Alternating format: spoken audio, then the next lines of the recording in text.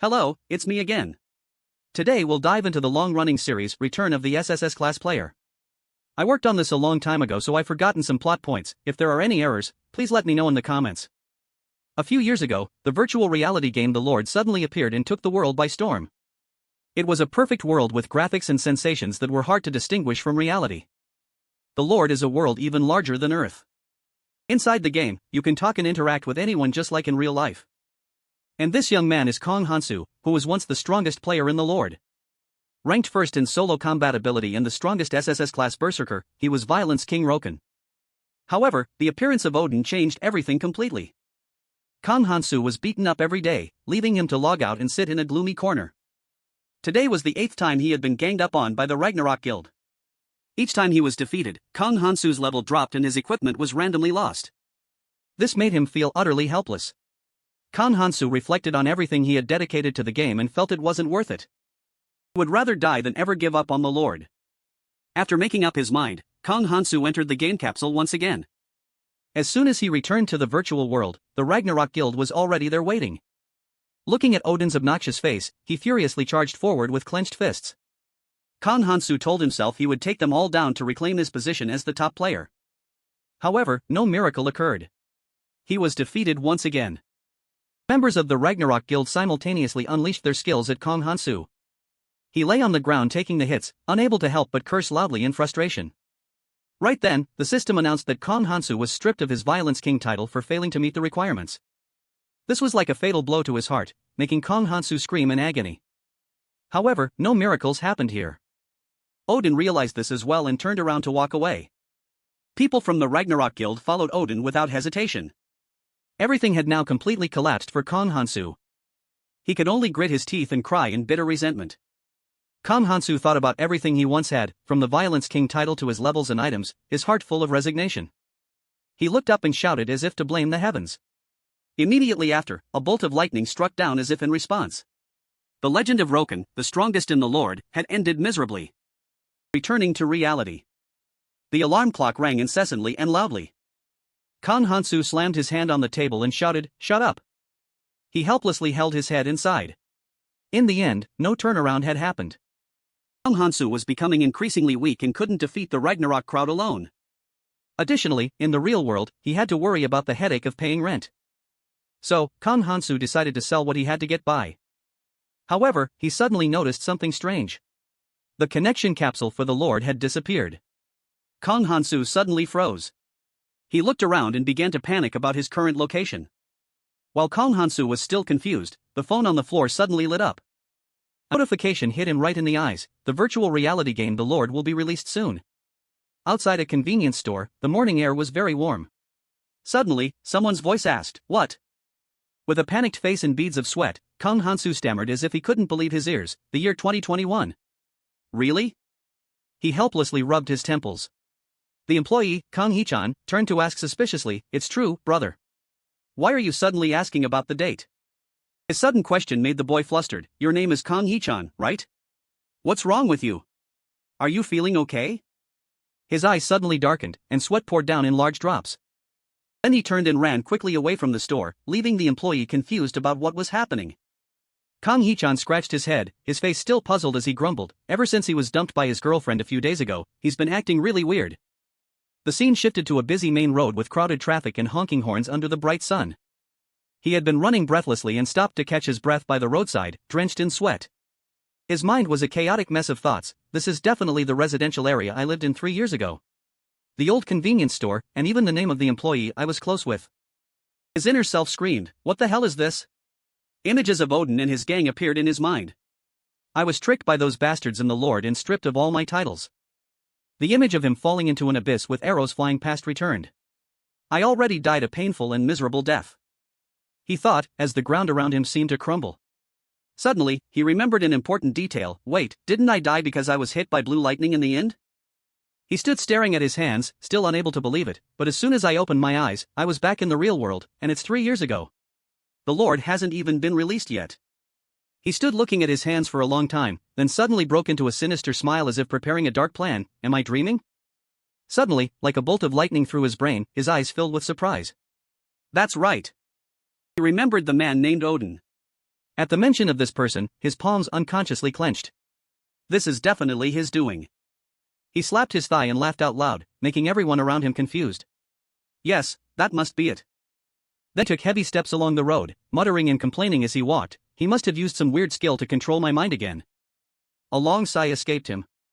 Then he suddenly roared like an escaped beast, his eyes full of rage. He kept shouting into the air, frightening passers-by, "Get out here right now, you dog! Stop playing these trashy games and fight me directly." At the office, he sat dazed, staring blankly into space. The police officer looked at the report and exclaimed, "Your friend's surname is Kong, but what a strange name." He walked out of the police station with a murderous look on his face. "I'll let you off this time, don't let it happen again." He was stunned by chaotic thoughts. Normal mental attacks aren't this detailed, are they? Could I be hallucinating? He suddenly caught sight of something. Both his hands gripped a roadside pole. With a burst of strength, he lifted the pole to test if this was a hallucination, making passers-by panic. What the hell? Sweat poured like rain, but he felt delighted. Despite people's gossip, this feels so real, doesn't it? Is he mentally ill? The scene shifted to the front of a gym. Powerful kicks like hammer blows landed on the training equipment. He frantically punched and kicked the sandbag to vent all the frustration in his heart. Two people training nearby stopped to gossip. What kind of martial arts is that? Fist and foot techniques? I've never seen it before. With such a large range, maybe it's Russian? He threw a powerful punch at the sandbag. With a murderous gaze, his lips curled slightly. Of course you haven't seen it. This is a martial art I created myself. Those were the martial arts movements he had perfected while in the Lord. He remembered that in the game, a level 16 monster could defeat a level 41 player. A wave of madness would break out when the Lord was released, as people often died at the hands of low-level monsters. He cracked his knuckles. Despite the level difference, due to poor control skills, players were only used to using keys and mice. Everyone else in the gym took their hats off to his strength. Placing his hands on the barbell, he felt unfamiliar with full virtual reality technology like the Lord, but there was something even more important. Using all his strength to lift the barbell, even though he was soaked in sweat, he continued. That was understanding and the ability to control one's own body. Imagine every muscle fiber throughout your body, from head to toe. The ability to control them is proportional to the ability to control a character in the Lord. With a thud, he dropped the barbell from above. Yes, it's time to accept this. He leaned against the wall, panting, I really have returned to the past, 3 years ago. He remembered his glory days in the Lord, when he could take on a whole team of monsters alone. There's only 1 month left until the Lord is released, that game is my whole world. He leaned against the wall, laughing so crazily that he shook, making a nearby young man think he was insane. The silhouettes of Odin and the others appeared as if mocking him, making him even angrier, his body radiating a thick murderous intent. Odin, too, I will be reborn in a different form, and you won't have a single chance to win. I will crush you all to pulp. A month later, in the room next to the single bed was a glass-shaped machine capsule. The capsule opened, and inside lay Kong Hansu with a faceplate covering him. He moved slightly, the light from the device in front of him made it impossible for him to open his eyes yet. The familiar system sound began to ring. 5, 4, 3, 2, 1, a source of light appeared, connecting to the Lord. He snapped his eyes open. Outside, only a purple sky full of stars could be seen. He sat up, amazed at the sight before him, and exclaimed, this really is the world of the Lord. He was startled to hear the system announcement, Dear traveler, please state your name. He smirked meaningfully and spoke a name that was not at all unfamiliar, Roken. He shouted his name, My name is Roken. The system responded, Welcome Roken to the Lord. In a village within the Lord, smoke billowed from fires, and the scene was chaotic with miserable cries. A large number of armed goblins were attacking the village. Run quickly, goblins are attacking. Goblins trampled on the villagers and aimed their bows at them. An arrow struck a young man nearby. He appeared coolly like a guardian deity. The system asked, Do you want to start the tutorial? If you refuse, there will be no reward. Of course I do. He stood tall amidst the fire. A level 2 goblin bared its crooked teeth at him. He pretended to be weak, making it think he was easy prey as it charged in. Suddenly, he gripped the axe beside him and laughed with delight. That's right, I like your guts. Realizing it had stepped into a pit of fire, the goblin could only freeze and take the hit. He swung the axe hard, preparing to give it a blow to remember. A decisive axe strike split the goblin in two. After that strike, the ground beneath his feet seemed ready to shatter. He laughed loudly and looked toward them. Kneel down. The Violence King has returned. The village was engulfed in a sea of fire, with screams echoing everywhere. Run quickly. Goblin corpses, sliced in half, lay scattered on the ground. Kong Hansu walked slowly forward. The system announced, "Excellent achievement. You have defeated a stronger opponent and received the title, A Warrior is Born. Effect, strength increases by 1. Kong Hansu smiled with satisfaction. Alright, that's more like it. The system gave a brief introduction. This is the special achievement system of the Lord, for those who achieve the seemingly impossible. It will enhance stats or grant effects. Blindly hunting monsters to level up is the least effective way in the Lord. He affirmed, just as I thought, this tutorial doesn't give any experience points at all. Kong Hansu hid quietly behind a wall and thought, the conditions to complete this tutorial are quite easy. He observed carefully and realized, I just need to survive in this beginner village against the goblin invasion. He began to plan. Normally, one would just need to dodge and escape. It's very difficult for a level 1 player to face 2 goblins at once. A cunning smile suddenly appeared on his face, but what if there's actually another way to complete this tutorial? Remembered that 2 months after the game's launch, a strange player named Sun Kyung appeared. He knew exactly why the goal was survive and not escape. If we continue to fight and survive, what will happen next? Suddenly he discovered a sword and laughed out loud with joy. There really is such a thing. Youngmin confessed that he had heard of a special reward even better than the basic quest rewards. He walked while thinking to himself about the newly released plot. The entire burning scene created an indescribable sight. Youngmin walked tall and declared, the only person who knows how to complete it perfectly is me. Returning to the chaos of the village, a woman fled in panic from the goblins who wanted to tear her apart. She ran forward with all her might, tears falling incessantly. Goblins chased after the woman together. He looked down from the roof at this pitiful sight. Suddenly, a freezing cold wind blew hard against them. Before they knew it, young men had charged in and dealt the goblins a fatal blow. Those around them suddenly turned their heads when they saw their comrades defeated like that. But without letting them understand what was happening, he immediately swung the axe at them. The way to achieve a perfect clear that he found was. The axe cut through the goblin's neck, making it scream in pain. Yemin laughed with delight. In his mind, he thought about having to destroy all the goblins invading the village without letting a single one survive. Youngmin quickly performed a simple calculation. That way, there would be a total of 25 goblins invading this village. He looked grimly and tapped on the goblin's corpse. The first option was to divide and conquer by destroying them one by one, but Youngmin clicked his tongue in annoyance because hiding wasn't his style. He remembered the scene when he slaughtered the goblins. In this way, he had also killed 9 of them. Youngmin left, leaving behind the pile of corpses he had caused while thinking, but this way isn't very effective either. In Youngmin's head, he formed a more feasible plan. If the number of goblins was only 15, the leader would sense danger and gather them all, making them stick together regardless of what the player did. He stopped at a place and spoke, so now. Youngmin stood in front of a house and solemnly declared, it's time to use the second method. In this house, it was strangely quiet. He panted heavily, his body feeling as if it had no strength left. Youngmin slumped down, surrounded by scattered bottles. A notification appeared, you have 20% HP remaining, body functions are impaired. He tiredly told himself he almost died, and taking on 3 at once was too reckless. Youngmin grabbed a green vial from the shelf. He drank without stopping, as a notification appeared, used lowest grade healing potion, body functions restored. Having finished drinking, Youngmin rejoiced as if recharged and cheered, a potion on the brink of death is always the best. Suddenly, a terrifying, bone-chilling roar echoed. He froze, realizing that voice. A goblin bared its teeth and immediately lunged at him. It was none other than the armed goblin, the leader of the pack.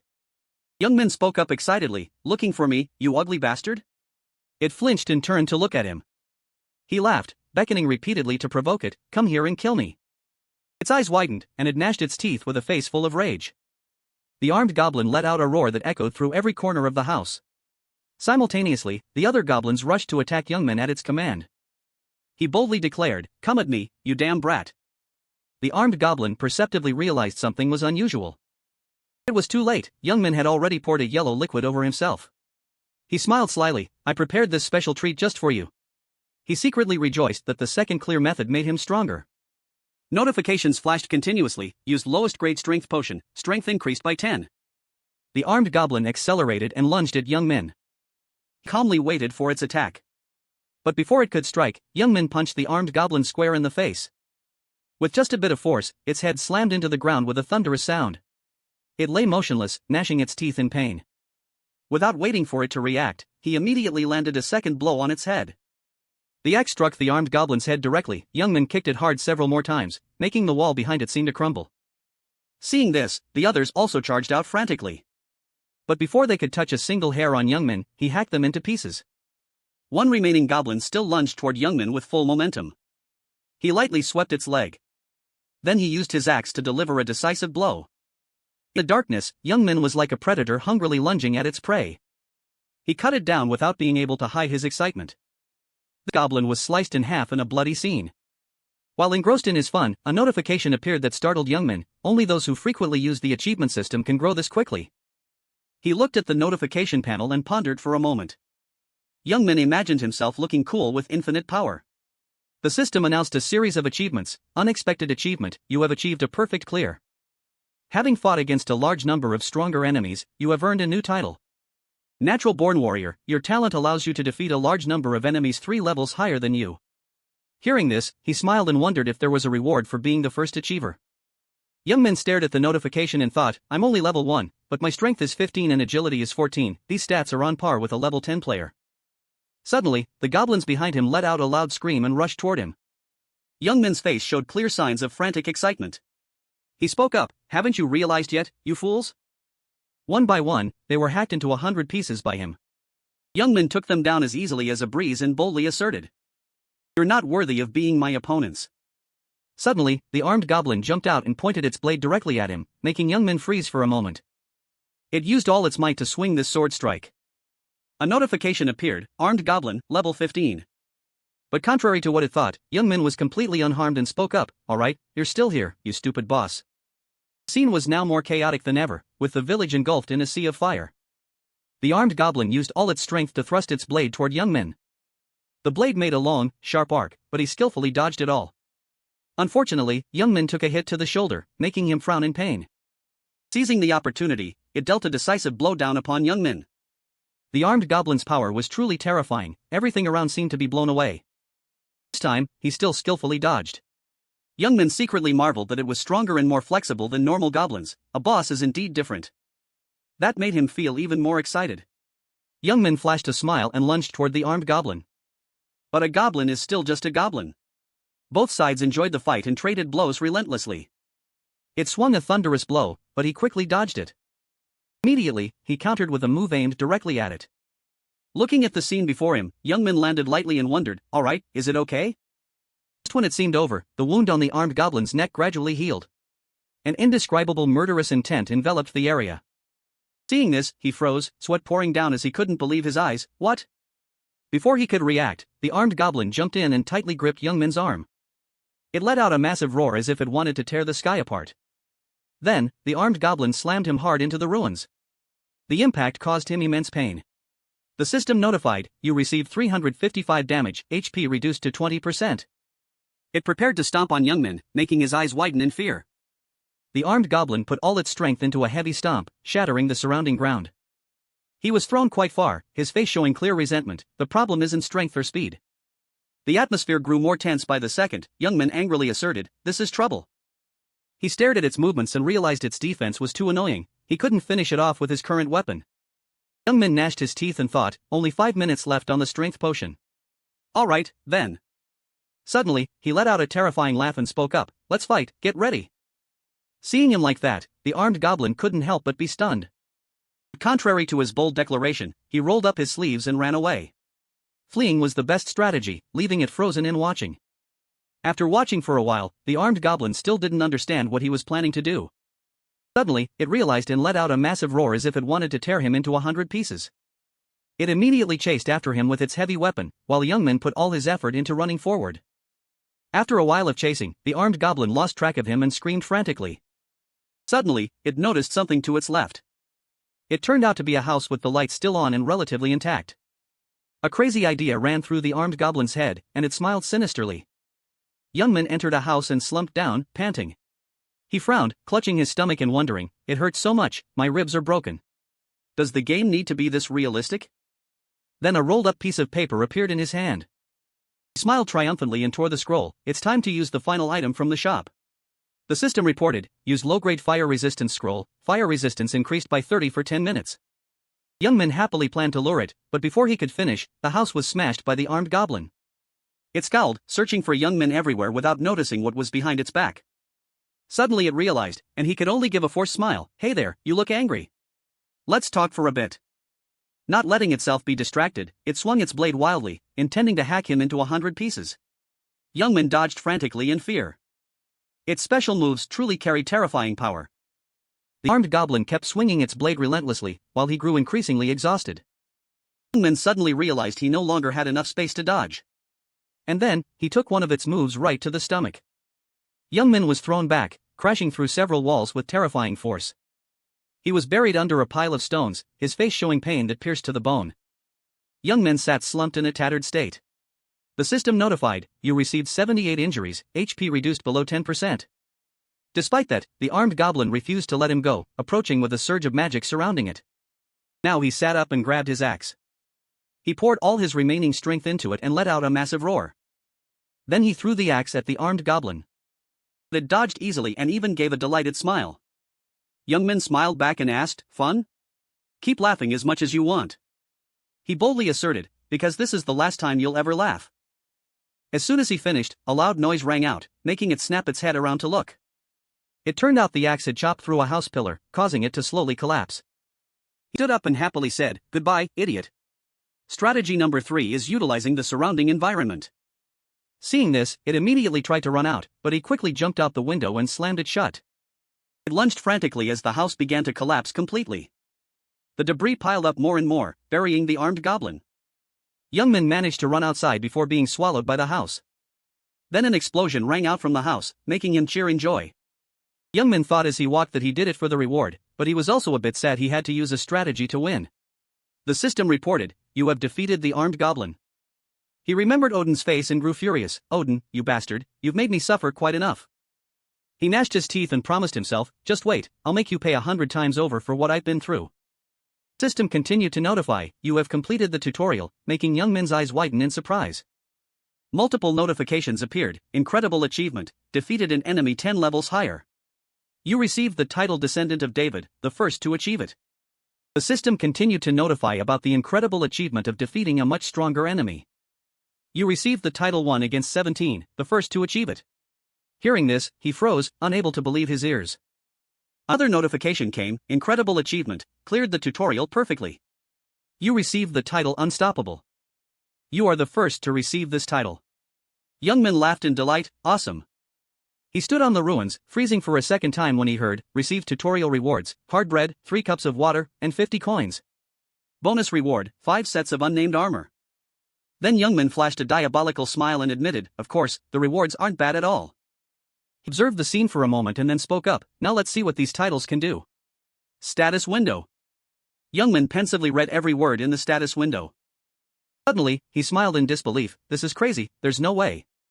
Youngman's face showed clear satisfaction. "Awesome.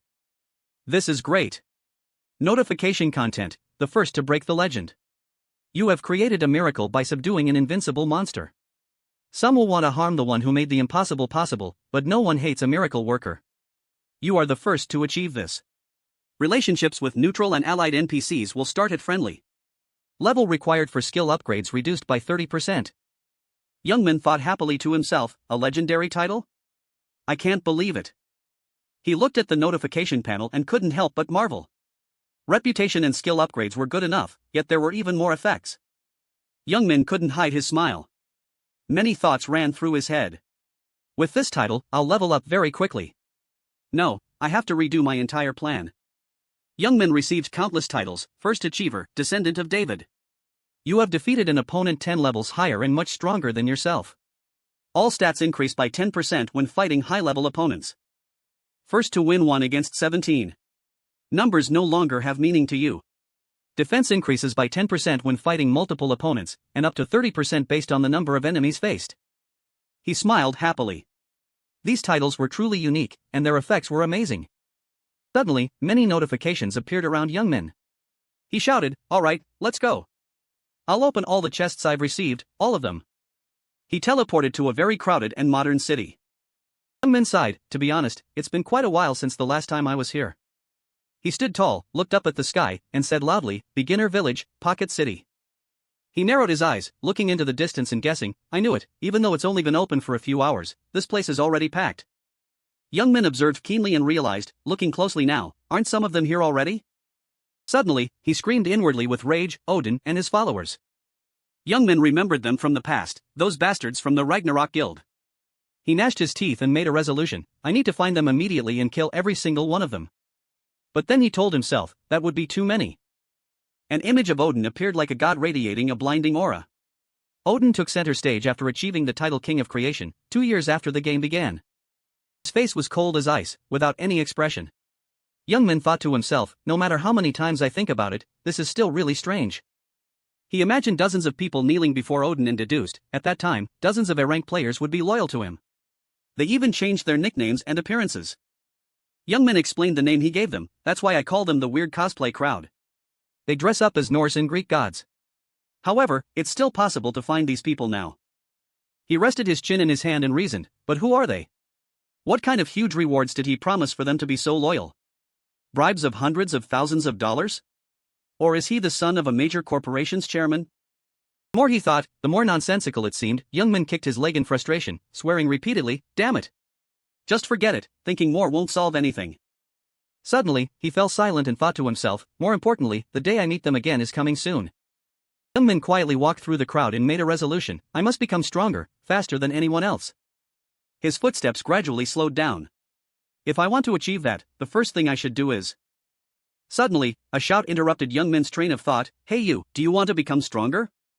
The speaker was a muscular old man standing behind him with crossed arms. He asserted, come here, and you can be as strong as I am. Then he gave him a confident wink. He looked at the old man with a mix of boredom and skepticism. Only 2 words appeared in Young Min's mind, training ground. Looking at the people practicing in the yard, he guessed, it's probably this crowded because today is the first day. Even though he knew they would eventually leave, he still said, I want to use the training ground. The old man flattered him joyfully, I see potential in you. I can't let a future genius pay the market price, so I'll only charge you 20 copper. The system popped up, relationships with neutral and allied NPCs will start at a friendly level. His eyes widened in surprise when he saw the title panel. Thanks to the title effect, the entrance fee was only 20 instead of 30 copper. Everyone in the training ground was practicing extremely hard. As he started moving, Young Min felt deeply nostalgic, I really miss this feeling. He flashed a happy smile and threw a punch forward. The training dummy took the full force of the attack. Hitting dummies at the training ground is one of the ways to accumulate starting experience in Pocket City. Everyone practiced with it because you gain experience just by hitting it. Nothing is easier, so many new players flocked here. But with his experience, Young Min asserted. Sooner or later, they'll realize this is extremely inefficient. One player grumbled, damn it, when will I level up? I've been hitting this for 5 hours. Instead, doing chores for NPCs grants more experience, plus rewards of money and food. For example, a delivery, here are the 10 grains you asked for. Well done, here is your reward. Young Min noted, if you keep staying at the training ground, you'll waste money on usage fees and food. That's why many people give up. Let's quit and go hunt goblins instead.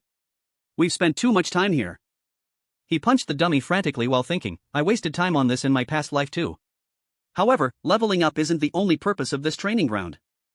Young Min punched so hard that the dummy was sent flying. He panted heavily from exhaustion.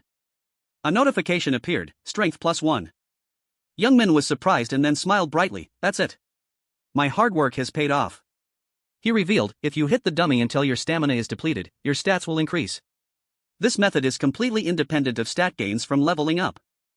A loaf of bread appeared in his hand. Hard barley bread, a tutorial reward. Young Min thought, right now, only I know this. And even if someone else did, they wouldn't bother doing it. He sat down, gnawing on the bread, and concluded, using that time to do level up quests would increase stats faster. Young Min smiled slightly and wondered, however, is that always true? He recalled battles with level 10 or 20 armed goblins. You can level up in just a day or two, but what about level 100 or 200? Even if it's boring now, the day will come when this effort bears fruit as my stats soar. After 10 days, his body radiated a massive surge of power. Now, back to work. Scene shifts to 10 days later, Young Min was still diligently hitting the dummy. He performed many new moves and techniques. Other players looked at him in confusion, what is he showing off for? Another replied, ignore him, he's probably just an attention seeker. Let's go do quests. Youngmin didn't give up despite the fatigue. What's stupid about knowing every attack? Once I level up, simple strikes won't be enough to raise my stats anymore. At the same time, he swung his leg, preparing for a kick. He kicked the dummy's hip so hard that it shattered into pieces. System notification, incredible achievement. Your strength, dexterity, and physical resistance have reached the maximum limit at the training ground. You can no longer increase stats here. Youngmin froze when he heard the announcement, you have received the Diligent Citizen badge. A series of notifications appeared, incredible achievement. You are the strongest person in this village after destroying a dummy in less than a minute. You have received the title, strongest man in the village. He let out a loud shout as if to announce his success. Finally finished. The notifications kept coming, Diligent Citizen, you have surpassed the limit with infinite perseverance. Strongest man in the village, the one who destroyed the dummy to prove his strength. He laughed excitedly, now it's time to level up. Suddenly, the old man's voice rang out, hey you, want to get stronger? He looked back in surprise, I've been watching you for the past 10 days. What? Why does that sound so creepy? The old man made a scary face and praised him, a courageous and persistent person like you can do it. If you want, I'll show you a higher level. At this point, he felt a bit hesitant. The old man continued, how about it? Want to follow me? In Youngmin's eyes now was the curiosity to explore. The old man stood tall and spoke slowly. What? Is this a hidden quest? I've never heard of this before. His eyes widened in shock, what? A hidden quest? I've never heard of it. Currently, Youngmin was following the muscular man through a secret tunnel. Youngmin thought to himself, I didn't expect a secret passage under the training ground. Seeing him distracted, the old man reminded him, be careful, one wrong step and you'll slip and fall. Besides observing the path, Youngmin was still wondering about the guide's words, what did he mean by higher level? Thinking of something, he smiled slightly, could he know about a hidden class or hidden skills? Alright, we're here.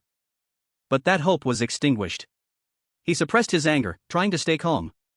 Before Youngmin was a large room filled with humanoid robots in massive combat armor. The guide turned back and explained with a cheerful face, this is an advanced training area only for the chosen ones. Youngmin was annoyed, damn it, then why did you say higher level? It's just a training area with different equipment. But perhaps Youngmin had thought too simply. It wasn't just different equipment. He was confused by the guide's words, this is. There was a blue light on the robots' chests, which was likely their power source. They had been activated, ready to attack and fight. They were extremely intelligent, moving like real humans. Since they knew how to counterattack, you could lose your life if you hadn't reached level 10. The old man gave a warning, want to try? I sincerely advise you, you only have one single chance. Youngmin stood motionless, thinking for a moment. He smiled as if he understood, I'll probably get my ass kicked, but it looks fun. He began taking steps forward. As soon as he stepped through the iron door into the room, it slammed shut. Before him were no longer ordinary robots, but tireless elite warriors. Youngmin got into a ready stance. He rushed toward the robots and delivered a devastating kick. Then, he put all his strength into his arm to throw a thunderous punch. Youngmin drove his knee straight into a robot's back. He gathered his power and released a beam of light toward the robots. One of them began to stagger. Without stopping, Youngmin unleashed a barrage of punches and kicks at them. With his wind-like speed, these robots could hardly keep up. Several scratches appeared on Youngmin's left arm. It seemed he had been hit. By now, he was exhausted. Despite fighting for so long, the robots were still mostly unharmed, maintaining a perfect balance of offense and defense. Wiping his sweat, Youngmin gave a haughty smile, these toys are actually quite strong. Youngmin took a leap high into the air, alright, fine. Charged at them with terrifying speed, his eyes burning, why shouldn't I enjoy this? Behind the large door, 5 days had passed. The noise inside grew louder, and the cracks on the door became more visible. The door opened. A robot lay collapsed on the floor, its arm trembling and one eye broken. Foot stomped hard on the robot, shattering it completely. Youngmin seemed like a different person. Everything in the room was in ruins. I've reached level 10, and all my stats have hit the limit. Even better. He was completely satisfied. First was the epic title, Absolute Tenacity. No one can break your will. You are the first to achieve this title. Effect, resistance to all negative mental effects. When health is below 5%, all stats increase by 50%. The notification panel appeared, and Youngmin stood still for a long time, an epic title, Absolute Tenacity. I didn't expect to get it here. Youngmin recalled the past. What he had gone through was indeed extremely difficult. I've survived life and death battles. Fighting a few wooden dummies was worth it. Time has come. Alright, it's time. At this moment, sunlight had just fallen upon Wall City. Somewhere on the street, there was a house decorated with skulls outside the door. Inside the shop, a large man was snoring loudly. To wake him up, Young Min slammed his fist on the table and greeted loudly, "Greetings, sir." He was a member of the Berserker Guild. Young Min spoke up, "Aren't you going to work?" He started in confusion, "What? Do you know where this is?" Young Min looked straight ahead confidently and replied, "Of course I know. Isn't this the Berserker Guild?" The burly man looked at him and laughed contentedly. Who doesn't know the famous Berserker Guild? You're quite knowledgeable, young man. He didn't forget to remind Young Min, "You know you can only change classes once, right?" He replied irritably, "I know, let's get to it." As soon as he finished speaking, he slammed the bell on the table, quick and concise. "I like this style." A surge of power flowed through Young Min's body. "You have changed your class to Berserker." The Berserker Guild member gave a satisfied smile. "Roken, congratulations on becoming a Berserker." Young Min couldn't hide his happiness. His level returned to 1, but his stats remained the same. Finally. He mentioned the next part. "Now for the class change reward. Choose what you want." He presented a series of high-quality weapons like axes and swords. Young Min picked one up, his eyes gleaming as if he had been searching for it for a long time. Young Min swung the axe, performing a few moves as fast as the wind. Watching Young Min's performance, he observed thoughtfully. The continuous moves made it impossible for the viewer to look away. For the final move, Young Min put all his strength into a downward strike, creating an incredibly powerful pressure. He praised Young Min, "Impressive." Finding what he needed made him happy. "This is exactly what I was missing." After so much hesitation, there was finally an answer. "Actually, I had been unsure which class to choose, unlike my past life when I knew all the hidden classes. But this time, Young Min knew what to do next. If he wanted to take them all on, nothing was better than a berserker. For revenge, Young Min needed a plan. Odin always had guards with him, and berserkers get stat boosts when fighting in groups. Furthermore, berserkers can use the frenzy skill to increase stats.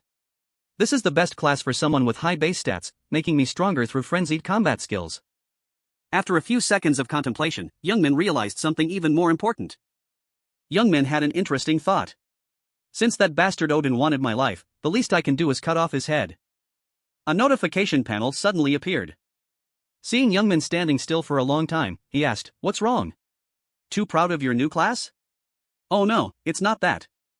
Young Min was quite surprised when he looked at the notification panel. "What is this?" The notification appeared. "The mark of royal wind, which once shook the world, has been found. Complete the wishes of Wind Heaven and the advanced training area." This quest is so mysterious. Could it be a hidden quest? Royal Wind? Bank teller Iraq welcomed him. "Welcome." Young Min interrupted, "I want to borrow money." The girl turned pale and asked for his name and class. He replied urgently, "Berserker, Roken, maximum loan. The largest loan is 30 silver coins, with a 3% monthly interest rate. At an ancient house with curved tiled roofs reaching up into the blue sky." Young Min was buying his first Berserker skill book. The instructor was surprised. "Oh, quite a big spender, aren't you?" Young Min barked, "Stop talking nonsense, how much?" 10 silver coins. System displayed information about the moves. Learned axe mastery and 4 other skills. Axe mastery level 1, you can swing an axe proficiently. Speed and attack increased by 70%. Mastery 0%. Dash level 1, move quickly for 3 steps, accuracy increases by 110% when used. Momentum strike level 1, the next attack increases in power and accuracy by 110%. Battle roar level 1, intimidate opponents with a frenzied roar. Frenzy level 1, burn your own health to generate terrifying power. Young Min read intently with an annoyed look. The Berserker Guild member wondered, "What's wrong? Is there a problem?" Young Min turned back and called out, "Hey, sir." He replied, "Yeah?" Young Min frowned and asked, "Do you know anything about Royal Wind?" He grimaced, "What is that?" Leaving the house, Young Min sat on the steps next to a roadside waterfall. A system notification appeared, "Found traces of Royal Wind, the one who once shook the world.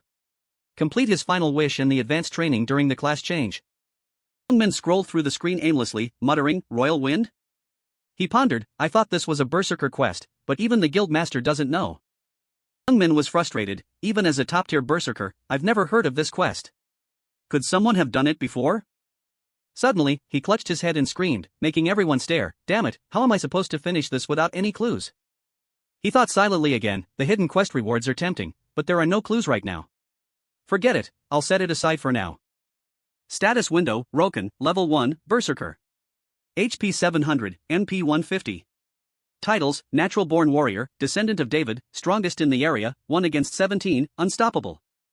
Youngman scrolled through the info, job advancement is done, now I just need to level up like crazy. He flashed a cunning smile, so, should I start the rapid leveling plan I've mapped out? Everyone passing by looked at Youngman with astonished eyes. Youngman sat arrogantly with his chin in his hand.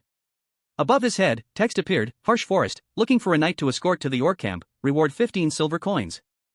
Suddenly, a voice rang out from behind, do you want me to take you to the orc camp? A guy in shiny armor suggested, my brothers and I will give you a hand. It was Baikan, a large man. He raised a muscular arm, as for the reward, I want to be paid up front. Youngman glanced at Baikan with a look of annoyance. After a moment, he asked, are you going alone? What level? Baikan puffed out his chest, level 25, heavy armor knight. Youngman curled his lip, I can't trust you if you're alone. Go somewhere else. Baikan yelled, what? He angrily held up a badge, don't you see this is an orc warrior badge? Youngman picked his ear, you probably just got lucky and killed some orc patrols nearby. Youngman said bluntly, I need at least 2 people over level 30 to go to the orc camp. Stop being arrogant and get lost. Baikan's face darkened with rage at being insulted in front of the crowd, this bastard, he dares to humiliate me in front of everyone. Baikan suddenly reached toward Youngman and used the challenge skill. The opponent has used a leader technique on you. For 5 minutes, self-defense actions will be ignored. Youngman lowered his face and growled, you. He looked up with cold, sharp eyes, what the hell do you think you're doing? Baikan wasn't afraid at all and mocked him, good grief. He ridiculed him upon seeing his level 1? Turns out you're just a newbie who just changed classes, yet you dare to be so smug? Baikan continued to sneer, if your skills aren't up to par, shut your mouth and get lost. Youngman's face darkened, what the hell are you babbling about? Do you want to die? Baikan challenged, try me. You arrogant fool, only level 1 and you want to go to the orc camp? Youngman gave a spine-chilling smile and repeated, only level 1? Hey, do you want to make a bet? Baikan paused, puzzled, what? Youngman proposed a deal, let's have a match, the winner gets 15 silver coins. No penalties, no killing, sounds good? Baikan leaned into Youngman's face and roared, are you crazy? Youngman provoked him, or are you scared? Scared that a level 25 would lose to a level 1? Baikan's pride was hurt, and he stomped his foot hard on the ground. A notification appeared, player Baikan requests a duel with a 15 silver coin wager. He took a combat stance. He gnashed his teeth with an ugly expression, come at me, you damn newbie. Youngman smiled, seeing that Baikan had fallen for the trap. His eyes widened, looking extremely terrifying. The sky was clear blue, with high-rise buildings standing close together. A busy stream of people moved back and forth on the street. People flocked to this place in increasing numbers. They gathered and buzzed with excitement, hey, there's a fight. There's a duel in front of the fountain. Elfie glanced over, a duel in town? They must have a death wish. The party leader saw Youngman and wondered, a duel? Beside the fountain, Youngman and Baikan stood facing each other. Baikan was equipped with sturdy armor and a sharp 3-pronged weapon. He raised his weapon, furious, I'll kill you, you arrogant brat. He replied nonchalantly, yeah, good luck. Baikan suddenly paused, wait, where is your weapon? Youngman confidently raised his fist, here is my weapon. Do you think I need a sword to deal with someone like you? Baikan was livid, you arrogant bastard. The match began. When HP drops below 5%, that person will be declared the loser. Baikan stomped his foot hard on the ground. In his massive armor, he raised his weapon high, aiming at Youngman, die. Baikan struck hard, shattering the ground, but Youngman nimbly dodged to the side. Baikan immediately swung his weapon in a flurry of attacks. He slashed down repeatedly, but Youngman dodged the moves with ease. Youngman's mocking laughter infuriated Baikan, you little rat, can you only dodge? Baikan, exhausted, thought to himself, damn it, how can a berserker be this fast? Youngman suddenly appeared beside Baikan, so, shall we continue? Baikan swung his arm down, continuing to curse, you arrogant bastard. Before he could finish his sentence, Youngman's fist slammed straight into his face. Punch was so powerful it shattered Baikan's mask into pieces. Youngman thought, you fool, I already maxed out my secondary stats at the training grounds. Youngman swung his fist, my level was only reset because of the job advancement, but my real stats. are on par with level 50. Youngmin punched down with incredible force. Everyone watching turned pale with shock. The party leader's jaw dropped. Oh my god, he broke that armor using only his fists? Baiken sat slumped on the ground looking pathetic, his armor completely shattered. Youngmin grabbed Baiken's face and whispered into his ear, not every level 1. Then he slammed his head into the ground, is the same. Baiken couldn't resist and lay flat on the ground. Youngmin stood up and smiled with satisfaction. Roken, level 1, berserker. HP 700, MP 150. Strength 79, accuracy 63, intelligence 15, knowledge 12. Baiken's eyes bulged in pain. The system announced, player Baiken has lost the duel. You lose 15 silver coins. The system notified, player Roken has won, receiving 15 silver coins. Youngmin gloated, got some extra pocket money now. People whispered, did you see that? He took him down with bare hands. I heard he's only level 1, could he be a hacker? Youngmin clenched his fists, a fierce aura radiating from him. He flashed a wicked smile, not bad, this is enough. While Youngmin was thinking of a way to get there, someone spoke up, excuse me. Youngmin turned around immediately. Behind him were 3 people, Elfie, Rose, and the one in the middle was the party leader. The party leader asked excitedly, are you really planning to go to the orc camp? Youngmin replied, I'm looking for a knight to take me there. The 2 girls were looking at Youngmin, while the leader continued talking. We've never entered the camp, but we often go near that area. Do you want to come with us? Hearing that, Youngmin thought for a moment and asked, what are your levels? Elfie looked at him with dissatisfaction but still replied cheerfully, I'm level 35, and these 2 are level 32. Youngmin observed the 3 of them chatting with each other. He thought to himself that their gear looked decent, they were a balanced team with a tanker, a dealer, and a healer. After careful consideration, he thought, alright, they pass.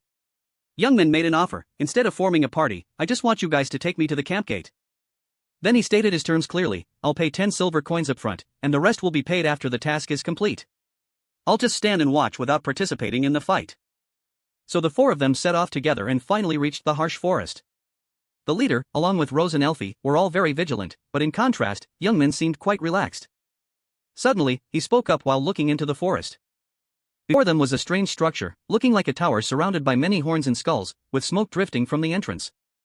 The leader turned back to inform the other 3, from here on is orc territory, there will definitely be guards patrolling around. Youngmin secretly felt contempt, I know that, you idiot. But he still asked, so, what do we do from here? Seeing Youngmin's question, the leader reached out his hand to Rose, Rose, can you give me that thing? She replied while searching for the item, yeah, wait a second. Suddenly, Youngmin stood up abruptly and threw a piece of meat far away. The piece of meat was thrown right in front of the orcs. Those guys saw the meat and immediately ran toward it. They began sniffing around to find the location. One of them discovered the piece of meat. One of them shouted, it's meat. While the orcs were in a stir, the leader's side began to act, probably dropped by some kids from the hunting party.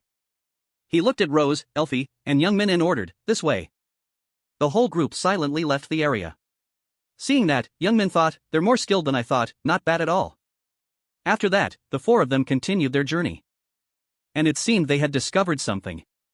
It turned out they had reached the orc village, there was a hole in the wooden fence.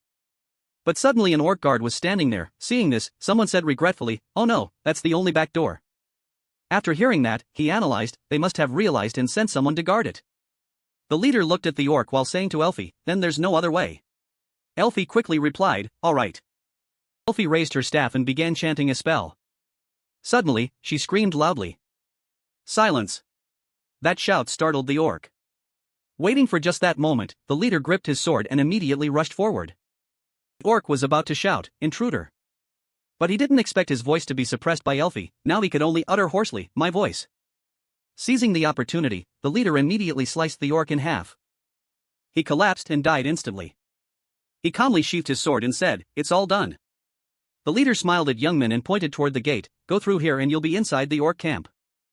Youngmin handed the remaining money to the leader, thanks, here's the rest. He replied, thanks, good luck. Rose looked at Youngmin with worry, are you really going in there alone? It's much more dangerous inside. But Youngmin was very calm, yeah, I know, goodbye. The leader turned away and told the 2 girls, it's dangerous here, let's leave quickly. Rose timidly replied, I don't understand what he's planning, spending money just to get here. Elfie sighed, forget it, he's just looking for a way to die. At this point, the leader spoke up, we don't need to worry. Elfie wondered, what do you mean? He continued his analysis, I'm not sure, but he's not weak enough to need carrying. Elfie argued, come on, why do you think so highly of him? He can duel, but... Interrupting her, the leader asked, why did he ask for a duel in the first place? Elfie was bewildered, huh? He recalled the scene of young men fighting Baikan. According to witnesses, that tall knight was the one who used an attack skill first. He thought of a muscular dark shadow making a knife wielder panic and said, as you know, the one who was attacked first is allowed to act in self-defense. An image of the dark shadow appeared, laughing excitedly. After being buffed, they can even gain experience points by defeating their opponent. Everything was becoming clear, but Elfie was still skeptical. True, it's a good chance to level up. Rose added, then why did he? The leader's face became pensive, I'm not certain, but... He turned to leave. That player named Roken definitely has his own reasons. Young Min's figure appeared in the leader's mind, the reason he chose to stay at level 1 until reaching this orc camp. Meanwhile, on Young Min's side, the orcs were looking very surprised. They saw Young Min walking in arrogantly. One guy spoke up, there's a human here. Young Min showed his arrogance with a triumphant smile. Another orc shouted, intruder. Young Min calmly took a deep breath. He suddenly shouted, which of you knows about a warrior's honor? If there's a true warrior here, fight me now. The orcs exclaimed in shock, a human who knows about orc honor? This is the first time I've seen that. Young Min thought arrogantly, a way to defeat orcs that hasn't been revealed yet. He challenged them wildly, if you shout this in the middle of their warrior camp, they will duel to protect their honor. Young Min smiled triumphantly, I didn't come here just to level up, this is a vital factor for becoming strong in the Lord. Unexpectedly, he was holding the crown that every monster craves. They seemed ready to risk their lives to attack Young Min, achieving a nearly impossible feat and receiving a legendary grade title as a reward. He thought to himself, that is my real goal. Fighting orcs in the harsh forest is a big challenge, but winning a duel here yields massive rewards. This is a place that allows dueling without any worries. With excitement, Young Min looked at the large orcs and shouted, now, come on. Who among you is the strongest? Young Min stared blankly toward the area that had just exploded, emitting black smoke. The chief smiled contemptuously, this is your chance to prove your honor. Step up, human. Young Min gnashed his teeth in worry at the chief's appearance. Damn it, I was too arrogant. I didn't expect an orc chief to be here. His massive physique forced him to look up. Compared to a normal player, this guy is at least level 70 with 2 jobs. With my current stats, I can't win.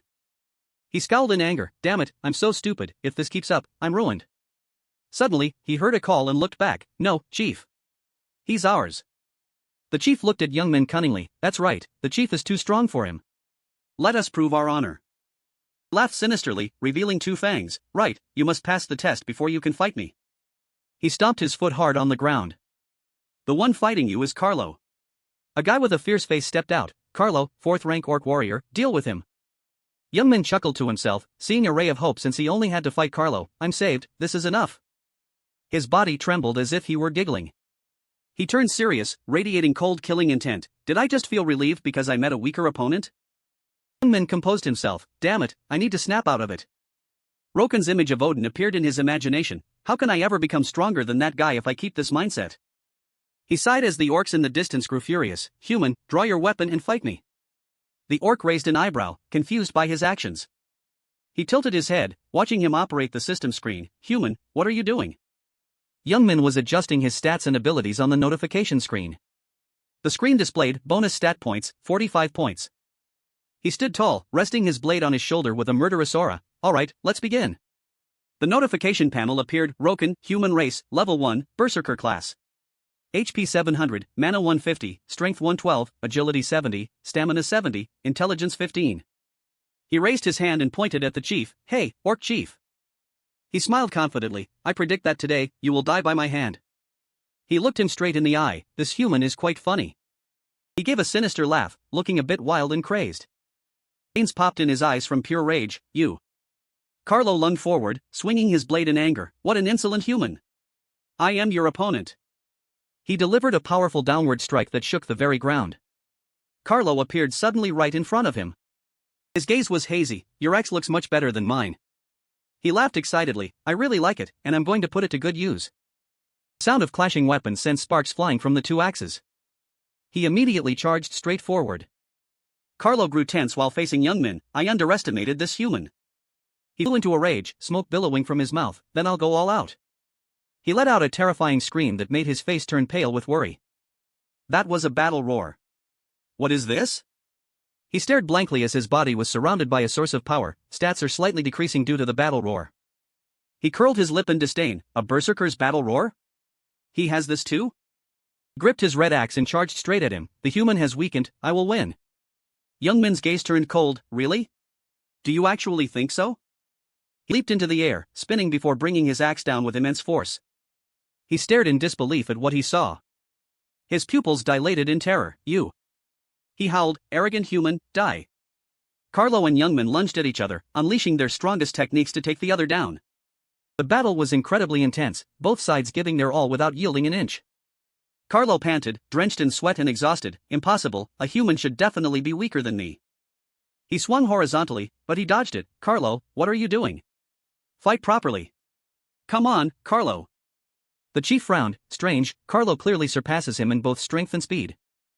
Carlo struggled to fight back while Youngman continued to laugh excitedly. But why hasn't he won yet? He leaned close to his face, eyes glowing red. You're very curious, aren't you? Why it turned out like this? He delivered a powerful kick to his stomach. He was exhausted, his breath coming in gasps. A simple, stupid strike from a mediocre orc warrior. He stood confidently before him. It's so easy to see through just by your preparatory movements. His eyes were bloodshot and terrifying. He charged forward, slashing in a fit of rage. Nonsense. A flash of light sparked as the axe blade nearly touched him. He took a few steps back. His face was filled with bewilderment. A red icon appeared showing an axe-wielding stance. Strike. Youngman lunged forward, his strength stats skyrocketing. Strike level 1. The next hit will be 110% stronger. He gave a sinister smile. Orc warrior Carlo, I will certainly remember your honor. Carlo was stunned by his power. This human is too strong. He leaped high into the air. A cunning smile was clear on his face. The watching orcs were all astonished. That human has defeated our warrior. Youngman stood tall, resting his axe on his shoulder with a contemptuous laugh. Carlo is finished. Great job, human. He opened the notification screen, and a series of superior stats appeared after the victory. Unbelievable achievement. You have single-handedly defeated an orc warrior at level 1. Your bravery will be remembered. Received title, level 1 orc warrior slayer. You are the first to receive this title. He raised his fist in pride. Alright, this was my first goal. A dark shadow appeared, mimicking his movements. If you defeat a specific monster on your first hunt, you will receive this title. The screen reflected on his face. The higher the monster's level, the greater the title's influence. Excellent. Youngman thought with a start. With this title, I can definitely defeat that stupid orc chief. He jumped up in shock, unable to believe it when the screen notified, titles and points have been retained. The warrior's honor quest is in progress. Titles and points will be awarded upon completion of the quest. He yelled in front of the orcs, warrior's honor quest? A quest? Since when? Chief Cater stood in his way. So, you have proven yourself worthy of fighting me. He glared with intense annoyance. He looked up and asked him, did you do this? He reminded him, you were the one who barged into our territory and shouted about a warrior's honor. His face contorted, frowning in dissatisfaction. So you must uphold that warrior's honor until the end. Damn it, the previous orc hunting guides never mentioned this. The reflected silhouette grinned widely. Even if they're monsters, they're still NPCs, it's common for them to give quests to players. The Lord is that kind of game. He lowered his head slightly, deep in thought. So? The chief is dueling, he radiates terrifying power and the pride of a leader. If I defeat him, I'll get extra rewards. If I lose, I'll be executed but still keep the previous rewards, right? Youngman tightened his grip on the axe. Wait, lose? That's nonsense, forget it. He swung his sword, laughing with sinister excitement. I'll grant your wish, old man Violence King. Roken was also eager and ready to fight. This human is interesting. Come, I accept your challenge. He smirked. Both lunged at each other, tearing into one another in a berserk state. He roared in anger, unleashing an incredibly horrific power. Berserk level 1 increases skill power by 200%, 0 mana cost, and resistance to all mental attacks. You will not die even if HP reaches 0, but you cannot distinguish friend from foe. When it ends, you lose 50% HP and must recover above 10% to survive. After effects, 50% strength reduction for 10 minutes, then 20% for 20 minutes. Youngman went into a wild frenzy, radiating a cold and powerful killing intent. Though his breathing was heavy, his strength did not diminish. This is it. He laughed heartily and madly. The feeling of boiling blood and exploding power was the reason he couldn't give up the berserk state. The chief narrowed his eyes, looking at him with confusion. The chief saw a fierce and sinister purple aura surrounding Young Min. What is this savage power? He leaped high, swinging his axe like a descending god of death. You bastard, so you've been hiding your true strength all this time? Young Min delivered a powerful strike with formidable force. He laughed maniacally in his frenzy. How about it? Any problems? He kicked off the ground with force to gain momentum. He spun in the air and slashed hard, pushing the guy far back. He laughed insanely. The chief's image was clear in Young Min's eyes. Normally, one cannot distinguish friend from foe while berserk, but thanks to the proper resolution title, he remained sane enough to identify his target. His eyes turned red. The berserk state had reached its limit. Berserk level 1 only lasts for about 180 seconds. He attacked the chief frantically, unstoppable. I must kill him within this time. Dash. He took a hit and winced in pain. He lunged forward, but he dodged the blow perfectly. Young Min's eyes were stained a bright red. He cursed while fending off the attack. You piece of trash. He concentrated his strength, causing the axe to slam hard into the ground. His face was tense, his hands holding the axe trembling slightly. As expected of an orc leader, his strength and durability are like a cheat code. A loud explosion rang out. But both fought fiercely, each with their own strengths. But at least for now, I still have the edge in speed. He was gradually being pushed backward. He continuously pressured him. The two were locked in a brutal struggle. The orcs' mouths hung open in shock as they witnessed the match. Impossible. The chief is struggling to defend and is being pushed back. Look, the leader is being overwhelmed. He frowned, calculating, damn it, this isn't good at all. He also faced many difficulties during the confrontation. Curse it, even though I have the upper hand. He stepped back, looking dissatisfied because he couldn't take down his opponent yet. Due to the level difference, I can't land a fatal blow. His endurance is insane. I have to find a way to hit a weak point. He charged forward, determined for a fight to the death. Both lunged at each other again to decide the winner. Young Min suddenly saw an opening in his opponent. Great, I'll take this chance. Both he and the chief gritted their teeth in resentment. The chief let out a resounding roar. Another badge was activated for the battle. The Lord. Young Min grimaced and cursed, damn it. Power of both created a horrific surge of energy, with intertwining lights radiating brilliantly. One of his axes shattered right during the clash. The low-grade battle axe has been destroyed. He used his foot to crush the fragments. Young Min retreated and collapsed as his stats dropped sharply and his weapon broke. HP dropped below 30%, Berserk only has 80 seconds left. Damn it, I didn't expect to make such a stupid mistake. He panted, trying to find the next strategy. He's a boss, his attack trajectory certainly isn't simple. The chief stood smugly with his blade. Is that all? He looked down in contempt, his voice mocking and ridiculing. I thought you were something, but it turns out you're this disappointing? He turned his back. He let out a faint smirk. His frenzy and rage were growing more intense by the second. Young Min covered one eye that was going wild. What? You're the fake one, a coward who only knows how to play dirty. He looked at him with confusion. What? He remembered when he spoke to the orcs. You think I don't know? You could have fought me from the start, but you pretended to scold your subordinates and babbled about some nonsense conditions. Young Min smirked and reached out his hand. You knew my rank long ago. He laughed heartily in disdain, starting to make excuses because you're about to lose? You're still very green, human. His face darkened. Yeah, you're probably right about that. Odin appeared in Young Min's mind. I probably calculated too much because I was so eager to get stronger. He went mad and lunged forward like a wild beast. A direct frontal attack is what suits me best. He took the full force of his power. Young Min attacked continuously, forcing his opponent deep into the background. The chief frowned and sweated before his madness. This human. He lunged forward, swinging his axe frantically in a frontal assault. He struggled to defend against the relentless slashes. He just keeps charging in to attack without even trying to dodge my blows?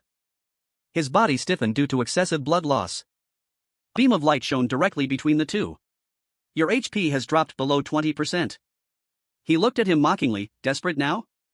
You're being too reckless, human. Young Min was gradually becoming exhausted but remained very aggressive. Berserk only has 70 seconds left. Young Min yelled in anger, his power reaching its peak. Shut up. He leaped into the air and slashed down. Thought smugly to himself, a pathetic death struggle, victory is already firmly in my hands. Young Min delivered a direct slash. HP dropped below 10%, you are in a bleeding state. Young Min collapsed, panting from exhaustion, his body severely damaged. His breath was heavy, his face covered in blood. Your HP has dropped below 5%. He laughed triumphantly as he was about to win. It's finally over. The chief prepared to deliver the finishing blow. Goodbye, human, I win. He chuckled softly to himself. Rage exploded with sky-high killing intent. Activating legendary title effect, proper resolution. The chief was shocked to see him stand up. What? Impossible, how did he get stronger? Madness reached its maximum, increasing all stats by 50% when HP hit the 5% mark. Berserk has 30 seconds left. He roared with a crazed face, come on, let's end this. Braced himself tensely, too dangerous. He used a defensive skill, Iron Body. Increase defense. He slashed repeatedly, leaving no openings. Youngman let out a resounding roar. He tried to hold the line, I must withstand this blow. He delivered a powerful strike against his defensive shield. He was hit and collapsed. The opponent's weapon has been destroyed. He howled in resentment, impossible. His rage reached a terrifying level, nothing is impossible, you bastard. Strike. Youngman delivered the final blow to finish his opponent. You have defeated the orc chief. Snap. The chief took a few steps back, his face contorted. He fell backward. He yelled in resentment as his body gradually faded, I can't believe I lost to an ordinary human. Youngman looked down at the dying figure, didn't I tell you already? He laughed heartily as he watched the chief's body vanish into light, today, you had to fall by my hand. Before disappearing, he screamed in frustration, human. Laughed proudly for defeating the orc chief, I acknowledge you as a great warrior. Snap. Thanks for watching the video. A notification rang out, you have leveled up. You have. The orcs watching from start to finish buzzed with excitement, how is this possible? Has our chief lost? He shouldered his axe majestically, amazing. This human is so strong. A true warrior. Finally, these orcs have acknowledged me. He grimaced as his health was nearly depleted. Berserk had 5 seconds left. Oh, I'm about to die, I need to heal now. He chugged healing potions continuously. Berserk is a top-tier skill but has too many side effects. He is using the lowest grade healing potion. You have received the title, defeated the orc chief at level 1. Legendary title, first to defeat the orc chief at level 1. Increases strength, stamina, and tenacity by 30 points. Increases attack power by 30% and critical rate by 10% against stronger opponents. Received rare title, honorary orc warrior. Youngman smiled brightly, alright. A generous reward like this is well worth it. He raised his fist high with determination. Despite the difficulty, I surpassed my initial goal and even earned a legendary title. He smiled proudly, holding his axe ready to charge, I'll keep leveling up like crazy. Now, who's next? The orc said, what are you saying? The battle is over. You defeated the chief, so now you are an honorary orc warrior. Youngman froze in shock, what? His eyes sparkled, what the hell are you guys talking about?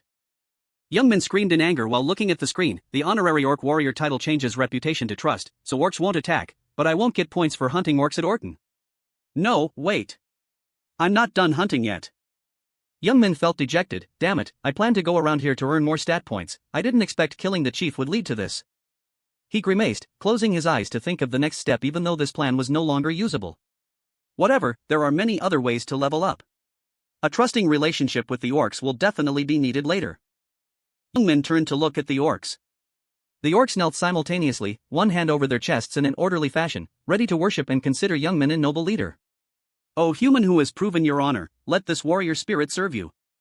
Let this warrior spirit serve you. He smiled sinisterly as he saw the immediate benefits. Youngman sat on high, looking down at the panoramic view. He stroked his chin, looking at the overflowing loot, feeling wonderful and self-satisfied. This is truly great. The notification board showed Roken's stats, human race, male, level 19. First class berserker. HP 1110/1110, mana 150/150. Strength 132, agility 63, stamina 111, tenacity 96, intelligence 15, wisdom 12. Potential points 90. Youngman laughed self-indulgently. After just 2 matches, I jumped straight to level 18, what a bargain. He was in a state of frenzied monster slaughter to level up. If I take down more of them, I can easily reach level 31. Youngman rested his arms on the chair, sitting leisurely like a master. I should forget about that, this level is enough to continue with that thing. He suddenly realized, that's right, now that I'm in the village, should I learn some sub-skills? The sudden appearance of a butcher training with an axe. He was chopping meat with a proud face while demonstrating his skills to him. You have to chop through its bone with just one strike like this. You have learned the sub-skill, butchering. He looked at the meat and skins hanging, thinking he could sell them for money. Selling pre-cut monster meat would earn extra, and it helps collect valuable resources. A building that looked like a library. The nurse smiled and introduced books to Youngmin. If you read this skill book, you'll learn it immediately. You also need clean resources to bandage wounds. He flipped through the pages dejectedly because there were too many words. I get it. Youngmin was using scissors to cut bandages. You have learned the sub-skill, first aid. He cut the cloth while thinking with a serious face. If I learn first aid, I'll save a lot because I won't have to buy so many medicines. Youngmin held the freshly cut roll of bandages. Its healing effect is a bit weak, but except for emergencies, using this is more economical. A workshop specializing in forging axes appeared in the twilight. The axe was polished and sharp. Here, everything is ready, it only costs 1 silver coin.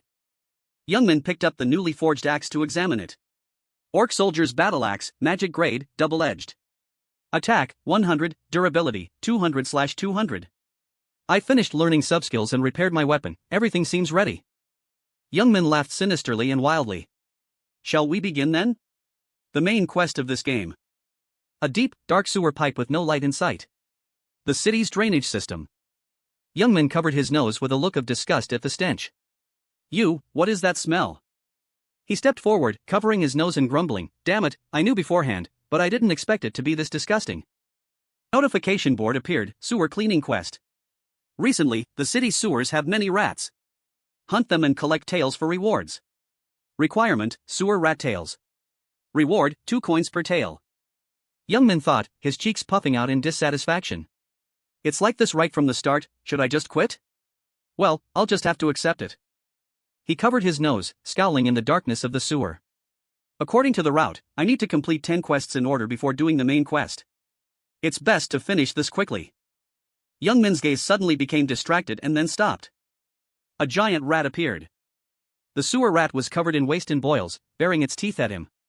Youngmin looked at it with disgust and annoyance. These guys are truly disgusting, how have you been lately? It charged as soon as it saw its prey. It opened its mouth wide, preparing to bite his head. Youngmin swung his axe in a decisive strike. The sewer rat's head was severed from its body and flew to the ground. Its body gradually vanished in light. A disgusting rat dares to be so bold? He stood watching it disappear, covering his nose, not daring to smell more. Well, it seems I've found the right place. A strange sound rang out. Something was rushing toward him. Dozens of aggressive sewer rats charged straight at him. He laughed wildly because he had found the right spot. That's it. He swung his axe 360 degrees. It's quite convenient that you guys are delivering yourselves here, isn't it? Everyone that charged forward had its head chopped off. They charged continuously, their numbers growing larger. Youngmin laughed refreshingly. A few growls echoed in the sewer. Their bodies lay scattered and then gradually disappeared.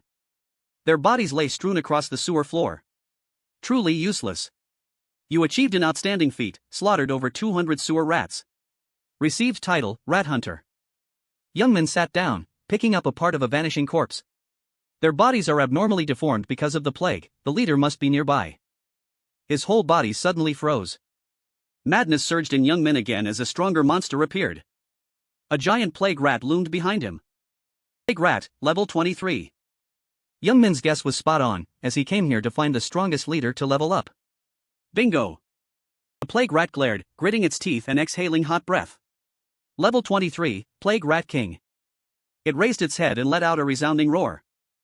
Youngmin struggled to withstand the sound. He looked up angrily, just looking at you makes me nauseous. Let's end this quickly. Immediately, the plague rat whipped its tail hard toward Youngmin. He frowned in annoyance, tilting his head to dodge the attack. Youngmin's body glided through the air, gradually approaching the plague rat. He laughed with delight seeing the tail full of openings. You disgusting rat! He quickly swung his axe and chopped off the purple tail. You dare swing that hideous tail near me? The plague rat screamed in pain as its tail was cut off. It backed away, hissing as it saw the shiny axe blade. Youngmin smiled, spinning his axe arrogantly. Be a good boy and give me your head, I'll finish you off quickly. The plague rat raised its neck, something bulging in its mouth. It spat hard, spraying a stream of poison. Youngmin's gaze blanked out slightly as he looked down at the poison mass. He looked at the poison, vaguely guessing something. Is it poison? It's been a while, so I forgot. Youngman looked at his arm, which was emitting light smoke. System notification, you have been poisoned by the Plague Rat King, health decreases by 1 point every 10 seconds. Youngman gripped his axe tightly, looking at the charging plague rat. He gritted his teeth in annoyance and cursed under his breath, this troublesome rat. Plague rat charged, swinging its sharp claws. Youngman gritted his teeth and took a deep breath. Immediately after, the plague rat was knocked back by the Warcry skill. It gritted its teeth in hatred, looking at Youngman. System notification, the enemy's stats have been reduced. Instantly, he continuously spun the axe in his hand. An excited gaze and smile were directed toward the plague rat. Taking advantage of the gaps from the axe swings, Youngman aimed straight at the target. The target got closer and closer, and his arm strength grew stronger. Its ugly skin was exposed with many openings. He delivered a powerful punch that sent it flying. Youngman glanced and laughed with delight. Did you think you could defeat me with just poison? The plague rat retreated, its body emitting a faint green light. In an instant, its body gradually recovered. Youngman was slightly surprised. Not bad, so you're a boss with recovery skills? He swung his axe forward with a provocative look. Alright, then it's even more fun. Come on. The plague rat charged at him frantically, its mouth wide open. It rushed forward with long, sharp claws. Youngman smiled, strengthening the arm holding the axe. He flickered in and out of sight, swinging his axe. System notification, skill activated, dash. Strike. Youngman was frantically excited, his whole body burning with fighting spirit. Great, let's see how long you can hold out. Youngman struck continuously, each blow delivered with full force. A moment later, the plague rat's body crumbled despite its attempts to recover. Youngman looked at the scene with delight and teased, you look exhausted, don't you? He stepped in front of its head, acting surprised. Look at you, still want to fight more? Youngman quickly delivered a powerful kick to its head. His eyes were excited along with a contemptuous smile. There's no more chance for you. System rang out a notification. You have leveled up after defeating the disaster boss, the Plague Rat King. Youngman bandaged his wounds carelessly. System notification, detoxification successful, poison resistance has been formed. He leaned against the wall, panting. This battle was a pain, but at least I got poison resistance. Youngman carefully approached the plague rat's corpse to search. A faint golden light appeared, and Youngman cheered. Found it, the disaster orb. Black gas radiated from the orb, and Youngman frowned crossly. System, you have been afflicted by the curse of disaster. System warning, stats reduced, health decreases by 5 points every 10 seconds. If you don't recover quickly, you'll have to return to the city. Youngman looked up crossly. As expected, I was surprised by this curse in my past life, but now it's different. Youngman staggered through the dark sewer. Time to get out of here and get treated. At the gate of the city where he was staying, soldiers excitedly checked the bag. Not bad, these rats aren't easy to deal with. The soldier smiled faintly and handed over the reward. Well done, here's your payment. System, completed the sewer cleaning quest, received 10 silver coins. Youngman smiled and explained, oh, I also picked up this strange orb while doing the quest. The soldier looked at the black gas in surprise. That is. The soldier backed away in annoyance. That's definitely a cursed item. Look at you, there's a mark on your face, you're cursed. He turned his head and reminded him, this is troublesome. Can you take this to Lord Stroyden? I'll report to him, so go get treated immediately. Youngman was speechless at that sight. I can't even refuse the quest because of this reward. System quest update, deliver the cursed orb to the Mage Guild Master, Stroyden. Condition, deliver the orb before death. Reward, 5 low-grade potions and partial curse removal. Youngman unhappily reached out to take the items. Alright, leave it to me. The soldier reminded him, thanks, you look critical, take these. System, you received 5 low-grade potions. The soldier's gaze was full of distance. Go wash up quickly, the sewer smell is very strong. At the tower where the mages gathered, Youngman dragged himself along, panting in admiration. This building is huge, they must have cast a ton of spells here. It's completely different from the Berserker Guild. He dragged himself slowly, and everyone around him covered their noses in annoyance. Mages are still a popular choice from my past life. These guys, try paying a little attention to berserkers. Youngman panted, clutching his trembling arm. Damn it, it's getting harder to move. System warning, health at 30%. Youngman quietly tried to drag his battered body. I have to hurry. He stepped up each stair with difficulty. He burst through the door, shouting, is anyone here? Stroyden frowned and turned to investigate. Who are you? He turned his head, questioning in annoyance. Shouldn't you have bathed before coming here? Youngman held out the orb and explained, I came to get treated and deliver this thing I found in the sewer to you. Stroiden was surprised by what was before him. Isn't this the plague orb? Stroiden stepped closer excitedly. You were right to come to me. Removing curses is my specialty, hand it over quickly. Youngman silently observed his appearance. Stroiden grumbled irritably, what are you doing? Give it to me. That jewel is corroding you. Youngman was wary, I'll give it if you're really Stroiden. He suddenly asked back, what? His voice was full of confusion, what are you talking about? Youngman took a stance, swinging his axe toward Stroiden, you. Youngman's eyes lit up with suspicion, what is going on here? Stroiden looked at Youngman in disbelief. If you were really Stroiden, you should have easily blocked my axe. Youngman excitedly raised his axe high, glaring, try it, or I'll kill you. Seeing the axe blade about to fall, he screamed in terror, wait. Staff on the other side suddenly shook to signal a stop. The one in Youngman's hand turned into mist and vanished. I lost. The real Stroiden appeared, explaining with a grimace, that was a clone to test your magic. I didn't expect a berserker to see through it. Youngman turned his head helplessly, I thought he was the bird on the window. Don't they usually turn into animals? The image of an old acquaintance appeared, making Youngman exclaim. I'm the only one who knows this thanks to that bastard Sun Jian's tutorial guide. Thanks, buddy. NPC Mage Guild Guide. Author, Sun Jian, Practical NPC Mage Guild. Their purpose is? Suddenly, the system panel quickly appeared. An unbelievable achievement, you realized a high-level mage's lie without any assistance. You received the title One Who Sees Through Lies. You are the first to obtain this unique title. Congratulations on your thoroughness in recognizing the high-level mage's lie. Effect, illusion resistance skill increased by 20%. Special effect, once per day, you can summon the Bell of Truth to distinguish truth from falsehood. Youngman excitedly looked at the achievement and rubbed his chin. A unique grade? If I hadn't seen it with my own eyes, I wouldn't have realized this. How lucky. Sterorian suddenly approached and knocked hard to remind him, now go quickly, give it here. You are in a very critical condition. Youngman stared down blankly. He was right, I didn't have much health left and had used up all my bandages. The system warned continuously, your health has dropped below 10%. Youngman looked over and signaled that he was still fine. Those words made Sterorian startle. Youngman excitedly took out his items, laughing gleefully, this time I have to check if you're real. You can't fool me. The Bell of Truth rang. He could only swear, this crazy bastard. Youngman grimaced teasingly and handed over the jewel, to be honest, you're the real one, so take it. Sterorian signaled while turning away, now drink this. He could only grimace and drink it all. Youngman twisted his body, feeling his strength return. The plague curse has been dispelled, I feel much better now. Sterorian stared at the jewel and grimaced. He must be a high-ranking person. In an instant, the jewel emitted a dangerous aura of death. He looked thoughtfully at the object before him. This jewel must have infected the sewer rats, causing them to mutate so severely. Sterorian turned to Youngman, getting straight to the point, any other information? He put his hands on his hips and speculated, perhaps this jewel spread the plague that caused the rats to mutate. Sterorian worriedly hesitated, using rats to create chaos? It will be hard for the soldiers to control the situation. Youngman stepped forward to suggest to Sterorian that jewel is also very lethal. He rubbed his chin and hummed, well, you know. Suddenly, a thought flashed through Sterorian's mind. Youngman smiled as the truth was gradually revealed.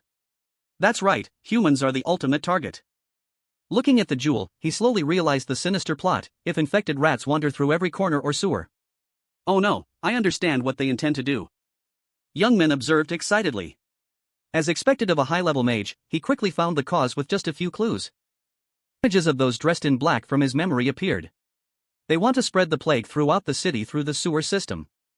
Images of mutated rats and suffering slum dwellers appeared. The plague will start here and spread everywhere before being detected. While other players have to struggle through a chain of 10 hellish quests to extinguish the plague, I consider myself to have surpassed them all. Sterorian stood up and hurried away, I must go report to the guard captain immediately. Before leaving, he didn't forget to turn back and remind him, come back to find me in 2 days. System quest update, Plague Spreader. Sterorian and the guards are investigating the one who placed the jewel in the sewer. Please wait for the investigation results. Requirement, meet Sterorian again after 2 days. Reward, stat points. Youngman completely ignored those words.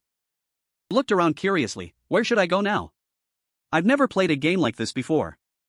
Suddenly the system announced, thanks to the first player to overcome the main scenario. A massive quest enveloped the space, causing the Plague Outbreak quest and related quests to be deleted. Youngmin was in disbelief. A server-wide announcement? Youngmin couldn't believe his eyes. Plague Outbreak was the first quest in a chain of 10, yet it disappeared because of me? Other beginners will be stuck because there are no quests. This means they can't access the main scenario. To achieve it, I'll have to do many difficult quests instead of the usual chain. Youngmin couldn't help but smile. I have to hurry, he said to come back in 2 days. His eyes were full of excitement. Coincidentally, there's a great place for me to spend the next 2 days. From the teleportation gate, he arrived at a wasteland. Let's see, from the entrance. Youngmin observed his surroundings and told himself, is it to the east? The metal equipment on Youngmin's body flashed. I used the remaining money to buy throwing axes and some shields and armor.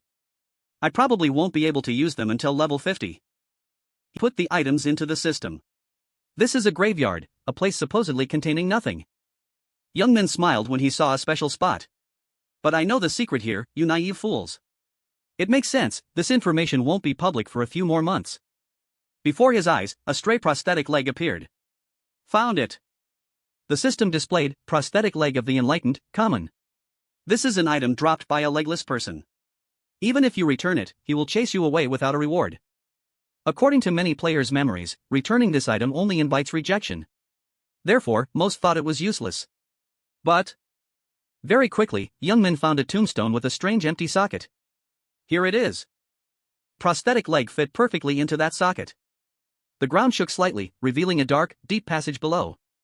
The system congratulated, you have found the secret dungeon Moonlit Cemetery. Outstanding achievement for the first to discover. You received the title Seeker. Youngmin's eyes were full of eagerness. Great, I need this to make money. The system awarded the rare title Seeker. Thanks to your keen senses, your vision is improved, allowing you to see clearly in the dark and increasing the detection rate of hidden devices. The rusty lever suddenly became shiny. Thanks to this title, hidden devices will glow no matter how low the appearance rate is. How convenient.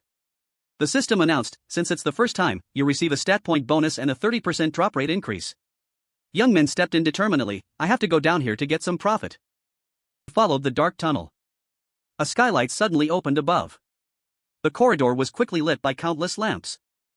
Youngmin frowned and observed, do I have to sweep them all to leave? Secret dungeons are usually ordinary, but the important thing is? Youngmin was slightly worried, what if spirit-type monsters appear? I have nothing to slash them with. Suddenly, clicking sounds echoed ahead. An army of dry bones appeared. Youngmin swung an axe, making the pile of bones crumble on the ground. The dry bones crumbled everywhere. He swung his axe, watching each group charge in turn. Skeleton, you made my life miserable. Youngmin swung his axe down hard, the strike accompanied by wind tearing everything apart, but seeing you guys is still better than seeing those sewer rats. He continuously spun the axe, watching the dry bones rush in. The smile on Youngmin's lips grew even wider with excitement. He frantically spun around, sweeping the dungeon. That's right. Each fragment of dry bone flew everywhere, blocking the entire path. The system quickly provided a new skill, run. Youngmin struck down even more aggressively, soil and skeletons flying everywhere. Youngmin sighed tiredly, looking at the mess on the ground. Simple. The system updated simply, you have leveled up, Roken, level 22. Youngmin sat down gleefully and opened the system window. Let's see, it must be very long by now. System updated very quickly, stretching down, Roken, human race, male gender. Level 22, first berserker class. HP 1110/1110, mana 30/150. Hunger 10, thirst 7. Normal status. Strength 132, agility 63, stamina 111, tenacity 96, intelligence 15, wisdom 12, 105 bonus stat points. Weight 89 to 300. Titles owned, natural warrior, talented warrior, strongest man in the village, honorary orc warrior, hunter, descendant of David, 1 against 17, hard-working worker, one who sees through lies, not afraid to decode, unstoppable, defeated orc chief at level 1. Youngmin observed the points and considered, I already have over 100 bonus stat points, I don't think I need to save them anymore. His fingertips reached out quickly, and Youngmin smiled gleefully, I don't need to rush now, but to increase hunting speed. After the button press, the strength points fluctuated continuously, Roken, human race, male gender. Level 22, first berserker class. HP 1200/1200, mana 30/390. Hunger 10, thirst 7. Normal status. Strength 200, Agility 63, Stamina 200, Tenacity 100, Intelligence 39, Wisdom 12. Youngmin smiled comfortably to himself, feeling great. Looking at the long system panel with towering strength points. My strength is at 200 now, and to level up more effectively, I need mana, so I also added some intelligence points this time. Youngmin became more and more excited, his eyes burning with spirit as he rushed off. Alright, 2 days until the main scenario begins, so let's reach level 30 before then. The dry bones were continuously smashed by the axe. Others were smashed against the wall and crumbled. Screams and the sound of breaking bones echoed. Youngmin sighed in boredom. I'm starting to get bored. Suddenly a large skeleton holding a weapon shouted, "Level 30 skeleton warrior, dungeon boss." It roared in anger and swung its axe. But in the end, it was knocked away by one of Youngmin's strikes. Youngmin has reached level 30. Youngmin didn't bother to look, picking his nose as he walked away, so weak yet acting so dangerous. Waiting for the skeletons to dissolve, Youngmin took the opportunity to check the updates. Finally reached level 30, everything in this damn place has ended. The eyes and fatigue of 2 days appeared. I've been everywhere without rest for the past 2 days to defeat the monsters as soon as they respawned. It's great, I leveled up 10 times in just 2 days. The amount of gold in the system was also displayed. I must have collected a lot of money. 1 gold 80 silver, I have 1 gold coin and 80 silver. The armor sets Youngmin obtained from killing monsters, but he didn't want to wear them. More importantly, I've collected the skeleton knight armor that any warrior would want to own. But it looks so ugly that I probably won't use it. Youngmin's body was aching, rubbing his neck as he sat on the pile of equipment, having collected so much. His eyes smiled at the panel. Should I sell them and invest a little? I already know the future of the Lord, so investing is as easy as pie. He glanced in another direction, a faint smile appearing. Let's get started, although leaving this wonderful hunting ground is a bit sad. Youngmin quickly sold information in exchange for a bag of money. But selling information about this place also earns quite a bit of money, right? Especially for organizations like guilds wanting to train new members, they will surely flock here. He walked away joyfully, his body feeling excited. What should I do with that money? Buy new weapons or buy equipment with good stats? Sterorian was still focused on observing the book. Youngmin entered the shop. Hey old man, I'm back. He looked up. You're finally back. Sterorian stood up, explaining a bit hesitantly, I'm sorry for leaving you so suddenly. It was really because I had very urgent business at that time. Youngmin approached in surprise. Did they find the culprit? Sterorian shook his head dejectedly, also helpless. No. After investigating everyone, they still haven't collected anything. There are no witnesses either. Youngmin's face turned cold as he frowned in understanding. Of course not, there's no way the culprit would be caught so easily. Mysterious people in black clothes appeared. Those fallen disciples, the plot has handled stopping them. The more Youngmin thought, the more he scowled. He needed to find the murderer. But basically, I blocked their plan from the start, but if investigated, I think I might find something. Sterorian handed over the jewel tiredly. That's why I decided to read the memory of the land. Youngmin looked up, his eyes wide in surprise. There's such a thing. The system displayed information nearby. Earth Jewel. Magic level 1, a jewel filled with earth energy. Although it has no value as a precious gem, it has the ability to use special magic. He didn't care much about this, because the magic level was low, so it didn't seem to have much effect. The usage was also summarized in Youngmin's head, but when used, the user can see what happened in a certain area thanks to the memory of the land skill. Thanks to it, there were many times we found ways to hunt monsters. Sterorian glanced at the jewel in his hand, gloomy. Sterorian bowed, flipped through a book, and suggested, I have a favor to ask, can you help me? Youngmin crossed his arms, silently agreeing with the elder's words, at least he should listen. After all, he had to do it, this was a main quest. Sterorian looked up and explained everything seriously. Thank you. Although we've stopped them for now, we don't know when they will attack again. To prevent that, I need your help with a few things. System appeared and explained. Spiritual power fluctuated to avoid the possibility of a powerful curse harming this land. Mage Sterorian requested a few ingredients from the blood of orc warriors and wild beasts. Completion condition, collect the blood of an orc warrior and a wild beast. Reward, experience, 10 silver coins, and the title Sterorian's apprentice. Potions and orcs appeared in Youngmin's mind. Blood of orc warriors and wild beasts? They certainly wouldn't volunteer to donate blood. So, he had to go hunting. However, this made Youngmin a bit worried. Currently, he possessed the orc warrior title, so he couldn't hunt them. He even needed to increase their trust. Youngmin's eyes narrowed in annoyance. Fighting them and losing the title, was that his only choice? Could he do nothing else? Youngmin was now standing in front of the orc camp. He shouted to the orc inside, "Hey, open the gate." It quickly stepped forward to welcome him. "Human warrior, I still remember you as someone who knows how to behave." The large gate quickly opened. The orcs gathered around, curiously greeting him repeatedly, "Welcome. It's been a while, friend. What's the matter?" Young Min glanced around. He frowned slightly and said to one of them, "It's nothing big, but can I ask a favor?" He immediately signaled readiness. "I'll help, speak up." Young Min quickly got to the point with an awkward look. "I need some of your blood." "Can you give me some?" The orcs froze in shock. "What? Blood?" The orcs confusedly explained that they highly valued their own blood. A warrior's blood couldn't be given like that, warriors only shed blood on the battlefield. The orcs grumbled continuously that letting blood fall elsewhere was a sign of disrespect. This made Young Min grimace in annoyance. They dared to talk about dignity? He didn't care about those things. If they were like that, he still had another plan. Young Min quickly asked to borrow something. "Then can I borrow an axe?" One of them brought it over. "Here, take it." He caught it and quickly left. The orc looked after him in surprise. "Are you leaving already, friend?" Young Min replied casually, "No, I have something to handle. I'll be back soon." The orcs happily waved goodbye. "All right, friend, see you soon." Young Min gripped the orc axe in his hand. "It would have been great if they just gave me some blood." His eyes showed clear wickedness, but unfortunately, they want to protect the honor of the orc race. In that case. This time, at the wild beast camp. A wild beast gripped a sickle in its hand and observed. Suddenly, he froze in worry. The wild beast turned his head back and glanced around to observe. He shouted loudly and warily, demanding the opponent show themselves. "Who's there? Show yourself." An object quickly flew past his cheek. The wild beast glanced and quickly recognized an axe. Young Min appeared and disappeared, acting surprised. "You dodged it? Impressive. I knew wild beasts would be faster than orcs." A miserable cry rang out. Young Min smiled at him, satisfied as he closed the cap of the blood bottle.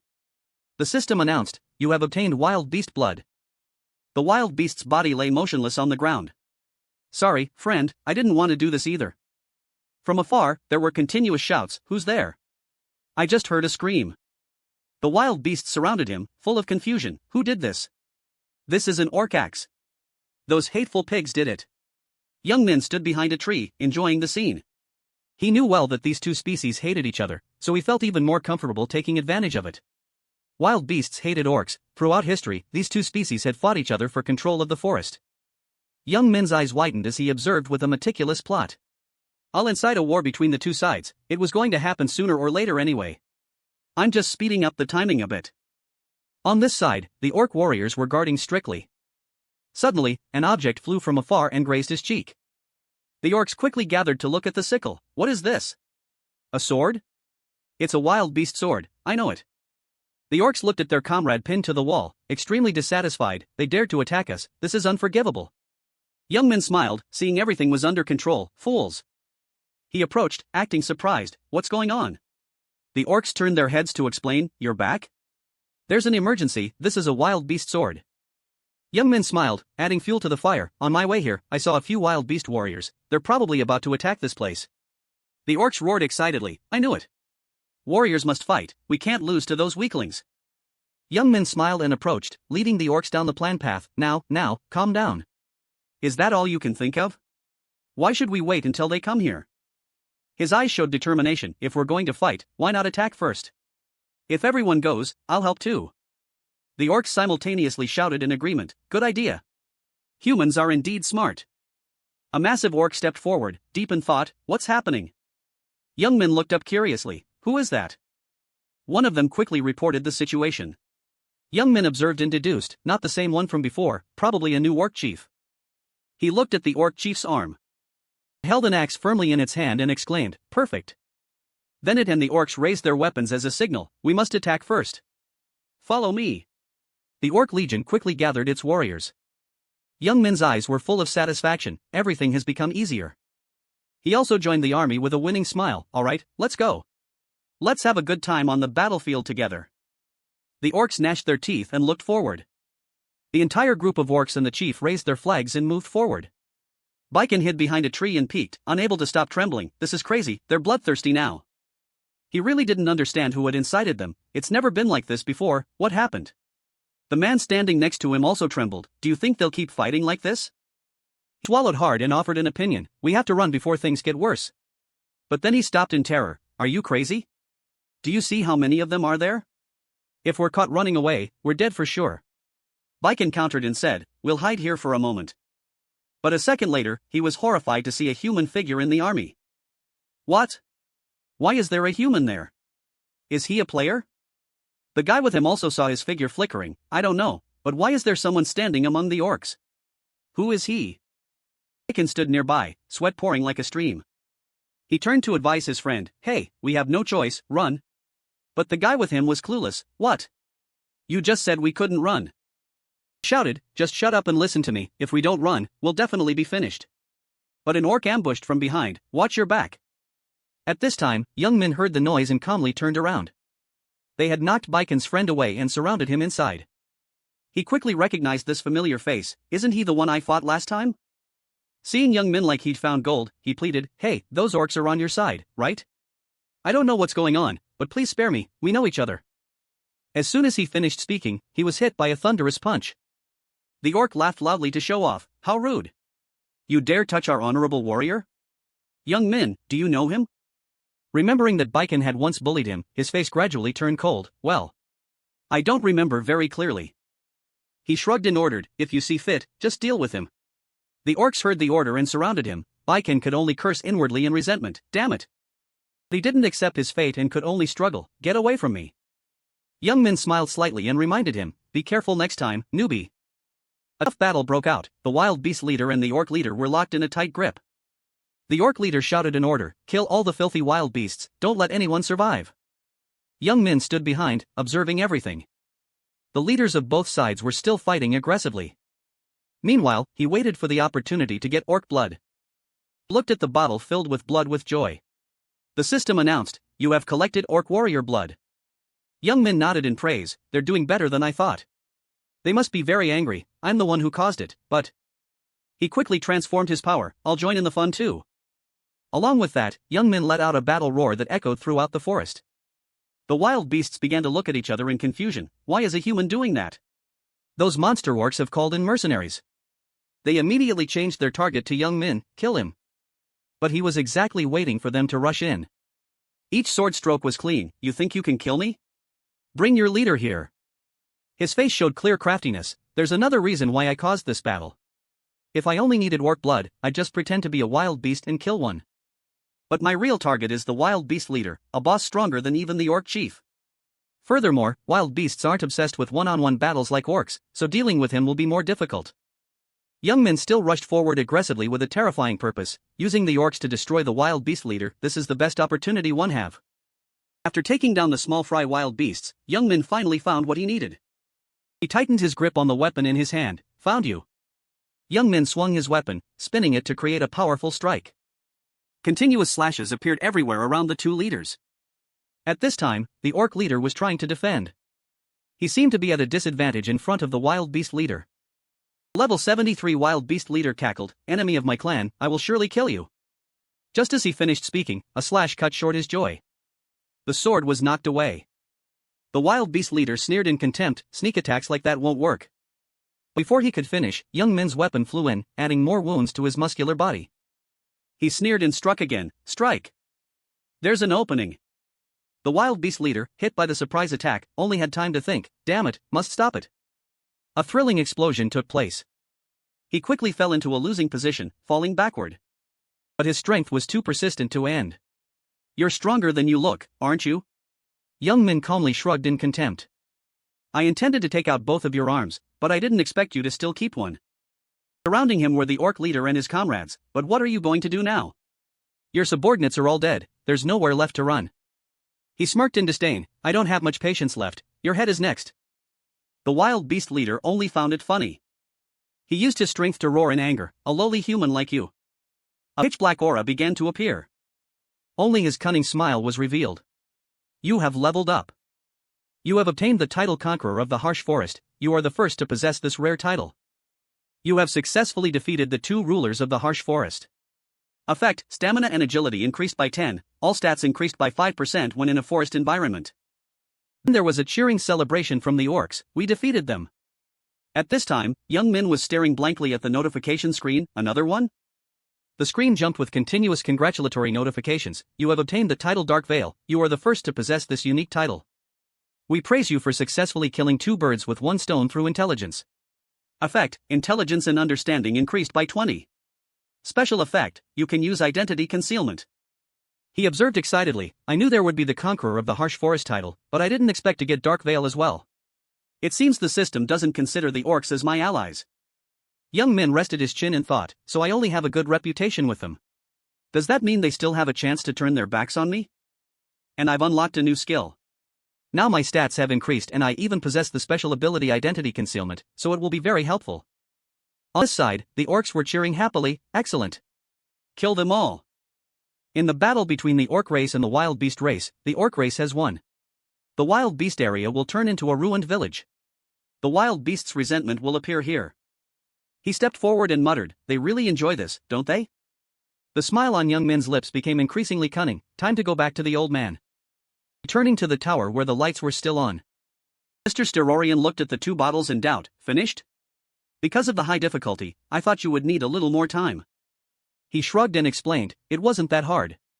He nodded and stepped back. Wait for me a moment. Very quickly, young Min received a notification. You have obtained the title Sterorian's First Apprentice. He frowned at the prominent words in it, First Apprentice. The screen displayed details, Sterorian's First Apprentice. Unique. You have gained Sterorian's respect. Effect: stamina and endurance increased by 10. Detective Assistant increases movement speed by 5%. He was excited about this gift. The effect is that good? Just then, Mr. Sterorian brought the items out. It's ready. Deliver this to Maturian in Chinsik. Quest: deliver the improved antidote to Maturian in Chinsik. Notification: deliver antidote, reward 3 silver coins and experience. Young Min accepted the orders and set off. This was his final quest in the beginner village. I've finally reached Chinsik. A virtual reality gaming device appeared inside the bedroom. After finishing his gaming session for the day, young Min woke up. He sat up, feeling bored. Why did they create such a time limit? All I have is time. Young Min stretched his body. Well, I suppose it's good for my long-term health. He looked at the screen and muttered, so I need at least 5 more reputation points to log back Indiana. Time to check my previous post. Recalling his recent journey, young Min was excited. I prepared by taking photos of the items and posting them. He hoped for many comments, but what he saw left him stunned. Young Min muttered, it even made it into the hot posts section. He thought, people will definitely be suspicious. There must be many comments calling this a fake. But his eyes widened in surprise when he clicked to view it. Honorary Reporter? Has this appeared already? Discovering Honorary Reporter Ravkapper's Secret Dungeon. A stream of information appeared. As a webgame magazine reporter and famous user, Ravkapper wrote about the secret dungeon as an adventure story. It included an image of a secret dungeon entrance being made public. Comments below were even more heated. Hey, is this for real? I thought there were only public dungeons. Lose Warrior, how can it be real? Is this your first time seeing a fake post? Attacker, haven't you guys read Ravkapper's article? Secret dungeons are real, but I don't know if this guy's writing is accurate. Cyber, but this was posted before Ravkapper's? What if Ravkapper just took it and reposted it? This caught young Min's attention. Camisel, no, the dungeon Ravkapper found has different monsters. Ravkapper, hello everyone, Ravkapper here. Thitko Voicier, based on my experience, this post is very reliable. Trading might be hard, but meeting in person will be easier, so contact me. He smiled brightly because he had achieved his goal. Thanks to that comment, my post has become famous. Without it, the post would have just looked like bait, so this is good. Thanks to those comments, messages are flooding in now. A crowd of people rushed to contact him. Ramus, I sent a message. Helidon, please check your messages. Espresso, I've sent a message, I'm willing to pay 5% more than anyone else. Young Min began filtering the messages. First, exclude those offering the lowest prices. The ones I need to focus on are. He also gave himself an option. Those crowds moving in groups always call themselves guilds, but they really aren't. I know several famous names from my past life, so the choice shouldn't be difficult. After thinking for a moment, young Min clicked his mouse. The safest path will be. The first one chosen was the Megapixel Guild. Their name was derived from manner play. They help rookies, punish wicked pikers, and do many other good deeds. Thanks to that reputation, they established this name. Then he sent out a notification, thanks for the replies. Let's meet at the cemetery east of town. Everything was done. Youngmin leaned back in his chair happily. Alright, the meeting is scheduled. Now I just have to wait. Everything is going so smoothly it's almost scary. Suddenly, he had an even bolder thought. I wonder if it's okay for things to progress this well? Should I try to push even faster? That thought was quickly extinguished. Recalling the past, Youngmin immediately brushed it aside. No, just follow the plan step by step. There will be plenty of things to deal with later anyway, so rushing won't solve anything. Should I go buy some things and get some fresh air now? After wandering through the supermarket, he walked out carrying a pile of groceries. He happened to pass by a spot where some young men were gathered, chatting. The guy in the blue shirt asked, "How many levels did you gain at the goblin hunting ground?" The guy in the white shirt shared, 3 levels in 2 days. The guy with glasses chimed in, "Great. I worked myself to death just to level up." Or is the level different for everyone? It might be due to control skills. Youngmin walked past them and smiled. Everyone is talking about the Lord. He looked around the campus scene. I thought there would be fewer people in a university area like this at the end of September. But the person in front of him made Youngmin freeze for a moment. He shaded his eyes from the sun. What? Who is that? The silhouette of a girl nearby caught his attention. She looks really familiar. She also happened to look in his direction. She immediately spoke up to greet him. Kim Youngmin, long time no see. Only then did his brain finish loading. I remember now. It was Lim Soo-hee, the ex-girlfriend who cheated on me and then dumped me. I had completely forgotten about her because I was so focused on playing the Lord. It might have only been 4 months since we last met for her, but for me, it felt like several years. Looking at the person beside her, he frowned in annoyance. I bet the guy standing next to her is her new boyfriend. Rumor has it he's good at the Lord. Lim Soo-hee likes playing games too, so it turns out she likes skilled gamers. As soon as she saw him, Soo-hee mocked her ex. I heard rumors that you're still trying hard. He frowned in irritation. What the hell is this? He froze and then shouted, I'm only acting like this for you to see. I'm resting now so I can play the Lord. But it's not because of you. She chuckled mockingly. Really? Well, that's a relief. If you have trouble with the game, feel free to contact me. My darling is an expert in the Lord, so I'll ask him to help you once or twice. Youngmin stepped forward with interest and asked, so what's his ID? Standing in the middle, Soo-hee replied proudly, I think it's Violet? I'm sure you've heard of his name. But in his heart, Youngmin was openly disgusted. Violet? I don't remember any name like that. He must be really weak. Thinking that, he turned away, no longer bothering with the two of them. Alright, I'll remember that. If we meet again, I'll save you. Violet bristled in anger. What? Soo-hee was also stunned by his decisive action. Youngmin, how can you be like that? Before leaving, he gave them some heartfelt advice. Level up as much as you can. If you run into trouble, contact me. At this thought, Youngmin even wanted Lim Soo-hee to know his game ID was Roken. Youngmin strode forward. She'll find out soon enough, and then she'll regret the stupid words she just spat out. Inside the game, a man wearing a cloak was already waiting at the cemetery. A voice rang out from behind, Megapixel. He frowned slightly and looked over. Odin.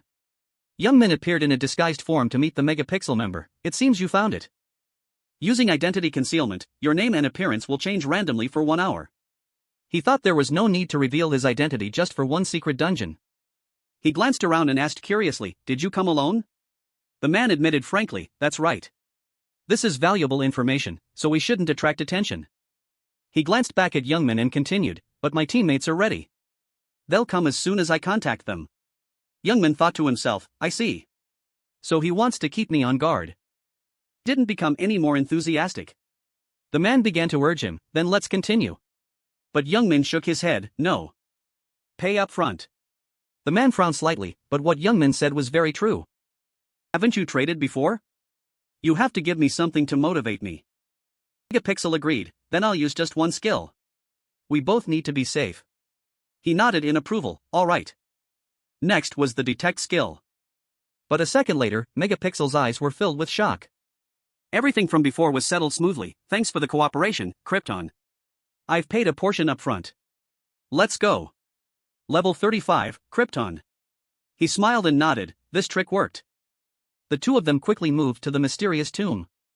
Youngmin gave detailed instructions, if you do this, the entrance will open. Megapixel exclaimed in surprise, it looks like some kind of device to me. Youngmin chuckled, keep the secret carefully. Now, where is the rest of the money? Megapixel reliably handed over the rest, here. If there are any problems, I'll contact you later. Very quickly, a bag full of gold was pushed forward. You possess 51 gold, 98 silver, and 20 copper.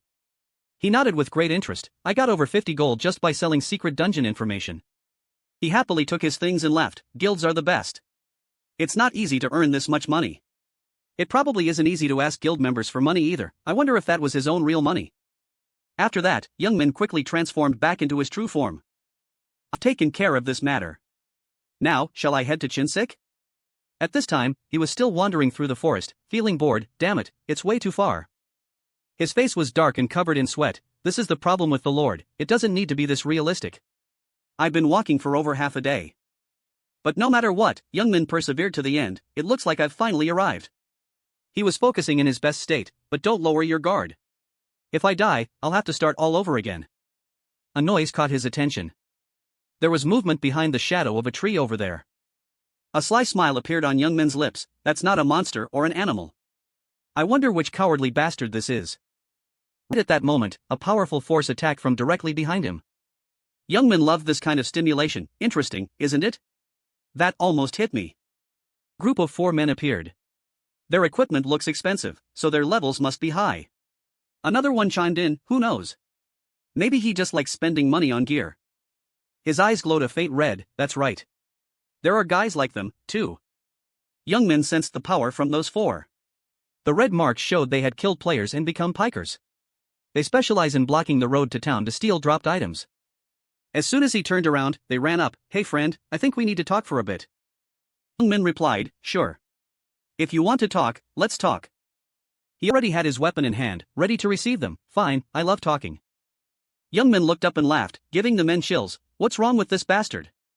Has he gone crazy from fear? Youngmin stared straight at them with a piercing gaze, a terrifying smile still on his face. Hey, kids. I'll let it slide if each of you hands over one piece of equipment. The men froze. What? Youngmin explained, what's the surprise? Don't you always say these words when you're PKING? So I'm giving you a chance. How kind of me. Youngmin thought to himself, their only goal is to steal equipment. When a player is killed by another, they drop equipment at a rate of about 10 to 20%, which is higher than monsters. The leader with black hair laughed mockingly. Do you think we're stupid? You've really gone mad. They all brandished their weapons in front of him. If you keep acting out and get killed, you'll have to walk all the way here from the village again, so don't be so arrogant. Youngmin smiled ghoulishly, his eyes bulging. Negotiation failed. Youngmin raised his axe. To be honest, I didn't want to let you guys off that easily from the start anyway. The black-haired guy sneered, so arrogant. He and 2 teammates pointed their weapons forward. The level here is very different from the village. The strong, buzzcut man swung his weapon down hard. He slid across the ground, releasing a powerful blast of energy in a straight line. Suddenly, the buzzcut man froze, his eyes widening as he saw something rushing toward him. Before anyone knew it, Youngmin had closed the distance to the buzzcut man. He flew in and swung his axe. You idiot, I'll kill you first. The black-haired man immediately rushed out and used a reflection shield, timely blocking Youngmin's attack. Blocked, Youngmin observed closely. It's a reflection attack skill. Does he have the Guardian Knight class? The buzzcut man lunged forward, raising his axe and aiming straight for Youngmin's head. Here I come. The axe struck down with immense power, causing earth and stone to fly everywhere. Youngmin had nimbly dodged it. He narrowed his eyes. Consecutive attacks. Suddenly, countless streams of energy surrounded the air above Youngmin, leaving him stunned. That's the arrow rain skill. The blonde man raised his bow and fired. Those streams of energy rained down on Youngmin. Got him.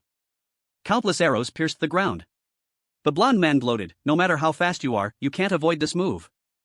From within the cloud of dust, Youngmin slowly emerged, his hand tightly gripping an arrow. Roken knelt on the ground. Arrows had grazed him, causing blood to flow, but his gaze remained cold. I'm truly pathetic. The men stood there laughing triumphantly. You idiot, have you seen the difference in level between us yet? Black-haired man spoke up. If you change your mind, I'll play fair.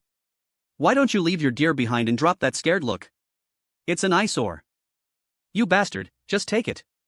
They were already used to ganging up on others. If I attack from a distance, I'll be hit by arrows, and if I get close, the knight will target me. They always stay close to shield each other. If that's the case. Roken stood up strongly. Fine, if you want equipment that badly. Roken manifested 2 axes in his hands. I have some very good equipment here, take it. System notification, you have switched weapons to the tomahawk axes. I'll separate you and skin every single one of you. He swung the two axes down, creating a violent whirlwind. Buzzcut man grimaced and cursed. The black-haired man hurriedly raised his shield to block. It's fine, I've got it. But Roken's power was so overwhelming that the man's eyes widened in horror. The black-haired man was blown away. They were utterly bewildered. What the hell is this power? Even though he was blown away and fell flat on the ground, the black-haired guy still screamed, "TCH. I'm fine. Kill that bastard now." The crew-cut guy rushed at Roken in a rage. "You son of a bitch." Roken thought to himself, "Angry already? Then let's see." Roken swung his arm to attack. The system announced, "You have switched your weapon to the orc warrior's battle axe. How strong is your skill?" Roken knocked the crew-cut guy back. He was hit so hard he coughed up blood. Roken pointed the axe handle at his stomach. "You're worse than I thought." Roken delivered a finishing blow that distorted the crew-cut guy's face and made his eyes bulge. He raised his giant axe high. "That's one." Roken slashed down, blood splattering across his face. Suddenly, Roken's eyes widened as he turned his head, sensing something flying toward him.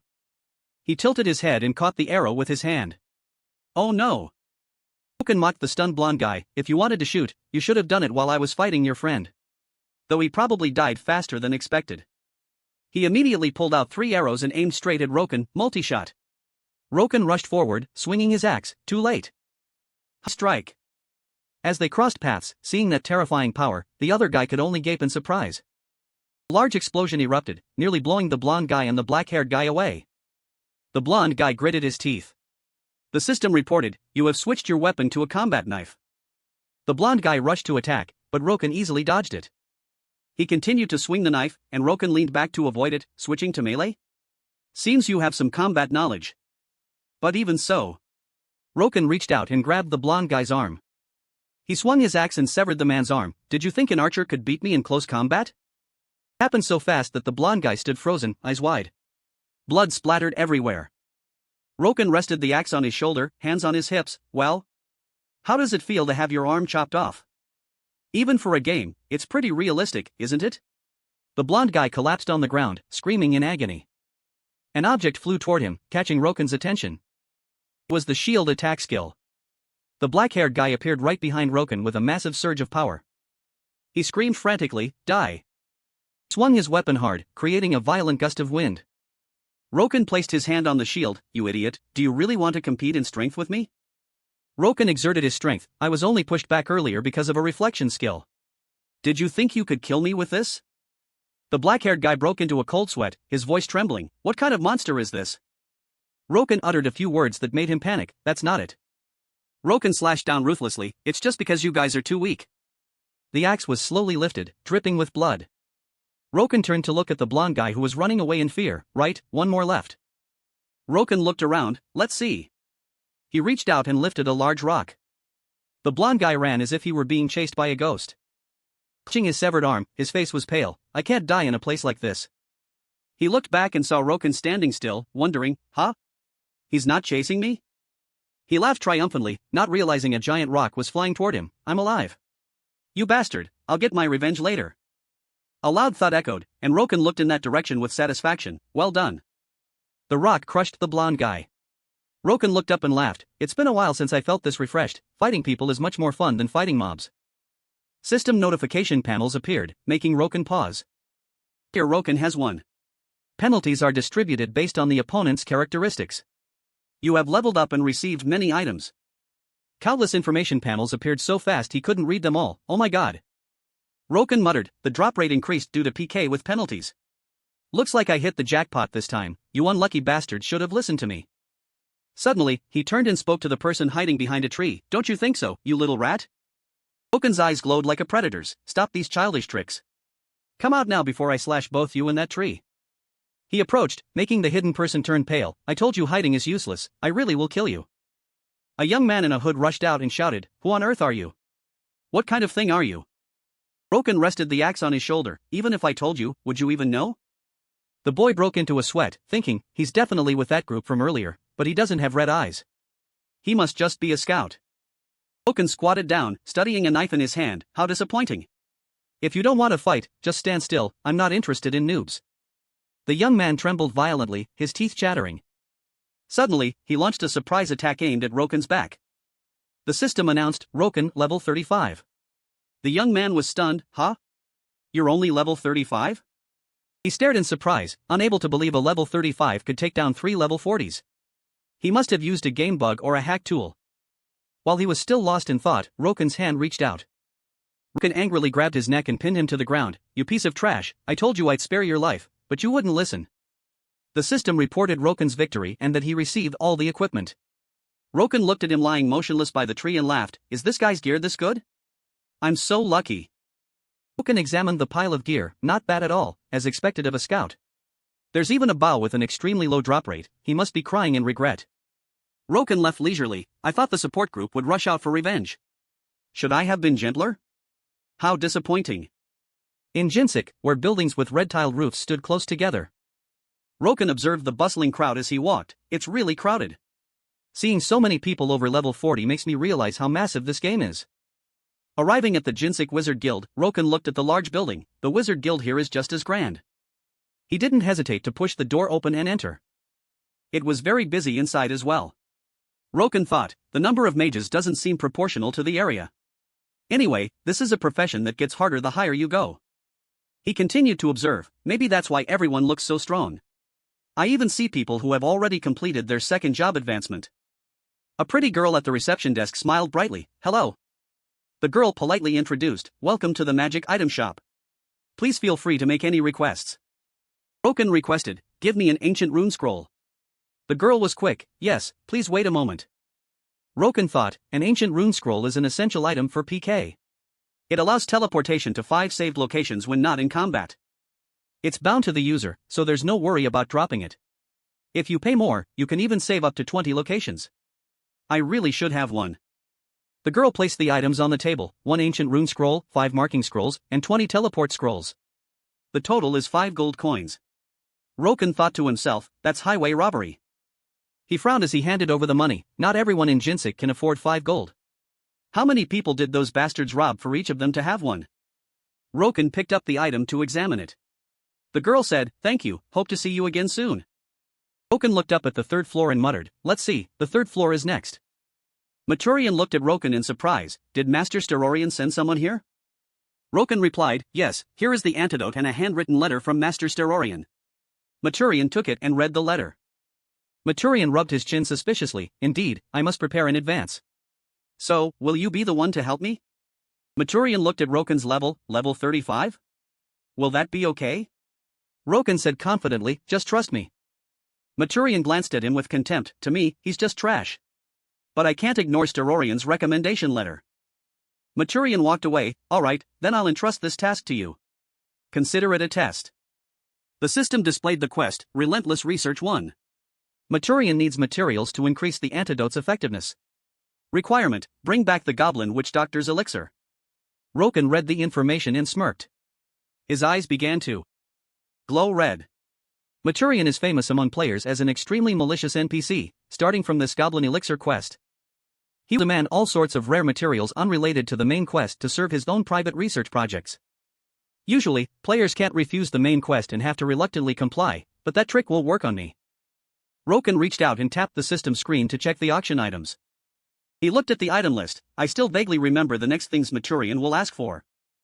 Roken calculated, since I'm already going, I'll gather all the items at once to avoid making multiple trips. He clicked buy. Alright, most of these are common items, so the price is quite cheap. Roken held the gold coins between his fingers, his unpleasant expression making everyone around look at him strangely. Let's go. Maturian was looking at a book, holding a test tube. Suddenly, something dropped heavily onto the table, breaking the test tube and making Maturian jump. What's that? Roken brought a giant sack, sounding proud. I've gathered everything, take a look. Maturian was in total shock. What?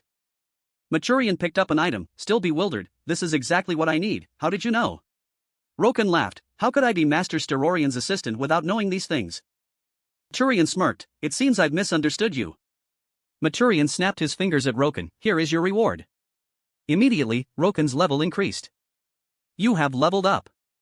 You are now level 36. Maturian began assigning more work, leaving Roken stunned. Alright, let me give you the rest of the tasks. A long quest list appeared, Relentless Research 11. Requirement, bring back the blood and heart of a jungle lizard man. Reward, 20 silver and attribute points. Roken grimaced in annoyance, he's starting to show his true colors. I knew there would be more quests.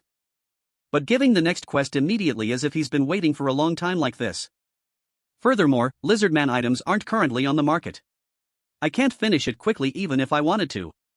Whatever, it makes sense. A jungle lizardman's heart can only be obtained from the level 80 boss, the Great Lizardman Warrior. I can't defeat it right now, so I'll have to set it aside. Completing the main quest is still more important. There isn't just that quest in Jinsik. I'll walk around to find more work, starting with the easy tasks first. Outside, a statue of a tall man with his hand raised to the sky was placed in the middle of the road. Roken stood looking at the crowd and muttered in wonder, "Is it here?" He stood with his hands on his hips, thinking. In his past life, a player had seen this clue and made a judgment. Where the hero points is exactly where his legacy is located. No one believed that player, but in the end, he was the one who found it. Youngmin looked up at the statue. Back then, it took a long time for the information to spread, but now I know all the clues, so it's fine. Youngmin began the quest, walking in the direction the statue pointed. Then he walked another 200 steps to the left. Finally, he continued in that direction for another 130 steps. Finally, Youngmin's footsteps stopped. He looked around and saw only the walls of houses, so he scratched his head. According to the clues, it must be around here. Suddenly, a beam of light shone on his face, catching Youngmin's attention. A circle of light appeared on the wall. The effect of the rare title seeker was activated, revealing a secret. Youngmin was overjoyed, thank goodness. Youngmin pressed a brick on the wall. The wall slowly split to both sides. Youngmin stood with his hands in his pockets, looking triumphant. The system announced, "You have found a secret dungeon." Youngmin glanced at what was behind the wall. A magnificent, brilliant golden gate appeared. He muttered, "What's this? It's completely different from what I heard." He pushed the door open and entered. Inside were countless stairs. Youngmin leaned his hand against the wall, fumbling his way down as the stairs grew darker. His face clearly showed exhaustion. My senses are all messed up, I don't know how deep I've gone. Or did the person who found this place spread fake news to scare others?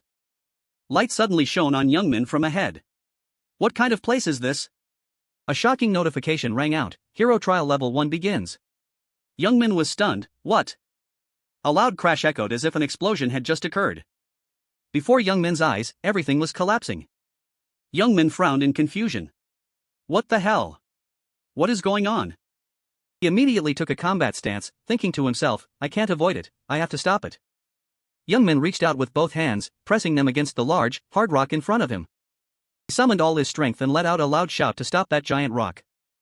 Youngmin gasped for air, while the system displayed the word strike above his head. The system panel notified as Youngmin seemed to gain extra strength, lifting the entire rock up. Strength and speed have increased by 110%. His legs bore such great force that they shattered the stone floor. Youngmin panted, his face covered in sweat.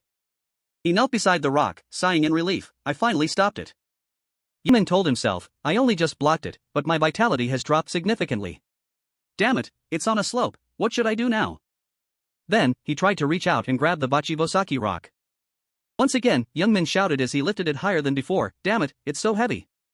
Although exhausted, Youngmin didn't care, he only focused on one thought, hero trial. He gritted his teeth and speculated, I knew the first level was a trial of will, but I didn't expect it to be this bizarre. Youngmin's whole body trembled from exhaustion. I've been climbing for a few minutes now, I don't know how much longer I have to do this. A moment later, when he was exhausted, a brilliant light appeared above Youngmin's head along with floating stones. He stood up and brushed his hair as the system announced, you have passed level 1 of the heroic trial of will. Youngmin calmly said, this is still easy. He stood with hands on hips, looking toward the distant door, is level 2 next? The system echoed in his head, beginning level 2 heroic trial. It didn't even bother to specify what kind of trial it was. Youngmin clicked his tongue and picked up a nearby stone, then he put his whole body's momentum into it and immediately threw the stone in a straight line. The stone flew with extreme speed and immense force. Looking at the trap laid out before him, he could only sigh in frustration, this is truly deadly. Youngmin silently sketched a plan, if that guy's info is correct, this must be the trial of wisdom. Without scouting or disarming tools, they probably want me to use my wits. He began warming up his limbs with a smile, I won't fall for those deceptive tricks. Youngmin crouched into a firm starting position, I'll clear this place in the blink of an eye. A red flame icon appeared immediately after, berserk. His power seemed to be significantly enhanced. Youngmin's feet were also covered by a source of immense power. Next, a green icon appeared, dash. He lunged forward like a panther pouncing on prey with all his might. Youngmin's eyes glowed red, showing intense determination. At that moment, arrows from both sides immediately fired as fast as lightning. The green icon appeared again, helping Youngmin increase his dash ability. He gritted his teeth, focusing on the single goal right ahead. His black gloves were just a bit away from touching the long blue bar. Those arrows gave Youngmin no chance, attacking him relentlessly. Suddenly, a red staff flew up from the stone floor. He seized the opportunity and caught it firmly in his hand. Youngmin flipped a few times in the air and landed with the red staff as the system rang out. You have passed level 2 of the heroic trial of wisdom. Panting, he ordered, deactivate. I thought I was going to die. The system panel continued to notify Youngmin. You have insufficient health. If you don't recover at least 10% in 5 seconds, you will die. He spat out blood. If not for this weakness, this would be the best skill. Youngmin's legs slowly walked through the gray smoke. Moving to another location, the system quickly announced, beginning level 3 heroic trial. Youngmin thought to himself. This level's challenge is the trial of temptation. I heard there will be powerful psychological magic to lure players. An image of a beautiful young woman sitting leisurely on a pile of gold and silver treasures appeared in his mind. According to what was revealed, a seductive woman might appear along with countless treasures and items. Or a table full of delicious food. Youngmin looked excited, his face flushing. What will I encounter? The system appeared again, startling him, activating mythic title effect quick resolution, removing negative psychological magic. What? He bowed his head slightly. I see. Youngmin dejectedly clasped his hands behind his back and walked across the wooden bridge. How disappointing. The system announced the result. You have passed level 3 of the heroic trial of temptation. Youngmin stood still, looking toward that dark path. In his hand now was a shining gold bell, summoning bell of truth. Youngmin reached out, shaking the bell with interest and asking, is this the real path? The bell quickly replied, no. He smiled smugly, I knew it. Blurred images of two people appeared in Youngmin's thoughts. That bastard didn't explain clearly what would happen after level 3, so I was quite suspicious. But I guessed right. Escaping his thoughts, he hurriedly searched around. Now I have to find the secret path. Then, he found a button located close to the wall. Is it here? The wall suddenly recessed, making Youngmin scream in surprise. Then he reflexively leaned inside. He fell to the ground and said helplessly, how embarrassing. The system rang out as Youngmin saw something. You have passed the heroic trial. A glittering iron helm sat in the middle of the dark cellar. You now possess the sealed helm of the Lion King. You have received a challenge, find the Lion King's armor. Quest, collect the sealed armor set of Lion King Gaokan. Conditions, own helm, axe, breastplate, leggings, pauldrons, boots. Reward, Lion King set. Youngmin picked up the iron helm and exclaimed, this is crazy, is this a set item? Info, sealed helm of Lion King Gaokan. Defense, 530. Durability, 3000/3000. Strength plus 50, stamina plus 30. Effect, battle roar increased by 50%. Youngmin stared blankly at the helm. Are the stats the things that are sealed? This item can be used until level 100, no, it must be 150. He imagined a battle scene. This piece alone gives higher defense than even an intermediate warrior, excellent. The corners of Youngmin's mouth curled up. I'm a bit disappointed there are no hints for the other parts, but this has exceeded expectations. The ceiling suddenly shook violently, and small stones fell. System report, the trial has ended, the Lion King's tomb dungeon will disappear. Hearing that, he smiled slightly. System, the armor pieces are attracting each other, you will sense them when nearby. So that's how it is. At that moment, he was teleported away. You will be moved outside in 3, 2, 1, look. The bustling crowd made Youngmin look around in confusion. Have I returned to the square already? A nearby citizen looked up at the statue and said, there's a crack on the statue. The statue at the fountain shattered, leaving everyone in shock, while he just quietly walked away. Next is checking the love messages, I guess. Youngmin touched his lips and thought, this is a trial chain available only when reputation reaches a certain level. Thanks to the title effect, I achieved it early. Finally, he braced his spirit. Alright, let's continue completing the best challenges. The current scene gradually shifted to the orange hues of dusk. 3 days later, his face was full of annoyance. Damn it, being a troubleshooter these past few days shows that life is hard everywhere. Youngmin irritably remembered that couple. The love message quest forced me to deliver letters and then stand there witnessing their intimacy. I want to puke. He thought to himself, investing a lot of time in this game has helped me own countless titles, increase stats, and collect many useful items. Emerald Tear Necklace, magic grade made from emeralds and women's tears. Increases stamina recovery speed by 50%, healing effects by 20%, and has the ability to stop bleeding. Youngmin held it thoughtfully. Just in time, I need something to recover after berserk. This will do.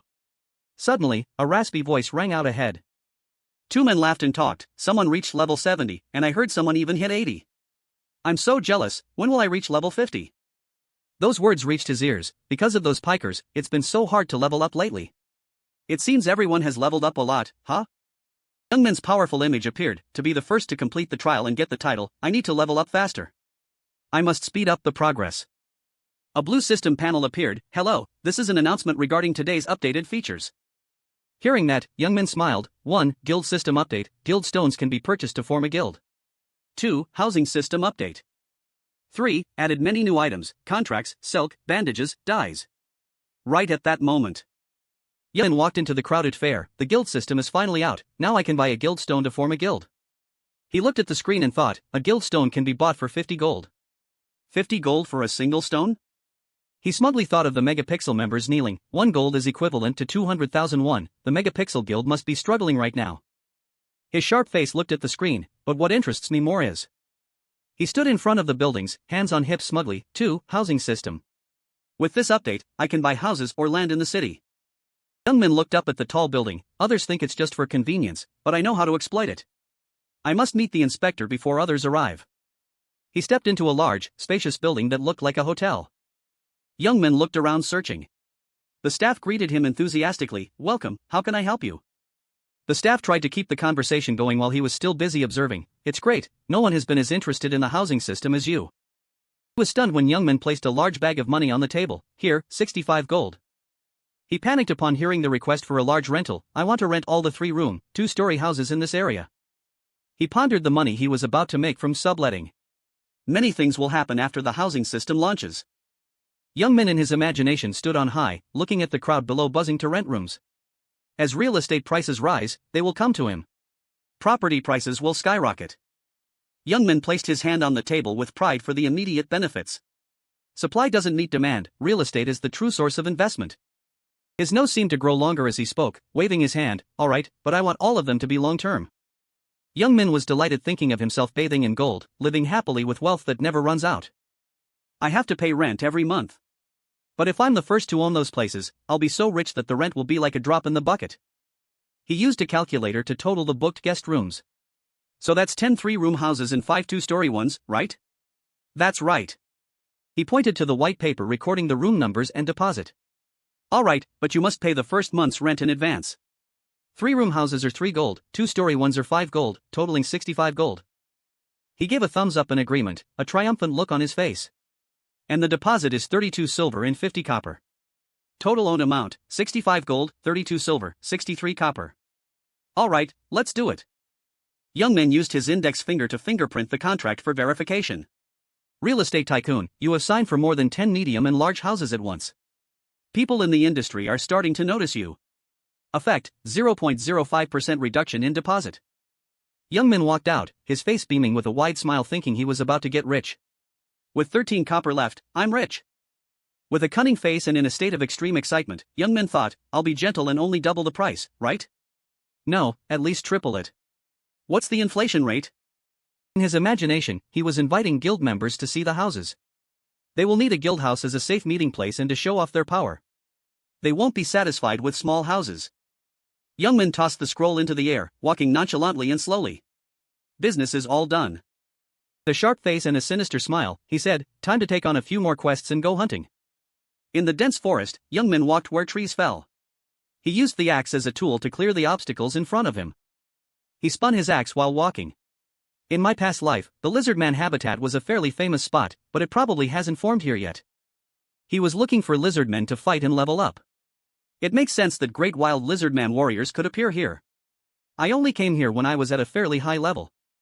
Suddenly, he stopped in his tracks. Youngmin swung his axe up, preparing for battle. Shall we begin? His body stiffened. The presence of lizardmen was nearby. Their battle roar echoed. Prepared to rush there immediately. Great, there are 2 of them. His face clearly showed sinister excitement as he was about to face them head-on. Come here. A lizard man suddenly appeared and slashed right beside him. A sharp point almost stabbed Youngmin at point-blank range. Youngmin gave a savage smile and then frantically rushed in to slaughter them one by one. Strike! One of them looked up at the sky. He rushed in and slaughtered them before they could react. Youngmin's face clearly showed excitement. One with a large, muscular body and red skin prepared to swing its axe down at him. With a bang, he knocked them to the ground like throwing away trash. His eyes glowed red with anger and strong killing intent. Too slow. He leaped into the air, slashing at them. Aiming for the shoulder. The lizard man clutched its shoulder, panting in pain. I haven't learned this skill yet, but it must hurt quite a bit. He transformed into a black form, his red eyes pointing straight at them, arrogantly challenging. If it were any other day, it would have ended faster, but you can't die yet. Youngmin swung his axe, emitting a blinding light. He licked his lips in excitement. I can get its tail with 100% probability if I cut it while it's still alive. Youngmin carried the axe on his shoulder, looking at the trophy of the lizardman tail. After killing it, if I'm lucky enough, a lizardman tail equipment will drop. A series of notifications appeared. Youngmin brought the tail to the butcher to earn money. When performing quests continuously, the hourly money will be doubled. Wild lizardman tail meat is very chewy and delicious. Reward, 2 silver per tail. He turned and asked, "Hey, what are you guys doing?" Youngmin provoked the lizardmen in front of a few others sitting in the trees watching. Let's play a bit, little lizards. One of them jumped down and flew over him. Youngmin's gaze became sharp and dangerous. A large explosion took place in the forest. The lizard man was trembling as if something was stuck in its throat. It was suffocating and struggling. You have leveled up. Good, the benefits aren't bad. Youngmin glanced to the side with a sharp look. Suddenly someone appeared behind him, witnessing him strangling the lizard man. He smiled sinisterly. They fell into my trap. All of Youngmin's movements had been observed by them for a long time. They've been following me for a while. Did they only come out now because they thought I was tired? A white hand appeared. Is it him? The appearance of someone from out of nowhere. That 1 against 3 winner. He startled and looked toward him. A group of 5 people were looking at him arrogantly. He even fought the wild lizardmen alone. He's more talented than he looks. That group of people stood there looking at him. Suddenly, his power surged, and his face darkened terrifyingly. The group grew anxious seeing Youngmin's killing intent erupt. What? His energy suddenly. Rage surged as he unleashed a cold killing intent. Don't be afraid, he's alone, it seems there are no reinforcements nearby. He pointed his axe toward them in greeting. Hey, good to see you. I didn't think you'd be here. A murderous gaze and madness rose within him. You're ready to die, aren't you? Odin's soldier. He sneered in contempt. I have no idea what you're talking about. But were you killed by us before? A person in full armor swung an axe down. Your end has come, Roken. Helios laughed wildly. In his past life, Helios was the 19th ranked zealot and 9th in the Ragnarok guild. Youngmin laughed crazily and dangerously. I'll beat you so badly you won't even dare to dream anymore. We finally meet again. Youngmin radiated intense killing intent, ready to kill anyone in his way. Ragnarok, I will kill you. Youngmin smiled slightly at the person before him. Finally. The leader smiled brightly at Youngmin. I prefer this because we won't waste energy chasing him. He sighed in relief. Right now, the man didn't know who he was. Youngmin didn't care, it wasn't his concern. The leader, Helios, spoke in a threatening voice. I'll make sure to teach him a lesson he'll never forget. One person caught his attention more than the rest. An emblem of a bowstring and a sword. He muttered to himself, if I remember correctly, that's the emblem of the PK guild, the Blood Hunters. Since they're hunting me, these 3 must have been in the same guild before. A smile remained on Youngmin's lips. I'm honored to receive such special treatment. His deep voice echoed, to think they sent this many people just to deal with one person. Helios stood arrogantly, we only care about what's appropriate. We need to completely destroy those who block our plans. Youngmin found it ridiculous, what a coincidence. I think so too. I can't help but pay attention to those who specialize in killing others. He wasn't afraid of anyone, unbuttoning his shirt. Since you want to target me like this, I'll bury your entire guild along with you. Helios snapped his fingers in disgust, you sound like quite a fraud. A blood hunter stepped forward to fight first along with other guild members. You should only say things like that after you've defeated us. As they rushed forward like the wind. He just stood there bored and asked, is that so? Youngmin gauged the distance and swung his sword at close range. He pursued them relentlessly, causing the ground to shatter into pieces. His teleportation destination was right in front of Helios. I guess I'll do that, then? As soon as Youngmin swung his sword, Helios blocked it. The two pressed against each other. You're better than I thought. Now I have 3 people. He sneered, but this reckless way of swinging an axe. Helios used the violent flame skill and blew him backward. Helios laughed loudly. Ignorant fool, this is the true power of a level 41 magic swordsman. Amidst the thick dust from the recent scorched battle, Helios's voice still reached Youngmin's ears, though I doubt you can even hear what I'm saying. But at that moment, he launched a full-scale attack once again. Helios blocked. Veins bulged in his eyes in confusion. Is my attack not effective? Helios spat fire again to burn him. Then I just need to use something stronger. Explosion skill. Once again, Youngmin was defeated by the man's explosive firepower. He fell forward, his entire body covered in burn wounds. It didn't drain Youngmin's will, it only burned brighter. You really haven't changed. Well, right, you've always been this kind of person. His next words cut deep into the man's heart. Do you think you're stronger just because your level is a bit higher than others? Youngmin burst out laughing. You're so flashy and delusional, but in reality, your magic and swordsmanship are nothing more than an empty shell. His words provoked an arrogant, competitive person like Helios. Do you have any other skills? This was exactly what he wanted. Don't be so arrogant, you bastard. Helios rushed forward in a fit of rage. But at close range, Youngmin was able to dodge perfectly and brilliantly. He just sat there and casually dodged Helios without worrying too much about the fight. Too slow. Remembering his past life, Youngmin sighed. I can't rate Helios any higher. Since I fought him thousands of times in my past life, I can see right through his moves. I guess he's only at this level for now. Just as the man disagreed, Youngmin launched a hidden move. Dash. Only then did Helios vaguely realize his whole body was trembling from slash wounds. He just sneered in contempt. You idiot. Youngmin continued, his voice dripping with disdain. Maybe you think you're number 1, but you're nothing but a big fish in a small pond, always bullying those weaker than you. This successfully infuriated Helios. He stood stunned at the man's next words. I admit your ability matches your words, but if you can block this move, then speak. Flame incinerate.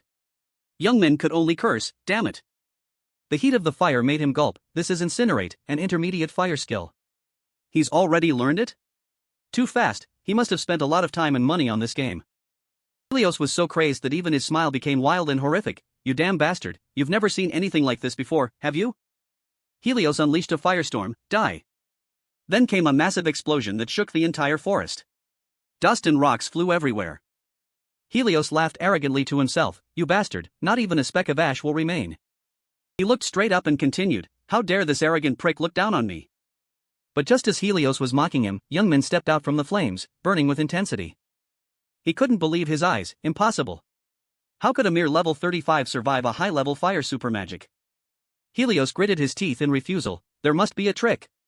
You dare to use hacks? You bastard, how could you resist that move? Youngmin attacked him from another unexpected angle. Ambush. You fool, I told you, you talk too much. Helios screamed in terror. He couldn't accept reality, just disappearing into thin air like that. Finally, Youngmin touched the ground inside in relief. A notification screen appeared to congratulate him. You have leveled up. I won by a hair thanks to this mask. I almost died here. After taking off the mask, he leisurely collected his loot. Oh, the loot is great this time. Damn those filthy pikers, you only know how to go around taking items from weaker people. Remembering Helios's final moments, he had to admit, to be honest, he almost defeated me at the last minute. I didn't expect him to be able to use intermediate magic. In my past life, players hunting monsters would be in danger if they encountered them loitering around. I guess it's the same in this life. He remembered the experiences gained from fighting them. Weaker players joined forces and almost resisted those bastards. Looking back, most of those who attacked them belonged to the Magic Guild and became famous for that feat. This also made Youngmin's matches even more victorious. But this time is different. Now the Magic Guild can't do this anymore. I should get away from these bastards before they bring even more reinforcements. Suddenly, Youngmin had a bold thought. Maybe I should try using the Purger title? But just as he turned to leave, a light appeared behind him. Another group of people appeared. He frowned and exclaimed, "What is this?" Standing tall before them was Youngmin. Glancing at the crowd, his voice rang out low, "You found the right place. Here for reinforcements, aren't you?" With a smile and an ice-cold face, Youngmin welcomed them. "What are you waiting for? Charge, you bastards." Youngmin ruthlessly sliced that guy in half. Broke into a savage smile. 15 against 1, huh? System notification, you have leveled up. Youngmin stood up with a majestic posture. Surrounded by countless swords stuck in the ground, Young Min narrowed his eyes to observe the situation ahead and counted. This time it's 9 against 1. Many people standing on tree branches aimed at Young Min, using the heavenly arrow move. But Young Min remained unscathed, shocking those in the trees. How did he block it? That's the heavenly arrow with 100% accuracy. Is he hacking the game or something? Young Min gripped his axe and thought, these fools don't understand their own skills, and they don't even know how to assess the situation after their arrows were blocked? Young Min used the dash move, slashing through a series of surrounding tree trunks. The system reported a level up. Those who were just dealt with cursed in refusal. You bastard, I'll definitely report you. Young Min gave a cold glance. Being called a hacker is making me tired. Report me if you want. He excitedly moved forward to pick up items from the ground. Now it's time for the fun of looting. Young Min touched a cloak, and suddenly it glowed brilliantly. He was slightly stunned. Huh? Young Min picked up the cloak. Information appeared. Invisibility cloak, rare grade, helps with concealment. Young Min looked at the low defense and thought, defense 30, durability 235 300s, agility plus 10, invisibility costs 50 mana. Young Min's eyes widened in surprise. A rare item with such a good skill? It's like hitting the jackpot. But why would they bring this for PK? Do they think having many people means they won't die? Truly a gathering of the world's biggest fools. I should thank them for their stupidity. Suddenly, something appeared that caught Young Min's attention. Huh? A blinding light appeared before him. Young Min hurried. No time to breathe. I have to use invisibility right now. Streaks of light flew down as if from the sky. 2 young men appeared. One spoke up. Is it here? The other looked around and replied, yeah, that's right, but it seems he's run away. Hiding behind the bushes, Young Min looked at the two and thought, did they use up all their luck on the game? The boy in golden armor remarked, he's not crazy enough to stand still in one place. But are you sure he's a hacker? The boy in silver armor affirmed, yes, I'm certain. He revealed, he was unscathed by intermediate fire spells and even used his weapon to block all the arrows from the archer guild. We should report him immediately. The one in golden armor asked with concern, what did you say his name was? The one in silver armor replied immediately, it's Roken, someone in the guild used a detection skill on him before dying. Young Min, in a corner, was still watching intently. Wait. He looked at the emblem on the golden armored man's shirt. I think I've seen that before. The golden armored man spoke, just reporting won't do anything. His face darkened. Send people to find him, threaten or kill him, it doesn't matter. We must get the invisibility cloak back. Do you know how much it's worth? He grimaced and muttered, why did that woman bring it with her? Young Min thought, I guess the person wearing the cloak was his girlfriend, but from the way he talks, they're probably about to break up. The one in silver armor wondered, what should we do with the items the hunting team dropped? The other man gritted his teeth in frustration, so many items lost, even weapons. You fools! It was so hard to buy items from the hidden dungeon, yet they ruined everything. Young Min snapped to attention at the hot news. What? A hidden dungeon? The man's voice rang out, just give them more weapons. Young Min searched his memory. I remember where I've seen that emblem before. The Megapixel Guild, the guild that always pretends to stand for justice but actually controls the PK Guild specializing in massacres? Does that mean the Megapixel Guild has surpassed the Bloodthirsty Guild and all the players there? When I collaborated with Megapixel to attack the Bloodthirsty Guild, they joined Megapixel after admitting their wrongs. Did everything go according to plan? Thinking back now, it seems things aren't that simple. Looking at how they attacked me even though I had the upper hand, it's clear the Megapixel Guild sold my information to them. So that's how it is. I should train my muscles a bit. Acting on his thought, Young Min immediately went to fight a level 75 giant monster, Great Wild Stone Warrior. The monster opened its mouth as wide as a cave, revealing 2 rows of sharp teeth and bulging eyes. That fell with a thud, making the ground shake. The system reported, you have leveled up. Young Min used 2 axes in both hands to deal with the monster quickly and efficiently. A miracle appeared, you have defeated 100 stronger enemies without resting. Young Min threw his head back and shouted loudly after the long, tiring battle. You have obtained the Infinite Challenge title and are the first to get it. Young Min sat flat on the ground, panting, time to return to normal. Exclusive title, Infinite Challenge. You are the embodiment of the god of war. Effect, kill 1 enemy to recover 1% HP, increase critical damage by 1%, max 10 times. Young Min was sweating but still smiled joyfully, a bit troublesome, but I reached my goal faster than imagined. You have reached level 50, go to the nearest city to choose your second class. You can possess a wider variety of skills.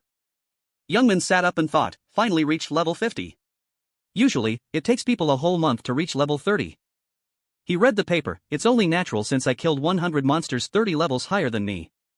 This speed is normal. Youngman tore the paper in half, uttering two short words, return. As soon as he finished, a light appeared and he vanished with it. Teleported elsewhere, he praised, the return scroll is really handy. Time to choose my second class. Youngman froze when he saw something. Many people around looked at him with annoyed eyes. What's this? Youngman glanced around and thought to himself, see those guys over there? It seems they've been waiting for me at the square for a long time because they couldn't find me. A man wearing earrings suddenly approached and called out, hey, you. His face scowled, we need to talk. Youngman nonchalantly tilted his head and walked, sorry, I'm a bit busy right now. A few others also approached with bloodshot eyes, looking at Youngman. What? The earring guy grabbed Youngman's shoulder. I said we need to talk, come with me before I. He grimaced, ah. Seeing Youngman casually open the system without paying attention, he got frustrated, this bastard. Is he crazy? Checking his status window now? Youngman remained focused on the screen, the corner of his mouth curling. Wait a bit, I'll show you guys something great. He tapped the screen, sound settings - voice conversion. Suddenly, Youngman shouted loudly, shocking everyone, security. Many people wearing full head armor appeared. The onlookers were startled. What? Guard NPCs? Seeing the soldiers surrounding them, they worried, is it because we gathered in such a large crowd? Does this even exist? Youngman laughed triumphantly. Normally, pikers aren't allowed to wander the city because the gate NPCs would stop them. He scolded the earring guy, you bastards think you can slaughter players in the city? Truly battle-hungry fools. Hearing that, the earring guy got so angry his veins bulged. Furious, he swung a fist at Youngman. You talk too much, die. Youngman punched him straight in the stomach, blood splattering everywhere. The earring guy fell to the ground, unable to resist. Youngman put his hands on his hips. What are you trying to do? You'll pay for this immediately. I'm level 99. He shouted to the NPCs, that's right, city guards, carry out justice. The guard NPCs charged forward to handle the thugs. Youngman sneered, if you want your lost items back, go look on the auction house. A pile of items was stacked up. Alright, I'll put these on the auction house. The system notified, auction registration successful. A cheerful young man in yellow, thank you for visiting the shop. Youngman, in ragged clothes with hands on hips, there are too many items, so I couldn't register them all myself. Thinking of those guys from earlier, he laughed, I said a very reasonable price, a bit expensive, but still buyable. Let's see how much trouble they get into. He decided to return to the homepage. Currently, the internet was buzzing, Lion Guild recruiting, Bamboo Forest Guild recruiting. Youngman stared at the screen. Everyone gathered to hear the introduction. Just as I predicted, they use houses as bait because owning a house proves the guild's strength. Youngman thought, that's why few guilds recruiting in town have houses. I've bought all the good ones. The screen showed a notification from the Wind King Guild. He touched the screen, I think now is the right time to sell them. Youngman posted, house sale transaction, OP Krypton. I'm selling several 2-story, 3-room houses through auction and long-term loans. The comments popping up made him laugh. What's this? Is this for real? He thought, usually, people would call me a scammer. He imagined everyone focusing their attention on him. But everything will change once they know a guild has actually bought a house. Youngman's gaze froze when he saw a series of messages. Isn't this the person who posted about the secret dungeon? He's telling the truth. How did he buy so many houses? That made him smile with satisfaction. I didn't expect to get such a quick response. Youngman looked at the screen, recalling the image under the name Krypton. It's probably because I used a pseudonym. More people messaged, Megapixel Guild needs to buy a 3-story house, we won't scam you, please let us know if any are left. Even the Blood Moon Guild contacted him, surprising Youngman and making him grin. This is fun, I'm looking forward to next week. He walked up to a door and touched it. So, what needs to be done now is? Youngman appeared in front of a dilapidated berserker guild house. He knocked repeatedly and yelled, is anyone here? Youngman went inside and looked around. No matter where, the berserker guild is always this ruined. A long-haired man asked, what wine brought you here? Youngman answered straight to the point, I'm here for a class advancement. The man with a scar on his mouth nodded, then Youngman was surprised when his arm was lifted. Class advancement? That man was immediately knocked back, in so much pain that tears flowed. It's too early for you to give up your life. Youngman angrily pushed his hand away and cursed. Damn, I was wondering what you were going to say. Shut up and give me the documents. I'm preparing for my second class change. His eyes suddenly became serious, his eyebrows furrowing tightly. Youngman glanced over as he saw the man staring intently at his palm. Are you serious? Listen carefully, you must have heard this during your first class change. Once you decide, there's no turning back. The man with the mouth scar continuously explained the red and blue mechanisms. If you choose the same class as the first time, the existing skills of that class will level up. But in return, you won't have a wide variety of skills. This means you can't combine different skill types to maximize power. Do you still want to advance in the same class? Colorful fragments of knowledge were floating. As he said, the second class change isn't a continuation of the first. This time, you can choose to combine with other classes. A young man with drooping hair curled his fingers and laughed gleefully. With some classes, if you're lucky enough to receive a special quest, you'll get a hidden class. Two players can go in opposite directions if their intentions differ, but which one you choose doesn't matter. You'll surely feel regret because every class has its own pros and cons. In his mind, it was clear, any class can upgrade skills according to the style you want. Youngman smiled and looked at him firmly. I understand, hurry up and give me those documents. A fat guy with glasses and a round belly suddenly appeared, shaking something in his hand. Very good, you have the potential to be a berserker. Sometimes we need strange people like you. He decisively stamped the paper. Congratulations on your successful second class change. Class, Berserker. A few new effects appeared above Young Min's head. You have advanced to become a berserker. The man with glasses laid out several items on the table. Now that you have a new class, I should give you what you need. Take your pick. Young Min glanced at the largest item on the edge. Blood-sucking mace, a small red object in the middle, sturdy lizard skin armor, and a black sword right in front of him. He rubbed his chin, thinking deeply. Unlucky, they don't have axes, but the mace looks okay. The man with the mouth scar stood with arms crossed, looking a bit surprised. Young Min decisively grabbed the leather armor. Unexpectedly, people usually choose weapons. At this moment, the system screen popped up to confirm. He thought very carefully when choosing this item. I already have many weapons, but good armor is hard to find. Item, sturdy lizard skin armor, high rank, protects your shoulders. Made from ultra-thick lizardman skin, it holds up even if slammed against a tree. Defense 85, durability 300, reparable and upgradable. Youngman read the info with great interest. He walked over to sit at the next table and pointed. Now show me the skill books for the second class. The scarred man quickly rummaged through a drawer. All right, of course we'll bring them out right away. As soon as Youngman saw them, he tilted his head, looking unhappy. His face soured as he opened his inventory to find it empty. Why that face all of a sudden? Then he remembered. All right, I don't have a single silver coin left. I haven't received any money from the auction sales yet. His sharp gaze darted to the girl's desk, startling her. This is terrible. Youngman quickly approached and spoke with arms crossed. I want to borrow some money. The girl, cautious but following procedure, yes, you've come to the right place. She said carefully, we are a wrong bank, the place that always brings you joy. Please state your class and name for the procedure. With a haggard face, he slammed his hand on the desk and answered, Berserker, my name is Roken. Her face trembled as she shrank back in fear. What were they thinking, putting such a timid girl to work at the Berserker Guild? She placed 3 shining gold coins on the table. Since you've reached class 2, you can borrow a maximum of 3 gold coins. Youngman decisively, I'll take all 3. She agreed, alright, thank you for visiting. The system notified that your skill has leveled up. First blue skill fragment, dash level 2. You can dash up to 3 steps, agility increases by 120% while using the skill. Next was the red fragment, strike level 2. The next attack deals higher damage than normal, agility and strength increase by 120%. Then battle roar level 2, intimidating opponents. If the opponent is weaker, all their stats decrease, with a chance to stun. If the opponent is stronger, the skill's effectiveness decreases. Next was another red fragment. Frenzy level 2, burn yourself with rage to create terrifying power. All stats increase by 200%, using skills costs no mana, and you resist all mental attacks. You won't die even if your HP is depleted, but due to excessive rage, you cannot distinguish ally from foe. After the effect ends, you take 40% HP damage. If HP hits 0 and doesn't recover above 10% within 7 seconds, you die. The consequence is a stat reduction for a period of time. Youngman pouted with hands on hips, considering the system screen. Alright, I've upgraded all my old skills. Youngman has learned a new skill, shoulder charge. This is an orange skill fragment level 1, dealing massive damage when knocking down an opponent. Strength increases by 130% on the next strike, damage increases based on the time the opponent is grounded. This skill ignores part of defense and has range for pursuit. Blow was leap level 1.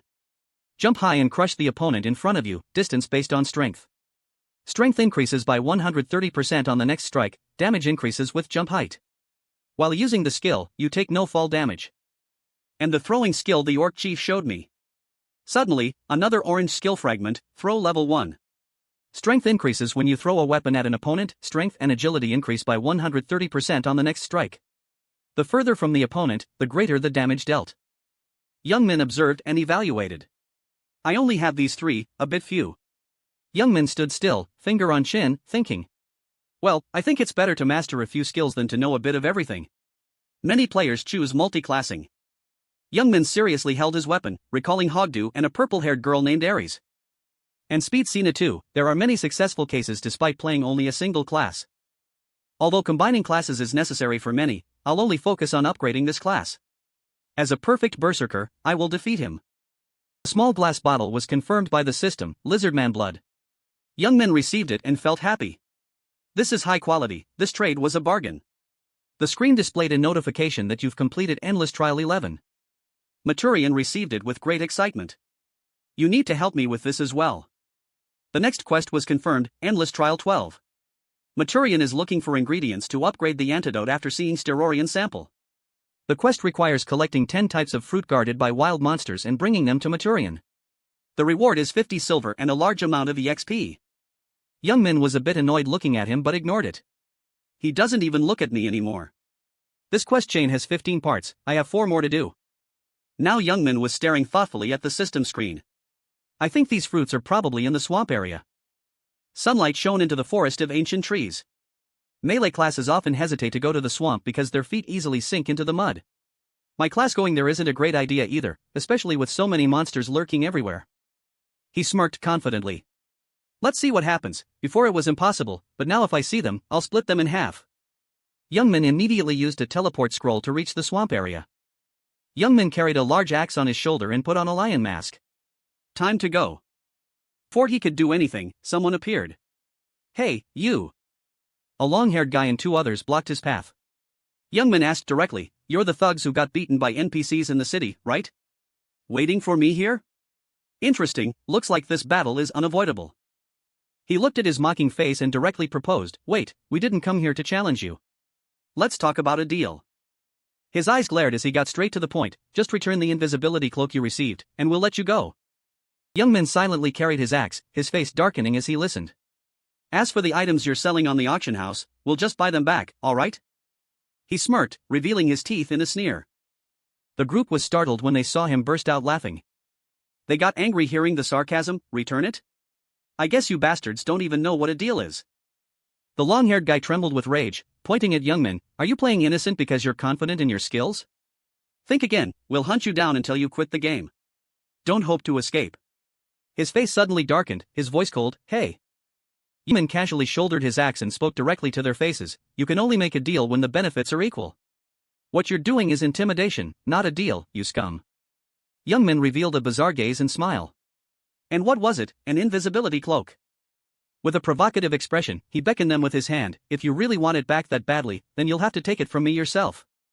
Got it? Water suddenly splashed everywhere. Stop running. A massive arm holding a hammer was about to strike down in front of the monster. You're just like a little mouse. An explosion went off, and those behind seemed excited, nice, great block. Entire group rushed in to attack, stay right there. Youngmin's eyes glowed a fiery red as he leaned down and exhaled a few times. He stood with his legs apart and let out a loud shout, releasing a surge of red energy, war cry. The others were hit, their faces contorted, my body. Youngmin struck again with his axe, dash. Taking advantage of Youngmin's distraction, another person jumped in for a sneak attack. That person rushed forward and landed a blow on Youngmin, strike. Behind his mask, his eyes were filled with shock because he couldn't react in time. A man standing outside saw the blinding explosion and heard the screams. He couldn't believe it. He stood frozen in both fear and amazement as he watched him defeat the entire group alone. What the hell is this? Masked Youngmin loomed out of the smoke, leaving the group confused. Didn't you say he was only level 32? A bearded man roared and charged in to attack, die. A sudden event occurred that the swordsman failed to realize in time.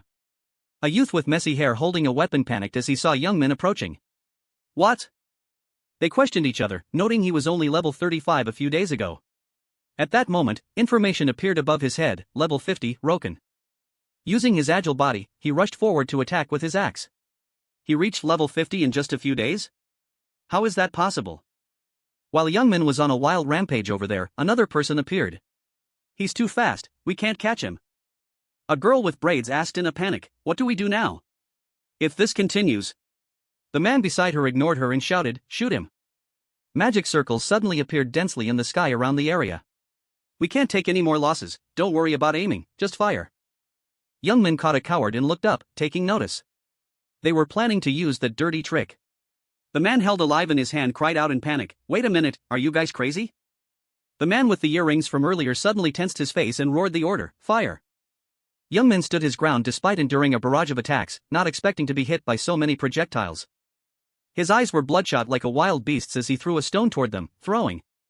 Another explosion occurred, causing the group to lose their vision. You idiots, aim properly. Youngmin held his axe in one hand, staring intently as he thought to himself, if they used higher level magic, I'd be finished, but I'm still in control for now. His eyes suddenly flickered toward the back as he caught a signal. An arrow skill was used, directed toward him, arrow rain. He looked down and saw the lifeless corpses riddled with arrows. The archers and mages were actually attacking him. Now that Youngmin was surrounded, he quickly threw something out. There were at least 100 of them, fortunately, their entire guild was here. He swung his axe before his eyes and carefully observed the situation.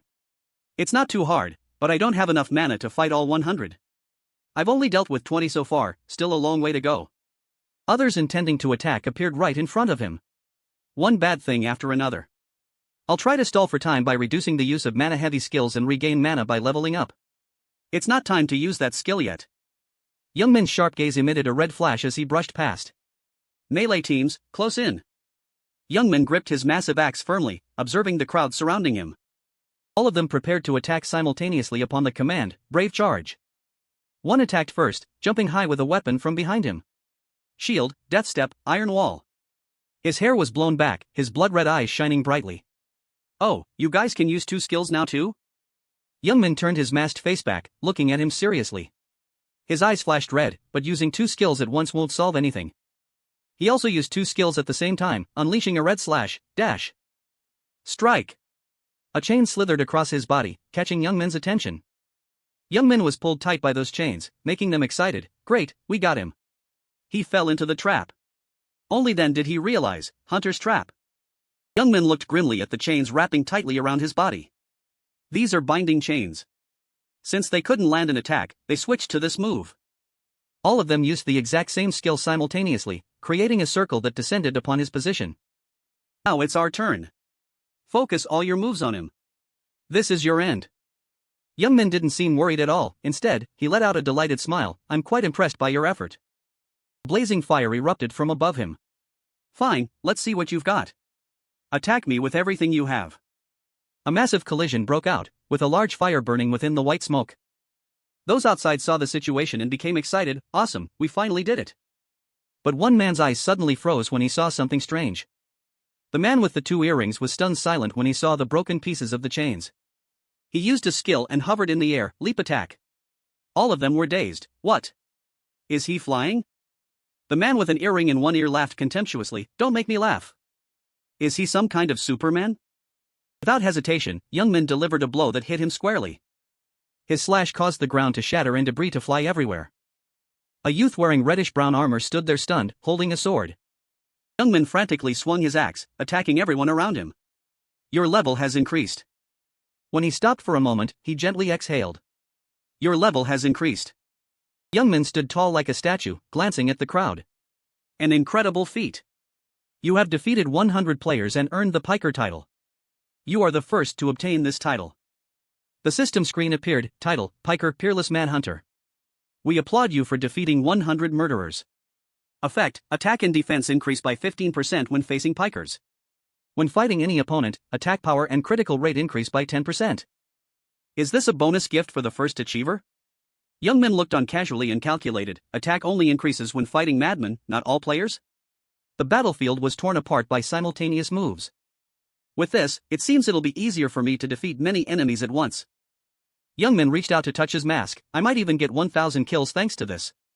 He murmured, I've come this far, I hope to achieve the 1000-man slayer title later. Youngman decisively removed his mask and looked at the pile of items dropped on the battlefield. First, I should save this location to a runic teleport scroll and return to town. I need to sell the loot I picked up earlier. The system screen popped up to confirm, auction registration successful. Youngman laughed delightedly, alright, now to access the homepage. Youngman paused to reflect, I can't just make the hunters back off in fear, so I'll tease them a bit. They won't be able to find me anyway. He uploaded a post, I'm planning to wipe out the bloodthirsty hunters and murderers in the war zone. Youngman smirked as he recalled Philip's face and the invisibility cloak. I've cut off all leads with them, they can only see in anger. It's best not to return this cloak. Youngman looked at the screen triumphantly, a look of contempt on his face. They think they can demand the invisibility cloak back from me? Keep dreaming. I won't even sell this cloak back to you. In the palm of his hand was a brilliant glowing gem. Finally, it seems a bit expensive, but I have no other choice. The system appeared, safe zone. You can create a 2m radius safe zone by throwing this on the ground when out of combat. He considered its price of 30 silver. Youngman wore a lion mask, surrounded by a few men who were laughing. It's a bit pricey, but it's worse if I'm attacked while injured. Monster levels are rising, and there are more opponents than ever. Youngman pulled out a book and flipped through the blank pages. That might slow down quest progress, but it's not really a problem. He stood tall, observing a surge of blue energy appearing before his eyes. With one hand in his pocket and an excited expression, alright, now let's continue with the main quest. Oh here, Philet was grinding his teeth in anger, cursing, those idiots. He swung his arm in rage while looking at the screen, they failed again? What a bunch of useless trash. Suvi stood beside him holding a bow, shrinking back, honey. She looked at him hesitantly with fear and said softly, why don't we just give up? If it's just for that cloak, we can get it back later. But the result was her getting scolded by Philet, shut up. Don't lose heart when I've just started. The black cloak item was displayed, do you have any idea how much it's worth? It's a rare cloak, you can even use invisibility skills while wearing it. So many people are willing to spend a lot of money to get it. That cloak makes you invincible, you can even take down high-level players when wearing it. Philet ground his teeth, veins bulging on his face, his eyes red with rage, just you wait, bastard, I'll take it back from your hands. Nothing escapes me. Youngman uploaded another new post, starting the purge of the Bloodhunter Guild. Author, Roken. I'm looking to purge the Bloodhunters, those pikers around the chain war zone. If you see them, leave them to me. Comments quickly surfaced below the post, gel pen, a new way to chase fame or something? Sound travel, purging the Bloodhunter Guild, lol. Smash the hot pot, must be a new way to commit suicide. Hanging buffalo, but I really hope it's true, I was killed by them 5 times yesterday. But conflicting comments also appeared, super strange, crazy, it's for real, go to the auction site. Kim Soha, what does the auction have to do with it? Super strange, many Bloodhunter items have been put up for sale, is he really hunting them? Iceland, just saw it. Youngman was currently facing a fake tree. Clearly, many peekers have respawned at the spawn point outside the city. I thought they died while killing a boss or something. Youngman was excitedly launching attacks at it in the forest. Were they really wiped out by someone named Roken? He used his skill to shatter the wooden trunks, soda attack. The more he fought, the more he laughed with delight, firmly gripping the axe in his hand. Alright, one more hit. A small, pretty yellow object dangled from the tree trunk right above Youngman's head, strike. He reached out his hand, intending to grab that yellow object. Youngman punched his large, strong arm straight toward it. Youngman caught the sparkling yellow gem in his hand, but his face looked a bit annoyed. Missed again. This is why I don't like forest monsters. They drop few items, their numbers are small, and they just wander around all day. He picked up his axe and shouldered it, looking around arrogantly. I'll probably get it if I just kill them all. Isn't mindless monster farming the basic rule of this game? I'll keep going until I get it. The red apple item was confirmed by the system. You have obtained the forest monster fruit. Youngman walked slowly while admiring the apple in his hand. Finally finished, time to find the second quest item. Youngman tapped his forehead, having already made a plan. It'll probably be more convenient to gather all the items first before submitting the quest. His face contorted as he tried to remember. What was the next one? A clear blue lake at dusk. Oh right, it's Pure Light Lake. It's in the middle of the wilderness, isn't it? It's a very clean and clear lake. Others were all excited when using the water from the lake. If you drink the lake water, you'll receive a temporary buff. That's why mages often come to fill up tons of bottles. Maturian's face broke into a confident smile. My next targets are the monsters wandering around the lake, the herbs growing nearby, and the fish in the lake. Maturian gave me these quests because he wants to test the lake water's purification power. Youngmin was currently standing before the lake with an unhappy expression. He walked casually through a long stretch of the gloomy forest. But why aren't the peekers appearing anymore? Did I kill them all? If I'd known, I would have been gentler with them. Suddenly, he sensed something and took notice of something over there. Idiot. Youngmin quickly used the invisibility cloak to hide behind the bushes and witnessed a conversation. You guys couldn't even kill one person? He saw Philip's angry, contorted face. That bastard is. He recognized his face and let out a mocking sneer. The guy I just met, Megapixel's guild master. That bastard must be in a tight spot. He was over there shouting in anger. What do you plan to do about that post? The person on the other side also ground their teeth, refusing to back down. If we just ignore it, it'll probably die down. Filet was so angry his face tensed as he yelled maliciously. Don't you see how viral it's become? You can still say that after so many people have seen it? Do you think other players will still fear Pico after seeing something like that? Youngmin glanced toward him with a cold expression. I wondered why they were so quiet. Turns out they wanted to just ignore it, but the guild master is a bit smarter. Small players will feel panicked by players with large statures. If players see that Pico is avoiding me, they'll fear Pico less. If that happens, they'll become targets to be hunted. That was indeed my original goal, but... The person talking to him tried to reassure him. Filet, calm down, I will handle this. But Filet refused and shouted back. Handle it? How do you plan to handle it? Are you going to let him kill you again and take all your items or what? He clenched his fist, lowered his face, and slowly asked. Are you sure he is not hacking? The black-haired opponent on the other side immediately affirmed. Yes, I received a reply from the customer support team. They could only state that he is not a hacker.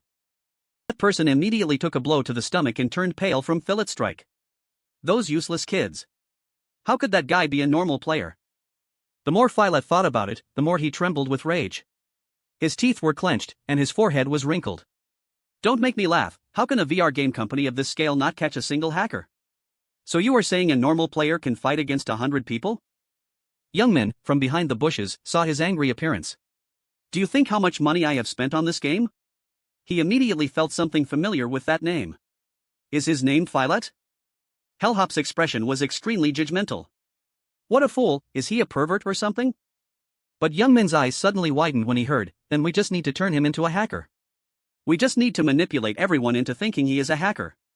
He felt astonished and unexpected. What? Filet over there lost his temper again and struck the opponent's face. Don't you know that catching hackers is enforcing justice? Use your head for me. Youngmin, behind him, heard everything and put his hand up to giggle. Oh. Friendly face he met before and his angry face now were recognized by him. Filet, so it was him. Finally remembered.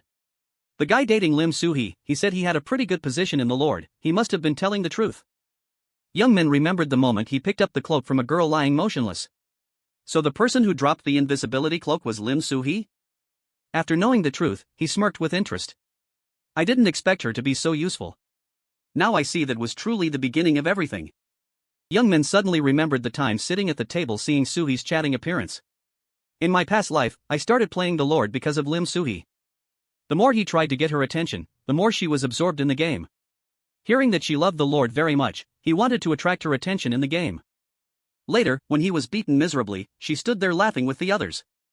But she didn't just hit me, right after that she ordered someone to kill me. I'm sure it was the Megapixel Guild. Youngmin's expression hidden behind the cloak became more ambiguous, he smiled with anticipation. If I'm lucky, I might meet them again. I will pay back everything you all have done. On Filet's side, he was glaring with bloodshot eyes and ordering the opponent. Send some high-level members to the Blood Hunters, tell them I will help them reduce the death rate and level up. But also tell them not to think about returning to Megapixel before catching that bastard. That person understood and followed the order to leave. Yes, he and the others are approaching the Blue Gate. Alright, let's continue hunting. He and a few others were preparing to fight the monsters in the forest. This will be fun. It seems they are around level 72. The monsters in the forest wearing iron helmets were glaring at him. Let's see how far we can clear them out. On the palm wearing a black glove, a flame flared up. One of them released energy to attack first. Filet saw the situation seemed favorable. Good. Youngman standing outside was still intently observing and didn't forget to investigate. Filet is not bad, but his skills are nothing special, just right for his level. After a while, he ignored them and turned to leave. His control is quite good so he could lead, but if that's the case, it won't last long. Watching further is useless, let's go see the lake. Youngman took off the invisibility cloak and leisurely went deep into the forest. After walking for a while, he stopped in front of a large lake. Is no one here? I'm really lucky. Putting his hand on his forehead, he carefully observed the area around the lake. Let's see. A giant bear appeared in the forest, with a pack of wolves at its feet. All were fiercely aiming at him. Oh, are they blood bears and blood wolves? Youngman seemed to find what he liked, he excitedly rushed forward. This time is truly lucky. The system confirmed the hot thigh meat item. After defeating the forest monsters, I have to collect gold and meat. Since the type of meat is not important, if lucky, the quest can be completed after hunting just one rabbit. The large bear bared its sharp teeth and roared frantically. But if unlucky, one would have to face blood bears and blood wolves above level 80. Aggressive wolves rushed in a pack towards him first. Probably about 10 of them. Youngman already prepared the axe in his hand. It doesn't really matter. Youngman used a skill to gently chop off the large bear's arm. Strike! All of them were defeated, lying in a pile behind him. Hunting must be this refreshing, looking at those megapixel people only brings annoyance. Time to pick up items. Youngman was suddenly startled when a deep voice echoed from behind. Who has defiled this lake? He hurriedly turned around, seeing the rising water column, and cursed once. In front of him was a knight in silver armor, holding a sword. Youngman recognized him at a glance, his eyes showing difficulty. Damn it, I forgot about this guy. The knight's face was shielded by sturdy armor. The one who loves the lake's spirit, swearing to protect this place even in death. This is Lake Knight Adway, level 100. He felt concerned about his level. He reached level 100, while level 99 people still have to fear because the difference between level 99 and 100 is like night and day. At level 100, combination skills are unlocked. 2 or 3 moves can be combined at the same time. You can combine skills from the first and second jobs with other movements to create immense power. Youngman felt worried, so he gritted his teeth and calculated. I should come back later. Defeating a level 100 monster is the condition to advance to the third job, but there's no need to take risks now. Youngman held the large axe, thinking that even if he defeated him, he would only receive a small water bottle. Moreover, this is the toughest level 100 monster in this area, and it only drops lake essence. But Youngman's eyes suddenly flashed, he paused to think. Wait. In a moment, he remembered Maturian's face. Could it be? At this time Youngman still stood facing the knight, neither had acted yet. If I bring the lake essence to the person researching purification abilities, I might receive something. Suddenly he broke into an excited smile. It's worth a try. Youngman gripped the axe and held it forward, ready to fight. Forget it, just do it. Come here, you clean freak bastard. Adway on the opposite side also held the sword and stabbed it into the ground. A field created under his feet made his cloak flutter up. Water splashed on his face and flowed down. Youngman became even more excited. Come on. Adway's eyes glowed brightly, the sharp double-edged sword behind him vibrated. Is he using a combination skill right from the start? Adway performed the ability, the flow of force immediately blew away the surrounding space. Youngman stood firm before the storm, clicking his tongue in annoyance. This is the force skill. He wore a cunning smile, full of excitement. That is a basic third job advancement skill, which increases attack power by channeling energy into the weapon. He can't maintain it for long because he's only level 100. Suddenly Youngman shouted, but why is he using the ultimate skill right from the start? Adway heard that and laughed mockingly. Foolish one, you must pay with your life. Right after that, his skill icon flashed. Water slash. He swung the sword decisively, cutting a straight line towards Youngman. A thunderous explosion tore through the space, the water surface shattered, water splashing everywhere. Youngman stood in the middle of the earthquake, a glowing red smoke surrounding him. He slowly said, Hey, I think you are the only one who has to pay. After speaking, a powerful energy exploded, hot flames covering the surroundings. Berserk. The skill icon Youngman just used appeared. He stood in the red flames, laughing gleefully. You are the guardian of this lake, yet you are the one destroying it with your own hands? Immediately after, the harsh sound of clashing weapons rang out. Adway's sharp sword easily sliced through the axe blade. He and Youngman lunged at each other with equal strength, raining down rapid blows upon one another. Adway raised his sword and slashed down decisively. Youngmin reacted nimbly, using his axe to block his attack. But his strength was so great that he hissed in pain. Youngmin's eyes turned bloodshot, gritting his teeth as he muttered, "Repair costs are going up again." He gathered his strength to jump back and dodge, beginning to calculate. My HP is gradually dropping due to the magic damage from every collision. Youngmin carefully observed Adway's sword and reassured himself. It's fine, I can take it. Just need to watch out for combination skills. Adway's skill icon appeared again. Water slash. He slashed down powerfully. Meanwhile, Youngmin turned and ran, excitedly shouting when he found the weakness, the blind spot is there. His skill icon appeared. Immediately, Youngmin rushed forward at extreme speed and roared. Hold! Seeing this, Adway immediately took a defensive stance the very next moment. A stream of water rose up to envelop him. The water shield skill icon appeared. At the same time, Youngmin did not hesitate to charge straight into that solid shield. He roared, pushing his strength to break through the water. Thinking to himself that it wasn't just a normal barrier because it dealt damage on contact, but this was the only chance to attack.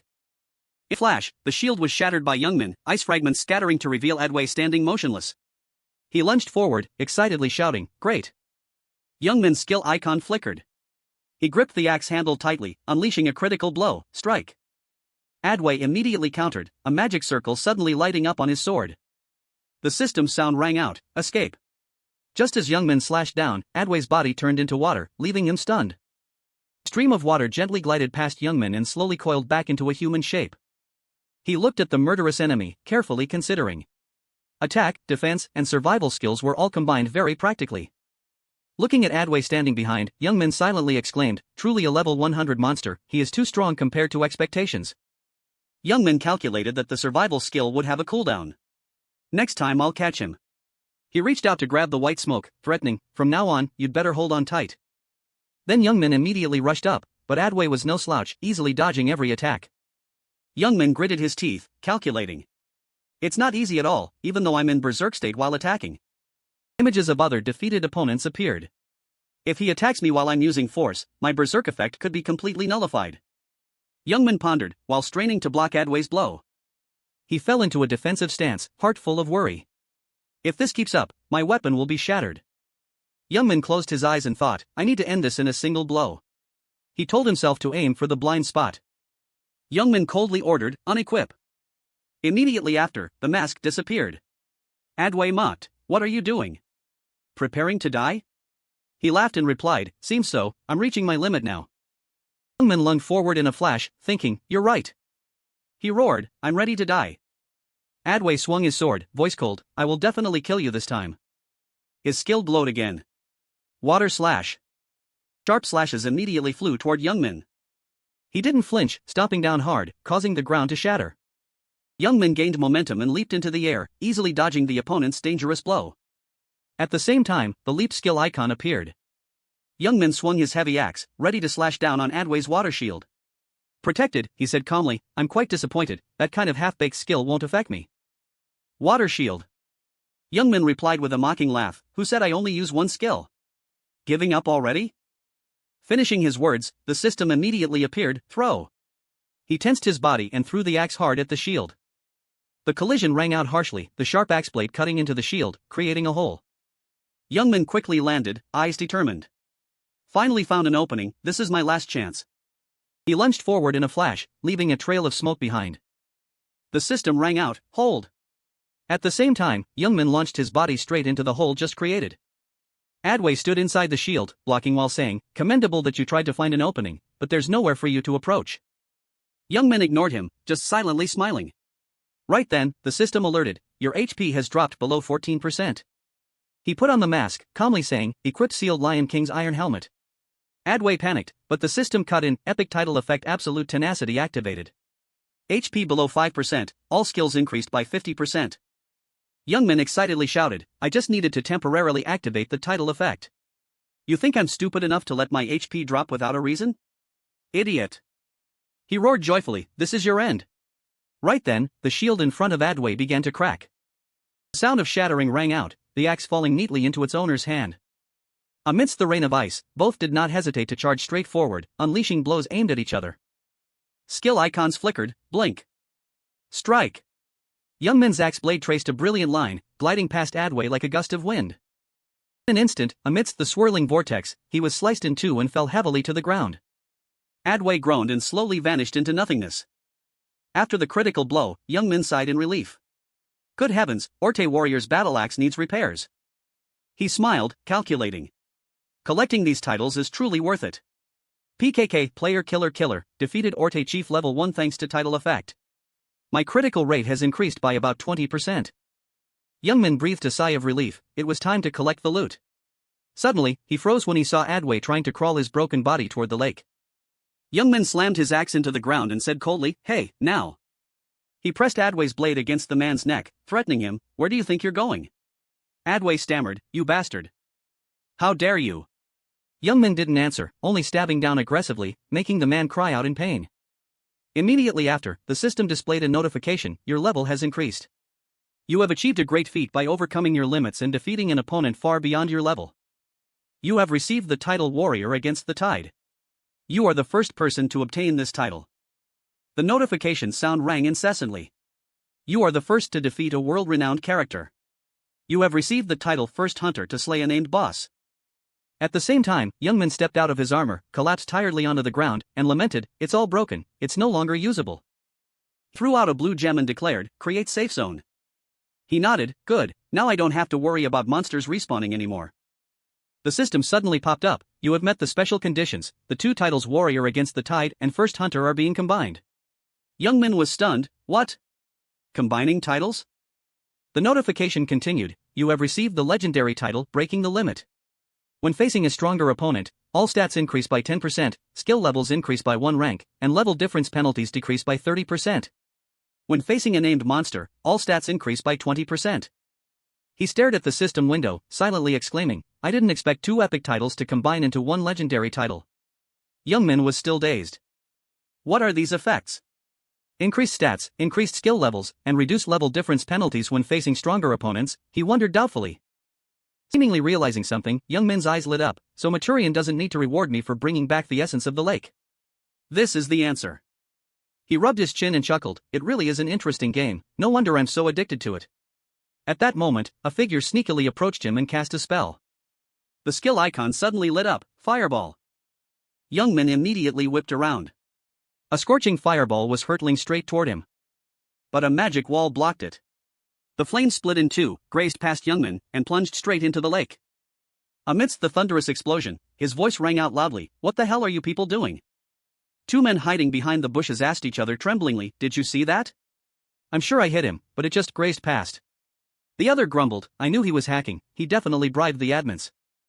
Young Min heard the conversation and just looked at them pensively, "I can guess what's happening. I really don't know when these opponents will finally give up." The two men immediately stood up and urged each other to run. "I've seen the videos, let's get out of here. Let's see how those damn admins explain this." He smirked, "Idiots." Young Min thought excitedly, "Alright, those fools are gone.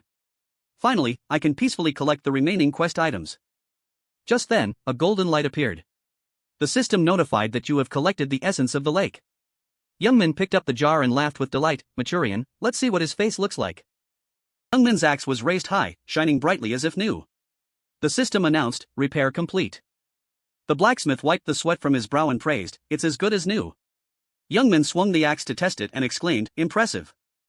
Looking at the brand new blade, he thought happily, "Great, the repairs are done and all items are well preserved." Young Min headed toward the association building. "Now I just need to go to the mage guild." In the guild hall, the receptionist said warmly, "Thank you for using our services." Meanwhile, he casually took a bottle of strange yellow liquid. Young Min strolled away, silently calculating, "I should go see Maturian for a bit, since I haven't received the reward from the last quest yet." He toyed with the potion bottle. Magic items are really expensive. Even though it's a consumable, because it's enchanted, it's worth a whole gold coin. Reaching the stairs, he sighed, "I was able to buy all this by selling items obtained from opponents."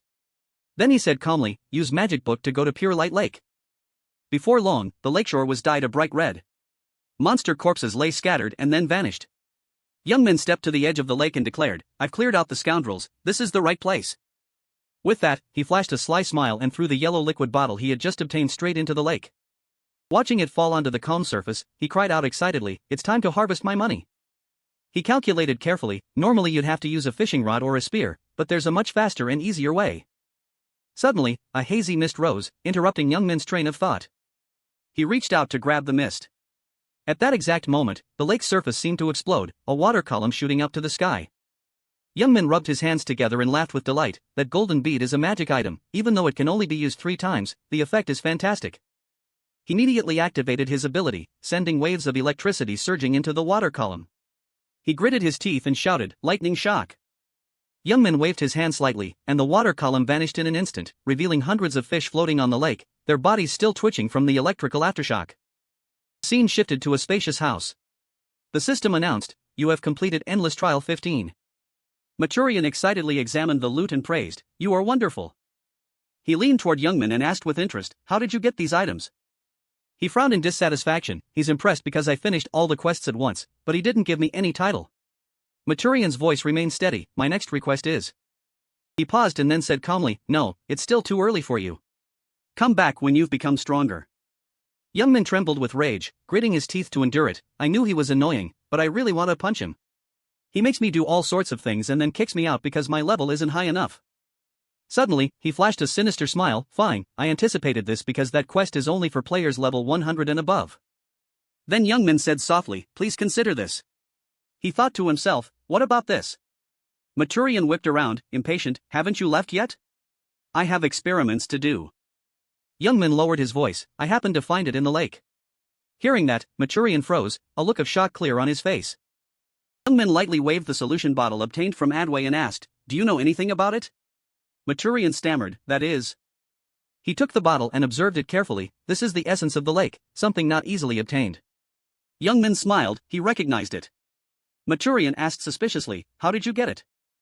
Memories of the battle with Adway surfaced, and Youngmin replied calmly, "I defeated the Lake Knight." He was shocked, "You defeated the Lake Knight? You're stronger than you look." Youngmin frowned, "You're just realizing that now?" Maturian sighed softly, his voice dropping, "If that's true." He flashed a sly smile and said slowly, "Can I ask one more thing of you?" Immediately after, a system window appeared before Youngmin's eyes. Quest, bring back an item containing the power of death for Maturian. Meet Investigator Harkener for more details. Rewards, EXP, 3 gold coins, Investigator's ring, and corresponding title.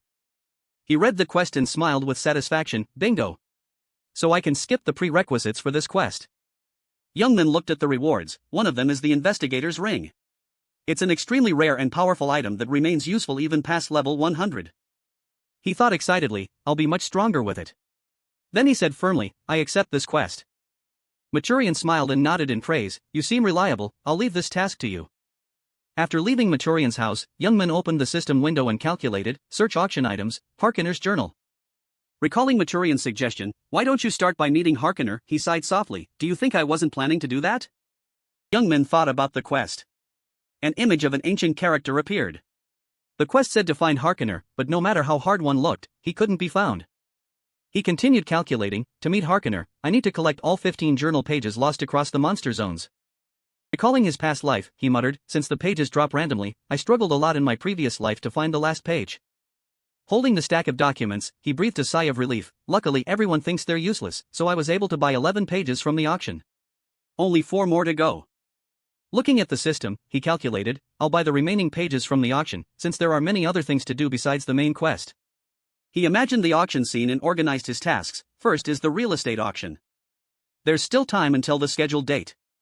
I have quite a bit of money thanks to the blood hunters. Youngmin nodded, the remaining task is to eliminate them. He ordered coldly, open the homepage, check my comments and message inbox. He scrolled through messages from Hapman, Desperate Moon, Grinamaster, and Kalusan reporting being slaughtered. Youngmin was surprised, so many reports, are they still that active? He muttered, their nearest location is. Before he could finish, the system reported news from Hapman again, the opponents have appeared again at the goblin village in the forest. Youngmin thought, that's a level 30 hunting ground. He laughed mockingly, those bastards, they lost to me so they turned to bullying low-level players? A flash of madness flickered in his eyes, if I get there fast enough, I can catch them all. It's not too far away. As soon as he finished speaking, he let out a shout. In the next moment, Youngmin's body vanished into thin air. He activated his ability, gliding past the people on the street like a gust of wind, leaving behind bewildered stares. They were stunned, did something just fly past? Youngmin was amused, I wonder how they'll react when they see me using this stealth skill. In the goblin forest, a fierce battle was unfolding along with shrill screams. A group of arrogant people stood showing off, while others trembled. What do they want from us? This is the 5th time I've died at their hands. The man with the middle-parted hair laughed contemptuously. If you have a problem, just be a bystander. PK is part of the game. The blonde guy chimed in threateningly, hand over all your items if you want to keep your lives. Young men hid in the foliage watching, musing, they still haven't learned their lesson, have they? Looking at the woman in pink, he assessed, they'll be miserably destroyed because they're still too green and vulnerable. They didn't notice him at all, still chuckling, it's not like I'm complaining. Suddenly, the woman realized something and instinctively looked back in a startle. That moment, Youngman materialized, diving down from above to finish her off in an instant. He said with delight, thanks for the meal. The leap attack skill flashed, a thunderous explosion erupted along with a horrific scream that left the whole group stunned. The blonde guy was dazed, while the middle-parted hairman fell to the ground in terror, moaning in fear. Recognizing Youngman, the guy hurriedly fled, screaming, it's that bastard. He's not kidding, run if you don't want to die. Youngman watched the prey flee, his voice sharp and cold, where do you think you can run? Then he roared, the sound echoing through the air. Battle roar made the group immediately freeze, their whole bodies trembling. The middle-parted hairman looked despairingly as Youngman rushed at him, stammering, my body, can't move. His wretched scream rang out, and those who had been oppressed looked at each other in bewilderment. The long-haired girl spoke up, is he the one who posted about eliminating the blood hunters on the forum? They watched Youngman purge the villains and chatted curiously. Is he even a player?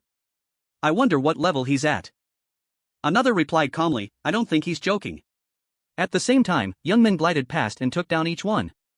A wretched scream rang out, someone do something. Hearing that, he burst out laughing with glee, madness clear in his eyes. All your items are mine. Screams echoed throughout the once peaceful forest. The middle-parted hairman screamed in despair, you dog. He collapsed to the ground, his body trembling. He choked out a scream in resentment, why are you doing this to us? We promised not to bother you anymore. Leave us alone. Youngman strode toward the middle-parted hairman, his voice angry, what? He swung his axe up, mocking him, it's not like you needed a reason every time you went on a killing spree, right? Youngman acted decisively. The axe blade glided smoothly across his neck like cutting a piece of cake. He smirked, issuing a challenge, if you think it's unfair, then get stronger. Bullied players witnessed the scene and exclaimed in awe. He wiped out all the opponents by himself. Holding that weapon, he looks like a berserker. And those opponents weren't exactly pushovers. The long-haired girl approached Youngman and spoke tentatively, you're Roken, right? She lowered her voice to plead, my friend said he's being attacked by a group of players at the Northern River branch. Hearing that, he understood and replied softly, is that so? Youngman immediately flipped open his magic book and added excitedly, alright, I got it. The book glowed, opening a spatial portal. Youngman stepped in leisurely, waving goodbye, tell your friend. He looked back, asserting firmly, I'll be there to deal with them within 5 minutes. Then Youngman vanished, leaving the group still stunned. Unlike everyone's bewilderment, the long-haired girl blushed and whispered. So cool. Returning to the familiar town setting, Youngman's voice rang out calmly, strange. He scrolled through the system screen, his voice bored, why are there no more player reports? I was just starting to have some fun. Youngman reminisced about the purges of villains, feeling smug. A few days after the sweep announcement, many reports came in, and he immediately took down those blood hunters. He sighed softly, those were the glory days. Youngman's fingers scrolled across the system screen, his voice dropping, but there haven't been any reports since yesterday. What are those blood hunters doing? How boring. Suddenly his eyes lit up, look at what we have here. A series of notifications appeared. Vayu, a funny person? Texcrit, blood hunters are running away at the name of Roken. Motor, the blood hunters are all talk, now they're all being wiped out by one person. Banhafa, Roken is strong, but how can he fight a crowd? Great commander, waiting for the blood hunter sweep. You concept, let's start. Youngman excitedly read the messages, laughing. He remembered the arrogant look of the group in the forest, deep in thought. Previously, blood hunters were the terror of ordinary players. When they formed high-level associations, ordinary players were just waiting to be killed. Youngman continued thinking, but since I wiped them out alone, people's views on blood hunters have started to change. He leaned back in his chair, clicking his tongue in boredom, that's not good news for me. Since they don't dare to face me directly, I have to go find them. Youngman gritted his teeth in worry, now they're more cautious when hunting people, so they're harder to find. It's a dilemma to find them right now. Youngman pouted and complained, seriously, young people these days give up too early. Rocked his chair, slowly considering, I hope to handle a few more. I guess it's time to stop. Suddenly there was a noise from upstairs. Young Min sighed softly. Alright, time to go to the auction house. But then he paused, blankly repeating, house. Auction. A bold idea appeared, making Young Min jump up, cheering, I can do that. He gave a sinister smile. If they're hiding, I just need to make them show themselves. The next day, the streets suddenly became unusually crowded. A curious man. What event is it today that it's so crowded? The person next to him was surprised. Haven't you heard? He observed the crowd and explained, there's an open auction about to happen here. The man exclaimed, really? The other continued, I heard this kind of thing is rare these days. A person quietly observed the surroundings, calculating, it's like the big guilds are here. He glanced at the colorful armor. I expect some hidden competition, of course. Then that person reminisced about the real world, assessing, look at the popularity of the Lord, soon gain levels will reflect real-life status. He clenched his fist, that's why the growth of guilds is extremely important. Filet looked ahead determinedly, price is no issue, I need to ensure. Filet was the megapixel guildmaster, and the one behind the blood hunters.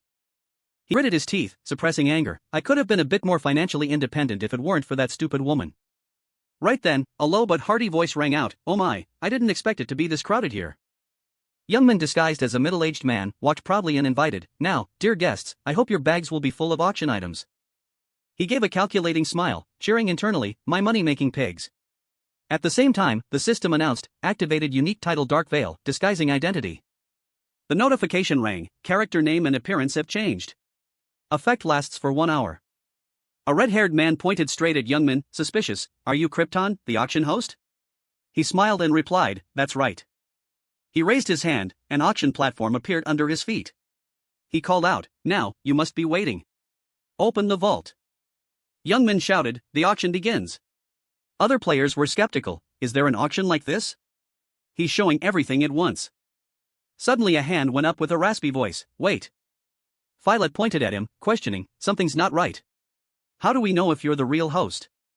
He frowned, calculating, according to the members, he should look like the person who sold us the hidden dungeon. But I heard his appearance was completely different. Young Min was calm, you don't believe me? Filet replied immediately, that's right, at least I want to confirm. But Young Min said coldly, then you don't need to participate. Filet was stunned, what? He stroked his fake beard, acting dignified, simple, if you don't believe me, you don't need to join. It's clear, right? Then Young Min ignored his fury, raising his voice, alright. The first auction session will begin if this suspicious gentleman doesn't interfere. He swung the wooden gavel, excited, 2-story houses. Why not start at 10 gold coins per month? Anyone for 10 gold? A player immediately raised a hand, here, 10 gold. Young Min acted professional, responding, great. Anyone higher? Meanwhile, some women started looking at each other warily. A pink-haired woman shouted, 12 gold. A man interrupted, 14 gold. A purple-haired woman screamed right after, 15. Amidst the chaos, a strong hand went up, 20 gold. Young Min turned to Filet who just bid, shouting, 20 gold. Anyone else? Before he finished, another person interrupted, wait. He was eager to win, panting and screaming, megapixel pays 20? I'll pay 22 gold. Young Min paused and gave a satisfied smile. He pointed at the tall man, shouting, if no one else, I'll close at 20 gold. Sir, what is your guild? He stammered, armored. Young Min excitedly hammered, alright, sold to the armored guild. The tall man cheered. Filet lost, cursing, that bastard heard me but intentionally ignored me? Young Min opened the system window, now, sign the contract. Open the vault. The other person gushed, thank you, I'll use it well. A white-haired man was suspicious, sign the contract immediately? Is that real? The red-haired one regretted, if I knew, I would have bid higher. The contract was handed over, the system showed, the contract is a document proving the agreement, the content cannot be forged. Young Min smiled cunningly, reminding, in addition. He adjusted his bow tie, calmly, we will disqualify Megapixel if they continue to break the rules. Filet jumped, what? How can that be? Young Min lowered his voice, please remember you only get one warning. He couldn't argue, gritting his teeth, is he playing me? Just wait until the auction ends. Young Min saw Filet trembling and was happy, angry? I didn't expect you to be that mad. Imagine crushing him like an ant, thinking, after this auction, I'll kick you and your guild down to the depths of hell. The bustling auction scene continued. Young Min hammered, announcing, alright, the fourth house sold for 25 gold. He gave the contract to the long-haired man, warmly, congratulations to the Jagan Guild. He took it, sighing in relief. Violet stood watching, his resentment unceasing, lost again. But, he calculated, the big guilds have bought houses. I just need to monitor and buy the cheapest remaining one. Youngman always watched Violet, laughing as if watching a good play. He hammered again, clearing his throat. Now for our final item. Violet was startled. What? The last one? Fillets will began to waver. Youngman laughed, panicking, right? As a guildmaster, you should learn to hide your emotions. He nodded. That's why I didn't say the number of houses beforehand. Then he calmly, since this is the last one, the starting price is 15 gold. Before he finished, Violet rushed to shout the price, 35 gold. He frantically screamed, Megapixel pays 35. No, 40 gold. We pay 40, anyone else? People whispered, he's crazy, 40 gold a month is equivalent to $8,000 in cash. Isn't that too much? Youngman hammered, 40 gold, deal. Megapixel has successfully bid for the last two-story house. He cheered internally, sweet. Then, he slowly opened the system window. Youngman joked, here's the contract, remember to pay on time. Violet felt insulted, cursing, bastard, I'll find your real identity and kill you. The contract appeared, renting house P05 as a guild house, paying 40 gold per month. The owner receives money after commission. Terms cannot be changed without mutual consent. He held the paper, a burden lifted, finally a guild house, though finances will be tight for a while. Suddenly Youngman spoke, so, now. He excitedly shouted, after a break, we will start the auction for the 3-story houses. Violet was stunned, what? He pointed at Youngman, scolding, you fraud. You just said that was the last one? He calmly replied, I meant the last 2-story house. Youngman wondered, did I not post it on the forum? A notification appeared, Krypton's house auction. Many 2-story and 3-story houses for long-term rent for 1 week. He continued, I have plenty of houses. Youngman shrugged innocently, perhaps you intend to join the 3-story house auction? If you have that much gold, I won't stop you. Violet heard the explanation and was furious to the extreme, his heart grinding out every word, that bastard. Youngman looked at his resentful back as he left, unable to help a sneer. A wet behind-the-ears fool, this is enough to cause you trouble for a while. He laughed until he couldn't close his mouth thinking about the price. 40 gold a month, equivalent to $8,000 monthly. Looking at Philip's angry face, he secretly mocked, if someone destroys your guild for some reason, you'll be in big trouble. Night fell, Philip's golden armor was still brilliant, standing out against the deep black background. He stood before a ruined house, carefully looking around before entering. Immediately after, a blood-curdling scream came from inside the building. Violet hesitated for a moment, then called out, is anyone there? A hand immediately reached out toward him. Then it bluntly grabbed Philip's neck, lifting him into the air. Caban questioned, you spent the entire guild fund just for that damn house, are you crazy? Violet struggled to get out broken words, wait, let's talk. Caban spoke coldly, don't tell me you've forgotten. He released him, every word sharp as a knife, we only walked together because of a mutually beneficial relationship. Caban's eyes lit up, his voice threatening, if you become useless to me, you won't be an exception, Violet. He held out his hand, coldly ordering, where is the manifest? Violet heard this and held out a scroll, his voice trembling, here. He gripped the scroll, asserting firmly, keep it, we'll do the transfer procedure later. Caban stood with arms crossed, looking suspicious, didn't the Megapixel Guild want to buy a guild house first? Violet nodded slightly, that was the plan, but I changed my mind. He paused, his voice dropping, the more I think about it, there's only one way for me to take back everything that belongs to me. Violet gritted his teeth, his voice choked, Roken. Everything will be resolved if I catch that bastard, and I'll spread that footage on all servers. He looked at Caban, asking for an opinion, if you use your resources, can this succeed? He rolled up the piece of paper, sighing deeply, I guess there's no other choice. I don't think we can sit still and watch him run wild. Caban squeezed the scroll, lowering his voice, I'll have to take action myself. The next morning, in a bedroom in the real world. Youngman rested his chin on his hand, suddenly exclaiming, is this a dream or reality? He looked at the system screen notifying his funds, 335 gold, 68 silver, 17 copper. Then immediately cheered, I have 335 gold just in the first month of rent. I must be the richest person in the Lord.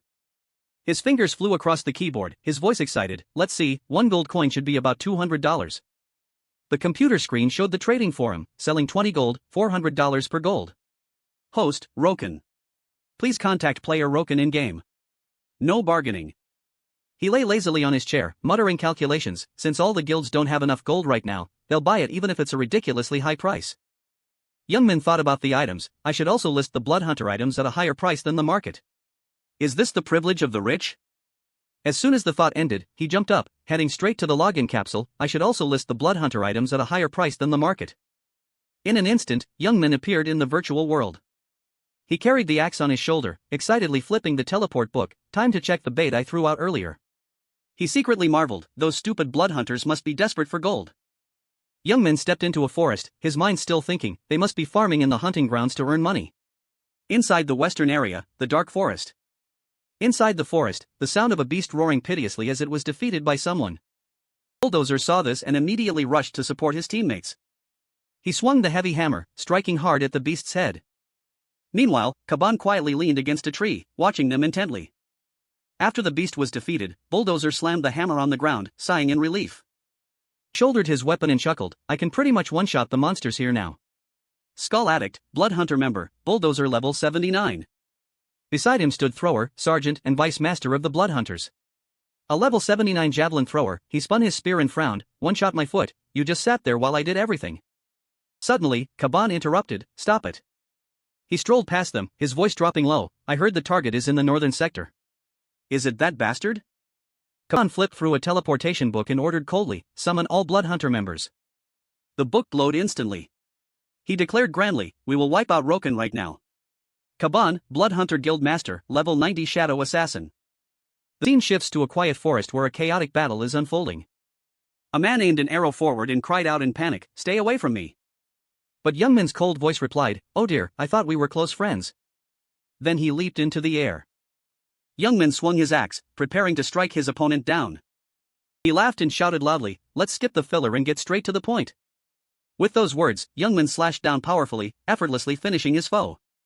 Bystanders were shocked by the sight, this is insane. One person gasped, you mean he's not hacking? You've got to be joking, right? Amidst the chaos, a man's firm voice rang out, don't panic. System info, Blood Hunter member. He waved his hand like a leader, coordinating the group, ranged archers, keep up the hit and run attacks. Melee warriors, watch him and strike when you see an opening. Following their leader's orders, they aimed their weapons at Youngmin, ready to take him down at any moment. However, Youngmin possessed extraordinary agility. He used his axe as a shield, effortlessly blocking all their attacks. Youngmin's sharp eyes scanned his opponents, calculating inwardly, among these guys. Facing their bloodshot, murderous glares, he noted, there are a few truly strong ones here. While dodging, Youngmin wondered, but why aren't they going all out or trying to run? Why are they just hovering around? Suddenly changing his mind, his powerful legs came to an immediate halt. Youngmin took a stance to face them and mocked, it seems you're trying to buy time. Don't tell me. At that moment, a pillar of light struck the ground, and a chilling aura appeared right behind him. The others rejoiced like children seeing their mother, shouting gleefully, they're here. You're dead meat now, you bastard. In the blink of an eye, a sharp spear lunged forward. Sensing it, Youngmin spun around instantly. He quickly raised his axe, using it as a shield to deflect the spear. It slammed into the ground, radiating a magical aura. Seeing this, Youngmin hesitated briefly, a javelin? Then Thrower spoke slowly, you actually blocked that move of mine? He rubbed his chin and remarked, he's really strong. Hearing that, Bulldozer got excited, then playing with him will be even more fun. At the same time, Kaban strolled out and spoke calmly, so you're the Roken everyone's talking about? He crossed his arms and spoke arrogantly, you must have had a good life until now, right? Too bad today is your end. Kaban, Blood Hunter Guild Master. Youngmin looked at them like he was watching a comedy and burst out laughing, clutching his head. He looked up at the sky, his voice hitching with laughter, people who talk nonsense like you are truly savages. I wonder which side has been the cowards trying to stall for time. The leader barked rudely, you bastard. Youngmin cleared his throat and shouted excitedly, enough talk. Just come at me, you bastards. Seeing this, Kaban growled the order, Blood Hunters, all out attack. Shouts echoed through the forest. His entire army charged at once, intent on cutting off all of Youngmin's escape routes. He spoke calmly, inventory. Instantly, a mask covered his entire face. The sealed Lion King's helmet was equipped.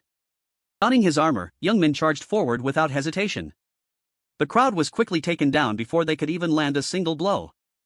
He growled, you small fry, get out of my way. Suddenly, Youngmin paused, staring blankly at a sledgehammer swinging down.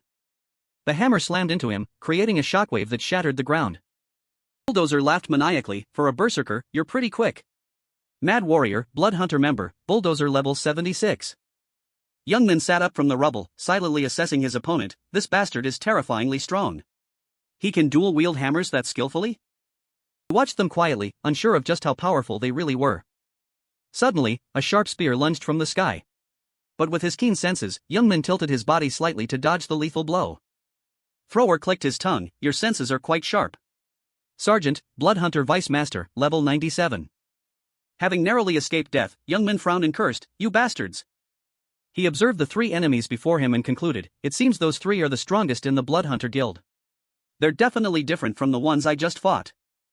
Youngman glanced at Kaban, who was using magic to draw strange symbols on the ground, especially that skull guy. He must be the guildmaster. What the hell has he been doing this whole time? He pondered, I need to take him out before things get worse, but to do that, I have to deal with those 2 first. Meanwhile, Bulldozer held a hammer in each hand. What are you looking at? Your opponent is right here. But he ignored him, continuing his train of thought. It seems one is responsible for melee attacks. Youngman glanced at Thrower, who was poised with his spear, and the other deals area damage, handling long-range attacks. This combo is going to be tricky. He crouched low, ready to counterattack, but calculated carefully, if I use my buff mode, I could finish them quickly, but I can't act rashly. I don't know what will happen next. Youngman took a risk and charged, then I'll just have to rely on one thing. The skill icon flashed instantly, dash. His speed increased in the blink of an eye. Bulldozer charged forward excitedly, shouting insults. You idiot! He put all his strength into swinging his hammer and roared, you think you can take me head-on? Seeing this, Youngman let out a slight smile. Passing Bulldozer like a gust of wind and soaring into the air, Youngman used leap attack, aiming directly at Thrower standing behind. Bulldozer shouted in panic, Captain, watch out! His voice trailed after him, he's aiming for you. Thrower gripped his spear tightly and snapped angrily, you pathetic bastard. He raised his weapon, his voice cold as ice, who do you think I am? Youngman paused for a moment, staring wide-eyed at his opponent. Thrower used a skill, powerfully hurling his spear at him, steel-breaking dragon. He looked up and smirked, a target in the air is even easier to hit. Thrower's strike landed with overwhelming force, the cold spearhead piercing straight through Youngman's body. He was nearly motionless, his consciousness fading into a hazy void. Thinking he had killed Youngman, Thrower's eyes widened in shock when he heard him remark, nice. That was pretty strong. From above, he grinned excitedly and teased him, you almost pierced right through me. Seeing Youngman completely unfazed, Thrower was bewildered and wondered, impossible. I used my skill so accurately, how could he dodge and catch the javelin like that? As if reading his mind, Youngman spun the javelin in his hand and said, here. Without giving Thrower time to react, he hurled the javelin back at him and shouted, I'm giving this back to you. Facing the incoming javelin, he thought smugly, you fool, do you think I haven't dealt with this before? As calculated, Thrower still with that confident face waved his hand to cast, escape. Skill info, Ring of the Cowardly Mage. You can use it once a day to retreat 3 meters. Just like that, Thrower vanished, causing the surrounding dirt and rocks to fly everywhere. Just after being teleported elsewhere, he smugly stated, I prepared this for bastards like you. Suddenly the spear appeared and flew straight in front of him because Youngman had used the throw skill. He laughed excitedly and exclaimed, oh my, don't waste the escape skill like that. Hearing that, Thrower's face gradually paled, realizing this bastard had intentionally lured him into using that move to finish him. Suddenly Kaban appeared after Thrower's failure. Bulldozer nearby saw this and looked worried, calling out, brother. Youngman gripped his weapon and expressed, what will you do now? There's only you left. He stood firm there confidently and beckoned with his hand, signaling, let's fight seriously, shall we? Feeling provoked, Bulldozer's 2 hands gripped the weapon, trembling. He gritted his teeth, showing anger. Having caught his breath, he gave it his all, rushing forward while shouting, I will kill you, you bastard. The scene Bulldozer passed through caused dust to fly everywhere. Suddenly Youngman appeared behind him and clicked his tongue in disdain, TSK, using a spear like that, even a fly could knock you away. But fortunately for him, he quickly reacted and turned back to use his hammer to block the blow. That collision helped Bulldozer retreat to keep a safe distance from Youngman. He trembled and spoke with difficulty, damn it. He looked at him sarcastically and replied, you seem complacent about your strength, huh? Just finishing his words, Youngman excitedly lunged forward and shouted, so why don't we have some fun? Bulldozer hung his head, hands gripping the hammer until they shook, muttering, arrogant bastard. Yet he was also fired up, rushing forward while shouting, my strength stat is 250. I'm the strongest in the guild. As expected, a massive explosion occurred, causing the forest scene to shake violently. At the same time, Kaban seemed to be doing something secretly. And he was surrounded by gloomy auras. Returning to the previous battle, Bundozer's jaw was trembling slightly. Suddenly Young Min was behind Bundozer, 2 hands hugging his head tightly. He smiled coldly and gently finished him off. As if the job was done, he stepped forward lightly. Then Young Min laughed excitedly and exclaimed, "So refreshing." At the same time, a notification appeared, "You have leveled up. Roken, level 61, class, human. Strength 300, Agility 155, Stamina 151, Endurance 104, Intelligence 50, Dexterity 25. TSK, he looked at Kaban in front and clicked his tongue. Young Min lowered his center of gravity and provoked, "You're really just sitting there watching your subordinates die?" He used the swipe skill while criticizing, "What kind of guild leader are you?" Kaban's hand suddenly lifted off the ground. Clenched his hand and muttered, "Complete. Merge." Suddenly Young Min's eyes paused for a beat. The gloomy aura around him suddenly flew straight toward him. It rushed forward, attacking Young Min directly, making him block while wondering, "What is this?" "That ghost is." Kaban slowly stood up and asked softly, "You really want to know why I let them die?" "The reason is very simple." He looked at his hand exuding absolute power and affirmed, "I am stronger fighting alone than fighting with those weaklings." Notification appeared, Kaban, Bloodhunter Guild Master, Ghost Assassin level 90. Under the desolate scene caused by that gloomy aura, the brilliant light immediately surrounded those fools. "I have merged with all the souls around here."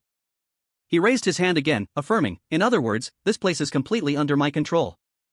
Hearing that, he just smiled lightly, signaling, "Interesting, a ghost assassin? Truly lucky that I can meet someone like that." Suddenly Young Min's eyebrows furrowed. His eyes became more focused as he assessed the situation. Ghost Assassin is one of the hidden classes in the Lord.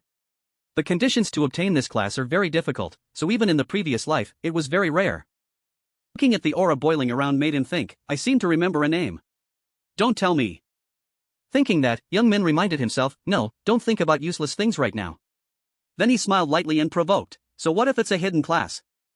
Just finishing his words, Young Min used the leap skill, then didn't forget to add, "You'll be defeated just the same." Suddenly, a series of weapons and human arms reached up from the ground. Those things crazily rushed straight toward him in the air. Seeing that, Young Min spun his weapon to create an invisible defensive wall and shouted, "Get lost, you disgusting things." His eyes exuded cold murderous intent and he growled, "My opponent." Below, Kaban suddenly realized something. Roken lunged down at Kaban with overwhelming power and shouted, "It's you." His body was effortlessly sliced in two. Suddenly, Kaban's body image began to fade away. Standing there witnessing such a strange phenomenon, he couldn't help but freeze in shock. "Huh?" Suddenly, Young Min's brows furrowed as he heard Kaban's voice from behind, "You really are stupid." Before he could react, he launched a fatal blow at him from the front. Young Min dropped to one knee, and a few drops of blood appeared at his feet. A notification appeared, "Your HP has dropped below 50%. Young Min looked at his trembling hand and muttered, "This is." Then a series of notifications appeared, "You have been poisoned. You are paralyzed and bleeding. Your HP will decrease by 30 every 10 seconds. Kaban clenched his fist, causing the rocks behind him to scatter everywhere. He looked at him with contempt and remarked, "You dare to challenge us with just this? How disappointing." Suddenly, he spoke up. Young Min's voice rang out unexpectedly, "Don't be disappointed just yet." Suddenly, something zipped past. He stood firm and declared grandly, "It's only just begun." A notification appeared, "Your poison resistance has neutralized the poison's effect." Then he pointed at Kaban in front of him and said, "Bloodhunter Guild Master." Young Min smiled excitedly and continued, "8th rank of Ragnarok Guild, Kaban." He squinted one eye in confusion and exclaimed, "What?" In Young Min's memory were the Hunter King Odin and the Ragnarok Guild. Kaban and him. A bunch of lunatics playing the roles of Norse gods. I hate to admit it, but they were the strongest group in the Lord. Suddenly, he noticed a change. However, they were fighting and suspecting each other. Young Min expressed, "What I can't understand is that there are still excellent players out there. But they still join and blindly follow him. They leave their guilds and even spend a ton of money to change their names." Then he gave a brief overview of Kaban's background. Among them was a rather troublesome guy who controlled darkness and poison, and that was Kaban. Young Min said, "That's obviously the name of a dragon gnawing on the world tree in Norse mythology. But I don't really care about role-playing, maybe they just gave him a random name." Finally, Young Min affirmed, "But what I know for sure is that this guy in front of me is the Kaban before he joined the Ragnarok Guild." Kaban stood before him, pointing his weapon at Young Min and questioning, "Kaban? Ragnarok? What kind of nonsense are you spouting?" Despite his curiosity, he continued with his own thoughts. Now I'm wondering about this, there's no way an assassin can be a Lord of Darkness, a hidden class, and also use poison. Thinking that, he tilted his head with interest and replied, I don't think you can understand everything I'm saying. Youngmin secretly thought, looking at his appearance, I don't think he's involved with Odin yet. Youngmin's gaze suddenly changed as he silently assessed his movements just now. He must have chosen the assassin class first and then switched to the Lord of Darkness class. His level is quite high. Perhaps his agility stat is double mine because he's an assassin class. Having assessed the situation, he quickly switched to combat-ready mode, causing dust to fly around, and decided, I guess I have no choice but to use this. As soon as he finished speaking, the ground under Youngmin's feet shook violently and cracked under the pressure of the power he exerted. Quickly, power erupted powerfully, Berserker. Skill information, Berserker level 2, self-immolation. With Berserker to unleash massive power, all stats increase by 200%. All skills consume no energy, resist all physical attacks. You cannot be defeated even if your HP runs out. You will not be able to distinguish friend from foe in the madness after the skill ends. You will recover up to 40% of lost HP if your HP hits 0 when you must recover 10% HP within 7 seconds, or you will die after the first side effect is that all stats will decrease by 40% for 10 minutes after the first side effect ends. The second side effect is that stats will decrease by 20% for 20 minutes. If you use Berserker again while still under the influence of side effects, the duration of the effect will double the 10-minute usage time. Bon stood there witnessing Youngmin using the skill that made his whole body burn and assessed, so you used that move, it's a move that makes you stronger temporarily, but the side effects are not small either. Suddenly, he raised his arm and continued, however. His whole body radiated an unusual gloom as he reached out toward him, asserting, the difference between you and me is that you can't be stronger than me with just a simple skill. That gloomy aura continued to spread around Caban. Youngmin smiled excitedly, looking at him with the eyes of a hunter. Quickly, he slashed toward Caban while shouting powerfully. Each lunge pierced through his layer of gloomy aura. Witnessing that scene left him somewhat surprised. Youngmin continued to frantically wield his weapon, rushing forward while screaming. Wherever his moves passed, it was like a massive explosion, causing rocks and dust to fly everywhere. Caban stood below, unable to hide his astonishment, wondering, isn't this too strong? Not only that, the movement speed of the moves was also astonishing as he darted back and forth between the walls. This speed could not be seen with the naked eye. Suddenly, Caban noticed something. Youngmin stared at him and roared, die. He once again passed through Caban. He clicked his tongue and glanced back when he heard him speak while solidifying, just as I thought. Caban smugly asserted, do you think you can take me down like that? If you only increase physical strength and attack without thinking like you, it's trash. Under that scene full of gloomy aura, he reminded, have you forgotten that this entire area is still under my control? Caban laughed gleefully, as long as I'm synchronized with the darkness, I can detect every movement and teleport anywhere in the area I control to dodge your attacks. Hearing that, he replied without hesitation, don't make me laugh. Do you think you're the main villain in some storybook? It's stupid to think you can dodge like that. Suddenly, Youngmin's eyes flashed with hatred and he declared, because everything ends here. Returning to the event a few minutes ago regarding the ultimate skill Berserker, you will receive tremendous power for a short time, but in return, your stats will decrease significantly after the skill ends. It's a double-edged sword. That made Caban certain, you've lost, ever since you blindly used Berserker so early. He gritted his teeth and uttered, you. Youngmin rushed forward again and shouted, don't mess with me. Suddenly, Caban curled 2 fingers up, causing smoke to appear around him, from which he hid right in front of his eyes. Seeing that, Youngmin frantically rushed to slash into the smoke. Inside, he calmly sought a way, how do I dispel the darkness here? That's his source of power. When there's no more darkness, that's my chance. Youngmin turned around and shouted. Suddenly, a row of spears rose from the ground, surprising him. Deep inside, he kept calculating, then, I can easily blow away the darkness with a powerful area of effect skill. It quickly rose under Youngmin's feet, making it difficult for him to dodge. He thought to himself, it's not over yet. Youngmin's face showed shock at the scene before him. A giant dragon head crystallized from that aura was rushing down at him with overwhelming pressure. He calmly looked up at it and exclaimed, damn it, this is draining my strength. Time is passing. Youngmin panted as a reminder notification appeared, 20 seconds left before Berserker ends. He collapsed to the ground in a tattered state, panting. Suddenly Caban appeared and said, you're still alive only thanks to that Berserker skill. But you'll die soon anyway, as soon as that skill ends, then. Hearing that, Youngmin frowned and interrupted, I won't let that happen. He stepped in front of him and smugly said, I need the world to see how gently I destroy you. He hung his head and muttered, damn it, so annoying. He raised the weapon in his hand and expressed, "I never thought I'd have to go this far in a one-on-one duel." With shining weapon in his hand, Caban continued, "That's it, die in regret." Reminder notification, 10 seconds left before berserker ends. Suddenly, Youngmin bit down on something in his teeth and continued, "I really don't want to recover for such trivial areas either." Electric shock. The blinding light before his eyes made him exclaim in surprise, "What?" He sat there, gently reaching his hand toward Caban, and the electric current attacked him. Being attacked unexpectedly, he confusedly wondered, magic? How? Information about the item Youngmin used just now, consumable spell, rare grade, lightning magic electric shock. Stored inside, can be used when needed. Remaining uses, 0 out of 3. Youngmin remembered the past nostalgically. After using it the first 2 times in previous quests, I didn't think I would use the last time like this.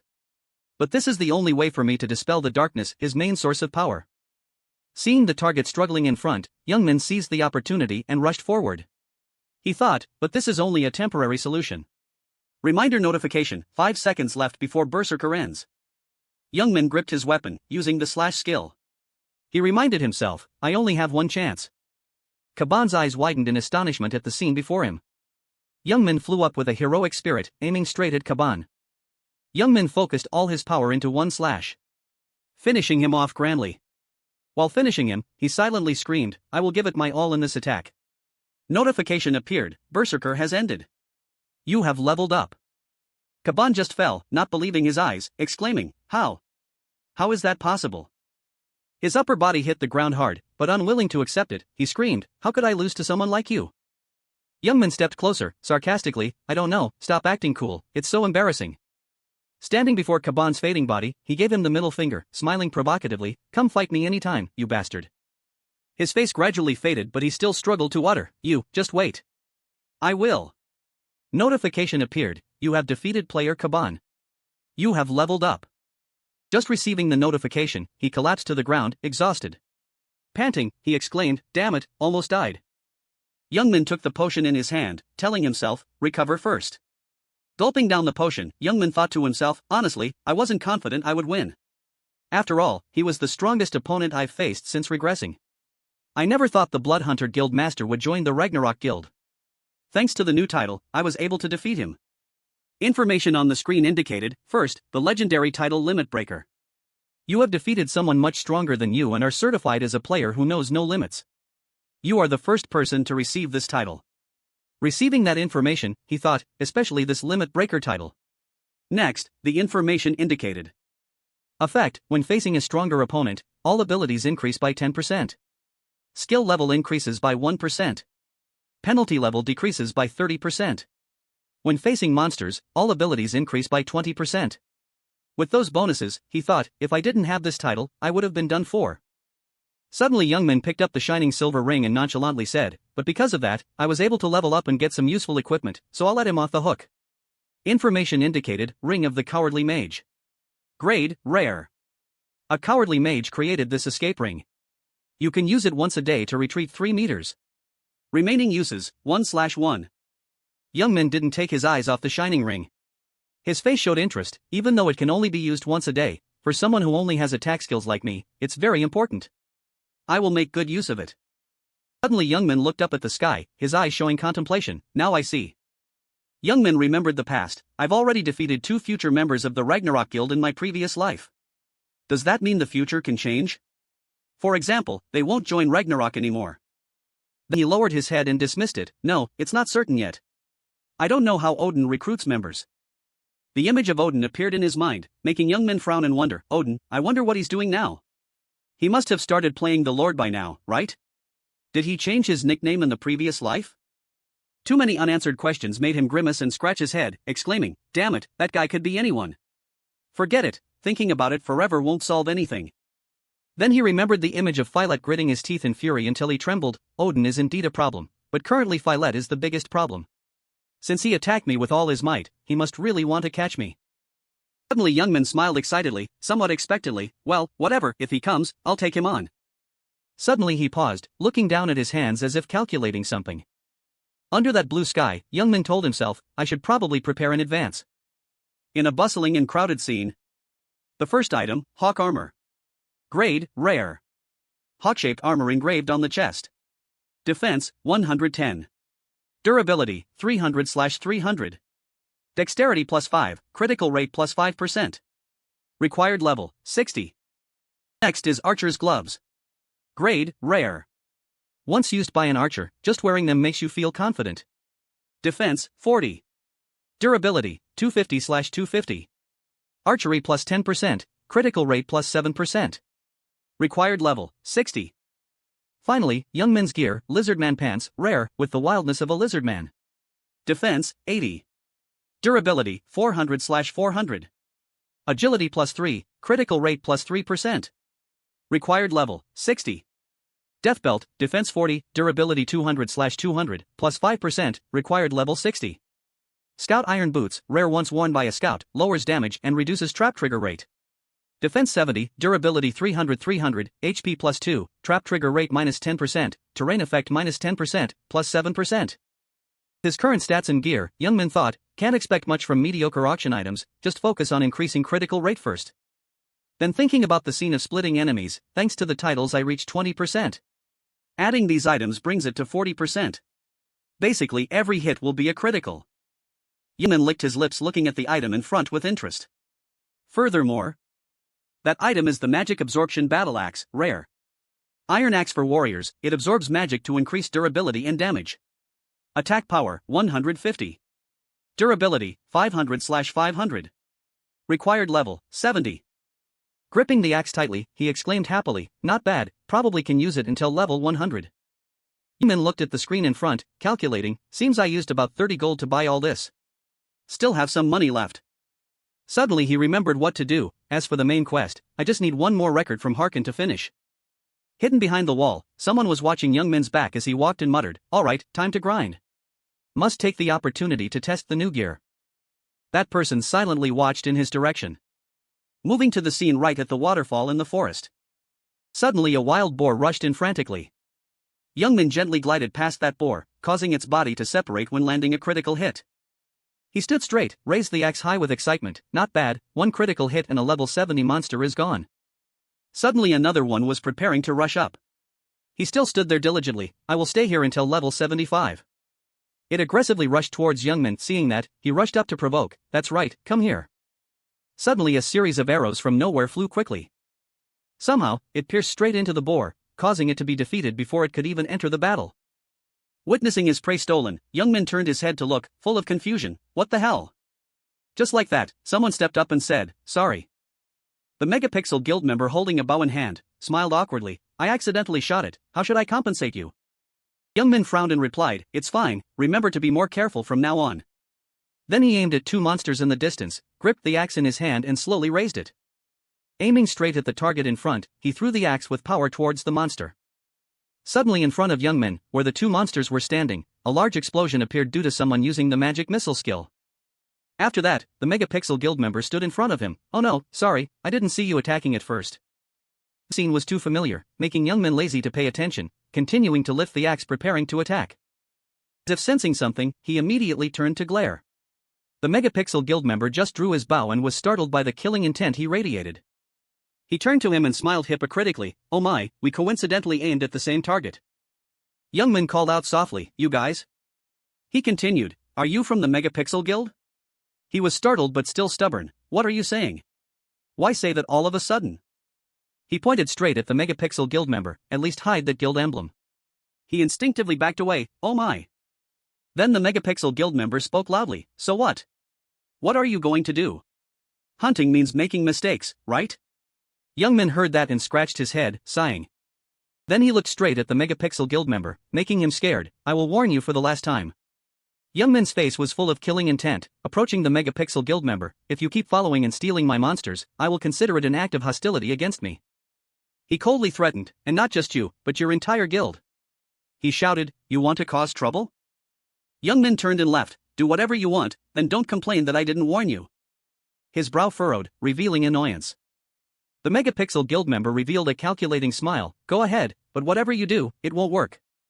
The Megapixel Guild members stood there watching Young Min's back, every player here is ready to ruin your hunt. The Megapixel Guild members silently followed him, thinking, unlike the Blood Hunters, our Megapixel Guild is just normal players, famous for being polite and decent. Things would be different if you didn't know we were from Megapixel, but since you know, you won't be able to easily fight us. Youngmin moved with the axe gripped tightly in his hand. Suddenly he revealed a mysterious, excited smile.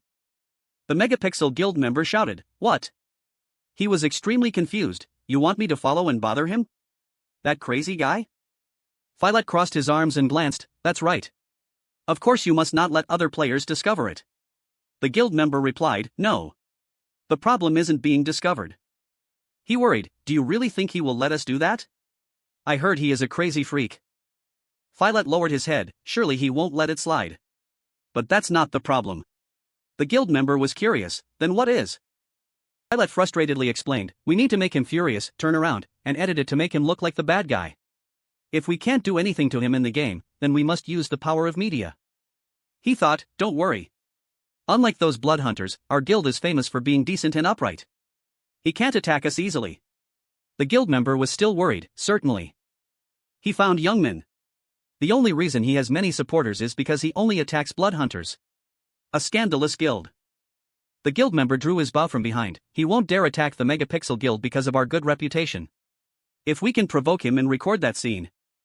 The arrow flew swiftly, grazing the side of Youngmin's face.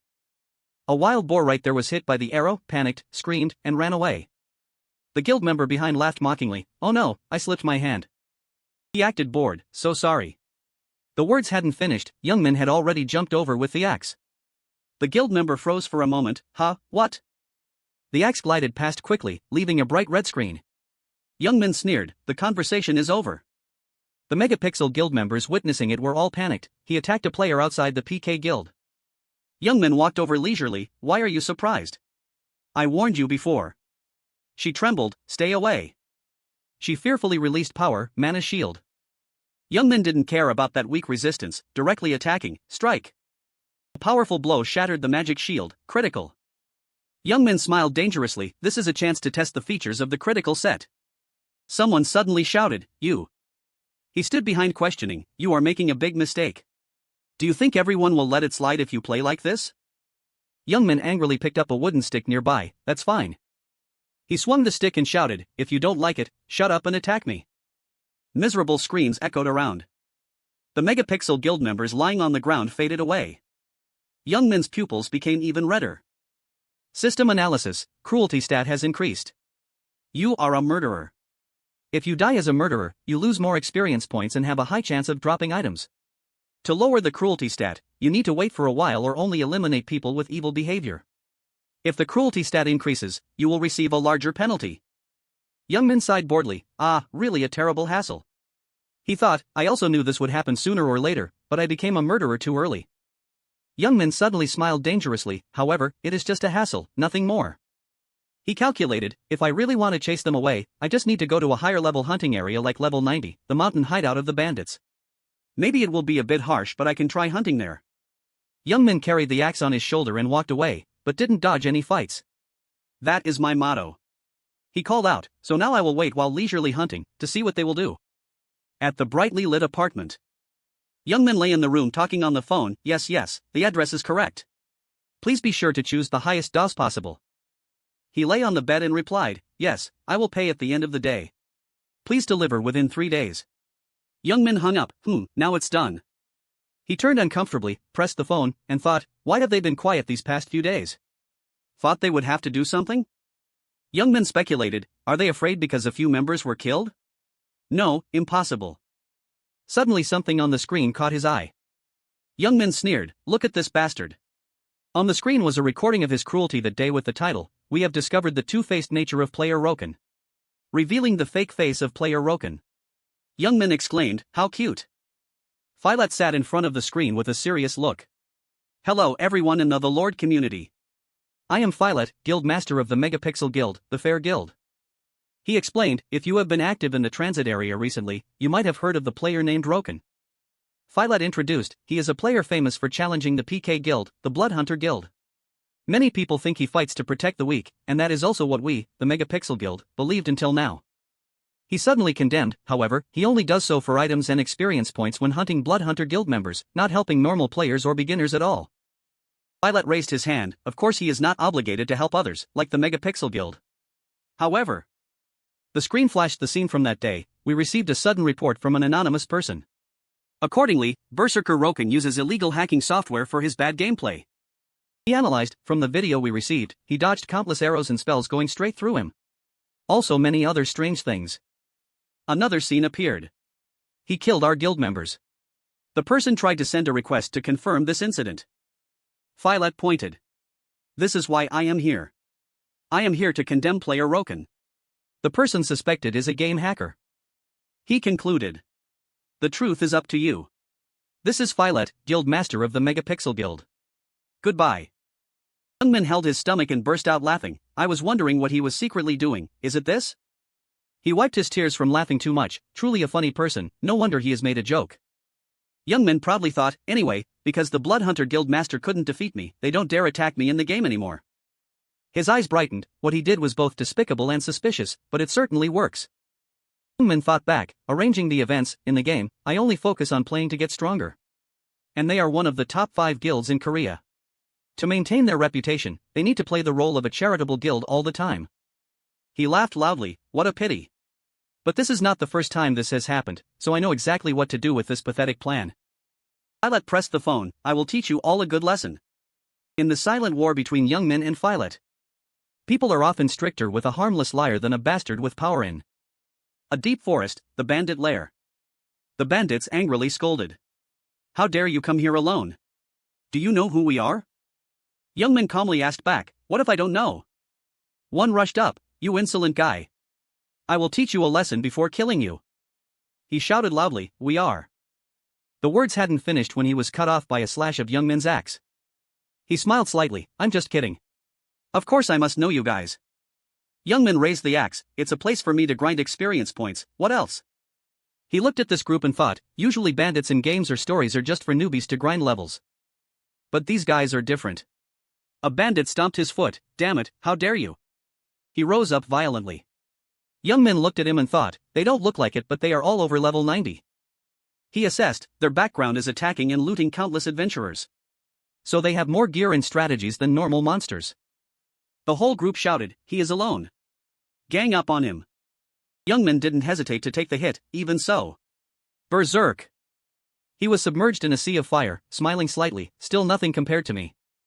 Youngman fought frantically. Just wait, Filet. I will pay you back with interest. Comments online started to boil. Nandigo, has everyone seen the video about Roken? Filmchips, who hasn't seen it yet? Magnus, thought he was strong? Turns out he's just a hacker? Comments started to shift. Megapixel is right. Roken didn't do anything to us. D.D, why did you switch sides so fast, guys? Would, switch sides? Roken only did that for himself. Today, who called Roken a saint? Everyone was nervous about the war of words. Balu, but can you hack in the Lord too? Never heard of it. People were immersed in cyberspace. Sparkiel Puto Fly, we shouldn't judge just by that video. Must listen from both sides, right? Just tell them to post the original video. Would, another Roken fanboy? Can tell just by the tone. Jeremy analyzed the video, except for the incident with the Bloodhunter Guild, it could very well be hacking. Otherwise how could he catch arrows with his bare hands? Is this a martial arts movie or what? In a tense situation, Filet released a video, thank you all very much for supporting me. We are the Megapixel Guild, operating for a healthier gaming environment. He feigned humility, everything has not been fully revealed yet. But if everyone continues to support us, our Megapixel Guild will continue to uncover the secrets of the player Roken, a suspected hacker. We thank everyone for their support. Filet watched public opinion being led by the nose and couldn't help but sneer, you idiots. He exclaimed, that's right, it should have been like this from the start.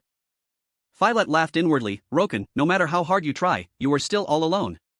How can you continue to stay in the Lord when everyone is against you like this? His gaze was full of malice, you're done for, Roken. Bow before the power of the collective. Filet's hand gripped the phone tightly, once he's gone, I will continue to cooperate with the Bloodhunters. A call came in. What is it? The other end sounded urgent, Guild Master. The person reported, Roken just logged in, he's at the Newbie Plaza. Filet chuckled, is that so? He must want to explain himself. He asked back, you told them about our plan, right? Tell them to come and blend into the crowd. The other end hesitated, there seems to be a problem. Violet snapped, what? In the afternoon at the newbie plaza, the crowd passing by saw young men and couldn't help but glance over. They whispered to each other, hey, isn't that guy who just passed by the famous Roken? The girl was surprised, huh? That hacker guy? Is that him? He turned around angrily, how dare he still walk around in public? The teammate next to her quickly stopped her, hey, calm down, what if he decides to kill us too? The girl was confused, don't you know? If there's a murderer here, we just need to call the security NPC and kill that person. The teammate hesitated, but she didn't care and turned around to shout loudly, hey, are you Roken? Let's talk for a bit. Young Min didn't hesitate to turn his head, what? The girl was startled, huh? Young Min calmly looked around, why are so many people looking at me? The girl whispered to her teammate, wait. Isn't he a murderer? Why do his eyes look normal? The teammate also seemed curious, did he reduce the number of people he killed? Young Min sneered inwardly, they're surprised. He's satisfied with what he had done over the past few days. Reducing the cruelty stat is not easy at all. It will decrease on its own, but it takes weeks. And the fastest way to do that is to kill other murderers. Young Min recalled, that is the fastest way known at present. But there are other ways most players don't know. That is, there are some monsters with cruelty stats. He had participated in countless battles. And that's why he went hunting bandits all last night. Of course, it was also to grind levels. But thanks to killing bandits who had killed countless adventurers, he was able to reset his cruelty stat in just a few hours. Of course, this method will quickly become popular as player levels increase.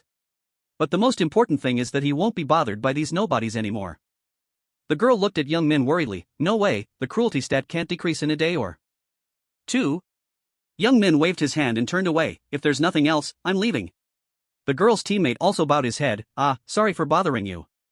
But someone else spoke directly, are you the berserker Roken? He held a notebook and a pen, smiling as he assessed young Min, I am Danos, a reporter for the Game Invent website. Can I interview you for a bit? Young Min glanced and thought, perfect timing. He recalled, he must have come here because of the bait I intentionally threw out. Danos also laughed inwardly, I didn't expect the person answering me to be Roken. I can't miss this exclusive interview. Young Min sneered and replied, interview? Yeah, sure. He pointed, but I want to choose an outdoor location, how about that coffee shop? Danos was surprised, what? He cursed inwardly, TSK, I have to interview in a private place to get the scoop, right? Young Min turned away bored, if not, then forget it. Danos hurriedly pulled him back, no. Okay. It's okay. They sat down at the coffee shop together. Everyone in the shop looked at them and whispered, is he being interviewed? What's going on? Danos clasped his hands, I'm sure you know about the recent incident, so I'll get straight to the point. He wrote quickly, some people suspect you of using hacking software and there is evidence of you PKING indiscriminately, what do you think about this? Young Min opened his mouth, then I will also speak straight. He asserted, I have never used hacking software and the Megapixel Guild deserved it for provoking me. Young Min tapped his fingers on the table, from now on, I will slowly prove that. Danos chuckled, you seem very confident. How do you intend to prove what you're saying? Young Min leaned back and replied, have you heard of a hacking software created in the Lord? Danos smiled, I've heard about that recently. Young Min held out his hand contemptuously, I watched the video yesterday. However, when do you think they filmed that footage? He analyzed, if the people who filmed that video suspected that I was using hacking software, wouldn't they have reported me already? Danos hesitated, so you mean? He guessed, they reported you, but nothing happened?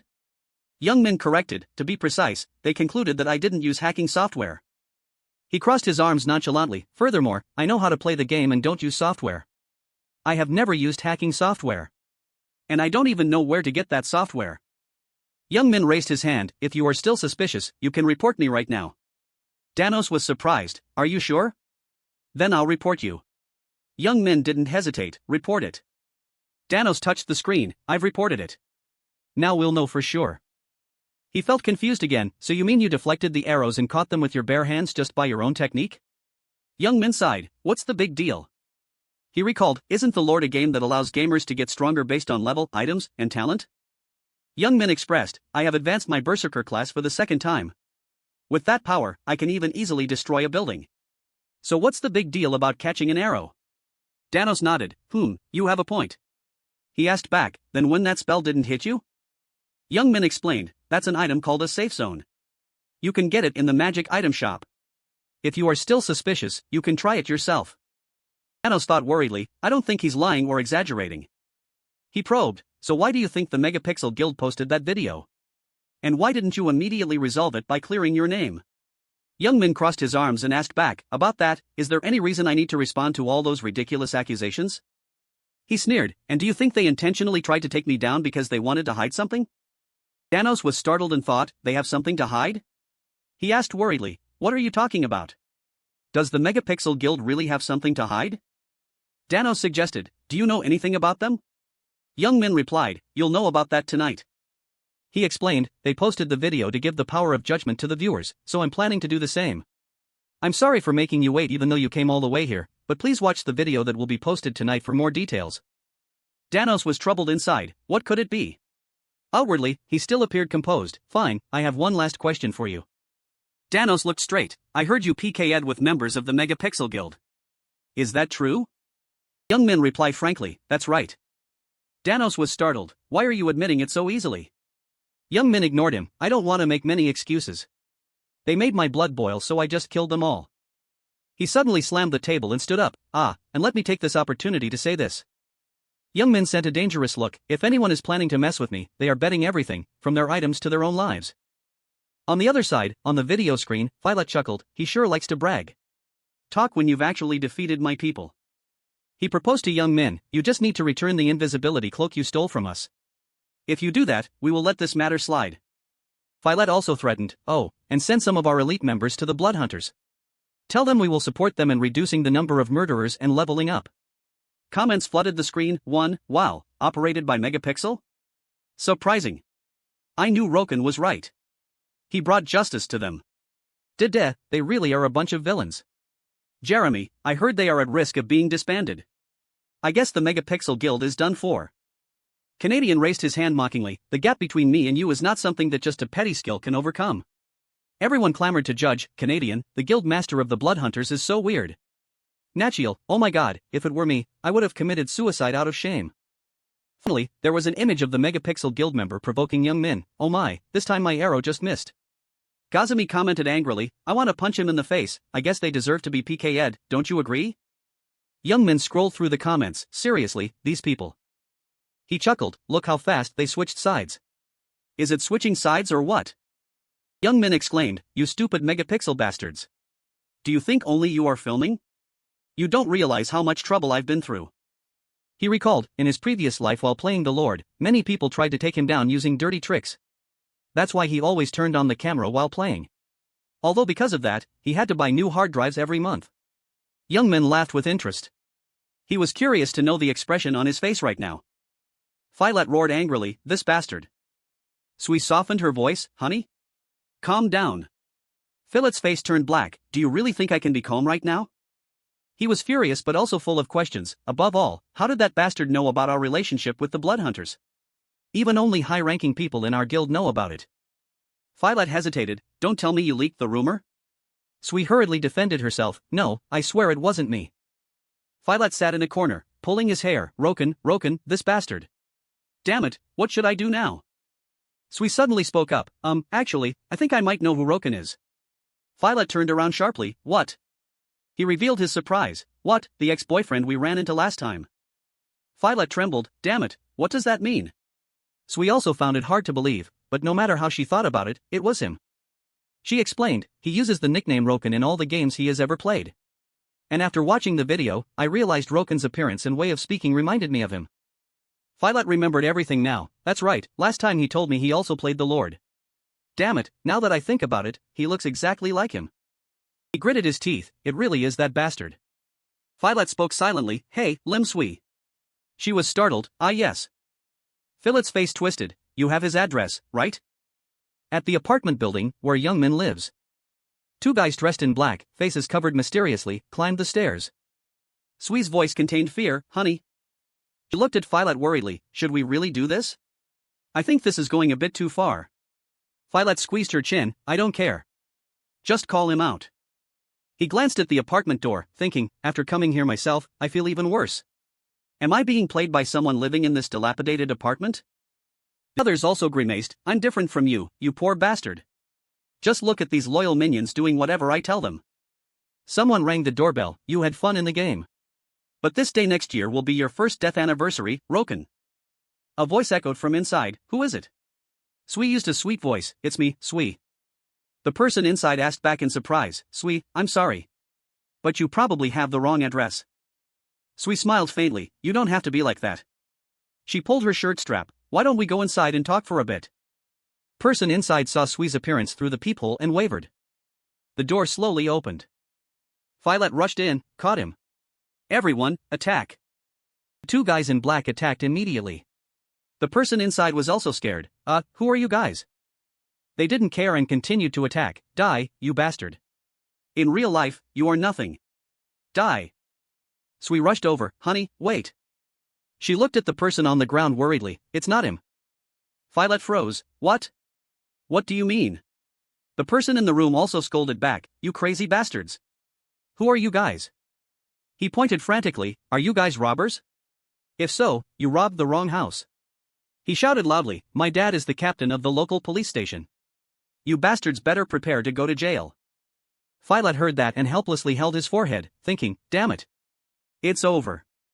Roken, you bastard. Meanwhile, Young Min was enjoying resting, Is someone bad-mouthing me behind my back? He lay on the sun lounger and whispered, no way. Young Min lifted his sunglasses and looked up, chuckling. He was lying on the rooftop of the building, why is there such a kind person as me in this world? In reality, just a few days after Young Min posted the video, the Megapixel Guild was basically disbanded. People publicly criticized the guild, the Megapixel Guild master didn't log into the game. And some members were criticized by everyone for being part of the Megapixel Guild, forcing them to leave the guild. Young Min lay on the chair enjoying the process of Megapixel, although it was once a top guild, now it had collapsed helplessly. He leisurely assessed, what a boring ending. He thought carefully, I thought he would try to resist one last time. But surely after this, he wouldn't want to try anymore. As for Violet facing the ending behind bars, seriously, what a boring guy. Even at the end, he's still dull. Young Min stood up, well, as for me, basically it's a happy ending except for some minor things. Young Min recalled, mentioning a small matter, you mean your own interview? Young Min emphasized, I only warned you before anyone else came to bother you, but it actually made you more famous and ended up attracting these annoying fans. Someone sent Young Min a message to bother him. Young Min opened the door, from what he heard, there were online fans too. Well, he didn't really care about that. He told himself, what a funny world. There was something else that interested Young Min more. But the best part of all this was after selling all the items collected from the Bloodhunter Guild. He was able to earn several thousand gold. Media reported this extensively, and the more popular the lord became, the more the real-world value of this gold multiplied. Young Min stepped into his new room, thanks to that, he was able to sell half his gold to move into this house. Although it seemed a bit wasteful, he already had plans for future items and leveling up. Young Min bought another item and needed the highest spec gaming pod for a better experience. So that investment was necessary. Young Min muttered, in that tiny apartment, I didn't have enough space to put the latest gaming pod. He put on his glasses, so let's try it out, shall we? It's time to reach level 100 that I've been waiting for so long. In a deep, desolate forest. The man sat on the ground, struggling, you're pretty good. He strained to reply, but just you wait, when our camp leader arrives, you will. Young Min didn't let him finish and sent him flying away. He brushed his hands and walked away, seriously, this is the problem with monsters like you. Why do you have to talk so much? Just shut up and charge. Young Min shouldered his axe, let's see, it's about time it came out. From deep within the cave, a powerful voice echoed, you scoundrel. Level 100 bandit camp leader Jiritan stepped out aggressively, how dare you harm my brothers? I, Jiritan, will take on the responsibility of avenging you. Young Min watched this scene speechless. Jiritan frowned, what? Young Min waved his hand, oh, nothing, don't worry. He chuckled, I'm quite busy anyway. So why don't you shut up and charge? Jiritan gritted his teeth, you're so arrogant. He immediately charged, I'll grant your wish. Young Min quietly took a deep breath. He let out a shocking shout, battle roar. The enemy's strength immediately dropped significantly. Young Min smirked, oh my. Look what we have here. Level 95 bandit camp deputy Panker suddenly disappeared. Deputy? How did you? Jiritan was equally shocked, how does that bastard know about Pankers? Young Min calmly thought to himself, of course I know. The bandit lair is the famous starting point for a quest chain. In other words, also known as the Hairy King quest, there are many special quest items in many bandit lairs around the second city.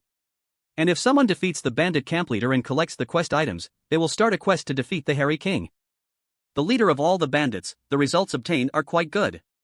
And the reward for this quest is the hairy axe with incredibly high stats. It is considered one of the must-have items for a berserker. So in my previous life, I had no choice but to thoroughly research how to find the bandit lairs. Youngman looked at Pankers. This guy was very annoying, someone who specialized in sneak attacks with stealth. He raised his axe. I'm so glad to meet you, I hope I never see you again. Youngman muttered, but that won't work on me. Jiritan hurriedly stopped him. No. Youngman ignored that and brought his axe down. System report, you have defeated bandit camp deputy Pankers, you have leveled up. Youngman smirked, the deputy I killed in one hit? Haha, well, he's just a bandit anyway. It's normal. Youngman suddenly turned his head sharply. He attacked Jiritan repeatedly as he lunged from behind. He looked at Youngman angrily, you bastard. He sneered, so scary. But you know what? A blazing red flame erupted from the axe, engulfing Jiritan. Youngman laughed crazily, are you strong enough to do it? Berserk. The blade in Jiritan's hand was gradually forced down by the immense weight. He couldn't take it anymore. Youngman delivered the final blow, sending Jiritan flying away. He tried to plant his feet. Damn, you bastard. Jiritan's eyes lit up. He used a combination skill, focus and steel body. Jiritan himself was immediately buffed. He roared fiercely, combination skill, enhancement. Jiritan mocked, see that? Do you think you're the only one who can use support skills? At the same time, Youngman lunged to cut across Jiritan. The shield shattered in two. Enhancement is a combination skill of the warrior class, not only enhancing the body but also your equipment, right? Jumped up, raising his axe, so let's see how sturdy you are. Jiritan's face flashed with fear. Miserable sounds echoed continuously. After Jiritan's body turned blue, the system updated, you have defeated bandit camp leader Jiritan, you have leveled up. Youngman held a piece of paper, smiling contentedly, alright, I'll have to keep this.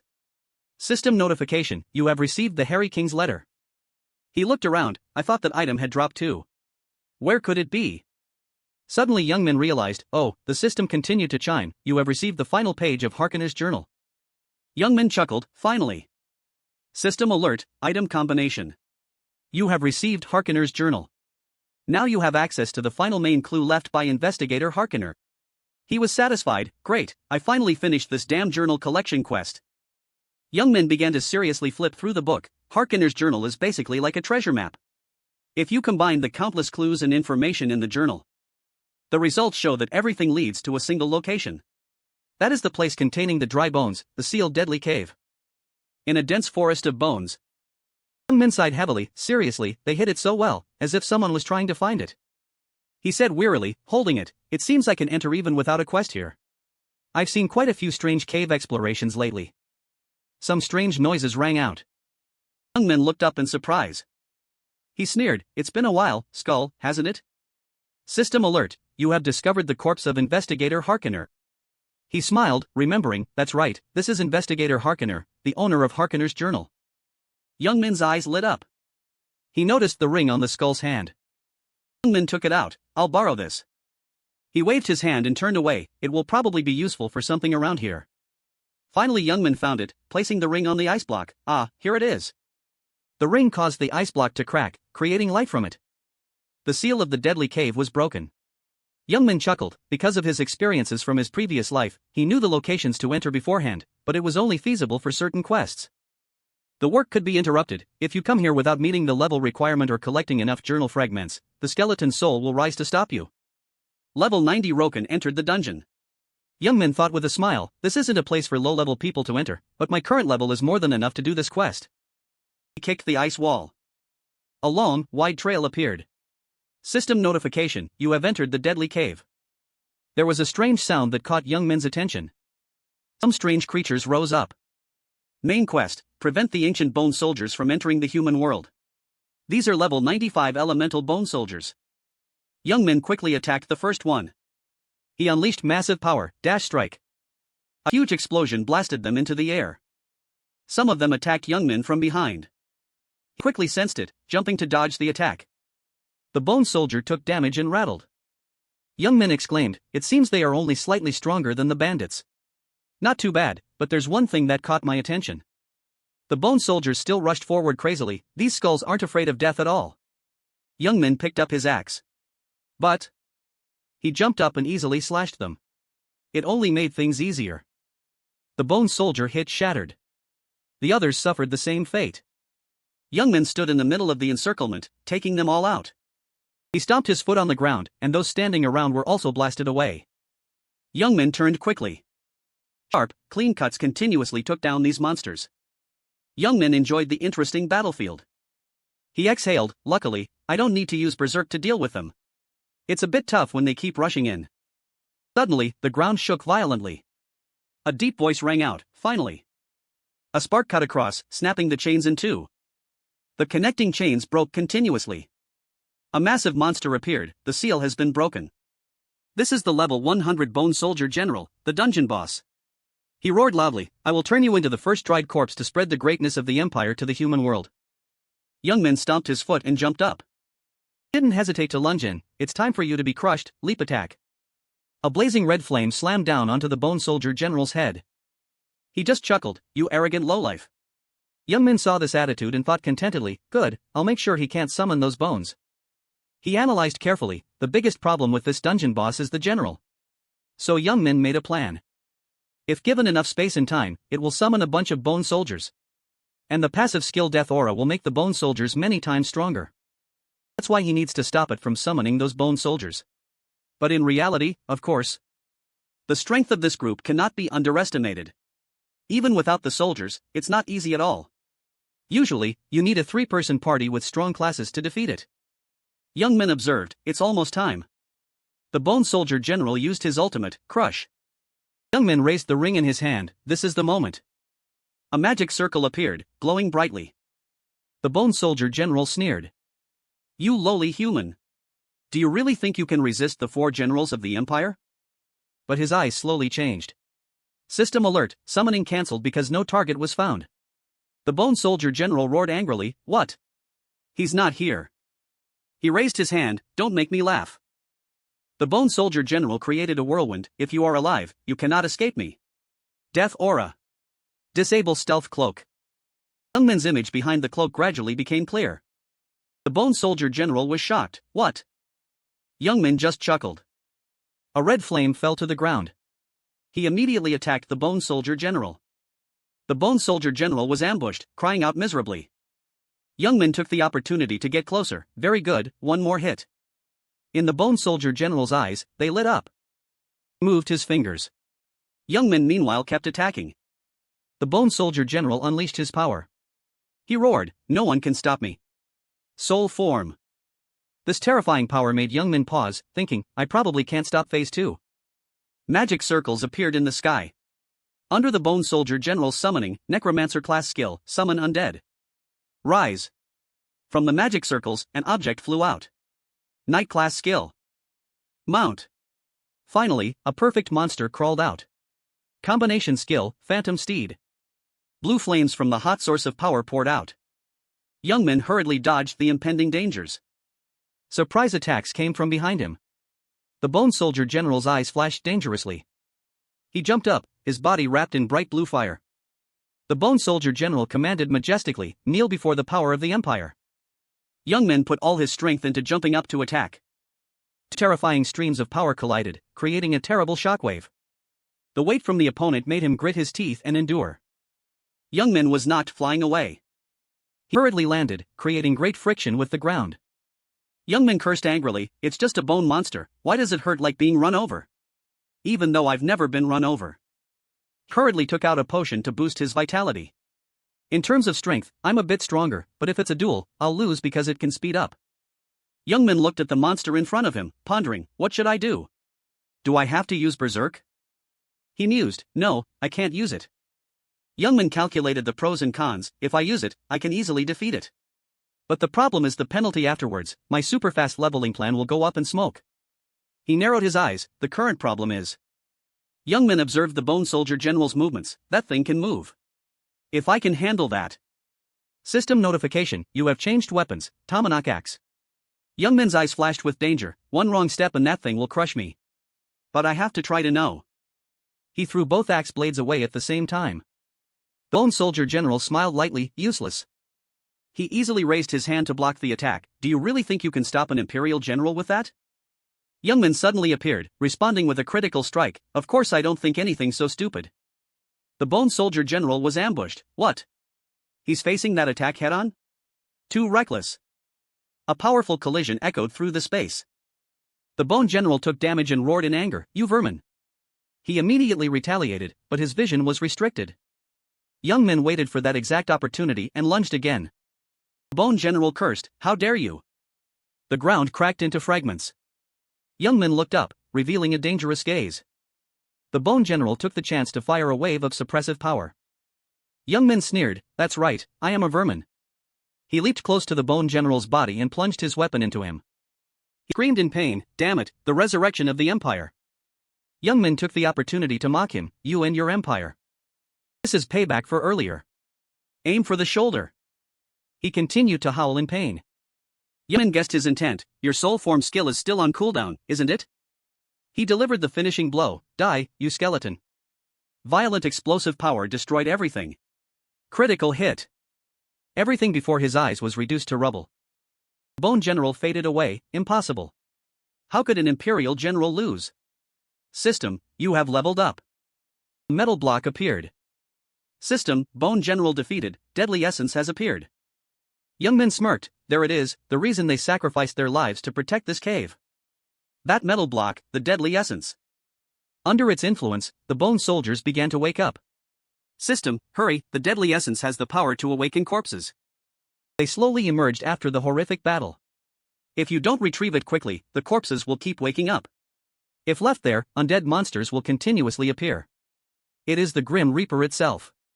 Faced with the critical situation, Youngman just smirked. And he couldn't help but laugh out loud, thinking, the thing that will help me level up super fast. System, warning.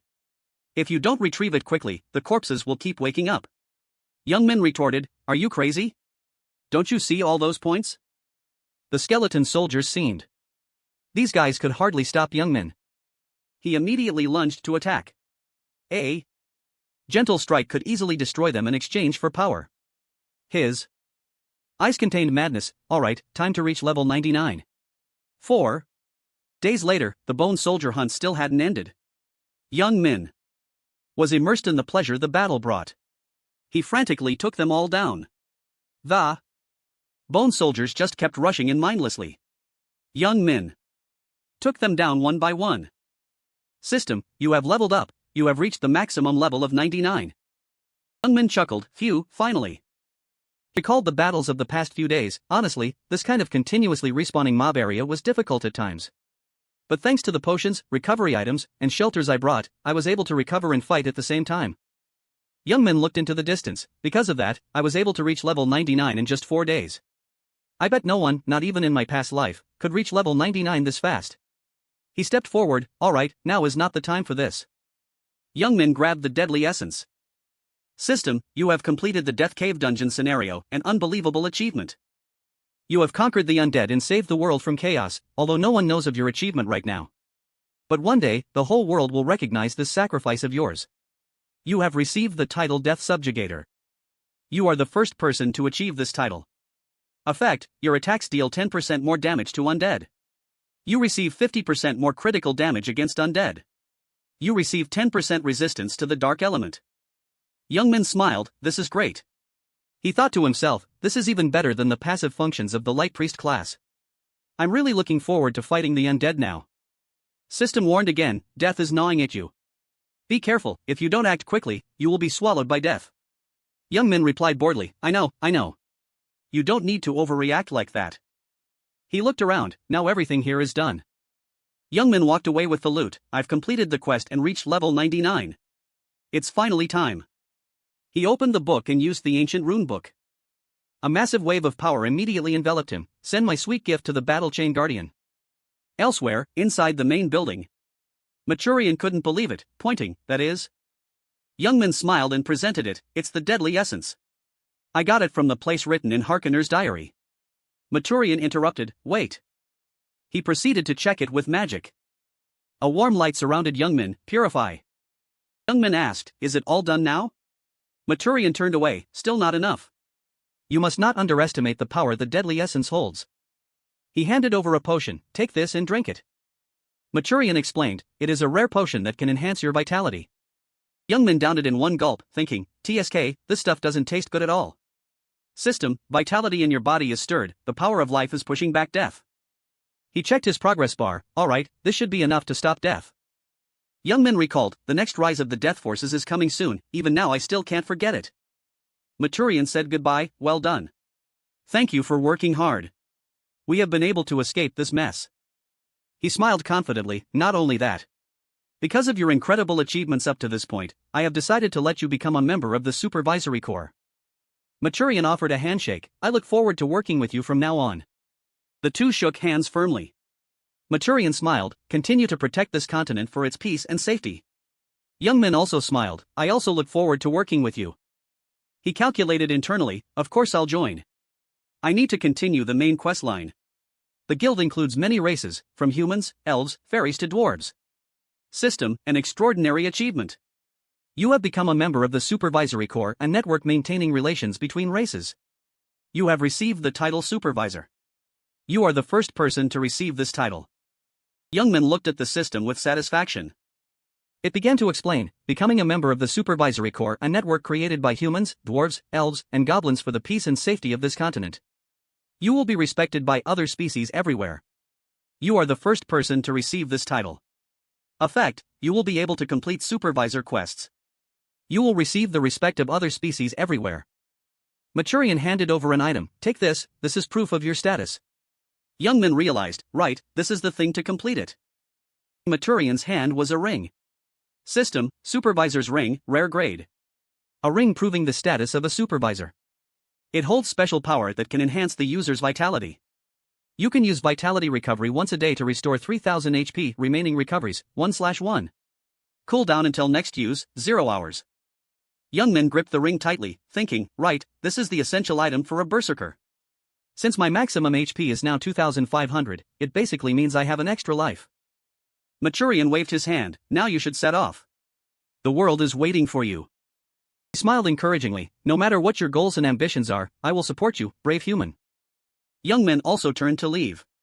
He looked at Maturian and pondered, honestly, this guy made me work like a servant and now he's trying to act kind.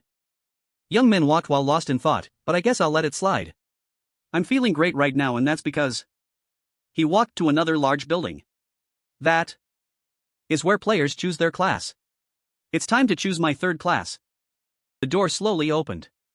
The staff member was sitting bored in the room. Youngman approached and greeted, I'm here to advance my class. The staff member saw him and was surprised, you are. You just advanced your second class, right? Don't tell me you're ready for the Bone General boss. Youngman smiled confidently, pointing to the level 99 achievement above his head, stop talking nonsense. And let me advance my third class quickly. The staff member laughed heartily, really? Is there actually someone here ready to advance to the third class? You might be the first on this continent. He asked, will you continue to advance as a berserker? Youngman replied confidently, need you ask? The staff member chuckled, great, I'll let you know what to do. It's actually quite simple, all players go through the same thing. He explained, you need to defeat a level 100 opponent by yourself. It doesn't matter if it's a monster, beast, or guardian, just defeat anyone. System, you have accepted the quest a reckless challenge, defeat an opponent by yourself. Youngman just smiled sinisterly, if I give you a hint, instead of just finding one person. The staff member was surprised, huh? Don't tell me. System, victory confirmed against level 100 Moonlight Knight. Add wire. Another notification popped up, victory confirmed against level 100 Bandit Mountain Chief. Zyraton. And finally, victory confirmed against level 100 opponent, Forgotten Bone Lord. The staff member held his head, looking incredulous, really? And you defeated all three of them? Youngman clenched his fist, I finally feel like a... Fire of passion boiling inside Youngman's system, incredible achievement. You are the first person to become a third-tier class berserker. You have become the first berserker after 3 class advancements. You are the first person to achieve this title. He smiled, I've grown from a newbie. System, you have completed the advancement to berserker. The staff member was surprised, how is that possible? Who are you? Min reminded, don't be so surprised. From now on there will be many more things to be surprised about. He held out his hand, what are you still looking at? Hurry and give me the advancement reward. The staff member suddenly remembered, right. He offered 3 weapons, the reward is one of these 3. Choose one of them. They include, magic berserker longsword, battle axe, greatsword. The staff member smiled, they are all high-quality weapons. At your current level, it's hard to find any better weapon. Min picked one up to look at. The staff member acted knowledgeable, knew you'd choose the axe. Min replied, this is what I'm most used to. System, berserker's battle axe, magic type. A battle axe crafted for berserkers. This is a strong and sturdy weapon, capable of withstanding the rough style of berserkers. Attack power, 250. Durability, 700/700. Strength plus 30. Stamina plus 10. Min tried swinging the axe. He felt, it's been a long time. This isn't the highest tier item in this game, but it's quite good for now. He looked around, show me the skill books too. The staff member reminded, you must know the skills available here first. There are a total of 5 skills. Blue badge, divine power level 1, consumes mana to enhance your weapon. Costs 2 mana per second. Yellow badge, defense level 1, one-time block of enemy attack. Can only be equipped to shield weapons. When equipped, increases defense by 200%. Single use, duration 2 seconds. Green badge, power attack level 1, attacks enemies with explosive power, every 5 seconds, movement speed is increased by an additional 200%. Blue badge, death whirlwind level 1, spins in place while swinging weapon to slash and deal damage to surrounding enemies. Bronze badge, body enhancement level 1, passive, enhances your strength and defense increased by 5%. Min pointed, I'll buy them all, plus a few more things. The staff member was surprised, don't tell me you already know everything about combination skills. Simply explained, combination skills are the type of skills unlocked after advancing to the 3rd class. When you have the ability to combine multiple types of skills together to create a new skill. They are extremely powerful and important skills, but you can only have 3 moves. The staff member kindly reminded, you don't know, you have to think carefully about this first. Skill books will disappear as soon as you use them to create a combination skill. If you are careless during the combination process, you won't create any useful skills. Min was still very confident, I'll take 1 battle roar, power attack, death whirlwind, and body enhancement. 2 dashes and 3 divine powers. The staff member gasped, all of them? Are you really listening to me? He worried, that will be 21 gold coins and 80 silver.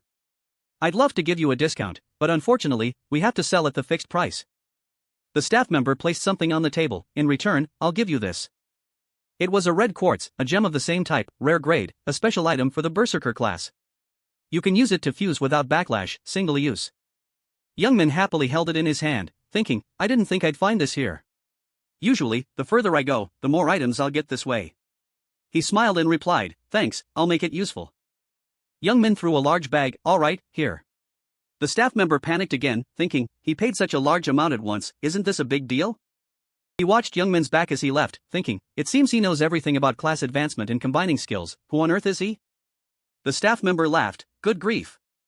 He speculated, maybe I just traded with a future expert. The large central building, the Magic Guild. People inside whispered, I knew my judgment of people wasn't wrong, you have enough aptitude to be an investigator. Sterorian sipped his tea, I'm quite impressed with your material crafting ability, hand it over. Min sighed and turned away, thinking, being praised by an old man doesn't seem to make me feel any better. Sterorian asked, so, where do you want to go now? Min replied concisely, Crossroads, the 3rd city. Sterorian scribbled on paper, I'm off. I worry this might be a bit difficult, but I guess if it's you, there shouldn't be any issues. He reminded, and I'm sure you already know, but you'll start encountering other creatures when you reach Crossroads. Min replied, I know. He remembered it clearly. That's right, the 1st city warrior, the 2nd, and Crossroads the 3rd. That's the city where those who reach level 100 can enter. It's home to humans and other legendary creatures like elves, dwarves, a place for both NPCs and players. Sterorian handed over the items, alright, take this to the western mine, you can meet someone named Kyram. He will guide you there. Min asked, what about the remaining letter? Sterorian remembered, there's a guard captain here named Mankin. Please deliver it to him. Min twitched his lips, thinking, he's really using me until the very last moment. Sterorian reminded, your journey there might be very difficult, are you really okay? Min smiled, look, old man, you know who I am, you don't need to. But his face immediately turned dark afterward. Youngman angrily pointed, "Are you kidding me? Why are you making me travel with this?" The other person replied nonchalantly, "You have to use it, young friend." It was Kyram of the gnome race. He slapped the coal cart. "This is the only way to get to Crossroads from the city walls. Didn't you hear what Sterorian said?" Youngman waved his hand innocently. "Now that I think about it, taking the long way might be better." Kyram smiled understandingly. "Whatever you want, my friend." His next words made Youngman freeze, "But if you decide to take the long way, it will take several days to get there. Plus, there won't be many checkpoints and similar things on the road." Youngman seduced himself, the first to discover the third city, the first title, the first to receive important quests. The first to reach the best residence, the first title reward. He finally gave up. "Damn it." Youngman trembled. "Are you sure it's safe?" Kyram gave a thumbs up. "I said it's safe, I've never had an accident before." He pulled the lever. "Of course, this is the first time I've carried someone." Youngman jumped. "Hey, what did you just say?" Kyram confidently, "Then we will." Immediately launching like a rocket, making Youngman scream miserably. On the other side of the door, Mankin was already waiting. Deep in the cave, there was an elf with a beautiful appearance. She suddenly realized something. Youngman's figure startled Mankin. "That spy, stop. You can only enter here with a permit." Youngman held his head, exhausted. "I'm dizzy, so can you stop yelling at me? My head is spinning." Mankin drew her bow. "If you can't reveal your identity, I will shoot you." Youngman felt a headache. "That damn dwarf, I'll remember his face." Mankin released the arrow. "I told you to stop." The arrow tore through the cave and flew off. She was surprised by the scene. Did he dodge the direct arrow shot? Youngman appeared out of nowhere, swinging his fist. Mankin held her head and turned away. Youngman reminded, "Hey, what are you doing? You told me to reveal my identity, didn't you?" He held out the ring on his hand. "I am Roken, an investigator. This is the entrance to Crossroads, right?" He muttered irritably, "If it's not, I'll kill that dwarf immediately." They finally set foot in Crossroads City. Youngman exclaimed, "Phew, as expected of the third city, it's so big." He smiled, looking around. "This is the real beginning." System congratulated, incredible achievement. You are the first to discover the new city. You have achieved the title First Visitor of Crossroads. Effect, all skills increased by 5% within Crossroads territory. Youngman sighed, "TCH, if it weren't for this damn first title reward. Well, since I've achieved it, I guess it's fine." People around started whispering, "I've never seen him here. Is he human? A human is the first visitor here? He must have done many terrible things to get here." System warned, "Nothing is impossible." Legendary. Effect, your relationship with NPCs and neutral NPCs in the Alliance will start as friendly. Your skill proficiency growth rate will be 30% faster. Youngman rolled his eyes uncomfortably. "I guess they'll still be hostile to me even if I'm friendly, honestly. Those long-eared bastards, always difficult." Recalled his past life, but all in all, it's still better than my past life. I was mocked and ignored so many times just because I was human. System notification, you are logging out. Youngman sighed, "Well, that's enough for today." He changed clothes and left the game pod. "I've advanced my class for the third time and achieved the first title reward, so I must have a lot to do." Youngman sat down and scrolled through his phone. "Let's see, I wonder if there's anything interesting?" Suddenly his eyes lit up. "Huh? News about a mysterious person, level 99. The appearance of a level 99 player. Exclusive interview with player." Youngman recalled, "If it's an exclusive interview, it's probably not about me. I thought I was quite ahead of everyone, but has already appeared?" He stopped. "Wait a minute." Youngman recalled bitterly, "Don't tell me it's that guy." A sweet girl introduced, "Hello everyone. My name is Ruby, host of Game Invent. Today, as announced, we will welcome a very special guest." A blurry figure appeared on the screen. He is likely the first person to reach level 99 in the Lord. His name is... Ruby pouted. "Do you want us to reveal the name and appearance of this person?" "Too bad, we can't do that." She regained her excitement. "It's a pity because the condition for him to participate is that the program must keep his identity confidential." Odin also smiled and replied, "Please understand, I don't want to become famous." Ruby brought the mic over. "I heard that the number of people who have passed level 90 is less than 100. So how did you manage to reach level 99 so quickly?" Odin replied nonchalantly, "Nothing special." He replied, "I analyzed the system and learned the best way to hunt. I discovered suitable hunting grounds for each level." On the other side of the screen, Youngman listened attentively. Ruby worried, "Now that I think about it, you're just about to go to the third city. Odin smiled, that's right, I intend to go there as soon as I finish my third quest progress. Ruby smiled, that's great, I want to see it too. Odin suddenly mentioned, I feel sorry for not being able to reveal my identity. So I will let you know one thing. After settling in the third city, I intend to establish a guild. Ruby was surprised, oh really? I heard you've always stuck to solo play. Odin lowered his eyes, of course, not everyone can join. To become a member of the guild, one must pass at least the third quest progress. Ruby smiled awkwardly, is that so? Have you decided on a name for the guild yet? Odin smiled slightly, Ragnarok. On the other side of the screen, Youngmin's expression became insane when the voice came out, its name will be Ragnarok. His hand clenched until the veins popped, along with suppressed laughter. Youngmin roared with excitement, I'm very happy to meet you, you bastard. On the training arena, each sharp axe swing passed through easily. Youngmin was immersed in training and thinking, honestly, I'm quite worried. His eyes were gloomy, worried that after everything I've done to change this situation, he wouldn't appear. Odin's figure that day. However, he eventually showed up, faster than in the previous life. The anger in Youngmin surged, so that's it. He quickly swung his axe, the strange phenomenon of my regression. A powerful vortex surrounded Youngmin, Death Whirlwind. He sighed, related to Odin and the Lord. Youngmin recalled, actually, I want to find and kill him immediately. Odin's face was carved uglily on paper. He aimed at the straw dummy, but now he's on another continent. And most importantly, I'm still far ahead of him and that guy hasn't even established a guild yet. What's the benefit of killing him now? Symbol of force, the magical light of power. Youngmin told himself, it's only worth doing when he has gathered allies and is close to his own limits. He swung his axe up, when you think you've reached the peak. The axe blow split the straw dummy vertically. Youngmin's satisfied expression appeared, I will destroy you. He sneered, that's my style. Hurry up and become stronger, Odin. Youngmin waved his hand and left, that's enough warm-up. It seems I should combine skills now. He touched the progress board, creating a combination skill, the screen displayed, please select the skill book or action reenactment segment you want to use to combine. Youngmin touched two pieces, first, these two, force and battle roar, can be combined. Notification displayed, please confirm this effective combination and press agree. If you want a different experiment, change the action reenactment segment option. Youngmin smiled, very good, just as I expected, confirm. Frenzied scream. In fact, the name of the combination skill is very important.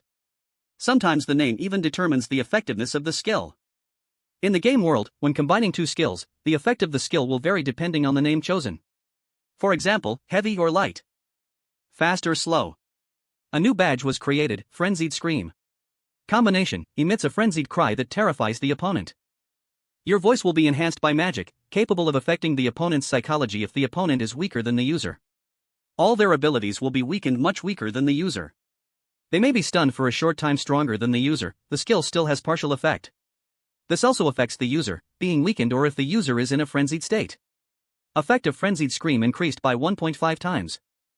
Youngmin smiled satisfactorily, not much different from Battle Roar but definitely more useful, especially when I'm in a frenzied state. He was startled, what is this? There are 3 empty slots on the screen. Do I have 4 spots left for combination skills? What's going on? I thought 3 was the limit. System explained, Berserker player advanced class for the 3rd time first. Unique, you are the first to do this. Effect, you have an extra slot for combination skills. Youngmin smiled excitedly, so that's it, I didn't expect that. He thought happily, having an extra slot for a combination skill is a huge advantage. No matter what anyone says, the best way to become stronger in the Lord is by achieving achievements. Youngmin made up his mind, very good, let's keep achieving more. Next is a beautiful building. This is Crossroads, the Dwarf Miners Guild. The flag representing the dwarves hung up. The guildmaster looked surprised, you want to do it alone? Are you bragging? Youngmin curried favor, of course not, just leave it to me. Inside, he spat, this bastard blew smoke right in my face. The guildmaster evaluated Youngmin from top to bottom. Turned away, well, I don't think you're very reliable. But trying once is fine. Youngmin silently gritted his teeth, damn it, they can't do it themselves either. If they want to give me a quest, they should at least do it properly. He left the guild. Calculating inside. The first thing to do in Crossroads is to gain the respect of other races. Only then can I receive the main quest from their alliance. Golden Lion Territory. Youngmin recalled, I intended to start with the dwarves because I didn't want to see the contemptuous looks from those kobolds. But it seems they are no different. He angrily cursed, "Damn these racists." In reality, the special mining area exploits a type of mineral that only appears inside the cobalt mine to gain the respect of the dwarves. Currently, the operation of the cobalt mine has been restricted due to kobolds. They need your help to meet the monthly quota. Completion condition: collect 50 green minerals. Reward: dwarf respect, additional rewards based on work quality. The conventional way of thinking is to dig hard. Since the quest condition is to collect minerals, most players will think this way. If you hire miners as subordinates and learn mining skills, wouldn't this quest be easier? Young men thought differently. That's just a trap. If you learn how to mine minerals, not only green minerals but many other things too. Very time-consuming. They target those who always look for easy ways to solve things. He stepped into the mine. Alright, that's definitely it. Shiny raw ore materials next to the mine entrance. The kobolds were trying their best to mine. A kobold stood on the side, pointing and scolding, "Hurry up, we need to dig as much as possible before the field manager machine arrives." Suddenly, a figure flew past. The kobold looked up uncomfortably. Young man raised his axe high to attack the mine. He smiled dangerously, "Why should I dig? Just stealing is enough." The kobolds were all very surprised. Young man swung his axe into the ground. Looked up and laughed loudly, "What are you surprised about? I'll send you guys to follow it right away." They all rushed up, "There's an intruder." Young man immediately used force. Next is the dash skill. He swung his axe around. Death Whirlwind. A monster threw a pickaxe at Youngman, "Die." He immediately activated his shield. The pickaxe was knocked away. Defense. Youngman jumped forward and grabbed its head. He threw it hard to the ground. The axe sweep left them with little chance of survival. The kobolds were sent flying. Youngman laughed maniacally, "A critical hit, better than I expected." He recalled the past. Before the regression, when he first came here, he couldn't even take down one. But now, he could handle them all alone. Youngman lifted the crystal and muttered, "I knew this was the right way." He worried, "But I can't just stop at 50 minerals." Youngman turned to leave. If he only returned with the 50 minerals required by the challenge, he would complete this quest too soon and receive another challenge called the Collapse of Cobalt Cave. He looked at the kobolds. In the end, what the dwarves wanted was to reclaim the mine in Cobalt. Youngman gripped his axe, which meant he charged forward. Killing them meant killing two birds with one stone, saving so much time. The ears of a Kamothi perked up. He turned and asked, "Did you hear something?" The kobold bowed, "I don't think there was any sound." Kamothi turned away, "Never mind. Dig faster." This was the level 115 jailer, Supervisor Kamothi. Youngman slowly approached. He used stealth. He slowly observed the surrounding terrain. He looked at the Kamothi. Right, if he remembered correctly, that one was the leader. It looked like a dog, but it was actually a level 115 boss. Youngman imagined, "Even if I used berserk, I'm not sure I could take them all on at once." He worried, "What should I do?" Suddenly, Youngman realized a plan. The cart slowly moved. The kobold saw it and looked up. The cart rolled off the tracks and sped away. Kamothi was also startled. He pointed and shouted, "Catch him." Letting him escape is a big problem. The whole group rushed after the cart, making Kamothi startle, "What's going on? Did I forget to lock the latch?" He snapped his fingers. A flame lit up to light his cigarette. Kamothi spoke, "Truly an eyesore. We never know when those dwarves will storm in." He exhaled. As soon as he turned around, Kamothi looked furious, "Come out, human. No matter how well you hide, you can't mask your disgusting stench." Stepping out, Youngman slowly approached, impressive, just as expected from a dog. He appeared from his stealth, "Your nose is sharp." I mean, it is a dog's nose after all. Kamothi furiously charged, "Human intruder." He swung his sharp claws, "I will kill you before those muscle brains get here." Kamothi jumped high to attack Youngman, using a combination skill. Youngman sneered, "Starting with a combination skill?" He waved his hand, "Then I should return the favor properly." The combination came from multiple sources: divine power, body enhancement, berserk, dash, and frenzy. The bronze badge glowed. It was a combination skill. Youngman leaped high. The ultimate move: destruction chassis, a powerful punch, a combined annihilation strike, an attack that sweeps everything in its path, increasing movement speed, defense, and power by 200% for a limited time. Power increases over time unless the user cancels the skill or it is broken by the opponent. Damage received is transferred back to the enemy's defense. Kamothi was hit painfully, "You bastard. Young men, despite being hit by the claws, continued to charge. The two of them clashed directly. Youngmin was knocked back, shattering the wall behind him. Kimothy also took a punch to the stomach and flew away. He shrieked in agony. Blood gushed out, causing Kimothy pain. Youngmin swung his axe directly, strike. He laughed maniacally, puppy, it ends here. Kimothy roared in despair, wait. But he didn't have time to say anything else. Youngmin's powerful axe blade came down. System notification, you have defeated the mine supervisor Kimothy. You have leveled up. Deep inside the mine, where iron bars blocked the door. The dwarf slammed his hands against the bars, damn kobolds. He roared angrily, hey, you damn stupid dogs, how long do you intend to keep us locked in here? Others chimed in, you inhumane bastards. If you want to kill dwarves, at least give us food and supplies. Suddenly, a sound grew closer, what's that noise? Kobold rushed over and bit the iron bars, causing the dwarves to panic, what the hell? It immediately went limp and fell down. Youngmin walked up gently, I knew you would be here. He touched the iron bars, hey old man, step back a bit. The dwarf was surprised, who the hell are you? He was wide-eyed at the next action.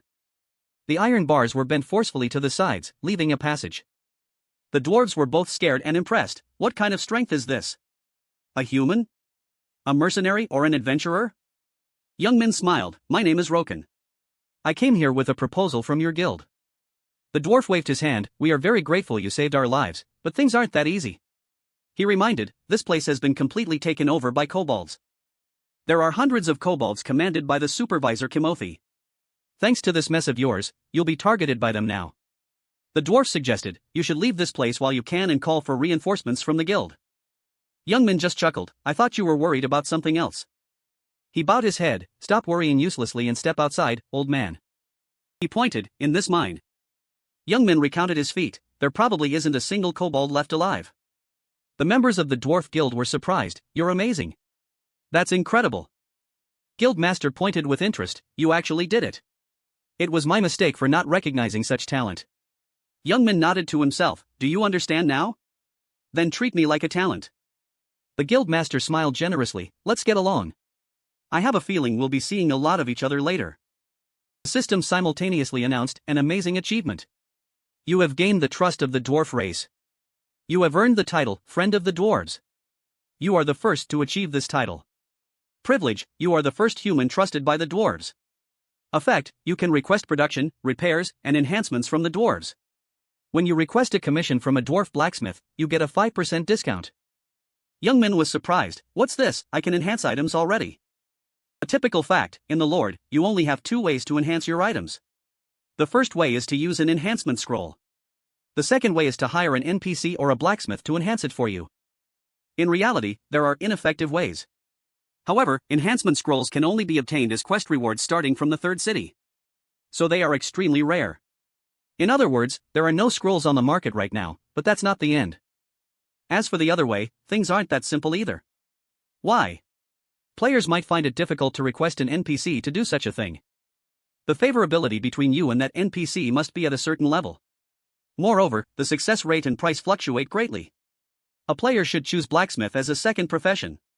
However, due to the high difficulty of mastering this profession, it is considered one of the 3 most difficult skills. But conversely, of course, if you are willing to wait, the production of high-level items and item enhancement will eventually appear. But that's a matter for the distant future. This means that currently, the only person who can enhance items in the entire game is Youngmin. He chuckled, this means a lot of money. His smile gradually lost its humanity, I mean, a lot of money. The following days, at Crossroads, the dwarf smithy. Blacksmith looked up, a human? You must be the human the guild master told me about earlier. Youngmin proposed, I want to commission item production. The blacksmith smiled, of course, I can do that for you. What do you want? An axe? Youngmin pointed, axes can wait, please make me a long sword. The blacksmith gestured, a long sword? Easy.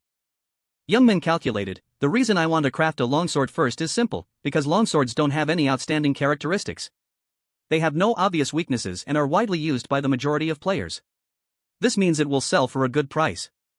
He asked curiously, how much? The blacksmith was quite polite, just give me 90 silver for each weapon. Youngmin asked politely, then please make me 50 of them.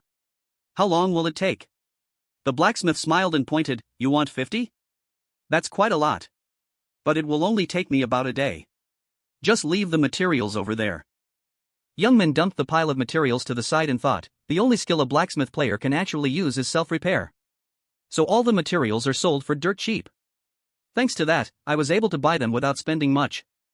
He suddenly remembered, almost forgot. Youngmin asked, can you engrave them? I'll pay extra. The blacksmith replied casually, simple. After the products were finished, Youngmin picked one up to examine, looks good. No wonder dwarf gear is the best. The system explained, Abyss Longsword, magic. You have received Abyss Longsword. He looked at the engraving with satisfaction, the engraving stands for the king. From now on, that will be my brand name. Youngmin laughed evenly, building a brand by selling items created by NPCs. Is this what it feels like to be a scammer? He pointed, I also want to enhance them. For now, can you give it +3 enhancement? The blacksmith, though not understanding, complied, I understand.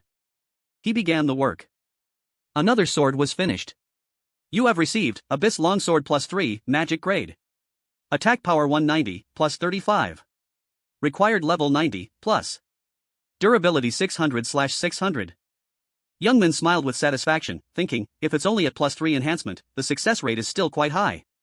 And it doesn't need any rare materials either. So this thing is perfect to sell. He went to Crossroads, the world market. This is the trading place in this city. Let's see how much this sells for. Youngmin opened the item panel. The world market can be used starting from the third city. And unlike markets in other cities, where you can only trade within the city, here you can trade globally in real time. He calculated, let's see, this seems to cost me 3 gold? Youngmin touched to examine, then I'll start the auction at 6 gold and set the buyout price at 10 gold. Then send. System immediately reported, your listed item has been sold. Youngmin was startled, what? It's only been 5 seconds. He laughed bitterly, this is crazy. That thing is worth about 2 million won in real life, and it sold that fast? Youngmin thought carefully, no, now that I think about it. It's not unreasonable at all. The number of players over level 90 is only about 1 to 2% of all players. He remembered Odin, if there are too many people at the same level, finding good gear is very difficult. And the Odin interview video released yesterday only made the market more competitive. Youngmin laughed maniacally, never thought I'd be grateful to that guy, but I shouldn't miss this opportunity. He happily walked along the market to see how high he could raise the price. This time 20 gold. Youngmin continuously raised the price, sold already? Then 30 gold. Even so, there were always people buying them. From 35 to 40. 30 minutes later, he was exhausted, this is strange. The system displayed, all items have been sold.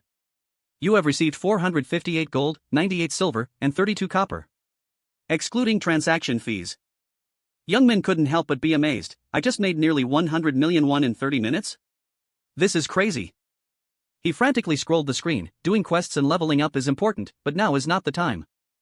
Youngmin's eyes lit up with money, let's do it, I have to buy all the materials to craft items. I must exploit this opportunity as much as possible. In a headquarters city, the Falcon Skyscraper. This is the headquarters of the company that developed the Lord, Falcon. The system deployment was a complex microchip. The system lit up. Anomaly detected. Confirmed monopoly on item enhancement. Confirmed player name, Roken. 2 days later, in another city, where there was a golden castle. Youngmin frowned, what is this? System notification, regional announcement. Enhancement items have changed at the current time. The limit for enhancement usage is 100 times. Players please note and use reasonably. Youngmin gritted his teeth, are they telling me to take it easy? There was no other way. Youngmin told himself, anyway, I didn't think this trick would last long. Must be satisfied with what I've earned in the last 2 days. It's fortunate that other players didn't see this notification. This is a warning message sent only to me. He calculated carefully. Anyway, I've enhanced all the equipment I'm wearing to +5 and made a lot of money.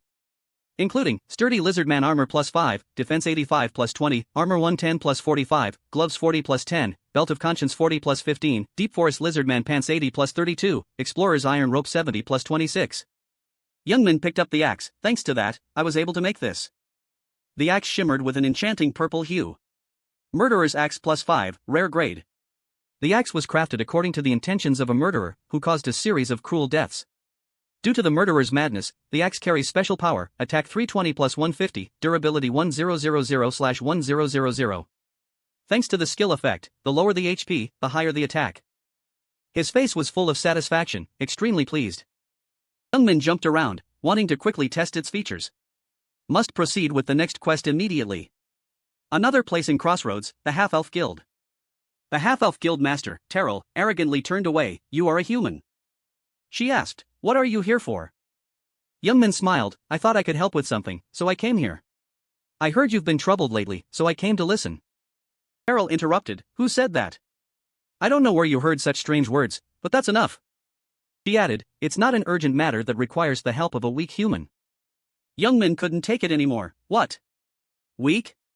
Why are you speaking so rudely to someone who came to help you?" He swung his axe up. "Just because I'm being nice, you don't take me seriously, right?" Terrell was stunned. What was that just now?" Youngmin repeated the axe swinging motion, smashing the table. Terrell panicked. "What do you think you're doing?" Youngmin threatened her. "Let's see who's really the weaker one." But that was all just his suppressed thoughts. Terrell outwardly still didn't accept it. "Didn't you hear me? Go back, human." Youngmin told himself, need to be patient for the main quest. He held out his hand. "Come on, don't be like that." The ring shining in Youngmin's hand reminded her, "I am an investigator and someone recognized by the Blacksmith Guild. I'm not as weak as you think, so just leave it to me." Terrell closed her eyes. "It seems you're misunderstanding something here. We don't recognize those barbarians and don't want to associate with them." She emphasized, "But if you are an investigator, I cannot deny your ability. I will try trusting you once." Youngmin nodded. "That's a wise judgment. System update, ensure the safety of the collection team." It has been several days since contact was lost with the young half-elves participating in the item collection trip in Tekalona Forest. Find them, confirm their safety, and bring them back to Crossroads safely. Terrell suggested, "It seems something has happened to the members of the artifact collection team. You must bring them back safely." She handed over an item. The young elves are very wary of strangers. If you meet them, show them this. System, received proof from the Half-Elf Guild. Completion condition, confirm the Half-Elf collection team members are alive. Half-Elf protection.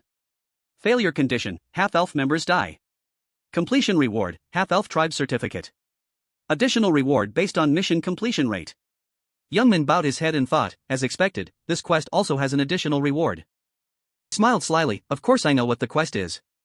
Terrell stood nearby, also worriedly thinking, this human is quite strange, after all. Can he be trusted? Youngmin began his journey. The goal of this quest was to achieve the original purpose of the collection team when they entered Tekalona Forest. A creature approached. Obtained Black Horse. Basic riding speed increased by 150%. You received a summoning whistle. When blowing the whistle, you can summon the Black Horse from any location. Youngmin calculated, from the third city, the path to the quest will be wider. If I walk like before, I'll surely die.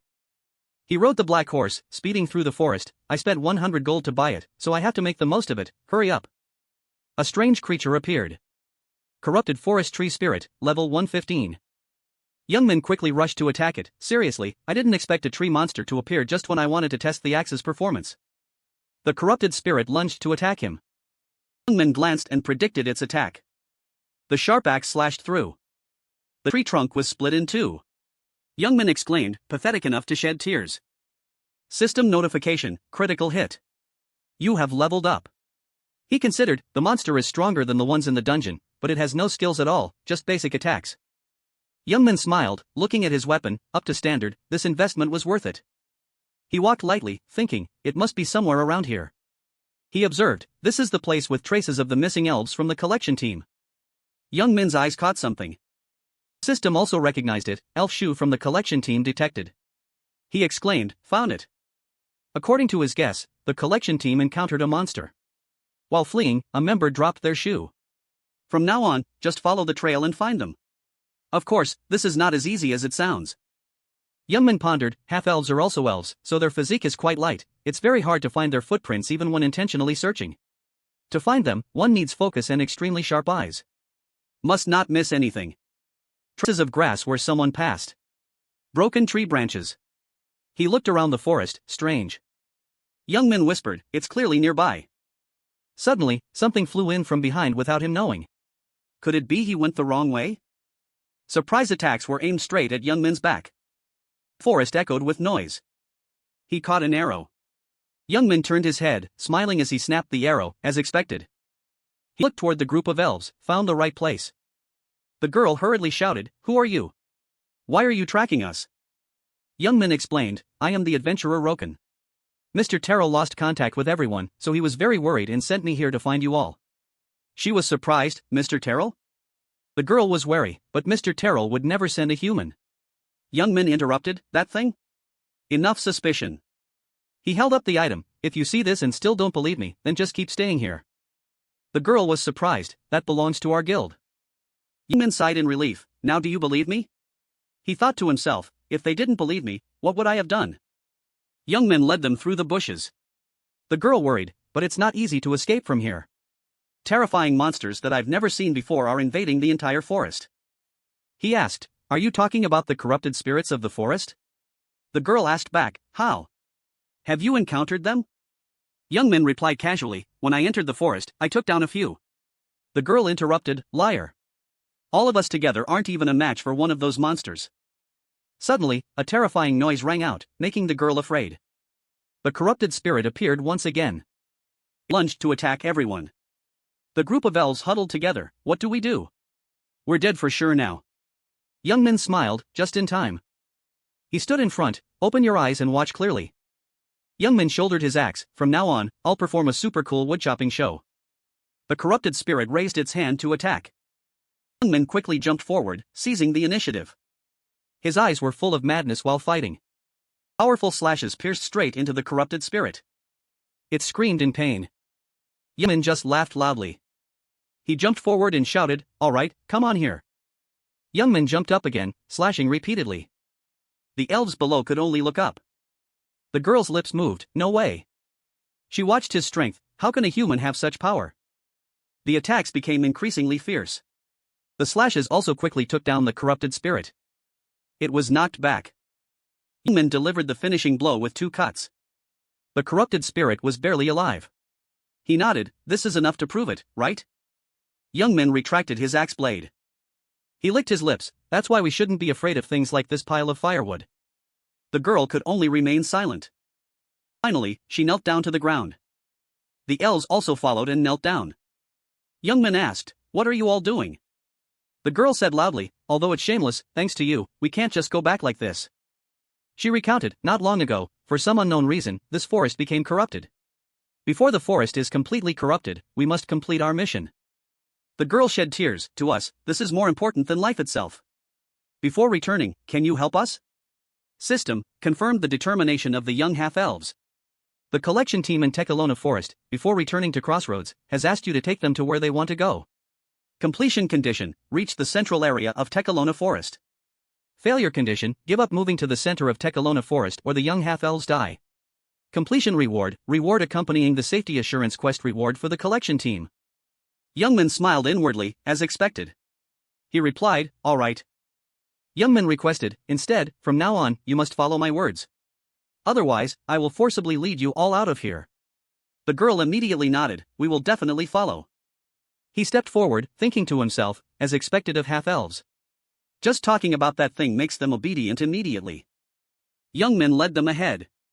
It makes sense, that thing is worth it for them. Because it is also an important existence linked to the main quest. Deep inside the forest, there was another type of corrupted spirit creature. Youngman warned them to pass by them silently. He tilted his head and thought, "Every time we encounter them, we have to fight, reducing the efficiency of completing the quest. My goal is to reach the destination as quickly as possible." They passed through together again. "Of course, if anything is too much of an eyesore, I can just send it off." Suddenly, the girl realized, "Ah." She spoke up, "Roken, wait." The girl bent down, found it. "This time, we came here to collect this. This is a sprouting seedling. World tree sprout." The girl replied, "This is a world tree sprout. To be precise, this is a seedling with the potential to become a world tree. In this world, the world tree exists, the symbol of the half-elf guild. To them, this is an existence greater than anything else. To revive this, the half-elves ventured deeper into the forest. Their goal is to revive the elf kingdom." The girl shed tears. "Of course, we don't have the ability yet. But even if it's just a seedling, when it grows, it can become a world tree, so from now on, we will start collecting them." please protect us. Youngmin also bowed his head and thought, if I follow my memories, the way to attack. He brought out a bottle of water. Wait. Stop. Youngmin pushed the girl away. Move aside a bit. She was surprised. Wait, what are you doing? The blue liquid poured straight onto the seedling, making the girl angry. No, what are you doing? The group started to get furious. As expected, humans cannot be trusted. Someone shouted, System, wait. System, activate skill, enhancement. System, combination successful. He felt it, the world tree sprout is maturing because it absorbed life force, so in a short time, the tree has grown. The potential to mature and become a world tree is higher. They became astonished, the world tree has grown? Elves all saw them. No way. How? Youngmin just boredly glanced at them, thinking, these elves, because they worshipped the world tree too much, didn't even think about trying this. He brought out intermediate life potion. If it's in a place full of power, the world tree can grow. Since we're already here, we should let it grow as much as possible, because it seems this place hasn't been corrupted yet. The girl was surprised and thought, this is top secret information among half-elves. How? Outwardly, she replied, I understand. Another round of red liquid poured onto the life tree. Youngmin reminded, slowly. Don't let it overflow. He looked at it and thought, the speed is slower than I thought. It hurts to spend money. Youngmin's eyes lit up. Wait. Must I use potions? If it's life force? He brought out another type of water. Use this. System explanation, water from Mayan Lake. The water contains pure energy, just drinking it recovers mana. The girl was curious, this is. Youngmin replied vaguely, use it to water it. It should have an effect. The water rippled as it poured onto the life tree. The second leaf began to sprout. The elf tribe could only gape, huh? No way. Youngmin thought to himself, as expected, this water just needs a light touch to get results. Lucky I always carry a bottle just in case. His face hid ambition, with this, I'll surely get the rest of the rewards, right? Wonder what the reward is? The girl turned pale again, something big has happened. Youngmin asked, what is it now? Isn't the world tree growing a good thing? The girl hesitated, yes, of course we are very happy about this, but... She tilted her head, just as people said, the life tree must be watered with life force to grow. But if it grows this fast, then... Right then, the ground began to shake. This means the life force of the forest will be sucked dry by it. Everyone screamed. As expected. The monster rose. Level 139. Corrupted Forest Guardian. Forest Boss. Roared in anger, intruders. Who are you to dare steal the life force of the forest? Youngmin could only tell himself. As expected, things aren't that easy, are they? He smiled and summoned the sealed Lion King's helmet, which had awakened part of the item's power. Alright, if that's the case, I'll have to use all my strength to chop wood. But it suddenly transformed. Ha! It revealed its true form as a lion head helmet, the sealed Lion King's helmet. The set level is Lion King colored helmet, used by Gao Kan when he was alive. The amount of power released depends on the user's rank. Defense 750, durability 4000/4000. Strength plus 70, stamina plus 50, agility plus 50. When combined with Lion's Roar, effectiveness and range increase by 50%. Youngmin smirked, oh, surprising, what is this? He picked it up to examine it, releasing part of the seal. Unexpectedly, there's even this, releasing the seal according to rank? Anyway, it's a good thing. The helmet shown in Youngmin's hand, the Lion King's helmet, no doubt about it, it is now the strongest equipment among the defensive gear I have. According to legend, if you collect the whole set, the entire seal will be released. At that time, the features of the equipment will reach their peak. Must collect the whole set. The girl standing nearby was worried, Roken, what should we do? Youngmin replied, don't panic, you just need to move the seedling well. He looked up at the guardian approaching. That big guy. Youngmin rushed forward with dozens of powerful equipment. Plus 5 berserkers battle axe. Warrior's axe. Just leave it to me. The girl screamed, no, you can't. She explained, that is the guardian of Tekalona Forest. It is like the supreme god of this forest. Even now, it has become even more dangerous because it is corrupted by an unknown filth. Voices of opposition echo in his ears, it is an existence that no single individual can oppose. We must run away quickly. Youngmin interrupts, who decided that? He glares, not an individual can oppose it? Humans live and set their own limits, then use that as a standard, and elves are the same. Youngmin charges forward, watch closely. Confronts the Guardian directly. Today, I will shatter the prejudices in everyone's minds. Everything happens too fast. The corrupted forest guardian, as the name suggests, was the guardian of the forest. But when the forest was corrupted, it became a monster. Originally, it would have been my opponent in a main quest related to the World Tree later on. It seems that quest doesn't take place in this area. But the Guardian is a powerful entity. Level 130, but it's stronger than its level suggests, unlike ordinary bosses. Even if players over level 100 surround and attack it, it's very difficult to defeat. Its eyes are sharp and filled with killing intent. Actually, Youngmin doesn't need to defeat it right now. In reality, while he draws the Guardian's attention, the gathering team will collect the saplings. After that, just escaping successfully completes the quest. But this is truly strange. Facing this situation, Youngmin just laughs. His instincts are always screaming that. He charges forward, doing just that isn't enough. The Guardian is also alert, intruder. It sets up according to the system. Eliminate. A massive surge of power descends. The Guardian's massive hand destroys everything. Youngmin curses, what a fool. Besides flapping those wings, what else can you do? His eyes glare at him. Wait, could that be? Something is rising from beneath the forest. The monster rises up. It's truly beginning to awaken. Youngmin rushes away, damn it, so that's it. The terrifying surge of power tries to attack him. Terrifying explosions occur amidst the collisions. Debris scatters and blinding surges of power rain down. The girl also flies over to support, mana shield. Youngmin takes the opportunity to attack, trying to cause trouble. He tries to approach the Guardian's body. A red lightning bolt strikes down, don't be so hasty. Massive power is gathered from the Demon King's disaster axe blade. Lightning bolt quickly cuts through everything, because right now, I'm going to cut you into pieces. The Guardian takes damage. Its arm falls off. It screams in pain. The Guardian flails its arms, grabbing at everything. Another blinding red lightning bolt strikes down. The axe blade pierces through the darkness, attacking the Guardian. Youngmin moves like lightning to get close to it. Once he approaches successfully, he just needs to strike and destroy the Guardian. Youngmin smiles, not as sturdy as I thought, ha. The Guardian still struggles in desperation. Youngmin, on the other hand, calculates carefully, alright, after cutting off your limbs and neutralizing you, then. It brings its roots close to Youngmin. He quickly retreats. What is that? Tentacles? No, probably roots. Light power surrounds the Guardian's body. It is trying to regenerate its power. Youngmin clicks his tongue in annoyance. He looks at the Guardian and thinks, the regeneration ability is too strong. Is regeneration the ability of a forest boss? Youngmin is confused, the difficulty is rising. Youngmin smiles, forget it, no matter how strong the regeneration ability is, there will be a limit. Suddenly someone shouts, you must destroy its mana core. The girl shouts, you're planning to cut until it can't grow back, right?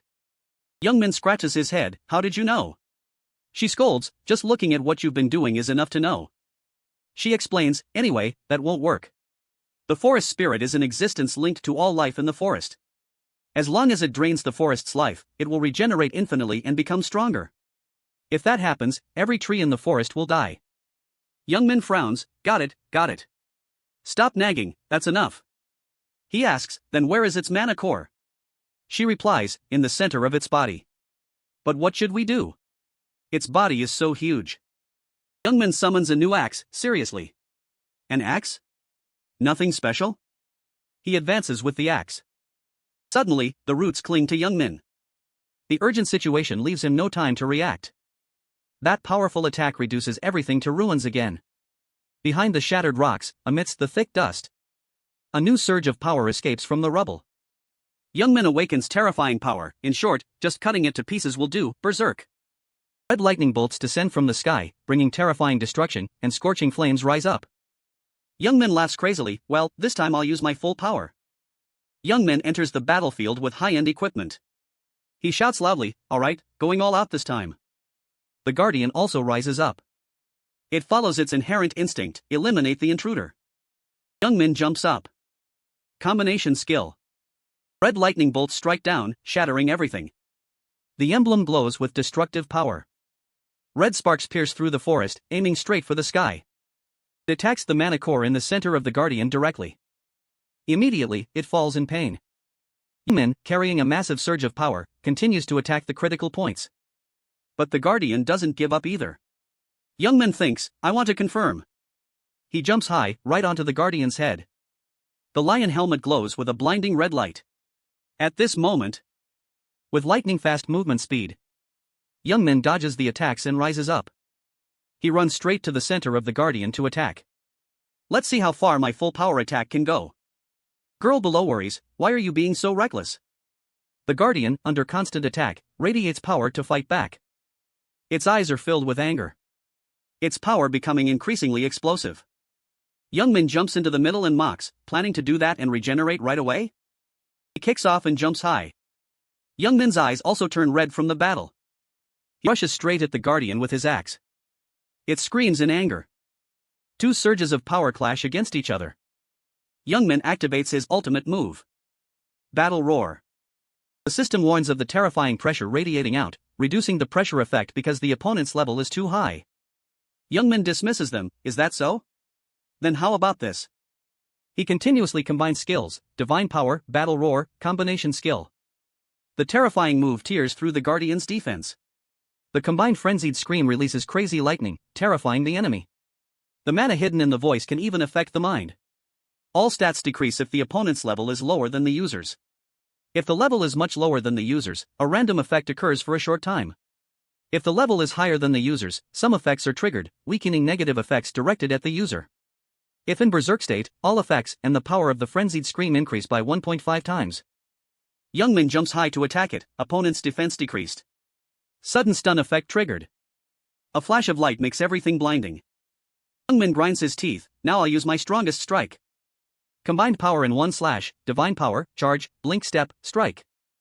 Combination Skill. The combination emblem glows brightly above the Guardian's head, water mirror fragments emerge. Chunks of power fall from the sky, surrounding the Guardian. Youngmin, holding his strongest combined weapon, jumps high. Youngmin's hands grip the weapon tightly. It glows for a moment with a critical hit. The Guardian's body is instantly destroyed. Light pierces through the sky, critical hit, combination. Increases movement speed by 250% for the duration, increases attack power by 300% for one hit, increases critical hit chance by 50%, increases critical hit damage by 200%. The Guardian's body cannot regenerate perfectly. Limit reached. It can only glare and scream in agony. Elimination of intruder failed. Resetting quest. It falls into the forest with the system sound, corrupted forest Guardian boss defeated. Finally, the Guardian ends with a massive explosion. Level up. The elves are stunned, impossible. They stare blankly at Youngmin's back, he defeated it all by himself? He turns his head and smiles, come on, shall we go? Let's go get the reward. The guild members shout in joy, how is that possible? Terrell can't hide her delight, it's really the World Tree sapling. How on earth did you do it? Youngmin boasts, it's not really a specific method, so it's a bit hard to explain. Just wait until you go collect the battlefield loot and you'll see. Terrell grabs his hand, adventurer. Ah no, Roken. She smiles sincerely, thank you, truly thank you. Thanks to you, our high elves have hope now. Youngmin remembers how the arrogant and rude high elf guild leader changed just like that. But what does the World Tree mean to her? He clicks his tongue, whatever, forget it. I just need to get the reward. Youngmin smiles sinisterly, you don't need to be so polite. I didn't do this out of goodwill. You aren't planning to disappoint me, are you? Terrell quickly replies, of course not. He presents the weapon along with the system sound, unbelievable achievement. Gained the trust of the high elves. First to receive this title. Terrell closes her eyes and activates the power, friend of the high elves, unique. More than just recognized, you are the first human to receive the trust of the high elves. Those who acknowledge you as a friend will help you with all their might. Effect gained with High Elf's Blessing, all defensive stats increased by 10%. With High Elf's Blessing, basic HP and mana recovery increased by 50%. Youngmin is surprised and thinks, High Elf's Blessing? He enjoys the new power, not bad. Defensive stats are very important in magic combat. But at high levels, they're hard to increase. Especially at my level, it's an essential stat. Youngmin turns his head, if this is the whole reward, I'd be a bit sad. Terrell replies, of course this isn't all. Here. It's a large bag of gold coins. I don't know if this amount is small, but this is all the gold our guild can offer as a reward. Youngmin purses his lips, that's fine. I'll take it for now. He puts on a serious face, received 150 gold. Oh my god, getting this much gold for a quest is too much. It was worth enduring those crazy elves. Terrell bows sincerely, once again, thank you, Roken. If you need help, please tell us anytime. The girl bows, safe travels. Youngman leaves casually, yeah, that's enough, you can go back. Finally, he leaves as the elves see him off. I was lucky to solve it this time, but I really don't like this. Maybe they're treating me like a savior right now. But Youngman is also quite worried, but later, if they think I'm an existence that threatens the world, they'll flip their attitude in an instant. They wouldn't hesitate to kill me. In this game, high elves are designed that way. He glances, alright, now there's one more quest left, right? That one will be a piece of cake. Youngman finds another guild, Crossroads, the Dwarf Guild. Someone replies, want to gain the recognition of our clan? The boss presents a tray of repair items. We don't like people who aren't delicate. Here, take this. System notification, repair the dwarf's dangerous equipment. Dwarves are attracted to skillful people with many clever ideas. Neatly repair the equipment they give you and return it. Success criteria, repair the dwarf's equipment perfectly. Failure criteria, destroy the equipment or repair it unsatisfactorily. Reward, recognition by the dwarf clan and additional rewards based on performance. Youngman sighs. The final quest is to gain the recognition of the dwarf clan by repairing their equipment neatly and cleanly. He mutters, then I'll probably be back very quickly. He reluctantly takes the pile of stuff and leaves. At first glance, he was even thinking why there's such an easy quest. Youngman clumsily puts them back together. He crafts a strange gun. Youngman is curious, a musket? Warning, a shabby old-fashioned musket. Normal grade, a musket made from old and rusty parts. Suspected to be unable to function normally. If you want to use it, it needs cleaning, reassembling securely, and oiling. Attack power 50, durability 3/100, 70% chance of exploding when used. Observes with a frown, knowing that mechanical equipment will be just like the dwarves, but the durability is at rock bottom. Touching it reveals dirt and rust, and it feels like the slightest mistake will break it immediately. Youngman clicks his tongue. At this point, it doesn't look like it's made to gain recognition, it looks more like it's made to make you curse. Youngman chuckles, but there's a loophole in this quest, those stupid dwarves. The boss looks at the finished product and is surprised, how did you already? On the table is a complete gun. The old-fashioned musket has been perfectly repaired. Normal grade, attack power 50, durability 100/100. Youngman smiles ingratiatingly, oh yes, I've assembled it very neatly.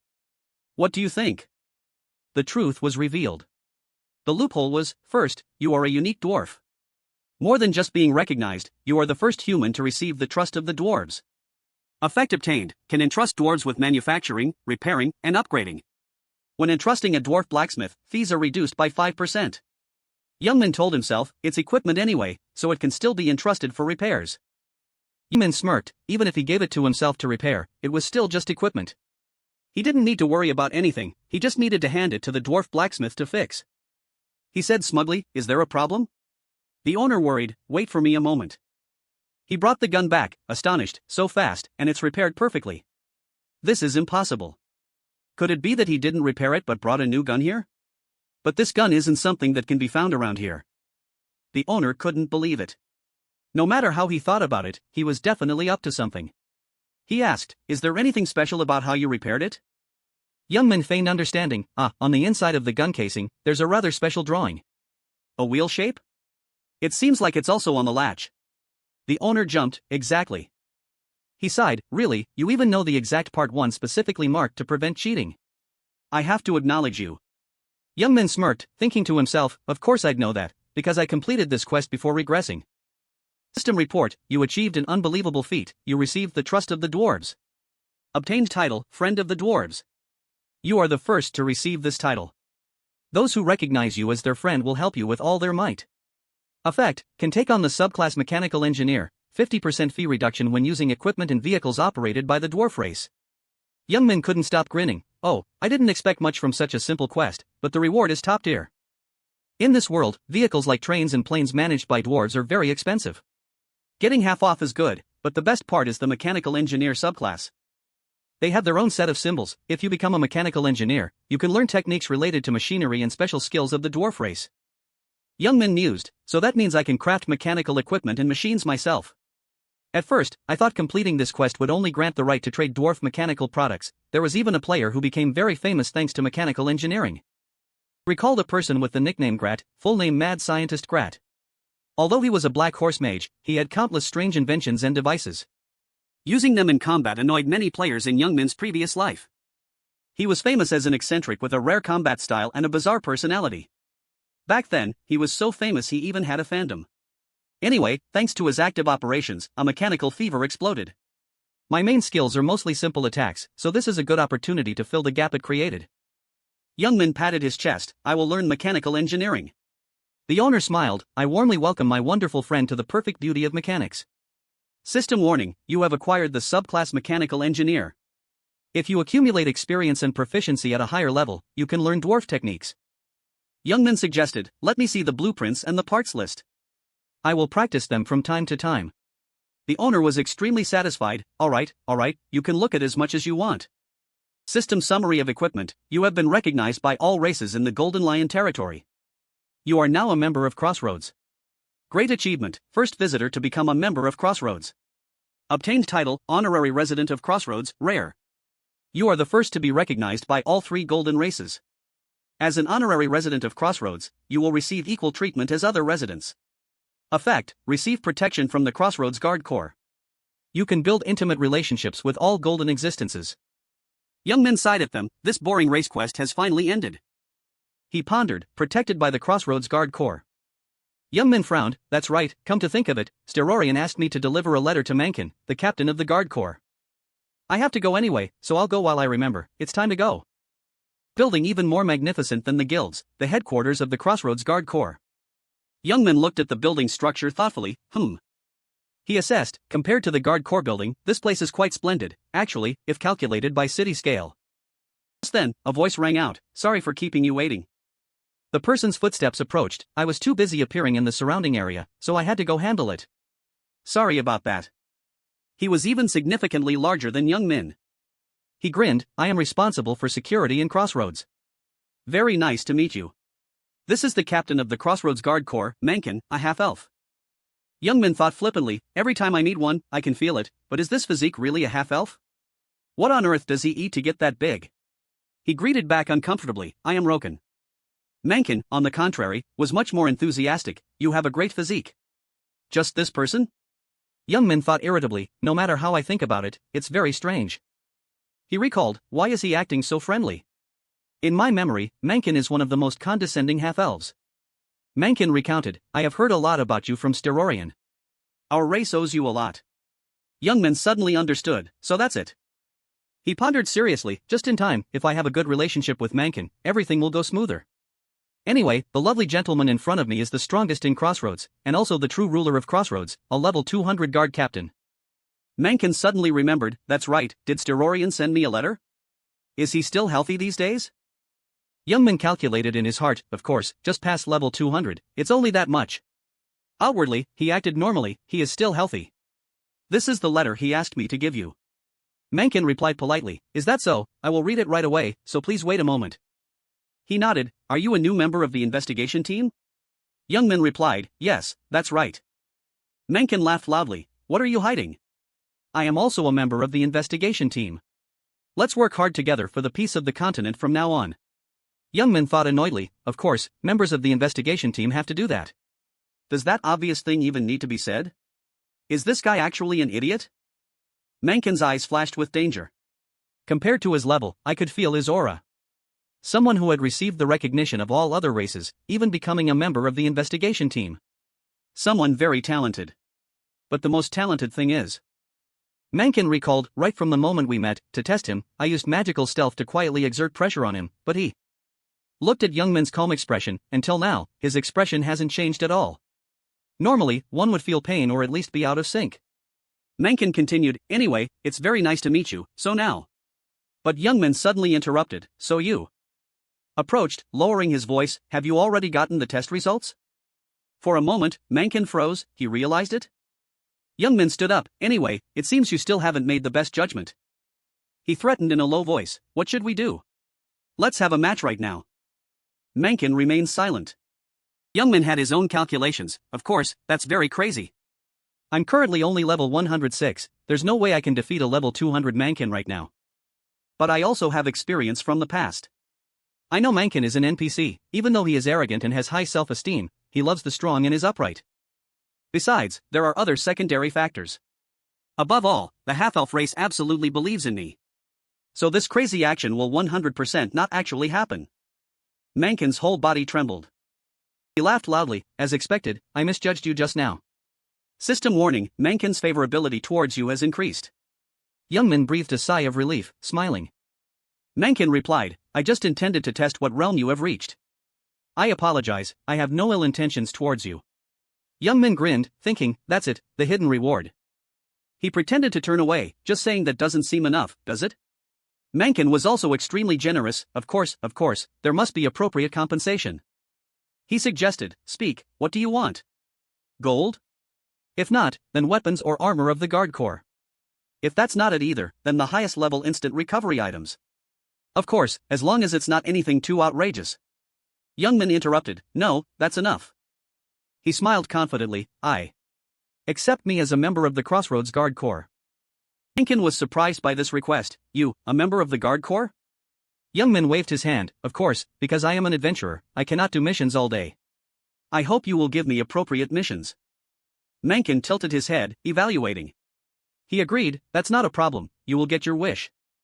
System panel appeared, Mankin, captain of the Crossroads Guard Corps, has suggested you become a member of the Guard Corps. Do you agree? He proposed, if needed, I will lend you specialized equipment and items of the Guard Corps. As much as you want. I will tell the manager about this. Youngman replied politely, thank you. Youngman calculated in his heart, those guys finished 3 quests, they will arrive in Crossroads soon. He walked around the city, for me, they are all competitors in the end. And they are also evenly matched in strength, if I know and oppose them like the Blood Hunters, I would be very happy. But I can't defeat them by PK and G each one, I might have to play dirty like Phylede. Youngman remembered that guy, thinking that in the end, they all had to give up. Well, what is needed most at times like this? A guard stood waiting, loyal, I came according to the captain's word, you are Roken, right? He handed over a badge, this is the certification of the Guard Corps. Just showing this to others proves your status as a Guard Corps member without needing to wear a uniform. Youngman smirked, power. He replied, thank you. From now on, I will do my best to protect the peace of Crossroads with everyone. System updated progress, you have become a member of the Crossroads Guard Corps. You can exercise certain authorities to maintain security for NPCs or players in Crossroads. In case conditions are met, even if you attack first, your cruelty stat will not increase. Youngman narrowed his eyes, with this, I can legally exercise power at will over players who come to Crossroads. Youngman walked around the city with the badge. He pondered, the duties of a Crossroads Guard Corps member are very simple. Daily work isn't difficult. Or killing 20 monsters in the surrounding area. He thought, in case a special situation arises that threatens Crossroads, I must support. The conditions are like that, but although it's a bit annoying, it's worth it for me to do so. There are also other benefits, can comfortably use facilities in the city. NPC friendliness also starts with trust. Other services are also discounted and have extra perks. Youngman smiled, but all these things are just small benefits, the real advantage of becoming a Guard Corps member. Hypothetical situation, in case a player disrupts security and order, that is when Youngman steps in. He, a member of the Guard Corps, can immediately punish that person on the spot without suffering any penalty. On the contrary, if a proper punishment is given, additional rewards can be received. In short, he is someone who can exercise power over other players, plus a few minor details. Quitting the job also has no restrictions or special sanctions, until moving to the next area, just work carefully and then quit. Anyway, it's time for other players to arrive here. Youngman remembered his enemies. Since Odin is in another area, they can't meet immediately, but even if it's not Odin, it wouldn't be strange for other level 100 players to appear. Suddenly Youngman frowned, his mouth twisted, really, this? On the notification screen, special player news, the first level 100 player in the world has appeared, a player from South Korea. Youngman waved his hand, must find out carefully. Log out. Cover images of a player. The first player in the world of the lot has reached level 100, orc race, class, demon hunter. Announcement, Tai, exclusive in-game interview. The interviewer smiled, very honored to meet you Tai, the first player in the world. As the first player in the world to reach level 100 and reach the third city, how do you feel? He replied, I feel very honored. She asked further, your class is demon hunter, right? So your subclass is control? Youngmin watched the news boredly. What is this bald Odin guy? He looked at that face with some boredom. It's not Odin, but this ridiculous guy reached level 100? Youngmin recalled, at the time of the interview he had reached level 99. There is no reason for him to suddenly fall behind. He suddenly realized. As expected, it's that thing. Everything is as predicted. Odin. This nasty guy reached level 100 before that. And it seems he is observing who the competitors are, just like me. Youngmin smiled wickedly. As expected. Only by being that cautious can he be my prey. The interview continued to ask, according to your feeling, is there anything different about level 100? Player Odin replied, of course, combination skills. Ah, what are combination skills? Youngmin breathed a sigh of relief. And everyone who deserves to know is suspicious? Because the game doesn't mention the reward for being the first to achieve it, so it's not certain if they know who the first to reach level 100 is? It's me, you idiots. The screen continued to broadcast the interview. Recently, everyone is very interested in the third city. I wonder what you, the Lord, think. Player Odin replied, I haven't completed the quest yet, so I'm still in the process of gathering information. He smiled proudly, but players around the world, please wait. Player Odin declared aggressively, I, the Lord, the first-generation player to enter the third city, will publicly share information for everyone. Everyone cheered, truly worth looking forward to. Youngmin showed his contempt, this stupid guy is a bit too much. He moved the mouse, that's right, perfect timing, it's been a long time to update the YouTube channel with a new video. Youngmin opened the software interface, the channel he created to post the video where he taught the Megapixel Guild members a lesson last time. He recalled that the video had become the main topic of discussion for players both domestically and internationally.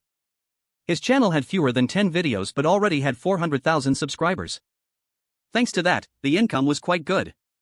He was worried because he hadn't posted a new video in a long time, but since the first player to reach level 100 appeared, things were very lively now. Youngmin stretched his arms and muttered to himself, what if the first player to reach level 100 just appeared, but there's a video announcing the third city? Youngmin sighed, time to put those editing skills to use, right? His eyes gleamed with satisfaction, this will be interesting. Too bad for you, the Lord, you should know your limits when doing things. Right after that, the video was uploaded, the earliest video about the third city in the whole world. People commented excitedly, whoa, that's Roken. Jimmer, how do you get there? The video clearly showed the scene inside the city. Expensive, is it really the third city? Really? Rian, that's not edited, right? Kenya, this definitely hasn't been announced before. Could it really be the third one? There was also a scene showing monsters in the city. Nima's point, crazy. What is that, will giant monsters like that appear from the third city? Onslaught, did you hunt this? That can't be right, you just filmed it, right? The comments made the player Odin angry. Grapefruit soda, this amount probably isn't just a screenshot posted up. It must have taken at least a few days. Passerby, what? So the first player to reach level 100 is Roken? Bullcat, so the Lord is ranked first from the bottom? Watermelon War God, no hair, so no eyes to see either. He punched the computer screen hard. His hand trembled with anger. Damn it. This bastard. He couldn't contain his fury. Video about the third city he posted was spreading at a dizzying speed, and because of that, many people criticized his claim of being the first player to reach level 100 as a lie. Everyone was cyberbullying him. Granite, first in the world? Are you sure? So embarrassing. The player Odin gritted his teeth and thought, advertisements, all programs are cancelled. He growled, damn it, you're asking if I knew? No one said anything, so I thought I was the first one. Veins popped out on the player Odin's forehead, using this method to stab him in the back. Just you wait, you bastard, you damn Roken. Youngmin watched the interaction count excitedly. Oh, look at that. He flipped his phone, it's only been half a day since I posted it and I've already seen nearly 20,000 likes, I'm sure I'll earn a lot of money from ad revenue. Youngmin was arrogant, there are many interview invitations and offers to join programs, of course I'll accept them all. It feels so new, the Lord has gone beyond the concept of a VR game. This truth has affected everyone a lot. It erupted among major players not only in Korea but all over the world. It has a huge impact on society. Richard Carriot's comment, how do you get there? Make a more detailed tutorial video. Z Katana, is X Katana Korean again? Anyway, the Lord is a Korean game. Youngmin muttered to himself, after regressing, I didn't put everything into it. Smirked with amusement, what an intense reaction. He lay down on the game pod. As a creator, I shouldn't reveal my face. Youngmin thought, then I have to meet everyone's expectations. A new quest related to an ancient dark castle. Someone knocked on the door. The person inside looked out and asked, "Who is it?" Youngmin replied, "I'm from the Crossroads guard squad. I heard Baron Sho needs help." Being let in, you were guided by Baron Sho's people into the large villa. The butler announced, "My lord Baron, this person is from the guard squad." He replied, "Come in quickly."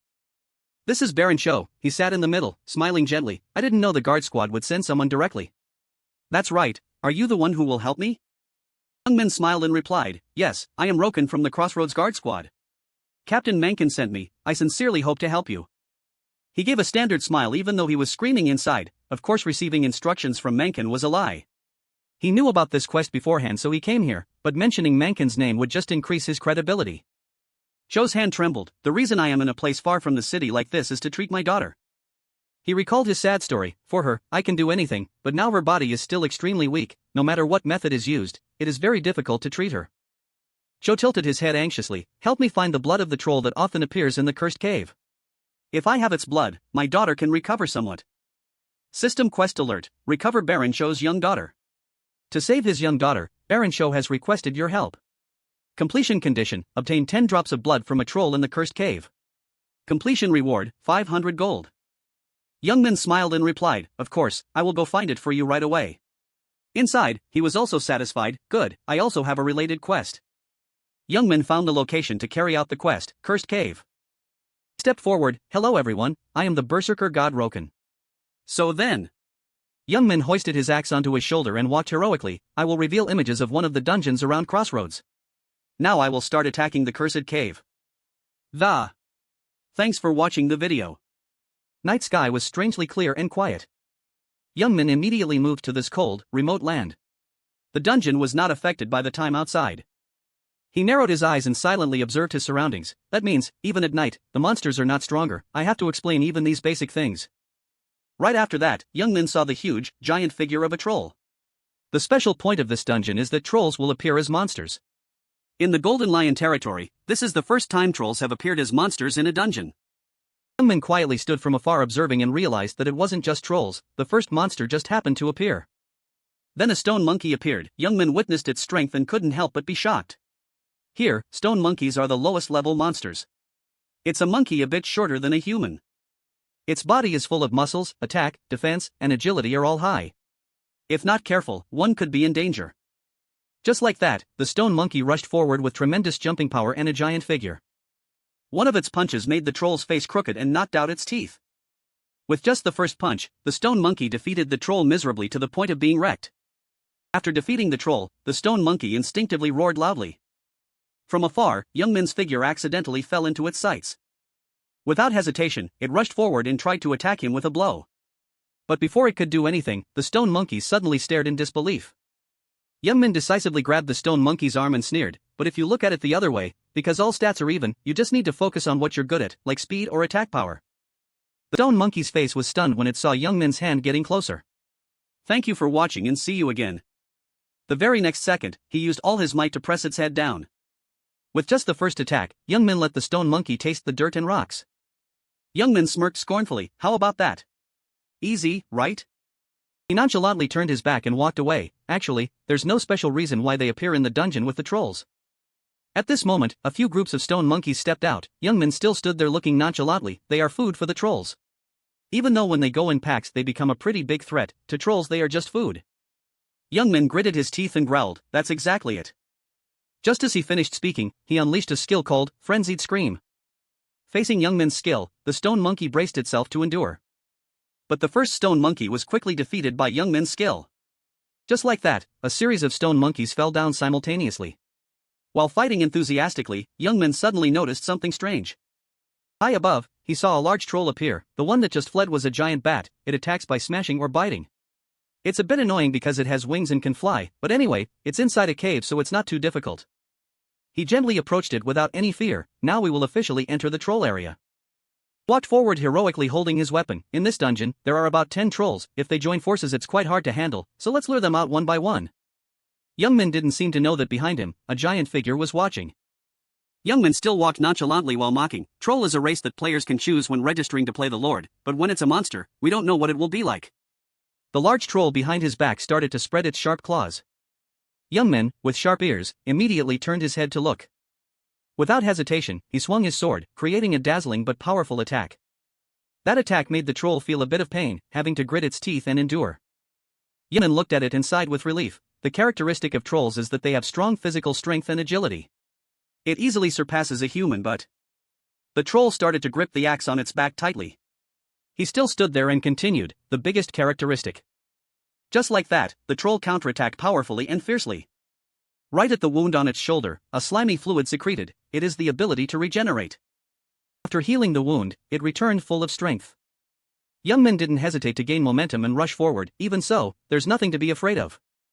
As soon as it saw his strength, the troll frowned in fear. Before long, Youngmin had rushed right in front of the troll. He chuckled mischievously and cunningly, if you keep attacking continuously, eventually it will have to fall. Easy, right? Just like that, the troll was defeated painfully. A moment later, another troll rushed forward to confront him. Youngmin, not afraid at all, immediately got into position. He unleashed a series of powerful punches and kicks towards the troll. Without hesitating for a second, Youngmin held his axe, preparing to deliver the final move. A decisive move continued to send another troll to the afterlife. The remaining ones saw that and their faces filled with fear. Youngmin glanced at the remaining trolls and warned, "Did you see that? If a general or hero level troll appears later, I don't know, but these cursed trolls only have a slightly high regeneration ability." After a while of fighting, Youngmin had wiped out the remaining trolls. If it's like this, then it's considered that all trolls in the dungeon have been handled. He reached out and pressed a notification button on the system screen, so this video ends here. Not revealing the entire quest content. Of course, it will be edited before posting. After setting everything up, Youngmin displayed a satisfied expression. Now, it's time for the most fun part, looting. The system just happened to display a series of success notifications. He picked up the troll's blood vial with a triumphant tone. Good, first one completed. Youngmin looked up at the darkened sky and pondered, let's see. After observing for a while, he looked around searching. It seems to be somewhere around here. The system continued to display notifications. Youngmin read them and laughed with sinister delight. Perfect timing.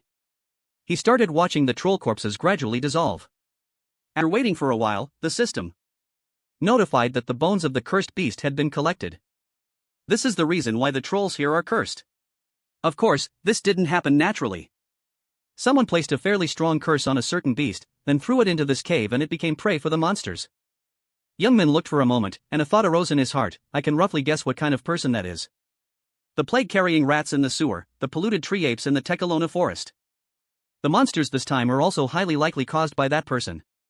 Those who transform monsters and NPCs by using curses. In reality, they are no different from the player's enemies in the main quest. In the previous life, no player had clarified their identities either. I also regularly carried out the main quest, but in the end, because I got involved with Ragnarok on the way. While on his way to leave, Youngmin suddenly stopped. Wait a minute. His eyes suddenly sharpened. It could be a very wild theory, but could it be that Ragnarok, the reason that Odin attacked me, was to sabotage the main quest? Mencken saw the item Youngmin brought back and was incredibly surprised. That is? He took it, his tone still extremely surprised. Where did you find this? He answered frankly, at Sho's habitat, the cursed cave of life. Hearing that, Mencken looked very serious. I am also investigating the transformation of monsters. I didn't expect the curse to spread through this medium.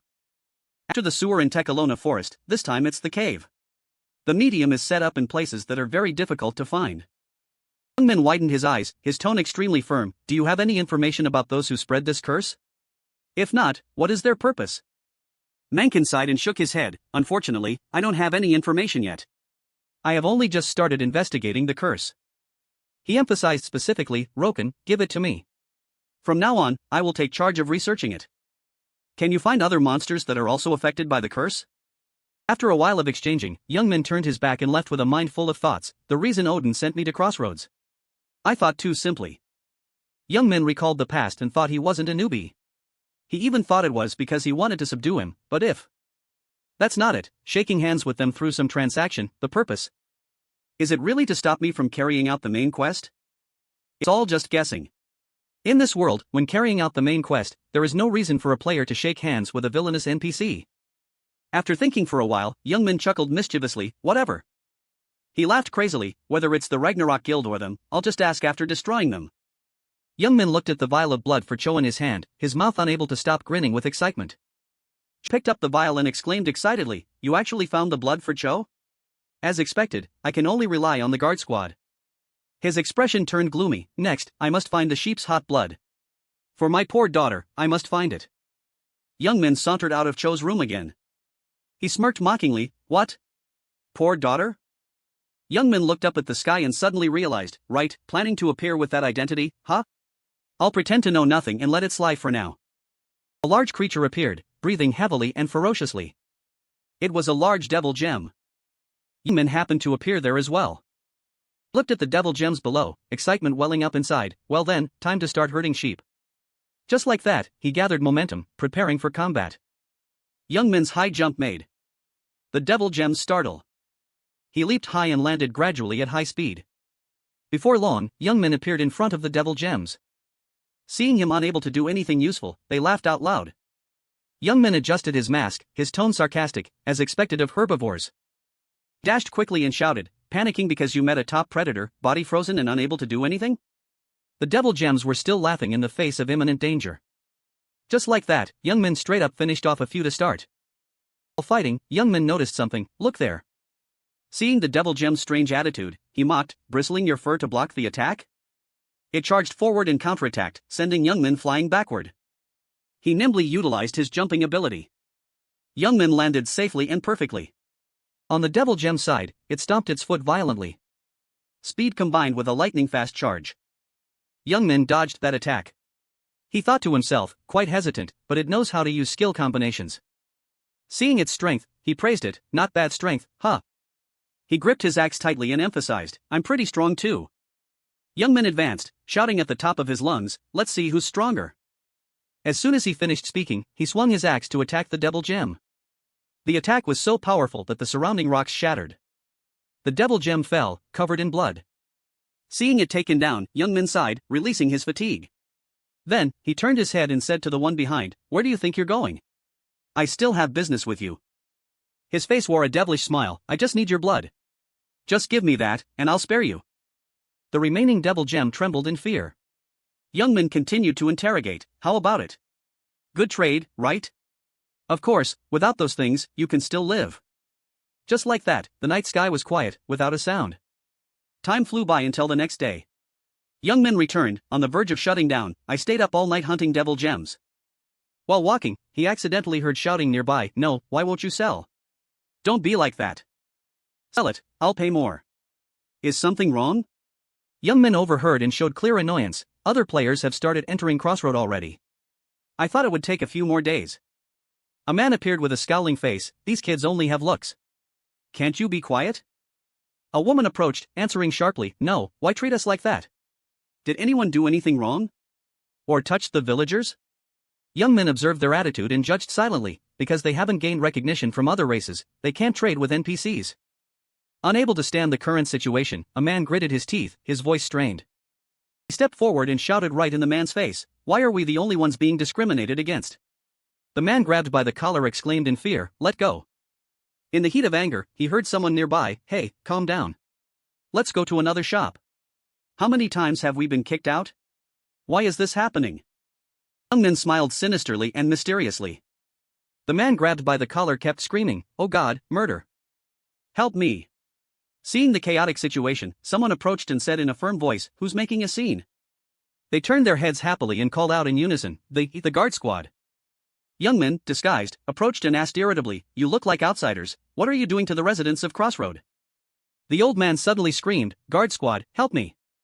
He accused the group of youths surrounding him. They suddenly appeared and threatened to take my goods. The youth was startled by the accusation. What? The two girls with him hurriedly tried to explain, but it was all meaningless. They were still forced by electric currents. "No, we didn't have that intention." Youngmin didn't want to listen, too noisy. He wore the guard uniform and approached the group. "Whatever your intentions, I will absolutely not forgive those who use violence. You haven't been in the city long, yet you're already making a scene. I don't want to hear anything more." Youngmin didn't give them any chance. Using the authority of the Crossroad Guard Squad, he expelled the subjects from the city. He wanted them to leave here forever, to leave the city immediately. His decision was so sudden that they couldn't react in time. "Wait. The youth showed no remorse, shouting in frustration, "We've already reached the third city? Damn it!" The old man was extremely grateful for young Min's heroic act. "Oh my, thank you. I thought something terrible was going to happen." System notification: the dwarf weapon merchant's affinity with you has increased. He sighed helplessly. Even if they are NPCs, they must maintain basic etiquette. If it's an unexpected situation, one can use violence against merchants. Young Min took off his headgear, showing great sympathy for the group. "It's not that I can't understand their mood. Not knowing why they can't buy items is very frustrating." He recalled his past, feeling extremely indignant. Especially the uncomfortable feeling of being looked down upon by other races. Thinking back still makes me annoyed. Young Min held his hat, sauntering through the crowded alleys, still thinking about it. It was so hard to reach level 100 and get to the third city. But just to buy an item, one has to endure so much frustration. Suddenly, an idea popped into his head. Young Min smiled triumphantly. "Got it, a way to make a lot of money." The first thing was to stamp some necessary documents. Then he arrived in front of an abandoned building. Young Min looked up at the large building in front of him. "Is this the place?" The building was magnificent with glass windows looking directly out at the scenery. A building this big isn't just something to fix up once or twice. I bought a 4-story building in a busy, high-traffic neighborhood. The plan to invest in real estate in Crossroads is like the time in Croton. Players in Croton, the second city, have an average level of 50 to 100. In the third city, Crossroad, it's mainly players level 100 to 200. In the future, the price of this place will increase many times over. The problem is that Crossroad is a large city. It's hard to monopolize the real estate market like in Croton. Therefore, one should first gain an advantage with a building in a good location. Young Min pushed the door and went inside. He was very surprised by the interior structure. The interior structure isn't bad, huh? Without hesitation, he immediately started the tasks needed for his plan. Well then, from now on, let's turn this place into a supermarket. Players haven't gained recognition from other races in Crossroad, so they are restricted in trading. This means supply currently doesn't meet demand. In this situation, what if I'm the one trading for players? Everyone will flock here. First floor is for hot items and supplies needed for hunting. Things like traditional charms or potions, no matter how expensive, will have many buyers. Of course, buying in bulk in the second city would be cheaper, but Young Min was sure his supermarket could be powerful. Because he understood people's psychology. Such troublesome things are only done once or twice. Who could stand not buying, right? The second floor is for common gear and gear with good, high-end features. The third floor sells branded crafted items. Items of the TCA brand crafted by me will also be sold here. Finally, the fourth floor is the auction room. After a while of refurbishing and repairing the abandoned building, everything had a much clearer layout. Phew, now this place looks reasonable.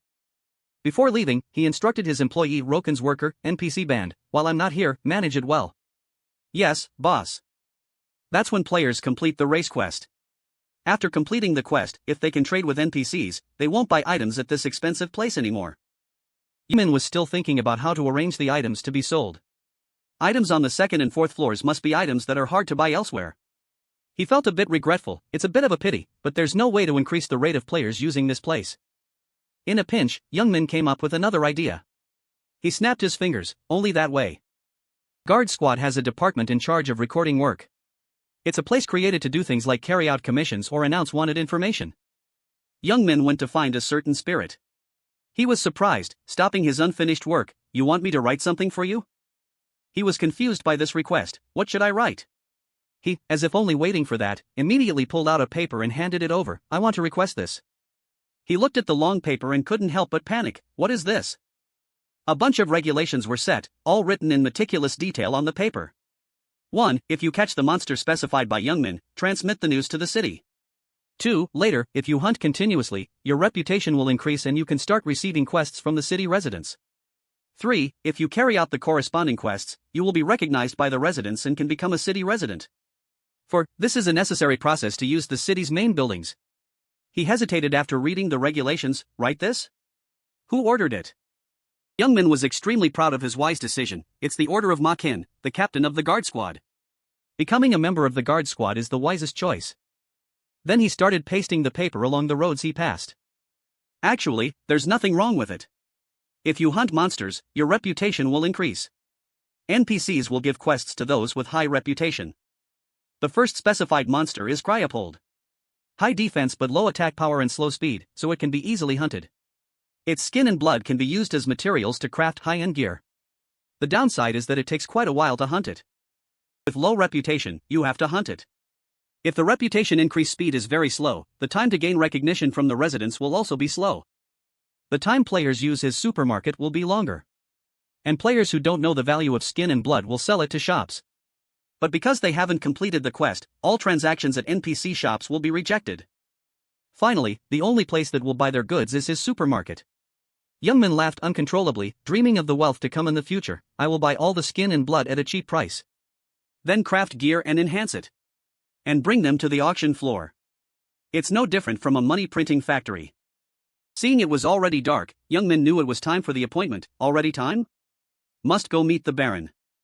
Baron Cho's castle. He was extremely surprised by his ability. Really? You actually found that goat blood? You are much more talented than I thought. Cho appeared extremely sincere. This is the final request. Now take the materials you've collected and give them to Chaitika. Then bring back what is made from them. System notification, recover Baron Cho's little daughter too. To save his little daughter, the Baron has requested your help. Take the cursed Cho's blood, sheep's hot blood, and sheepskin to the witch Chaitika and receive an item. Completion condition, successfully deliver items to Chaitika. Reward, 10 gold. Youngman bowed respectfully. I accept the order, I will do it immediately. He appeared extremely satisfied. I'm counting on you. Suddenly, a loud noise from upstairs attracted his attention. Youngman looked up, puzzled. Just now, Cho still wanted to hide the secret, brushing it off. Don't worry about it. He explained, it seems that while the servant was rearranging the library, something fell. Above all, set off soon. Chuo pretended to be a kind father, loving his daughter. You must help so my daughter can live. Hearing this, he couldn't help but chuckle slightly. He asked blankly, what's wrong? Youngman pretended to explain, nothing, I just coughed naturally. Turn to leave, then I'll take my leave. He knew all his secrets. For his daughter, what? Mistake, from the beginning, the Baron didn't have any children. Youngman could completely deduce it. Especially since the Baron only met people when night fell. The quest already gave such hidden hints. Why didn't I notice before? The true identity of Baron Chuo is a vampire. That is a race weak under sunlight and drinks the blood of other races to strengthen themselves. It's true there was a child's voice there, but it wasn't the Baron's daughter. The Baron kidnapped a child and pretended it was his daughter. High-grade blood has the ability to amplify a vampire's power. High Elf.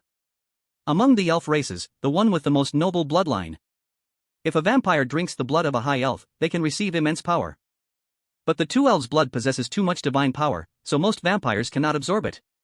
If it were a higher being, it would be fine, but Baron Chuo is ordinary, so his internal organs would melt the moment he drank the elf's blood.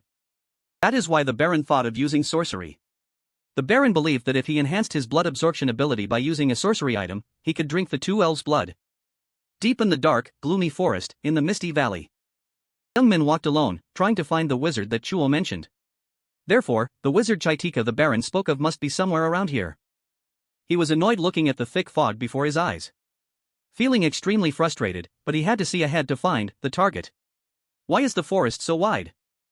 Youngman continued walking, grumbling as he went. He was only doing this much because it was him. If it were anyone else, they would have given up already. Suddenly, there were footsteps behind him. A group of level 115 mist forest spirits stared at him as if they wanted to eat him alive. Youngman turned his head to look at the spirits behind him, carefully assessing the situation. There were quite a lot of monsters. But he did not want to waste any more time and energy on the spirits, so he immediately turned and ran. He just needed to complete the quest, no need to waste time dealing with them, time to run. They stuck right behind him, determined not to let their prey escape. Behind Youngman was a pack of nearly 10 spirits chasing him. He turned his head to look at them behind him, becoming slightly careless. They were slower than he thought, already a few were nowhere to be seen. Youngman intended to take them all down in one blow to save energy. But just as he was about to execute his plan, he slipped and fell off a cliff. Fine, gather them all up and clear the path. Damn fog. He fell, his whole body preparing to slam straight onto the hard ground. A loud noise rang out along with dust rising when he landed. Thanks to his agility, Youngman landed safely. But he suddenly realized something. A whole pack of spirits was slowly approaching. He finally understood. Now I know. Looking at the spirits as numerous as an army, Youngman backed away, trying to keep his distance. Is this your nest? You intentionally kept your distance while chasing me to corner me here, right? They all wore a hungry, ravenous look from not having anything to eat for a long time. With no other way to save himself, Young Min had to pull out his weapon to prepare for battle. Since it has come to this, time to fight. Planted the tip of his sword into the ground. Just in time, I also wanted to try this out. Young Min appeared extremely excited. Curious, let's see how many monsters I can clear now with my skills. His gaze became cold and sharp. Death, I have to test it on you guys. But the greatest point of this class is taking on many enemies at once. If it's one-on-one, this class is stronger than any other. But there is no way to wipe out a large number of enemies in one go. Therefore, even if the enemies are weak, if they unite, it is still very difficult to win. Young Min proactively moved closer to the spirits. But to compensate for that weakness, he found a way to overcome this drawback. Skill combination. Berserker skills, if combined appropriately, will create massive area of effect damage. With just one move unleashed, Young Min quickly made the whole pack of spirits explode, charging in to wreak havoc. After wiping out the whole nest, he turned back, satisfied, looking at his achievement. Alright. 2 minutes and 30 seconds to eliminate 80 spirits. He felt quite confident, even mages using area of effect magic couldn't be as fast as him. The class's biggest weakness had been eliminated by developing skill combinations. Therefore, whether one-on-one or one against many, he was absolutely not someone easily defeated like before. But Young Min paused for a moment. He let his arms hang down, muttering to himself, no, it's still not enough. But this is only in the case of comparing with normal players. Even if he went back to that time, these skills still wouldn't be enough to deal with Ragnarok's entire army. This time, the monsters were quite low level, which is why he won easily, but to deal with Ragnarok, he needs special traits for one against many and high-level berserker skills. From the start, charging in to wreak havoc has much stronger attack properties compared to berserker's attacks. Moving in a straight line while using skills to deal damage to many enemies. Because he cannot change direction, if enemies are scattered in many places, it is very difficult to utilize berserker skills. Young Min was determined to become stronger to defeat all of Odin's people. To win against those guys, he definitely needs berserker skills. Especially to deal with Odin. He shouted, becoming extremely determined. Just wait, Odin, sooner or later I will create the highest level berserker skill to defeat you all. Young Min suddenly remembered the main quest for coming here. But before that, he had to complete the quest. He continued walking in the desolate forest, thinking about the reason for accepting this difficult quest. He accepted this quest also because it was related to increasing the win rate when fighting many enemies. Suddenly, someone came to block his path, speaking up, stop. Chaitika leaned on his cane, approaching him. Baron Chuo sent someone here? He wore a tattered cloak covering his entire face, his eyes glowing red, standing under the moonlight looking even more eerie. Introducing himself, I am the wizard Chaitika, put down the materials you brought and step back. Young Min pulled out the box containing the requested items, not expecting him to appear directly here. Then, as per his request, he raised both hands high, stepping back. Is this okay? Take it. Chaitika used his sorcery power. Casting a spell caused all the items in the box to fly up into the air. The pieces of paper were gradually assembled completely. Next, he held 2 blast test tubes in his hands. Continuing to cast the spell. The pitch-black liquid in the tubes flew up. That liquid formed words on the paper. Young Min stood intently observing Chaitika from start to finish. Everything the wizard did and the aura he exuded were very strange. Is this sorcery? After finishing his spell, he tied the scroll up. He returned the scroll to him. Done, take it. System display, blood letter, rare grade. Quest, it has blood marks engraved on it like tattoos on the body and contains a powerful blood absorption aura. Usage time, when activating the blood letter effect. Young Min took the scroll, understanding. Unexpectedly, it was an item to help enhance Baron Chuo's blood-sucking ability. If he used this, perhaps he could withstand drinking the 2 elves' blood. The quest board appeared, recover Baron Chuo's little daughter too. To save his little daughter, the Baron requested your help. Bring the blood of the Chobing Winrua, the hot blood of Q and Jia Q to the wizard Chaitika and receive an item. Completion condition, successfully deliver items to Chaitika. Reward, 10 gold. Just giving this to the Baron would be enough, but he smirked. Actually, what I want is not the quest reward but this thing. Right in front of Chaitika, Young Min didn't even bother hiding his purpose. He immediately used the scroll. He shouted, it will increase many times over. What are you doing? If you use that? But it was all too late. Having used the blood letter, Youngmin crushed the scroll in his hand, finally fallen into my hands. The system continuously displayed notifications, obtained life absorption on hit, 3%. The blood letter's mark cannot be enhanced or removed. The number of marks that can be collected depends on each person's type. Current mark count 1 out of 5. Youngmin's power increased significantly. He smiled triumphantly, having achieved his goal. The most special and powerful mark when taking on many enemies is life absorption. Youngmin's power exploded violently. He could clearly feel the new power flowing in his body. That's right, this is it. Youngmin focused heavily on increasing his power. Damage dealt when taking on many enemies is also very important, but if he wants to deal with those disgusting things at the same time, he must have recovery ability. Looking at the blood mark running throughout his body, he knew he could become stronger, he could suck blood, this blood mark, and could endure longer. The system displayed an update notification, blood mark, 3% lifesteal of damage dealt. Actually, in the future, the lifesteal rate based on damage dealt thanks to the blood mark will be reduced, but for now, those who obtain the blood mark can still maintain the initial lifesteal rate. Youngmin smiled triumphantly, and I am one of them. Suddenly a fireball flew towards him. But this attack didn't affect Youngmin at all. Chaitika shouted angrily, "You dare to steal that? Arrogant bastard." He didn't bother respecting him anymore, directly provoking, "What? That sounds annoying. It seems creating the blood mark has drained your strength." Feeling this was a good opportunity, Youngmin dragged him out as a test subject for his new power. "Anyway, I am wanting to test the effectiveness of this thing. For someone who created such a cooperative item, I should thank them, right?" He couldn't even fight back. Just like that, he bid farewell to the world. Youngmin was stunned. What, one hit and he's done? His body quickly recovered. Youngmin discovered another interesting thing. The effect upon killing is full recovery. He opened the system panel. Collected Chaitika's head. There were also items in the shape of monsters. What, is this Chaitika guy a goblin? Because the fight just now ended too quickly, Youngmin still couldn't test his full power. By the way, I also want to test the blood mark's effectiveness a bit more. Youngmin smiled, there is a place I must go. In the city of Crossroads, the Berserker Guild. Youngmin went to meet the merchant, starting to buy necessary items. I'll buy the skill books Divine Power, Impact, Solid Body, and also Twisted Attacks. He wanted to build new, more groundbreaking skills. Divine Power plus Impact plus Solid Body plus Twisted Attacks. Skill combination, Divine Power, Impact, start combining. Upon completing the combination, the skill books will be deleted and automatically collect the combination skill, Solid Body, Twisted Attacks. But Youngmin, this place has a limit to patience, very good, very good. System displays notification, please perform the intended motion of the combination skill and confirm after completion.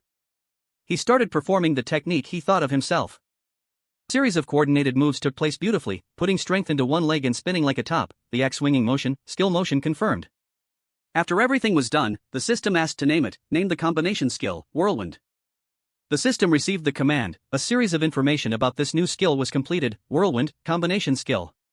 The body spins at a dizzying speed, while simultaneously spinning the weapon while moving. Therefore, it continuously deals physical damage to enemies standing around. Can continuously use the skill until mana reaches 0. While being able to freely move and change the skill's direction. While movement speed continuously increases.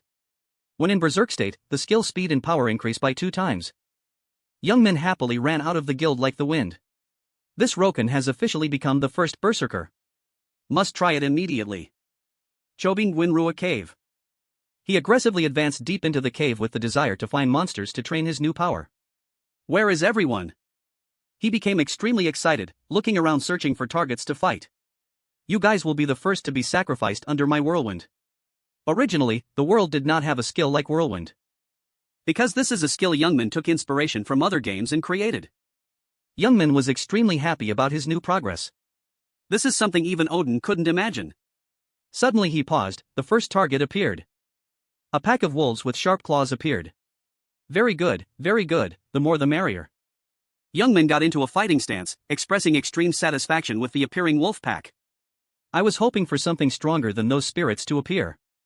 Now it's good. They started rushing towards him all at once. Level 120, Werewolf. Welcomed them rushing in. Come here. Despite his body being bitten and torn by the wolf pack, Youngmin still stood motionless. One bit his arm. Others bit his calves, they rushed in to tear at him savagely. But Youngmin appeared extremely excited, despite his body being seriously injured. Very good. System warning, 20% HP remaining, body severely weakened. Only then did he start swinging his blade, stopping the wolves from getting any closer. Well done. Youngmin fought back. Now it's my turn. He held the giant hammer in his hand, extremely eager to try out this new skill of Lord Roken. With just one move he thought of, he was able to take down several at once. Whirlwind. His eyes were bloodshot, the blood mark spread even to his face. A giant whirlwind was created, sweeping everything away. The whirlwind tore the wolves apart, making them roar in pain. The entire wolf pack had been thoroughly eliminated by Youngmin. The wounds quickly recovered, fully recovered. Youngmin looked back at the achievement he created. The wolves lay scattered on the ground.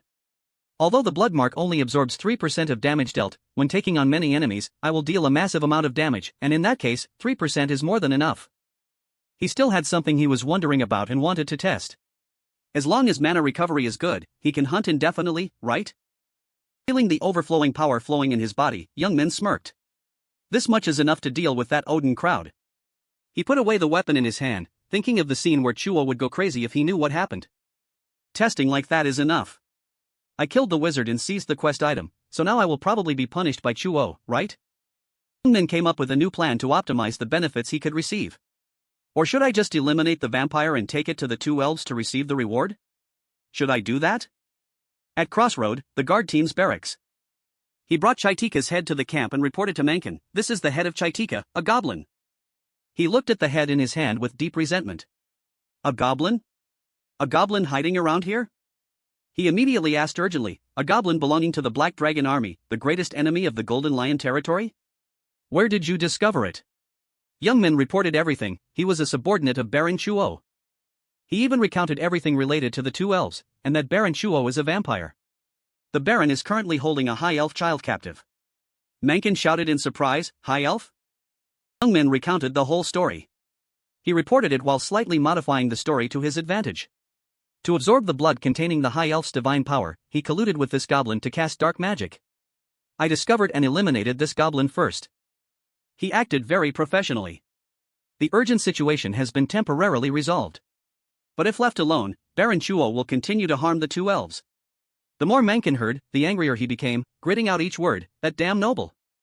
He gritted his teeth, his eyes flashing with rage. "I will absolutely not forgive anyone who touches the two elves in the area I govern."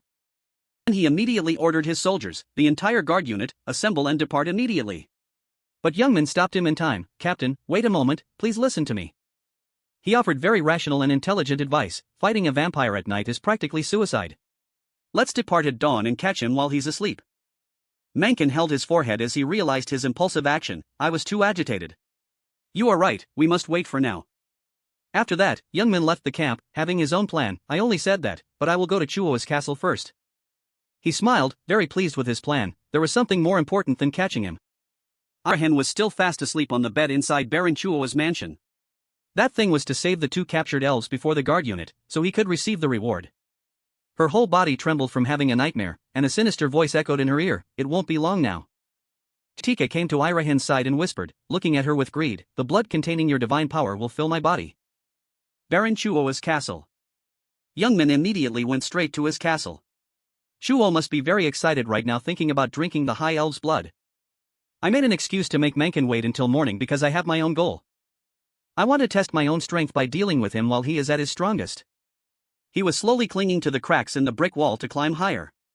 His ambition was huge, and he had to handle Chuo alone to monopolize the reward for the two elves. When he arrived, he pushed the window open. Then he gently jumped inside. From here, he could look straight down at Chuo's seat. But he wasn't there. Chuo was nowhere to be seen. Based on the noise from before, he roughly guessed the location of Irahen's room. It seemed the two elves were on the floor above. Youngmin opened the door as gently as possible to avoid making noise. He peeked inside to observe the situation. Is this the place? Sure enough, Irahen was there on the bed inside the room. She had not woken up yet. Youngmin looked at Irahen and couldn't help but feel happy. Bingo! Why was everything solved so easily? He shook her gently. Hey! Hi, Alf. But even though he shook her a bit harder, she still didn't wake up. Hey! Youngmin appeared completely helpless in this situation, shaking her this much and she won't wake up. High elves are usually very sensitive to sound. She should have woken up the moment I entered the room. Or maybe she was drugged? He tried to think of the best way to wake Irahin up. If he didn't regulate his strength well and kept using force to wake her, he would probably hurt the elf. But he couldn't wake this elf without using violence.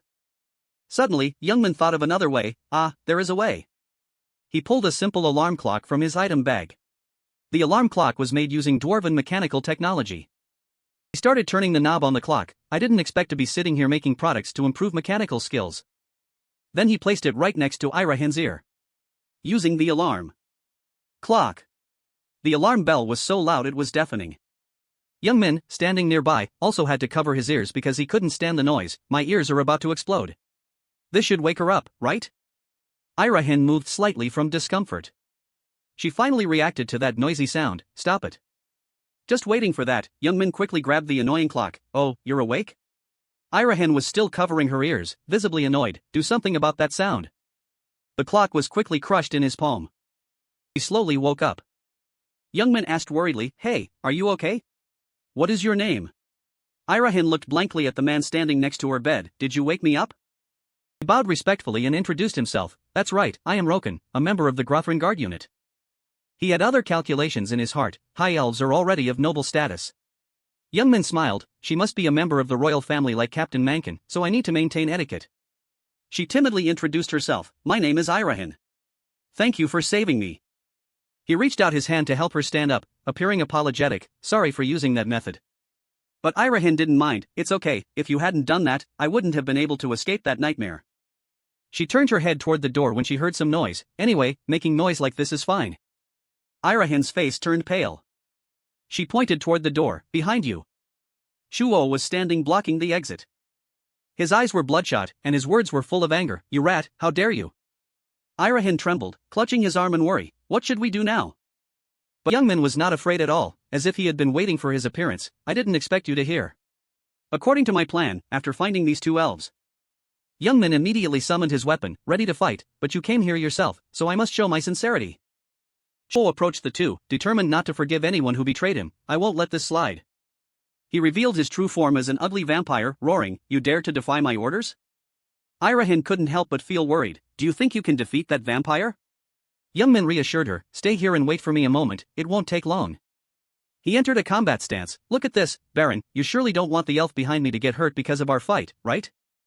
As fast as lightning, Youngman rushed straight at Chuo, catching him off guard, so let's change location.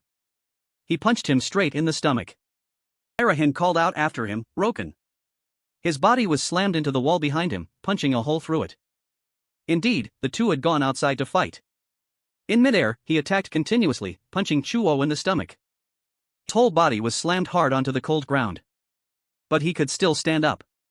Youngman also jumped down, landing neatly on the ground. Youngman excitedly asked about Chuo's feelings. How is it? How does it feel for a vampire to be hunted by a human? He started fighting seriously. You arrogant bastard. His power flared violently. I will drain your blood until you are nothing but skin and bones. Youngman channeled power into the weapon in his hand, very satisfied. That's right, you must give it your all. His power was also increasing rapidly. His face was full of excitement, because I also want to taste your overflowing vitality. Chuo was confused when hearing Youngman mention it. What is vitality? But he didn't answer, just taking advantage of his lack of vigilance to rush in and attack. An opening. He combined force to make his speed and attack power faster and stronger. Dash combined with force attack. Chuo quickly used his rock-hard hands to block the attack. It was like a solid shield protecting him, making even Youngman surprised. Why are a vampire's nails so hard? Chuo's power was not ordinary. That made him suspicious of his true identity, a bit too much, but this. Are you really a vampire? At this moment, Chuo noticed the blood mark patterns running along Youngman's body. You, that pattern? He replied nonchalantly, This? You just noticed? He even raised the arm with the blood mark pattern as if to tease him, provoking him, blood mark. But I'm the one who just got it. Hearing this, Chuo was trembling with anger. Did he aim for that from the beginning and always pretend to listen to me? Finally, he realized Youngman's true face too late. That's right, he also intended to steal my two elves earlier. It was all his plan. He was even more furious at being deceived by someone of ordinary status. A human dares to toy with me? Chuo roared, rushing to tear him apart. I will absolutely not forgive you. His nails became sharp weapons, attacking him with lightning speed. His speed was unexpectedly fast, catching young men off guard, and he was scratched on the arm. Looking at Chuo's power and speed, he could confirm his guess even more. Sure enough, not an ordinary vampire. He tried to dodge all the attacks, now he is trying to attack me, but the two were evenly matched, unable to determine a winner. Looking at the attack method and speed, the power was not ordinary. The system displayed a warning: HP at 20%, basic skills will increase significantly. Youngmin was a bit surprised by this. I've never heard of Chuo being a progenitor vampire. But if he is a progenitor vampire, the blood mark wouldn't have worked from the beginning. He gripped the weapon in his hands tighter, anyway. Youngmin was still very confident in his ability. The fact that he dies here today still won't change. How is my blood? He started unleashing his ultimate move. Consecutive blows were dealt. Royal Wind. Chuo roared in pain. The more his blood. Youngmin's recovery speed increased. Blood mark. Do you like it? He tried to provoke him. Just with Royal Wind, I immediately recovered HP. If a vampire uses it, the blood-sucking ability is enhanced, and if a human uses it, they receive the life absorption ability, right? Blood kept flowing from Chuo's body.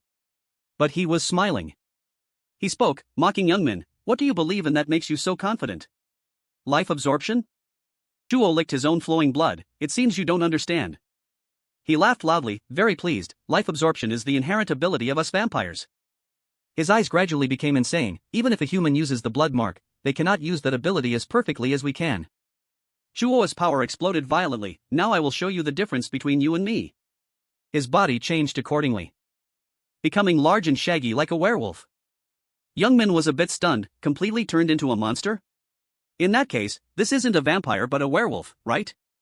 But he didn't care too much, very calm before Chuo's attack. Whatever, very suitable to be a test subject. He raised his giant weapon high, taking momentum.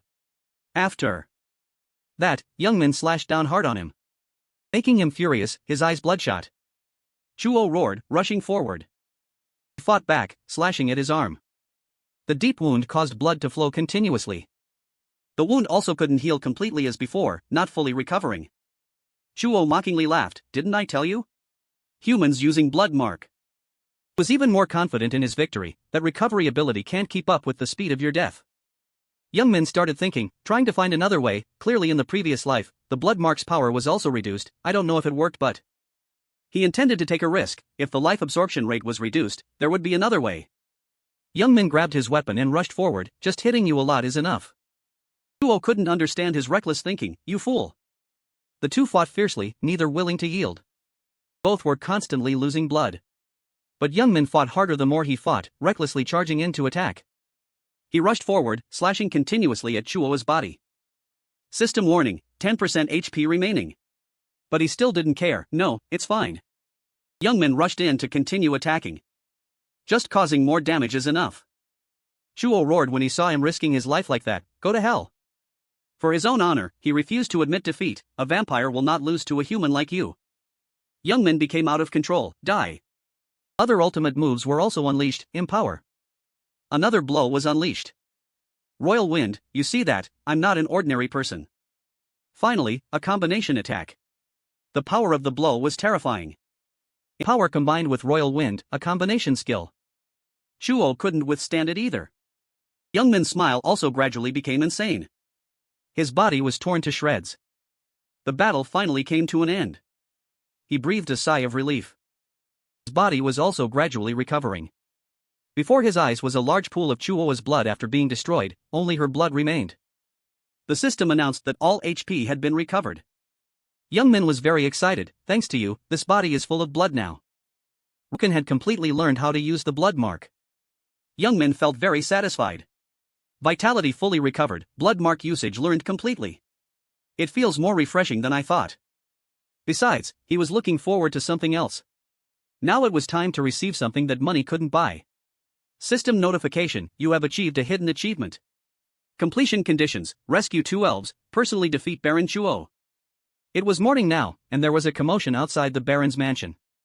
All soldiers, listen up, the battle to eliminate Baron Chuo begins. Break down the door and charge in to attack him. Roken led the army, instructing the soldiers, it doesn't matter if the wicked Baron is killed. But you must not let the 2 elves be soiled by even a speck of dust, rescue them. He signaled everyone to charge. The whole army rushed forward, intending to break down the door. But before they could do anything, a loud noise erupted from inside. The door was gradually being destroyed from the inside. A boom echoed. The door was completely destroyed. Ha! Mencken was stunned, unable to believe it. What? Daytime is when the Baron is weakest. Why is he so strong? But the person who appeared wasn't Chuo, but Youngmin and Irahen. He spoke first, surprised? My apologies. Don't be so quick to judge by appearances. He was stunned when he heard the familiar voice. This is...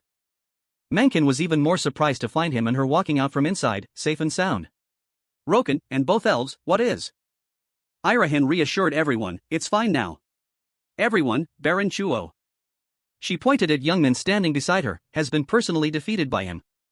This made Mencken even more astonished. He felt extremely skeptical. Roken, that kid? But Baron Chuo's level is much higher than his. Youngmin pretended to be casual. I was a bit worried, so I came here first and saw these two elf ladies about to have their blood drained. How could I stand by and watch someone soil the honor of elves? Another elf spoke up timidly, is that true? Captain, it's not that I don't trust Roken, but it's unbelievable that a human could take down the Baron. Maybe he's trying to deceive us. He reminded, watch your tongue, can't you see? We have to believe it. He was surprised, yes. What are you looking at? Mencken understood this better than anyone. The privilege of the two elves. Irahen was making an oath to Youngmin. The oath had begun. Everyone appeared astonished, stunned, no, impossible. She is making an oath to a human? She was extremely certain of her decision, that's right, this is something that money cannot buy. Something that cannot be valued with money. Youngmin was finally about to get what he wanted. This is it. Irahen brought the ring and walked toward him. The oath of the two elves. Right there, she made her oath, standing before the one worthy of praise, the one who bravely protected the honor of the two elves. Right here, at this moment, I swear under my own name, High Elf Irahen will wholeheartedly support the ancient Roken. System notification, legendary achievement attained, Oath of High Elf Irahen. You are the first to achieve this. Special bonus for the first achiever. At this moment, beyond trust, the relationship with Irahen and firm belief have reached the final stage of friendship. When taking the ring from Irahen's hand, Youngmin placed a kiss on her hand to show respect. It is my honor, noble High Elf. He was extremely satisfied, this achievement was quite unique. Although it didn't increase stats, he possessed something special that money couldn't buy. This was a once-in-a-millennium opportunity that could help him gain more connections and resources. Unlocked, join High Elf Society. You can join High Elf Society through Irahen. High Elf Society is a tight-knit noble senate, a gathering place of power. No race has succeeded in accessing it. The choice is yours and you will have to pursue your fortune. But don't miss this rare opportunity, which is a close relationship. If I can control the Senate, it will be very helpful in defeating Odin. Youngmin looked at the other guards kneeling respectfully and couldn't help but feel smug. To achieve this, he had to immediately stop the guards from moving so he could go rescue the two elves alone. Mencken was no exception. He had to acknowledge his ability. Roken, he is truly an extraordinary person. Yes, who knows, he might be the one to rewrite the history of the world. Finished, he just wanted to leave immediately. Well, I'll take my leave. Irahen called out, wait, please wait a moment. I want to introduce you to the Senate. Why don't we rest a bit and enjoy dinner together? Thinking one thing but doing another, Youngmin, although unwilling, still had to smile. This is troublesome. I don't know what Odin is doing or where he is now. I must level up as fast as possible. The system panel showed a new quest if he accepted Irahen's invitation, Mencken's forgotten quest. Mutant monster, find the monster that ate animals with cursed energy and caused mutations in them. However, if the mutation gets worse, who knows what will happen. Success condition, confirm 3 mutated monsters. Reward, 90 silver, Spear of the Crossroads guard team. But he felt this was a waste of time. There are no mutant monsters there to level up, right? In the end, Youngmin still firmly refused. He skillfully buttered her up, then can we do it next time? Until then, please take care of your health. Youngmin left immediately. He flew to a deserted island. Then he slowly landed gently. This place was an extremely peaceful and beautiful island. Arrived, White Beach. Although he had arrived, Youngmin really hadn't decided what to do next. Where should I go now? One of the mutant monsters is probably. He smiled when he sensed the target approaching, Blade Arm Dance. A group of mutant monsters was standing behind him. Oh right, it's you guys. Youngmin smiled contentedly when he had a new target to apply his power. Doing it for me? Thanks a lot. He summoned his familiar weapon. preparing to enter the battle. Well, might as well level up all at once. Youngman aggressively pointed his axe at the mutant monsters, provoking, "Come at me, all of you." Another fiery battle broke out, dust flying everywhere. Scene change, full of excitement while holding a large gem in his hand. Oh, it really worked. He praised Odin's extraordinary power. "You're really good, that's a monster." He stood leaning against a tree, his voice calm, frankly criticizing him. "How rude, it was clearly a condition that you were not to ask me anything." He cowered in fear, quickly apologizing. I know. I know already. I should just shut up and level up, right?" Odin remained silent, not saying another word, his eyes sharp as knives. He was lost in aimless thought. Everything was going exactly as predicted. But something was a bit strange. Like a foreign object stuck in the gears. Beside him, the noise continued endlessly. "Damn it, still not opening? This is the first title I've obtained. Who the hell is it? I will defeat you all to take the first title." Odin advised him, "No need to be impatient. Those who share the same destiny, even if they don't want to, will have to meet." Youngman was very fired up. Both sides rushed in to fight a battle. Let me tear you all to pieces. Charge. Thanks for watching the video. He only needed one slash to take one down. They surrounded him. What? This is? But Youngman wasn't afraid, on the contrary, he felt extremely excited. "This trash, too easy, the rest of you come up too." Immediately all the mutant monsters rushed up. He was satisfied. "That's right, you guys have to rush up first, that way it's more convenient for me to strike." He jumped high, preparing to deliver a powerful blow down to the monsters. "Faster, aren't I going to level up?" Once again, Youngman used his special techniques, Gale. That one move quickly wiped out a group of mutant monsters.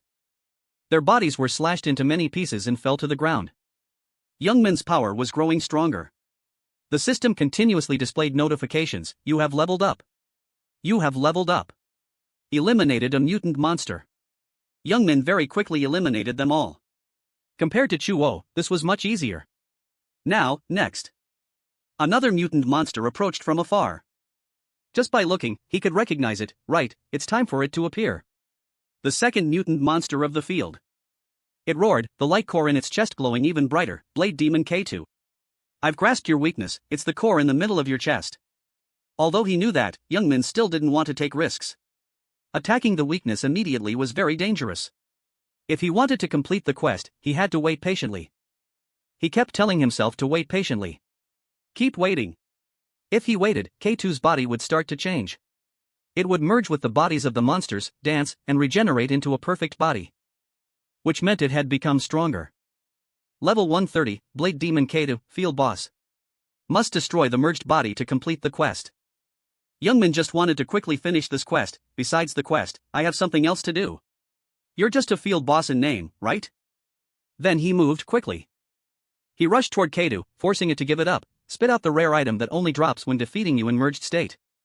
But things weren't that simple. Youngman moved like lightning, rushing close to the mutant monster.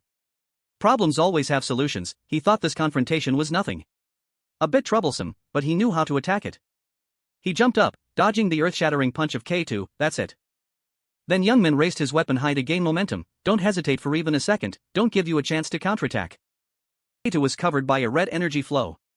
He quickly seized the opportunity, dealing it a critical blow. Taking it down in just one hit. The strong collision caused both to be knocked back. Then Youngman quickly launched another attack. And then he used all his speed, Swift Strike. The attacks were unleashed in a flash, continuously, Swift Strike. He just wanted to quickly end the battle, Swift victory. K2 was beaten so badly it couldn't react, roaring in pain. Although its weakness was in an obvious place, it was still covered by a sturdy layer of armor. This is troublesome, because of the armor it's hard to aim accurately at its core. If so, Youngman decided to take a risk. I'll smash your armor to pieces. A thunderous blow, aimed precisely at the core in its chest. System notification, enemy hit by weapon break and falls into a confused state. Destroyed Blade Demon K2's armor. Blade Demon K2's defense reduced by 50%. He smiled smugly. Good, for sure, if it just stands there taking hits like this. Even though it was slashed directly in the core, K2 smiled. Youngman realized too late, could it be? K2 finally unleashed its ultimate move, final attack, Blade Storm. Its whole body fired countless tiny blades that self-destructed after dealing 25 consecutive hits to the enemy. He couldn't dodge it at all. Where did this nonsense come from? It unleashed another move, Unstoppable Defensive Attack Machine. During the skill duration, defense, strength, and movement speed increased by 200%. Youngman pressed his axe blade deeper. Rest in peace. The core in its chest was completely destroyed. Kato was also gradually dissolving. A huge explosion occurred. The battle completely ended with victory belonging to Youngmin. Its core fragments shattered and fell. An arrow flew toward him but stopped right in front of his eyes. Simply because Kato had been eliminated, so the special moves also stopped working. Done, huh? From its eye sockets and mouth, rays of light emitted. Another explosion occurred. Youngmin realized in a panic, damn it, I forgot its final action. An earth-shattering explosion, self-destruct. The impact of the explosion was immense, blowing away everything around. Dust flew up in a cloud. A figure slowly appeared from within the smoke. It was Youngmin. He survived the explosion despite being at close range. I knew it, leading something sharp to a dangerous place like this. A bit slower and I would have been done for. System notification, you have leveled up, you have leveled up, you up. You have eliminated the second mutant monster. Sharp black stones appeared, scattered on the ground. Anyway, it's lucky I got the rare item, Rare Grade Blade Demon Fragment. This is a blade fragment containing the resentment of Blade Demon K2, which can provide special power to bladed weapons. When used to enhance a bladed weapon, it causes a bleeding effect on the opponent hit. Youngman looked at the item in his hand with satisfaction. After a critical hit comes the bleeding effect, must try it right away. He used the item on his weapon, successfully enhancing the weapon, causing bleeding to enemies when slashing them. Yes. His weapon became even more powerful and imposing. Good, enhancement complete. Looking at the calm water, Youngmin decided he had to go somewhere. Before taking down the final boss, I have to stop by this place for a moment. At the bottom of this lake are giant clams, where 5 colored pearls are nurtured. You have to find their weakness. Youngmin looked into the distance, hoping that this diligent preparation would be useful. The ship was gradually sinking. According to his memory, it was very strong. The ship's hull was broken in two, forever sinking to the bottom of the ocean. The ship's door wide open, deep and dark. Something with glowing red eyes appeared. Youngman used his hands to pry open the giant clam. He sighed, failed once again. Seriously, another mana pearl. He complained about the wasted time. This item is also expensive, but now it's time for that pearl to appear. As expected, heaven doesn't disappoint. This time, Youngmin successfully found what he wanted. A sparkling, round, smooth pearl appeared. Finally got it, 5-colored pearl. Received 5-colored pearl. He looked at the pearl in his hand, feeling extremely satisfied. To increase defensive capabilities, nothing is better than this. Youngmin felt motivated, eagerly opening giant clams to find the next item. Time to go get the next one. He pried open another clam, and a light shone from within. Suddenly, the system window displayed a quest: search for traces of the Lion King. Iron helmet with sealed power. Find the entity and clarify it. Youngmin was bewildered upon receiving the quest. What, a Lion King quest? He thought this might be what the system was hinting at. Come to think of it, items related to the Lion King attract each other. He summoned the Lion King's iron helmet item.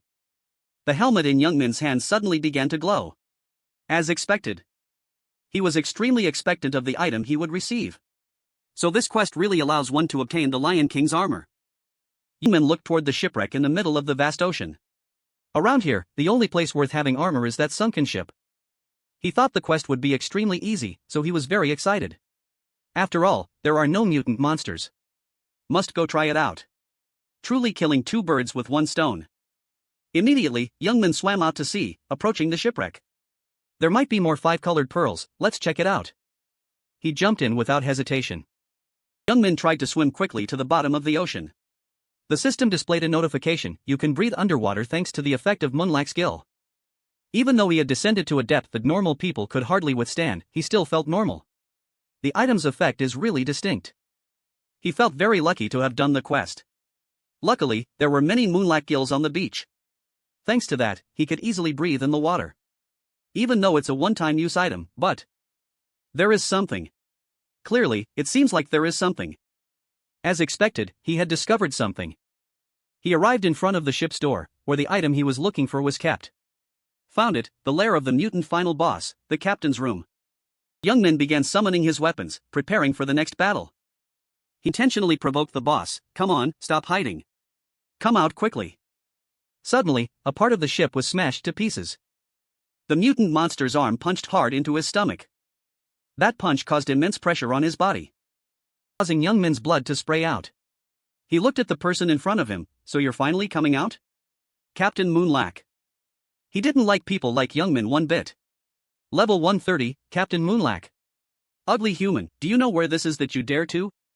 He pinned him down, shouting angrily, what is your purpose for sneaking in here? But he was the same as always, not answering, extremely confident in his abilities. What does a dying person need to know for? Young Min used his ultimate move to break free, Twister Tech. It could be easily seen with the naked eye. His attack speed had decreased significantly. That's why I don't like underwater combat. The body is too slow. Moonlack's hand was slashed with countless wounds. A human thing like you dares to. But in the blink of an eye, he couldn't find Young Min anywhere. Gone. Since when? He appeared and disappeared, leaving him unable to react in time.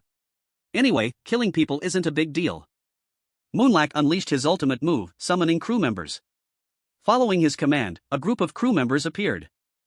Young Min was annoyed, this guy, using subordinates as shields? While he was busy dealing with the minions, he sneaked an attack. An attack came down. Luckily, he was agile enough to dodge in time. Moonlack laughed loudly, nice dodge. Where did that arrogant attitude from before go? Young Min understood the strength of both sides. This guy, if he didn't have his subordinates, he couldn't do anything to me. He had to find a way to completely eliminate the minions if he wanted to defeat him. The minions summoned by Captain Moonlack were very annoying because they blocked most of his important attacks. Suddenly he smiled, not knowing what he was thinking. If they keep being this annoying, then... A blood-red stream of power spread out. That is Berserker. The system displayed a notification, equipped Lion King's iron helmet. Young Min was excited, tearing everything apart, I will turn you all into sashimi, Moonlack. Seeing the situation didn't look good, the minions and he turned tail and ran. He couldn't let them escape so easily. Chase them, handle them one by one. Moonlack was also astonished by this speed, too fast. Young Min rushed to attack him, but he blocked the strike. The two weapons clashed, sparking.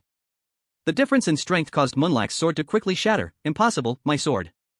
System notification, enemy weapon destroyed and entered abnormal status. Opponent's attack reduced by 10%. He screamed, not wanting to accept the truth. No. Young Min once again disappeared right in front of Moonlack. What is this? Where did he disappear to? This time he appeared behind his back. Where are you looking? This sudden appearance left him unable to react, being slashed into countless pieces. Young Min, said and done. Moonlack sashimi finished. Level up. You have leveled up x3. Eliminated 3 mutant monsters. Completed quest to eliminate mutant monsters. Go find Mangkin. Young Min quickly surfaced from the water, phew, almost out.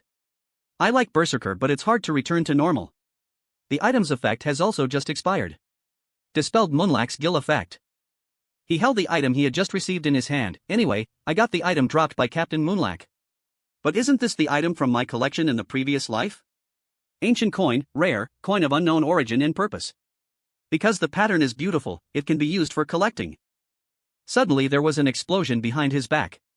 He startled and turned around. What is it?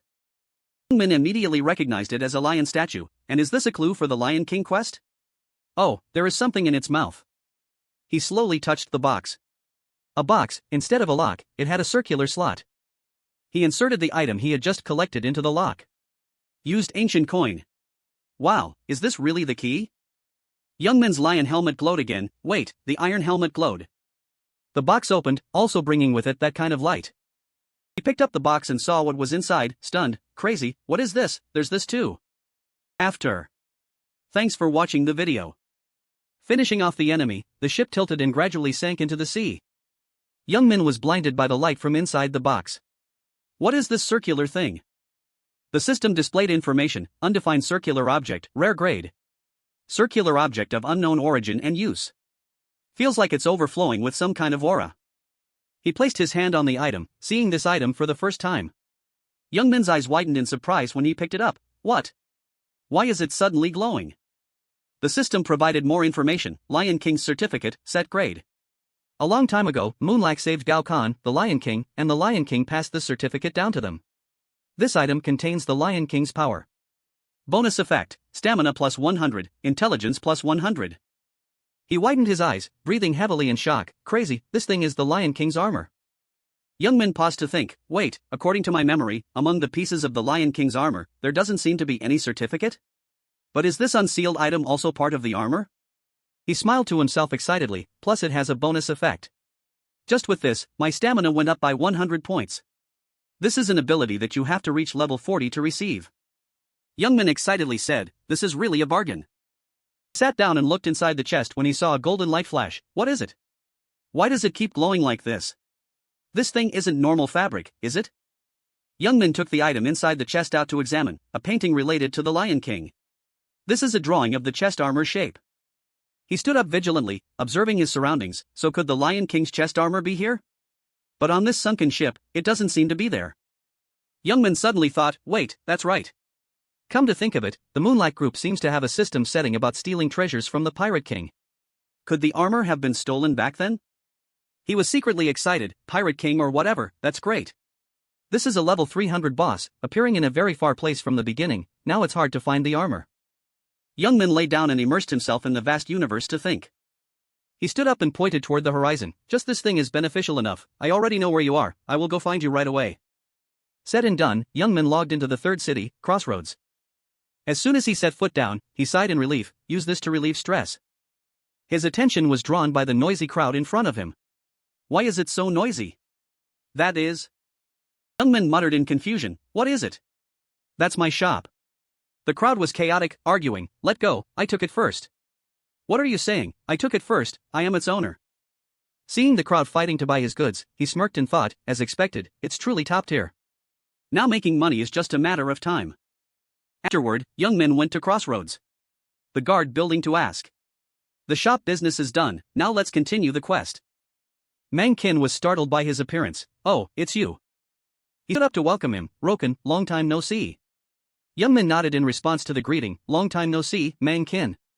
I have eliminated 3 mutant monsters. Mangkin shouted in surprise. 3 mutant monsters? You've progressed that much? He smirked with satisfaction when hearing his comment. Roken, you've worked hard, you've helped me a lot. But Youngmin maintained a humble attitude. It's nothing. The system rang in his ear. Completed quest to eliminate mutant monsters. He asked, I wonder if you have found the cause of this yet. If there is anything I can help with, just assign it to me. Mangkin rested his chin on his hand, hesitating. It seems like some force has interfered with this. Although it's still hard to say specifically. Said in a serious, low voice, if I find out anything, I will let you know. First, prioritize strengthening your power. With your current strength, if you encounter them, you absolutely cannot survive. Very quickly, the system gave Youngmin a new quest, training time. You are too weak to approach the secret. Cultivate strength to be able to shoulder that secret. Success condition, reach level 150. Completion reward, trust of Mangkin, captain of the Crossroads guard team. Left while muttering, TSK, as expected, I can't accept the quest because of the level limit. If I increase my level, I definitely have to go to that dungeon. So I have to prepare a bit. The system's voice rang out, used magic resistance scroll on equipped gear. Ability increased to 9. Youngmin muttered excitedly, the scroll I bought earlier is useful now. Now let's hit the road. Scene changed to the southwest of Crossroads. He used a strong force to chop down 2 trees in front of him. Very quickly, he processed a whole forest of trees. The system sounded a notification, received 10 logs. Youngmin carried the bundle of wood, monologuing, the logs are also prepared, now let's go. He startled and stopped when he heard a shout nearby, hey. Youngmin looked toward the source of the shout. What is it? Someone? This dungeon hasn't been known to others yet. Black Hair shouted loudly, do you have a conscience? Where did this brat crawl out from and steal other people's stuff? Mitty replied cheekily, wait, did you guys mark this hunting ground? Isn't the hunting ground a free area? He was trembling with anger. Well, so, that. Brat, you are hindering our hunting. He glanced in another direction. What? You guys are hunting that thing? Mitty pinched his own face, teasing, I thought you guys were standing there scratching an itch or sunbathing. Is it because you're too weak? So I apologize. Is an apology enough? Black Hair was annoyed and took out his weapon, truly a madman. Can't talk to him with words. Spit out everything you've swallowed, you bastard. An arrow was fired by him. Chasing after it before the arrow hit the ground. His whole body trembled with anger. Damn it, this guy is the size of a mouse, so it's a bit difficult. This time I will definitely hit him.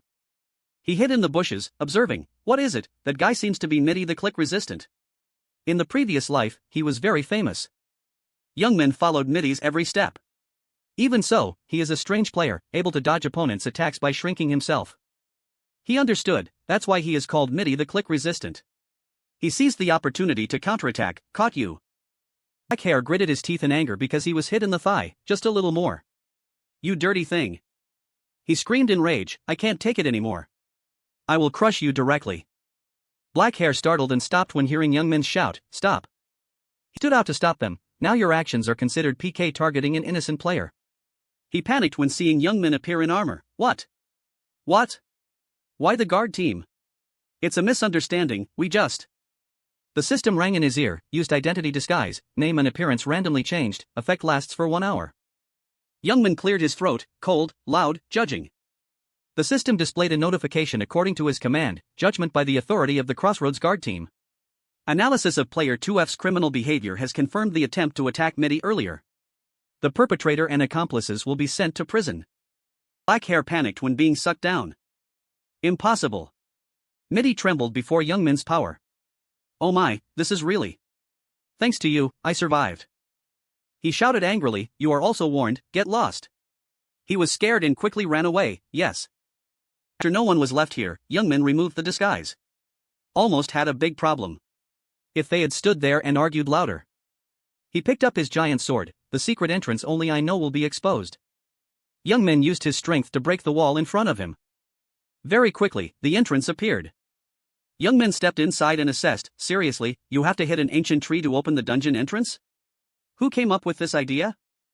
Wherever he stepped, light shone. The system announced repeatedly, secret dungeon discovered, mage's dungeon. First entry reward, 30% EXP increase for 3 days and dungeon item drops. Youngmin said contentedly, good, let's get started. System voice continued to announce, 5-colored pearl crushed. He ordered, first, increase defense. The mechanical voice appeared repeatedly, 5-colored pearl powder used. All attribute defense increased by 10% for 3 minutes. Youngmin immediately summoned an item, log. He exclaimed excitedly, next. He spread his legs to gain momentum. Youngmin used his strength to unleash the move, take this log. As soon as the log hit the ground, a magic circle appeared. Then came a deafening explosion.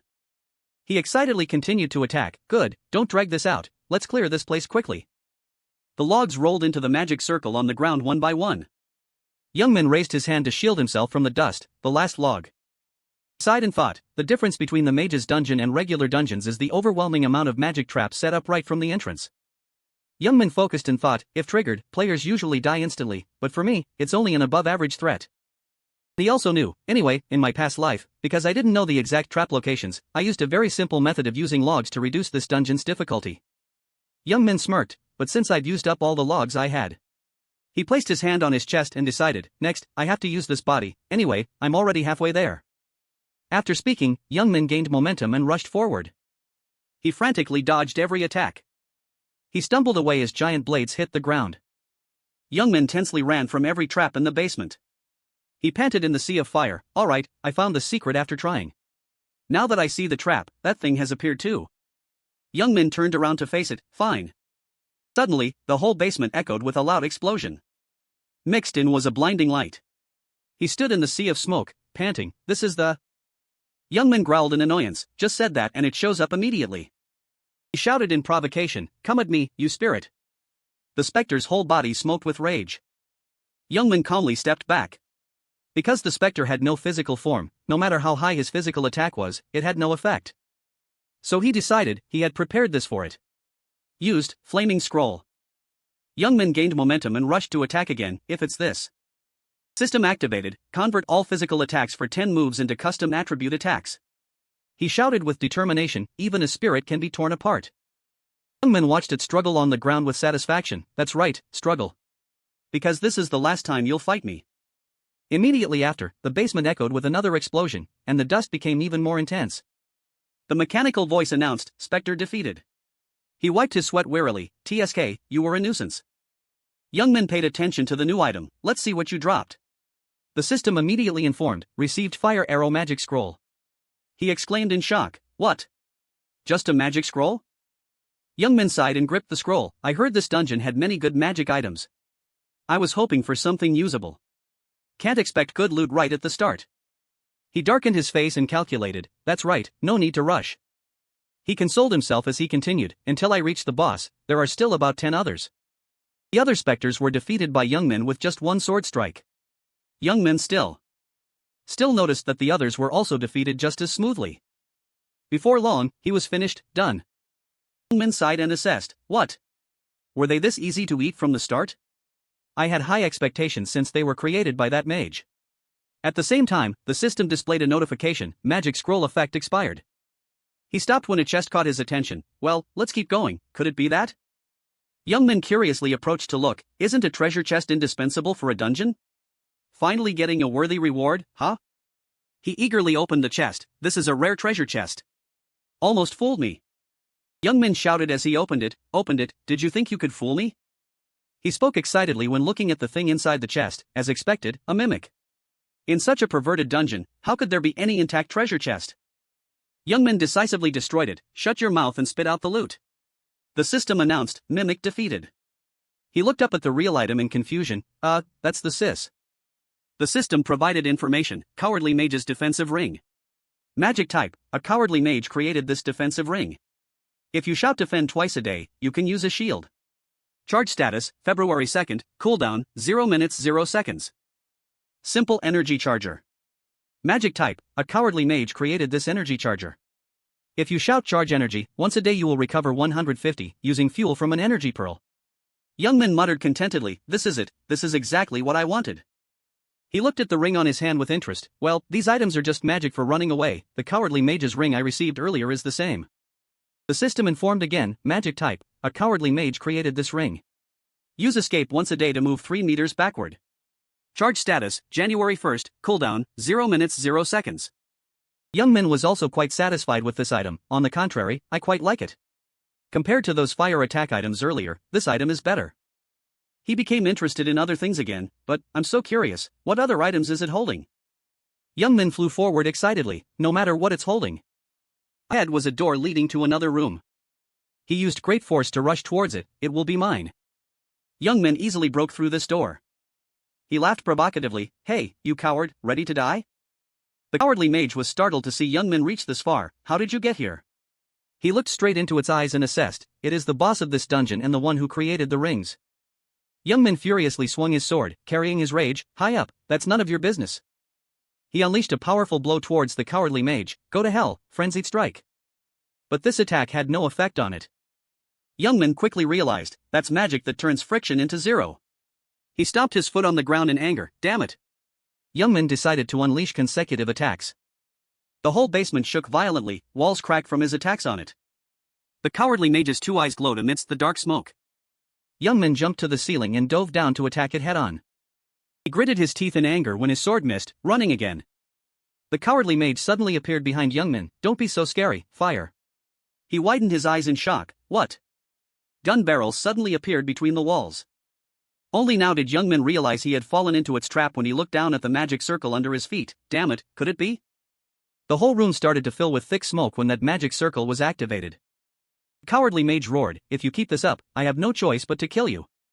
It was startled and surprised when he managed to escape from the sea of fire, huh? Youngmin dove down to attack, are you done talking? He carried all his rage and unleashed a blow, stop babbling, go to hell. Youngmin couldn't hide the surprise on his face when he saw his enemy transform, System notification sounded, level 130 Spectre sheds its disguise. Seeing its true appearance, he couldn't help but curse in his heart, damn it, you coward. A spectre playing dress up. Was that cloak just a disguise? Youngmin shouted in annoyance, hey, what do you want now? Where are you hiding? Stop hiding and sneaking around, come out here now. But just then, the ground suddenly shook, on the ground. A crack appeared just like that. From beneath it, a giant hand emerged. Youngmin wore a gleeful smile when he saw it, seriously, is it full of energy? The thing that just appeared was Chokji's level 133 first-generation golem. Youngmin observed his new opponent and muttered, why is the thing that needs to appear not showing up, but this nonsense comes out instead? The two sides faced each other. He thought to himself, this annoying thing even summons mini golems. Next, Youngmin seemed to see something else. That thing on the distant wall, a magic circle appeared, clearly just a moment ago. Just by seeing it, Youngmin understood the principle of this monster. Is that so? He excitedly rushed to attack with heroic momentum. You shameless thing, you're only good at defense and you intend to face me? Each step was very powerful. Youngmin prepared for a preemptive strike, a critical blow. He grinned widely and challenged the monster. Try and stop me. Raised its hand to defend. Unexpectedly, Youngmin flew past it without hitting it at all. This confusing action of his made the golem gape in wonder. Youngmin still kept a proud smile on his face as he declared, "Stubborn guy, where are you looking?" It turned out the thing he was aiming for was the magic circle on the wall. From the start, my target was that magic circle that just appeared. A powerful attack shattering that whole wall was unleashed by Youngmin. Afterward, one could only see a pile of rubble. Youngmin proudly thought to himself, bingo! I didn't need to look at where that coward was standing to know. Just like the ancient tree covering the dungeon entrance, the control room would also have magic shielding. He commented contentedly, good. While the system announced, entered Chokji's hidden room. Just a second later, Youngmin's face lit up with surprise. When a large-scale attack from somewhere aimed at him, take this, fire arrow. An explosion was created just like that. The attacker was none other than level 140 cowardly mage Chokji, not dead yet? This is my strongest skill. That's why I ask, who are you to dare enter here on your own? However, Chokji's expression changed just a moment later, cause Youngmin was completely unharmed after that large-scale attack.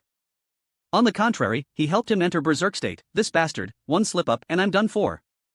Chokji panicked and immediately signaled, Golem, quickly stop that guy. The golem received the order and rushed forward with the intention to attack. But Youngmin had already dashed away before its hand could strike down. The place he aimed for was Chokji's spot, and he could only think, fast, so fast. He struggled to defend. But in the end, he was still blown away. Chokji landed and commented, at least I blocked it, it was truly right to invest a lot of money in the armor. Unexpectedly, Youngmin at this moment grinned. And burst into laughter, making his opponent uncomfortable. What's that? Why are you mocking me? Youngmin explained cryptically, nothing, I'm just so grateful to you that I burst out laughing. Chokji asked back in confusion, what's that?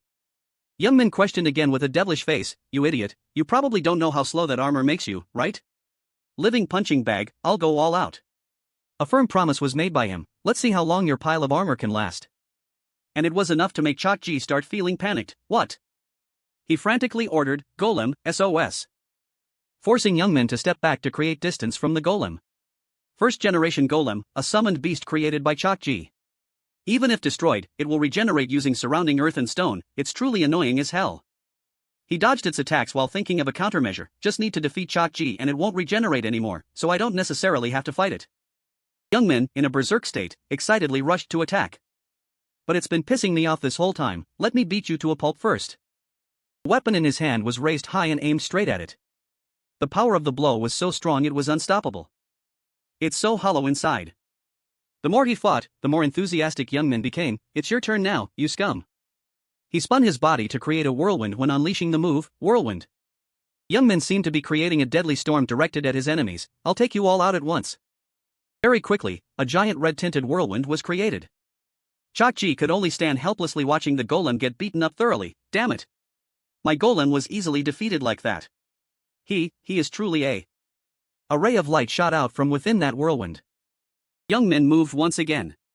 The place he aimed for was Chokji's standing spot, now there are two of us left.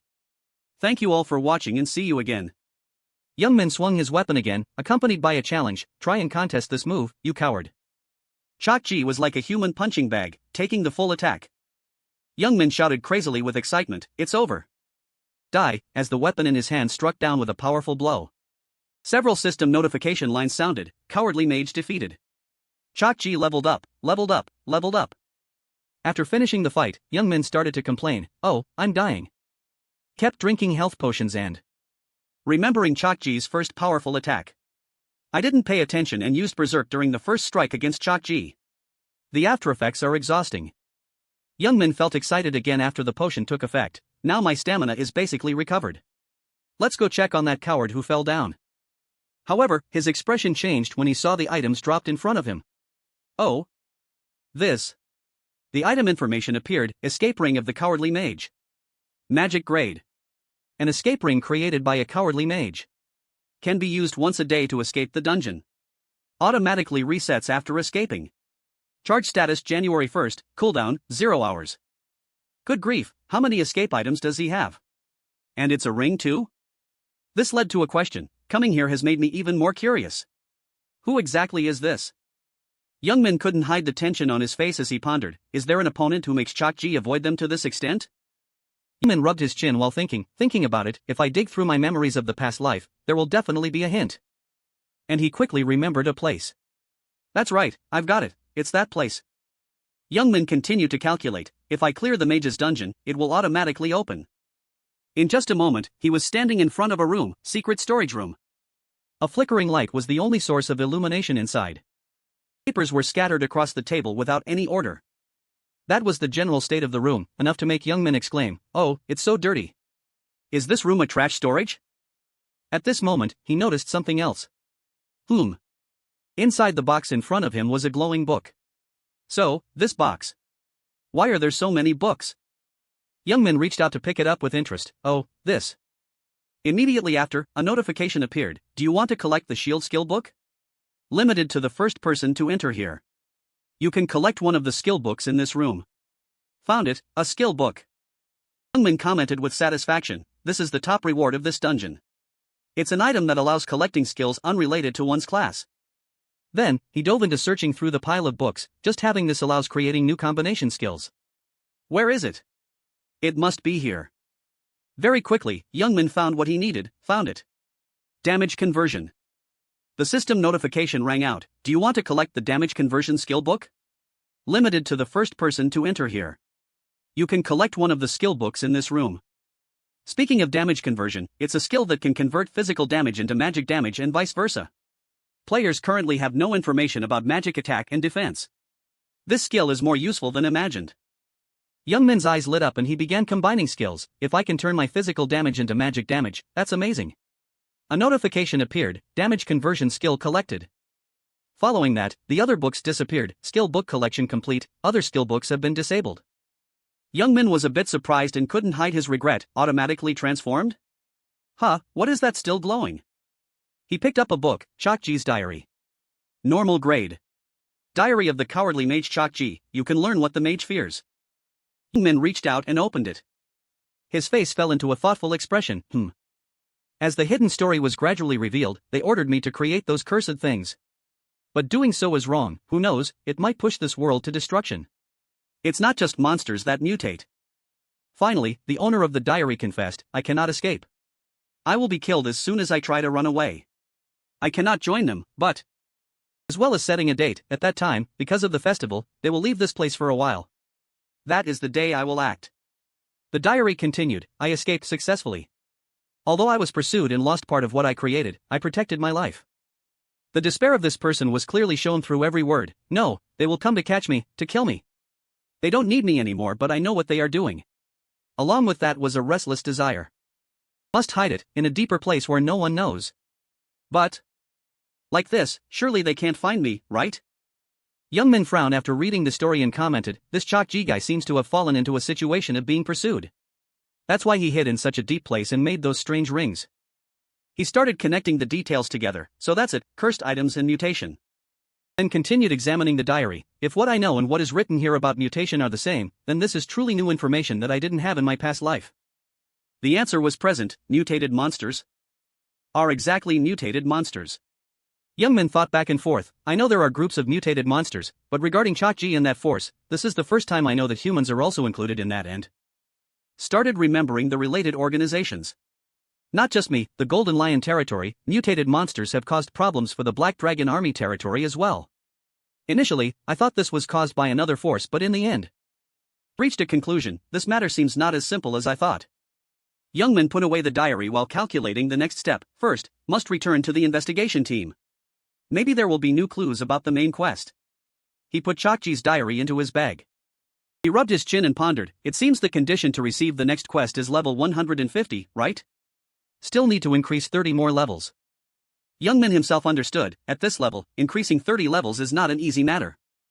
The reason is that one must repeat gathering and hunting quests hundreds of times to level up. However, Youngmin's face now wore a smile, but not for me. He continued muttering, "Summon runebook." Light covered young man as he made a declaration, "I have prepared everything. Teleport to Crossroads." The teleportation spell brought a gust of wind that blew away the papers inside the room. And in the blink of an eye, young Min was back at the Crossroads trading street. He held the heavy money bag in his hand with satisfaction, walking while excitedly commenting, "The magic scrolls I got from the mage's dungeon are useless to me but can be sold for a high price. Truly worth it." Young Min looked left and right to search. "That's right, where is my shop? It was very crowded last time." When seeing his business still operating busily, he was visibly satisfied. Very good, still this crowded, nothing to worry about." Young Min couldn't help but have a wicked thought pop into his head, "At this rate, all the money in Crossroads will flow into my pocket."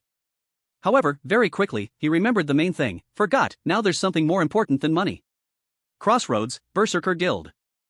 An information board appeared in front of him, making young Min hesitate. Select the combination skill you want to delete.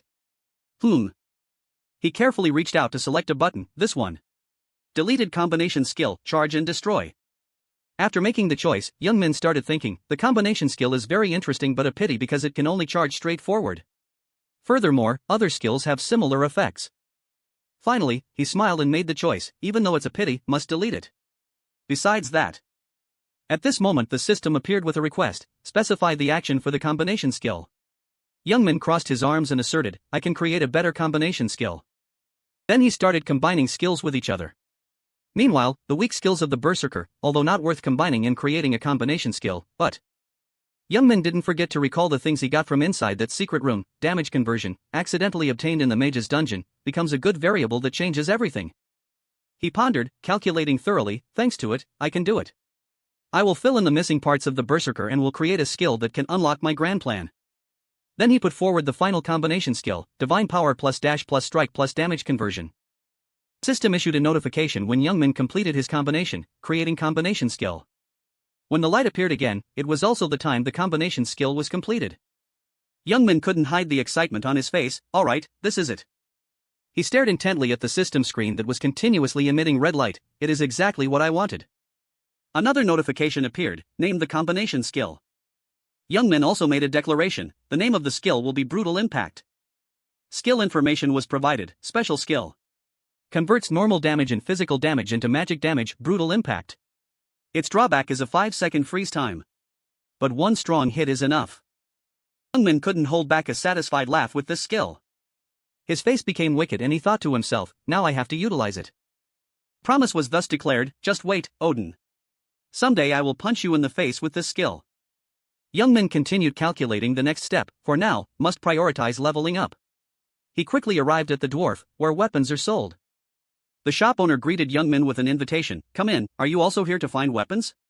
He replied concisely while entering, yes. Then he made a top-tier declaration, I will buy all the stone axes in this place. What? Making the shop owner gape and ask back, all of them? He hurriedly moved, then wait for me a moment. Let me go check the inventory. Young Min waved his hand and replied, yeah, bring them all out here, I'll take them all. While waiting, he was attracted by a comment from the other side, isn't this a bit expensive? Young Min curiously looked over, On this side, two people were talking to each other, this seems more expensive than the trading post we went to earlier. But looking at it, you can tell it's better. Young Min thought to himself, what is this? Players? He observed and started evaluating them. Players who can trade here mean they have completed the quest and been recognized by the dwarf, but they even reached here? Then he smiled with understanding, no need to rush. Because there is still one more obstacle. The thing young Min was referring to was the opposing faction. In the Lord, this is extremely epic PvP content that attracts players, just like the main storyline. Because fighting against players of the opposing faction brings excitement quite different from hunting. There are also many players who only enjoy PvP without caring about leveling up or the storyline. He remembered his old memories and couldn't help but have a wicked smile on his face. I used to live like that too. Meanwhile, the shop owner excitedly placed all the items young Min held on the table. Well, I've brought the stone axes here. He satisfiedly took the bag, thanks. And leisurely left the shop. Come on, let's go. The owner excitedly called after him, thanks, come again next time. Afterward, young Min was present at the Iron Eagle barracks. He moved around while muttering, oh, it's been a long time. It feels really fresh.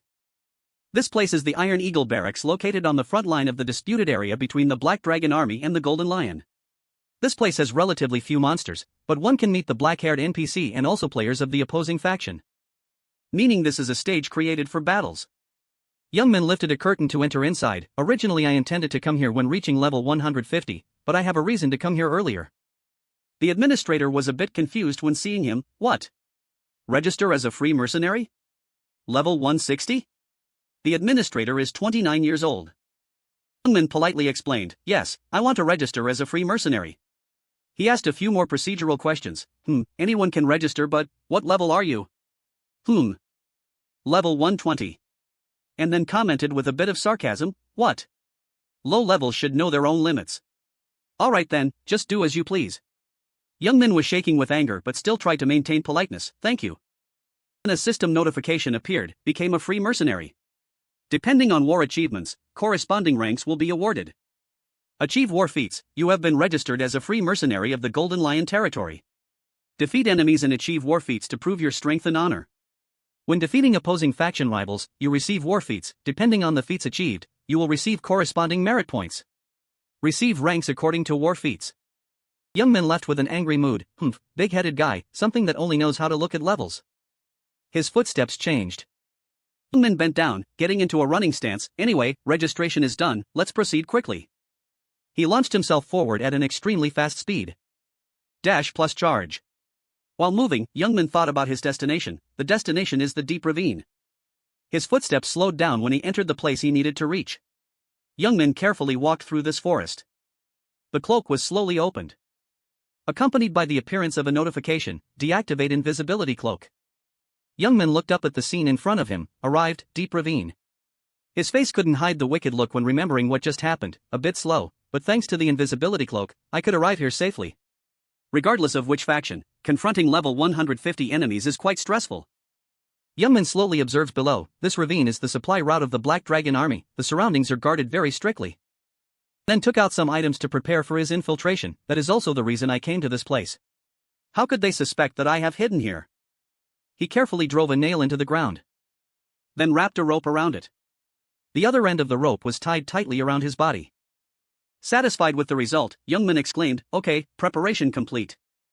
He started to gain momentum. Then jumped down into the crevice. A hammer was taken out by Youngman. Come on, now it's your turn. Raised it high and prepared to strike down. A powerful blow kicked up a cloud of dust. Youngman smiled and remarked, oh, a very nice shot. He stopped in front of the cave entrance, good position. And began the basic procedures. First, mark this place. Location saved to Junebook. Youngman carefully moved forward, done. Now. He quickly took out his weapon. Time to grind. Weapon equipped, hand axe. Remaining quantity 98. The guards were moving incessantly inside this place. They were level 150, Black Dragon Army Cavalry. Everyone was surprised to see a surge of power appear from the sky. What? What is that? A group of people was sent flying just like that. Youngman laughed gleefully, how is it? How does the taste of a critical hit, Roken's magic skill, feel? He kept praising himself inwardly, beautiful, too beautiful. Youngman's plan was to punch a hole in the middle of the cliff like this so the guards above couldn't stop him. With long-range skills, he could hunt many enemies at once. The guards quickly discovered his presence. Over there, someone is in the middle of the cliff. Youngman kept mocking them, just noticed? Even so, what can you do to me? Weapon equipped, hand axe. Remaining quantity, 97. The weapon in his hand was raised high. Youngman loudly declared, shut up and cough up the experience. Skill used, critical hit. The soldiers were continuously defeated and system notifications kept appearing, level up. Another one was sacrificed to Youngman's power. Level up. A series of similar notifications appeared, level up. Level up. Youngman remarked with satisfaction, great. He calculated as he moved forward, at this rate, I'll hit level 150 straight away. Weapon equipped, hand axe. Remaining quantity, 95. Youngman touched his old back and let out a sigh.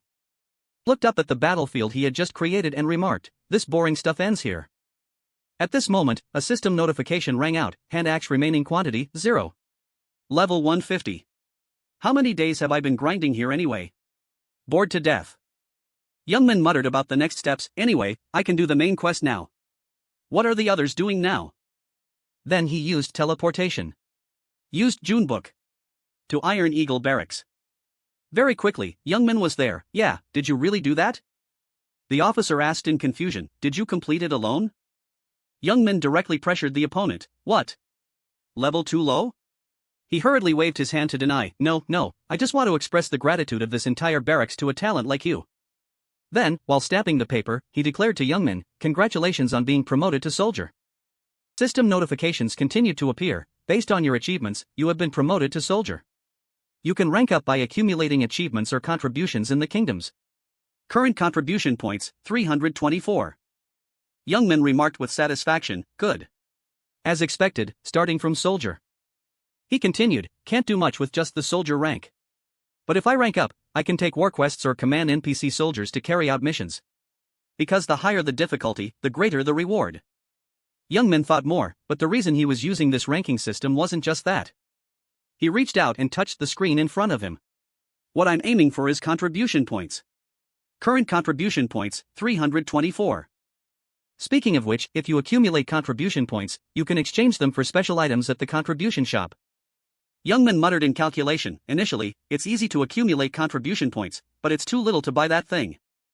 And he quickly concluded, must accumulate contribution points quickly.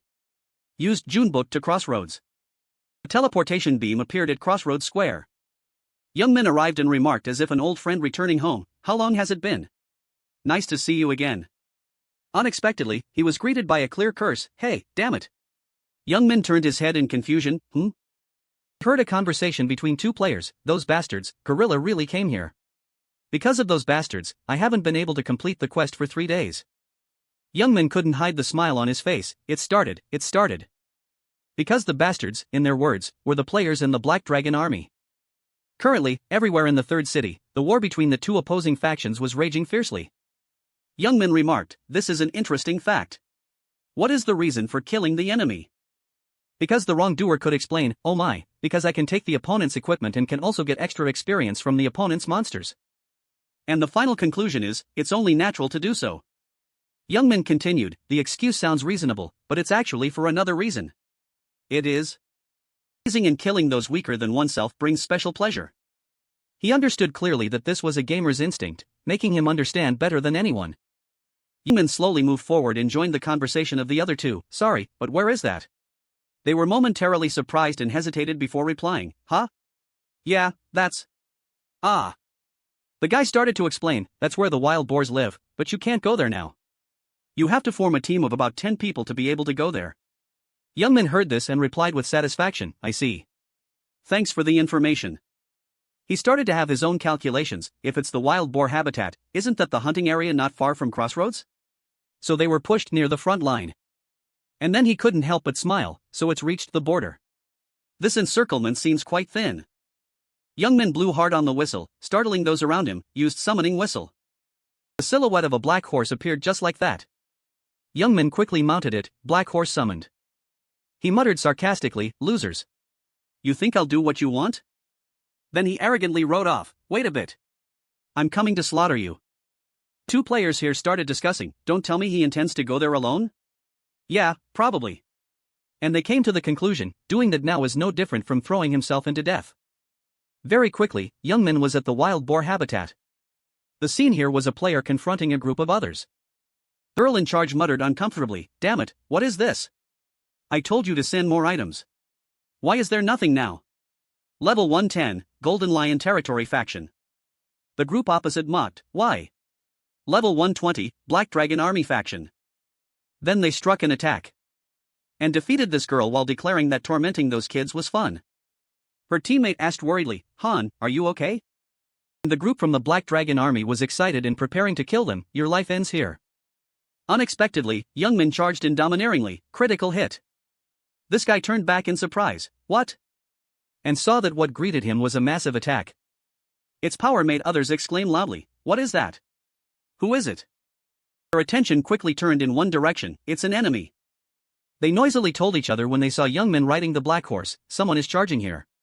He's alone, quickly spread out and surround him. He himself was enjoying this very much, nothing special. Just playing for a while. Are you ready to die? Youngman aimed at the group standing there and charged. A gruff archer declared, you who don't know what fear is. Take this, swamp arrow. However, Youngmin had already swung his weapon, directly attacking this guy. Too slow, you goblin brat. His horse jumped up. It was almost hovering in mid-air. Youngmin excitedly called out Ganda, and then used the horse's body as a springboard to fly higher. Those below looked up in astonishment. That madman, can he fly? Youngmin himself aimed at these guys and declared, take this. What he used was damage conversion. The powerful attack aimed straight at the leader, then created a massive explosion. When smoke cleared, people only saw Youngmin's weapon remaining. He slowly picked it up, then declared domineeringly to the survivors, well, let's play. The Black Dragon army group brandished their weapons. A human like you dares to. They simultaneously aimed at Youngmin to attack. Charge, we will crush him. He himself was very excited to welcome them. Crush what? And then Youngmin swung his hand in an extremely powerful move. Opponents hadn't even understood what happened before they were attacked. Haha. He continued to move while constantly trading blows with the opponents. You are the ones being crushed. The morale disappeared almost entirely. This is crazy. Melee players with high defense were wiped out by just one blow. What? Even that group of monsters. Youngmin moved quickly. He jumped up and aimed at these two. Finally found you. They could only shed tears, snot, and accept death. A desperate cry rang out. The battle ended and notifications kept appearing. Roken defeated Yuzora, received 1 contribution point. Roken defeated Haipingsu, received 1 contribution point. Roken defeated Director Pilsung, received 1 contribution point. Roken defeated Koko Rongping, received 1 contribution point. Roken defeated Pansu, received 1 contribution point. Roken defeated Bidong, received 1 contribution point. Roken defeated. Roken. Youngmin stood on the height and remarked, this is just the warm-up. He looked at the notification board in front of him and muttered, as expected, the contribution points obtained are exactly the same as when killing NPCs.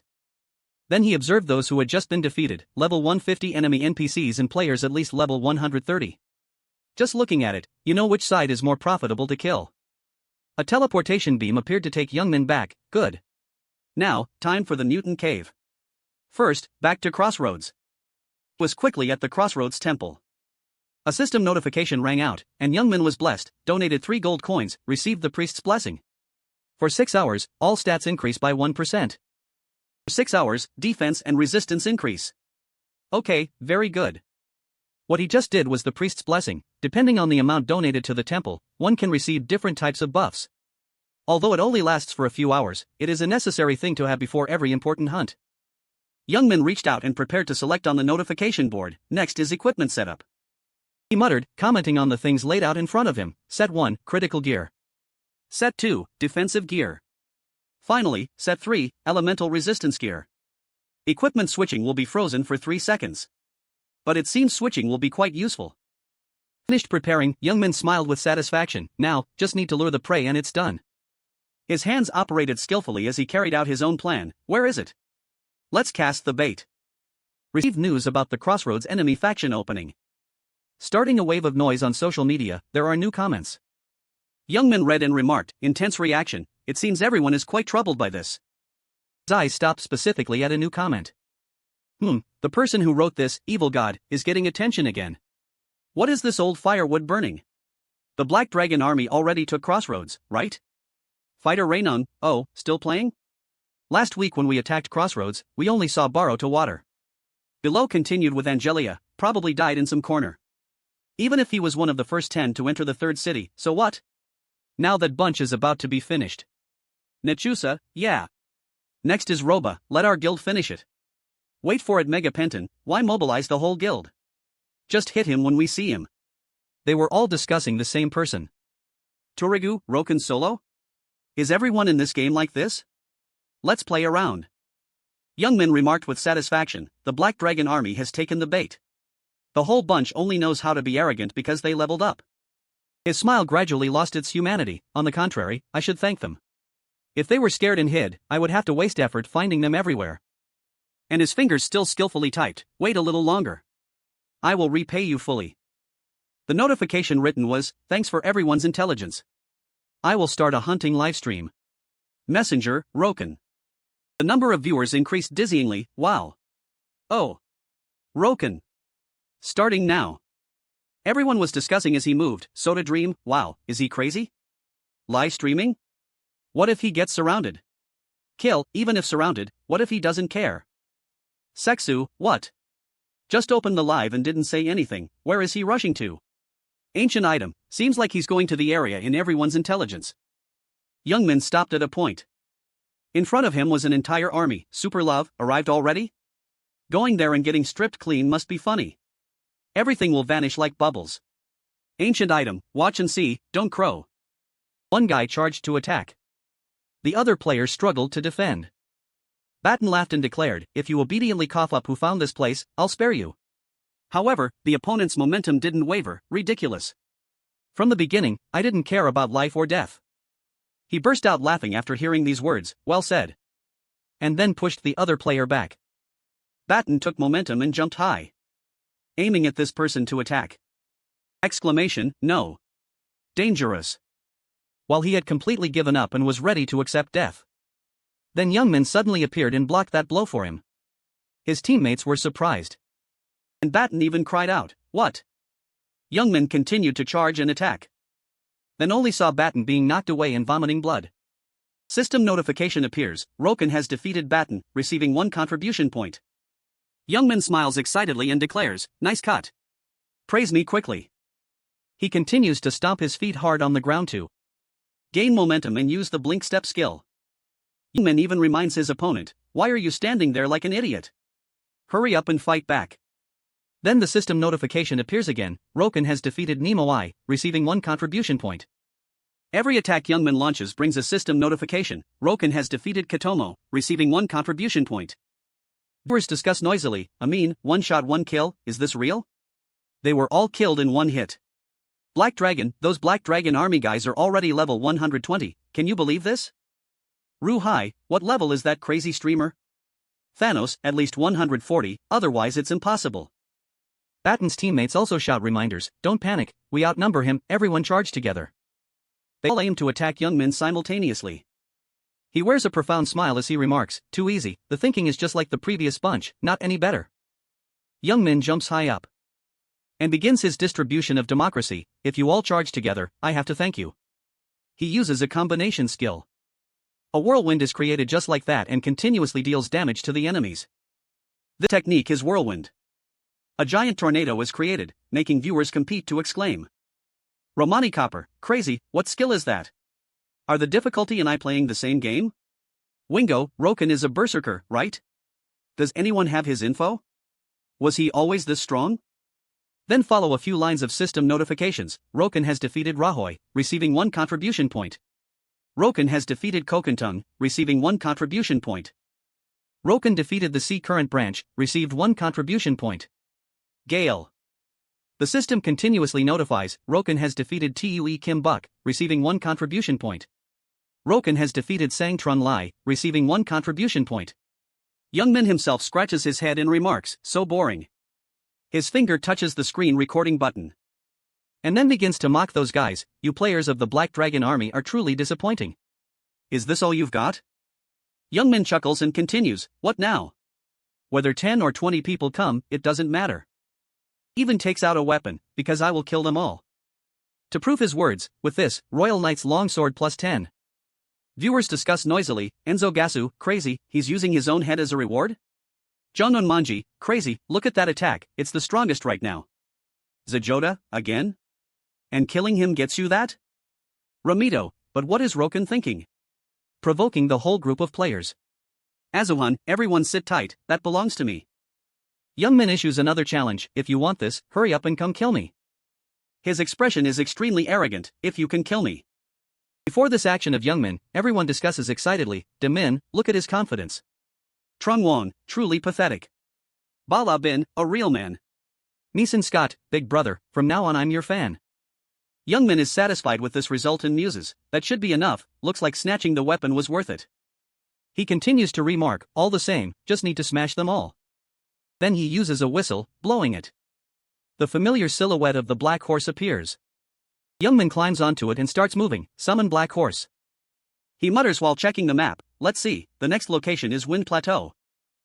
Have to go a few miles north to get there. And then moves quickly, alright, run at full speed.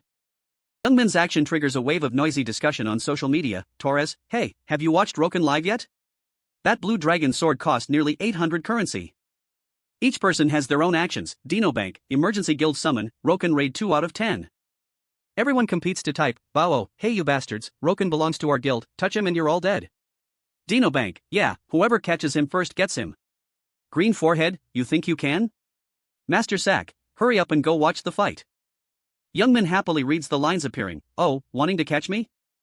Then he issues a challenge, don't just talk, hurry up and come find me. Those who participated in the battle lie scattered on the ground. Some even lost half their lower body.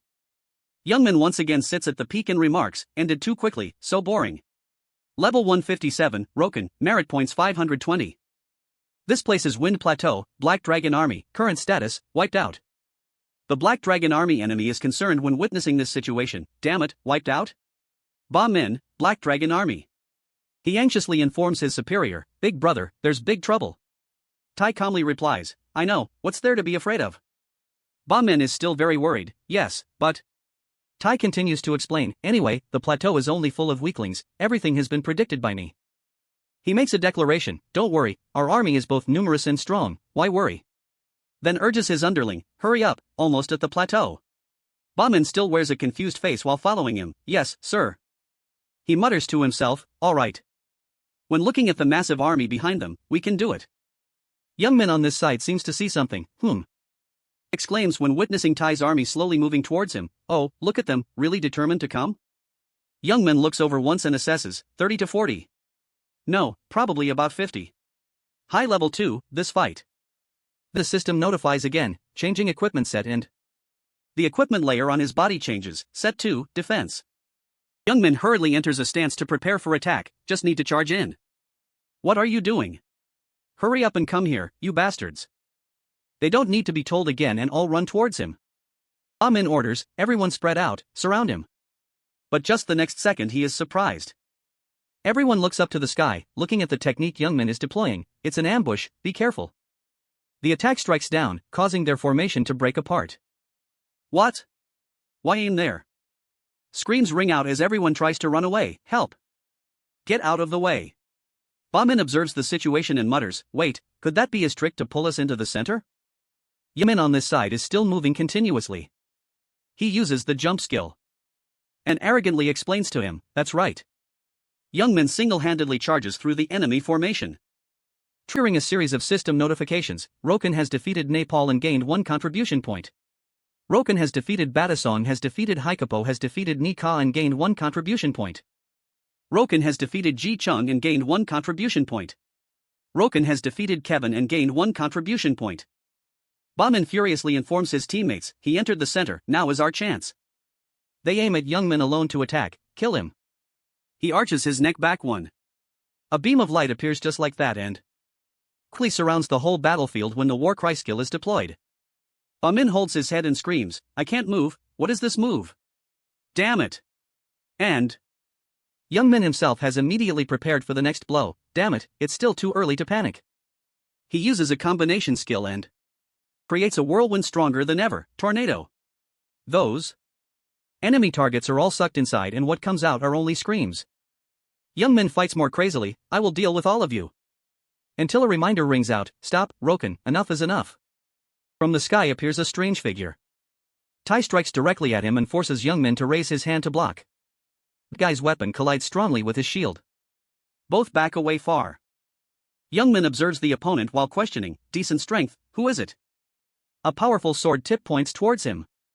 Then comes the explanation, I am a ranker of the Black Dragon Army, Tai. This name will make you tremble from now on. Remember it, Tai, master of swordsmanship. Youngman quickly remembers who this is, Tai? If it's Tai, isn't that the first person to rise up when reaching level 100? And then cannot hide the smile on his face, ranker. A mockery is uttered, you are the first person to reach level 100? The bastard who was humiliated by me? Tai is easily angered, what are you saying? He brandishes the weapon in his hand and prepares to fight, arrogant. Just obediently hand over the Lostwood sword and I will spare your life. But today I will definitely teach you a lesson.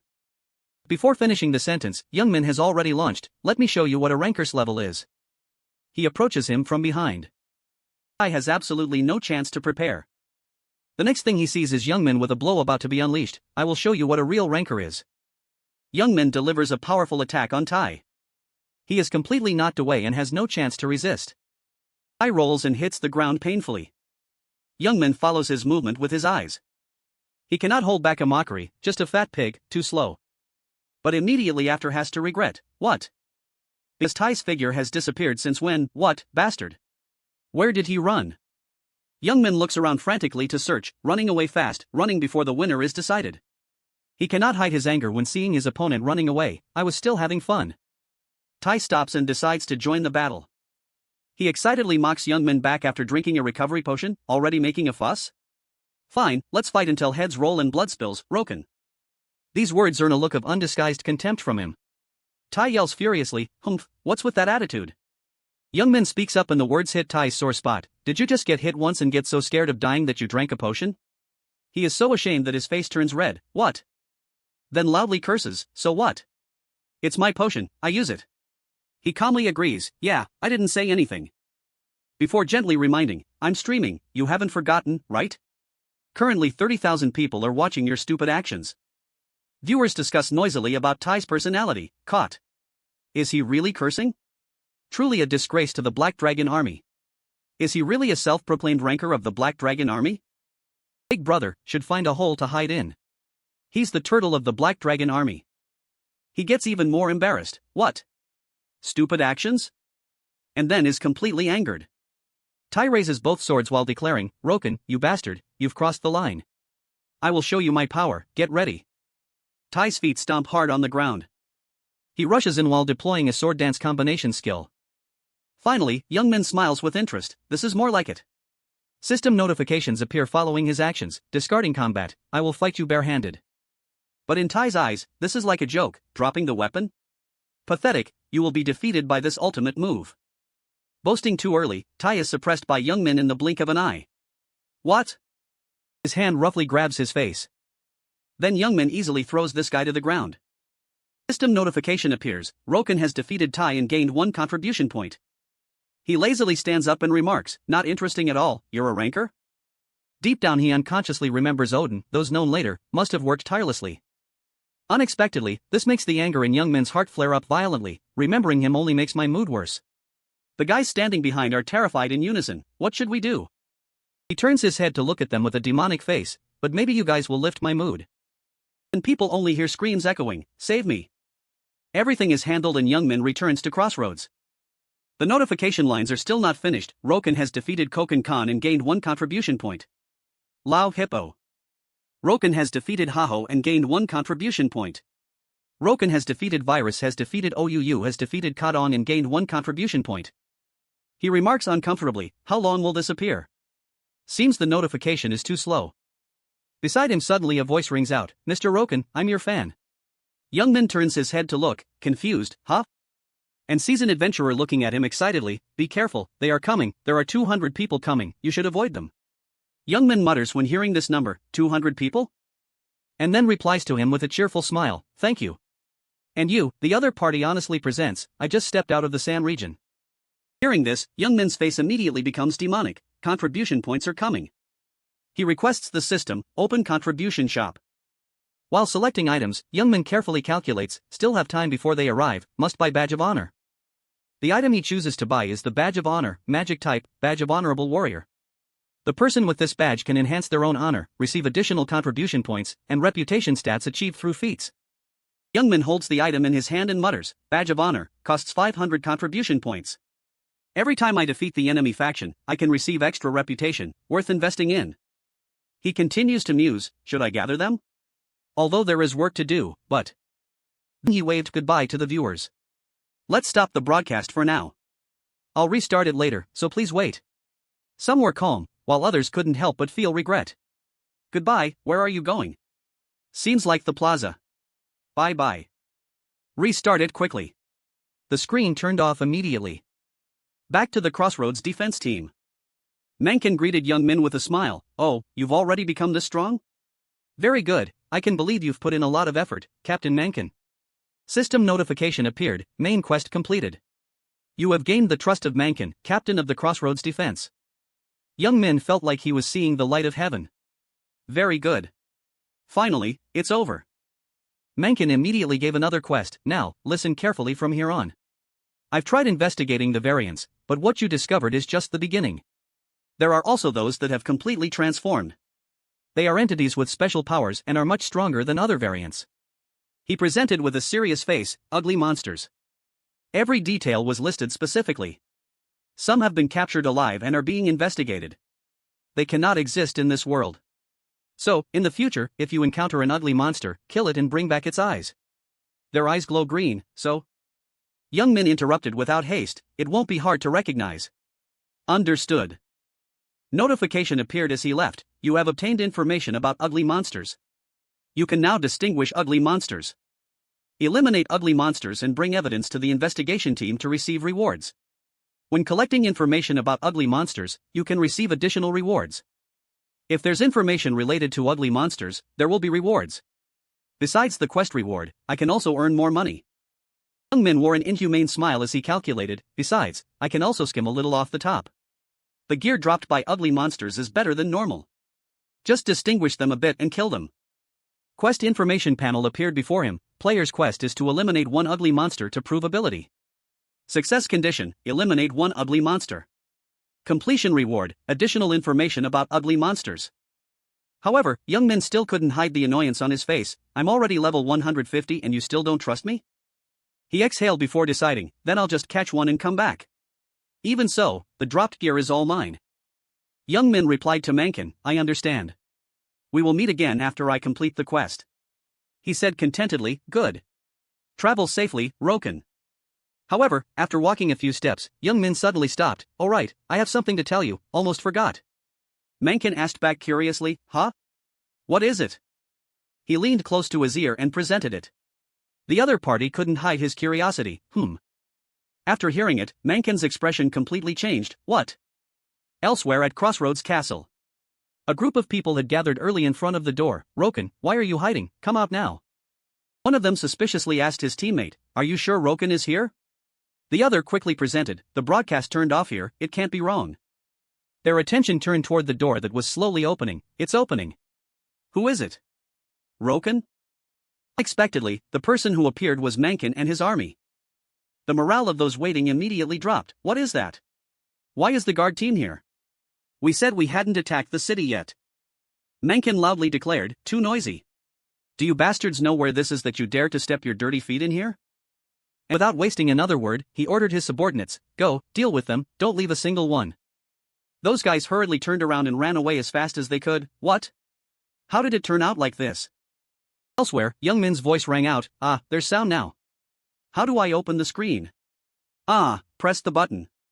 He greeted his viewers with a smile, done, hope you guys understand about the broadcast restarting later than expected, let me step back a bit. And then proudly presented, want to ask where this is? Young Min pointed forward with an explanation, this is Axtown, the third city of the Black Dragon Army, the view from the cliff is beautiful, right? His mission began, so, now let's try to take advantage of the host not being here to rob them. Young Min jumped high to prepare for his attack. He landed and those in front were immediately attracted. Young Min's face switched to serious mode. He observed the appearance of the two in front and then silently commented, as expected. The strong ones all went to Crossroads to catch me, so now only the weak ones are left to guard the house. Young Min smiled and spoke up, although I'm not the type of person who likes to hit the weak, I have an important goal now, so what can I do? His footsteps changed as Young Min gathered momentum and then easily passed through these two to move forward, don't hold a grudge. The more Young Min walked, the more excited he became, hurry up. Followed by a system notification, Roken has defeated Kinloch. Gained 2 contribution points. Young Min arrived at the Black Dragon Army, the grassland hunting ground, that's great, there's no one here. He observed his surroundings and silently commented, although there are mutant monsters in the Golden Lion territory, catching these monsters also takes a lot of time. Although it's a bit dangerous, hunting mutant monsters on the Black Dragon Army side is still better. While moving, Young Min pondered, I've already finished discussing with Mencken, so for a while, I don't need to worry about the Crossroads side. I also turned off the broadcast at the entrance to Axtown, so if the Black Dragon Army guys want to find me, it will take quite a long time. His smile lost its humanity accordingly, thanks to that, I can rest easy and focus on hunting. However, at this moment, a gray-fanged wolf appeared in front of Young Min. It growled threateningly, level 140, gray-fanged wolf. Young Min immediately became interested, level 140? That's it, normal monsters are already a different standard. This really is a hunting ground where mutant monsters reside. He raised his weapon and muttered to himself, finish it quickly, no need to waste time on normal monsters. The gray-fanged wolf hadn't been defeated yet when it heard the footsteps of another, more dangerous creature. Young Min and the gray-fanged wolf were both surprised. This sound is. A huge eye appeared, followed by the giant silhouette of a monster. Its roar echoed throughout the forest. Level 181, Dinosaur Gyros' pet Tiller. Young Min immediately turned his attention to the larger monster. I really have to thank you for finding me yourself, he muttered, stating its identity, mutant monster Tiller. Young Min excitedly commented, that's right, who could have imagined it? Unexpectedly, the pet dinosaur of Gyros, the X-Down defense captain, is a mutant monster. Recalling past events, he continued to monologue to himself, well, even if I knew, if I hunted you, I would have to conflict with Gyros, so the X-Down guys wouldn't dare to hunt. Because for the Black Dragon Army subordinates, Gyros is an existence like Mencken of the Golden Lion territory. Then he added a laugh while watching the Greyfang wolf tuck its tail and run away, running away for its life. Young Min quickly turned his head to look at Tiller. That's right. The weapon in his hand was ready, he prepared to attack. As for him, only someone out of their mind would go fight a monster like this. Young Min uttered a few taunts, isn't that right? Ugly reptile head, hurry up and charge. I'll make dinosaur barbecue. Tiller moved forward to prepare to make meat out of him. Its roar echoed. Young Min immediately noticed its movement, the tail. He quickly jumped high to dodge. However, Young Min was surprised. When Tiller opened its mouth wide and waited, he commented while dodging, instant turn? Fast. Young Min struggled a bit, this thing is trying to bite my leg. The monster continuously used its mouth and tail to pressure him, right here. Young Min was actually pushed back, even colliding strongly with the ground. However, at this moment, Tiller's expression changed. When he slowly stood up and declared, there's this saying. Young Min entered berserk state, his voice almost a roar, animals that bite people shouldn't be left alive. He gathered momentum with his feet and powerfully jumped high to prepare to execute the full force /skill. Young Min didn't forget to remind Tiller, bite your teeth together, because now I'm going to chop your leg first. It turned and prepared to use its tail to block. Tiller's tail collided strongly with Young Min's weapon. He gritted his teeth uncomfortably and silently calculated, damn it, it broke the attack with its tail. With that giant body, why is it so fast? Tiller seemed to realize something. Young Min actually succeeded in hitting it. He became even more furious as he rushed in again. In that case, Tiller was continuously attacked by Young Min. Finally, it was knocked away and landed heavily, in so much pain that its mouth hung open. Young Min immediately launched himself. He jumped high to deliver another blow, full force slash. Young Min's face was of extreme excitement as he uttered a challenge, stand up and try to block it. Tiller took the full force of this attack. It let out a roar. Young Min was forced to keep his distance. He observed the opponent's movement while commenting, very good, you resist well. The two sides faced each other. Young Min muttered, now it's really starting.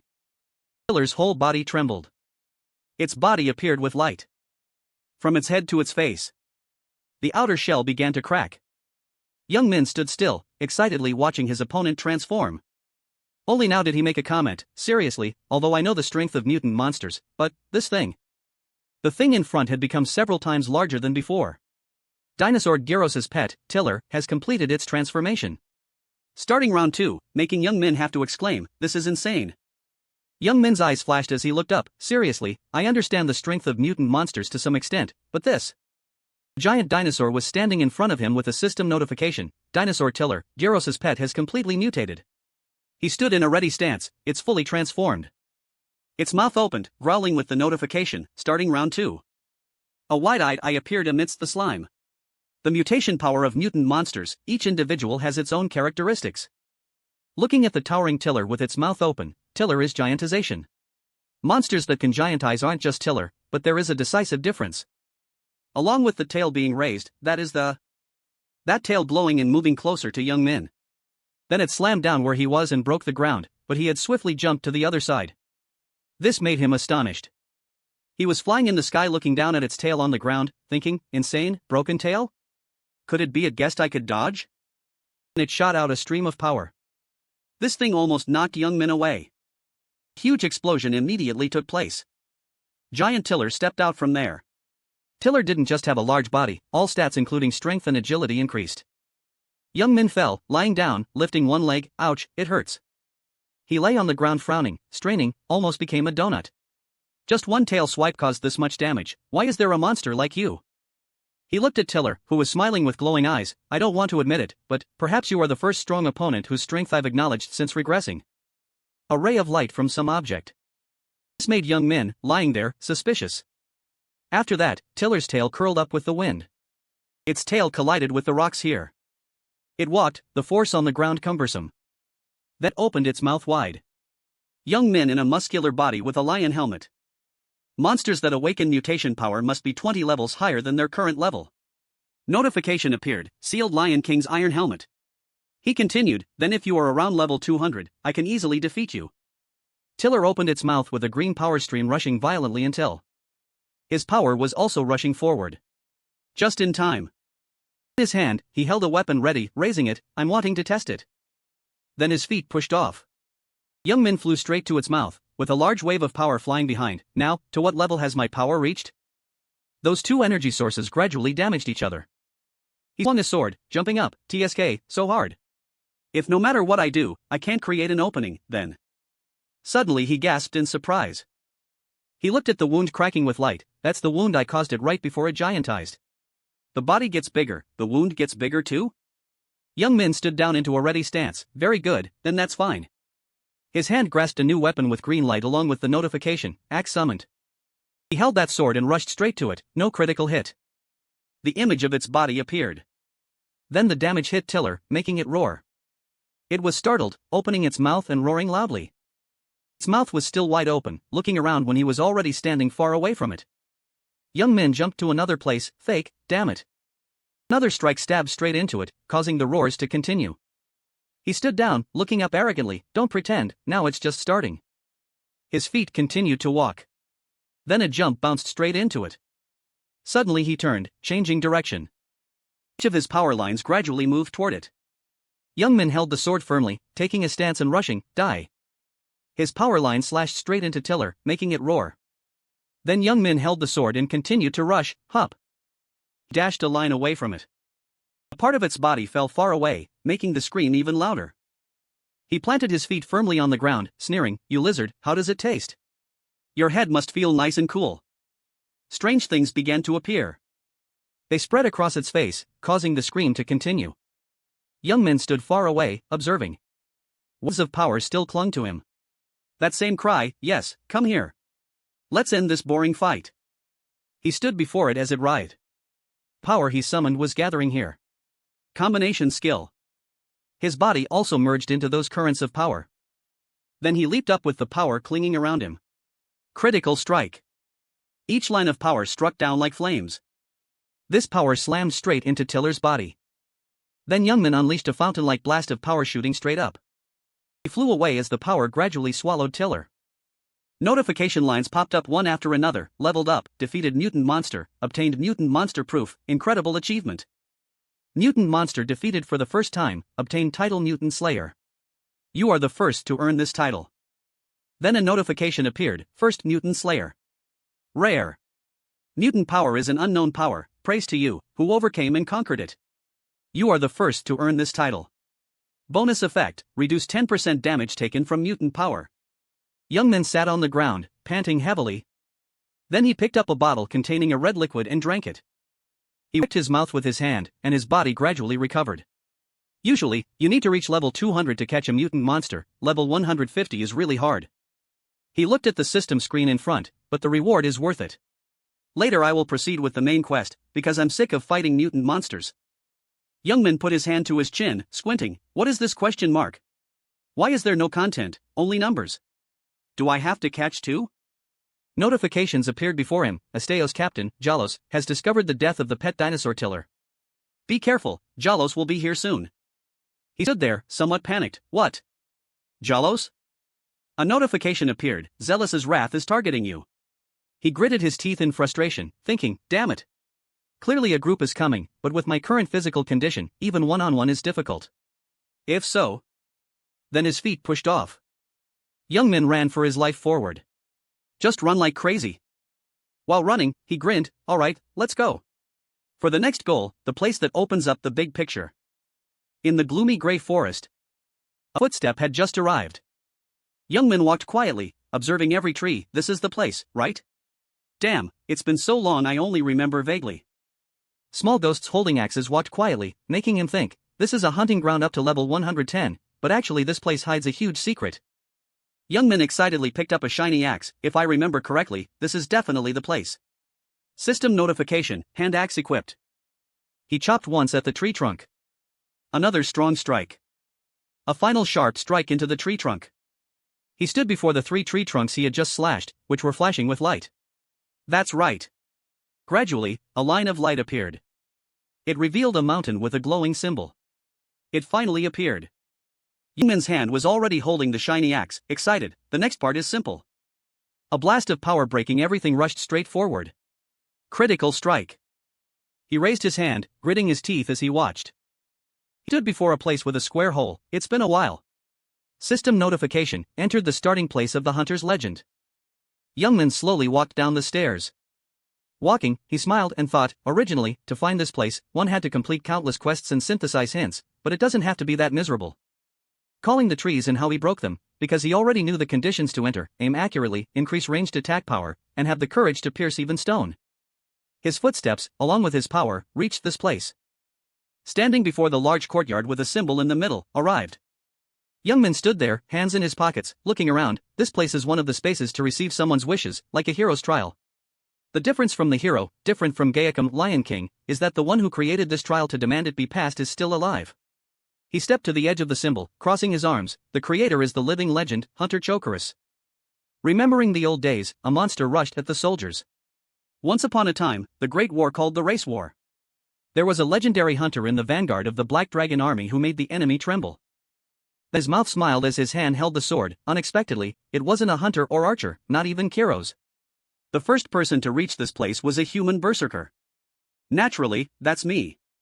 At the same time, the system displayed, hand axe equipped. Youngman looked up with a cunning intent. Just let me clear this place out. System displayed, Hunter's Trial Stage 1 begins. A silhouette was smoking. Another one was the same. Then he stood in the darkness with a notification. System displayed, find the light in the darkness. His hand held the axe in front, smiling smugly. Really, it's not a puzzle, but finding light in a dark forest. Because dungeons are a world that isn't friendly at all. His feet began to move.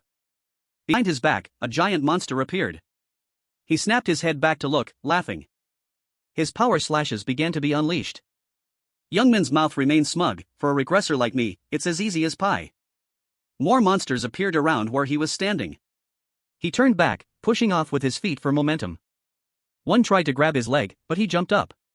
During stage 1 of the hunter's trial, he unleashed a slash straight in front of them. Enemies appeared in the darkness. Because they were all weak, they could be easily cut down. Youngman's hand swung the axe behind his back, shouting loudly, die. Suddenly something made his eyes widen, but absolutely do not slash indiscriminately. His body suddenly trembled, because... Youngman smiled, looking ahead. Wait, that was almost a big problem. I've got goosebumps. A light from fire emitted in front. A goblin was standing under the spotlight with a pitiful face.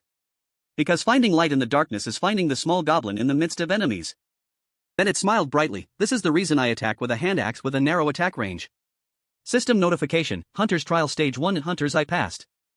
It pointed to the side, making Youngman startled and look over. Over there? System notification, hand axe unequipped. He still stood there. Could that be the path to the next trial? His hand felt the wall back and forth. Where is it? Where is it? Suddenly he felt something on the wall. Oh. Found it. Immediately, a rectangular hole appeared under his feet. He jumped down in confusion, screaming. Then Youngman fell headfirst into another place. His limbs trembled as he crawled away. He looked at the notifications on the system screen in panic. What? So sudden? Notification appeared. Hunter's Trial Stage 2 begins. Please destroy. He knelt on one knee, slightly hunching his back. What? Damn it. Destroy what? According to memory. He gradually walked. Suddenly he saw something that made his jaw drop. That's right. Remembered it now. Youngman stood in this place and shouted, Stage 2 is Kiros' stone golem. Notification also appeared when powers were occupying this place. All right. One hand held a glowing sword with the notification, battle axe equipped. He continued, no, why did it suddenly stand up? Must be careful. Monsters with pink rays on them made him think, Kiros's stone golem. It's like all other golems, if you don't destroy its core, it will continuously regenerate. That stone is its core. Footsteps stepped onto the ground. Then Youngman rushed straight forward at lightning speed with leap attack power. Isn't this too easy? That red stone had screams coming from within, and he was rushing towards it. He used the frenzied scream, making lines of light shine straight out. In front, everything seemed to want to become a mess. His mouth opened wide, shouting loudly, shatter. Along with that wave of power, he flew very fast. Youngman used a blast of power to slash straight into it. Carefully clung to this place and crawled up, so hard. As expected, created by Zokiaris, the one called King of Cho. The stone had a hole appear, emitting light. He's climbing up, looking unexpectedly. What are you doing suddenly? Planning to counterattack? Looking at that power crack, no, could it be? Damn it, the real core is in its head. Youngman stood cautiously before this monster, thinking, must destroy it. So this trial is testing destruction capability. One hand held the axe and the other rested on his thigh, looking out, not funny at all. Notification appeared, battle axe unequipped, hand axe equipped. He wondered, testing my destruction ability? Immediately he rushed forward with this intense power. Critical strike, I will show you everything as you want. The monster's gaze seemed devastated by the wave of power. The stones here exploded with the notification, Golem Zekiaru destroyed. Youngman stood before it, looking, really, you're not my opponent either. Smoke swirled around, he was proud, can't help it, sorry, I'm not a hunter. System displayed, Hunter's Trial Stage 2 passed. Testing Hunter's strength. Remembering the monsters with power from the red stone, he thought, the Hunter's Trial is different from its name. It has no class restrictions, but if the class is related to archery, it would surely be easy to pass the trial. System displayed, Battle Axe summoned. Youngman stood there holding the axe, smiling, in front of me, it means nothing. Come on, what's the next trial? Hunter's Trial, Stage 3 begins. He looked up at the system screen, somewhat surprised, oh, is it proceeding right here?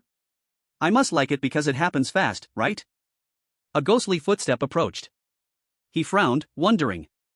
It was a goblin slouching forward from the darkness. Youngman stood a distance away from it. His hand twisted the weapon. He raised the weapon in front, getting into position. That brat, if I remember correctly, is the final trial. The goblin lowered its face. Something made him frown, startled, right? The goblin was pulled up by a black power from above. Immediately after, he fired a large beam of power. He jumped up, raising his sword, preparing to slash at it, planning to pull some tricks. A blast of power rushed straight towards it. Suddenly his face turned pale, protective barrier. One of its feet pushed off. Its source of power swirled in the air, making him stand there fearfully, swallowing saliva. He clung to a side wall, glancing up. Hitting straight in the face was the goblin and its power source. In front of Youngman was a sphere of power. He saw that it was. Notification also appeared, Kyros's killing intent captured. The surface of that sphere seemed to swell up with the system notification, Kyros's mind-reading trial passed. A hand immediately emerged from it, making black liquid splatter. System notification, he will appear in his true form. A foot stepped out. A black moon was hanging, holding Kiros with a slouching figure there, along with a notification, defeat Kiros in his youth. He smiled sinisterly with eyes and teeth emitting light. Youngman laughed, holding the weapon out, finally appeared. It was hard to see your face for once. His feet pushed off quickly. He rushed like the wind, right?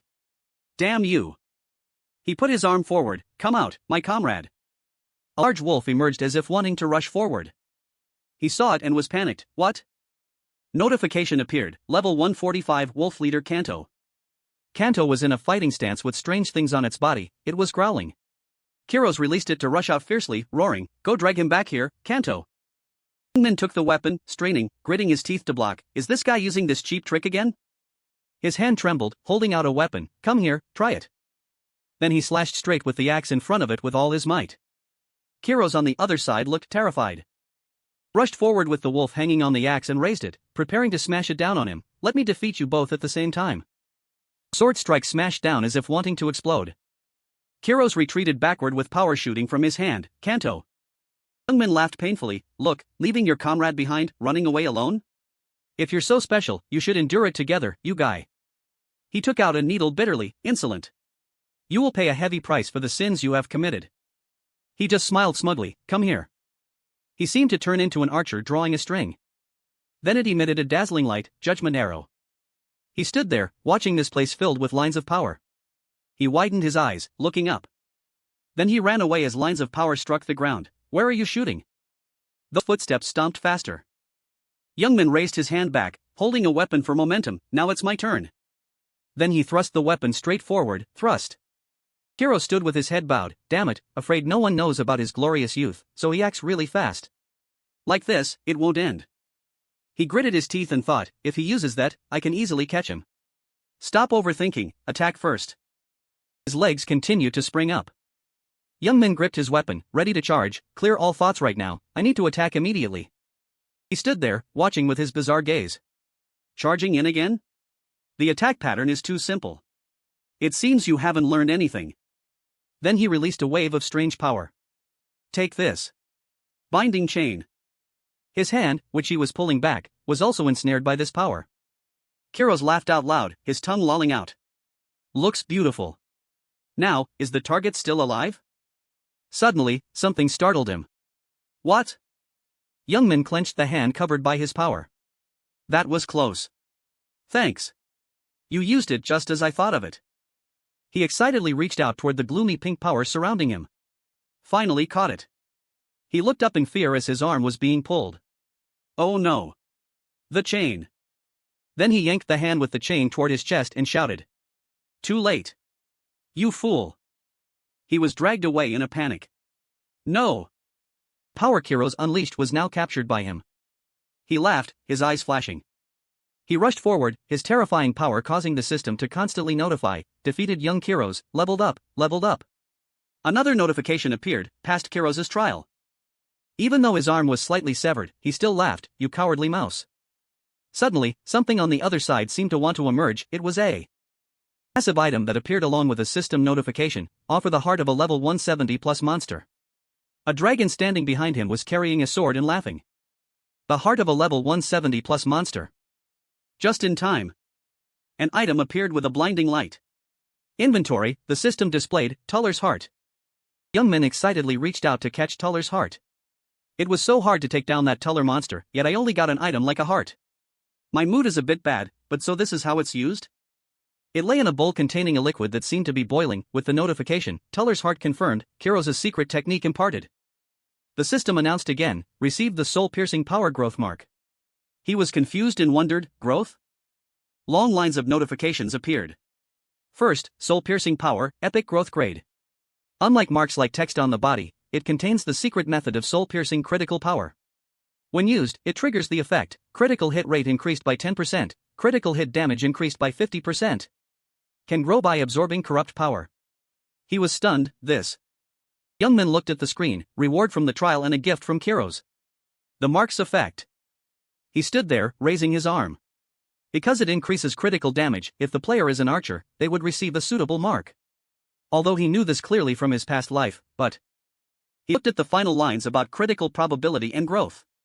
This is the first time I've seen this special growth effect. It's surprising that it can absorb corrupt power. It can even grow? He broke into a bright smile. That smile remained, with streams of power swirling around him. Very good. With this, I can become several levels stronger. Just you wait, Odin. In a certain place, a halo flared up. Crossroads guard team. Mankin stood there, shouting enthusiastically, you finished exterminating the mutant monsters? This is truly astonishing. You far exceeded my expectations, Roken. Youngman stood opposite, hands behind his back, ho ho, you flatter me. And he stood opposite, reaching out his hand, I must share the information as promised. He thought of other powers and lowered his head in contemplation, listen carefully, Roken, some force is secretly creating mutant monsters. He stood there listening, somewhat surprised, mutant monsters aren't just here, and even though we've discovered the center, do you know how dangerous the situation is? He also thought, the center? Youngman remembered the landscape of a coastal city. If it's the center, it must refer to the central continent, where the fourth city is. Information about the fourth city has gradually been revealed. He still stood there listening to Mankin, who was sitting in a chair. Furthermore, some of them not only act aggressively toward other races but also attack cities or commit even crazier acts. Remembering the time the giant dinosaur chased everyone, causing panic, our investigation team is investigating those who caused it. The cause and solution, but we still have no clues, Roken. Youngmin stood listening. You could also become one of them. I hope you can cooperate with them to collect information about mutant monsters. He smiled and replied, of course. Minkin handed him something, as expected of you. Consider this as encouragement. He reached out to take it, that is. He was holding a scroll in his hand with a system notification, received personal quest book. He also said, when hunting mutant monsters, you might need this. Youngmin took it, happily thinking, what is this? A great bargain. It's an item that can receive quests about mutant monsters even without directly finding their lair. Meaning it's an item that helps me save time by reducing travel time.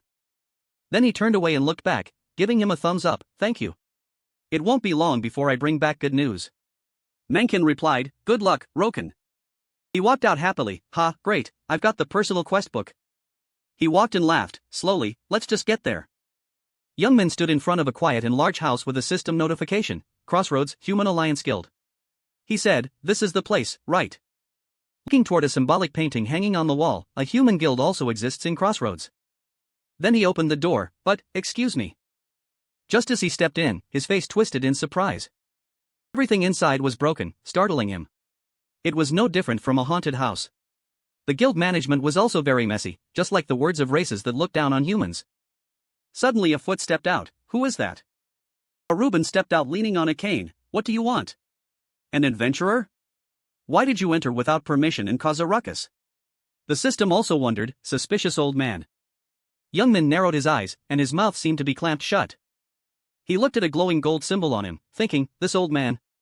If you glance at him, he's just a healthy old man, nothing special, but that badge is the symbol of those belonging to the parliament. Recalling the scene where the team with that symbol on him was in battle.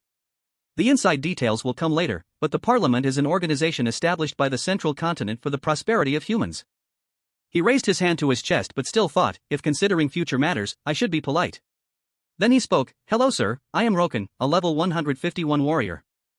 Youngmin raised his hand to his chest, I came seeking the honor of helping those who are struggling for the glory of humanity. Besides that, I have no other purpose. Haruban laughed, truly a rare young man. Then he raised his hand to stroke his beard, that's right. Wanting to contribute to the glory of humanity. What's the best way? His mouth opened, that's right, that will do. A system notification appeared, hunt armored turtles. Haruban, a member of the Kensington Parliament, has entrusted you with hunting armored turtles on the eastern coast. Hunt the armored turtles that are obstructing ship movement and bring their carcasses back to Haruban. Completion condition is to bring back 10 armored turtle carcasses. Completion reward is 10 silver. Youngmin saw this and smiled brightly inside, obstructing ship movement? He looked at him, thinking, anyone can see this old man just wants to eat something nutritious, right? He spoke up, armored turtles are delicious. Annoying, must deal with them, Roken. He still thought, anyway, I must accumulate parliament contribution now. Then he turned away, yes, please trust me. He held up a fork, sticking out his tongue, alright, go fast and come back fast. Youngmin stepped out, sighing, dealing with this old man is so tiring. His hands in his pockets, he walked quietly, anyway, just endure a bit more. Even though this quest isn't anything special right now, if I just endure and proceed one by one. The smile returned to him when thinking of others. That's also the reason I came here. One of the main contents of this game is unlocking race quests. He thought of the scenery here along with the power flashing, just do it slowly. Use runebook to the eastern coast. Near the eastern coast, the deserted island had birds flying freely in the sky. Below was the ocean scene with cool green coconut trees. Youngmin attacked straight down at the turtle below, making it scream, die. He stood before its carcass, looking tired, phew, this should be enough. The system also popped up a notification, armored turtle carcass October 20th. Then he walked leisurely on the beach, thinking, it's good that in my past life I studied race quests carefully. Thanks to that, I can easily hunt armored turtles. Suddenly he stopped, hands on his waist, furthermore, let's try digging. He knelt in the sand, using his hands to dig. If I hit the jackpot on the first try, that's good, but please appear. Suddenly something appeared, making him marvel, bingo. The eggs under the sand appeared, lucky. The system displayed, armored turtle egg. Eggs are used to craft rare magic, have excellent taste, and are sold at a high price. Youngmin excitedly and carefully picked up an egg, I can also find special things here. Armored turtle egg. Very good. That preparation is enough. A while later, a fire was blazing here, he stepped forward, holding something on a skewer with a notification, armored turtle meat has been processed. After It was placed over the fire. He blew on it with all his might, thinking, the thing I'm about to meet is the only intelligent creature here, the strongest existence around. Since it doesn't belong to any faction, if I annoy it, I'll get my bones broken. Light flashed amidst something. Actually, it's not fear, but caution because I might not get that thing. Far away, some creature was hiding and watching him on the beach. The sound from there made young men glance over and think, it's coming. It's here. A bird's foot stepped out. A pair of wings touched his shoulder. You. He turned around, somewhat fearful as it was the giant Temen, who entered here without permission. Suddenly a scent wafted over, making Temen freeze. Wait a minute. This special scent. From the direction the scent was radiating, where the fire was blazing, was a large piece of meat. He immediately shouted, it's it. Armored turtle meat. Young Man was speechless hearing him ramble on with greedy eyes. This precious meat, that's right. Indeed, it's armored turtle meat. Must eat without sprinkling any spices. Even though I don't know who you are truly a gourmet. Temen drooled while exclaiming, so delicious. Meanwhile, he thought to himself, super race Temen. This person is the special existence I mentioned. After seeing his reaction, Young Man smiled triumphantly. Originally I had to lure it, but sometimes meat is much more effective than talking. In front of them, the fire flared up, making the turtle meat look even more appetizing. Temen kept staring at that piece of meat. Uncontrollable drool continued to flow out. Seemingly unable to bear it anymore, he curiously asked Young Man, Are you not going to say anything to me? Responding to him was only his arrogant silence. This attitude made Temen angry. He decided to approach. He kept circling Young Man and probed, No, if you've come all this way, you must have something to say to me, right? Right? Am I right? Young Man acted indifferent, picked his nose, and said, Let's see, I have nothing to say to you. These words were like a lightning bolt striking Temen's mind, making him shocked and unable to close his mouth. Young Man approached the place where the turtle meat was being grilled. He thought triumphantly, That's right, just a little more. The rest of the quest depends on what I do now. Enticed by the meat before his eyes, unable to resist, he kept luring and pulling him. Don't be like that. Don't you want to ask for my help? I hold this island in my hands. If you need it, I will help you. If not, I will help you return to the mainland. Seemingly waiting for just that, Young Man's lips immediately curled up. He thought to himself, Gotcha. Sky ticket. Immediately, Young Man's words made Temen incredibly shocked. What? He wore an expression as if he had struck gold, proposing, Give me the sky ticket. Then I will give you all the meat, Temen. Temen heard and immediately knew his intention. He angrily scolded, You evil human. That was indeed your goal.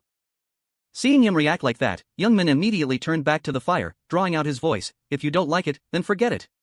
Temen saw that and panicked, Wait. If you add more wood, the meat will burn. Young Man ignored him, looked at him, and happily thought, Easy mark. Let's finish this slowly. Then, he took out a bag and said, Come to think of it, there's also this, right? Just seeing the egg in Young Man's hand, Temen immediately wanted to rush forward. That armored turtle egg. Young Man continued to lure. That's right, the taste of the egg yolk when eaten with the fatty armored turtle meat. Mr. Temen must know very well, right? He was quickly swept along. I know very well. Seeing him interested, he opened the bag full of his eggs and set a condition. This is not a favor, nor a request, but a transaction. Is this enough for a transaction? Anyway, even with a sky ticket, I can't do anything. Just seeing Young Man's bag, Temen couldn't suppress his surprise. Eggs? Armored turtle eggs, how? Seemingly afraid of being tempted by those eggs, he clutched his head and kept muttering, No, if that much, no. In the end, Temen couldn't resist and agreed with Young Man, Fine, it's not impossible to give it to you, I will give you the sky ticket. As soon as he finished speaking, his arm bent and he quickly plucked one of his feathers. Immediately after, Temen threw it to Young Man. Here, take it. He asked blankly, Seriously, what the hell is this feather? Before he could steady himself, he quickly grabbed the meat and the bag of eggs from him. Temen flew up into the sky and shouted, Humans are just mere mortals after all. Never meet again. Young Man happily waved the feather in his hand to say goodbye. Yes, see you again, Mr. Noble Bird. Looking at the seemingly ordinary feather in his hand, Young Man smiled very happily. Good, finally got it. A ticket to the Sky Island, a feather of the super race. Young Man looked up at the dazzling light in the sky. He thought to himself, I don't know about the others, but the Sky Island is a place that cannot be missed. It is the island that makes those who go up fall down. Just a little bit more. I will definitely go and wipe that place clean. Afterwards, at Crossroads, the Human Alliance Guild. Someone shouted in surprise, You actually caught it? Haben's eyes lit up as he stared at the turtle in front of him. You even caught and brought it back in such perfect condition. The taste of this thing is. Then, he cleared his throat. No, you have helped the council a lot. The more Yunmin looked at him, the more annoyed he became, this old man. After thinking for a while, Haben hugged the turtle shell and decided, alright, now I will give you another quest. Immediately after, a quest notification appeared, collect butterfly flowers. You have been entrusted by the council to research death and rebirth. Go and collect the butterfly flowers in the land of rebirth. Condition, collect 5 flowers. Reward, 5 gold and experience points.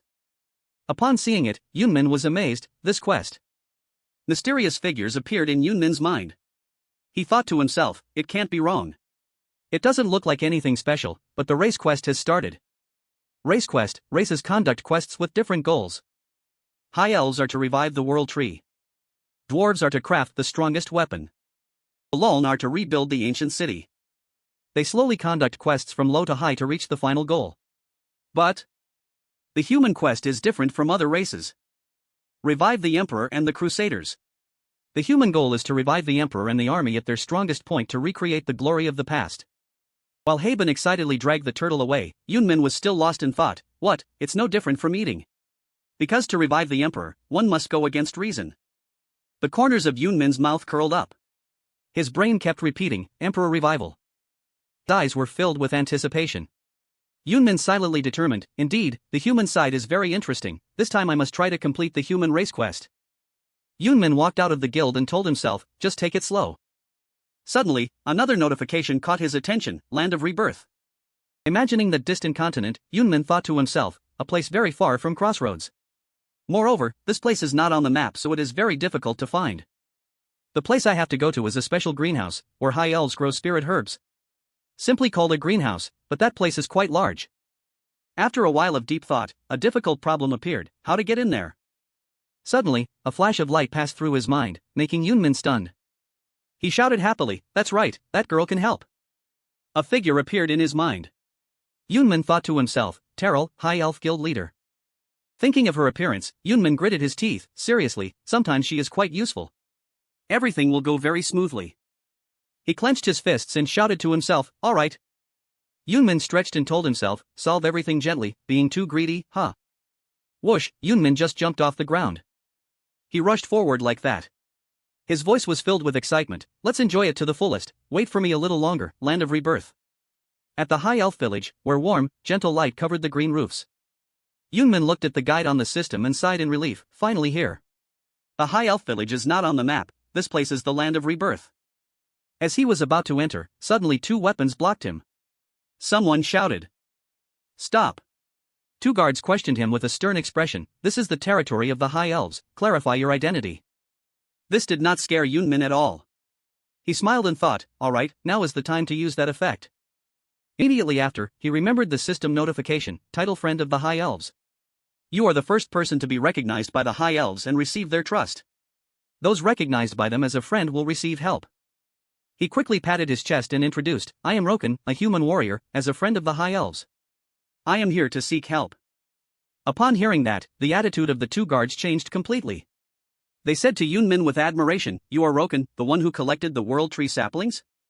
I have always wanted to meet you once. Now it's good, welcome here. Yunmin enjoyed their admiration while sighing in relief, it really worked. Immediately after, the 2 guards enthusiastically asked him, by the way, what do you need help with?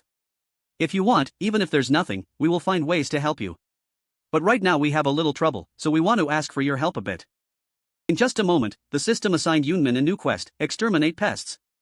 Eliminate the pests in the High Elf greenhouse or provide nutrients to the sick plants. Success condition, resolve the pest problem. Reward, depending on results. Upon seeing the notification, Yunmin immediately thought happily, okay, thanks to the title, I immediately received the greenhouse quest. Indeed, everything went very smoothly. He happily thought to himself, thanks, Terrell. Immediately, her disgusted expression appeared. Goosebumps again. But at this moment, Yunmin happily chatted with the guard, come, let me lead you to the greenhouse. Okay. Let's go. Afterwards, at the secret High Elf greenhouse, Yunmin stood before the huge ancient tree and couldn't help but admire, as expected. Behind the glass, Yunmin's expression also became softer. He told himself, it really is a greenhouse, it always makes me marvel. The High Elf greenhouse is where spirit herbs used in magic are cultivated, but this is also a research room aimed at reviving the world tree, the race's wish. Yunmin observed the giant creatures around while thinking, thanks to that, the flora and fauna of this place are abnormally large. He looked up at the sky above and exclaimed, seriously, it feels like I've become small. Suddenly, a noise in the bushes in the distance made him pause. Immediately, his expression became serious. What's that? Just now, a giant mantis appeared behind him. It extended its claws in front of Yunmin's eyes, making him mutter suspiciously, what just flashed by? No one knew what had happened. The smell of blood wafted up. Blood dripped onto Yunmin's head, staining his face red. Yunmin cursed angrily, damn it. He gripped his weapon tightly and muttered, that's why I didn't want to deal with bugs. Not letting him continue complaining, the mantis continued to spray a glob of slime on him.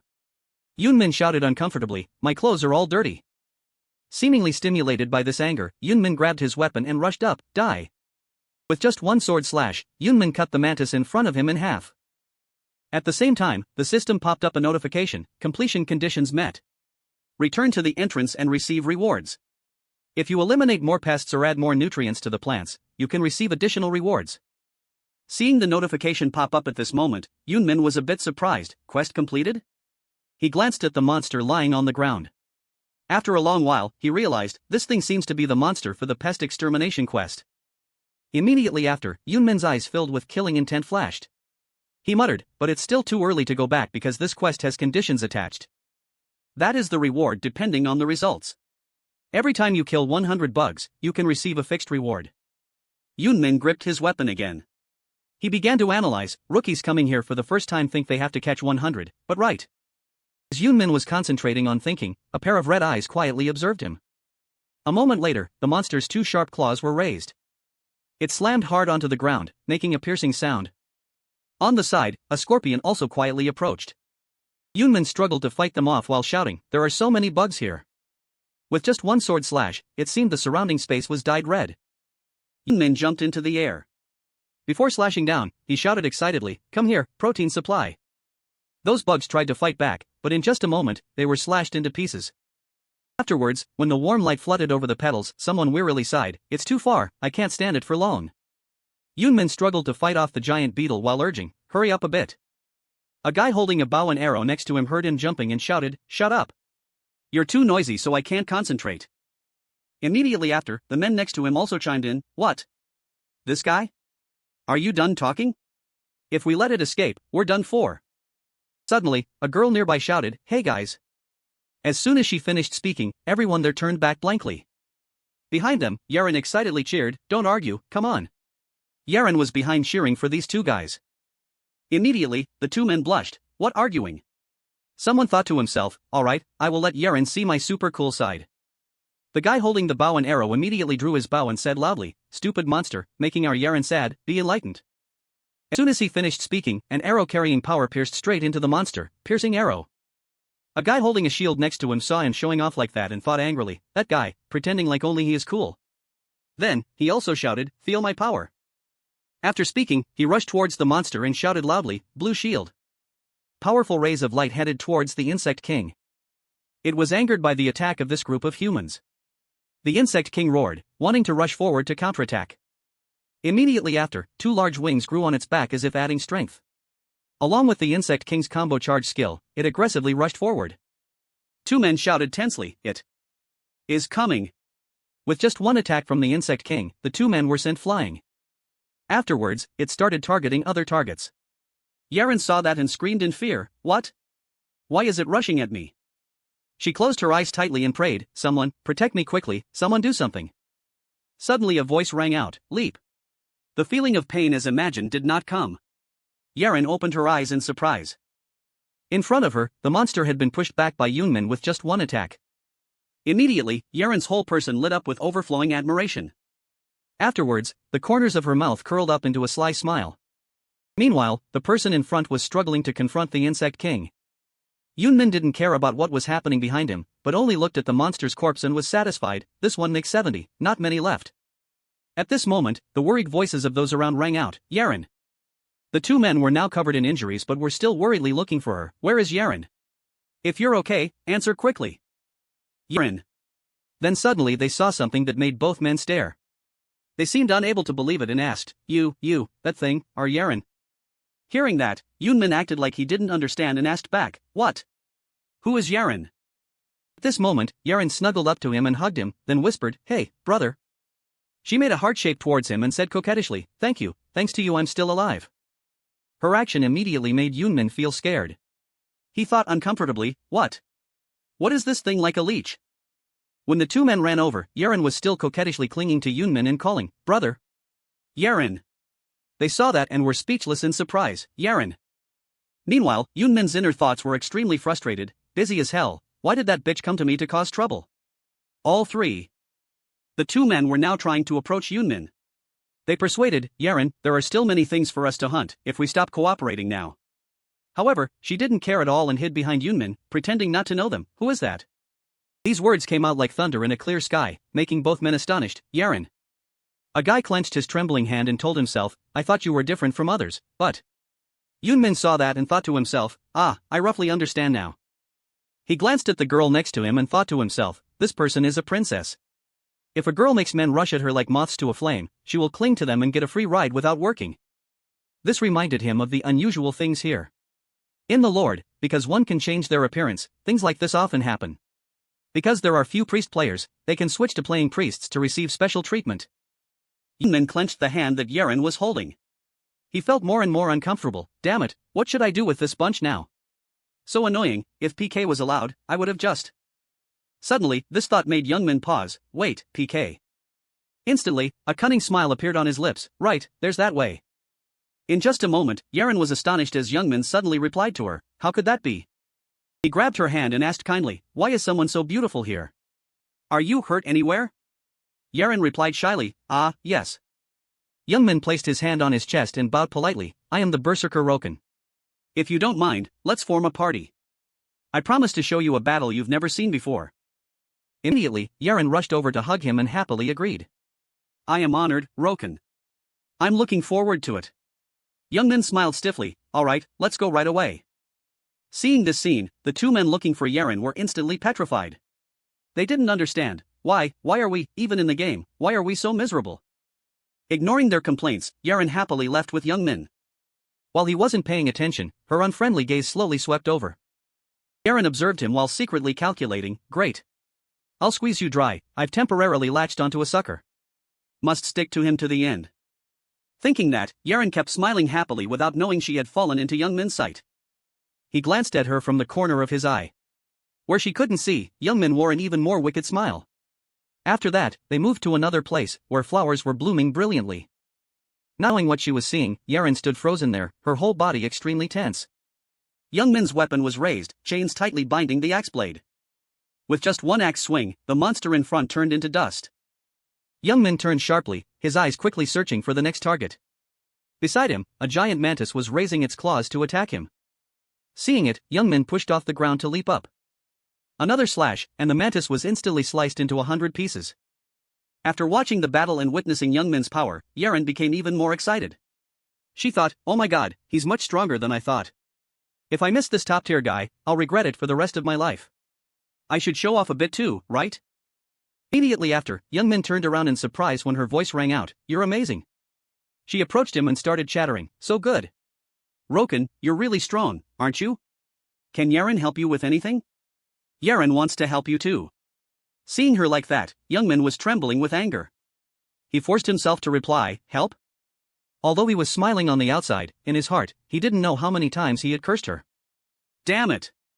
Every time she says Yaren, it's sickening to death. After that, he looked at her worshipful gaze and thought, anyway, since the princess is so active, showing her my hunting style has worked. Preparation complete, time to slowly cast the bait. Immediately after, Yunmin stared at Yaren and asked, Actually, I have a favor to ask of you, Yaren. Hearing that, she hurriedly replied, Oh, Roken, please tell me. His large hand touched Yaren's shoulder, making her freeze. Yunmin's expression became serious. He suggested, to hunt the big bird, the boss of this greenhouse, I need your help, Yaren. She asked suspiciously, Boss? Yunmin leaned in and whispered to her, That's right, this is extremely important, only you, Yaren, can do it. Please help me. Yaren glanced up at him, thinking secretly, suddenly mentioning a boss was a bit scary, but she couldn't displease him just because of this. Thinking that, she immediately replied happily to Youngmin, "Okay, of course I'll help you, Roken." Hearing that, he was eager to get to work, as expected of Yeren. Let's act now. A moment later, they arrived in front of a large ancient tree. Pale pink rose petals covered Yeren's face. She muttered gloomily, "Nonsense, the extremely important thing is to..."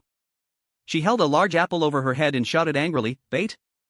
She recalled what Youngmin had said to her, "While you attract the big bird's attention with this, I will ambush it from behind." Yeren thought angrily, "Is it as easy to do as it is to say?" Yeren stood in the middle of the giant weeds holding the apple. She thought regretfully, "I don't know why I have to suffer this humiliation. I didn't expect him to outsmart me." She didn't notice the monster in the distance watching her, only focused on her anger, thinking, "Just wait, I'll make him serve me like a servant." Meanwhile, the giant bird's eyes had become more dangerous than ever. Yeren's hands trembled as she held the apple high. She was still complaining, "My feet hurt like hell. When will this end?" Before she finished speaking, she had to freeze because something huge was approaching behind her. Just. Yeren trembled even more violently. She glanced back in fear. Immediately after, a miserable scream rang out because the level 80 big bird had closed in on her. Yeren was pushed back by it. She hugged the apple tightly while constantly reassuring herself, calm down, Yeren. Isn't Roken going to sneak attack it from behind?" She ran away with the apple, fleeing the big bird's pursuit. The further she went, the more afraid she became. "That bird is chasing me because of this. If I attract all its attention, as soon as Roken appears, I'll be saved." One of the bird's attacks struck, cracking the ground. Yeren was immediately scared into screaming loudly. They kept chasing and running like that. The big bird's red eyes never left Yeren. She cried while running away. The bird's shadow behind her was like the Grim Reaper closing in. Yeren became increasingly desperate. She screamed in panic, "No, why won't you appear yet?" Min sat on a tree branch in the distance observing, leisurely watching her run while panicking and calling him, "Roken." Not stopping there, he reached down to grab a handful of popcorn. Youngmin put a handful of popcorn in his mouth, eating while laughing. "This scene is great." Youngmin adjusted his glasses. He looked at the scene with satisfaction and said, "Right, just like those you ordered around like worker bees. Run comfortably." Yeren kept running with the apple. She became more and more afraid. The big bird hadn't even started attacking yet. And the big bird at this moment was also becoming more frenzied. Its eyes turned bright red. The big bird flapped its wings and began to attack. Hit by this attack, Yeren let go of the apple and fell to the ground. She fell sprawling on the ground. Yeren looked so tiny. Just then, the monster's large talons also approached. It screeched. Its eyes looked at Yeren as if looking at juicy prey. Completely covered by the monster's shadow, Yeren screamed in fear, "No." The fear of being eaten made Yeren's tears well up. She was almost desperate, "Save me." But after a moment of silence, the pain she imagined didn't come. Wanting to know what happened, Yeren opened her eyes anxiously. In front of her, the big bird's giant talons were gently picking up the apple. While Yeren was still afraid, it calmly enjoyed the delicious treat in front of it. She looked up tremblingly, seemingly unable to believe it. What? The real goal was the apple? Seeing things developing according to his plan, Youngmin burst into hearty laughter. He sat on the tree observing, holding his stomach and laughing, "So funny. Our princess is such a coward."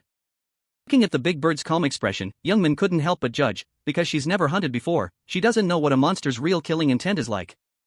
The more he thought about Yeren's stupidity, the more happily he laughed. Since she's been completely fooled now, she probably won't play princess for a while. Suddenly, not knowing what Yeren did, Youngmin had to pause. What? That is? After seeing Yeren standing aggressively in front of the monster, Youngmin was even more suspicious. "Hey, what is she doing standing there?" After experiencing fear to the bone, Yeren bit her lip and scolded, "I just wanted to make a profit, but I didn't expect to be used as bait by that stranger." She gripped the stone in her hand until she trembled, and he's nowhere to be seen. "It's rare for me to work this hard." Yeren rose up and threw the stone at the big bird, yelling, "Damn it, I'm pissed off." Seeing this scene, Youngmin panicked and wanted to stop her. She's gone crazy. If it's an attack, then no." But not giving him a chance to stop it, the stone flew straight into the big bird's face. Immediately, the bird's attitude changed completely. Its eyes turned bright red with anger. The big bird flapped its wings and flew up. Its entire plumage turned red like a phoenix. It screamed and rushed forward, as if it wanted to attack Yeren. Seeing this scene, Youngmin immediately became worried. Right. If you don't touch the big bird first, it's very gentle, but once it's angry, one side must die for it to stop. Meanwhile, the big bird's long wings swung out once again. With just one attack, it knocked Yaren away along with her painful cry. Youngmin also didn't expect things to develop in this direction. He helplessly held his forehead. I thought she would leave if she was too angry. But why did she provoke it? It's no different from seeking death. And at this moment, Yaren had been beaten black and blue by the big bird. She could only call out dyingly, Roken. Hearing that call, Youngmin pursed his lips, looking extremely tense. Finally, he sighed and told himself, alright, at this point, I have to take action. The gentle sunlight shone on his back along with the shining axe blade. Youngmin told himself, I'm soft-hearted too, aren't I? Once again, the big bird's eyes turned red with dense killing intent. It circled in the air and attacked the place where Yaren was lying. At the same time, Youngmin's sturdy hand quickly raised the axe. He rushed behind the big bird. The axe was ready to swing down. As soon as Youngmin's attack landed, the big bird let out a painful cry. Youngmin fought more fiercely. He shouted excitedly, where are you looking? You bird, I am your opponent. As soon as the big bird leaned back, he immediately clung to its back and shouted loudly, oh, stand still. And the big bird at this moment was struck with a painful blow, to the point that tears welled up. And then, whoosh, it carried Youngmin into the air. He gripped the bird's feathers tightly, fighting against the winds hitting his face while shouting, trying to run? Then suddenly the direction in front changed, making Youngmin pause suspiciously. A large tree appeared right in the bird's flight path, making him shout tensely, damn it, trying to crash into the tree? Immediately after, Youngmin's hand used force to grip its feathers and told himself. So that's it. A moment later, his power erupted completely. He threw the bird away and shouted loudly, that won't work. He used his other arm to summon his weapon. Hand axe. As soon as he finished speaking, an axe quickly appeared. Battle made Youngmin increasingly excited. He swung the axe and shouted loudly, brutal impact. A flash of light appeared as the axe blade swept past. The big bird saw it and screamed in fear. At this moment, Yaren finally managed to get up. She muttered suspiciously, this sound. Looking up, Yaren was stunned to see the whirlwind in the air. In front of her, when the whirlwind ended, the big bird fell down. Suddenly, something approached, making it scream in fear. As soon as that thing got close, the bird could only stare wide-eyed. Its face was filled with panic. In the air at this moment, a series of attacks were raining down. Youngmin hugged its wing tightly and shouted, what is that? It's not over yet. Finally, the big bird couldn't take it anymore. It screamed and unleashed a move, frenzied feathers.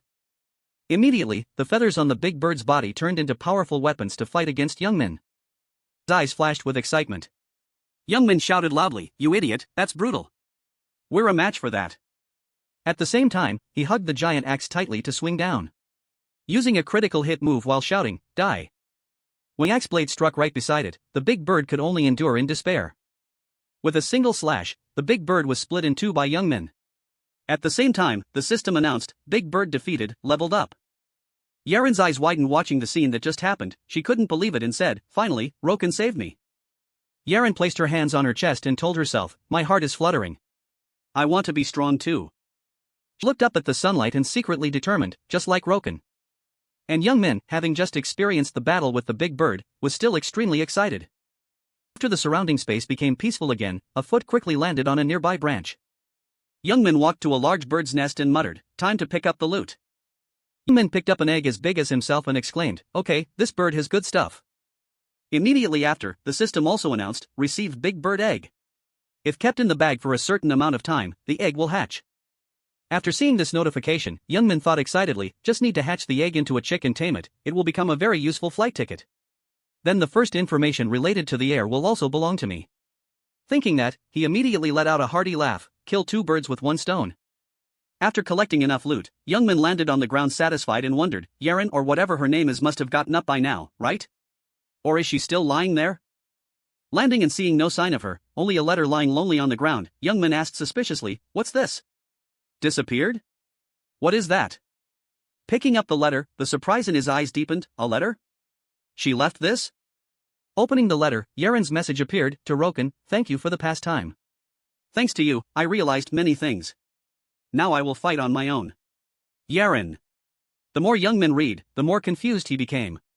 He muttered suspiciously, did she get her head damaged from being hit? The suspicion was only fleeting. A moment later, a familiar smile bloomed on his face. Youngmin tore the letter to shreds while muttering, anyway. He sheathed his axe and left, saying as he walked, she isn't completely an idiot. Also thanks to the princess. Afterward, at Crossroads, a pillar of light shone straight down from the high sky. Young Min stood in the middle of that light. He muttered with great satisfaction, new quest received too. Must tidy up properly before departing. At the same time, in Lozen Dwarf, columns of smoke were floating in the air. The blacksmith stroked his long beard and exclaimed. Here it is, this time a pretty decent one appeared. Young Min stared at the shining armor and couldn't stop praising. Oh, this is good. The more he admired the armor, the more hope Young Min had for the upcoming battle. If it reached the level where a dwarf called it pretty decent, it must be at least magic grade. This was the glove and armor he liked most, along with the image of the armor being imported into the system. Its information quickly appeared. Rare grade warriors red armor, armor for warriors to disrupt enemy formations. Increases intimidation and fear effects on enemies, accompanied by new power depending on the number of enemies struck. Defense 630, durability 700, strength plus 50, agility plus 47, stamina plus 49, intimidation and fear effect on enemies increased by 30%. Attack and defense power increase when continuously killing enemies. Mana alloy gloves. Rare grade, gloves made of mana alloy with good conductivity, using divine power will significantly reduce mana consumption. Defense 300, durability 300, strength 500, agility 47, stamina 48, when reducing 30% mana consumption. All attacks increase damage by 15%. After reading these lines, Young Min eagerly thought, although the defense is good, the accompanying stats are also absolutely perfect. Thinking of the dangerous upcoming battles, he silently felt lucky. Moreover, every time he continuously kills enemies, defense and attack capabilities are increased. Very useful when facing many enemies alone. Afterward, the image and advice of Haben appeared in his mind, making Young Min's expression even happier. It would be good if the next quest that old man gives is similar to this. Well done, want to be my disciple? He stood under the late afternoon sunset and told himself. Next main quest, my plan will be much smoother. Very good, so now, time to go to the next quest location. At the same time, the system notification for the new quest also appeared. Bone examination, Kinsen Council has entrusted you to research death and rebirth. After using bones to regenerate flesh, find bone material. This material can be found in the Lich's laboratory. Completion condition, obtain 1 bone material. Completion reward, 10 gold, normal experience points. Afterward, in the dark and quiet space. Young Min's footstep landing made a loud echo. He stood still looking at the surrounding scenery for a moment, then sighed in relief. Finally arrived. Lightning strikes made the village even gloomier. Young Min said softly, this is the undead village, the cradle of the dead. The main character of this quest is the Lich, the mage who opposes death. An eccentric mage, who uses mechanical devices, characterized by reviving no matter how many times he dies. The reason he is so notorious is because he hides in the cradle of the dead, a very complex place. Even players reaching level 190 find it very difficult to approach. Young Min carried the heavy axe on his shoulder, silently observing the Black Dragon army soldiers guarding the village gate. After analyzing for a while, he quickly realized.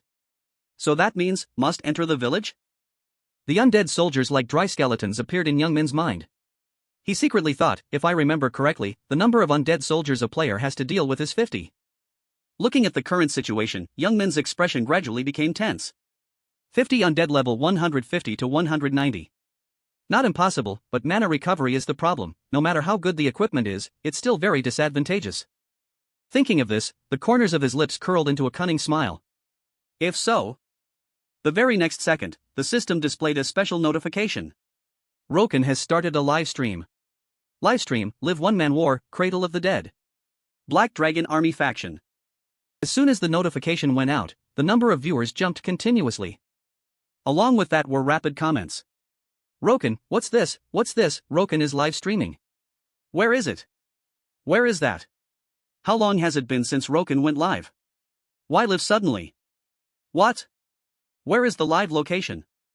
At the same time, the Black Dragon Army people also saw the notification and whispered. Roken is live, really? That guy, bet a bunch of items, right?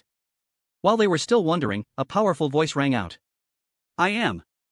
Along with a series of the latest equipment, Young Min slammed his sword into the ground to demonstrate power. Before the astonished eyes of the crowd, Young Min loudly introduced. Human warrior Roken here. His hand held the large axe, one hand pointed at the sword he just slammed into the ground and declared. Now I will change the betting conditions, even if you can't defeat me, whoever pulls this sword out will become its owner. Seeing that, the crowd was extremely surprised. What? Pulling that sword out is enough? Don't have to fight either? Not just that crowd, others watching the livestream were also extremely surprised. Crazy, what did I just hear? Is it real? Hey, this time it's actually possible. Quickly gather the guild. As soon as the Black Dragon army people rushed over, the momentum and excitement of the viewers also became more intense. If it's the cradle of the dead, right in front of your eyes, go quickly. I'm nearby too, if you are a Black Dragon army player, come immediately. A guy looked at the screen and gave a weird smile. On the live room, new comments appeared quickly. No, just pulling it out is enough? Isn't it just him ambushing everyone? Truly a peak scheme. Seeing that public opinion had been successfully led by him, Youngmin felt extremely satisfied. Right, must be like this.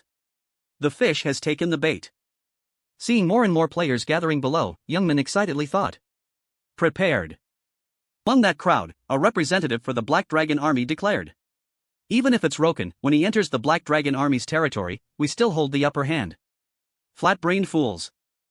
Along with a thunderous lightning strike, the crowd rushed toward Youngmin like hunting a fat prey. His eyes suddenly became deep. He raised his axe high and shouted loudly. Savage strike.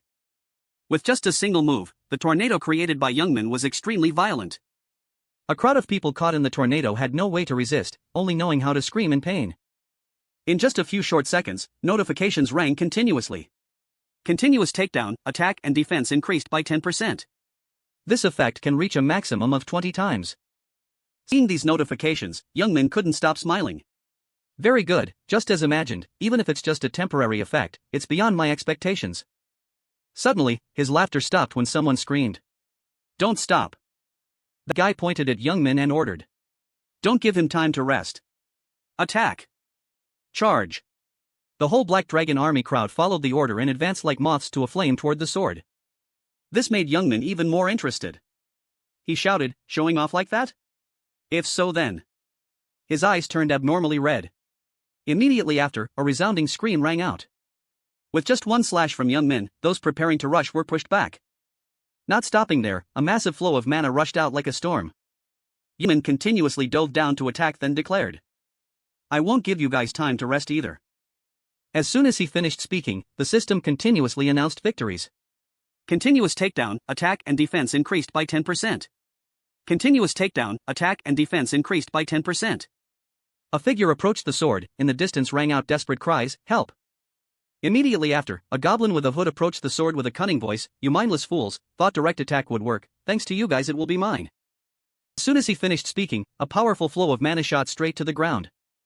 Seeing the small figure next to the sword, Youngmin quickly grabbed his axe and rushed over. His expression became crazier than ever. He shouted, where did this rat come from?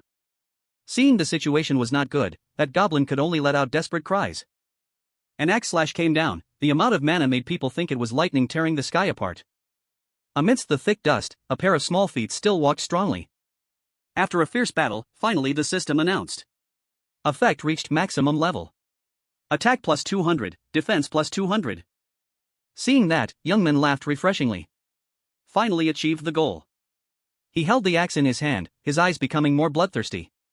Let's start slowly. At this moment, among the Black Dragon army people being eliminated, one guy struggled to stand up and muttered. Roken didn't expect to be this strong. Suddenly, something appeared that made the guy's blood-covered face terrified. After seeing the familiar tornado, he couldn't help but curse. Damn it, that savage strike skill again. Just seeing the direction in Youngmin's attack, he exclaimed in horror. What? Attacking the village? Could it be he missed? In another place, a magic circle lit up along with a notification, warning, detected enemy attacking the base, summoning guards to protect the village. As soon as the notification ended, a series of bony hands reached up from that formation. Along with strange sounds, undead guards level 150 to 190 emerged at the same time. The man who blamed Youngmin earlier, upon seeing this scene, became gleeful. Okay, Roken, you fool. Along with a crowd of undead guards advancing toward Youngmin, that guy's voice became even more excited. Even if it's one-on-one with undead soldiers, it's absolutely impossible to win. Today you must die. However, with just a flash of lightning, Youngmin raised his axe to prepare for battle. Amidst the dark clouds were a few flashes of lightning appearing and disappearing. Just a moment later, a massive flow of mana lit up the entire sky. Youngmin raised his axe blade to absorb all this power. Feeling the massive power surrounding him, Youngmin hummed satisfying sounds. With just a single attack, a series of undead guards were eliminated by him. The man who just collapsed before Youngmin's situation now couldn't believe it. Crazy, impossible, how could he catch undead soldiers? This is impossible. The battle made Youngmin more excited than ever. He quickly replied to the guy. Fool. Nothing is impossible. Along with the next attack, Youngmin revealed his plot. Thanks to you guys voluntarily offering, I could do it. Afterward, the livestream image showed his confident face. Dear viewers, watch carefully. From now on, the battle truly begins. As soon as he finished speaking, an undead guard didn't know better and rushed forward. Right after it, a crowd of undead guards also continuously rushed toward Youngmin. He pressed his feet into the ground for a while, then took momentum and jumped up. Youngmin slashed a guard while muttering in his head, from left to right. His eyes gradually became determined, the moves engraved in his heart were constantly repeated, then slashed at the side. He observed these guards for a while, then gradually felt relieved. Even if they are undead guards, they are ultimately AI, just need to find the fighting style, then counterattacking is easy as pie. Youngmin waved his hand gently, slashing a guard and shouting excitedly. Discovering how to fight undead made him more confident than ever. A bunch of boring enemies, I will wipe you out in a snap. Immediately after, a massive amount of mana was used again. Youngmin just kept rushing to slash and kill without rest. When he just broke through the final line of defense, a black dragon army person couldn't control the fear. That madman, he dared to rush into the village. Seeing things were about to go wrong, he anxiously ordered, "Guards, why are you still standing there? Do something quickly." The magic circle lit up again, summoning undead guards. A dry skeleton with red eyes appeared. This is the undead guard level 150 to 190. After observing this scene, Youngmin not only wasn't afraid but became even more excited. He shouted, "Useless." Immediately after, an amount of mana flared up violently. Youngmin jumped into the air, concentrating power to prepare to slash down. With just one slash, he successfully split the guard in half. As soon as he held the axe and approached, the black dragon army man couldn't help but tremble. Youngmin gripped his axe tightly, his voice like the Grim Reaper, found the rats hiding. That guy couldn't take it anymore, could only anxiously scream. "Guards, guards." The more afraid the guy was, the more excited Youngmin became. He approached while laughing loudly. A bunch of idiots. He raised his axe high, looking like a bloodthirsty murderer. Just slashed 50 of them. Still too many left. When the axe blade touched the guy's face, those eyes were completely desperate. A moment later, a miserable scream echoed throughout the village. Finally, when the battle ended, only Youngmin's lonely figure silently approached the sword. Along with a sharp sound, the sword was gently pulled out. Youngmin looked at the sword in his hand for a moment and muttered to himself. "I've fought so many, yet no opponent has met my standards. And I had such high expectations." Suddenly, a bolt of lightning struck from the sky, making him freeze. Then, Youngmin smiled with interest. "Ah, there's still one guy who can be weighed on the scale with me." Along with his thoughts, the image of a young man quickly appeared. Odin. Youngmin's eyes became even more excited. He muttered to himself, "Just wait, one day I'll tear you apart." In another space, a pair of feet stepped into the fiery red land. Youngmin silently admired this beauty for a moment and then spoke. Flower fields in the undead village. Past and present, people's tastes are truly noble. Looking at the magnificent yet mysterious scene in front of him, he thought this was the only place with life in the undead village. The entrance to the Lich's laboratory. It's thanks to clearing out the undead that I can enter here easily. Youngmin's sharp hands moved continuously with excitement. He told himself, "Alright, let's go in." As soon as he waved his hand, the sharp blade cut through, and blood began to drip. Youngmin didn't seem to feel pain, he just let the fresh blood flow profusely. The red liquid flowed down and soaked into the fiery red flowers on the ground. Immediately after, a system notification appeared. The Rebirth Flower Garden recognizes the power of life, activating the entrance. Seeing that, Youngmin immediately looked satisfied and said, "Alright." In just a few short seconds, the surrounding space changed significantly. In front of Youngmin, a path leading down to the basement quickly opened up. "It's open." With the fiery red light, Youngmin entered the Lich's hideout while muttering. Although it's underground, there are many glowing objects, so it's not dark. He stopped to observe his surroundings for a moment and was dazed. Right, one of those glowing objects. Youngmin didn't linger too long out of curiosity but focused more on his main goal. "No, this is boring. Anyway, I just need to get the item back, so I have to finish this quickly." While he wasn't paying attention, a glowing orb suddenly changed. Youngmin's footsteps suddenly stopped. He looked at the vast space in front of him and quickly judged, this must be the Lich's laboratory. While he was bewildered, a strange voice suddenly rang out, who is it? Immediately after, level 171 undead Lich researcher Cylonian appeared with a cold voice, a human dares to step in here? It seems you want to become my test subject. Before he could finish, Youngmin began his attack. Ambush. This made the Lich extremely surprised. What? In just a short time, the surrounding space became chaotic. A huge amount of mana struck as if to break the mysterious door. Youngmin swung his axe and shouted, you bastard. Shut up. Along with intense attacks, he began to threaten, shut your mouth and hand over the item. But right in the thick smoke in front of him, a purple beam flashed. Just as Youngmin attacked, the Lich brought out a shield to defend. This scene made Youngmin extremely surprised. This is. Right at this moment, he also spoke to mock him, retreat, you inferior being. Before Youngmin could react, a violent stream of mana struck directly at him. With the power eating into his body, Youngmin could only grit his teeth and endure the pain. The Lich sat leisurely in the distance observing. After seeing his weakness, he laughed heartily, how is my mechanical blocking technique? Immediately after, a series of magic circles appeared again. He raised his hand and waved, ordering, come out, my subordinates. Looking at the undead guards staggering to their feet, the Lich continued to shout, wake up, stop that stupid intruder. While Youngmin was still struggling with his wounds, a group of guards approached him. Youngmin's wounded face became haggard. He felt extremely regretful, damn it, I was too careless. I just intended to knock you out and take the item. Despite the pain, Youngmin still tried to get up from the rubble. He propped up his injured body, seemingly ready for the next battle. His hand gripped his weapon tightly.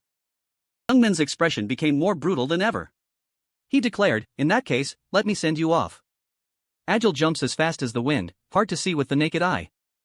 Youngmin lunged forward, swinging his axe to slash at the red orb in front. The red orb was struck by Youngmin, unable to withstand it, and quickly shattered into many pieces. Youngmin smirked dangerously. He pretended to be disappointed, TSK, missed. Seeing Youngmin acting so cocky, the Lich was furious, you damn bastard, you scum. The Lich followed Youngmin's back as he dashed away. He screamed and cursed, running away while fighting, are you still a warrior? Youngmin didn't care, he laughed gleefully and gave the Lich the middle finger, who would be stupid enough to fall for that provocation of yours? Youngmin observed the red orbs hanging on the other side, silently analyzing, the reason this Lich is so excited is that the life orb containing the Lich's true soul is hidden among countless glowing objects. Youngmin lunged forward to smash all those glowing red orbs because he knew, even if I kill that Lich a few times now, it will still revive, but as long as I find and destroy the soul container, it can't revive anymore. Youngmin smirked, his tone fake, what, missed again? Youngmin paused for a moment. He shouted like a madman, it's okay, because if I hit it on the first try, you'd be dead already. The Lich behind was so angry he trembled, you useless thing, you dare to oppose me.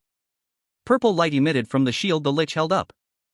The Lich slammed the shield into the ground, feeling a strong tremor as it activated the shield's attack mechanism, releasing powerful bolts of lightning. The shield kept digging deeper, its power causing the surrounding ground to crack open. Those lightning bolts aimed straight at Youngmin, he quickly realized something was strange and turned back to check the situation. The Lich controlled the shield to release terrifying lightning bolts. He wanted to completely destroy Youngmin, declaring, I will let you know who the true master of this place is. Youngmin laughed sinisterly, disdainfully, is that so? Is that the case right now? Youngmin dropped the axe in his hand. He upgraded it into a new weapon with greater destructive power. Release battle axe. Equip hand axe, hand axe. Youngmin's axe duplicated into two. He excitedly danced with the axes, rushing to solo the Lich, come on, let's try it once. Suddenly, a sharp-tipped metal wire accompanied by lightning shot out from somewhere. Huge metal wires coiled up, wanting to take Youngmin down. But he wasn't a novice, relying on his agility, Youngmin successfully dodged all of the Lich's attacks. The Lich was truly annoyed. He poured power into the seal on his hand and warned Youngmin, you little rat, that's enough. A metal wire accompanied by lightning was powerfully rising from the ground. It looked even more terrifying than the previous wires. Those wires increased their speed, trying to catch up to Youngmin, but he was too fast, dodging everything with just a few glides. The tip of the metal wire bent, aiming at the target, preparing to deliver fatal blows. It lunged fast as if to tear through space, aiming for Youngmin's vital points. He quickly leaned back to avoid the attack. Youngmin's speed was lightning fast. He easily avoided the attacks of those metal wires. Youngmin held the glowing axe in his hand, took momentum, and jumped. He took advantage of the momentum to do a somersault in midair. Youngmin swung an axe, making it fly extremely fast. Finally, he unleashed his counterattack, Brutal Impact. The axe moved with dizzying speed. Wherever it swung, the red orb shattered accordingly. The metal wires saw that and stirred, twisting and moving constantly. Youngmin took momentum, he stood on his toes, preparing to jump again. Youngmin still gripped the axe tightly, arched his body, and jumped to avoid the metal wire's attack. After that last move, Youngmin still didn't stop. He zipped through the corridor, creating a long zigzag path. Youngmin swung his axe, intending to use all his strength to slash at the red orb in front. Just as he was preparing to land, Youngmin felt something strange. He glanced up and suddenly realized something unusual. Youngmin's axe slashed into a red orb very hard, but it wasn't affected at all. What? Is it too hard? Only this one won't break. Observing that red orb carefully, Youngmin realized what he needed, found it, the Lich's life orb. Youngmin skidded along the ground, pushed back a distance, and braked hard. Alright, just need to smash it. Youngmin aimed at the position of that red orb. He swung his axe, using the same move as before, Brutal Impact. The Lich's metal wire also lunged. He wanted to block Youngmin's target and snatch the orb. That metal wire quickly blocked in front of the red orb, causing Youngmin's axe to create a small tremor upon impact. Youngmin stared in shock as his target, which he was about to achieve, was blocked right in front of his eyes. The Lich looked dangerous because he had figured Youngmin out. So you were looking for that. The Lich focused on mobilizing his power. He flew up, his cloak fluttering, revealing his mechanical skeleton. Don't think about leaving here alive. A mechanical metal wire grabbed that red orb, intending to take it away. The glowing purple hole on the Lich's chest was sucking in the red orb. He stretched out to receive it. Things like black ribbons were wrapping around the Lich's bony hands. Lich Cylonian had absorbed his own life orb. That black strip even wrapped around the Lich's thighs. Through the life orb, the Lich had regained his inherent power. A faint purple light surrounded the Lich. He returned to his original form and possessed absolute power. The Lich stretched, getting used to his new body. Level 180, Cylonian in his prime. His voice was slow and deep. Well, I have awakened. The Lich stretched out his hand and roared, causing the entire surrounding space to shake violently. Youngmin had circled behind the Lich at some point. He swung the shield in his hand, unleashing a dangerous blow to finish him off quickly. Lich turned his head, stunned by Youngmin's formidable speed. What? Since when? Not letting him react further, Youngmin threw the shield hard at the Lich. The shield hit the ground, creating a strong tremor that cracked the floor. Youngmin landed safely, disdainfully mocking the Lich. Idle, I knew, that's why I let you absorb it. Don't you know why I didn't fight you but just kept looking for that thing? Youngmin looked like a demon crawling up from hell. Just need to smash that and then kill you. You don't need to waste your effort. Level 183, Youngmin. The Lich crawled out from the rubble. He pushed the shield that was blocking him away. Impossible, I am the strongest after absorbing the life orb. The Lich crouched, preparing to jump. Around where he stood, there were always lightning bolts flickering. With his huge body and terrifying power, the Lich lunged straight at Youngmin. He intended to give Youngmin a punch, wanting to crush him. Feel this. It seemed everything was going according to Youngmin's plan. He smirked with satisfaction. The Lich put all his strength into the punch. He roared and lunged at Youngmin. Halfway there, the Lich froze. His pupils constricted. Youngmin, though smaller, was not inferior. He lunged lightning fast, swinging an axe to cut the Lich in half. Everything happened so fast that the Lich didn't even understand what was happening. Youngmin landed, creating a long slide. He braked hard after the high jump. Youngmin was cheeky, gleeful. I told you, didn't I? Youngmin turned his back to the Lich's body, which had just been split in two. He laughed heartily. You were just wasting your time. The life orb separated from the Lich's chest. It fell freely and then shattered into pieces. The Lich's entire body exploded on the spot. After the explosion, only thick purple smoke remained. Cylonian in his prime defeated. Leveled up. The thick dust gradually dissipated. Youngmin walked out slowly. Youngmin carried his hot weapon, hands on his hips, casting a disdainful smile. Idle, it would have been much simpler if I just let you absorb it and then killed you. Youngmin seemed interested in the next task. Alright, now for the boss. A blue book was glowing. It stood out the most in the pile of messy books. Happy grinding time has arrived. Youngmin gripped a glowing scroll with torn corners in his hand, received research investigation document about rice plants. Completed rice plant investigation. He excitedly stared at the scroll. Okay, completed the Cylonian Lich Lab quest. Youngmin looked around, searching for something, looking like an unauthorized intruder. Like at the beginning, there might be extra rewards somewhere. Searching for a long time, Youngmin finally discovered something. On the table, a stack of books was emitting blue light. That's it, found it, skill book. Each skill book was thrown away by Young Min. It seemed none were useful to him. Do you want to learn the Scattered Rice skill book? Learn. Do you want to learn the Weakening Curse skill book? Learn. Another book was thrown away by Young Min. Young Min almost went crazy. Do you want to learn the Cursed Doll skill book? He angrily threw the book in his hand. Learn. Young Min dug frantically, searching through the books. No, there must be something else. Young Min saw something. He locked onto the target, collected third hand skill book. Young Min held the book high in his hand, excited, because I finally found something useful. This must be a very profitable treasure, because it only needs enough energy and high mental concentration to be used. Third hand is a skill that creates another hand using mana. When concentrating, it only needs enough mana and mental power. Young Min held the book in his hand, smiling interestedly. This is very interesting. If it's this skill, maybe the battle will take place at a different level. While Young Min was muttering to himself, someone's feet silently appeared behind him. The important thing is how to use it. Young Min stroked his chin, calculating how to use the book properly. First I must preserve it, then I need to think carefully about how to use it. Suddenly, from behind, a dark figure loomed over Young Min. The creature's deep, hollow eye sockets flashed with a strange purple light. It growled aggressively. The skeleton let out a shriek, swinging its arm to strike the intruder. Young Min spun around, quickly grabbing its head and pushing it away. Young Min didn't waste words. He applied force directly, intending to crush the skeleton's skull. Young Min slowly lifted the skeleton high into the air. His eyes radiated deadly killing intent. You've arrived. I've been waiting for you, you bastard. Young Min's fingers pierced through the skeleton's sturdy defenses, causing it to groan in pain. Young Min showed no mercy, increasing the strength in his arm. With a bang, the skeleton exploded. Young Min looked at the fallen skeleton and gave a twisted smile. You fool, you're supposed to launch a surprise attack.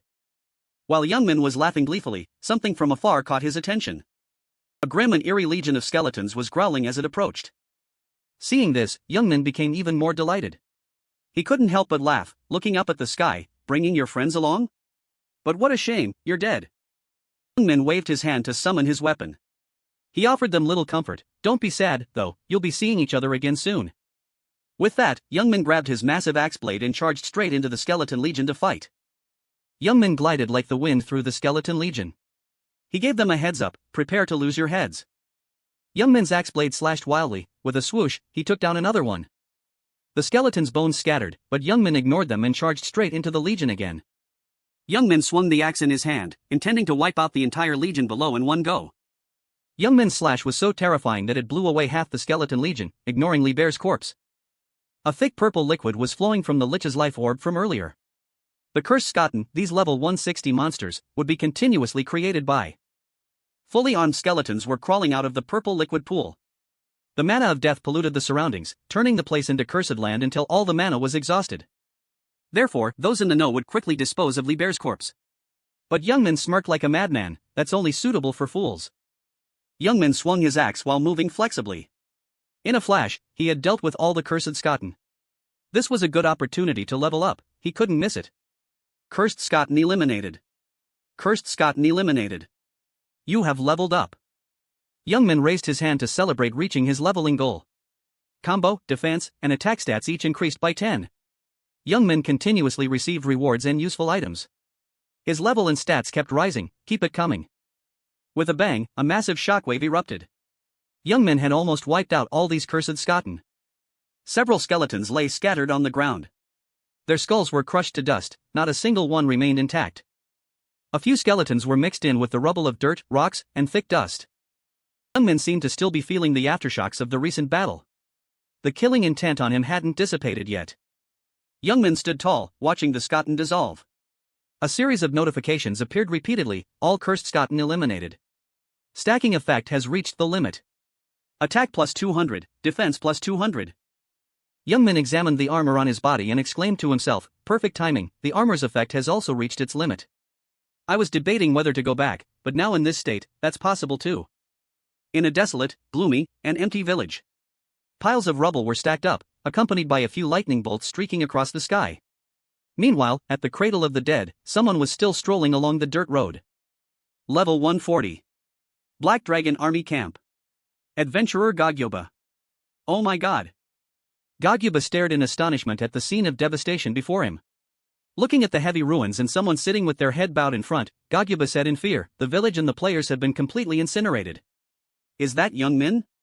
That guy really is a monster. Gagyoba replayed the memories of the fierce battle before, shivering.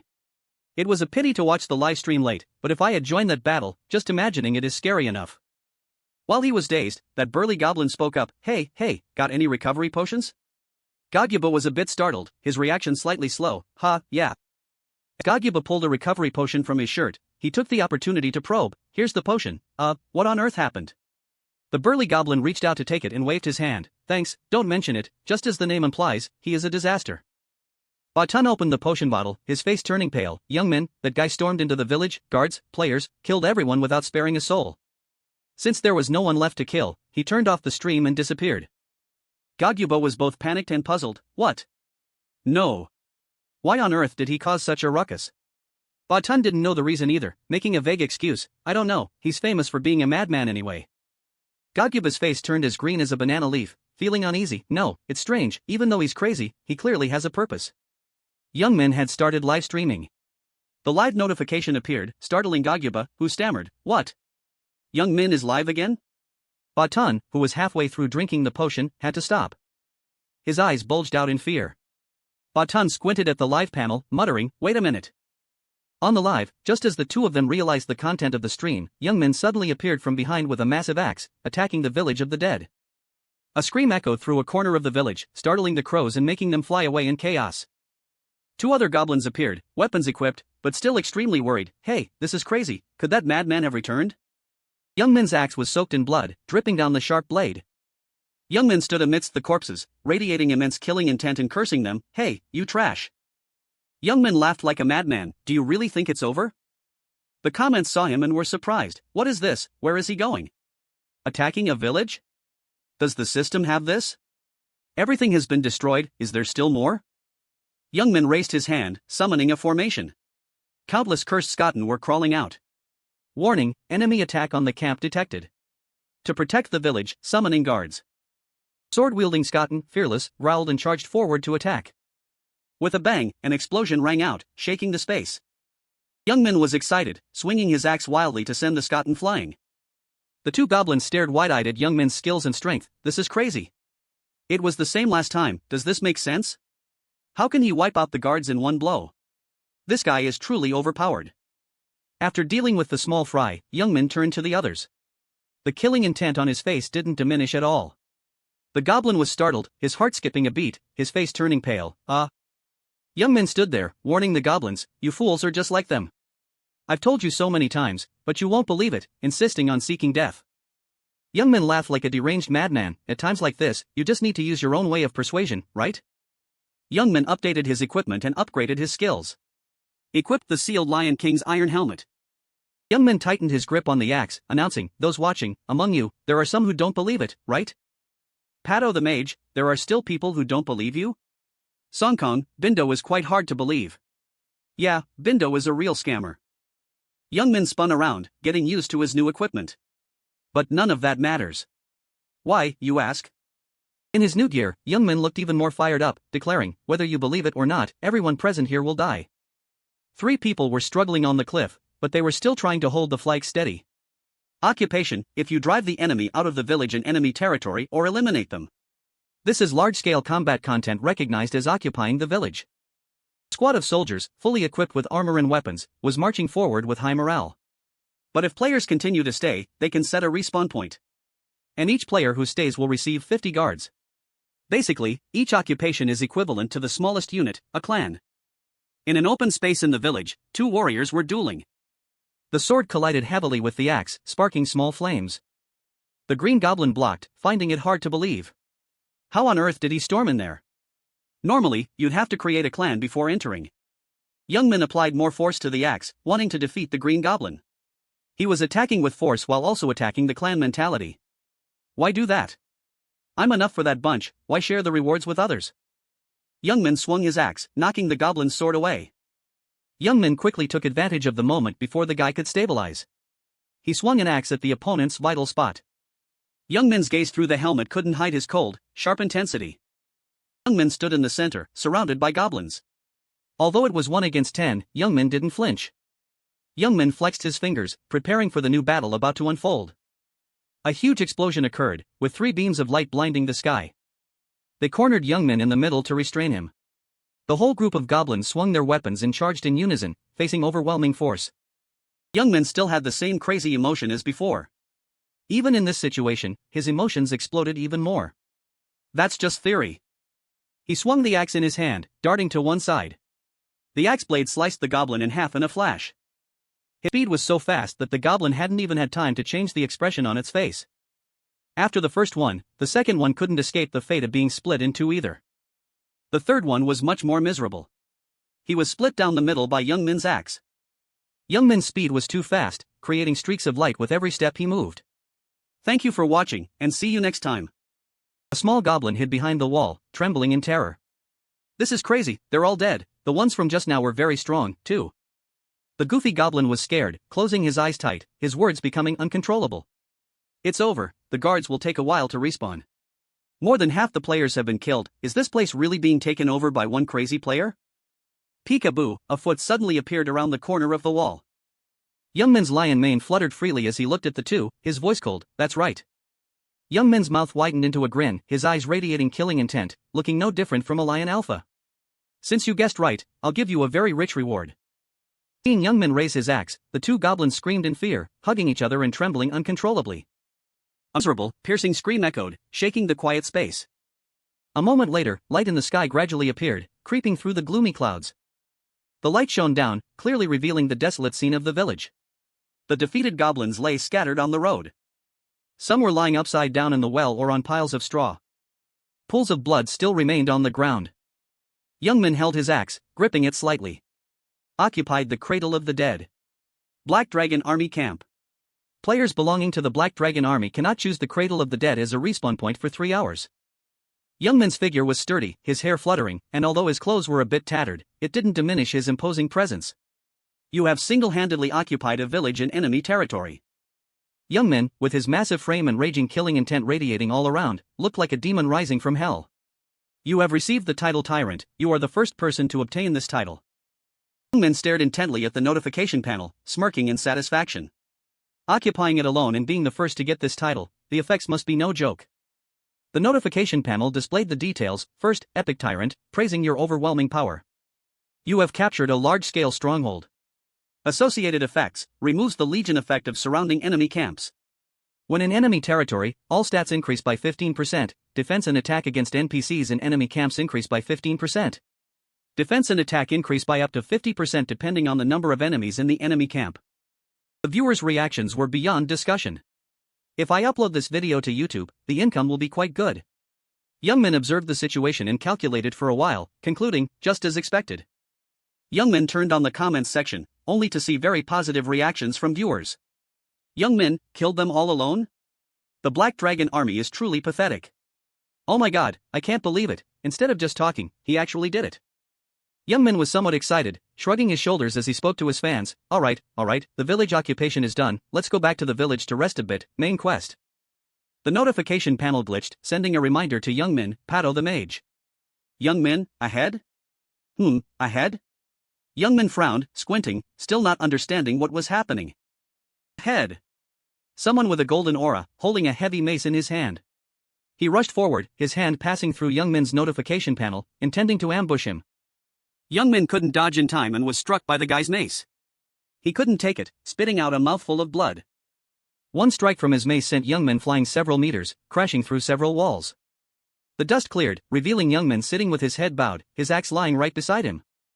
Youngmin opened his mouth and spat out a mouthful of blood. Youngmin was somewhat weakened, looking up. What is this? That is... Didn't the Black Dragon Army all die? The guy twirled the golden mace in his hand. Oh, really? His figure appeared behind the thick dust.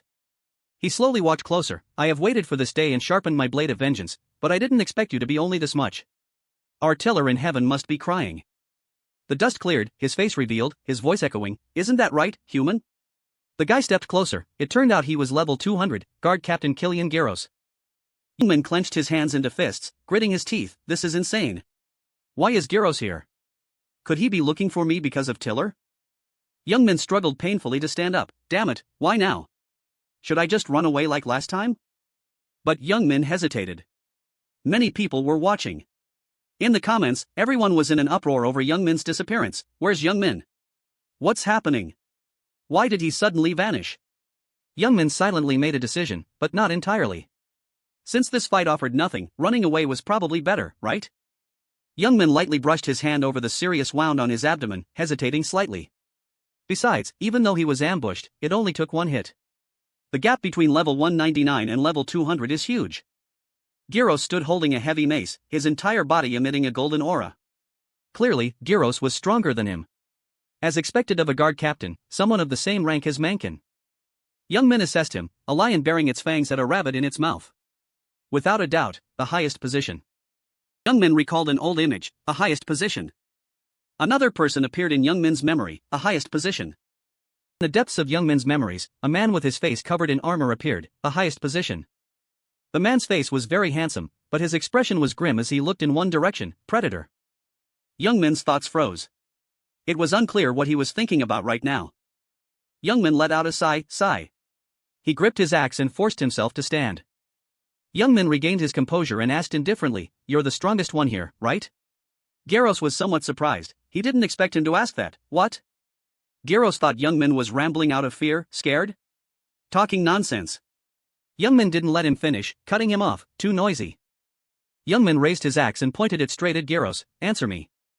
Youngmin issued a challenge and a condition to kill Gyros. "If you die, I'll be the one at the top here, right?" Upon hearing that, Gyros's killing intent flared up. Gyros laughed gleefully and continued, "An interesting fellow. The one at the top." Gyros glared at him and shouted with great spirit, "That's right. You're right. If I die, until you surpass the continent, you are the strongest." Gyros patted his chest and declared clearly, "Captain of the Esteo Guard, I, Gyros, guarantee it."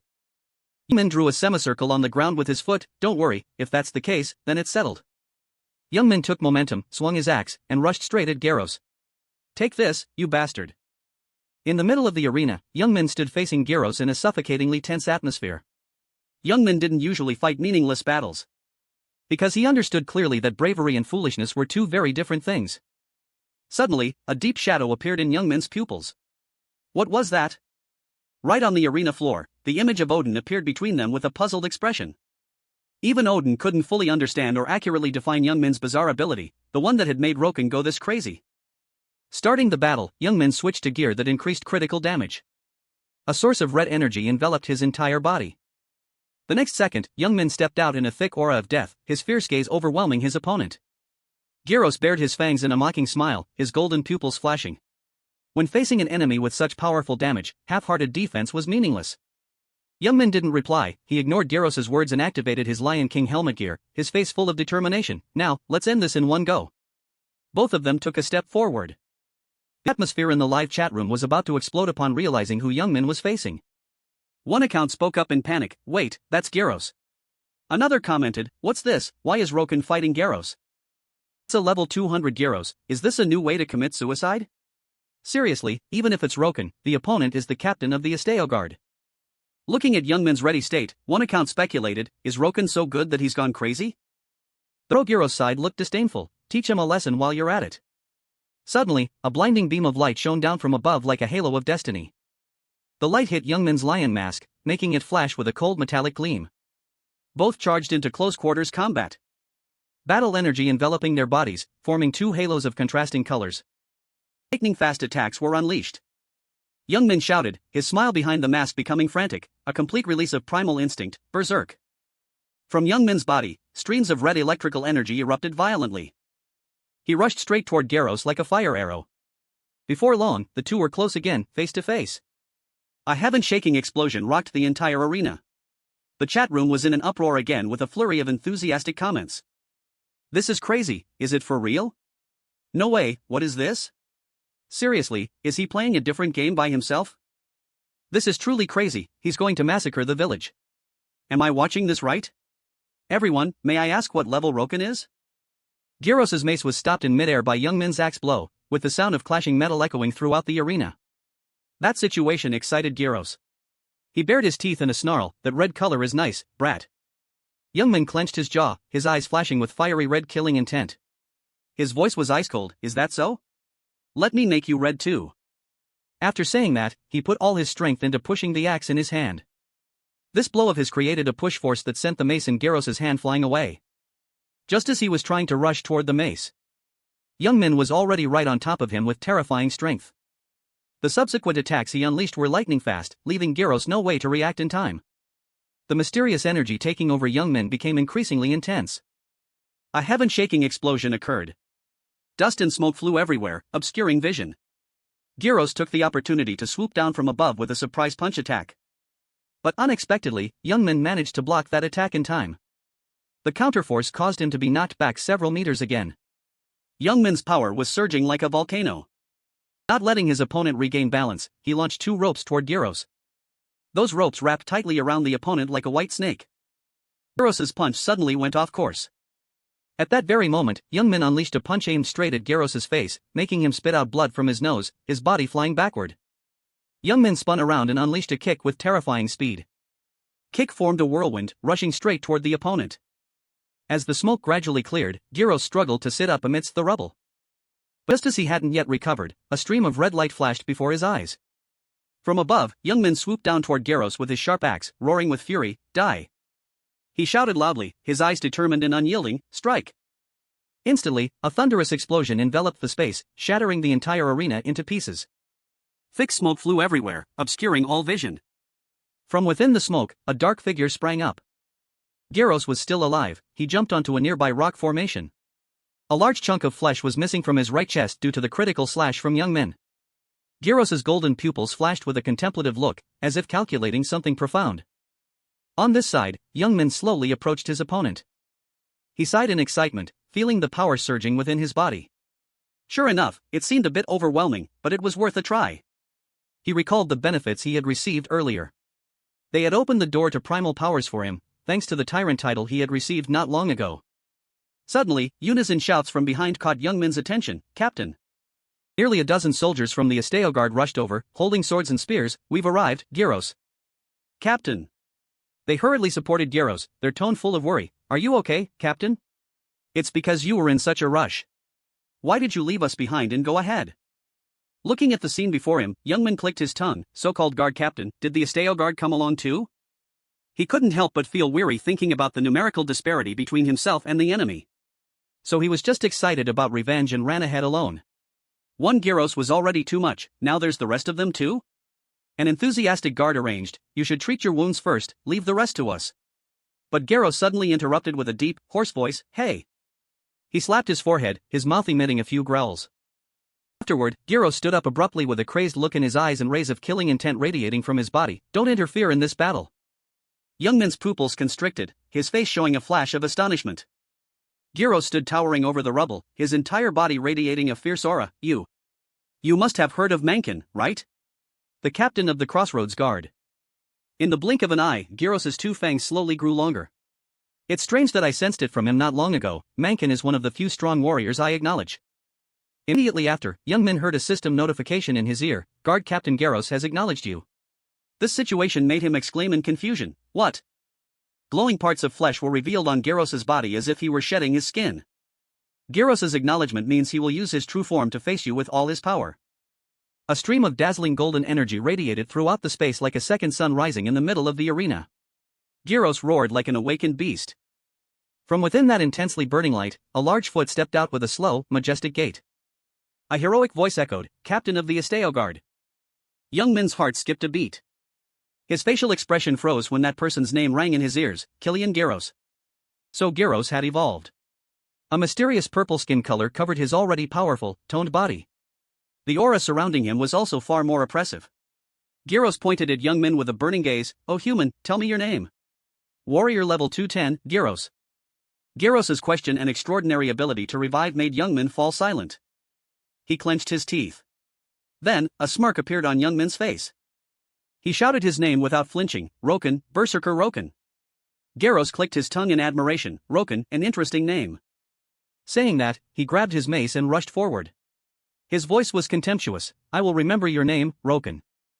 Gyros' words left Young Min bewildered. "What are you saying?" Suddenly, his pupils flared red as if he had realized something dangerous. Gyros stopped right in front of him, motionless.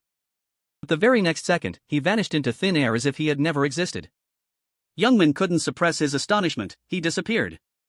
While he still didn't understand what was happening, a strange object fell from the sky. A wooden house from somewhere rushed straight toward Youngmin. Quickly retreated, gritting his teeth and cursing under his breath, "Damn it, it's too late to dodge." The wooden house fell straight onto where he was standing. Youngmin tried to block it with his hands, but the weight of that house made him unable to hold his ground, his steps gradually staggering. Youngmin braced himself to support the house, sweat spraying out, and labored growls involuntarily escaped him. From midair, Gyros stomped his foot straight down onto the roof. The destructive force formed a bolt of lightning that struck down at Youngmin. This attack instantly caused Youngmin to be severely wounded to the point of vomiting blood. Seizing the opportunity, Gyros moved like the wind, darting across the rocks in a flash. A heaven-shaking explosion, bright red liquid sprayed into the air. Youngmin, exhausted, fell freely. He struggled to open his eyes to observe. However, his vision was now covered in red blood. Vision obscured. Gyros pressed his advantage and rushed forward. A loud explosion rang out, tearing through the silent space. Youngmin gasped for air. In his ears echoed the insult, "Truly a weakling." Youngmin's gaze froze as he recalled the words Odin had once spoken. Words sharp as a blade stabbing straight into his heart, "You're not even worth me dirtying my hands to kill." At the same time, Roken's face appeared in his mind with a mocking smile. The feeling of being looked down upon stirred a bizarre blue aura within Youngmin. He clenched his teeth, then let out a furious scream that reached the heavens, his red eyes shooting out electrical sparks. "Shut up!" At this moment, Gyros had just landed nearby. He couldn't help but be surprised looking at the light spreading from the other person. A blinding red lightning bolt shot straight forward like a signal heralding the attack. Immediately after, Youngmin rushed close to Gyros from somewhere, swinging his axe straight at him with godlike speed. A piercing clashing sound rang out. Gyros had managed to block his attack in time with the massive mace in his hand. Gyros's footsteps were steady on the stone floor, not moving an inch. He laughed heartily as if taunting Youngmin, "Excellent. Truly a crazy battle." Gyros's arrogant attitude made Youngmin even angrier. He roared a crazed shout. Afterward, the two rushed at each other again with burning streams of energy radiating from their bodies. The expression on Gyros's face clearly showed interest. He suddenly spoke, but Gyros swung the mace high in midair. Then he struck straight down at Youngmin with a crushing force capable of pulverizing mountains. Fortunately, Youngmin managed to dodge in the nick of time. The ground beneath his feet shattered into 100 pieces. Youngmin was silently wary. This damn guy uses such a powerful weapon. Not giving Youngmin time to think, Gyros sprang forward. He used a mountain-breaking skill to rush toward Youngmin. He remained stunned. Just as he hadn't managed to react, Gyros, like a moving mountain, rammed straight into Youngmin. His punch left Youngmin's entire body feeling paralyzed. In an instant, the system image glitched. Youngmin's breathing became increasingly weak. Memories gradually blurred before his eyes. At that moment, Gyros unleashed another thunderous punch straight at Youngmin's face. Images of people Youngmin had met gradually turned into illusions. The sky above him darkened and closed in.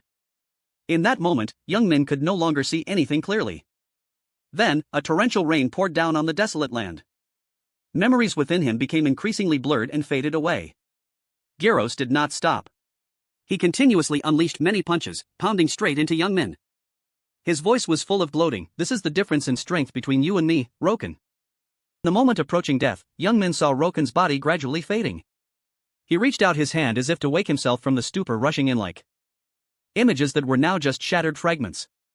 He desperately reached for Roken's silhouette fading right before his eyes but could not touch it. Gyros was extremely smug at this moment. He repeated his previous words like a declaration: "The difference in strength cannot be bridged." His sentence was cut short as he suddenly realized something unusual. He looked at his opponent in confusion when he saw Youngmin holding out the axe blade, which was gradually turning into a flickering object. Right then, Youngmin let out a loud roar. A violent stream of energy was released from deep within him. Brutal impact. In a blink of an eye, the entire space seemed to freeze. Then, a heaven-shaking explosion rang out, tearing through the silence. Smoke turned the sky white. From within the smoke, a curled-up black shadow flew up into midair. Gyros, with both arms covered in blood, cursed angrily, "You're truly insane. Using a brutal impact skill right in front of me? Are you trying to self-destruct?" Youngmin picked up the axe blade, gripping it tightly in his palm. He poured all his remaining strength into rushing towards Gyros. His burning fighting spirit was like a furnace scorching Gyros, making him feel terrified for a fleeting moment. Youngmin's eyes burned with bright red electric sparks. He roared, "That's right, I must kill you at all costs." His madness made Gyros' fighting spirit boil even more. He crouched and lunged forward, not dodging at all. Gyros' golden pupils flashed. He screamed in extreme rage, "You're good." Roken Gyros stomped his feet hard on the ground into a defensive stance. Rocks shattered into small pieces. He swung his arms forward, creating an invisible whirlwind. "Come here, I will unleash all my strength to face a worthy opponent like you." Immediately, a dark purple orb appeared from his palm. Gyros used his ultimate move, Annihilating Fist. The entire space was quickly covered by a magical stream of light, with fists as dense as a matrix sealing off every escape route. Youngmin tossed the axe blade into midair, letting it spin. Using the Fatal Strike skill, he created a violent destructive force. The smile on Youngmin's lips became twisted like a madman. Gyros also roared furiously, both shouting in unison, "Go to hell, go to hell." On one side Annihilating Fist, on the other Fatal Strike, they rushed straight at each other like two colliding meteorites. Then a heaven-tearing explosion resounded, blinding light filled the space. Youngmin let out a scream. His axe blade directly confronted Gyros' thunderous fist. A bright shockwave spread out, the battle shook the entire ground. Gyros praised him with his final breath, "Excellent, Roken." Only Youngmin was seen stepping forward, leaving behind Gyros' body, which had been split into two pieces. The broadcast ended in eerie silence. At that moment, in a faraway land, a few people were also watching the match. Looking at the final results displayed on the screen, Rot was horrified and could not believe his eyes. Rot's voice trembled, "No, this is insane. He actually took down Gyros. Is this for real? Can that NPC even be defeated?" A figure quietly approached and calmly called the other's name, Rot. Rot was startled for a moment, "Huh?" Odin stepped forward, his eyes flashing with a cold look, "You just said, what is that expert's name?" A teleportation pillar shone down on the intersection. Youngmin landed safely. In his hand was a recovery potion. Youngmin almost lay flat on the ground, drinking the potion while pondering, "Too dangerous, what if Zero appeared?" He looked up at the video symbol in front and smiled contentedly, "Luckily, thanks to that, I regained my capital." A boss fighting scene that caused a stir had been uploaded. From ad revenue to donations, let's see how much I got. But Youngmin's face suddenly became ugly. "Huh?" He slowly stood up when reading the system notification line, "The aftereffects of the poison have disappeared, this boring penalty is also over." Youngmin was full of energy and muttered, "Now, on to the next quest." Still at the Human Alliance intersection. Hera greeted him with a bright smile, "Oh, you're here? You finished it already, as expected, I have a good eye." A system notification appeared after Youngmin gave him the items, completed the quest to investigate the remains. "Thanks to you, I have more information about bones and flesh." Haber muttered his assessment, "The next quest is still a bit early. Anyway, if it's you, you'll solve it quickly. Since there's no time limit, look for me whenever you want. Don't worry." Detailed information about the quest appeared, regarding blood and magic power. You are entrusted with investigating death and rebirth at the Kingston Council. Following the research documents on herbs and bones, it can assist in regenerating flesh. Find clues about blood and magic power. Completion condition, collect 44 samples of monster blood. Completion reward, thanks from the Kingston Council, 10 gold coins, experience points. Youngmin couldn't hide his excitement, finally, it's here. The final race quest that can be received in the third city. He carefully read each line and evaluated, looking at it, it seems simple but hides a deadly trap. Completion condition, collect 44 samples of monster blood from non-duplicate species. Youngmin calculated carefully, the monster blood here is from monsters level 160 and above, non-duplicate species. In my past life, I suffered so much because of this. But this trap isn't something you can easily solve just by knowing it. He began to visualize the scale and quantity, each area only has 20 types of monsters level 160 and above. That means even combining two areas, for species are missing. The scope expanded just like that. Must add the Black Dragon Army species. Except for special NPCs like Gyros and Karos, I have to catch Orte, Chow, Goblin, Undead. Youngmin frowned, damn it, this is a difficult problem. Since it's a quest, hunting other players is fine. The problem is there are absolutely no players above level 160. A few memories flooded back, I can't just wait like this. Or should I attack that village? No, are the guard NPCs sure to drop monster blood? And then suddenly he shouted as if he had come up with something, that's right, only that way. It is. Time passed to the next day, northeast intersection. Mist Forest, young Min appeared and started slaughtering the mole rats here. He exerted effort and determination, his face unable to hide his fatigue. Young Min only stopped after seeing the notification line. Obtained rock mole rat blood, finally collected it. Looking at the mole rat corpses in front gradually disappearing, he silently commented, although I know the drop rate is extremely rare. Quest progress appeared, regarding blood and magic power, monster blood 144th, making young Min feel discouraged. Hunting all day and only got one blood sample. He began to ponder while holding the blood vial tightly in his hand. This way, although a bit slow, is the only effective way. And then once again accelerated forward. I don't have time to think, must quickly continue. Speaking of the time during that, the morning of searching for monster blood was extremely arduous. Young Min worked harder than ever. At night, he pulled the Black Dragon army to quickly reach level 160, revealing information about the hunting ground near Ace Town. He simultaneously did the chain race quests and skill experience point increase quests. And then a few days had passed since handling that busy schedule. Young Min stepped 1 foot out of the sleeping pod. His face broke into a smile, finally. Next was a declaration, it's done. He couldn't help but feel frustrated when remembering past events. Just now the Black Dragon army caught a black rhinoceros. Not ordinary anymore, that rhinoceros has high defense so it's very difficult to take down. Young Min immediately craved the taste of food and beer, very good, now only 4 types of Black Dragon army species left. Let's eat chicken and drink beer today. He slowly approached his chair. Before putting down the chicken, let's eat and find videos on YouTube. His hand operated skillfully on the computer mouse. Young Min's expression was astonishment, this is. When the screen showed a type of challenge, Roken, get up, the Black Dragon army has reached level 160. Oh. Finally, those who reached level 160 appeared. He couldn't hide his interest after reading it, truly worthy of the secrets I invested. Thanks to that, they leveled up at the same time and everything became easier. Another problem continued to be considered, now how to make them take the bait? He created. He muttered to himself when remembering the habits of the monsters, waiting for them at the hunting ground is also good, but if rumors spread, the place I'm occupying will be the #1 place to avoid. Since defeating Gyros, all users have been avoiding me. Young Min glanced at something. The post he was paying attention to was, oh, how to make a scarecrow yourself. Young Min's lips curled into a smile, a scarecrow? His smile lost its humanity, that's right, if they avoid me, I won't let them know that they are bringing themselves to me. Time passed to the next day. Black Dragon Army Hunting Ground Area, Blood Moon Forest. Young Min looked around cautiously, very good, indeed there is no one. A remote place like this is fine. Then he used the supplier summoning scroll, a character summoned according to his command. NPC item supplier, hello adventurer. However, before this person could finish introducing, Young Min directly threw items at his face, we provide products. Young Min spoke to himself while refurbishing the supplier NPC, first, I will change the appearance so they don't suspect anything. After removing the race-based sales restrictions, changing the supplier NPC settings. A system notification line appeared, NPC supplier registered sales products. Young Min observed it and muttered, just need to fill it with magical and rare equipment. The sales staff NPC quickly appeared in a completely new look, done, looking back and forth, it's not bad. Young Min smiled deeply and thought to himself, to get great equipment falling from the sky, one must also trade with NPCs, right? He scratched his head and calculated, so the preparation is done. The rest. Everything was set up, and now Young Min just needed to drop the bait. Elsewhere right now at Ace Town, hey. Look. 2 people were chatting with each other, what's wrong, do you know the guy who has been sharing secrets lately?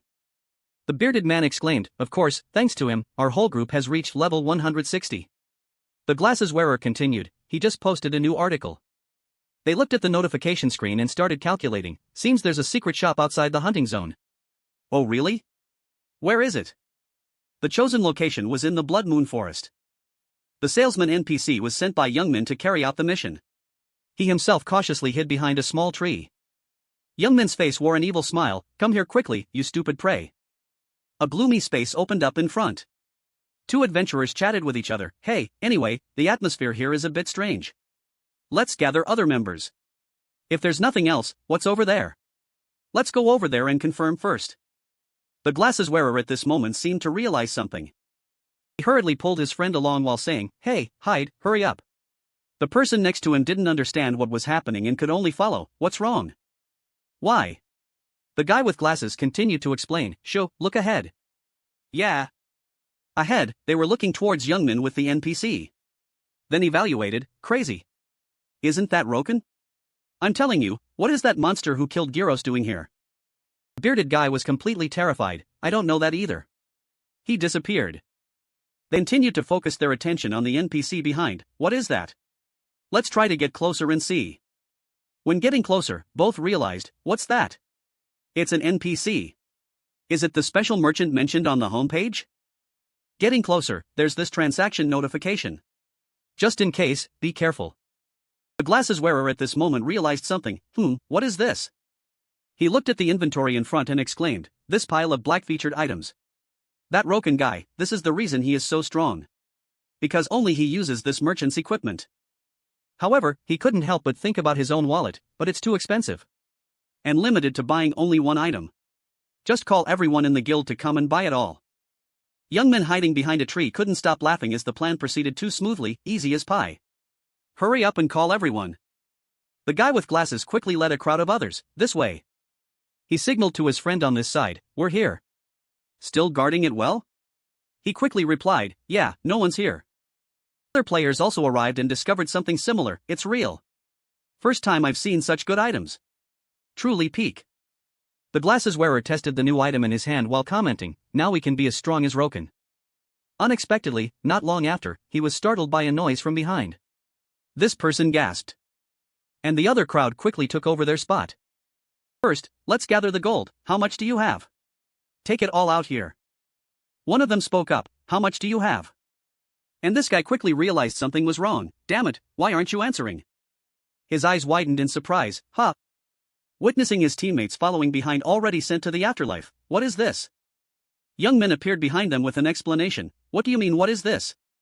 He didn't give them a chance to do anything and charged straight in, good bait for big fish, you idiots. The weapon in his hand was swung down. Following that, only shrill screams were heard. Young men was the only one left alive. System notifications appeared continuously, obtained goblin blood, obtained orc, chow, undead blood. He satisfiedly held them up, got a whole bunch at once.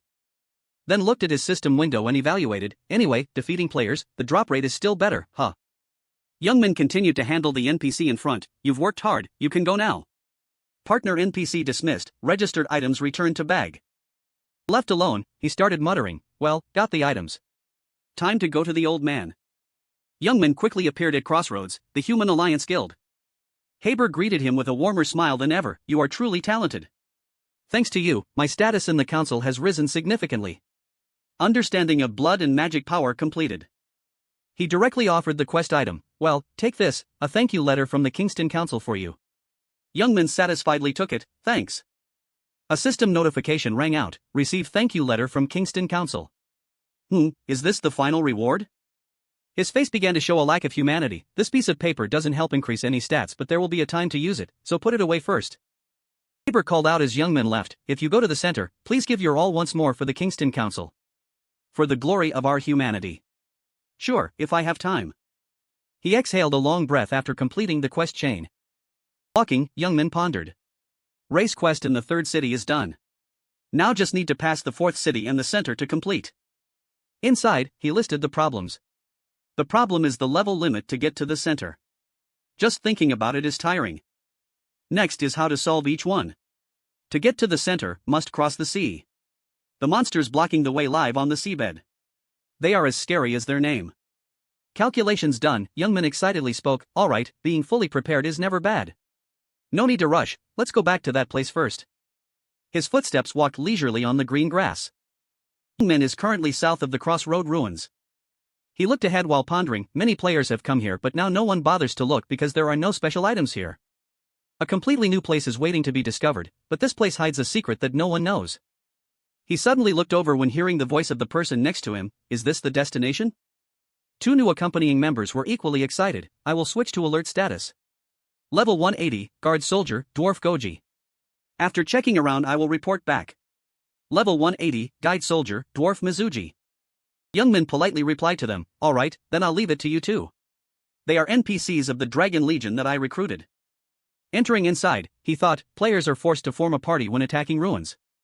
I spent a large amount of money to recruit capable NPCs. The smile also lost its humanity accordingly. Although a bit expensive, compared to sharing rewards with other players, the price is still very cheap. Young Min and his companions stood before a fork. Alright, there are 3 paths. Goji, Mizuji, listen clearly. He started assigning tasks, Goji go right, Mizuji go left. Then continue to instruct thoroughly. If both go to the end, you will see a small tiled room. Even instructed carefully what to do when inside. If observing the tiles carefully, you will see one with a pattern. A simple order was entrusted to them: stand on that tile until I call your names. No matter what happens, do not lift your feet off that tile. Understand? The 2 members answered in unison, understood. Young Min stood in place waiting. A moment later. Should have arrived by now. Just finished speaking was when the ground started to change. Young Min felt with interest. Oh, it's here. He satisfiedly commented when seeing his teammates standing in the right position. Looks like I found it right. System notification appeared, found the secret of the ruins. The gatekeeper will stop you. My turn. A golem hand emerged from under the ground. It reached forward with the intention to attack. The key to open the new door has also appeared. But currently Young Min is having to face the gatekeeper golems. Quite a lot, huh? Let's handle them and get the key. He quickly entered a ready-to-attack stance. No need to tell. His face enjoyed this more than ever. Because I will kill you all. The gatekeeper golems rushed at Young Min, level 165, gatekeeper golem. He also didn't hesitate to rush in to fight. Young Min spun in midair to dodge. Even successfully cut off an arm of the guard golem. These golems roared in anger. However, to Young Min, this is just a joke. To him currently, they are not opponents. Too easy. Young Min moved while thinking, although the monster blood collection quest is terrible, it cannot be denied it helped me grow more. He continued to feel his own strength. Even the axe felt much lighter. And then started entering a frenzied state. Feels so good. Level 190, Roken berserker. Young Min took long strides. The weapon was held firmly in his hand as he counterattacked. Golems were continuously smashed to pieces. Young Min landed leisurely on the ground. Behind him was a pile of ruins with thick smoke and dust. At this moment, Goji also returned with Mizuji. They stopped in front of him, then reported. We have returned as ordered. There is nothing inside. However, at this moment, Mizuji could not hide her surprise. Because in front of her was a pile of ruins. The appearance of a black sphere. Young Min reached out to take that sphere. Then turned to look at them with a profound smile. Oh, dwarf friends, finally arrived. He held the golem fragments to prepare to open the door. Don't just stand there watching, hurry, and help me open the door. Then turned to look at them with a profound smile. Oh, dwarf friends, finally arrived. He held the golem fragments to prepare to open the door. Don't just stand there watching, hurry, and help me open the door. They stood in place when the next notification appeared, opened the true entrance of the ruins. Then Young Min slowly stepped inside. He pondered, the difficulty of the hidden ruin is around level 170 and didn't forget to calculate about the new teammates. Although the dungeon is full of traps and monsters, with level 180, they are capable of completing it. Thinking for a while, he arrived at the end of the stairs. Young Min commented, very good, now it officially begins. He observed the space in front, monsters were everywhere and traps were spread out. Then signaled to the 2 teammates next to him, Goji. Mizuji. The mission Young Min gave was very simple, time to show your value. Show me your capabilities. Mizuji and Goji quickly cast magic and raised their weapons. Confirmed, switching to exploration mode. Confirmed, switching to combat-ready stance. The formation in front of Mizuji glowed more than ever. It covered the entire space in the room. And clearly showed where the traps were. She reported, confirmed majority of traps. Finding a safe path, I will lead the way. And the 2 of them started moving together. Mizuji nimbly led the way, this direction. Young Min just followed them and listened to each instruction, this time go straight. But at this moment she suddenly stopped, However, at this moment she suddenly stopped, because in front of them was a gate. Found it, that is the exit. All 3 approached and examined it. Goji reached out to touch it, then was immediately struck by lightning. As expected. He turned his head to report, it's a barrier, surely someone with high ability designed it. Seems it will take quite a while to dispel. Young Min asked briefly, how long? A specific number was given, roughly about 10 minutes. Young Min listened then smiled, 10 minutes, huh? He turned his head to look at the monsters, don't worry about those things, you just do it. Goji on the opposite side was also ready to fight to protect Mizuji. Thanks. Then I'll leave it to you. What appeared in front of them was level 162, Ancient Venomous Slime. Youngmin didn't waste another second and rushed straight to attack. Stop dawdling. Get lost. The sword in Goji's hand glowed. He used a combination skill. A powerful slash was unleashed, Bone Slash, causing the monsters to be destroyed simultaneously.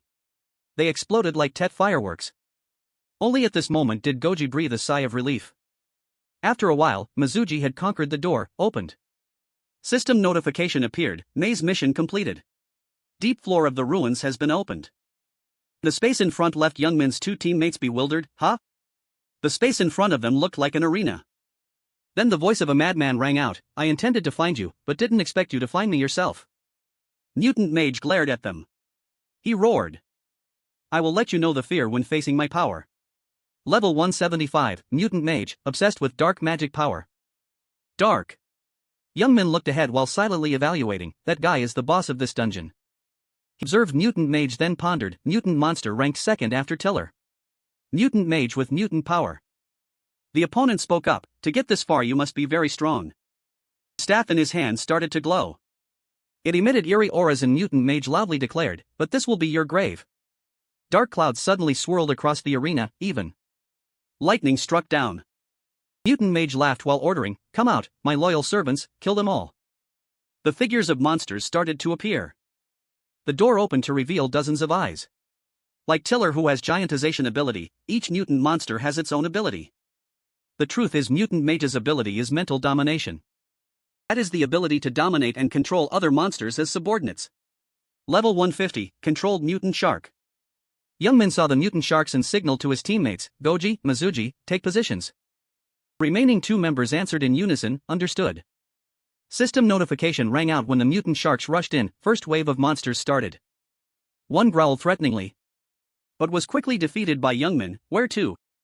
His eyes glanced to one side when hearing movement and another group of mutant sharks was opening their mouths wide with the intention to eat him. Youngmin hurriedly moved. The weapon in his hand was controlled by him to unleash slashes as smooth as sugarcane, slicing them. They only had time to scream in pain before being cut into many pieces. Youngmin completely enjoyed this one-sided fight. You trash aren't worth anything. Hey you madman, is this all? Mutant Mage's momentum immediately vanished. What? You arrogant bastard. Conversely, Youngmin had long considered him a joke, shaking like a leaf. He looked at Mutant Mage then pondered, I want to immediately finish him like the other monsters, but unfortunately I can't. He observed the surrounding situation, because around him is a protective membrane of mutant power. Must make him lose his power to be able to attack directly. Fortunately until then, he also cannot attack me. And then quickly determined the next plan, then must fight until all monster waves end. Goji, Mizuji, tired already? Goji and Mizuji continued to rush to attack the monsters. They turned to look at him and answered in turn, not at all. Still comfortable. This answer made Youngmin very satisfied, good, for more waves. Try a bit harder. The corpses of monsters continuously piled up on the ground. Level 161, Controlled Mutant Frenzied Kigen. They were all completely destroyed. Level 162, Controlled Mutant Hungry Wolf. And a final notification appeared, all monsters destroyed. Destroyed third wave of monsters. Youngmin excitedly looked at his body, the more monsters, the more effective the blood mark. The more injured, the thicker the blood. Then he muttered sarcastically, 2 more waves, huh? Starting to worry, huh, you ugly monster? Mutant Mage became increasingly concerned when witnessing Youngmin's ability. He decided to attack with magic, shut that stinking mouth right now. Powerful lightning struck down, causing this space to shake. Mutant Mage loudly signaled, come out, my masterpieces. The figures of the controlled ones appeared at his command, let them feel despair. 2 who appeared both carried fierce momentum. Level 171, 2 controlled mutant elves. Level 172, controlled mutant orc. Youngmin smirked, muttering, hey, 2 types at once? Must be very angry. He proposed a simple plan, you 2 fight the 2 elves, leave the orcs to me. Understand? Goji answered briefly, understood. Mizuji followed, yes. Mutant Mage launched the final attack, die. 4th, 5th monster wave started. The 3 members of Youngmin's party moved immediately. 2 controlled enemies on this side also rushed forward quickly. Goji and Mizuji confronted the 2 elves. while Youngmin went one-on-one with the mutated orc. He thoroughly enjoyed the fight and could even mock his opponent. "Too bad, your body is bigger." As he spoke, he unleashed a combo on the orc, but it was weakening. His foot had just touched the ground when he immediately changed direction to land another blow. The next attack was strike. A system notification appeared, controlled mutated orc defeated. He turned lightly toward his teammates. How is it going over there? Their battle had not yet ended. However, both had started using their strongest move, combination skill. Goji decided to use Frostbone, while Mizuji supported with Flame.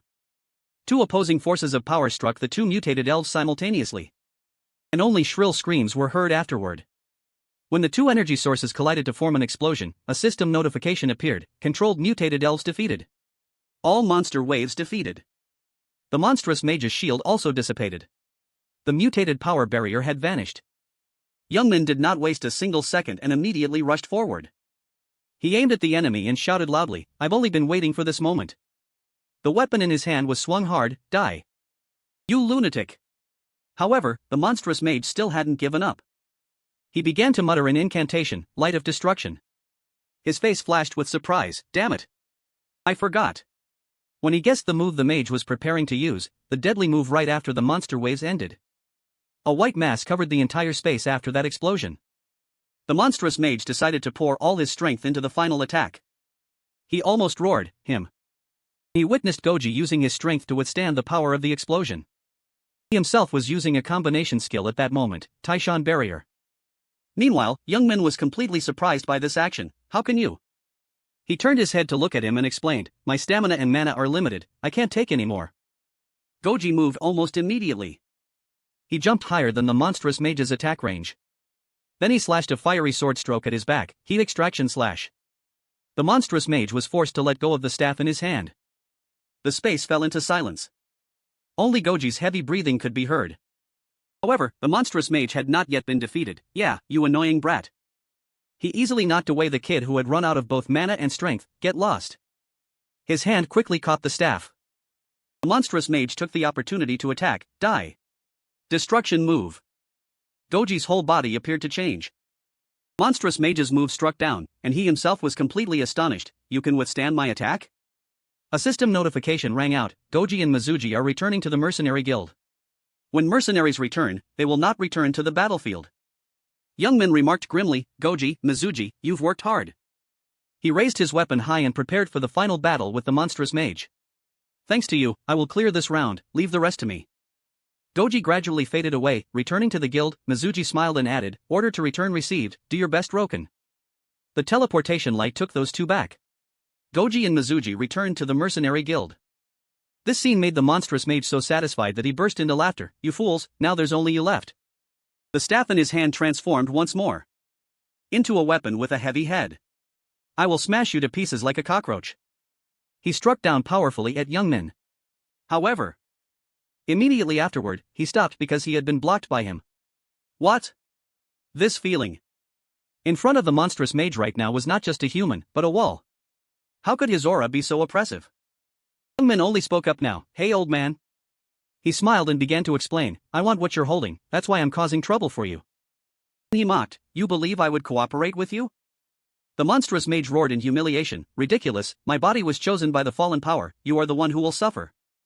Quickly backed away to prepare a counterattack. "I see you are very confident with physical attacks." The staff gathered power and created a sphere of energy. Never used before, the Jewel of Despair, how about this? Youngmin on this side also took out the appropriate weapon, the warrior's liberation battle art. A large-scale explosion was created. The monstrous mage thought he had defeated him, so he burst into laughter. Rejoicing too soon will only turn you into a pile of dust. But just a second later, he froze stiff. As Youngmin had appeared behind him in the blink of an eye. His hand was curled into a fist. And another thing? The monstrous mage turned his head back. What? Only to take a full punch from him. He was sent flying several meters away. Youngmin immediately followed closely behind, prepared to land another blow on this monstrous mage. This hit is for Goji and Mizuji. He was like a moving punching bag. Youngmin cursed while hitting, "Stop pretending. Try this too." His opponent was constantly taking hits and couldn't do anything else.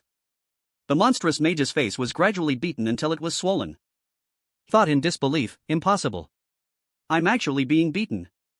And then he could only helplessly curse in his heart, damn it. No matter what, I will. The monstrous mage decided to use a self-destruct move, to drag you arrogant guy alone. Youngman was completely ready to welcome it, fine. An explosion was created, leaving behind a thick layer of smoke. Youngman slowly walked out from behind that smokescreen. Satisfied, he assessed the final result, finally done, the transformation has been cancelled. When the time runs out, the immortality effect will end. Then, while walking, he muttered, when the time runs out, the immortality effect will end. Let's see, you even bombed yourself. Youngman gave a deep smile, surely that thing would appear. He held up the thing that needed to be collected, found it, you have obtained the Jewel of Fallen Power. Youngman observed the sphere and assessed, a secret item that can only be obtained from the monstrous mage, the Jewel of Fallen Power. The truth is that if you kill him directly, the jewel will shatter, you have to let him self-destruct to get the jewel intact. Youngman happily used teleportation to leave, got the item, time to head up. Using the scripture to Crossroads. He returned to Crossroads, the defensive fortress, and immediately met with the guard captain Mang Kin. At the same time, he surprised him with the appearance of that item, this thing. Mang Kin looked at him suspiciously, where did you get this? Youngman smiled brightly and explained, I dealt with the fallen monster, so I got it. I think because of this thing, everything turned bad. He rushed outside eagerly, what a great discovery. Wait for me a moment, if there are results, I will test it for you. Youngman replied contentedly, yes, I will wait. When left alone, he couldn't hide the smile on his face, test what? While waiting, let's see how the world situation is. However, Youngman's expression changed almost immediately. His finger pointed at the notification screen, what? Is this real? The content displayed on it was, the Lot, the fourth city located on the other side of the sea. Setting sail toward the central continent for the first time. Members of Yasihuan are heading to the continent. Around 3 p.m. yesterday, members of Yasihuan set sail for the central continent. Youngman read this news as if struck by lightning, what? They set off for the central continent before me? Youngman looked at the screen with an annoyed face, these guys must be very knowledgeable about the latest titles. He judged logically, level around 160 to 170, how else would they dare to risk the challenge? The latest news appeared on the screen, the Lot, the first sea voyage to the fourth continent. Then Youngman leaned back and continued to analyze, their success rate is 2%. But although the rate is low, it's not impossible. He stared at the photo and speculated, with this level of advertising, perhaps there are already more teams that have departed or are about to depart. The more he thought, the crazier he got, I wish, if one of them arrives and succeeds, the title I like most will be stolen. Youngman even thought about the result of this, I can't do anything about the ship at sea or stop them. And even if I set off now, it's hard to reach the central continent. He was so worried he bit his nails, could that be the only place? If I can get there, I can take the lead. However, the harsh reality made Youngman only sigh, but in reality, I can't. Even I, in my previous life after arriving at the center, couldn't easily occupy that place. The success rate in both places is extremely low. He was about to go crazy with this problem, damn it, what should I do? The person calling his in-game name, Roken, you've been waiting a long time, right? Youngman was surprised to see Mang Kin appear, you're back. He walked over leisurely and said, what you brought back is very useful. Mang Kin held a sphere in his hand and said, indeed, the fallen power is all in here, I have prepared a reward for you. Right at that moment, the system sound rang out, an incredible achievement. You are the first person to discover the cause of the corruption that no one else has discovered. Hearing that, he exclaimed in admiration, the title winner of corruption has turned into corruption hunter. You are the first person to achieve this title. Before Youngman's eyes was a detailed information board, latest, corruption hunter, rare plus. Fallen power is a mysterious power whose origin has not been discovered. You have not only conquered it but also subdued it. You have succeeded in finding the source and hunting it. Corruption is very afraid of you. You are the first person to achieve this title. Possession effect, strength reduces damage by 20%. Ability to sense power is enhanced. Question mark 2 out of 3. After reading, he happily praised, not bad. Increasing existing abilities? Looking at the last line, Youngman was even more excited, furthermore, there is one effect not yet unlocked. His expression at this moment was full of deviousness as he smiled, I wonder what that is? Truly worth looking forward to. Suddenly Youngman looked at his bicep. The system, as if understanding his intention, immediately appeared, latest, soul-destroying power, epic grade. Tattoo-like symbols appear on the body and hide mysterious soul power. You have obtained the heart of the fallen monster, adding special power. When using soul power, it will be activated, critical hit rate increases by 11%, damage rate increases by 60%. Can increase power by absorbing fallen power. Youngman nodded in satisfaction after hearing, that's right, isn't it? He was very optimistic about this innovation. Increasing by 1% or 10% is still an increase. Although it doesn't increase much, it still has the potential to develop in the future. Mang Kin waited for him to finish receiving the reward and then continued, thanks to you, the monitoring and research of them seems to have been accelerated. Thank you. This is my final reward. Then he offered an item, take it. This equipment is very suitable for you. Youngman took it blankly and asked, this is? Mang Kin then explained more clearly, a special skill book. I received it from someone who was very compatible with you, take it. Just when he still didn't understand its use, what is this? The system clearly stated the details about the book. 2 hearts, skill, creates a second heart containing magical power on the user's body. Adding a magic heart to the body, vitality and endurance increase significantly. Strength, agility, intelligence increase. After reading, he found it even more interesting. Great, in my previous life as a top gamer, I hadn't even seen it before. Mang Kin suddenly asked for his feelings, how is it, do you like it? Youngman immediately replied affirmatively, I like it very much. Hearing that, he was also more reassured, good, it will help with your journey to the center. He was startled when Mang Kin knew that news, how do you know about that? Youngman's response was a burst of laughter from him. Mang Kin casually asked back, isn't that the destination that a powerful adventurer like you would go to? Suddenly an oppressive aura radiated from him, Roken, you are already very strong, stronger than me. Mang Kin suddenly reminisced and then spoke, the Cradle of the Dead event proved that. Then he suddenly mentioned this skill book, think of it as my respect for you. Suddenly Mang Kin unexpectedly reached out his hand. He sincerely offered his blessing, although it was a bit short, I am very happy to have accompanied you. I wish you success in your future journey. Seeing that, Youngman slightly curled his lips into a smile. He solemnly shook hands in response to Mang Kin, it is my honor. Time passed, at Crossroads, the personal training area. Youngman was warming up his whole body at this moment, indeed, the personal training area is still comfortable. He quickly tested the new skill, Summon Second Heart. Youngman held the book in his hand and exclaimed inwardly, I roughly know what this skill is, but I have to get used to it myself first. Thinking and doing, he raised it high and shouted loudly, collect Second Heart. A stream of aura suddenly appeared from the book. It quickly transformed, making Youngman astonished, this is. An arrow was gradually formed. He was fully alert and guarded against it, it's coming. Immediately after, that arrow shot away. It pierced straight into Youngman's right chest. Intense pain made him scream. That arrow still hadn't completely dissipated. Only after a while did it almost end. Youngman put his hand on his chest to feel, the pain just now, is very different from what I have experienced before. Suddenly his expression was completely different from before, wait. At this moment, Youngman realized, I can feel it. Another heart is beating.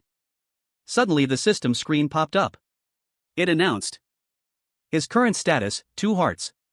Passive, the power of the magic heart will increase physical strength. Stamina increases by 100%, physical strength by 300%. Strength, agility, and intelligence increase. A series of stat boosts made Youngman extremely excited, this is awesome. Looking at that pile, he immediately thought of many combinations, strength stats increased significantly. Combat acceleration temporarily awakens by using the Mad Bloodline. If combined with other skills, efficiency will increase. Finally, Youngman knew what that question mark was, the final effect. He thought for a moment and then excitedly shouted, if it's this, I can go to that place and attack. The scene quickly changed, and Youngman was already at Nirin village. He looked at the beautiful scenery in front of him and laughed loudly, I've already prepared a warehouse of equipment. Let's go. As Youngman started walking, he remembered, there are 2 ways to get to the central continent. His feet slowly stopped, one is to take a ship to the central continent. The second way is. Youngman's choice was, traveling through that place. As he stepped in, he recalled, going through there is twice as fast as taking a ship. Due to the high difficulty and limited number of people, in his previous life, no one under level 200 could pass it. Yet, Youngman arrogantly declared, but now, I will be able to do it. Immediately after, he pressed against the wall, besides, it was originally. Every action of Youngman had a purpose, to find this place, one had to collect many clues. After checking for a while, he happily spoke up, found it. Youngman easily discovered the place. Since I already knew it, I didn't need to struggle that much. Following the secret passage, he quickly jumped down, let's go. Very quickly, Youngman landed safely on the ground. He followed the direction of the light with a clear goal. I will definitely conquer a place where no one has set foot yet. Light was so blinding that Youngmin had to raise his hand to shield his eyes. Behind the door was a location he was familiar with. This place is still as beautiful as before. It was an unexpected place, the undersea tunnel. Suddenly, a grumbling sound rang out. Who are you? Youngmin, startled, turned his head to look. Behind him was a fierce man questioning him. How did I get here at this time? Youngmin reacted in time, raising one hand to his chest. He politely introduced himself. I am the true berserker Roken. I want to take the undersea tunnel. Please forgive me. The man was surprised by Youngmin's identity. A human? It's been a long time since a human came here. He was the undersea tunnel manager, Ace, and quickly agreed. Very well, regarding the undersea tunnel. Let me think. First, just follow me. Then he turned and left, signaling, the village is in this direction. Youngmin breathed a sigh of relief for being accepted. That should work, right? The system emitted a notification. Undersea village discovered. Great achievement. You have found a forgotten area. Its sound continued steadily. You have obtained the title Explorer. Hearing that, he suddenly exclaimed, oh. The system quickly provided a detailed panel. Explorer, rare. This is a title for those who have discovered forgotten or unexplored areas. Your relentless spirit of challenge is excellent. Ownership effect. Favorability of NPCs you meet in the exploration area increases. It also specifically emphasized, with a legendary title, nothing is impossible.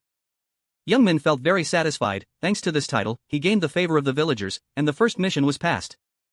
However, he still didn't let his guard down, because it was too early to relax when he had to pass through many tunnel doors. Just like that, the two of them walked along the village path. Suddenly Youngmin sensed something and turned his head back. He just blindly assessed the villagers' expressions. It had been a long time since they saw an outsider, so they stared at him intently, as if he were a celebrity. Suddenly Ace asked, why do you want to go to the central continent? Youngmin was startled. Huh?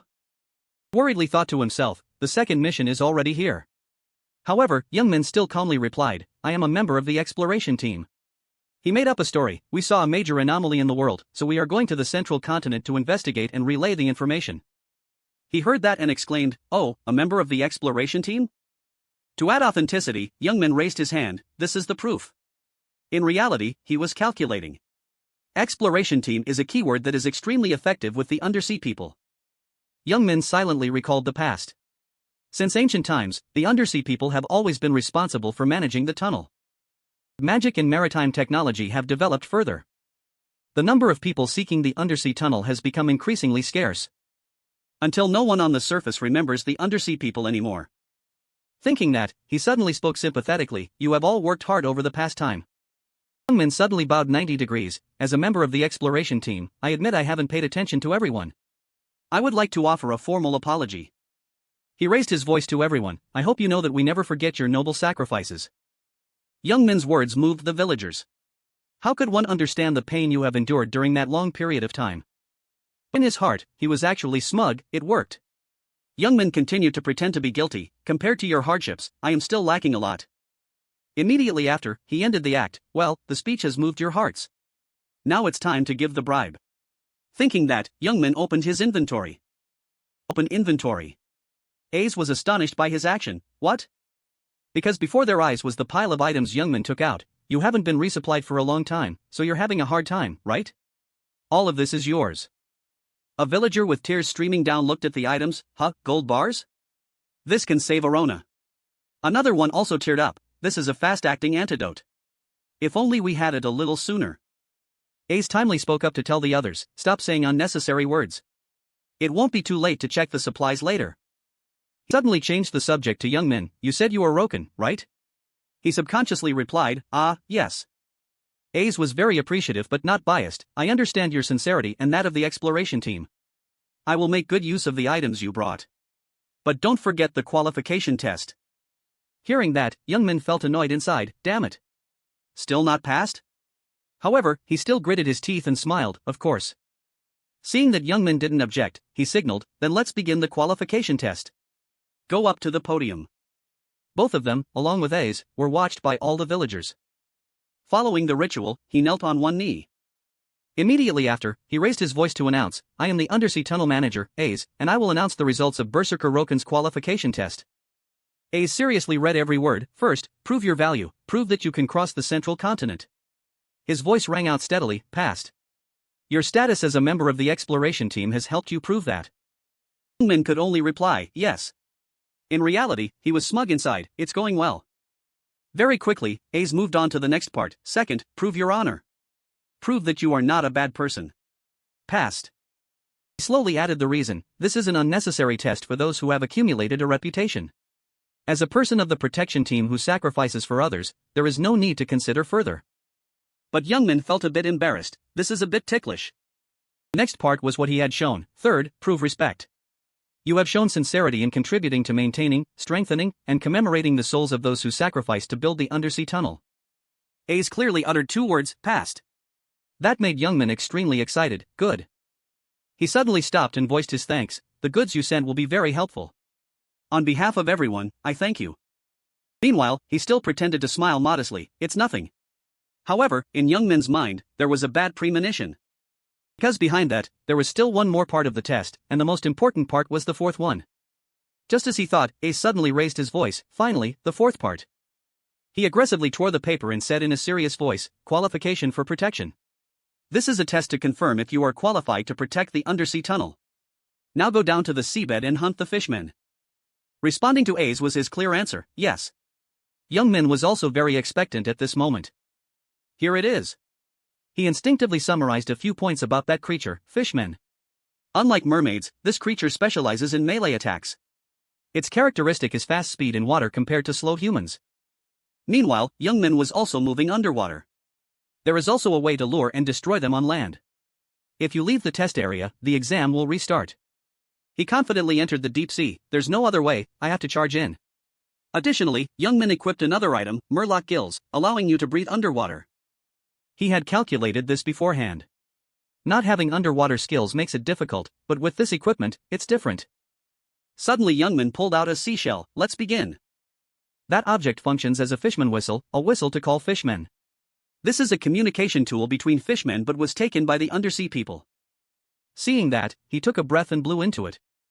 From far away, a monster heard it. Youngmin spoke up with great interest, come on. A water column swirled quickly towards him. The creature immediately closed in on Youngmin. He didn't know fear and even provoked, you've arrived? You ugly fish. The level 195 fishman was enraged by that statement, not afraid of death, daring to call me that? Both of them quickly separated. He suddenly left, making Youngmin confused. It turned out the fishmen had moved to surround him.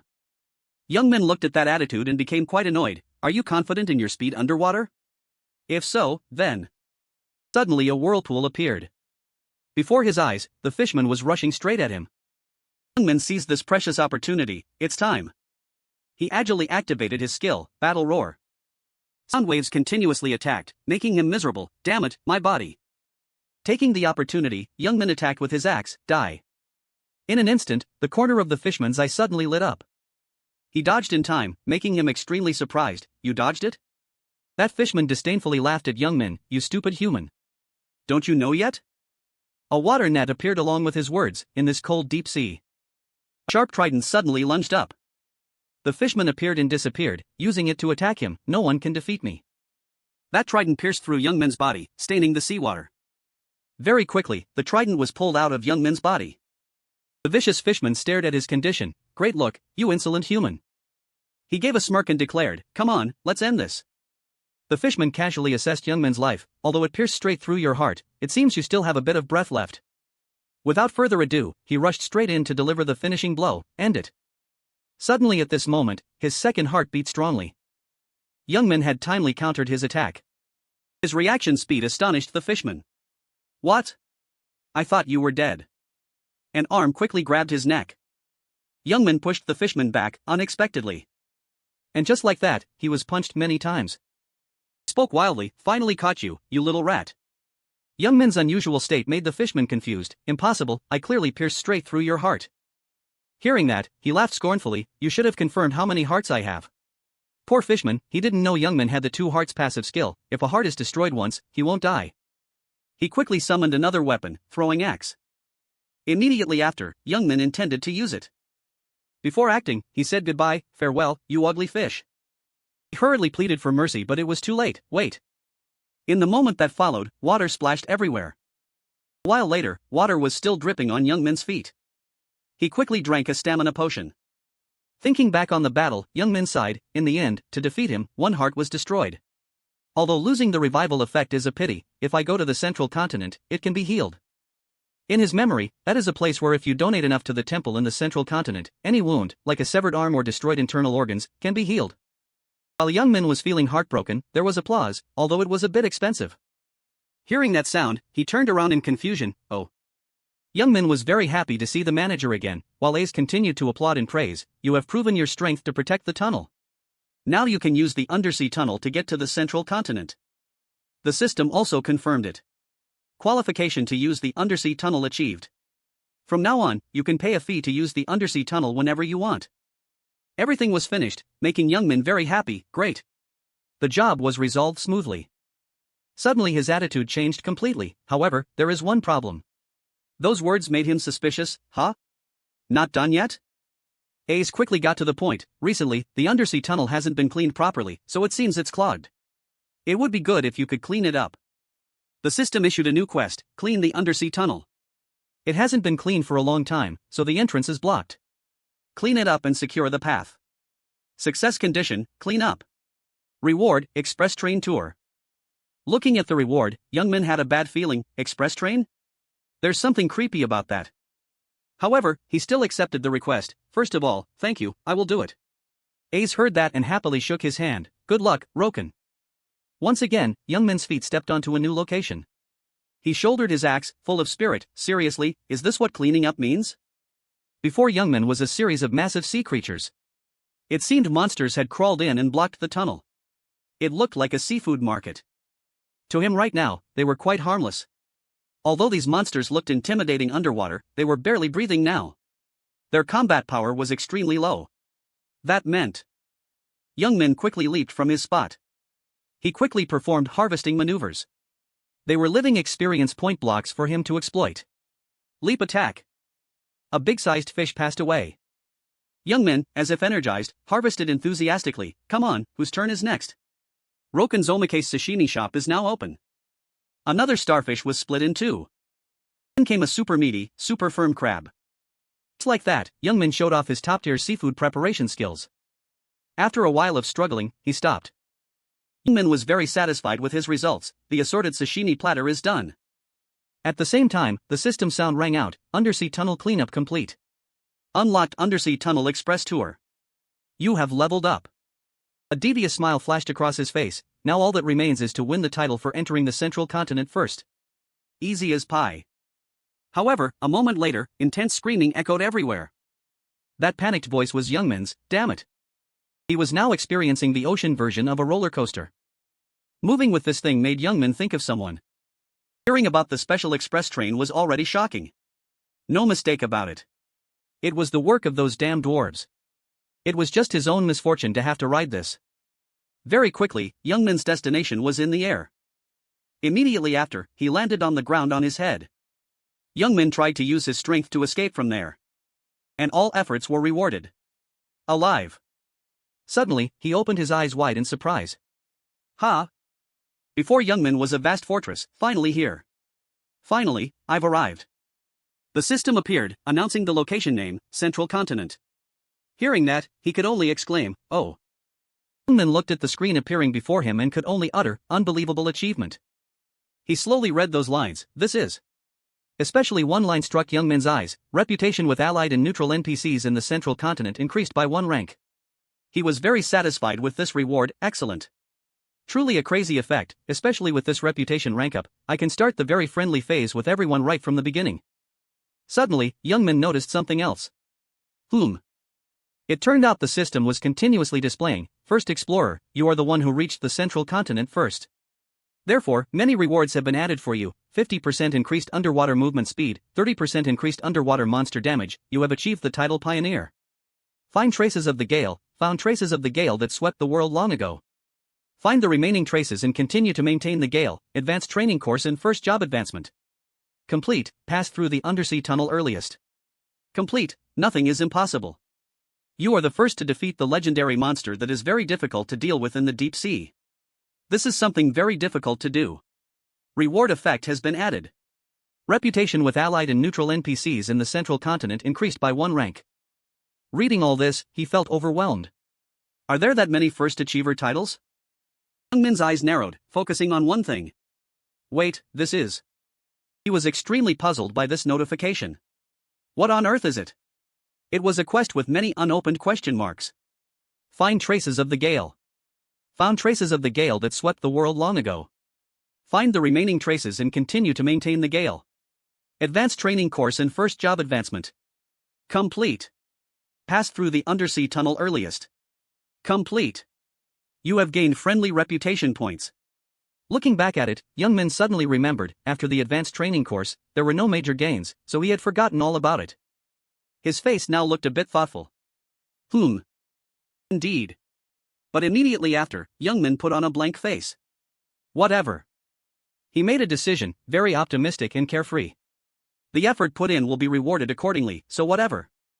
In Young Min's heart, he only aimed for one goal, the central continent. He quickly identified where he needed to go. If the first and second cities were areas for beginners, and the third city was the undersea area, then the official system would start in this fourth city. Therefore, the first thing Young Min needed to do was to advance his job first. However, that task had a requirement. To do so, the necessary thing was 300 imperial seals. His familiar feet walked again, looking into the distance at a giant monster. It was a level 199 orc, approaching Young Min. He looked at it with a vigilant heart. Soon he had to hunt 300 of these giants. Young Min was full of excitement when having to deal with it. Let's play to the end. In Young Min's mind, he thought, no matter how many titles there were. He was very realistic and understood that in the central continent, without being over level 200, one couldn't do much. And the text above Young Min's head also proved that. Level 190 Roken. His footsteps gradually moved. Anyway, he had to advance his job. I still have plenty of time. So then. Young Min leaped up, preparing to attack. Just enjoy the leveling time. The system proceeded to issue the quest, fourth job advancement, kill orcs and collect imperial seals to prove qualification. Success condition, collect 300 imperial seals. That orc managed to use a club to block the blow. It gritted its teeth, resisting that force. Even so, Young Min's axe was still sharper than a club. Immediately, it shattered into many wooden pieces. The orc was extremely surprised by this scene. Before it was the image of Young Min preparing to unleash the next blow. He smirked, reading the skill name. Critical strike. Suddenly, the axe in Young Min's hand grew large. He used it to slice the monster in two. The result was that it was left with only 2 pieces of its body. Item dropped after killing the orc. Orc's giant club. Besides that, there was a medal. Rare grade imperial seal. Young Min was very keen, noticing the disturbance around. Smelled the blood of your comrades already? He quickly retrieved that seal, 299 left. The system simultaneously confirmed, imperial seal 1 out of 300. Then Young Min turned to face the orc herd. Charge, you big guys, let the endless hunt begin. A slash struck the ground, dividing the boundary between both. He was pushed back by the shockwave and smirked, commenting. Blockheads who are only strong in muscle. After that, Young Min immediately leaped from that spot. He immediately did a horizontal slash across the orc. The result was a loud crash behind Young Min's back. Suddenly, from behind him, an orc charged up. However, Young Min seemed to have predicted it. I will finish this. Another one unlucky enough to leave this world with this thing. After a while of struggling, Young Min ended the battle. Finally, he was extremely happy with the last seal. Done with 300. The system appeared, confirming again, Imperial Seal 300 out of 300. And the text above Young Min's head also changed. Level 200 Roken. The level increase made him extremely satisfied. Level reached 2. Young Min stood amidst a sea of orcs lying scattered and declared. Even if you are called the Forest King, to me, you are as easy to deal with as dogs. He was now calculating his next move. I still have plenty of time. Where to level up next? Suddenly, a strange noise made Young Min full of excitement.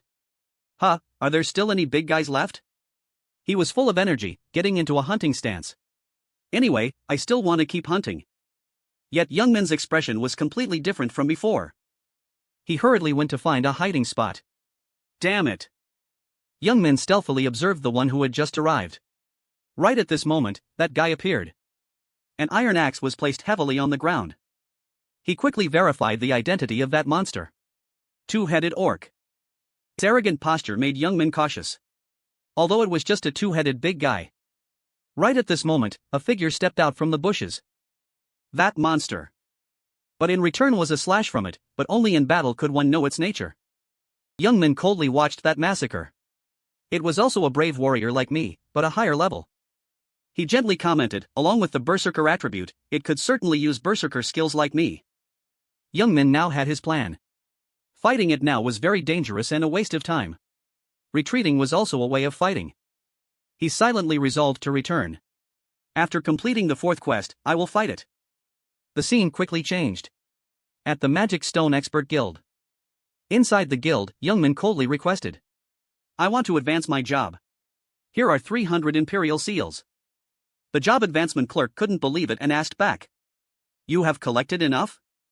He sat up and praised Youngmin. You are truly good. That man's eyes sparkled with admiration as he looked at him. This is the first time I've met someone as good as you. Youngmin was a bit awkward with this admiration. Thanks, but inside he was urging continuously. What the hell? Praised, now give me the reward. The job advancement clerk suddenly spoke up. Wait a moment. Youngmin was secretly surprised by those words. Oh, really giving it? In his hand was a gemstone. Unbelievable achievement. You are the first to become a magic stone expert. The system appeared with consecutive notifications. You have collected the Magic Stone Expert title. You are the first to obtain this title. Its sound rang out incessantly. Magic Stone Expert. First, special, this is the title for the first person to become a Magic Stone Expert. Effect achieved, you have gained a new skill. Hearing that, Youngmin gripped the stone tighter. Very good, in his mind he thought, Magic Stone Expert means the user has reached level 200. Youngmin easily felt the change throughout his body. It means I have become an expert with high professional skills and my own secrets. Reading all that, he saw something new. Creative skill, that is. After skimming the notes, Youngmin understood. A skill only Magic Stone experts have. His actions later would be simpler when combining skills. He silently calculated it. Listening briefly, it didn't seem special. But combining combination skills. Youngmin realized that each move was more effective. Although it consumed a lot of mana, it would create a huge critical hit. Standing before the system screen, Youngmin calculated. If I add creative skill, I will have 4 combination skills and 4 creative skills. The clerk saw him pondering and spoke up.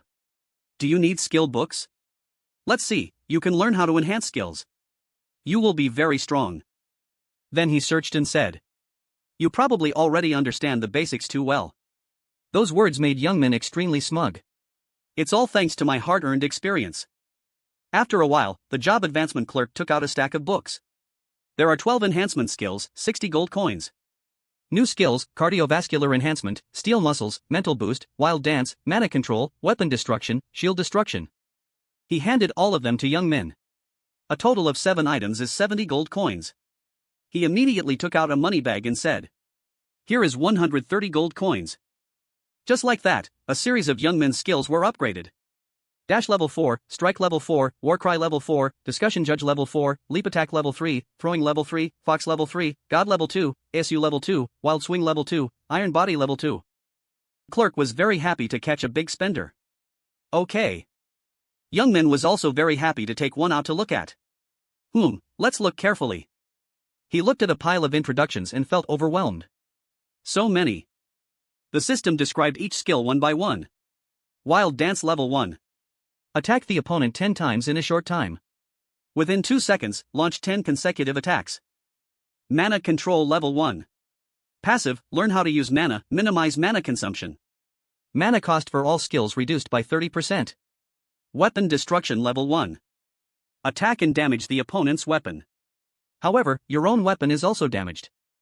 Shield Destruction Level 1. Attack and damage the opponent's shield. However, your own shield is also damaged.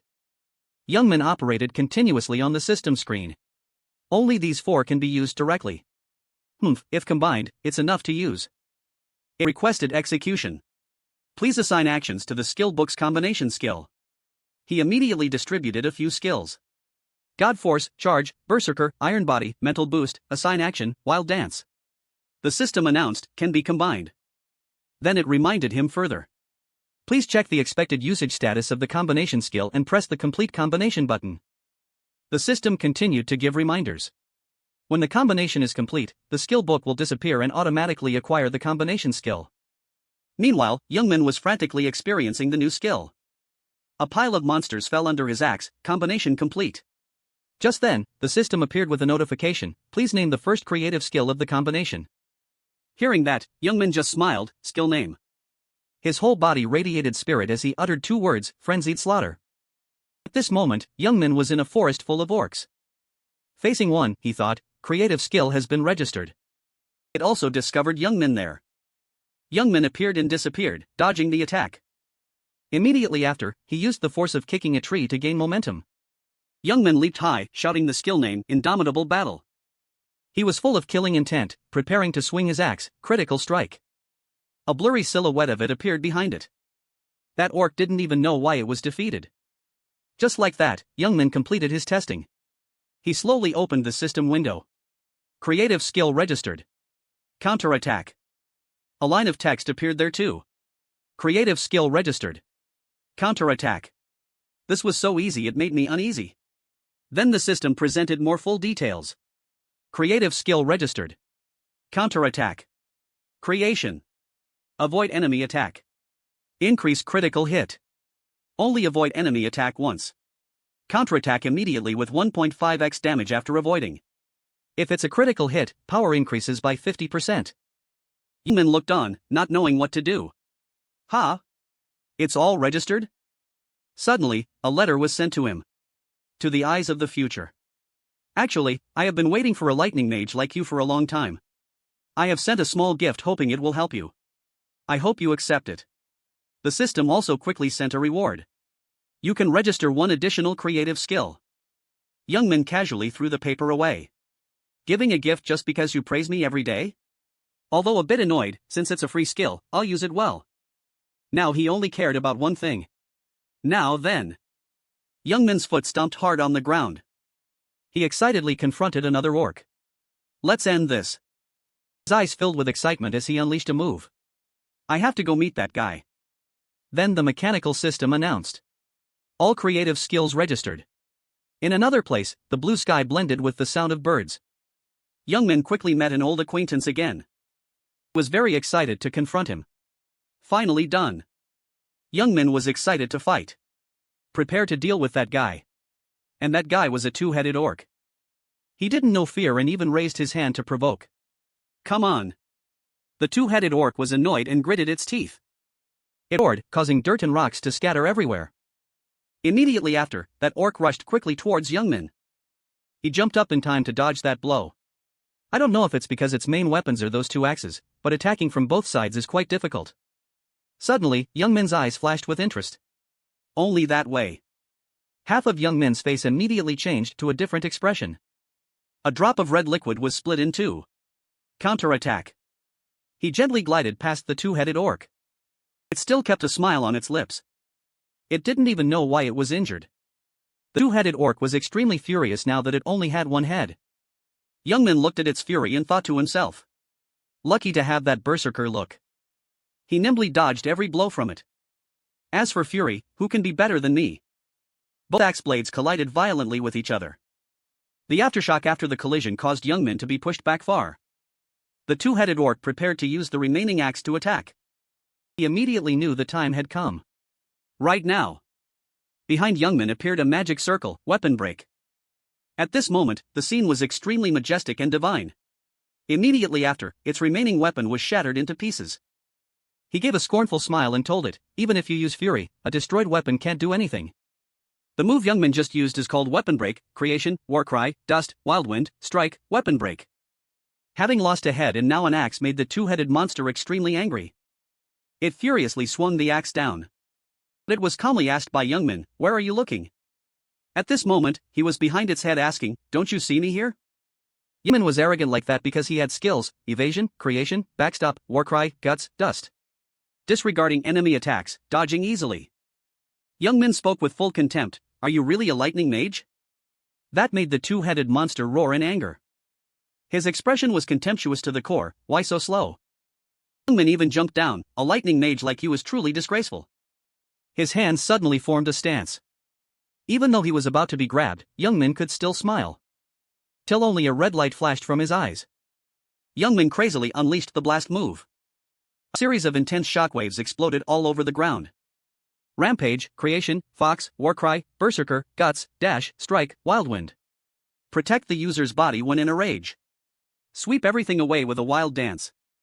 Immediately after, he landed gently on the ground. Must be because my skill is too fast. Yet it was still alive, which surprised Young Min, but even so, he didn't show mercy or spare it. I acknowledge your unceasing fighting spirit. The familiar axe grew large behind Young Min. His eyes were now extremely serious, as a fellow lightning mage. Young Min coldly unleashed the final move, observing it. It was quickly split into many parts. The two-headed monster was defeated. After a while of fighting, at this moment Young Min quickly changed equipment, probably dealt with that guy. Now let's return to the continent. He calmly took out a book, used the skill book to return to the continent. The scene quickly changed, at the central continent. Young Min looked at his status and was extremely annoyed. Mana depleted too much, as expected, cannot use creative skills frequently. However, he was still very optimistic, anyway. Because of the item dropped after the battle, two-headed monster battle axe, rare grade. The two-headed monster battle axe has strong power, but if the owner doesn't have high-level strength, they cannot lift it. Attack power 1200, durability 1000/1000, user strength over 600, increases 20% attack power against opponents with lower strength stats thanks to the overwhelming effect. After reading all that, Young Min was extremely excited. That's good too. Suddenly a voice rang out. What? Is it true? He was confused by this commotion. Why is it so noisy? A man was telling his friend, hurry up and go there, that person is over there. Young Min overheard and suspiciously thought to himself, that person. He seemed very surprised when he saw. That person is? In Young Min's line of sight was an extremely noble woman. Saintess, the saintess has come because of our prayers. Hearing the cheers of the people, he suddenly remembered. Ah, right. Young Min, full of schemes, smiled calculatingly at her. She must have that thing, right? Before the temple, the saintess respectfully prayed. Heal the sick with divine light. May the gods hear our petition. Watch over us. A magical light suddenly appeared. Crowd saw that and couldn't help but marvel. Divine light, the wounds are healing. They were convinced and exclaimed, as expected of the saintess. Someone suddenly interrupted, next is my turn. It turned out to be Young Min. He smiled and asked, are you the saintess in Timura village on this central continent? Young Min proactively introduced, I am Roken, a member of the Crossroads guard team. I am investigating some matters and exploring this central continent. The saintess was surprised and stood up, asking, what are you here for? The very next second, her face showed clear confusion. This is... Young Min took out a bag. He confidently affirmed, this is money for the temple donation. Young Min's heart suddenly brightened. He continued, instead. Please heal my heart. Please prioritize healing me first. A while later at the temple, a familiar voice rang out. Very well. Young Min said loudly with satisfaction, this is exactly the feeling. He thought with interest, the effect after healing is indeed very good. I didn't expect that with that little money, the saintess would heal directly on the spot. Young Min suddenly snapped his fingers. He decided, before other guilds come to the central continent, I must prepare a little. First, register for official citizenship in Timura City. Because I have the title of the first person to visit the central continent, it's as easy as pie.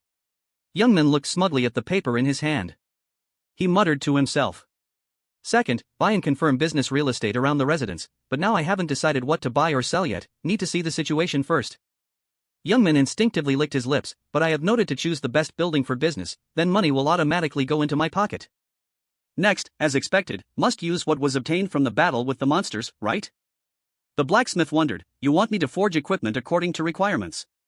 He frowned and asked, do you have the appropriate materials? Young Min replied briefly, yes.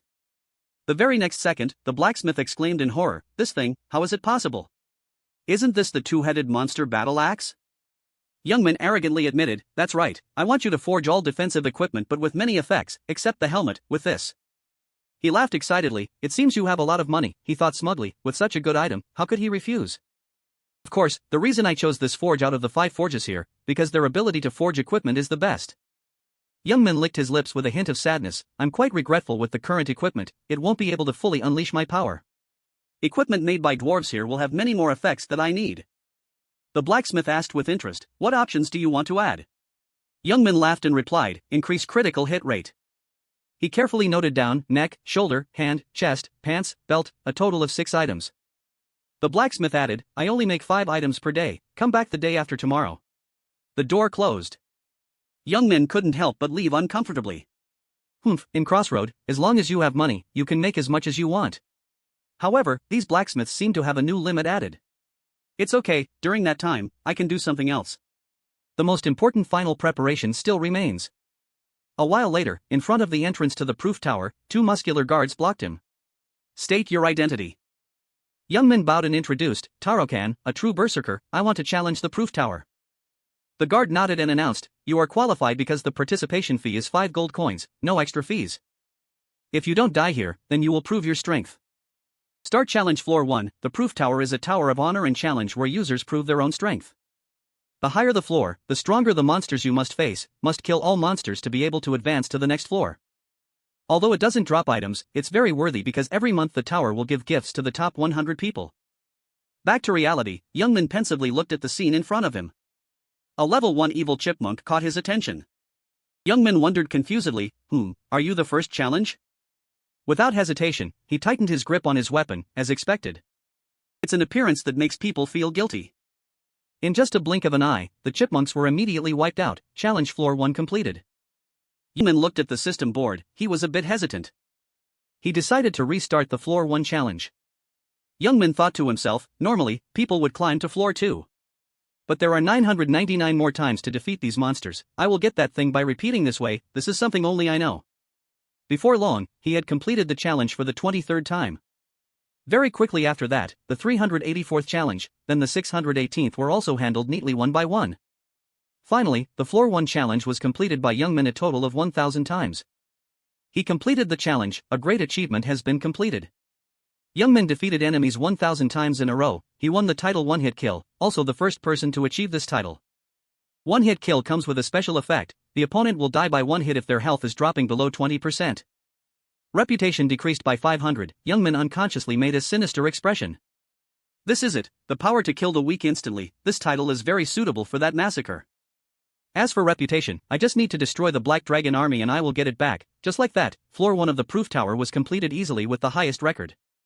Current rank, rank 1, floor 1, proof tower ranking lasts 1 month, ranking is calculated up to 100, the higher the rank, the greater the reward.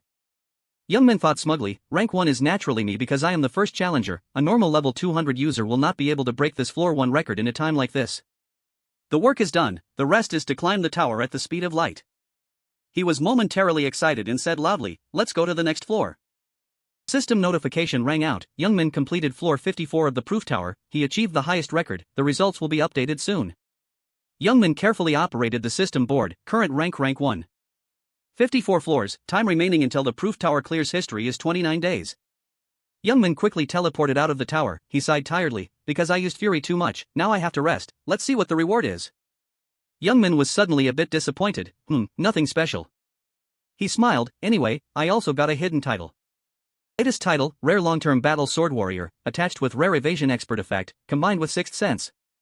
Youngman stretched contentedly, Sixth Sense has no level, because this skill is perfect for me, of course it must be so, now I have to wait a whole month to receive the rank 1 reward of the proof tower. He couldn't help but hesitate, should I take the opportunity to prepare a new plan? A while later, the scene shifted to the Timura Central Arena. At this place, Youngman suddenly pushed the door and appeared. He single-handedly confronted a crowd of people. Seeing him, a big muscular guy approached to ask, oh, a newbie, another guy sitting nearby mocked, another weakling has come here. Youngman calmly stopped in front of the counter and spoke, I want to register for a match in the arena, the other person smiled coldly and asked, what level are you? He confidently replied, soldier level, the other guy continued, soldier level confirmed.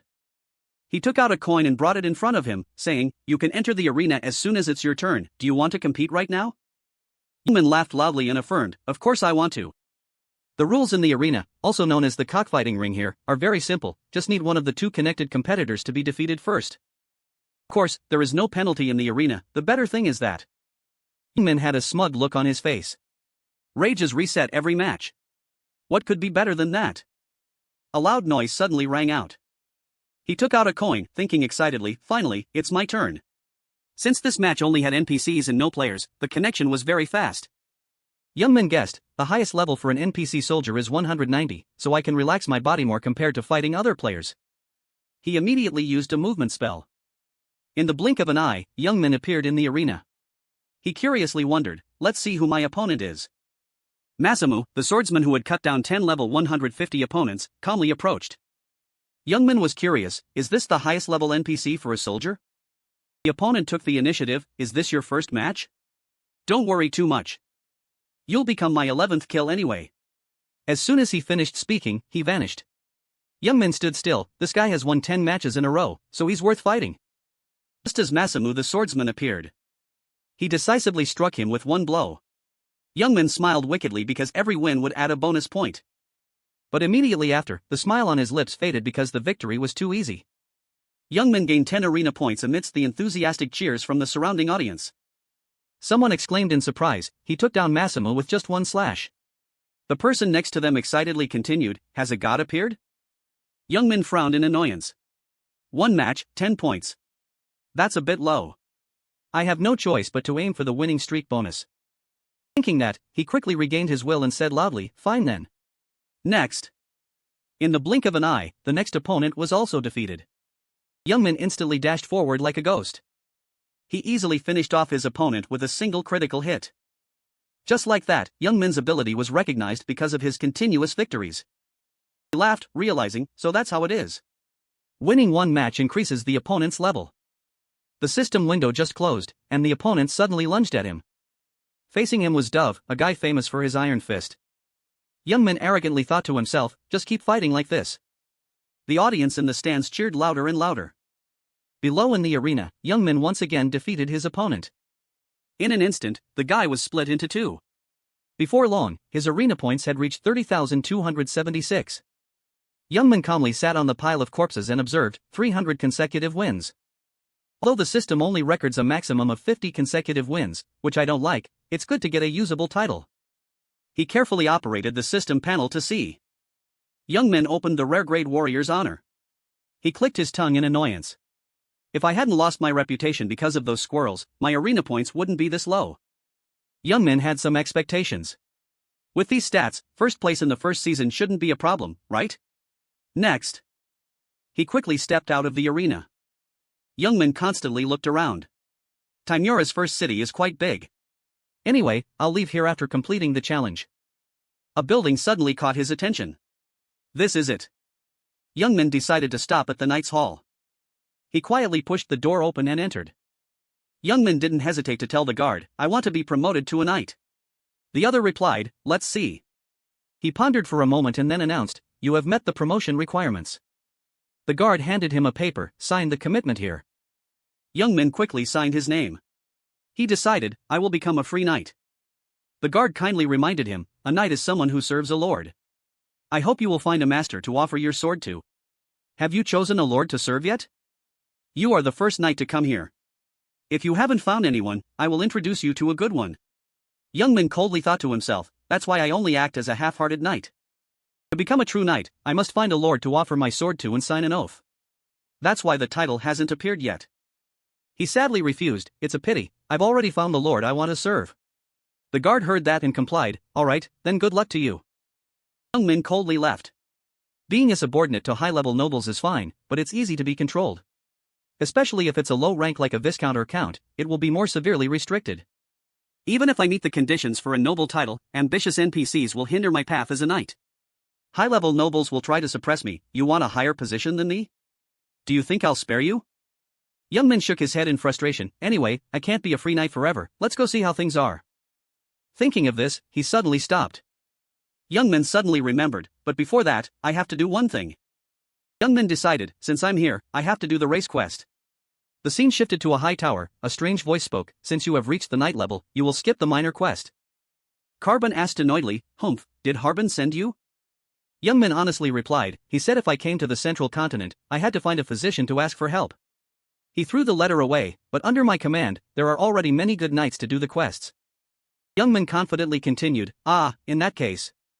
He quickly took out a small bag. Youngmin took the initiative to put it down. This is my gift for the physician who took the time for me. This is also Harbin's request for you. Carbon turned away coldly, useless. I'm not someone easily fooled. But very next second, he was overwhelmed. This is. Youngmin shamelessly continued, because gold coins are quite heavy, I replaced them with gemstones. Carbon was immediately terrified. This is worth 2 or 3 times more than gold coins. He blushed and stammered, it seems I have a quest that needs you to do. Youngmin stood to the side, grinning. Immediately after, Carbon crossed his arms and asked, have you heard of the pyramid legend? Youngmin calmly replied, I know. He thought to himself, I know, I've been there for a long time. He continued, they say that inside that pyramid, there exist cursed creatures that are still alive. Investigate that for me. Youngmin bowed respectfully to accept the order, very willing to serve you. A quest was immediately established. He looked at the system panel suspiciously, decision based on progress. Fine, this quest isn't just about checking. If I discover them, a battle will definitely happen. If I bring back a bloodstone, the challenge is successful. But if I go now, it's too much for me. Youngmin glanced at Carbon and guessed, as I remember, their level is 240. Because I bribed him, the quest difficulty has increased. From level 200 onwards, the gap between each level is huge. The stats gained when leveling up will be 10, twice the usual. Monsters also have titles and special effects when attacking. Other players are definitely heading here too. But I'll just do what I can first. Thinking that, he went straight back to the central arena of Timura. Here, Youngmin changed the fighting tournament to night level. If he wins, he will get many important points. The more points, the more equipment he can buy. The night level fighting tournament will be noticed by nobles. If he wins, he will gain fame. The manager asked, do you want to participate in the match now or not? He hesitated and replied, not yet. Youngmin thought to himself, I want to accumulate many points. But if I get noticed by the nobles, it's tiring. Let's go do the main challenge first. He slowly walked to a tall castle. 2 guards suddenly stopped him. Who are you? State your name. Youngmin calmly introduced, I am Logan, Crossroads guard team. The other carefully continued, identity verified. He felt annoyed for a moment and thought, these soldiers look boring. Mankin's muscles are still the easiest to look at. Youngmin stopped in front of the information counter, want to find more information about evil monsters. Seeing him, the other person jumped, so it's you. I knew you would come to accept the quest. Do you have a map? Youngmin quickly took out a small piece of paper, here it is. The manager immediately got to work. He gave Youngmin a paper and said, you only need to catch 3, so I'll give you good information. He couldn't help but be surprised, oh, giving this important challenge already? It seems I've received quite a few bonus points for finding evidence of these cursed monsters. Youngmin took the paper, he left excitedly, alright, it's a deal. The manager waved goodbye with interest, have a safe trip. Youngmin walked and thought, start with the small things first. Now I will proceed to do the quest at super speed. He walked quickly towards a medicine seller. Youngmin quickly sold medicine to a merchant. Then immediately after, he ran away in a hurry as if chased by a ghost. Youngmin stretched wearily, now, officially use that. Timura's pride, teleportation magic circle. He smugly asked himself, do other players find it expensive when using this magic? For me, it's worth it. The manager asked seriously, destination? Youngmin boldly suggested, take me to Remington. This made the other surprised, Remington territory? Really? Youngmin nodded slightly. He understood, I know. The manager said loudly, deploy teleportation magic, destination Remington. Just like that, Youngmin soon appeared in Remington territory. He stretched tiredly, oh, my body. But I'm still annoyed because this isn't the final destination. Youngmin thought to himself, my real goal isn't here. The real destination is the outskirts that aren't connected to teleportation. There's only one way to get there. Just in time, I've seen a good means of transport. Youngmin quickly rode a horse, let's go together. In a moment, he had entered Lin territory alone. Half of the territory is mountains. But the most precious thing is just a black copper mine. Because there are many monsters, no one mines that mine. That is Lin territory. My real goal. The guard questioned tensely, what is an outsider doing here? Youngmin calmly replied, I came here to become a knight of the territory. He jumped, a knight? The guard hurried to report, wait for me a moment. Youngmin looked at his back, confused, a guard who isn't even level 200? Very quickly, a man ran out in a hurry, you said you want to become a knight? Youngman thought helplessly, the Lord is even more miserable, anyway that's why I chose him. First reason I chose this territory, because the noble setting is quite cowardly and weak, I can easily control them as I want. The second reason is the potential of this territory. This territory is about to be taken over by Remington and will become a territory with booming trade. Youngman decided, I won't miss this opportunity. He took the initiative to bow, I want to become a knight of Lin territory. The other quickly agreed, first come inside and talk. Sitting in the simple room, he said, since there are only 2 people, I'll be honest, our territory doesn't have the ability to give you a salary. Youngman shook his head calmly, it's okay, I don't accept a salary. Lin asked confusedly, then what are your conditions? He calmly affirmed, instead, grant me land. He asked in surprise, land? Youngman continued, I won't take much. Time is also limited, not forever. During the time I am a knight, you just need to grant me ownership of a part of that mountain. A 1-year contract. He smiled to himself, 1 year is enough for my plan. Lin opened his eyes wide and asked, you mean a mercenary contract? Youngman replied, I also need time to find out if you are a trustworthy lord. Let me tell you first, there will be no demands for minerals or power. If a mine vein is discovered in that area, I will return it to the lord and receive other land. He couldn't help but be suspicious, if you don't want mining rights, why do you want that piece of land? Youngman suggested, give me the right to hunt all the monsters there. Lin quickly understood, so that's it, I agree. However, when you go to fight monsters, there must be 3 soldiers following you. Youngman accepted happily, as you command. He thought to himself, not bad for a veteran NPC. Afraid I have designs on the corpses of those monsters? He added, besides, I hope you will follow my instructions and make an effort to develop the territory. Youngman laughed to himself, of course, I have to try to please you. After negotiating, he bowed respectfully, thank you for the Lord's support. Lin stood up and announced, I, Decan Von Lin, appoint Knight Logan as my knight. Just like that, Youngman became a knight of Lin territory. He calculated with a sinister smile, because this land will soon become my golden land. Youngman became the person awarded the knight title earliest among those who visited. He achieved the first knight title. Youngman smiled smugly, when conducting escort or defense missions, it's not bad. He stood up calmly and asked, can I meet the soldiers? Lin stepped back in surprise, now? Youngman continued, if you are busy, I can go alone. He quickly continued, alright, just in time I have things to handle. Lin didn't forget to warn, be careful. Youngman bowed respectfully, I will summon the soldiers, please rest assured. He thought excitedly, he lets a newly received knight have freedom? In other territories, this doesn't happen. That's right, in a place where there is only one knight, which is me, he doesn't even care. Youngman carefully observed the surroundings and judged, the monsters wandering in the territory are at most level 240. Not high yet, but it's beneficial for me. He affirmed with satisfaction, because there are no level 250 hunting grounds.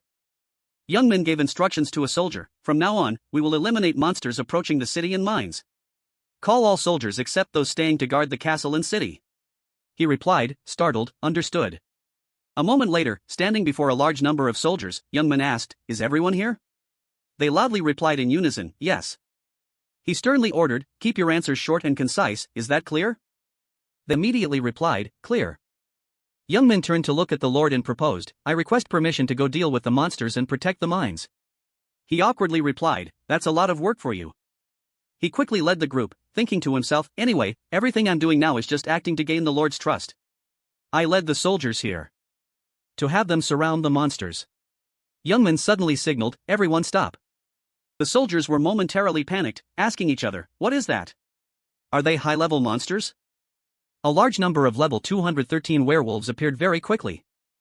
Youngman calmly took a deep breath.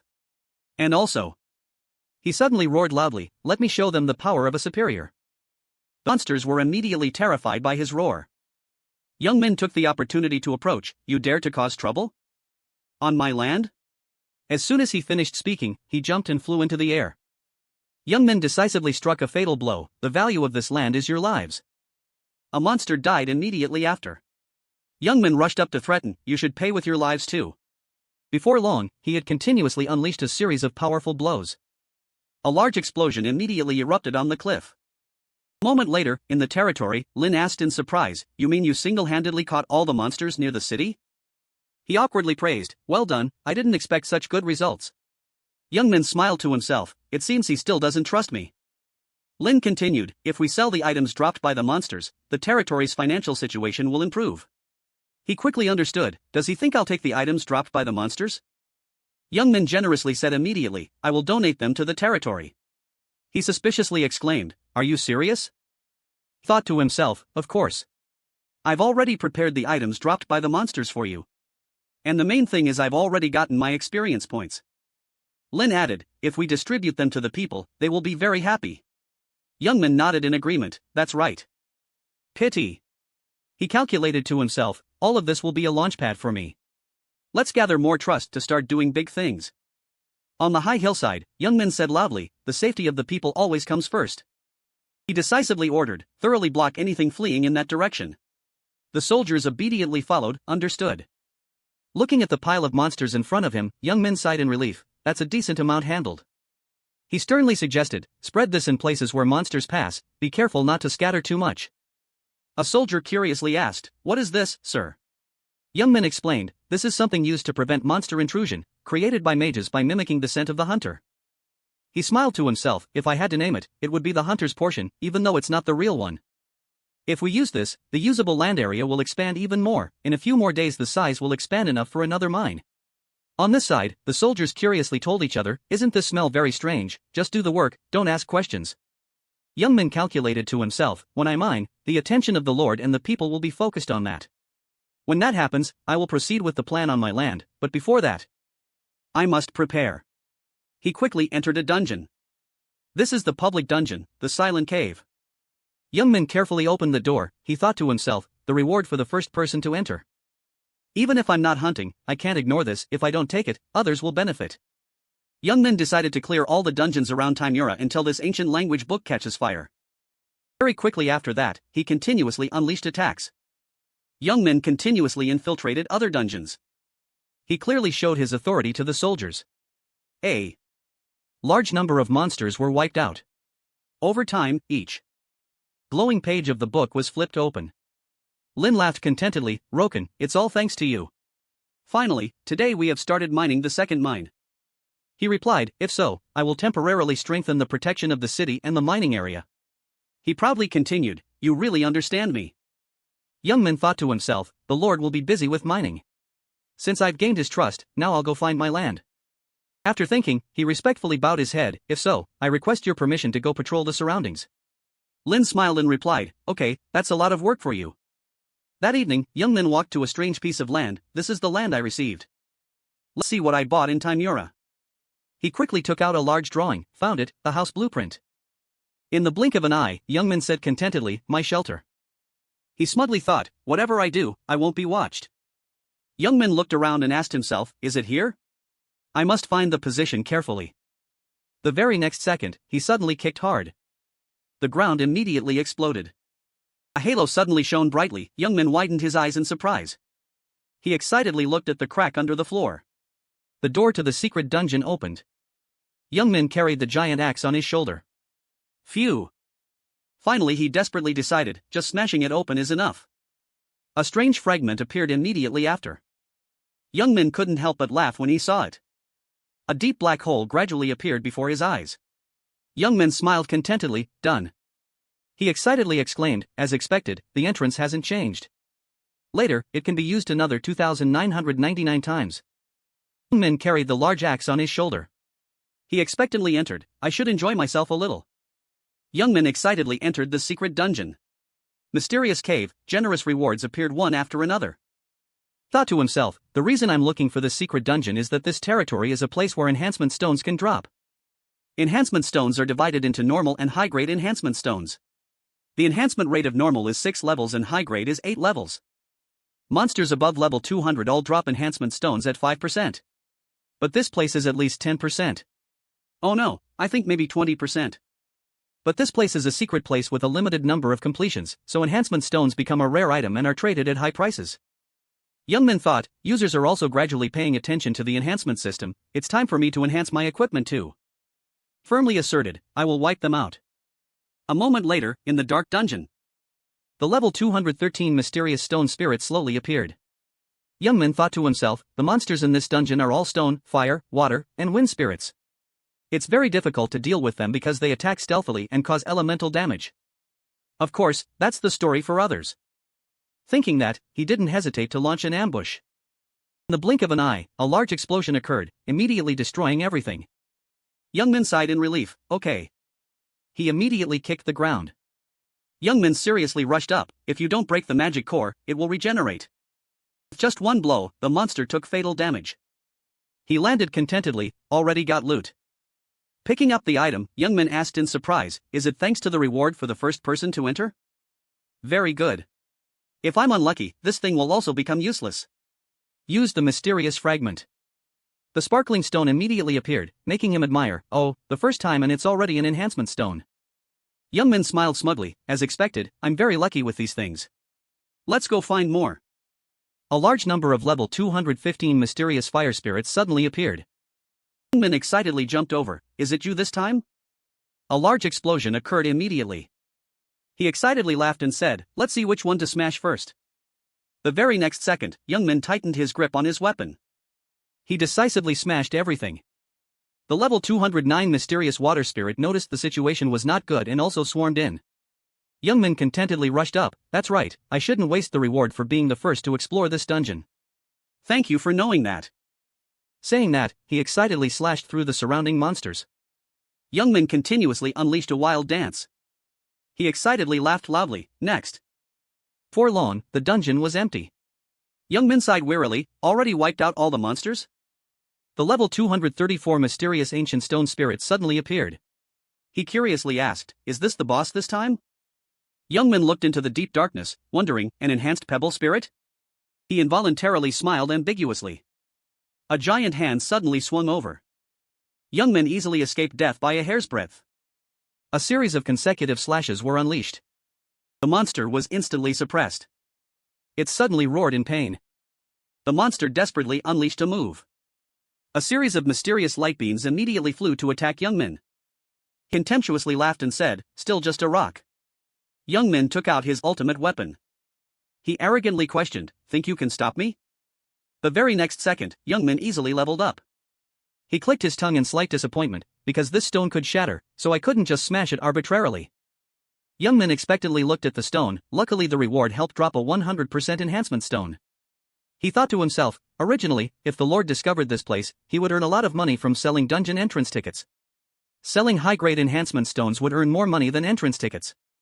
But an NPC character can't do that. Youngmin thought, but if I discover this, everything will be different.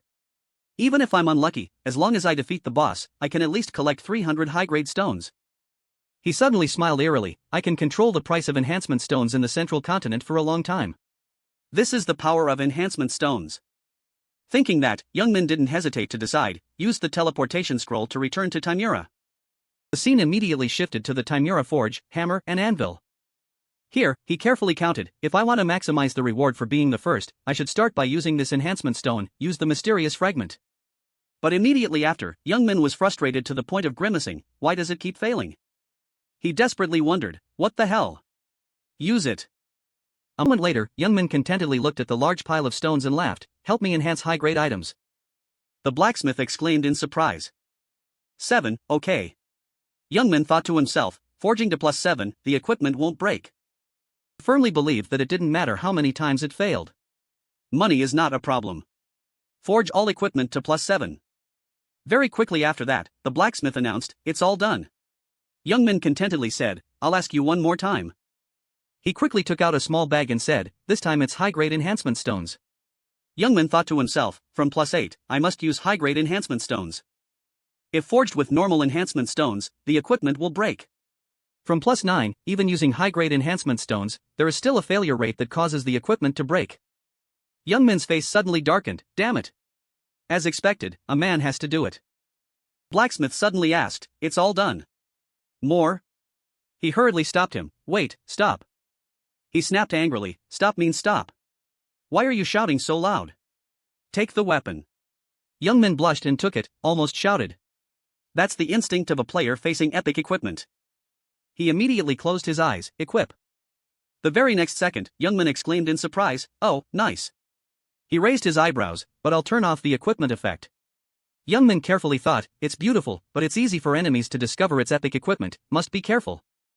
He quickly took out a notebook. I finished enhancing. Youngmin suddenly excitedly said loudly, let's start wiping out the monsters. Use teleportation scroll to the mining site. The system announced that the reward for the first person to enter the secret dungeon, the mysterious cave, has ended. Youngmin sighed, hunting for 3 days makes me tired to death. He opened his virtual screen to see if any information had been posted recently. The news on it made Youngmin gasp in surprise. He gritted his teeth, these guys, the lines on the screen appeared, the first guild to enter the central continent has appeared. The Hellhound Guild. Youngmin recalled the past, his previous life, I call them hounds. They will do anything as long as it's profitable. Recalled a moment, conversely, other than encountering me once, they won't do anything disadvantageous to themselves. The main problem was at that time. At that time, my level and equipment were reduced.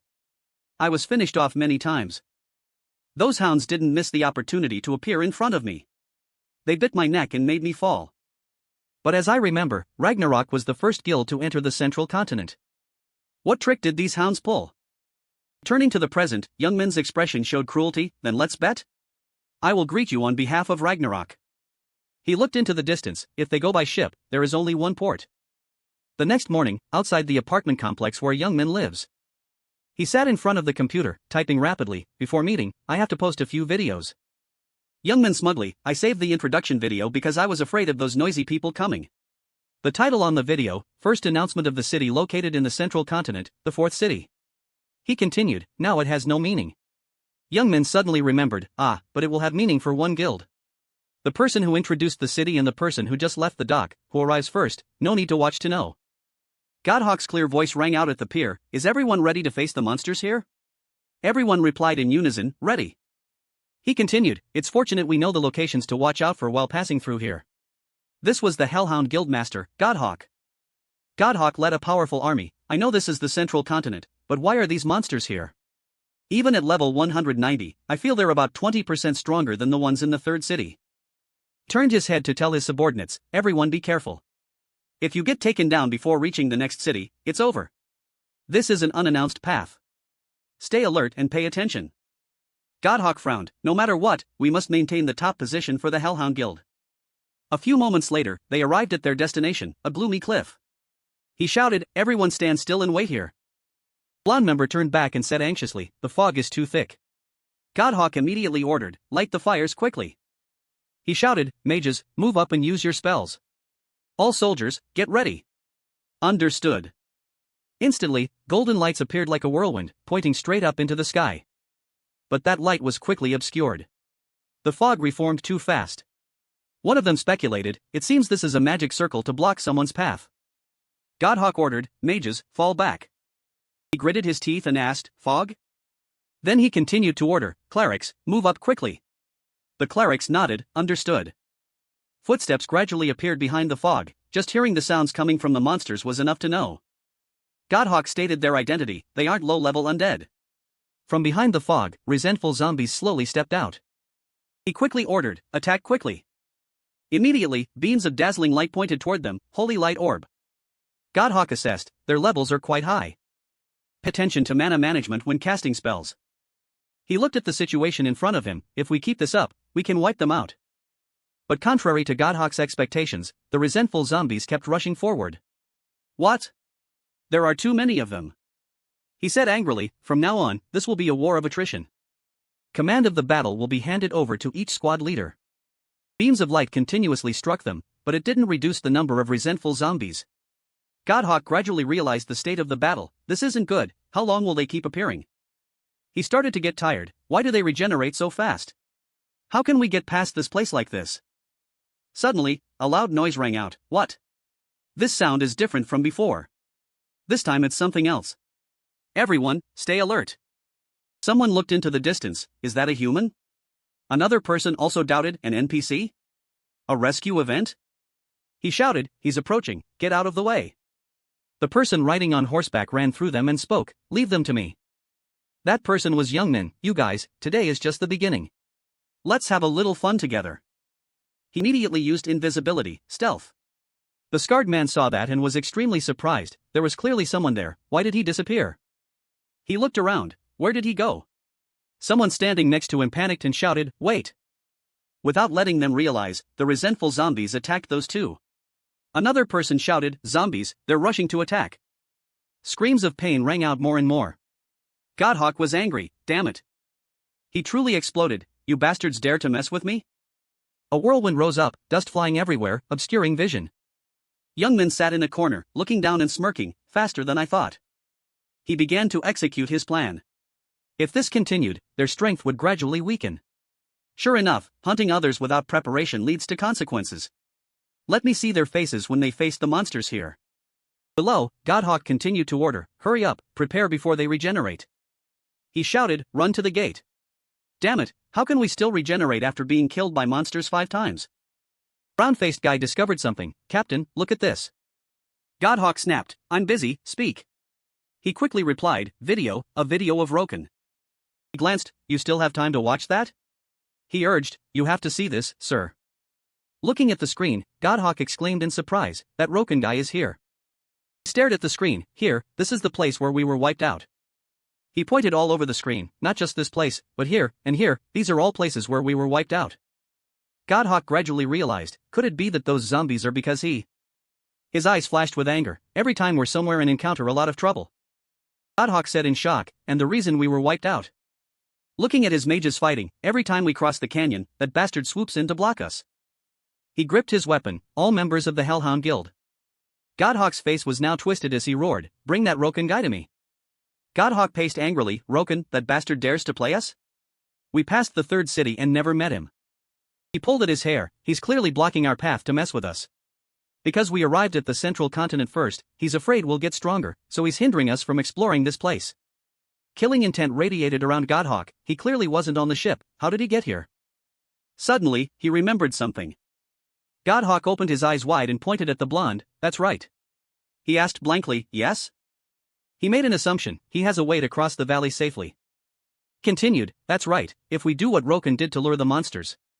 We just need to move nimbly on horseback and we can deal with those zombies." The blonde suddenly paused, "But..." Godhawk crossed his arms and asked, "Is there a problem?" He stated the problem: a horse costs 100 gold coins. If we all ride. He naturally didn't accept it. "Are you kidding me? Do you have that much money?" Godhawk said coldly, "Forget about the weak army." That sentence hit the blonde like a lightning bolt. "Huh? The weak army?"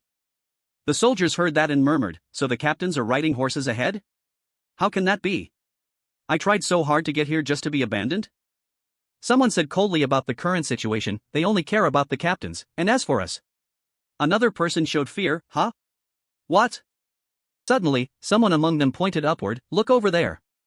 That young man appeared before them. "Hello brothers, do you remember me?" Everyone immediately murmured, "Roken. Captain. That's Roken." Godhawk quickly returned to a defensive stance. "You finally appeared. What exactly do you want from us?" He didn't answer but gathered momentum to jump. Then he landed imposingly in front of them. "You don't need to know." Youngman arrogantly challenged, "Just come at me." He also took out his weapon. "Oh, you don't want to answer me but want to face this?" Godhawk ordered everyone prepare to fight. The person next to him spoke up, "Detect." But that person was quickly obstructed. "Damn it, his system panel is blocked." "What? Detect is blocked." He was secretly pleased, of course. That detection skill only requires spending a few coins to buy an item. The system explained, "Mist Veil blocks detection and hides the system panel for 7 days, equivalent to 100 times. He hissed through his teeth, "You bastard, prepare the linked formation." Golden lights appeared one after another. "Let's see how long you can be arrogant." The Hellhound Guild set up a formation using linked power. Youngman looked at them and assessed, "So they're using a formation skill to attack me. The drop rate for this skill when fighting monsters is very low, it seems they're quite lucky." Godhawk roared, "You will pay for that arrogance." He smirked, "The guildmaster usually stands in the back to protect and deliver the final blow. He's coming out to fight directly, he seems very confident." A loud explosion behind him. Godhawk quickly rushed forward, justified defense. Youngman also started taking out his weapon, but that confident attitude will make him lose this battle. Attacked, ambush. A long crack appeared on the ground, advancing toward him. Godhawk quickly defended, speaking to reassure everyone, "Hang in there." He started panting. "If we get scattered, the defensive buff will disappear. Wait for a good opportunity to rush in and attack him. Youngman gritted his teeth, idiots. So you're waiting for death. His eyes turned red, unleashing a move, a furious scream. Everyone couldn't stand still. What is that? The scarred man was confused. This. From the sky, above his head, Youngman prepared to dive down. Youngman accurately kicked him straight in the face. And quickly unleashed a blow toward him. Godhawk cursed, bastard. He asked, where is he? Immediately, he appeared in front and dealt a blow to Godhawk. He hurriedly ordered, scatter. We can't attack him with the formation standing close together like this. Youngman said coldly, then die, all of you. He was like a wind, appearing and disappearing. One by one, he defeated the squad leaders, breaking the defensive line. The more he fought, the crazier Youngman became. Continuing, he flew to the regular soldiers, quickly dealing with them one by one. Youngman grabbed a bald guy by the head. Finally, that guy was kicked by Youngman, flying several miles away. Those who hadn't been attacked fled in fear. Why does he move so fast? Is he using berserk? No, there's no berserk effect, it's just normal attack power. A tall guy shouted, Captain. At this rate, we'll lose, we should retreat. Godhawk, who had his armor pieces blown off, said, damn it. How can I let him go? His face darkened, if I don't kill him. But before Godhawk could finish his sentence, that tall guy was finished off with one blow. He was now both terrified and explosive. Godhawk quickly found a hiding spot. He didn't use any special skills but was able to break our formation. Damn it, I made a mistake. At this moment, Youngman stood imposingly among the corpses he had just defeated. His shadow fell over his body. I'll give you one piece of advice. Youngman looked down from above. From now on, whenever I see any Hellhound member appear, I will finish them off. His voice rang out, if you want to live, disband the guild. Until I reach another city, stay obediently stuck in this third city.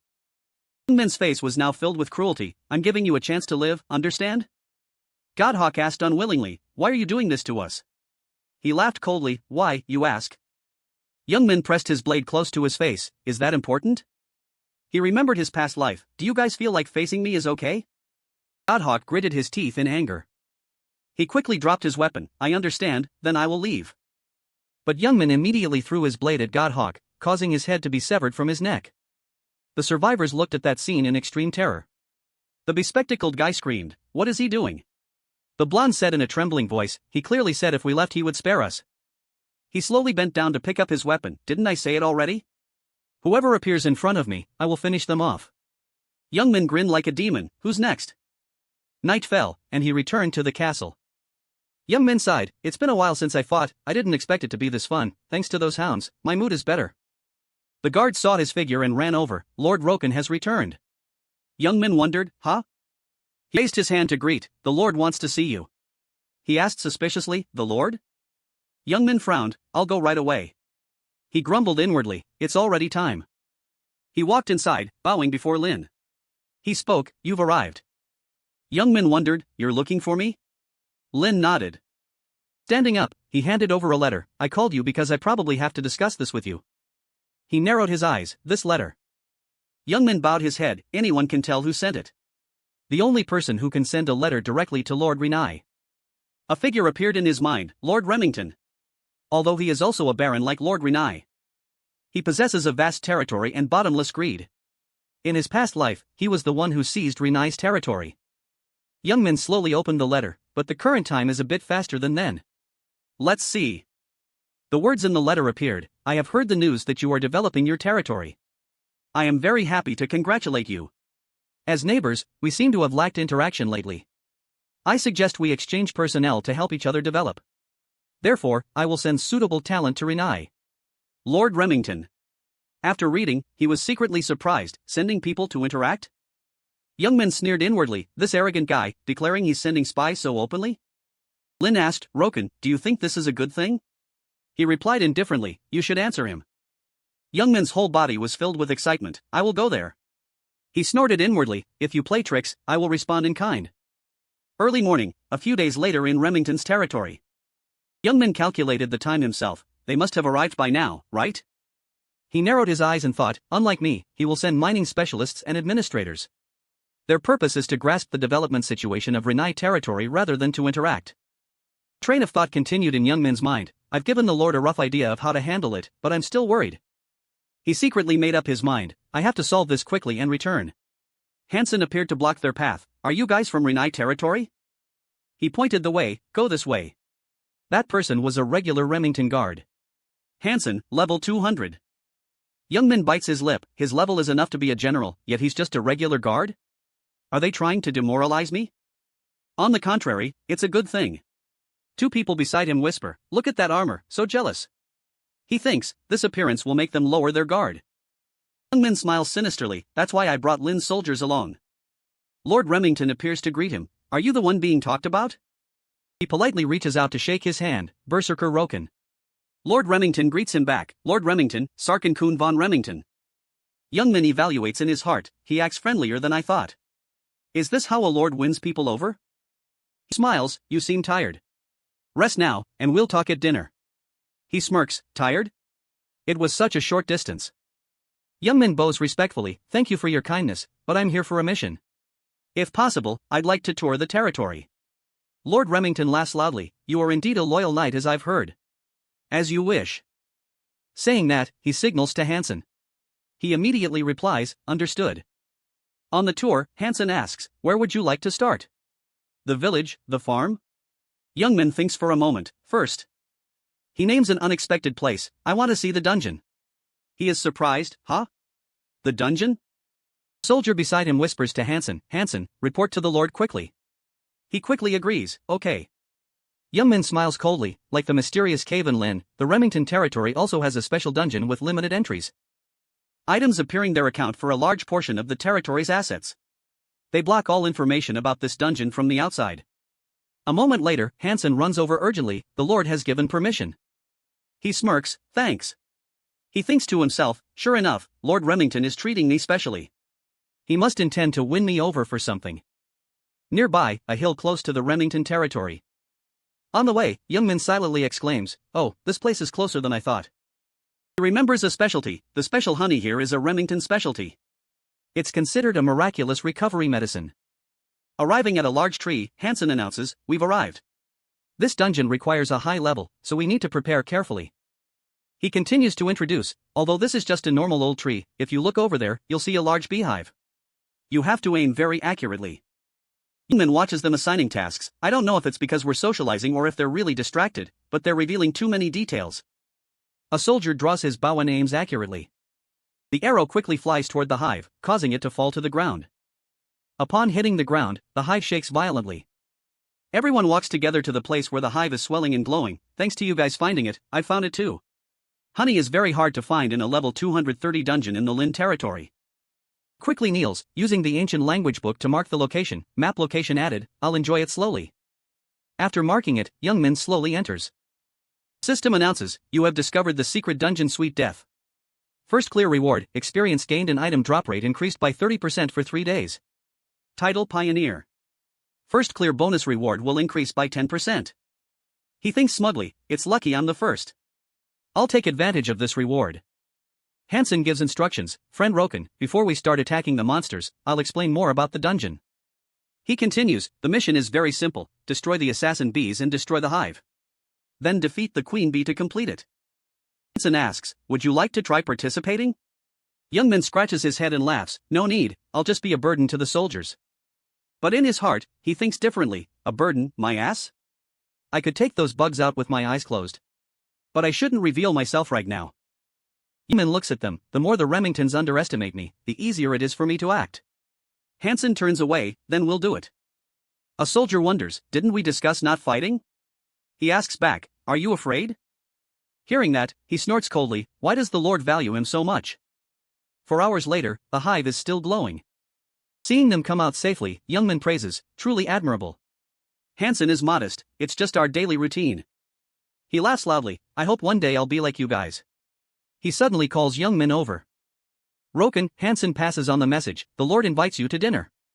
Let's go, I'll lead the way. In the dining room, Youngmin and Lord Remington sit at opposite ends of the table. He speaks first, so, how was the inspection? Lord Remington gently cuts the steak, have you felt the high-level enhancement yet? He happily replies, the technology of the Remington territory is more developed than the Lin territory. He interrupts, I'm not asking about that. Lord Remington's hand continues to gracefully cut the meat, you know, the Lin territory has no future. What happens if nothing is found in the mine being exploited? The land and rights you receive will become meaningless, won't they? Finally, he states his purpose: come to my side, Roken. If you come to me, you will receive 3 times the territory. No, I will grant you 5 times. Youngman smiles coldly. He bows his head slightly, as expected of Lord Remington. You understand the situation here very well. Youngman still says blandly, although I look greedy. Lord Remington continues, but you. He stabs the fork straight into the meat, 10 times. He freezes upon hearing that. Youngman picks up a large piece of meat and bites it. If it's 10 times, I'll consider helping you. After that, the space is momentarily silent. Youngman finishes the meal and sits in silence. He recalls Lord Remington's words, he's not an ordinary person, I like that. Fine, I promise to give you 10 times the territory. At this moment, Youngman snorts coldly, 10 times, too good. He smiles wickedly. Did he think I didn't know his intentions? Time passes, outside the building everything is still very peaceful. Youngman seriously examines the weapons on the table, check the hand axe. Next. He happily picks up an item and mutters, this one is worth taking. Finishing, Youngman calculates, first, I must accomplish the purpose of coming here. He recalls the original plan, make them think I'm an incompetent knight who only cares about money, so they lower their guard against me and Lin. Youngman gets more excited, they will be arrogant, thinking Lin's recent changes are just luck. His goal is to make them stop focusing on him.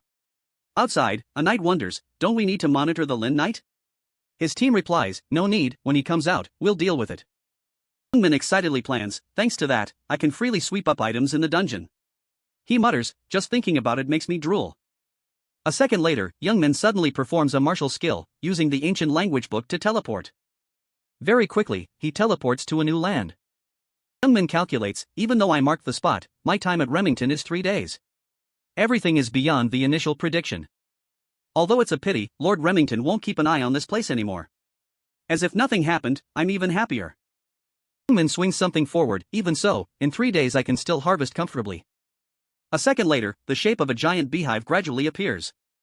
He enters without any fear. Youngman enters, exclaiming, oh, inside the dungeon is still as bright as day. System updates, you have entered the secret dungeon Sweet Death. First clear reward, experience and item drop rate increased by 30% for 3 days. Many eyes are watching him. They all carry sharp poisonous stingers. Their wings are operating at full capacity. The next second, the system updates, monsters are starting to attack, level 231 Assassin Bee. The Assassin Bee is aggressively attacking Youngman.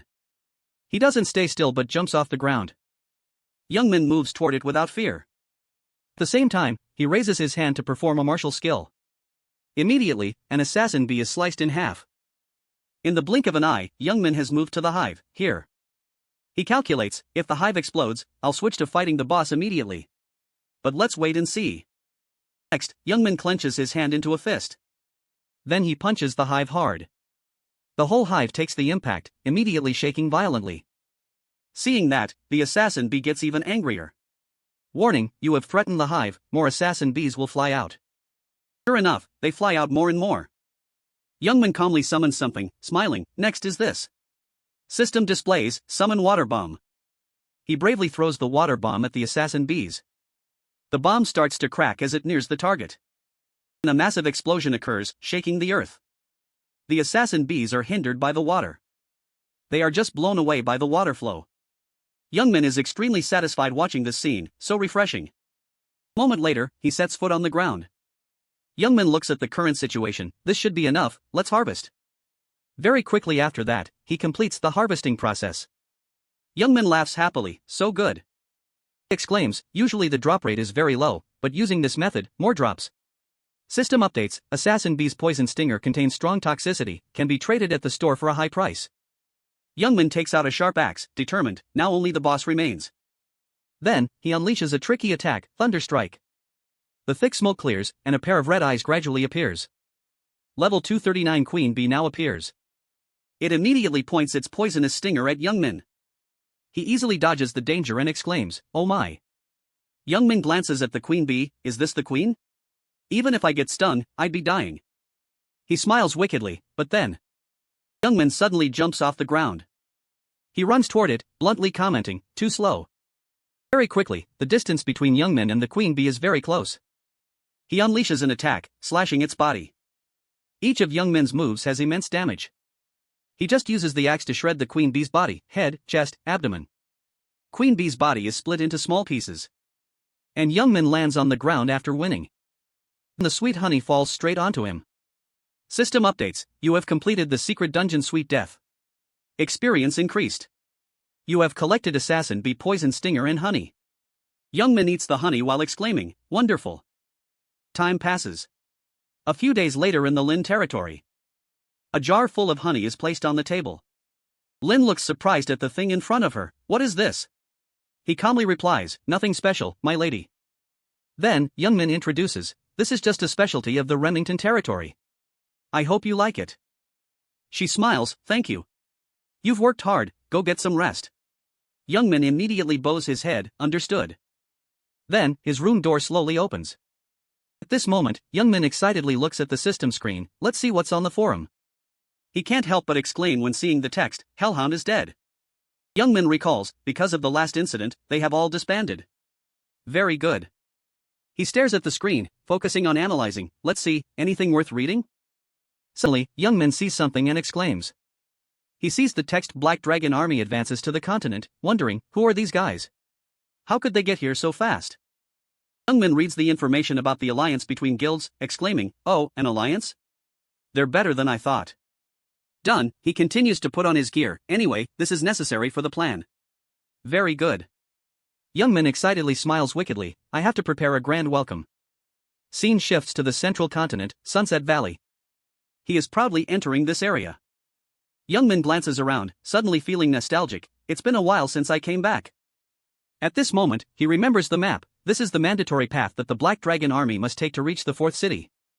Young Min walks straight to the stone cave, whispering, "The reason I came here is because there is." Young Min's eyes light up when seeing the thing in front. "Oh, found it." System updates information. Why are there so many bases of the exploration team? He is suddenly surprised. Who's there? Garan, who is inside, speaks up. "What? You want to join the exploration team?" Young Min frankly confirms, "That's right, I have a combat plan I want to discuss with you." He is skeptical. "You think you're capable enough to join?" Exploration Team Commander Garan, level 280, speaks up. "I know you're confident." Young Min sees his reaction and smiles, asking, "What do I have to do to prove it to you?" Garan glances in another direction. "Of course there's a way to prove it. Marin, come here." Marin immediately replies, "Understood." Exploration Soldier Marin, level 250, walks over. "Did you call for me?" He points his finger at him. "You fight him." Marin is surprised. "You want me to fight him?" At this moment, Young Min speaks up. "I'll remove my protective gear." Marin is surprised. "You." System displays the latest information. Remington removes the cannot equip/move effect. He confidently laughs. "What do you think?" He grinds his teeth in jealousy. "Damn it, how can a guy lower level than me have that equipment?" And Garan silently looks at Young Min's current appearance. After that, he declares, "Both sides do not use weapons. Whichever side falls first loses." Then Garan waves his hand to signal, "Prepare, start." Marin immediately rushes toward him to attack. In his heart, he plans, "I'll break that arrogance." Meanwhile, Young Min still stands calmly, rooted to the spot. Then he casually raises his hand to block Marin's attack. He is blocked, unable to believe it, staring at Young Min. A second later, Marin was knocked backward. Garan was displeased by this scene. "What are you doing? Stop joking around, finish it already." He replied irritably, "Too noisy." Marin couldn't believe it. "Damn it, what just happened?" He didn't even budge from that strike. He didn't give up, gathering his strength. "Fine, I'll show you the difference in level." Then Marin aggressively rushed forward once again. He lunged behind, aiming to catch him off guard. Marin seized the opportunity to swing his fist from behind. He thought he would win. Gotcha. Unexpectedly, Young Min dodged instantly, leaving Marin in disbelief. "What?" He hurriedly stopped to assess the situation. He didn't know when Young Min had appeared behind him to counterattack. He didn't hold back, mocking, "Too slow." Then a loud sound echoed throughout the arena. Everyone was stunned to witness that scene. Marin whimpered, unable to believe what had just happened. Because Young Min's fist was being blocked by someone. And that person was none other than Garan. At this moment, he looked at him and remarked, "Your strength seems decent." Garan stopped Young Min. "Enough, stop." Now, Young Min stepped back, ceasing his attack. Then he bowed politely, smiling, "You've worked hard." While Marin was terrified, Garan said, "Consider it." accepted Young Min's request, you are qualified to join. He wasn't surprised upon hearing that goes without saying. Marin stood up and cursed, damn it. Young Min glanced at Marin's back, if you want to beat me, go home and do special training 100 times. Garan closed his eyes, getting straight to the point, it's my turn to keep my promise. He smiled excitedly when hearing him ask, what is the plan you mentioned? Young Min walked over and whispered into Garan's ear, it's nothing difficult, it's just. He quickly explained his plan to him. After learning of that strategy, Garan was left stunned. Scene changed to Hellhound Wharf where everyone had gathered. This place was quite noisy and bustling. The players from the Black Dragon army who reached Hellhound Wharf were all undead. Their strength made everyone wary. There was only one secret to how those undead achieved that, it was thanks to an undead player. Events from long ago were gradually depicted clearly on the journey to find content. He discovered that Black Dragon army players were very discouraged when reaching the wharf. They could hardly cross the ocean to the other side of the continent. The variable began with one detail. Suddenly, he approached the Black Dragon representative and said he could reach the Deathly Mist Wharf on the other side of the continent alone. Everything did not go smoothly at that time. Naturally, that assertion was looked down upon by everyone. Time continued to flow fast like a running stream. Mr. ES always wanted to find unique content. After all his futile efforts, he finally tied 2 iron balls to his legs and Mr. ES chose the craziest action and jumped into the sea. His efforts finally yielded results. The unique undead ability to breathe underwater helped him go down into the sea. Since then, a legend was born. At that time, with just one special undead ability, he kept moving forward. Mr. ES was extremely excited, raising his hand to slam the table. Too amazing. The reason for that action was that he had discovered the way to the wharf. Everything ended with a happy ending. That was the wonderful content he had been searching for all this time. Time continued to pass quickly. Other undead players used that method to cross the sea. At that time, guilds allied with each other to advance to the new continent and chase after Roken. Returning to reality, Garan was analyzing that recently, many people had reached the wharf. He remembered the scene he had witnessed. It was strange that everyone who arrived was soaking wet. But that plan. Garan looked at Young Min with some suspicion. Do you really want to participate? Young Min smiled, confirming that information, yes, perhaps they will maintain the alliance in the central continent. Young Min speculated about the upcoming situation without hesitation, regardless, they will encounter difficulties when encountering the commando team at this wharf. Apparently, he frankly and proactively suggested, but I am still very willing to help you in the mission to stop them. Now Young Min suddenly gave a devilish smile, that will not affect your army. He heard this and hesitated, raising his hand to stroke his beard. All right. He felt strange seeing Garan's reaction. Then what is there to worry about? He then saw him grab Young Min's hand and question, do you want to start right now? He glanced at everyone around and spoke up, it's just the right time, everyone is here. Young Min was extremely excited, urging them, let's go. We need to welcome that Black Dragon army. Scene changed to the Black Dragon army. Deathly Mist Wharf, everyone was discussing, fortunately, I didn't freeze to death under the sea. Have we reached the wharf? I thought I was dead. They hurriedly surfaced from the water and exclaimed, Mr. ES' discovery was indeed a great discovery. Thanks to that, we could ally with other guilds and reach this wharf. At this moment, the undead were reminding each other, rest first.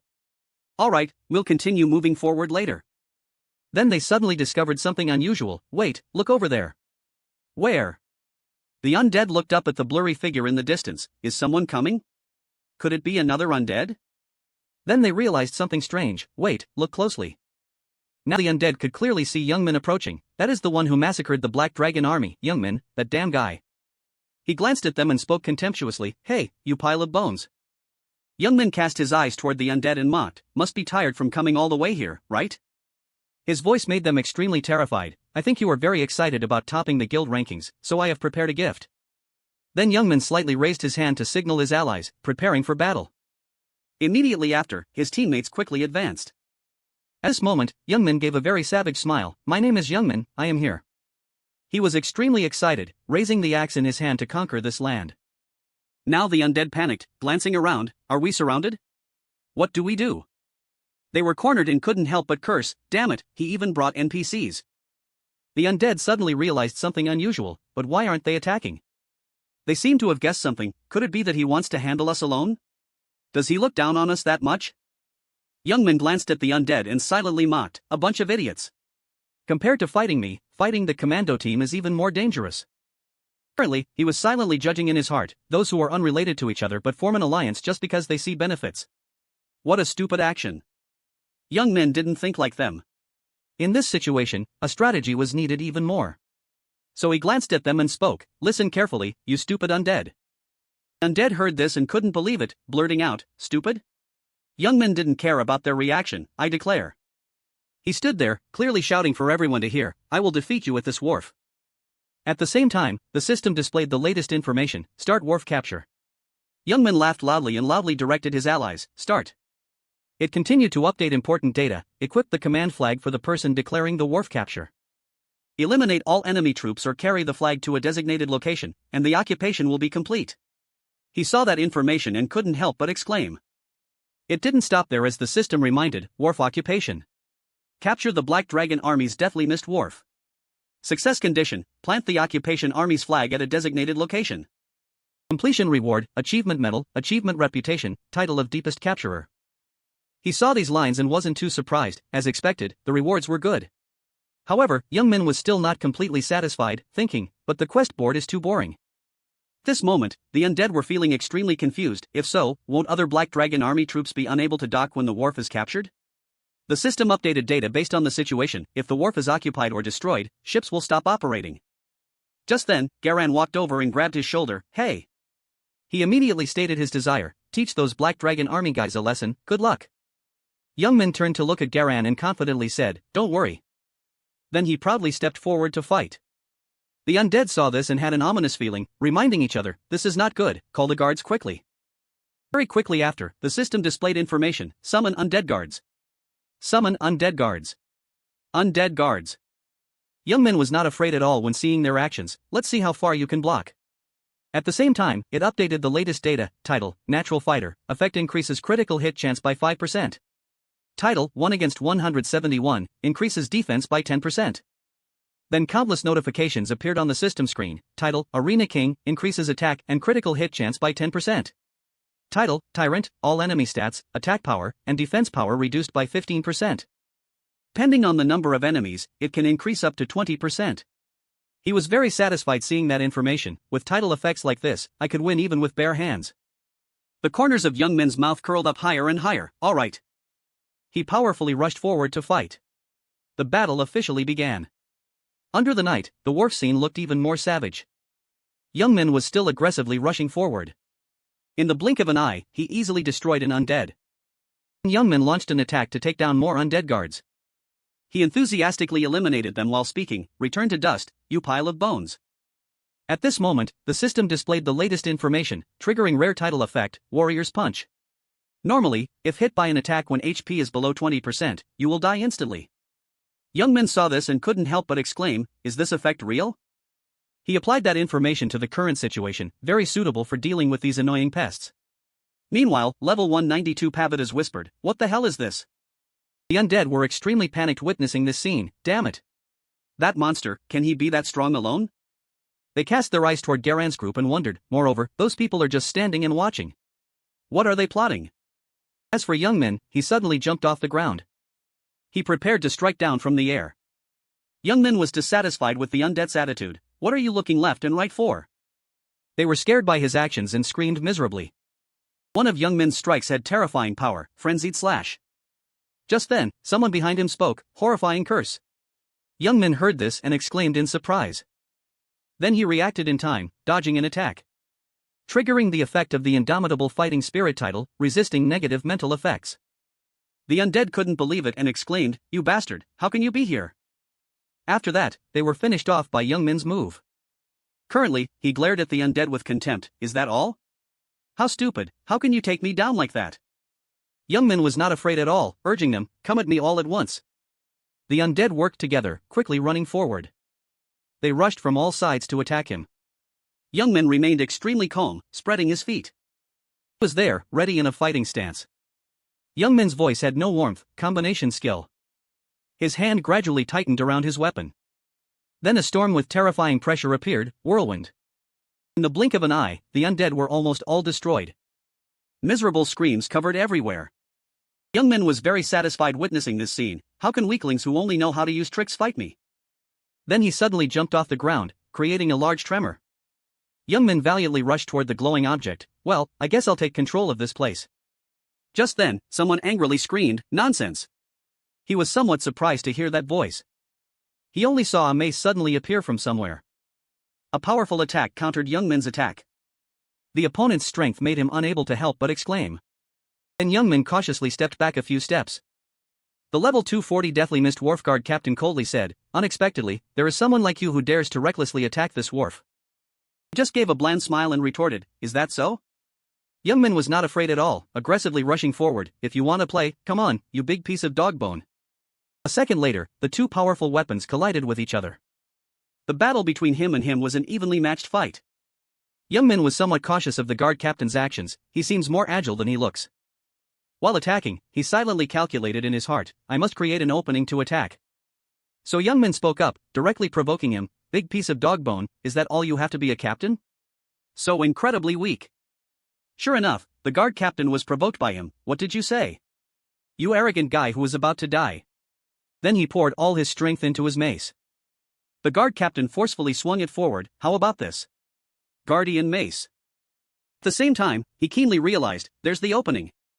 Youngmin seized the opportunity and dodged to the side. He easily avoided his powerful mace. The guard captain was extremely surprised, exclaiming, "What?" Youngmin's eyes were burning with the fire of determination, blood frenzy body. The axe in his hand had a strange transformation. Veins also bulged all over Youngmin's arms. With a bloodthirsty expression, he rushed forward aggressively. Youngmin unleashed a strike that sent him flying into the air. Guard captain let out a painful cry in mid-air. Just then, the system displayed information: arena axe, equipment unequipped. The ground at the wharf suddenly shattered, debris flying everywhere. His hand gradually tightened around the axe handle. Currently, Youngmin shouted with great determination, "Finish it!" The guard captain couldn't believe it and hurriedly begged for mercy. "Wait!" But he powerfully unleashed a finishing move on him. The guard captain couldn't defend himself and just like that, vomited blood. The next second, an earth-shattering explosion shook the entire land. The undead were extremely stunned to witness this scene. Youngmin wore a sinister smile that terrified everyone. He stepped on his body and confidently said, "Too simple." The system also updated the latest data. Youngmin successfully occupied the Deathly Mist Wharf. A troop of horses was powerfully advancing forward. Cana was the leader, moving quickly. Just then, a subordinate behind him softly called out, "Commander-in-Chief." He heard that and uttered a suspicious sound. He immediately spoke his mind. Are you planning to follow his words? Even if the Commander-in-Chief acknowledges him, the plan is too reckless. Cana couldn't help but smile sarcastically. How foolish. Haven't you seen the battle just now? He closed his eyes and recalled the previous scene. He is a madman, he will eliminate all obstacles ahead, someone like him. Cana could predict his next action. No matter what trick he uses, he will succeed. We don't need to worry. Now the system displayed the latest information, Deathly Mist Wharf. All guards who protected the Deathly Mist Wharf will return to the city. It was updating extremely important data. All users near the Deathly Mist Wharf are forcibly moved out of the border. The undead couldn't help but curse, "Damn it! How can this be?" He still tried to salvage the current situation. Impossible. Youngmin was extremely satisfied and laughed loudly. Look at those flies. The system continued to update the latest information. Unbelievable achievement. You have occupied the first base. You have earned the first occupier title. He stared at the screen and exclaimed, "Oh, is this the effect of the title?" Just as expected. Although defense has limits, but... On the system panel, the text displayed, Ownership effect, attack and defense power increased proportionally to the difference in the number of people on the attacking side. Youngmin reviewed that information and evaluated, very interesting. Currently, he felt extremely excited. Although brief, I can feel that thing. Not stopping there, the system gave a notification. You have successfully occupied the Deathly Mist Wharf. Next, the system gave Youngmin two choices, maintain or destroy. Decide how to handle the occupied area. It also gave the results of those choices. If you choose to maintain, the recapture defense quest will begin. If you destroy, Black Dragon Army players will not be able to use the Deathly Mist Wharf for 7 days. He looked at the maintain and destroy choices and hesitated. Just choose one of these two, right? Youngmin couldn't help but wear a sinister smile. Why do I need to think? Scene changed to the desolate and ruined Karsten base. At this moment, two undead sat up and talked to each other. Where is this? Rest assured, this is our base. Then he enthusiastically explained the safety of this land. This place is not far from the wharf. After the occupation battle ended, everyone was summoned here. Andes was still rambling about what happened, that monster actually occupied the wharf. We cannot use that place for 7 days. Just then, the system panel displayed information, emergency quest. Recaptured deathly mist wharf. Quest start time, 59 minutes. He saw that, couldn't believe it, and blurted out, "What?" Andes learned that information and was extremely stunned, muttering, "Youngmin, that bastard, could it be?" He panicked and stated his speculation, "Wants to fight a defense battle?" At this moment, Youngmin was pressing something on the screen. Then something emerged from under the water.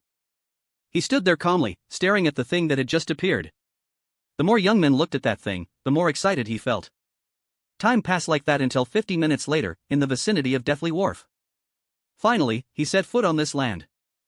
Around him, many flags of different organizations were hung. Everyone was burning with fighting spirit. Andy suddenly turned to ask his teammate, "How many people have we gathered?" He heard that and immediately reported back, "There are about 100 players, NPCs probably more than 500. He learned that information and was extremely shocked. "Crazy. Want to start a war?" On our side, only a few people were beaten by that Youngmin. Unexpectedly all the players around here also gathered. Andes was extremely confident and mocked, "That bastard Youngmin is done for. I don't know what he is waiting for." Unexpectedly he dared to open a defense battle. He recalled their previous situation, "We weren't ready at this place back then," so he looked down on the defense battle. And Andes couldn't help but laugh loudly, "But what about now? We have called all the NPCs in the 4th city here. Even Youngmin is no match for that monster." At this moment, he wore a sinister smile, "Youngmin, come out here, I will make you pay." The army was still powerfully advancing forward. Finally, they set foot on a new land. The place where the army was standing was the Deathly Mist Wharf. Andy's leader pointed forward and questioned, "Youngmin, come out here, pay for the crimes you caused to the Black Dragon army." Just then, the wall in front slowly opened. He saw the scene and was bewildered, shouting in surprise. From the top of the wall, something emitted a strange light. They were stunned to see the scene with their own eyes, that is a defensive wall. Youngmin walked out from inside and commented, "So many of you." He stood powerfully in front of the wall and said, "How is it, satisfied yet? I have completely renovated it." Andes heard that and couldn't believe it, blurting out, "What? He blocked around the wharf with a wall?" They were stunned by Youngmin's crazy action. It must have cost at least several hundred gold coins. "Is there anyone that's stupid?" And Andy suddenly felt strange and opened his mouth, "Don't you see anything strange?" He just saw him stunned and turned to look at him, asking, "What?" Andes also immediately pointed out the abnormalities. Shouldn't a normal defense battle involve building turrets or ballistae? He looked at the surrounding scene and quickly realized, but he only built a wall, leaving only a narrow entrance. Andes relied on that information to state his judgment, this is not an occupation battle. At this moment, he realized his ultimate goal, but a hunting trap. The system was also updating the latest data, Defense Quest Recapture Deathly Mist Wharf will begin. Not stopping there, it continued to give a notification, time limit is 1 hour. During the recapture defense, battle achievements and reputation are doubled. Finally, the system displayed a countdown timer and reminded, "Start the battle." Andes immediately directed his subordinates, "Spearman charge, fire." Then countless spears were thrown straight forward. Youngmin still stood motionless there without any fear. The next second, a big explosion occurred. Andes was extremely surprised to witness this scene. "What?" When the thick smoke cleared, he was still standing there towering. The system based on the current situation reminded, activate chivalry based on the rare first knight title. When conducting a defense battle, all ability stats increase by 10%. Youngmin stood there panting and blurted out, "Done for." His hand gradually tightened into a fist. "I anticipated it, but didn't expect it to reach this level." It continued to update important data, activate first occupier title effect. All ability stats will increase by 20%. Another notification appeared reminding Youngmin, attack and defense power increase proportionally to the difference in the number of people on the attacking side. He saw that, extremely determined, shouted, "I will destroy everything." Andes was extremely terrified looking at Youngmin's current situation. What? Unharmed? Could it be a bug? Not stopping there, it gave a notification, summon hand axe. He held the axe in his hand and couldn't help but laugh, game bug? Youngmin was ready for battle, prepare yourselves, you insects, it will hurt a lot. Youngmin suddenly remembered useful information he had learned, there is a simple and clear way to prove one's strength that all gamers empathize with and want to aim for. Fight fiercely, deal maximum damage. After fighting, Youngmin proceeded to drink an energy drink. That actually didn't mean much. Even so, it still had to be tested. He thought back to the battles he had experienced, the strongest blow you can make to enjoy that wonderful feeling. Returning to reality, when Youngman was silently determined, thinking, right here, I need to accomplish many things. He remembered his action not long ago. Isn't the reason for building a wall without a fortress very clear? Just then, the system displayed important information. Activate first occupier title effect. Attack and defense power increase proportionally to the difference in the number of people on the attacking side. Currently, Youngman silently calculated in his heart, to deal the most maximum damage, I will try my best. Now he was powerfully advancing forward. Youngman gathered strength in his arm to prepare to unleash a move. The weapon in his hand suddenly appeared with a dazzling light. And Youngman quickly unleashed a tricky move, Savage Strike. Andes looked at that attack and shouted loudly, it's coming. Then he immediately directed his subordinates behind, deploy protective magic net. Immediately after, a magic net was erected. The protective shield covered them all. His attack collided powerfully with the magic net. Andes breathed a sigh of relief as he was still safe, blocked it. However, the magic net slowly cracked. Finally, they could not withstand the terrible pressure. They were hugging each other tightly, screaming miserably. The next second, Andes was blown away everywhere. He silently watched his comrades being destroyed. Just then, Youngman walked over and exclaimed, what a pity. Around him was covered by concentrated killing intent. Valuable stats were reduced when the enemy was defeated a lot.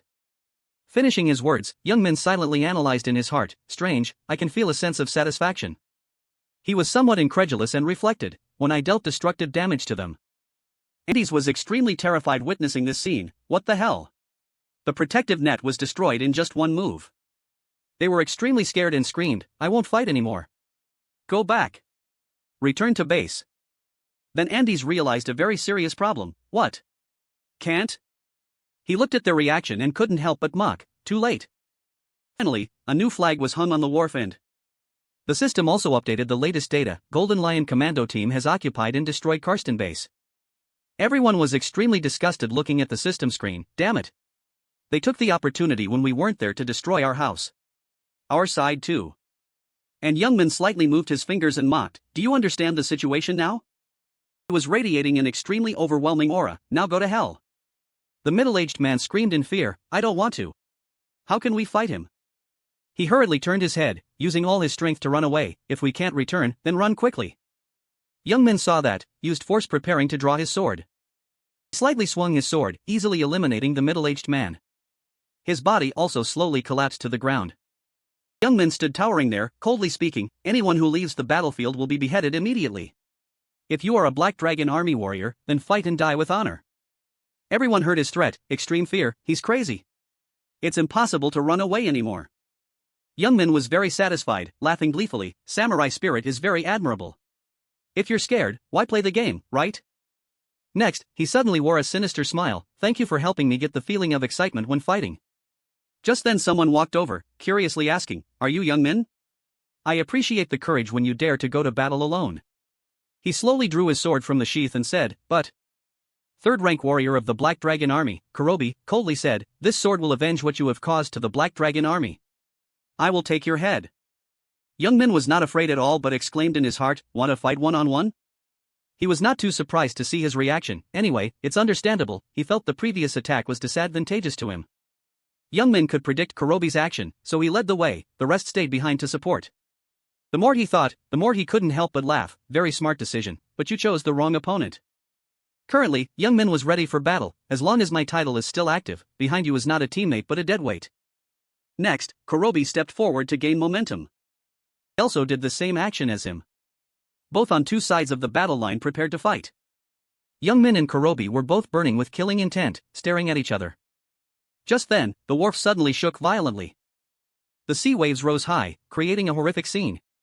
He also quickly jumped off the ground. He was a bit surprised to witness this scene. Youngman watched Kurobi's movements and exclaimed, so fast. Then, he delivered a dangerous attack. Kurobi's immense strength pushed him backward. Youngman couldn't help but let out a roar. He used his strength to counter his attack. Youngman stood there, silently assessing his opponent, this guy is pretty strong. It would be tough without the title effects. Just then, Kurobi vigilantly jumped backward. He kept watching every one of his gestures. He saw Kurobi beckoning with his finger. Youngman understood the gesture, smiled, and thought, fine. He stared at him and calculated, since I'm already here, let's have a real fight. Kurobi swung his sword forward. But Youngmin easily dodged that attack. His axe flew out with powerful pressure. Youngmin shifted from passive to active, unleashing his moves. Both fought fiercely, evenly matched. After a while of fighting, he suddenly stopped. Kurobi suddenly jumped off the ground. His eyes blazed with killing intent, first sword style. Killing intent enveloped Kurobi's body. He slightly swung his sword to unleash a dangerous move, Sky Splitter. He gritted his teeth and cried out while blocking Kurobi's attack. Then Youngmin suddenly jumped off the ground. He somersaulted in mid-air, dodging the danger. Then Youngmin retreated, moving away from him. He gathered his strength to unleash a dangerous attack. Youngmin was now in mid-air, staring at Kurobi. He highly regarded his strength, it was a decent fight. But how about this? The next second, Youngmin suddenly gripped his axe tightly. Kurobi was somewhat surprised to see this scene. Now he was using force to spin the axe. Then, Youngmin quickly executed Wild Dance. He was terrified to see this action, clones? But Kurobi quickly realized the oddity, no, those are after images. He suddenly had an ominous feeling, damn it, where do I block from? In the end, Kurobi couldn't block the dangerous attack. His weapon couldn't withstand it either, shattering, too fast. After that, Kurobi had to endure countless attacks. He was so enraged that his eyes blazed with killing intent, ridiculous. Kurobi couldn't believe Youngmin's strength, a human with this kind of power? Then he couldn't hold on, screaming miserably, no. Kurobi used his strength to counter his move. He knocked Youngmin quite a distance away. Kurobi's hand gradually tightened around the sword hilt. Third style. He used his strength to unleash a dangerous move, drill. He was also a bit surprised by Kurobi's action. Youngmin hurriedly retreated to avoid danger. He seized the opportunity to quickly cast a spell. Then Youngmin swung his axe straight forward. He also immediately raised his hand to grip the sword hilt. Kurobi swung his hand to dodge an attack. His eyes were covered in flames of anger. Meanwhile, he was still hovering in mid-air. Youngmin once again gathered strength to strike at Kurobi. He was still trying to fight back fiercely. The next second, a huge explosion occurred. He looked at the scene and couldn't help but exclaim, this is insane. I can't keep up with their speed. At this rate, I can't provide ranged support. Suddenly, one of his teammates spoke up. But something was very strange. He heard it and turned back, extremely surprised. Just think about it, even if we are weak, this many of us should make him worried. He pointed out the strange thing he noticed, yet, he has only been focusing on the fight this whole time. The skinny guy focused on analyzing the current situation, he only needs to unleash a few attacks like before to blow us away. Why is he sparing us? After all, he concluded, I guess he's letting us live because it benefits him. The skinny guy believed in his stance, that's right, that could explain why he's so strong. The fat guy still didn't understand the issue and asked back, what do you mean? Then he stated his decision, run quickly. On the other side, Youngmin was still fighting fiercely. At this moment, he felt something strange, why is this? The attacks are heavier than before, my speed has slowed down. Now Youngmin screamed in horror. Because there was no one behind him, damn it, where did the enemies disappear to? He couldn't help but scold them, cowards, the stats I worked so hard to gather are wasted. Kurobi was silent while witnessing this scene. Youngmin was still extremely frustrated, thinking, I intended to see what these titles were interesting for. I didn't expect them to run away when there were many enemies. A 1v1 fight seems completely useless because the effects are gone. Then he suddenly realized something, wait, if that's the case. While Youngmin was distracted, he jumped off the ground. Kurobi seized the opportunity and rushed to attack, do I have to face this monster without stat buffs? He immediately raised his axe to protect himself. Seeing that, he couldn't help but sneer, as expected of the inferior human race, without tricks, is this all you've got? Kurobi used his strength to unleash a dangerous move. Youngmin still tried to block all of his attacks. Kurobi fought with increasing enthusiasm, how boring, die. The next second, a heaven-shaking explosion occurred. A heaven-shaking explosion occurred at the wharf, with traces left on the ground after the intense battle.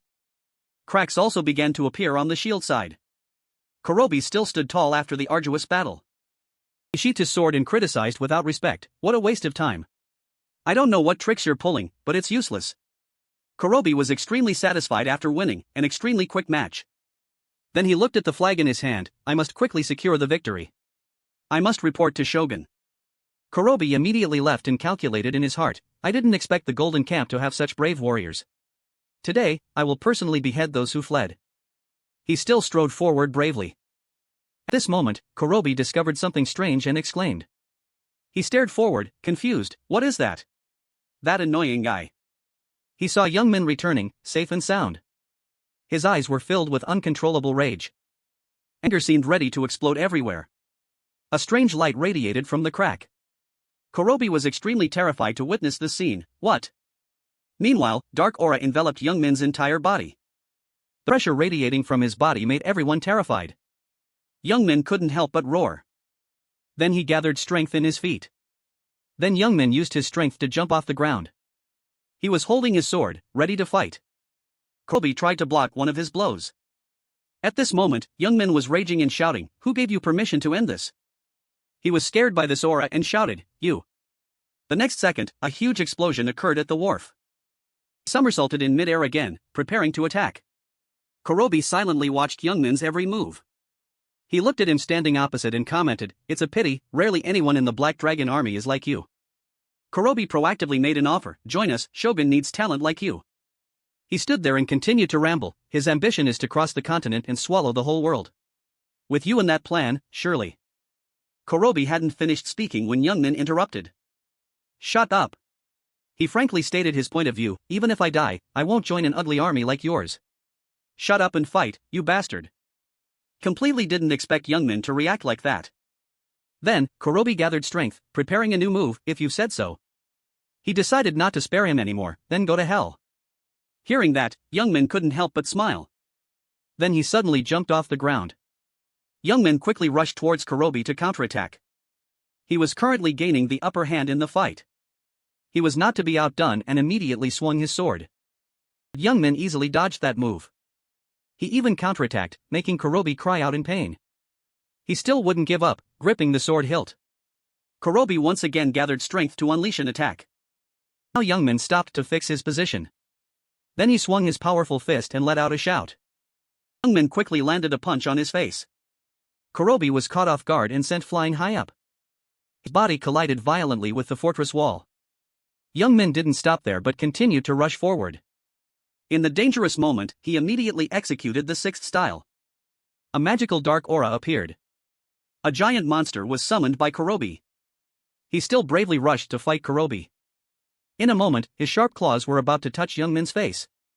He immediately strengthened himself to dodge the danger. Meanwhile, Kurobi was still controlling the giant hand. He hoped to quickly finish off young Min.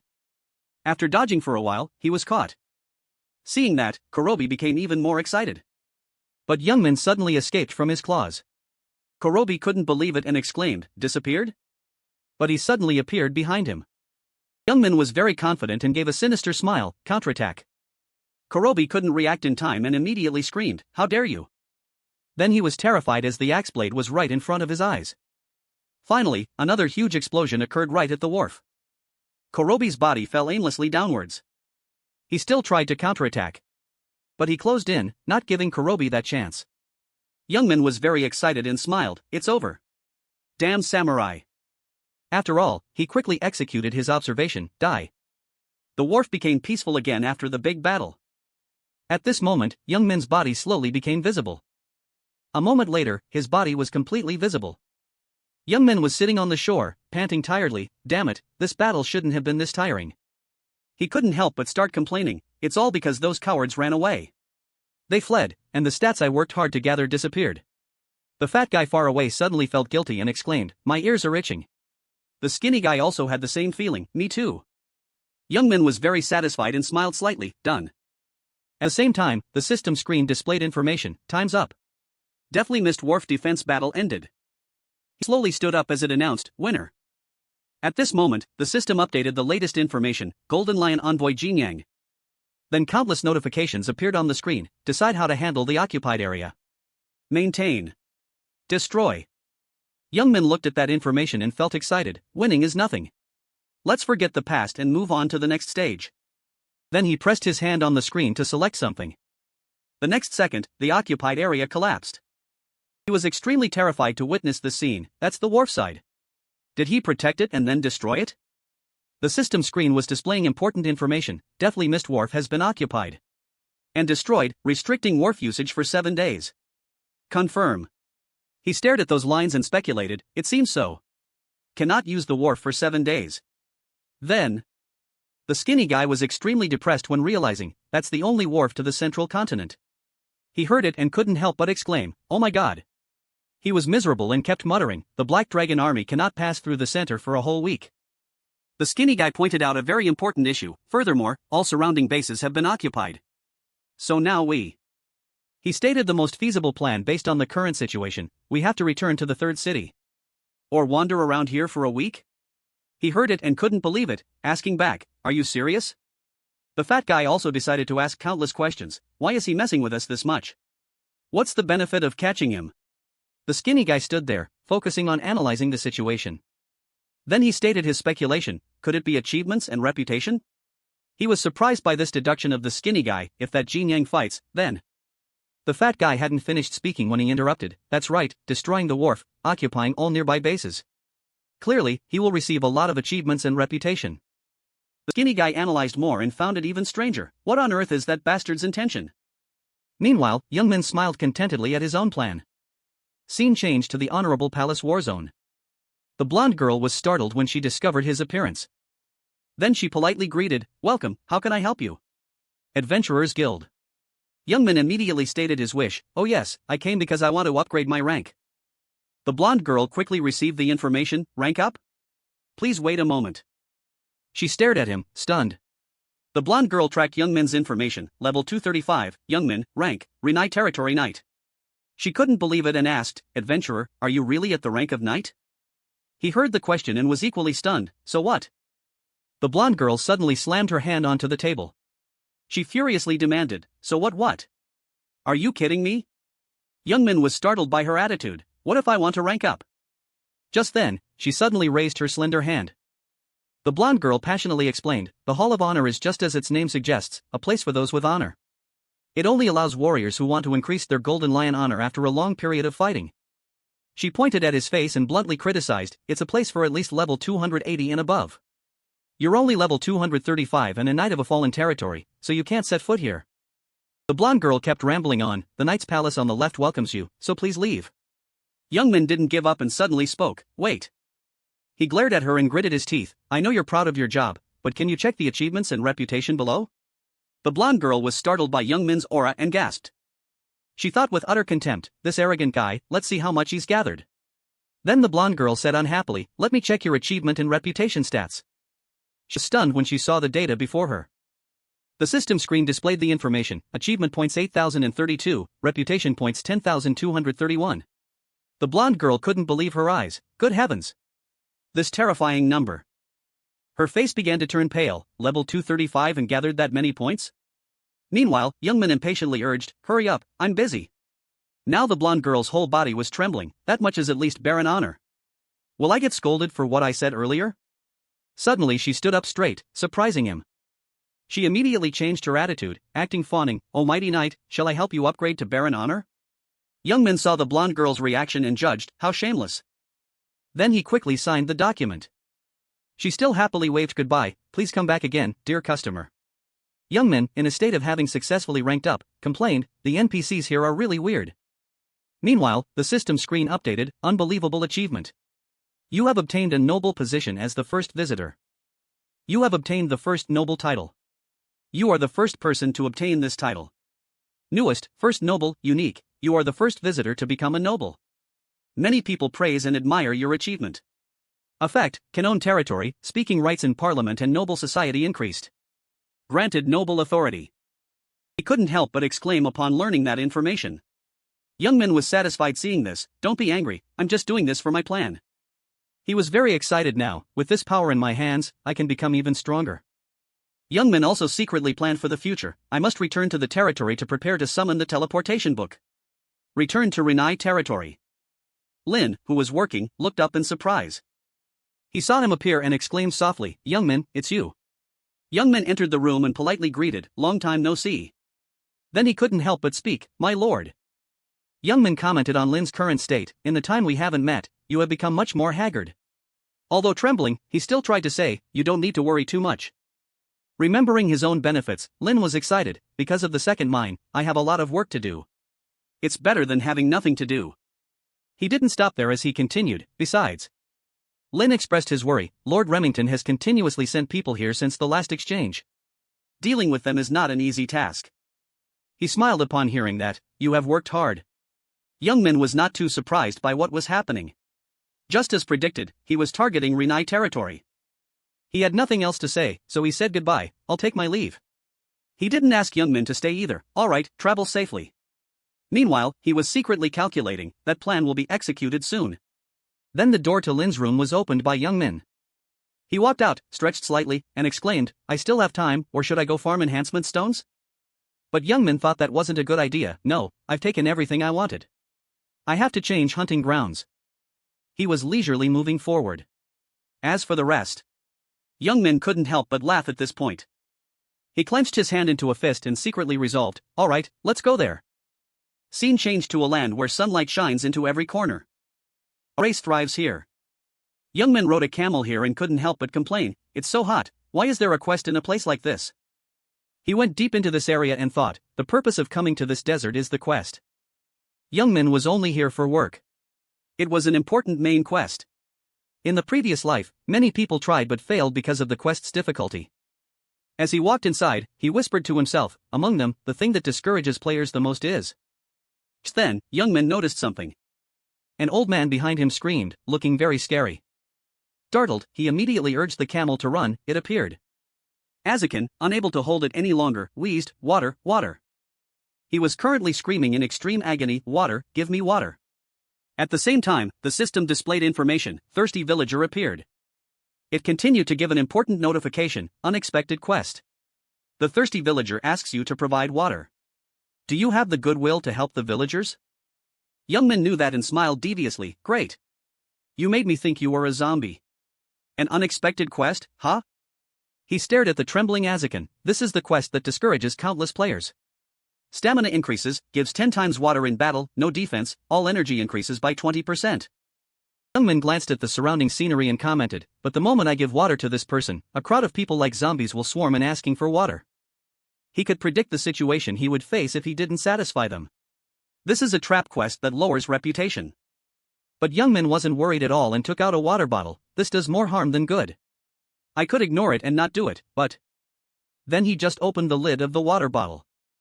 A stream of fresh water appeared before Azakin's eyes. He was amazed to witness this scene. Then Azakin excitedly let out a sound. Others couldn't help but shout, water, water. And they quickly rushed towards Young Min, screaming, water. He just stood there calmly and snapped his fingers. Then a giant water bottle appeared. That's the problem of those without ability. It updated information based on the current situation, summon water bottle, special type. Seeing that, everyone was overjoyed and discussed. It's so big, the whole village can drink now. Young Min continued to take out a water bomb and excitedly said, the final performance. He threw it hard towards the water bottle. He didn't stop there as Young Min continued to summon an axe. Then he threw it into the air while shouting, ambush. A second later, a huge explosion occurred in mid-air. Streams of cool water fell onto this land. Everyone was overjoyed and exclaimed, it's raining, how long has it been since I saw rain? So cool. We're saved. Immediately, the system screen displayed information, you have solved the thirst of all villagers and completed the unexpected quest.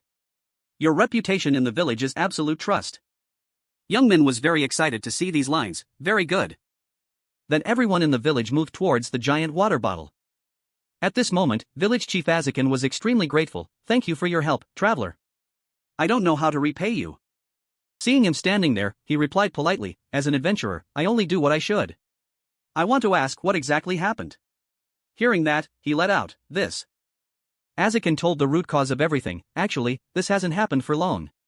Although the water source wasn't abundant, the village had a well, so it was fine. But the water dried up a week ago. Difficulties struck his village. Communication to neighboring villages suddenly broke down. Those who went to find water also disappeared without a trace. Finally, it ended up like this. Then Azakin cast a pleading look at Young Min, O kind traveler. I know this is an unreasonable request. But please clarify the cause of this. I beg you. At the same time, the system updated the latest information, the cause of the water shortage. Investigate the phenomenon happening in the village. Success condition, solve the cause of the water shortage. Completion reward, experience, 100 gold coins, hero of rescue title. You can refuse this quest. Seeing those lines, he immediately spoke, didn't I already say it? Youngman pointed at himself and enthusiastically said, as an adventurer, I only do what I should. It also gave the latest notification, you have accepted this quest. Scene changed to the barren well desert village. Very quickly, he set foot in this land. On Youngman's body was a lot of equipment, combat helmet, scorching sun armor, boots for crossing the desert. At this moment, he said confidently, saved, luckily I bought the heat-resistant equipment set at the shop in the village. Youngman stared at the well in front of him, which was also essential equipment for this quest. Currently, there were strange noises inside the well. He grabbed the rope and went down to check the situation. Very quickly, Youngman went deep down. Then he landed safely. Youngman looked at the surrounding scenery and commented, the well is truly dried up, but it's wider than I thought. Then he suddenly noticed something strange. Youngman was attracted by a passage in the distance. Is there a cave? It must be that direction. He couldn't help but immediately walk in that direction. Youngman felt something unusual again. This is. The system updated him with important data. You have entered the blazing fire dungeon. Now Youngman realized the core problem. It turned out this was the reason the well was dry. Deep inside, flames were burning fiercely. The blazing fire spirit was frolicking happily. He couldn't stand it anymore and jumped off the ground. It's hot as hell. Youngman rushed up, wanting to erase the things in front of him. Damn flames. Then he unleashed a powerful attack, strike. However, the flames did not dissipate. Very quickly, it returned to its original form. Then a flame was spewed out violently. Youngman saw that and hurriedly dodged the danger. He looked at the scene behind him and exclaimed, compared to the spirits in Renai, these are much tougher. I have to use that thing. Immediately, Youngman summoned a weapon, Frost Scroll. The system screen immediately displayed information, Frost Scroll, time limit. He didn't dare hesitate and immediately pulled it out, Frost. Increases attack speed with ice. Time remaining 10 minutes. Youngman excitedly grabbed the Frost Scroll and rushed up. This is expensive, it's only used once, so finish it up. The frost immediately approached the blazing fire. Spears of ice were gradually tearing apart their faces. The flames were gradually dissipating before the possession of ice. He was still very focused on executing the martial skill, Wild Dance. Youngman saw the scene before him and was very satisfied, not bad. But then he was startled and glared ahead. Suddenly, a flame exploded, stunning Youngman. What the hell is that? Then a strange voice suddenly rang out, you are level 263. Fallen Fire Spirit coldly shouted, I told you to get out of here. Youngman pointed his weapon straight at the fallen fire spirit, an excited smile appearing on his face. Finally, the cause of everything has appeared. The fallen fire spirit was caused pain by him and screamed deafeningly. He used his hand to support his forehead, gritting his teeth and moaning, my head hurts so much. The fallen fire spirit endured the pain and swung his hand, intending to counterattack Youngman. What is this? He slammed his hand down, causing the ground to crack in two. As for Youngman, he had quickly dodged to the side. A fairly large rock flew close to where he landed. His eyes lit up coldly, the corners of his mouth curled up. Damn it, is it a fallen monster? The destructive power is impressive. The fallen fire spirit didn't stop there. He raised his hand and unleashed the next attack, Return to Dust. He created a fireball in his palm. Its heat was terrifying. It was like a missile rushing straight towards Youngman. Flame burst. Youngman was immediately alert. He stood in a defensive stance. The fireball was getting closer and closer to Youngman. It twisted like a spear aimed straight at him. In the blink of an eye, Youngman disappeared. He seemed to pass through the fireball. Youngman had indeed passed it. His eyes flashed with undisguised murderous intent, you are the one who must return to dust. Youngman split into multiple clones, simultaneously rushing up to counterattack the fallen fire spirit, Wild Dance. Seeing that, he didn't show any fear at all, don't even dream of it. The fallen fire spirit used both hands to create a fire vortex. He leaned back, spread his arms wide, and launched the vortex forward, violent flame blast. Youngman was surrounded by the large flames and couldn't react in time. He gritted his teeth, trying to dodge. What? His clones were damaged by the fire. All were pushed back. Meanwhile, a source of fire energy shot up, seemingly aimed directly at Youngman. It was like a spear piercing Youngman's main body. The fire's power injured him. A hiss escaped through his clenched teeth. Youngman tried to escape it. He jumped back and landed on the ground not far away. His outer robe was burned away. Youngmin gripped his weapon tightly and muttered, fighting head-on like this is exhausting. He raised his hand and took out an orb, if that's the case. Then Youngmin threw the orb hard at the fallen fire spirit. The spirit opened his eyes wide in surprise, watching the orb flying toward him. The next second, the orb split in two. Something sprayed out from inside. It was water. It reduced the fallen fire spirit's power. The spirit, caught off guard, shouted angrily, "You're pulling dirty tricks again."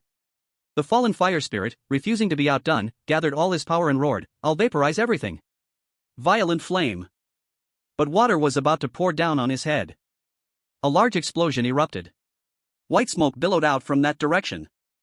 Youngmin stood watching calmly, both hands still clenched. The corners of his mouth curled up. A moment later, in the white smoke, a pair of glowing eyes appeared. The fallen fire spirit had changed form. "You idiot, do you think you can take me down with that water bomb?" Suddenly, he seemed to realize something. The thick smoke in front made it hard for him to see. Damn it, the steam in front. The fallen fire spirit didn't notice a figure quietly closing in behind him. Could it be he was playing tricks from the start? Seizing the opportunity, Youngmin quickly rushed up. "All right." When the fallen fire spirit realized, he stabbed his hand straight into a clone of Youngmin. The real one used his axe to chop off the spirit's other arm. The fallen fire spirit slowly realized he had been distracted.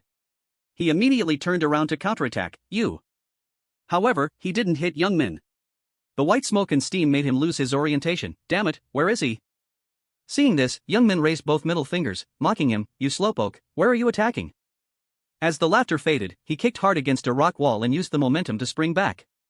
In an instant, Youngmin punched a large hole in the fallen fire spirit's shoulder.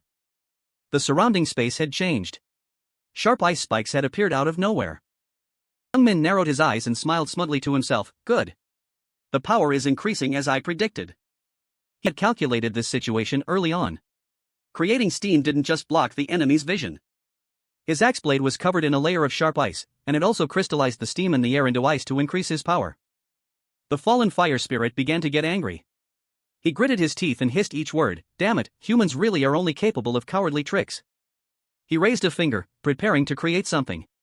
But the fallen fire spirit created a large tornado, purgatory. "Before this power, you are just an ant." Youngmin, standing on the ground, was startled by this. The fallen fire spirit didn't hesitate and pointed down. His tornado crashed straight down onto where Youngmin was standing. The ground seemed to be plowed up. The power of the tornado snaked under the ground, chasing Youngmin as he hurriedly ran away. He tried to dodge but was surrounded on all sides. The power from the tornado was gradually engulfing Youngmin. "Damn it, I can't dodge in time." Dirt and rocks flew everywhere. Youngmin was struggling, as if he were right in the center of the tornado. The fallen fire spirit saw his struggling form and was extremely gleeful. "How about that?" Not stopping there, he added a blow of fallen purgatory fire. He was extremely smug and confident in his power. "This fire will never go out until you die. I'll see how long you can endure." Youngmin didn't look panicked or afraid. Nonsense. He clasped his hands together, his eyes flashing with strange excitement. Violent rain. Another tornado was created. It was blowing away the fallen fire spirit's blue flames. In a few seconds, it overwhelmed the power of the spirit's tornado. Dirt and rocks were flung back at him. "What?" Youngmin's shining axe blade touched the ground. "I didn't want to use this because of the aftereffects." He laughed loudly, his face showing recklessness and thrill. "But let's see, my fire and your fire, which one will win?" The system's warning sounded in Youngmin's ear. "Your fire is cooling down, vitality is gradually decreasing until it dissipates." His eyes glowed, his smile full of madness. "I knew it." Youngmin rushed toward the fallen fire spirit like a shot, "But I'll destroy you before that happens." The spirit looked at him and shouted back in rebuttal, "Nonsense." He braced himself and unleashed his firepower. "Wait another 100 years. His firepower separated like sharp spikes stabbing straight forward. Youngmin saw this and wasn't afraid at all, his hands gripping the axe handle tightly. He swung the axe up, chopping away those fire spikes.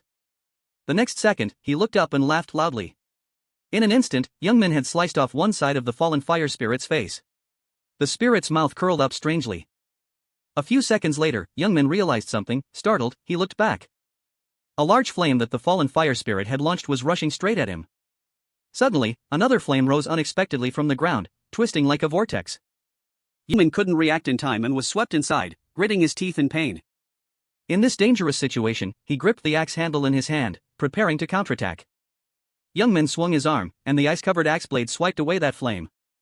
He gained momentum to prepare a counterattack against the fallen fire spirit, shouting loudly. Then Youngman slammed his axe into the ground, cracks spreading under the fallen fire spirit's feet. That one axe blow created a block of sharp ice, pinning the fallen fire spirit down. The cold gradually covered him, slowly freezing him solid. Taking the opportunity, Youngman rushed up without hesitation. He shattered the ice block, appearing right in front of the fallen fire spirit in an instant. Youngman gripped the axe handle even tighter, now appearing as if he were controlling a block of freezing ice. The power from the axe was raised to the maximum, critical strike. The pupils in Youngman's eyes turned bright red. The smile on his face was full of thrill. Go to hell. The fallen fire spirit stood motionless, his face extremely blank and stunned. He seemed unable to move. Youngman decisively slashed across his body, splitting him into two parts. The soul core was also sliced in two. After destroying the fallen fire spirit, the space became strangely quiet. Youngman muttered to himself, interesting. He knelt on one knee, the pain had vanished. The fallen fire spirit had been destroyed. Youngman was now returning to his normal human form. He sighed and complained to himself, so damn tired. A system notification appeared before him, great achievement. You are the first to hunt a high-level spirit. You have earned the title Soul-Severing Boundary Breaker. After reading, Youngman exclaimed in surprise, Soul-Severing Boundary Breaker, it's been a while since I've seen that. The notification changed its content, first achiever, unique title Soul-Severing Boundary Breaker, you are a great warrior who severs even souls regardless of their type. In the future, you will not be restricted by enemies of different types, you are the first to earn this title. Possession effect, deal 100% damage to spirit-type enemies. Youngman saw this and smirked, the fatigue seemingly fading away. This is the core effect of this mission and can be used in various situations. As soon as he finished speaking, the ground suddenly shook. The entire cave was shaking incessantly. Youngman was startled and shouted in panic, what is this? Why suddenly? The system then reminded him, the curse fire of the arid desert village has been dispelled. Pay attention, water from the desert will erupt. Water from the holes in the cave was flooding in like a deluge. Looking at the surging water in front of him, Youngman could only scream shrilly. His face was twisted with dissatisfaction. Why is it an ocean after a sea of fire? What kind of shitty game is this? Then he turned around to run outside. I must leave here quickly. But at that moment his body had problems, the aftereffects began. Youngman's whole body petrified on the spot, your power is gradually decreasing. The next second the water rushed in while Youngman was still standing there stiffly. The water source hit his back, making him scream, no. The next second, Youngman was submerged by the water. He choked on water while trying to struggle to save himself. No. Meanwhile, outside, the weather was still very hot. The ground suddenly shook violently. The people living on this land were falling into confusion. What's happening? Ground near the well seemed to be pushed up by some force from below. The ground there suddenly cracked open. Water from below sprayed several meters high. On top of the water was Youngman struggling. The villagers saw the water and were extremely happy. They gathered and cheered, water, that's groundwater. Long live the heavens. Groundwater, we're saved. Meanwhile, Youngman had been thrown down by the water, landing right on a cactus bush. Azakin spotted him, hurriedly running over with a worried look, Traveler, you did it. I trusted you. Arriving, he stopped. Looking at Youngman covered in injuries, now lying flat. His mind was spinning, his eyes rolling back. Ah no, I'm about to die. Azakin was scared by him, shouting worriedly, Traveler, wake up. Afterward, Youngman was taken to the village chief's house. Walked into the room where Youngman was lying, carrying a large jar of water. I thought it was a big deal if the hero left because he saved the village. Youngman had recovered quite a bit, sitting on the bed scratching his head and laughing, don't worry. Akin heard this and smiled brightly, clearly declaring, to thank you once again, for your merit in saving the village, we will never forget. The system notification sounded, completed quest, cause of the drought. You have leveled up. You have earned the title Desert Saving Hero. Possession effect, all stats increase by 20, receive absolute cooperation from the desert village, fire attribute magic defense increases by 10%. Azakin gestured toward the bags of various sizes beside him, this is a small gift from the villagers, I hope you happily accept it. Also, he personally brought a mysterious wooden box in front of him, please accept this gift. Youngman's face showed clear surprise, this is. Azakin opened that box, inside was a shining badge, hero's certificate, unique grade quest equipment. He explained briefly to Youngman, this is a family heirloom passed down from generation to generation. Legend says to pass it on to the hero who saved this village. His eyes lowered slightly, watching Youngmin reach out to take the badge. "We have met many travelers." His words were very firm, "But I think you are the legendary hero traveler."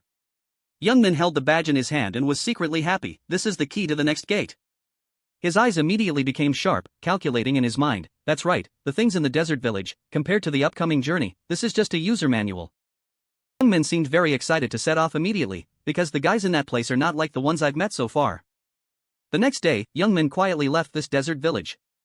His face was drenched in sweat, he gritted his teeth and muttered, "This damn game, why is it as hot as reality? At this rate, I'll probably die before reaching the dungeon." He thought to himself, "Although I have obtained the hero's certificate, I still can't use it. I must find a place where I can use it." Youngmin raised his hand to block the sunlight shining into his eyes. "If I had memories of my past life, it would be lucky. I could find the dungeon right away without needing to find these damn clues." Suddenly his expression changed, shifting to surprise. A strange stone lay right in the middle of the desert. "That is..." Youngmin hurriedly ran over, his eyes flashing with excitement, almost missed it. He brushed the sand off the stone to reveal a mark that matched the badge Azakin had given him. "Very good, found it." Youngmin didn't hesitate for a second, quickly placing the badge there. "If I place the certificate here." The next second, that stone emitted a brilliant golden light. The corners of his mouth curled up high. "Done." The ground suddenly shook as if something underneath was preparing to emerge. A large foot appeared from under the hot desert sand. A large shadow fell on the ground, obscuring even Youngmin's shadow. It turned out to be a sphinx. Its eyes glowed, staring at him. The sphinx opened its mouth and exclaimed, "Truly surprising." It seemed quite surprised to see Youngmin. "The one who awakened me is not another species, but a small human." The sphinx raised its face to the sky, its tone extremely confident. "Naturally, there are no exceptions, you must pass the trial to enter the gate." As soon as it finished speaking, Youngmin raised his hand. Clearly answered even though the sphinx hadn't asked the question yet. "Answer, human." The sphinx looked at him confusedly and asked, "What are you saying?" Youngmin's face showed clear impatience. "Isn't it usually like that?" The sphinx started to get annoyed and shouted, "What nonsense are you talking about?" It raised a hand, coughed slightly, then cleared its throat to remind him, "This is important for your future journey, so I require you to be serious." It took out a red crystal and asked Youngmin seriously, "You know what this is, right?" Without letting Youngmin answer, it explained itself, "This is a crystal you can obtain after dealing with the monster in that place. It contains its power and life force." The sphinx held the crystal out in front of Youngmin. "If you absorb it, you will recover all your power, but if you are hit by blood poison, the power will be gone." He reached out to take it, his face looking quite serious. "It is called a bloodstone." After feeling the bloodstone in his hand for a moment, Youngmin looked up and asked the sphinx, "So this is the challenge?" It replied, "You must shatter the fake stones I have created." It also thoughtfully explained briefly, "The bloodstone containing the monster's power is extremely hard. Even though these are fakes, they are very difficult to destroy." Saying this, the sphinx smirked triumphantly, looking down on humans. "I know you humans cannot do that, so I allow the use of special weapons." While it was proud of its own ability, a loud smashing sound rang out, turning it to stone. In the blink of an eye, Youngmin smashed the bloodstone into many pieces. He then threw the fragments to the ground, while the sphinx stood there stiffly, staring at him. A moment later, it smiled and spoke, "You are truly hateful." The sphinx kept to the rules and shouted, "Open." A long staircase leading underground appeared. The legendary mysterious pyramid dungeon had been opened. Before Youngmin stepped down, the sphinx kindly leaned close to his ear to remind him, "I know your strength well, but they are extremely dangerous." Youngmin calmly waved his hand and replied, "Don't worry." Suddenly the sphinx remembered something. "I almost forgot." It used its claw to point at the emblem Youngmin had placed into the joint on the rock.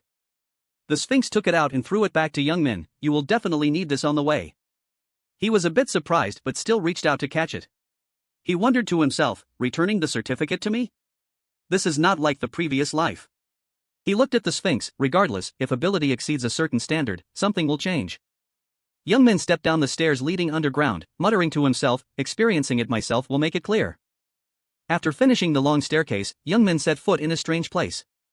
In front of him was a large pillar emitting a brilliant golden light. It was actually able to speak. "O warrior from a distant land, the once brilliant pyramid is now sinking into darkness. It made a promise, if you can drive away the evil spirits and help me regain the glory of the past, I promise to bestow honor and rewards upon you." The light on it shone even more intensely. "Go and find our glory again." The light was extremely blinding, forcing Youngmin to cover his face with his hand. A few seconds later, when he opened his eyes, everything had changed.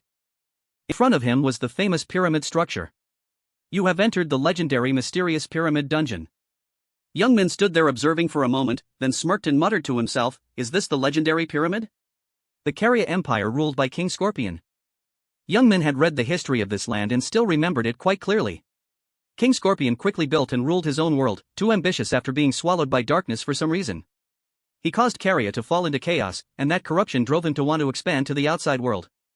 He recalled the one who fought him in Azakan's village, the first sacrifice, the fallen fire spirit in the desert village. Youngmin's face wore a thoughtful look, the power of fallen darkness, the thing that swallowed King Scorpion's soul. A speculation suddenly popped into his head, could it be that the fallen ones who were defeated by King Scorpion cast a curse on him? He slowly moved forward, his eyes locked on the target. He didn't do this quest in his previous life, so he didn't know the details. This time, it seemed he had to investigate thoroughly. Suddenly he stopped, his face showing surprise. Not far from where he stood, someone was lying on the sand. Who could it be? The person was actually a girl. It seemed she was fast asleep. Youngmin approached and looked at her, covering his mouth and muttering, "An undead?" As soon as he finished speaking, the girl woke up and sat up abruptly, her tone extremely angry. Who is an undead? Youngmin was slightly startled by her reaction. Oh, still alive? A while later, the two had gotten acquainted. The girl's name was Rofi.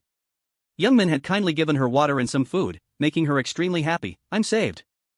Youngmin sat in a corner, looking at Rofi and exclaiming, "You're no different from a termite, eating all my food." She didn't seem to care about his words and casually asked, "Anything left to drink?" Hearing this, Youngmin angrily poked her head, "You just drank it all. I saved your life.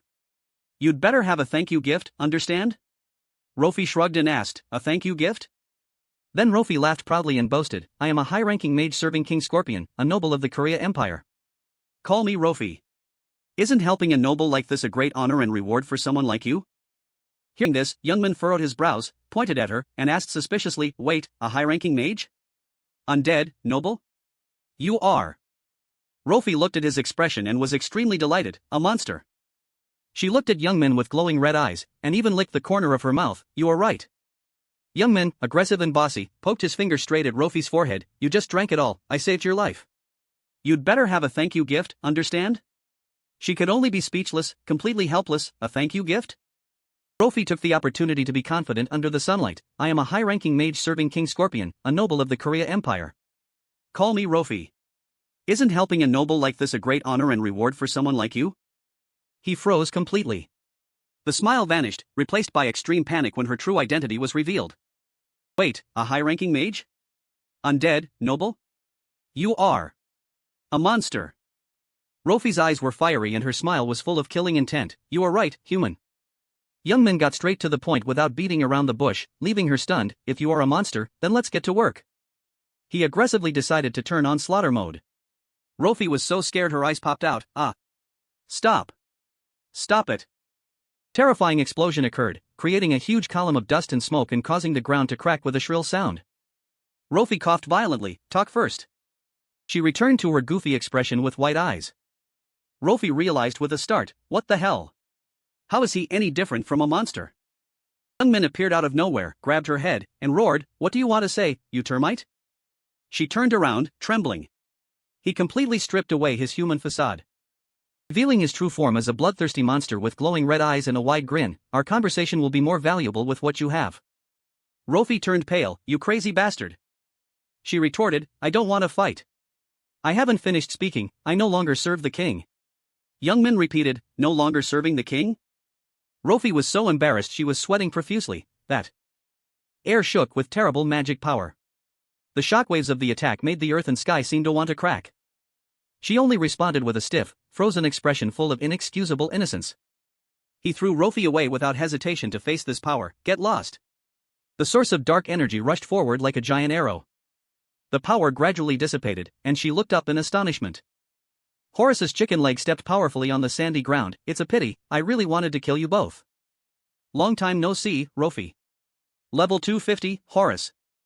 His beak curled into a mocking smile, exuding arrogance and threat. "You betrayed the king and colluded with weak humans? You certainly didn't disappoint me." Rofi gritted her teeth, enduring Horus. He bravely shouted, "I didn't betray the king, I just wanted to persuade him." Horus raised his hand, channeling power. "What? You declare betrayal of the king? Do you know that your fate now is certain death?" Rofi didn't give in either, placing her hand down to summon power. "What kind of fate? Then bring it on." Her eyes widened to the max, sweat beading on her face, showing extreme astonishment. While he was still aggressively summoning a dark orb, Youngmin jumped up to assassinate from behind. Let's see. Horus was startled and turned back. But it was too late, he had successfully ambushed from behind, causing him to fall flat on the ground. Youngmin's face became crazed to the point of satisfaction. Hey, jungle chicken, watch your back. Horus could only glare. You dare. He spread his wings wide to shoo him away. Horus clenched his fist with dark power to prepare for retaliation. He unleashed a fierce attack, putting him in such a dangerous situation that blood gushed out. Youngmin gritted his teeth, enduring, damn it, too fast. Counterattacked to stop him. But unfortunately, Horus used his wings to fly and dodge the blow. He flew up very high, Horus's cold eyes looking down from above. Exuding astonishment mixed with the extreme rage of a superior, arrogant human. You dare to sneak attack me? I want to go to the continent right now. Youngmin yelled in frustration. Come down here, you chicken. He glanced triumphantly to the other side. Rofi was still fired up, creating a ring of light that made Horus hesitate. But it seemed he still needed to consider. He turned and flew away. Live well, Rofi, see you later. In the middle of the vast desert, he screamed in helplessness and rage as he watched Horus cowardly flap his wings and flee into the sky. You coward, come back here. Her lips trembled violently.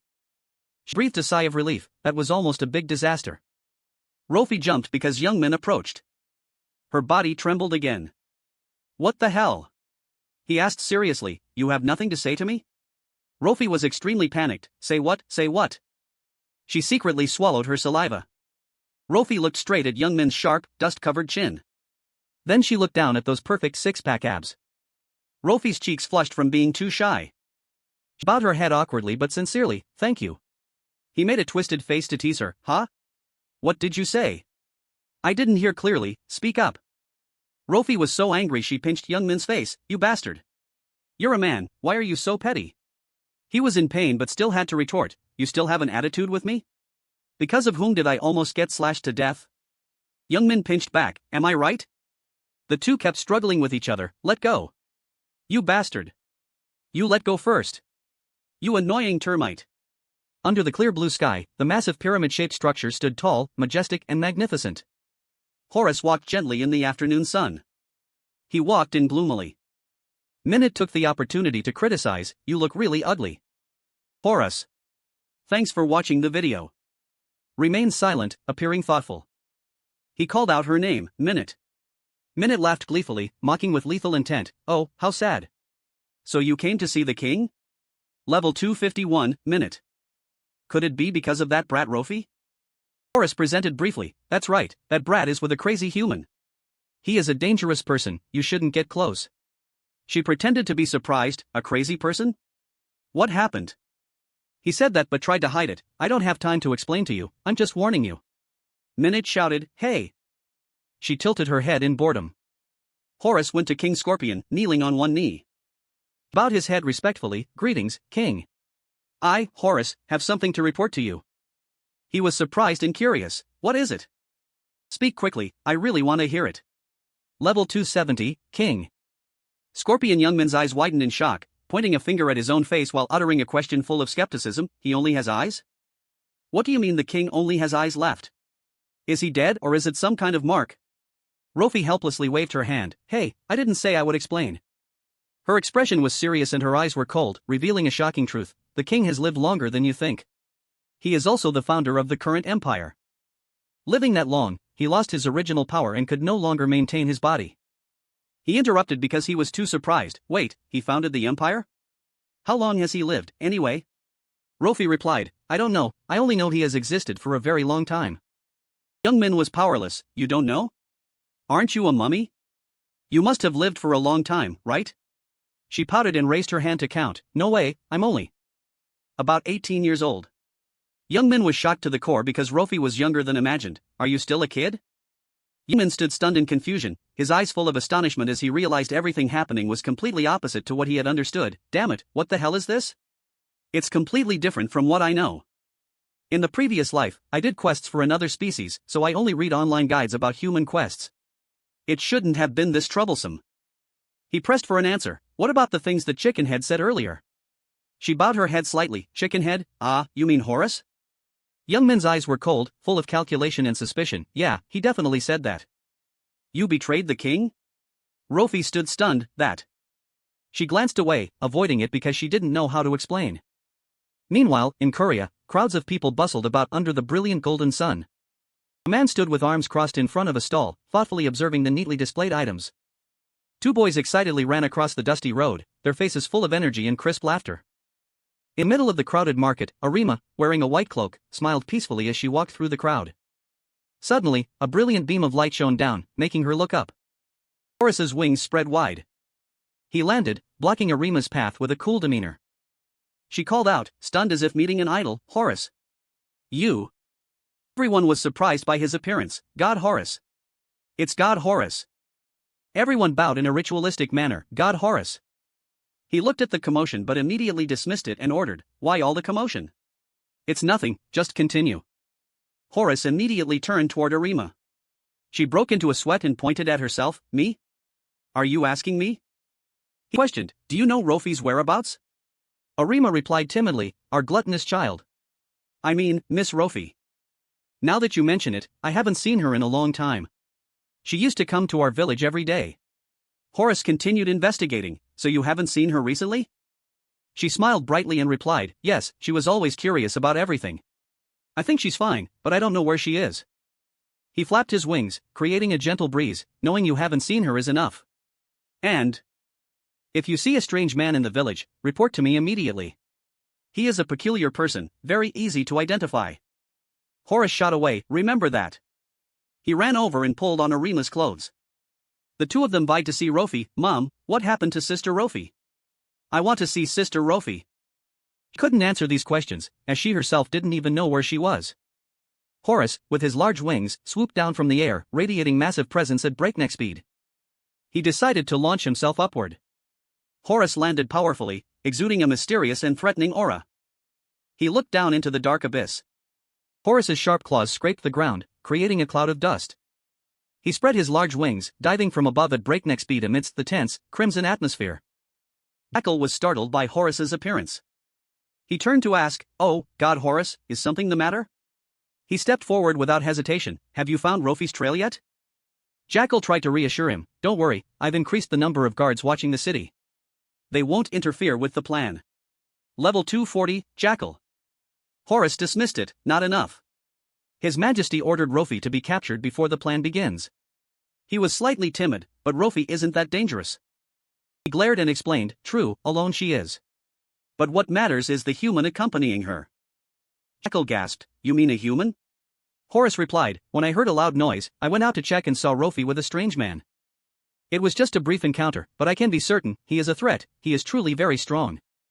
It's unclear how or why someone like that came here, but he is certainly a threat to the plan. His Majesty thinks so too, that's why he ordered us to capture him. He understood the issue, I understand completely. He was startled when he saw what was in front of him. Is that? Jackal continued, yes, it is. It will fulfill the king's wish. This device is the key to the plan. Bloodline condensation machine. Horus stared without looking away, beautiful. Elsewhere, Youngmin was surprised to the point of falling back, bloodline condensation machine? What do you plan to do with it? Rofi's expression became serious, just as the name implies. It condenses bloodstones to create stronger bloodstones.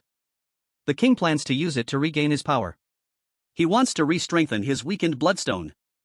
Put his hand on his chin, pondering, well, I get the picture, but to regain power at a king's level requires more than a few bloodstones, right? Is there anywhere here with that many monsters? She bowed her head slightly, that is where the problem lies. Bloodstones are vessels of life and the crystallization of energy. Monsters aren't the only ones holding bloodstones. Youngmin turned pale, don't tell me? Rofi explained in detail, the people who have lived here with us for a long time. Every single one of them carries a bloodstone. Do you understand now? The king, to revive his power, planned to sacrifice all the citizens. Didn't you expect this? That guy is crazier than I thought. Suddenly Menthat's voice rang out, crazy, who are you talking about? Youngmin, thinking it was Rofi, casually replied, who else? That Scorpion King whatever his name is.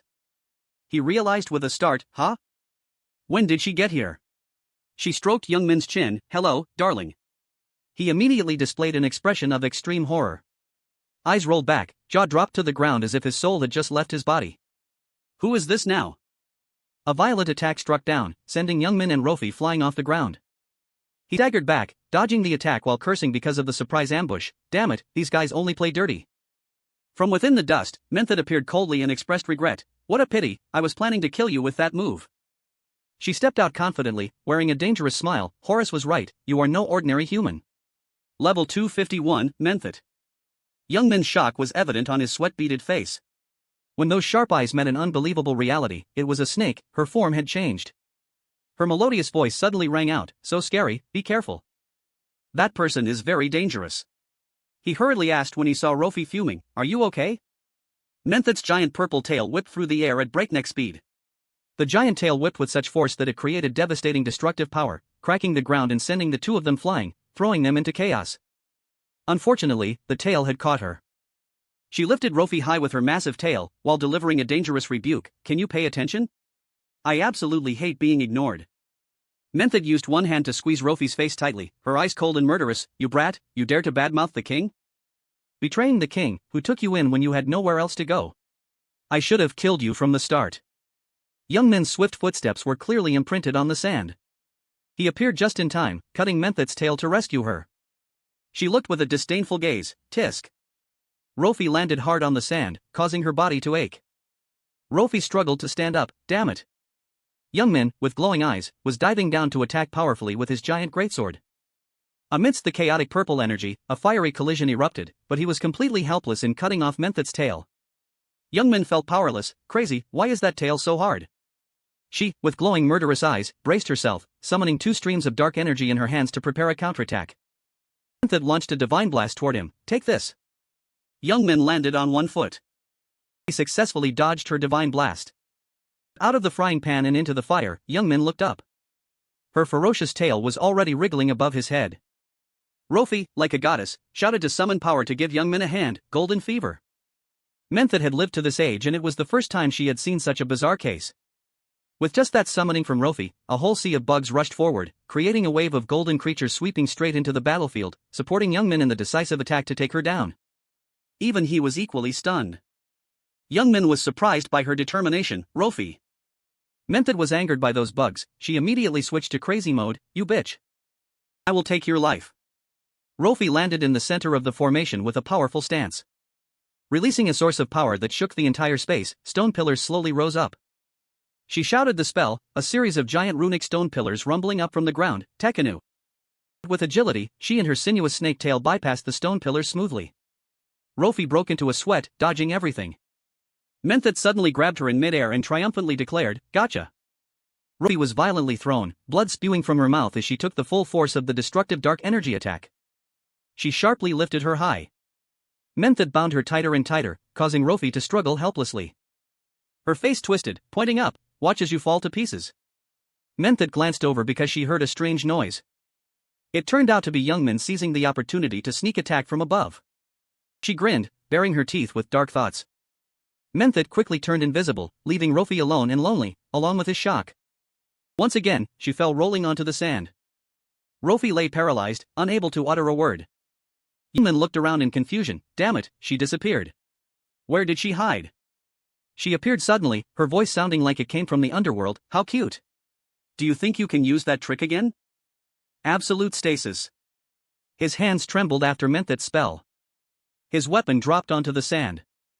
Young Min gritted his teeth, pondering, what? A debuff skill? My body isn't listening, my resistance stats can't be that low, what kind of crazy skill is this? Method stroked his chin, caressing him mockingly. She exuded the wicked, arrogant, and possessive air of a superior being enjoying inspecting and evaluating him like a toy that caught her eye. Looking closely, your face isn't too bad. Young Min shouted in despair, she's back in human form. So that's how she can disappear in the blink of an eye. He asked straight to her face, why not finish me off? What is your purpose? Method turned away abruptly, simple. I like you, human. Young Min was extremely angry, what, you like me? She smirked, yes, it's been a long time since someone made me happy. For hundreds of years, I've lived in this desolate world created by the Emperor. My loyalty to him remains, but I can't help but feel bored. Helping His Majesty resurrect was a small joy. But it turned out to be dull and boring. Sacrificing humans as offerings is too easy. He heard it and his blood boiled. Menthod continued, but then, something interesting appeared. Horace returned with injuries. It's been quite a while since I saw him get hurt. Just warned me about you, then left like it was nothing. Her face hardened with coldness, disdain, and murderous intent. Her sharp gaze exuded a chilling threat. Menthod bared her teeth in a smile, but I was very excited. So I immediately went to find you. With my keen senses, it wasn't hard to track you. And, after what just happened, I confirm. Human, I will make you mine. You will form a pact with me. Young Min's eyes widened.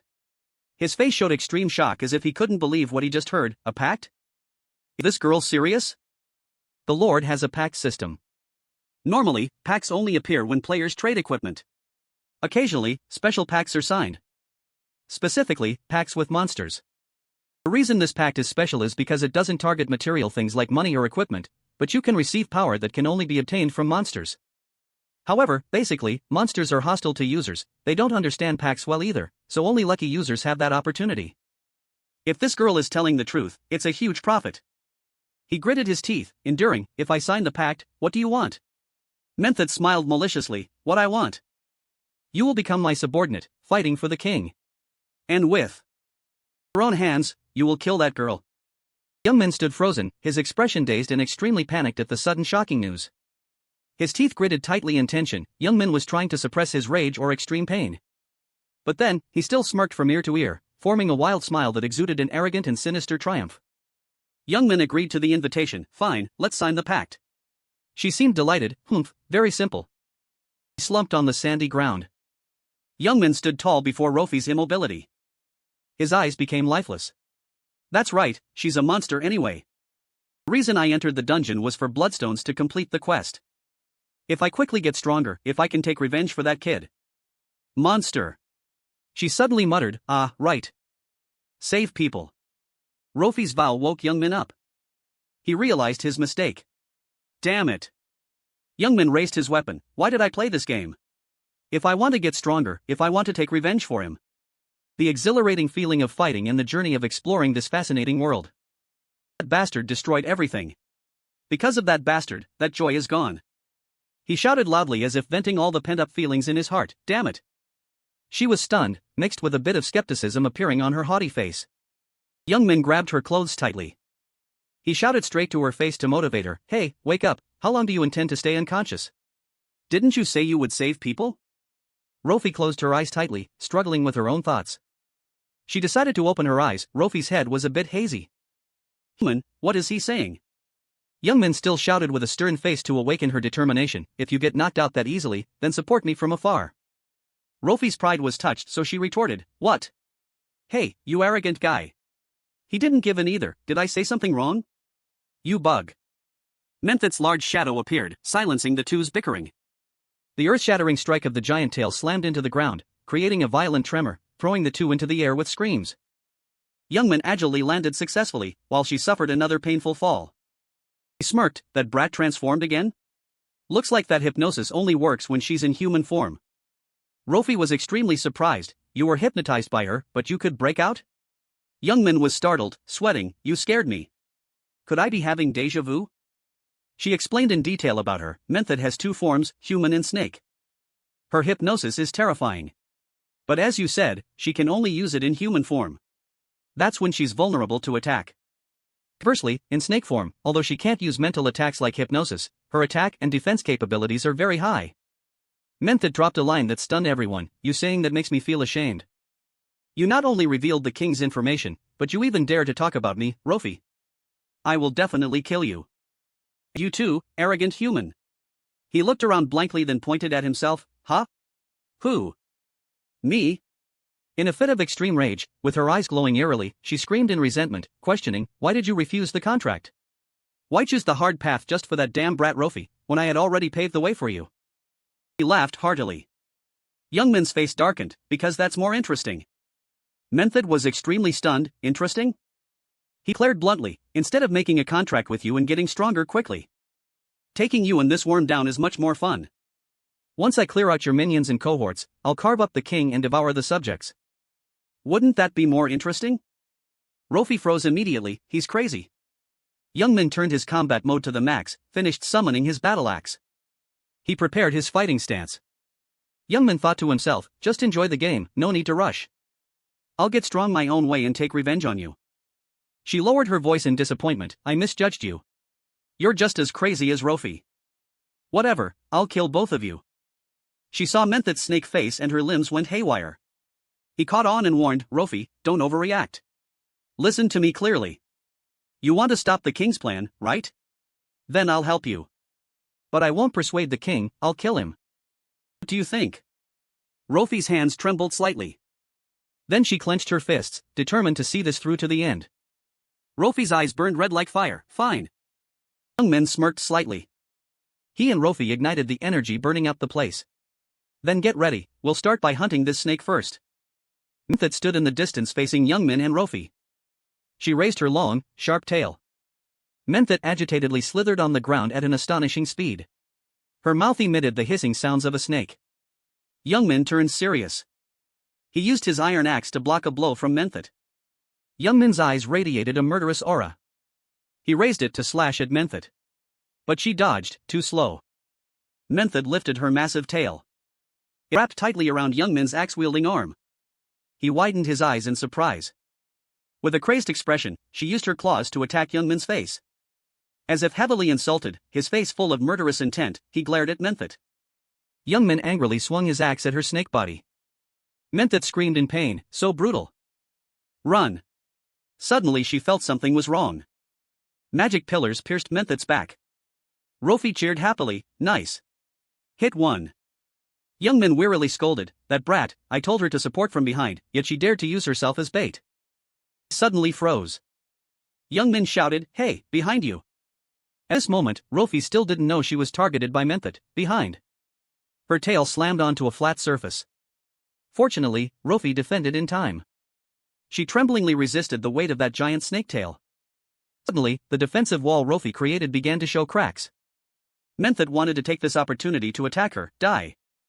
An axe was flying fast towards her. Youngman saved her from a certain defeat. Menthet was surprised and caught off guard. Seizing the opportunity, he summoned his battle axe.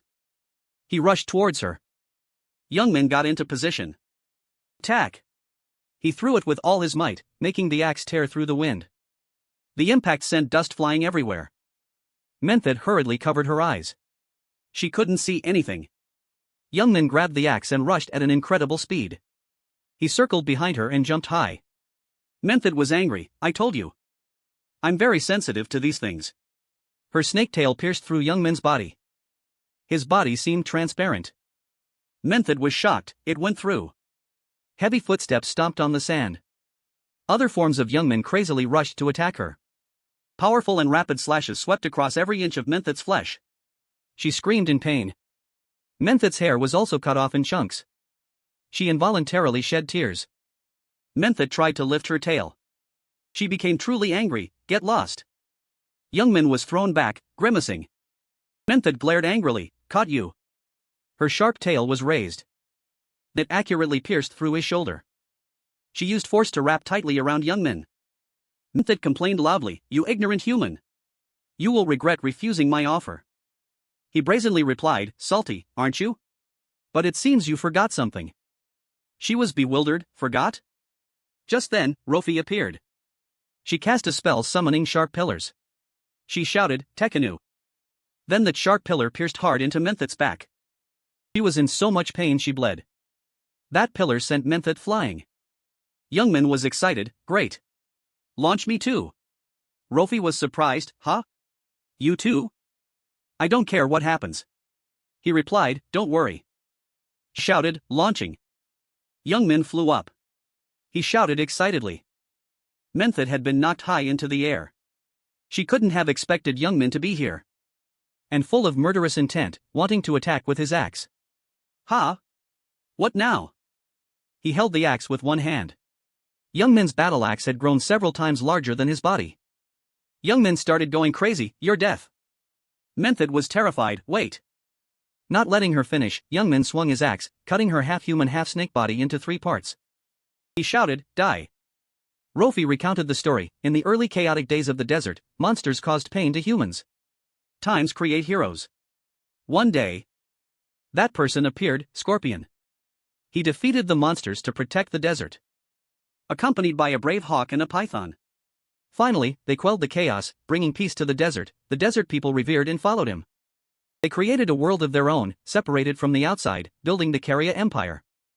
With the hawk and python supporting and the people revering, so Scorpion became the king, ruling his empire for a long time. Young Min spoke up, confused. Someone who was once a desert hero now sacrifices humans? Has he become an old man? Rofi replied, the story of the hero and the emperor is what I've heard. The first time I met the emperor was just like now. Perhaps to maintain this world and kingdom for a long time, he exhausted a lot of stamina, even losing his sanity. Horus and Minthet too. They fought to protect everyone. But hey, he glanced over. What? She asked, who are you, really? Yamin pointed at himself, me? Rofi pointed straight at his face, no matter how much you were helped by me, the fact that you defeated Minthet is unbelievable. What was your final move? I've never seen anything so terrifyingly strong. Are you a spy from the outside? Are you planning to take advantage of the chaos to swallow this Caria Empire? I should have realized sooner. Tell me the truth. Young Min shouted angrily, are you crazy? Think about it, if I were a spy, why would I save you? Rofi seemed to realize, yeah, that's true. He explained seriously, I'm just an adventurer. I explore the world to become stronger. She interrupted, why do you want to become stronger? Young Min was helpless, huh? It's because... He suddenly realized, wait, why am I telling this to an NPC? Young Min punched Rofi's head, what do you need to know for? She cried out, why did you hit me? He shouted angrily, you started it. Who are you, really? Rofi was stunned, what? Young Min aggressively questioned, you know the king uses humans as sacrifices, why do you care about that? You're a monster. She suddenly widened her eyes when she saw something. She covered Young Min's mouth and pulled him to the ground, get down. Sure enough, the king's sand warriors. They searched all the way to such a remote place. It seems there's no safe place in the desert anymore. Young Min scoffed, what are they? They look so weak, why not just kill them? She explained seriously, they are sand warriors created by the king. Even if we can destroy them, they will share information. So our location will be quickly discovered. Whether human or me, it's hard to deal with dozens of those sand warriors. We have to go there. Young Min looked embarrassed, go there? She looked him straight in the face, to hide a tree, you must go to the forest. Let's go to the empire. I haven't thought about that yet. The city wall with ancient Egyptian desert architecture appeared, Young Min and Rofi hid in the distance looking in. He spoke up, confused, hey kid, you came all the way here without any plan? She replied, no, because I always pass through here normally, so I forgot. Young Min slowly glanced at Rofi. He shouted angrily, what did you say? She knew she was in the wrong, so she replied softly, well, I just forgot for a moment. Young Min gritted his teeth in anger, damn it, can't go back now. How do we get in there? Who do they usually let pass? Rofi thought for a moment and replied, snake catchers or hunters. He thought quickly, okay, let's do that. Listen clearly. If you want to get in there. She was surprised, are you serious? A sand warrior noticed two figures in the distance. He spoke, you two over there, state your identities. Young Min took off his hood. He wore a long beard on his face as a disguise, I'm just a hunter. What about being the king's soldier? The sand warrior spoke, you are very suspicious. Drag him away. Rofi acted the part, old man, stop checking when you're talking. Why are you taking your anger out on innocent soldiers? Young Min retorted stubbornly, what? I didn't say anything. They looked at each other. Rofi spoke up, soldiers, please listen to me for a moment. That old man. He said helplessly, hey lady. I know. Go home and keep arguing. Go, hurry up. The city gate closed once again. Rofi was sweating profusely, almost got caught. Young Min was confident, I'm used to this. The scene before him made him freeze. Young Min stood at the city gate, stunned by the bustling scene here. Young Min exclaimed in surprise, this city is bigger than I thought. Rofi urged him, hey, don't dawdle. Hurry up and follow me. Young Min was suspicious, where are you going? She replied, to meet someone who will help us. In the desert, sand dust flew everywhere. A strange object. Menthet's tail appeared. Horus angrily picked it up. The sand warrior approached him and reported, Lord Horus, I found an object. It was discovered in a sand pit. Horus realized, this is Rofi's bandage. Sure enough, she's with him. Menthet, I warned you. Where is Menthet's bloodstone? Really couldn't find it? The Sand Warrior replied, yes. It seems those who killed Lady Menthet took it. Clenched his fist in anger. Horus waved his hand, ordering, whether in the city or outside the city, it doesn't matter, find them. The Sand Warrior shouted in fear, yes, sir. Horus's eyes filled with murderous intent, scum, I will definitely kill you. Rofi took Youngmin to a small 2-story house. He was suspicious, are you sure it's here? She glared angrily, I said it's right, it's right. Am I that untrustworthy? Youngmin affirmed, well, yeah. Rofi cut him off, too noisy. This is someone I've personally taken care of, so you can rest assured. Arima walked out, who is this? Isn't it my little darling? Youngmin was suspicious when he heard this strange title, little darling. She excitedly hugged her, you disappeared without saying a word, making everyone so worried, you know? The kids have been looking for you forever. Rofi was hugged so hard she could barely breathe, Arima, wait.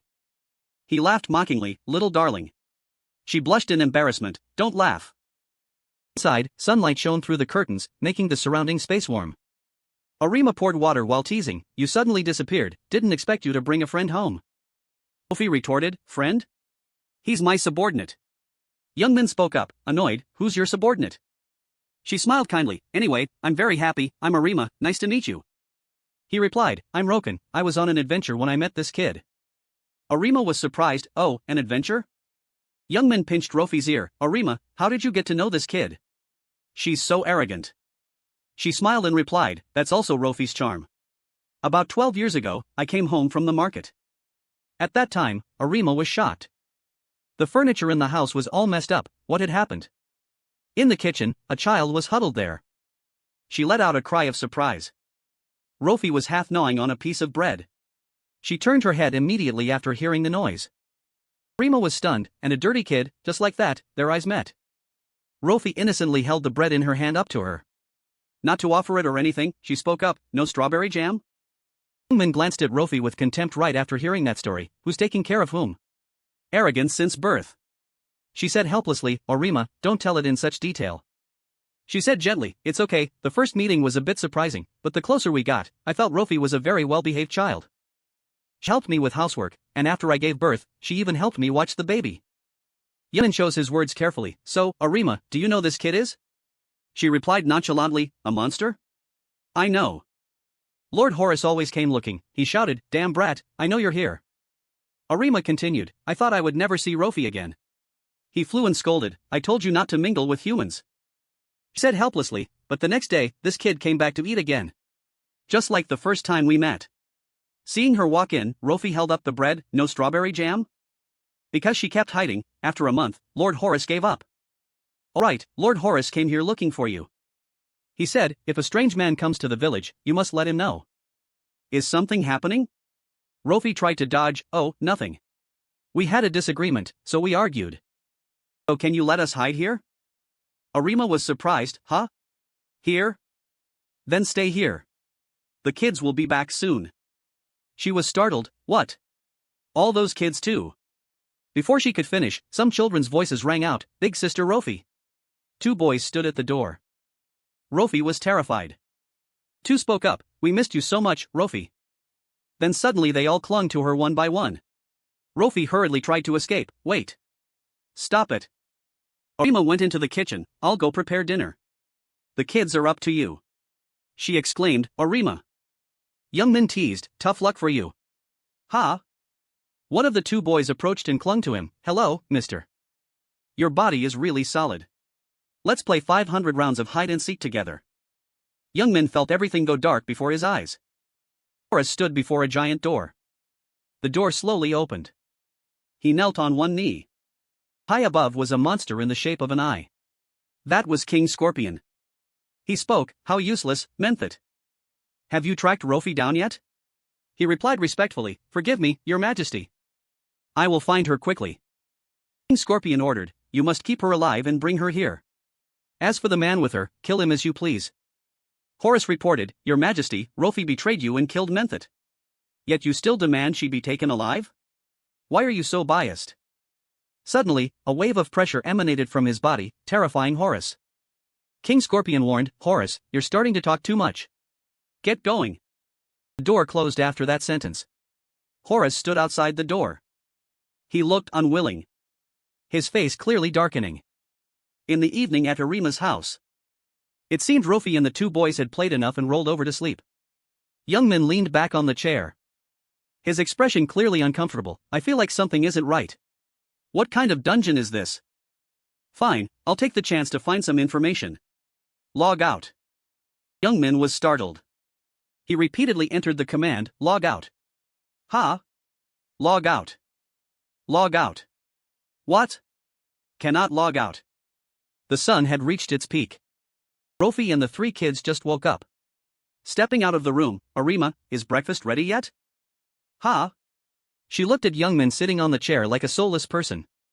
His whole body seemed covered in a white color. Cannot log out. Runebook cannot be used either. Rofi approached suspiciously, hey, are you okay? Youngmin replied dispiritedly, it's nothing. He thought silently, something is wrong. This dungeon isn't like what I know. It doesn't even let me log out. Runebook can't be used either. Could it be? This game suspects me because I abused my memories of the previous life. Over the past time, I've exploited my past life memories to increase my strength. Because becoming strong quickly is the shortest path to revenge. I tried to livestream to prove I wasn't using hacks, damn it. Isn't that enough? If the things happening in here leading to the dungeon's change are to test my strength. Fine, I accept the challenge. While Youngmin was lost in thought, Rofi quickly grabbed his piece of meat. If you're not eating, let me eat it. Youngmin thought while grabbing her cheeky arm. But doing that would break the rules. Rofi cried out miserably, my arm. Arima, I'm leaving. He was a bit awkward, hey, we're being treated so naturally like this, shouldn't we tell them? Rofi asked suspiciously, tell them what? He replied seriously, the fact that the king wants to use them as sacrifices, shouldn't they know? Rofi replied very rationally, if so, it would cause chaos. In the land created by the king, there is nowhere to run. Unless the king changes his mind, there is no way to defeat him. Youngmin asked, so what do you intend to do now? She replied, what do you mean what to do? To catch a tiger, you must enter the tiger's den. Let's go. To the pyramid. After arriving, he exclaimed in admiration, truly magnificent. Rofi explained, of course. This is the residence of nobles, after all. He replied suspiciously, nobles? She spoke, all monsters that use magic are nobles. In this place with limited resources, basic elemental magic for life is very precious. Of course, I am also a noble. Youngmin retorted, you were kicked out, so what use is that? Rofi put on airs, just wait and see, I know all the secret passages here. He exclaimed, oh, I admit it. It seems the only way is to trust you, Rofi. She said confidently, from now on, just trust and follow me. Youngmin joked, secret passage genius. Korean noble, trendy mage. Rofi puffed up, stop it. Suddenly she stepped on a secret mechanism. Both of them froze. He shouted, I was stupid to trust you. Rofi screamed, so noisy. And just like that, both of them experienced the feeling of freefall. Rofi suddenly noticed a familiar figure. She was snatched away before Youngmin could understand anything. Rofi screamed, he reached out his hand to call, Rofi. She was dropped mercilessly, Youngmin also landed right at that moment. He prepared a fighting stance at any moment. Looking at Horus's figure from above. He stood high above, looking down arrogantly, daring to walk into the trap yourself? You are quite courageous. Humans. Rofi trembled, damn it. How do you know the secret passage? He replied nonchalantly, is there anything you know that I don't? She was speechless, that's true. Horus grabbed Rofi by the neck. He lifted her body high into the air, you damn brat. I really want to smash your head immediately. A stream of black electricity poured from his hand, transferring into Rofi's head. After a while, she could no longer struggle. Ordered the Sand Warriors, take her to His Majesty quickly. They replied, as you command. Youngmin stood silently below, watching everything that had just happened. He stood still without saying a word, but his eyes were enough to express it. Looking up, he saw the cold, murderous gaze radiating from Horus. Jaqen leaned in to report to Horus, Lord Horus, the ceremony is ready. He replied. I know. The guy glanced sinisterly, don't worry about that guy, only he is left so it will be easy to handle. Horus retorted. No. You must not kill him, you must stall for time. Jaqen asked suspiciously. Yes, but why? Horus left a sentence and walked away. I will finish him off with my own hands. He was unwilling, glancing and thinking, how arrogant. Jaqen stepped forward a few paces. He looked down. Foolish human, I don't know how strong you are. Are you listening to what I'm saying? Youngmin just glanced with contempt. Wow, now you're feeding me? Is this an animal kingdom? Jaqen sneered. Let's see how long you can be arrogant. Open the door. The iron door slowly lifted. The foot of a beast appeared. Youngmin's entire body was only equal to one of its claws. Jaqen ordered arrogantly, tear him apart. The next scene terrified him. His axe was stained with blood. Youngmin sat majestically on the back of the beast that had just been released. He spoke arrogantly, Jaqen, bring out another monster. Jaqen shouted loudly, deal with him. Then other giant monsters were released one by one. Youngmin gripped the axe in his hand. He was excited. Yes, that's it. Get wild, that's what fighting is about. The python with sharp fangs advanced first. Youngmin only needed one move to take it down. He glanced behind him. From somewhere, a golem had appeared right behind. It slammed straight into the ground. It seemed Youngmin was hit. But no, cuts appeared on the golem's stone surface. Explosion occurred, large rocks were shattered. It screamed in pain. Youngmin's figure was like an afterimage, flickering in and out. He moved quickly, throwing a punch at the golem's chin. A lion saw the opportunity and wanted to run up to bite. Youngmin was still not distracted. He acted, cast a strike. That blow sent the lion flying to the ground. It started going crazy. He dodged its attack. Youngmin suddenly noticed something. Lion's attack couldn't hit him. Escape. Youngmin fell into a frenzied state. Where are you looking, you beast? For a moment of distraction, the giant scorpion's claw lunged. It prepared to clamp across his body. It looked like it had hit, but no. Youngmin slowly appeared in the hazy smoke. Is that all you've got? How can you kill me? The scorpion was shocked by his arrogant, frenzied attitude. How can you kill me? The scorpion was shocked by his arrogant, frenzied attitude. Familiar cuts from the axe appeared clearly on its tail. That tail was cut into pieces. It screamed in pain. Youngmin had landed safely. But a purple cobra appeared right before his eyes. Its mouth opened wide as if to swallow him whole. Youngmin only needed a few cuts to separate that much snake meat. Jaqen was deeply shocked. Oh my god. Horus was right. How can he move like that? If it were him, it might actually be possible. Scene changed to where Rofi is being held. Rofi is also where King Scorpion is present. She slowly woke up. She looked around. Where is this? King Scorpion spoke up unexpectedly. Have you woken up yet? It's been a while, Rofi. She was terrified. A spell? He continued. My resurrection is about to happen. I will announce the Korea Empire to the whole world. Rofi retorted. Ridiculous.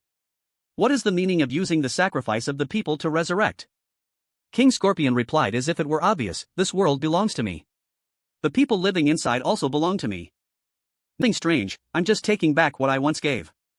Over time, even the compassion you have for them, Rofi. Then you will realize that is just a worthless emotion. Be honest with yourself, your compassion is only limited to the woman Arima and her children, right? You don't care about other humans, you only worry about the safety of your loved ones, is that right? The iron shackles binding Rofi were gradually released. She fell straight from there to the ground. Crimson crystal appeared after the magic circle was summoned. It slowly flew in front of Rofi. King Scorpion explained, this is a wedge stone imbued with a powerful curse. If you stab it into your heart, you will die immediately.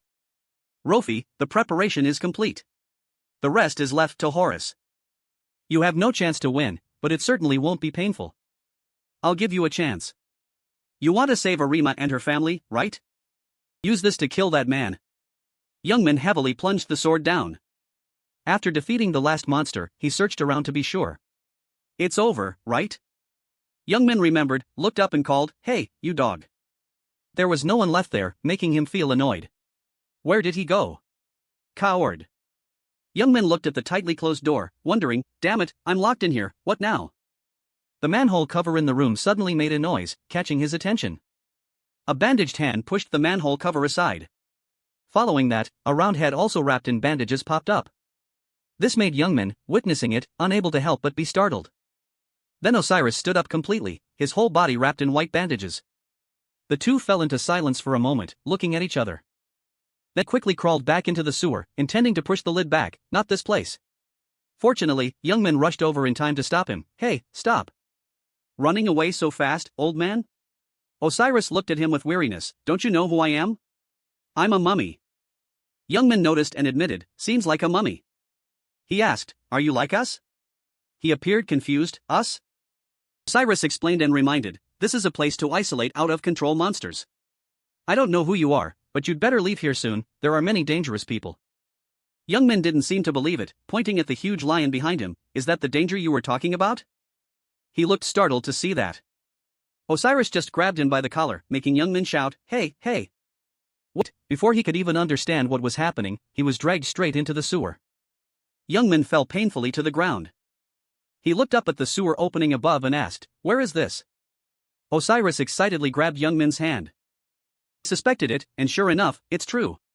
You're that ruffian who caused chaos in Caria with Rofi. He didn't seem to like that term, so he questioned, what ruffian? Who are you to scold me? He didn't answer the question but quickly turned to lead Youngman away, urging, time is short, we'll talk as we go, let's move. He was still confused and asked, where are we going? Osiris led the way, muttering to himself, it's not too late yet, a little further in. Youngman heard nothing and shouted, what are you mumbling about? Speak up. He suddenly turned his head to look at him. Roken, you are not the only ones who want to stop the Emperor. Youngman seemed to remember something and became cheerful. Oh right, Rofi is a mummy too. We're siblings.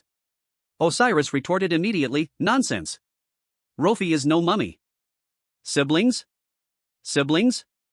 Hearing that, he couldn't laugh anymore, his face went blank. Huh? About 4 years ago, right?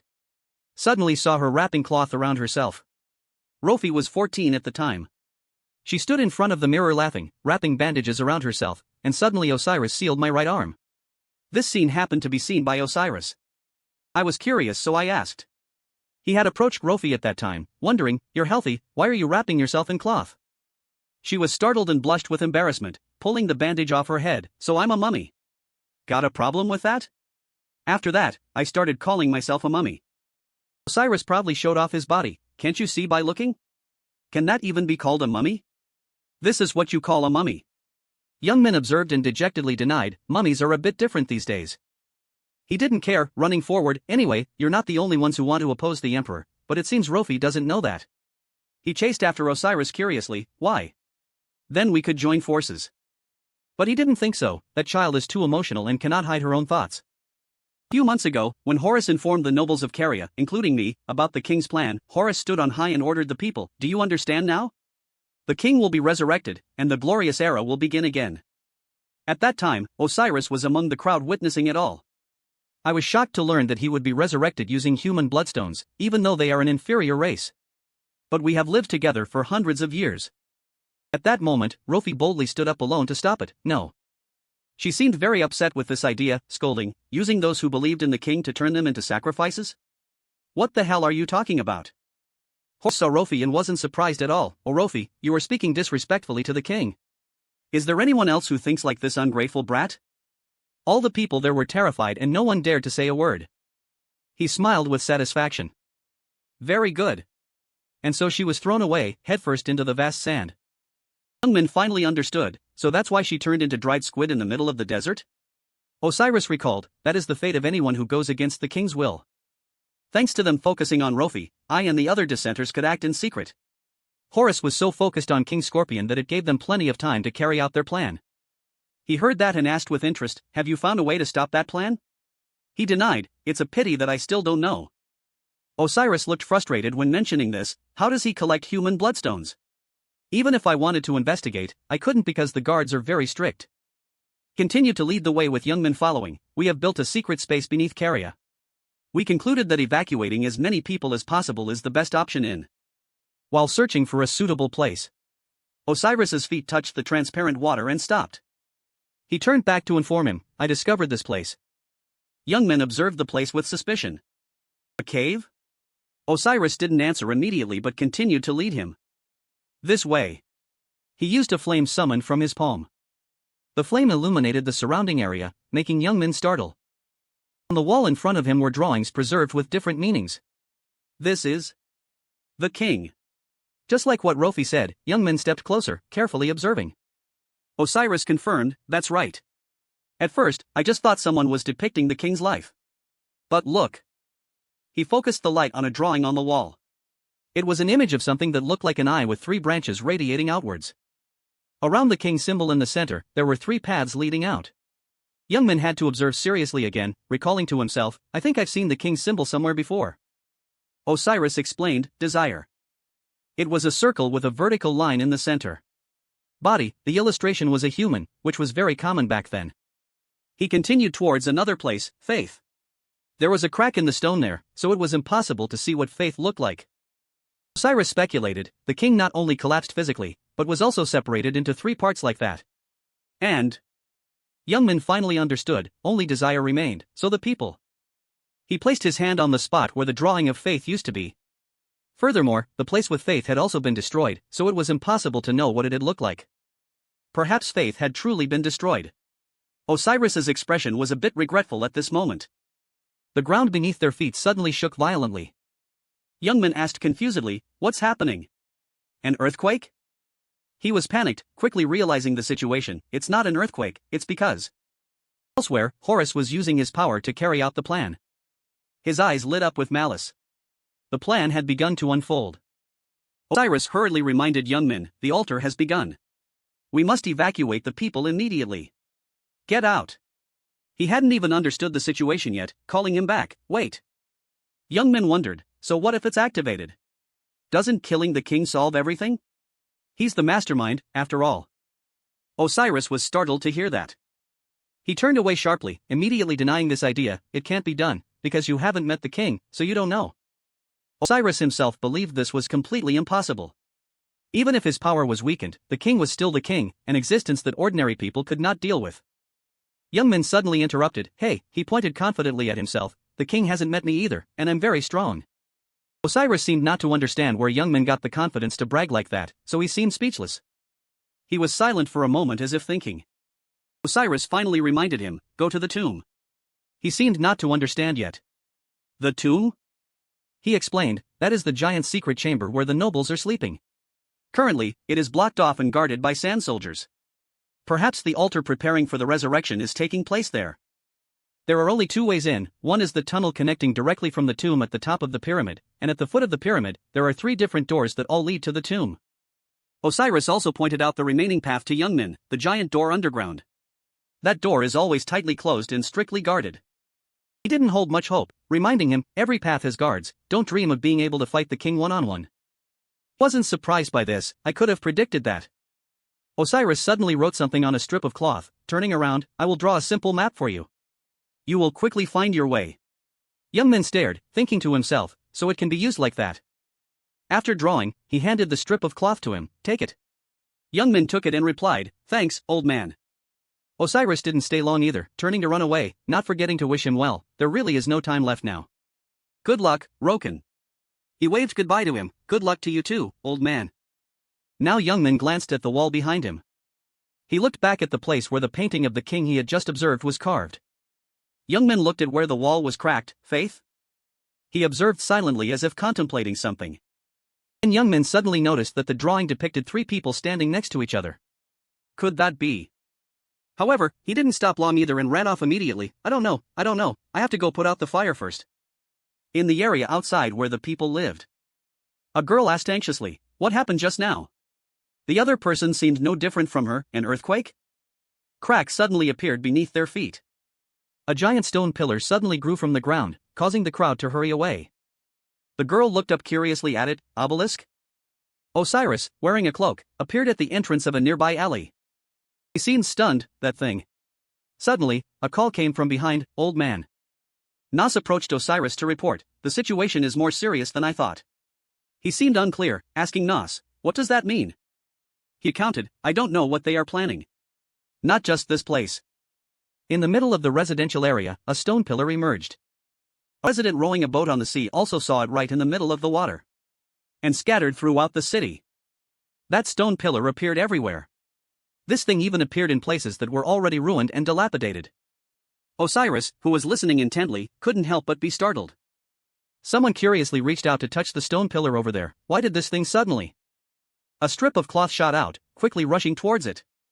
The man was wrapped up and yanked backward.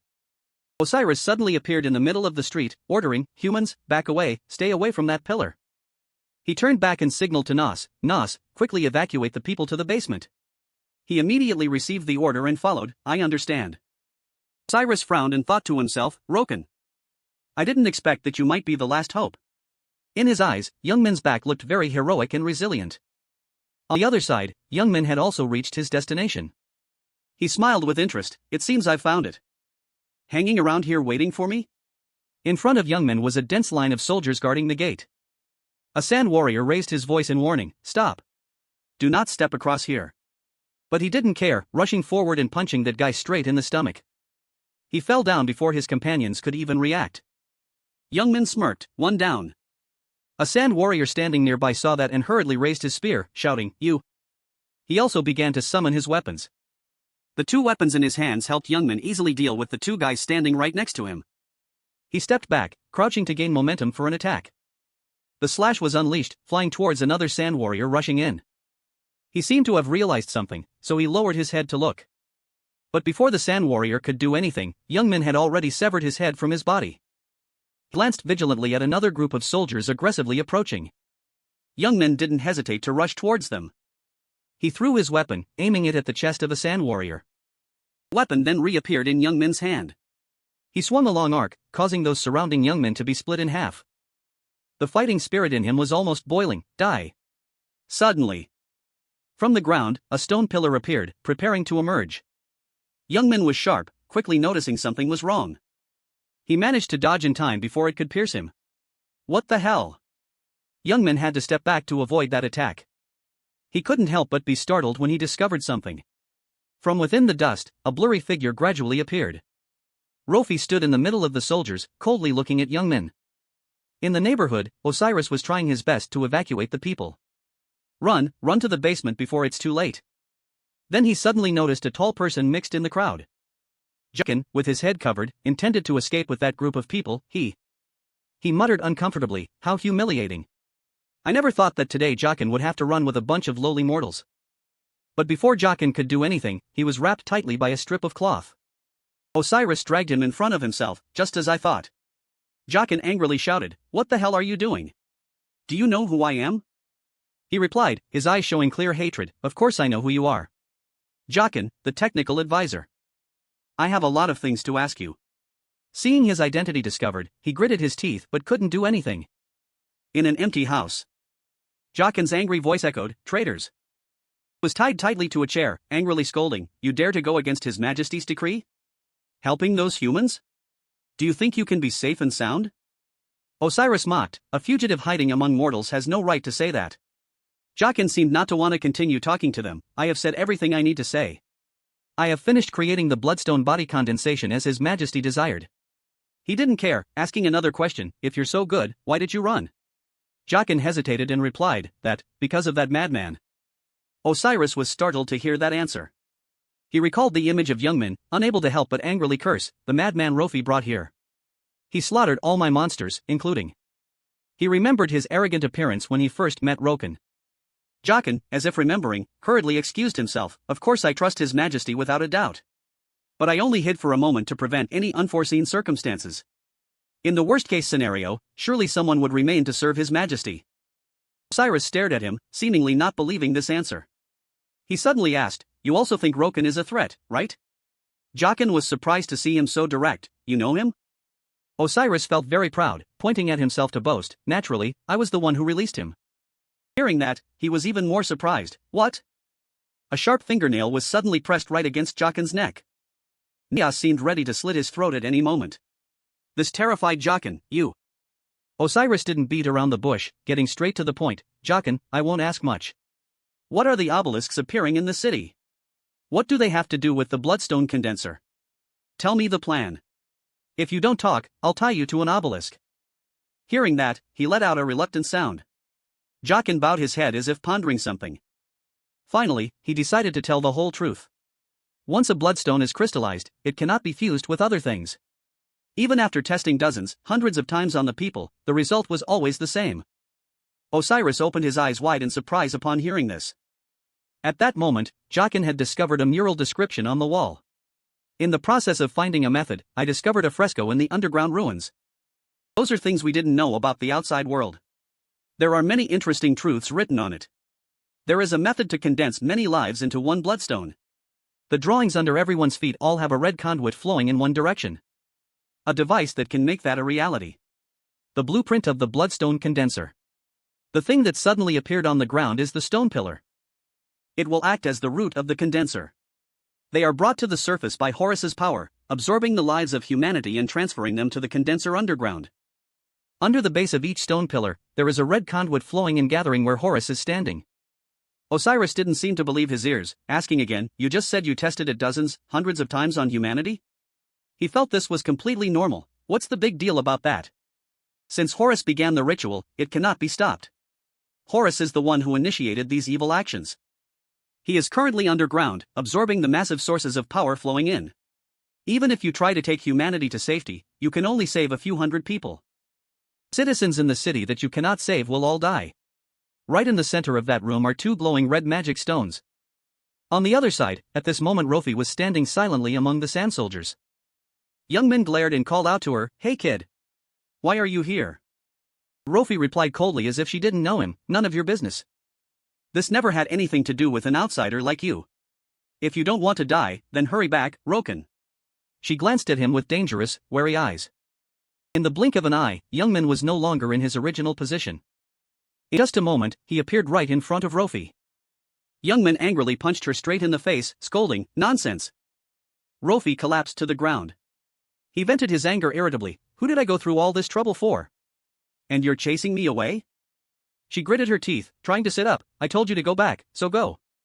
With just a wave of her hand, a stone pillar rose up, pointing at Young Min. He didn't seem to expect Rofi to attack him. Young Min carefully observed her currently furious expression. That brat. He looked suspicious. Could she be brainwashed?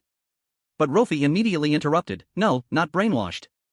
Regardless, Young Min didn't care anymore. No, I'll save you right now, Rofi."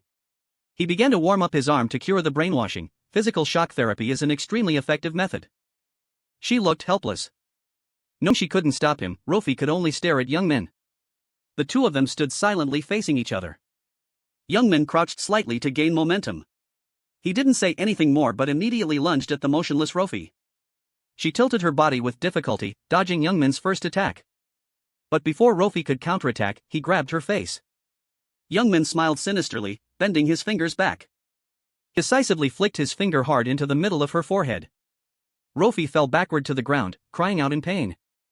Clutching her head, she ordered the group of sand soldiers behind her, "What are you standing there for? Charge!" They immediately obeyed. "Yes, sir." All the sand soldiers surrounded Young Min, pointing their sharp spears at him. A spear then quickly thrust forward. He tilted his body slightly, holding onto that spear.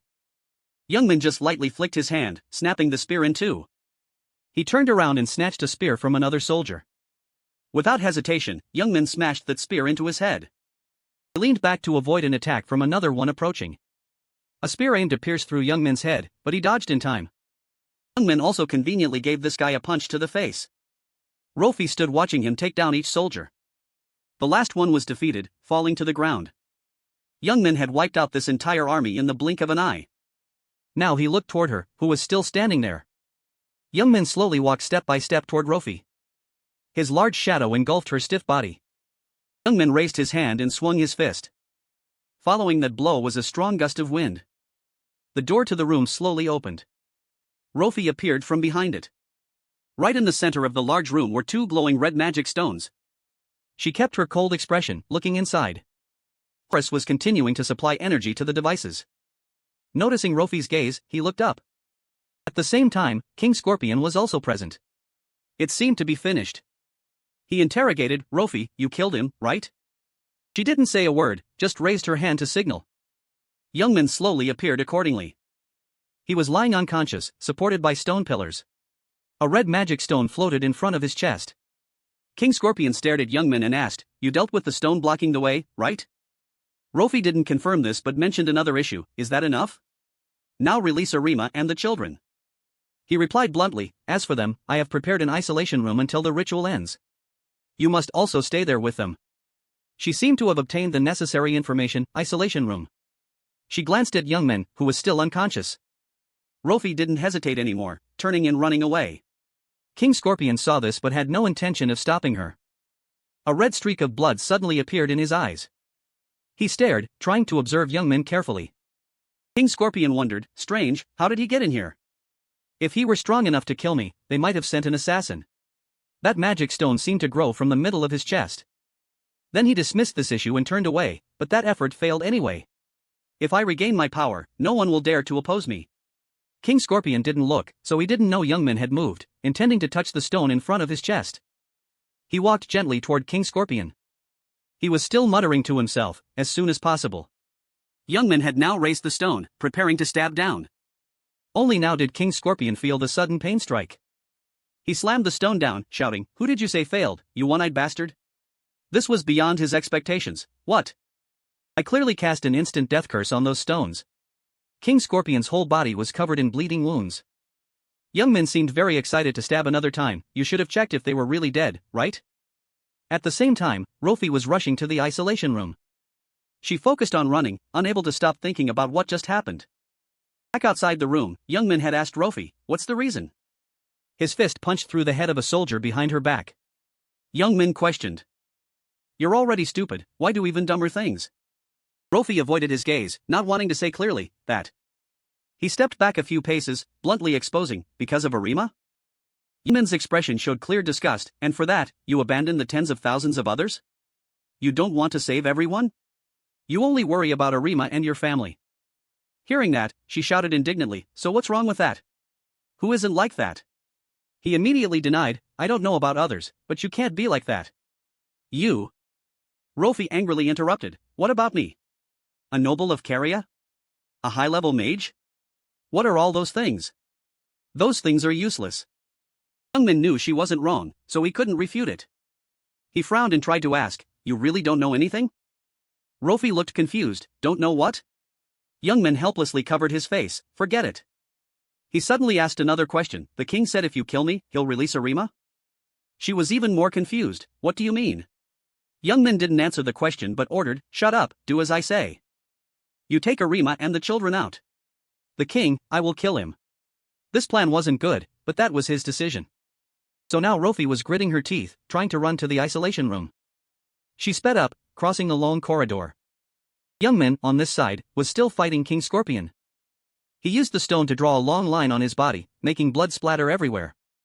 Youngmin triumphantly scolded, "Idiot!" King Scorpion struggled nonstop, "Get off me!" Horus had now stopped supplying magic power to the devices. He, who was focused on King Scorpion, also had to stop his movements. Spread his wings and quickly lunged at Youngmin. Horus easily grabbed Youngmin's face and pushed him backward. Dust flew up in clouds. Boom! Following the fateful collision, he was caught off guard and had his neck squeezed tightly. The magic stone fell to the ground. King Scorpion was no longer attacked, gradually recovering his original appearance. "I know you tried very hard, but it's a pity. The curse on the stone only works once. You are approaching, gritting your teeth, unable to move." A black shadow appeared beneath his body. A symbol similar to the one on the door was emitting a dazzling light. King Scorpion approached that symbol. His body slowly came into contact with the stream of light. Half of King Scorpion's body disappeared as he crawled into that hole. Youngmin witnessed it from beginning to end and couldn't help but be amazed, so he crawled underground. Just as he was released, Horus quickly squeezed Youngmin's neck again. He didn't hold back, decisively throwing him far away. Horus landed powerfully on the ground. He announced, "Everything is complete." Youngmin tried to stand up, confusedly asking, "Complete? What are you talking about?" Horus replied, "I have provided enough power for the device. Now there is no turning back." The two magic stones in the middle of the room were now emitting abundant power. Stone pillars growing on the ground were also affected, emitting a red light. Osiris turned his head to look and couldn't help but be startled. On the stone pillar, something like an eye appeared out of nowhere. The resurrection ritual began. The door to the room slowly opened. Rofi called out anxiously, "Ari!" But the words hadn't even been spoken before she had to stop. That isolation room was empty, not a soul in sight. No one. Only now did she realize she had been deceived. Could it be? But at this moment, behind Rofi, a soldier appeared, raising his hand high. He easily struck the back of her neck, making Rofi unsteady. Her vision gradually became blurry. Rofi couldn't resist and fainted. All over the streets, the stone pillars now had something that looked almost like an eye. The citizens around saw this and couldn't help but be amazed. The shape changed. In the eye of the stone pillar, a green light suddenly appeared. Immediately after, at this position, things like green branches reached out toward the citizens. It lunged at a man standing nearest to it. The branch pierced through this person's body. He didn't know anything, screaming in fear, "What the hell is this?" His hand withered in an instant. The person's whole body seemed to have its vitality drained, becoming shriveled. The crowd nearby saw this and hurriedly shouted for each other to run. "Oh my god, run!" But those branches didn't give up, chasing after all of them. A series of people pierced by it instantly became skin-covered skeletons. Those branches then flowed back, returning to the eye on that stone pillar. The whole city was flooded with branches along with tragic screams, "No, save us!" Drops of green liquid flowed down along the magic stone. A drop of liquid was gradually formed. It formed a drop and dripped onto the other stone below. That liquid quickly covered the stone. Youngmin stood watching from afar, seeing the head of that stone turn green. He was startled and suspicious, that is? Horus explained, "The source of life the king bestowed upon humanity is the source of power that he must take back. He is about to restore his glorious appearance." Youngmin summoned his weapon and mocked, "Glory? With another eye?" He stepped back to gain momentum, preparing to attack. Youngmin raised his weapon, leaping toward the two magic stones in the middle of the room. "So what will you do if I destroy this first?" Horus didn't stand still but spread his wings wide. He lunged forward, using his wings to block this attack of his. Youngmin clicked his tongue but still smiled with interest. This time it was Horus's turn to throw a punch in retaliation. Youngmin only needed to lean back to easily avoid it. He shot him a sharp look. Horus turned and used his wings to attack Youngmin again. He quickly summoned the weapon in his hand. Youngmin used the axe to strike down at the wings shielding his chest. Horus spread his wings, forcing Youngmin to jump back. He landed on his knees on the ground. Youngmin calculated silently, too early to use berserker. Use this first. The eyes beneath his mask suddenly lit up and suddenly appeared on the ground where he had just been standing. Youngmin quickly continued rushing toward Horus. He powerfully swung his weapon high. All the dirt and rocks in the surrounding area were blown away. He hadn't even managed to stabilize himself to shield his body. Just then, Horus sensed Youngmin's presence right in front of him. He swung a slash across his body. Youngmin didn't intend to stop yet, raising his weapon high again. But this time, Horus wouldn't let him attack anymore. He began to summon and accumulate power in his fist. So when Youngmin approached Horus, he punched straight into his stomach. Youngmin couldn't defend in time and was knocked back by Horus. He bit his teeth to hold back the blood in his mouth, cursing, "You bastard." Youngmin refused to give up, summoning more weapons. He threw it, causing it to spin toward him. Horus mocked, "Such a simple attack." He only needed to tilt his body to easily dodge that strike. But then Horus suddenly realized something was wrong. Youngmin smirked with a triumphant smile. His weapon hit the magic stone behind, causing dust to fly up. "Damn it." Youngmin carefully retreated to limit the impact of the previous attack. He shouldered his weapon, laughing mockingly, "You should have taken the hit, right? Just dodging like that?" Dust gradually cleared, making everything visible again. That magic stone seemed unaffected, with no cracks appearing. Seeing this, Youngmin widened his eyes in surprise, that is. After witnessing that, Youngmin angrily scolded, "Those bastards, they dared to hide that thing?" Horus seemed to have realized what he intended to do. He rushed over to stop him. "Stop." Horus pinned him to the ground and threw him far away. Youngmin struggled to sit up from the ground. He gritted his teeth in fury, "Damn it, didn't manage to defend." Youngmin quickly stood up right after that. He didn't hesitate to rush straight at Horus, "Fine." He hadn't even reacted before taking a full hit to the face. Youngmin kicked straight at Horus's face. He still didn't stop, continuing to swing his weapon. That slash cut across his chest. Horus was injured, spitting out a mouthful of blood. Youngmin muttered, "Take it easy, his king hasn't fully revived yet." If so. The image of him in his eyes gradually became blurry. Horus didn't stand still to take the hits anymore but used his power. His fist was covered in a purple light, aimed at Youngmin. Both of them gave the other a sharp glare. Horus stomped his feet firmly on the ground. Both retreated simultaneously to gain momentum for the attack. Horus quickly attacked first, "I must make him get out of here." Just this one blow sent Youngmin flying into midair. He also left his position immediately, rushing after him. Horus was heading toward him while he was still floating. Sharp claws grabbed one of Youngmin's legs, flying toward the top of the pyramid. He hadn't managed to resist, hurriedly shouting, "Let me go!" He didn't pay attention to what Youngmin said, continuing to fly. Both of them rushed out of the pyramid together. Horus only then let go, letting him fall from above. Youngmin didn't seem to understand what happened, huh? When he realized he was in freefall, he angrily questioned, "Hey, wild chicken. Are you crazy? Why do that while fighting?" Horus stood from above and replied, "I must prioritize the resurrection." Youngmin just naturally fell to the ground. When he landed, a cloud of dust rose up. Youngmin struggled to sit up from the rubble, cursing, "Coward, that hurts." Suddenly a call came from the side, "Lord Roken." He then glanced toward that side. Youngmin widened his eyes in surprise looking at Arima. "Arima, what are you doing here?" She protected the two children and replied, "That. This is my house, the house built with walls that already had cracks." He looked up at the ceiling, where a hole appeared from his fall. Youngmin asked awkwardly, I thought you were with Rofi." Arima looked confused. "Rofi? She hasn't returned after going with you." Hearing that, he couldn't help but be startled. "What?" Youngmin frowned, remembering Rofi's hurried appearance. Damn it, that brat is too arrogant. Always shouting. Where the hell did she run off to? He seemed curious. "I hear it's quite noisy outside." "What is happening?" The building's window suddenly emitted a green light. Youngmin startled and turned sharply toward it. He quickly ordered, "You must hide." Arima hugged the two children and agreed, "Yes." Through the hole in the house, he saw branches outside. Youngmin gripped a stick in his hand as a weapon. He wondered, damn it, these annoying tentacles. Could they also be related to that reviving soul? This green light is just like evil energy. Youngmin stared out the window, carefully assessing. A branch reached into the house. He quickly retreated to dodge its attack.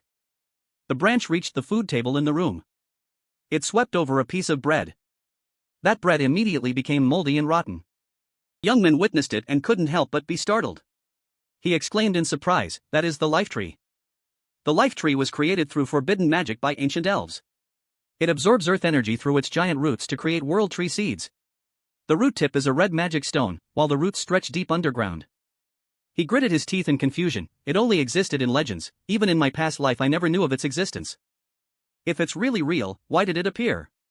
The branch over there had already absorbed half the bread. Youngmin suddenly remembered inside the pyramid, wait. They planted the tree in reverse, the roots growing up to the surface, while the magic stone lay underground. After knowing this truth, he couldn't help but glare, using evil energy. Could they have changed the tree's structure to condense the life of all things?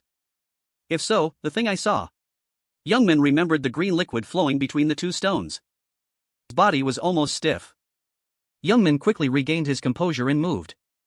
Rushed toward the hole in the house. From that hole, a bright red light was emitting.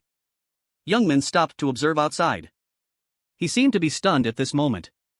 The green branches radiating from the stone pillars spread throughout the city. Youngmin didn't say anything for a moment. He bit his teeth, revealing his hatred. On this side, Horus slowly landed on the ground. He tried to drag his feet toward the magic stone. Horus seemed unable to bear it anymore and collapsed. He looked up ahead. Beneath the magic stone was King Scorpion's body. Horus whispered, "It's over. Now no one can stop His Majesty's resurrection." That magic stone was still shiny without a scratch. He tremblingly raised his hand to touch the wound across his chest. Horus wondered, "Do I not have enough strength?" He said, then collapsed to the ground unconscious. At the same time, King Scorpion's body seemed to move. He slowly opened his eyes. Horus seemed to wake up from a deep sleep. Around his body radiated a purple light. On the other side, the stone pillar was still stretching its branches everywhere. It scanned around as if searching for something. Arima and the two children were hiding behind a ruined stone wall. She carefully looked outside, gone. Youngmin suddenly approached, placing his hand on Arima's shoulder. He reminded Arima, "Hide here." She looked at Youngmin and called, "Roken." Youngmin didn't care, continuing to instruct, his face revealing boredom and disappointment. "You too, Arima." He tremblingly looked down at his hands, blaming himself, "It's my fault. It's because I failed." Youngmin heavily buried his face in his palms. This feeling of helplessness. Just like that time. That was the moment he was defeated by Rofi and couldn't do anything. Youngmin gritted his teeth and cursed silently, damn it. Suddenly a hand reached out to hug him. Arima stood up and hugged Youngmin's waist. He was momentarily surprised and called, Arima. She was so moved she burst into tears but still softly comforted, thank you for saving us. If not for you, Roken, then now. Youngmin heard that and couldn't help but be stunned. He slowly reached out, this bastard. What exactly do you want from me? Youngmin also hugged Arima as if to respond. He closed his eyes tightly to calm himself down.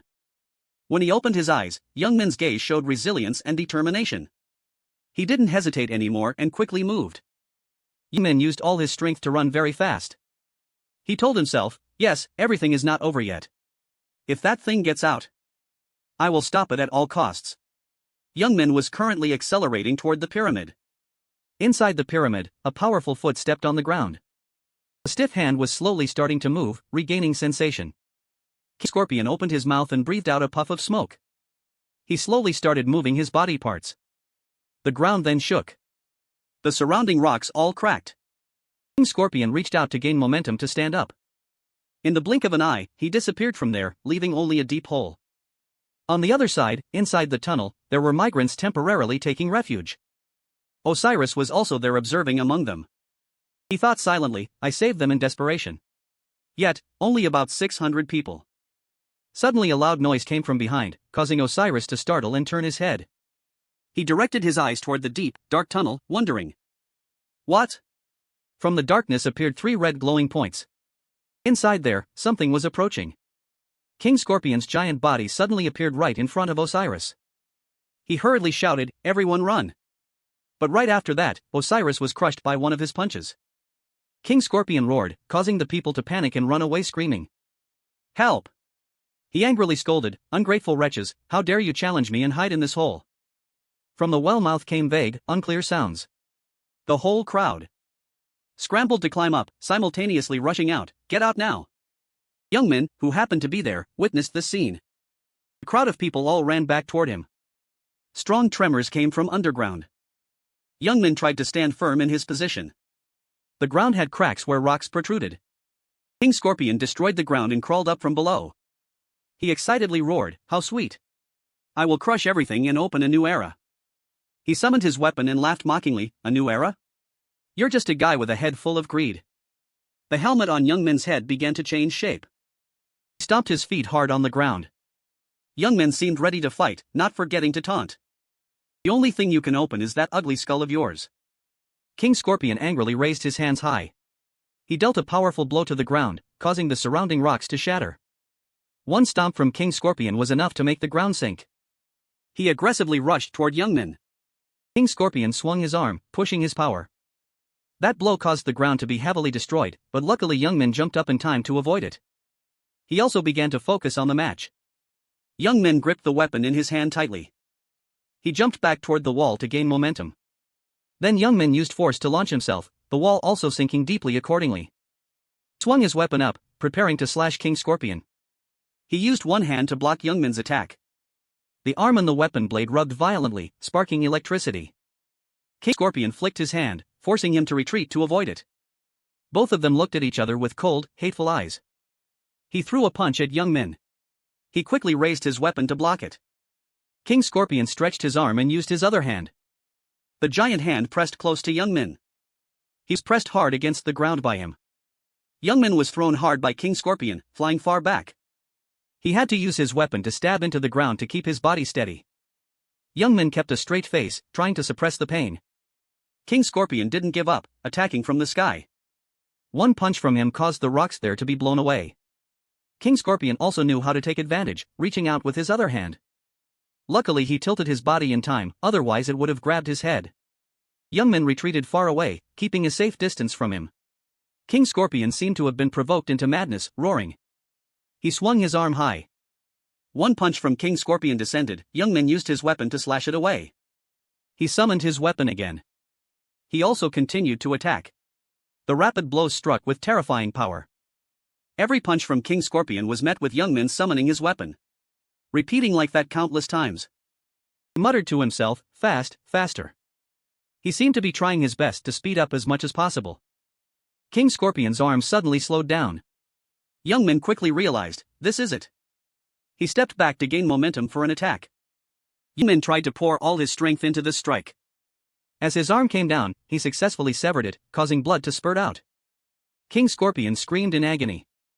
Seeing this, Youngman sneered, hit the right spot, didn't I? But then his words were suddenly cut short. Youngman saw a purple light radiating around his body. King Scorpion spoke in a cold voice, you dare. Get lost. He tilted his head back, gathering energy in both eyes. Before King Scorpion could do anything, he had to dodge in a hurry.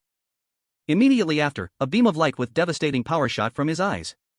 Youngman dodged, but the attack impacted the house behind him. That building exploded instantly. He witnessed it all, still in shock. Lasers from his eyes, that thing was completely overwhelming. King Scorpion didn't stop, seizing the opportunity to rush forward quickly. He used all his strength to throw a punch along with a curse, die.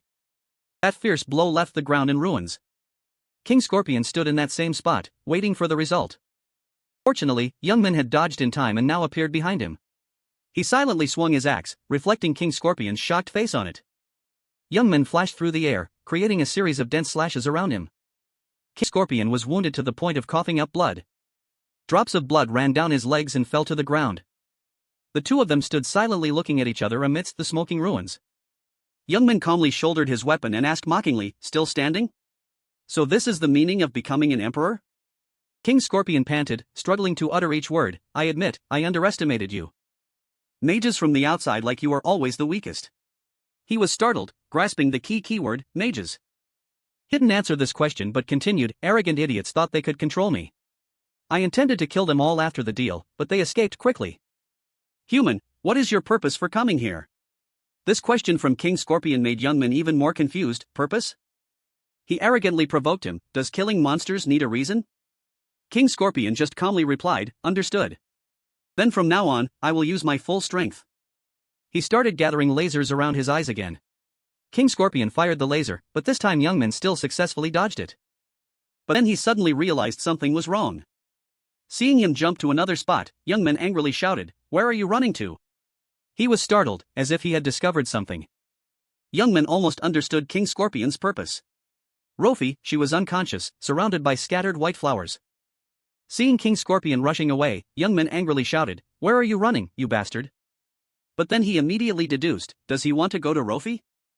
So Youngman quickly chased after him to stop him, he couldn't let him get his way. He accelerated and shot into the air with King Scorpion. Youngman noticed something wrong and turned his head slightly. Chasing right behind him were the sand soldiers. There weren't just a few of them, but a massive legion swarming towards this side. Youngman didn't have time to deal with them, so he decided, how annoying, forget them. But just then he saw something. In a corner of the wall, a mother and child were hugging each other, trembling and huddling close. Humans, can't they escape? Youngman gritted his teeth and cursed inwardly, damn it.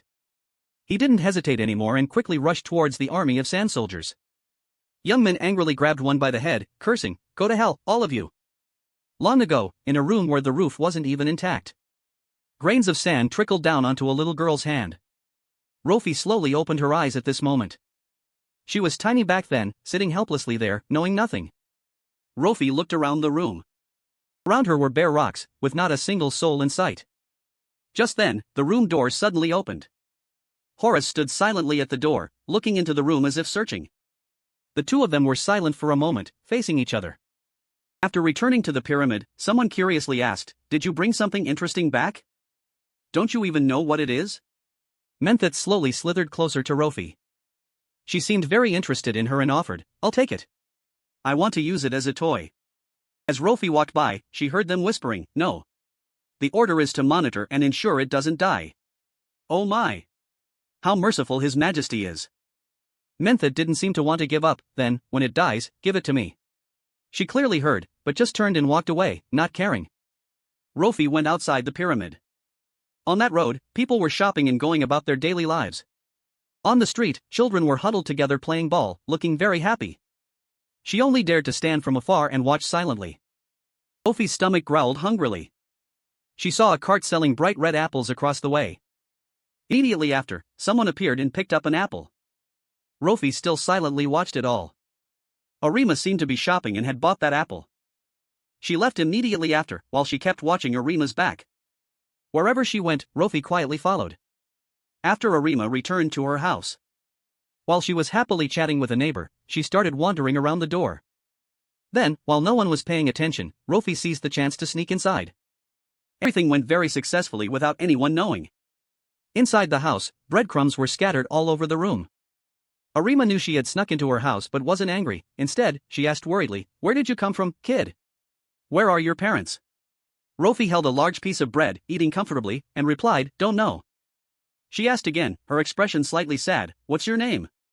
She was silent and then replied, "No name." Arima's expression looked even sadder. She wrapped her arms around Rofi's neck. Arima hugged her tightly to her chest. She whispered, "If you have nowhere to go, do you want to stay here with me?" Rofi was surprised to hear that. She, of course, didn't refuse. "Okay."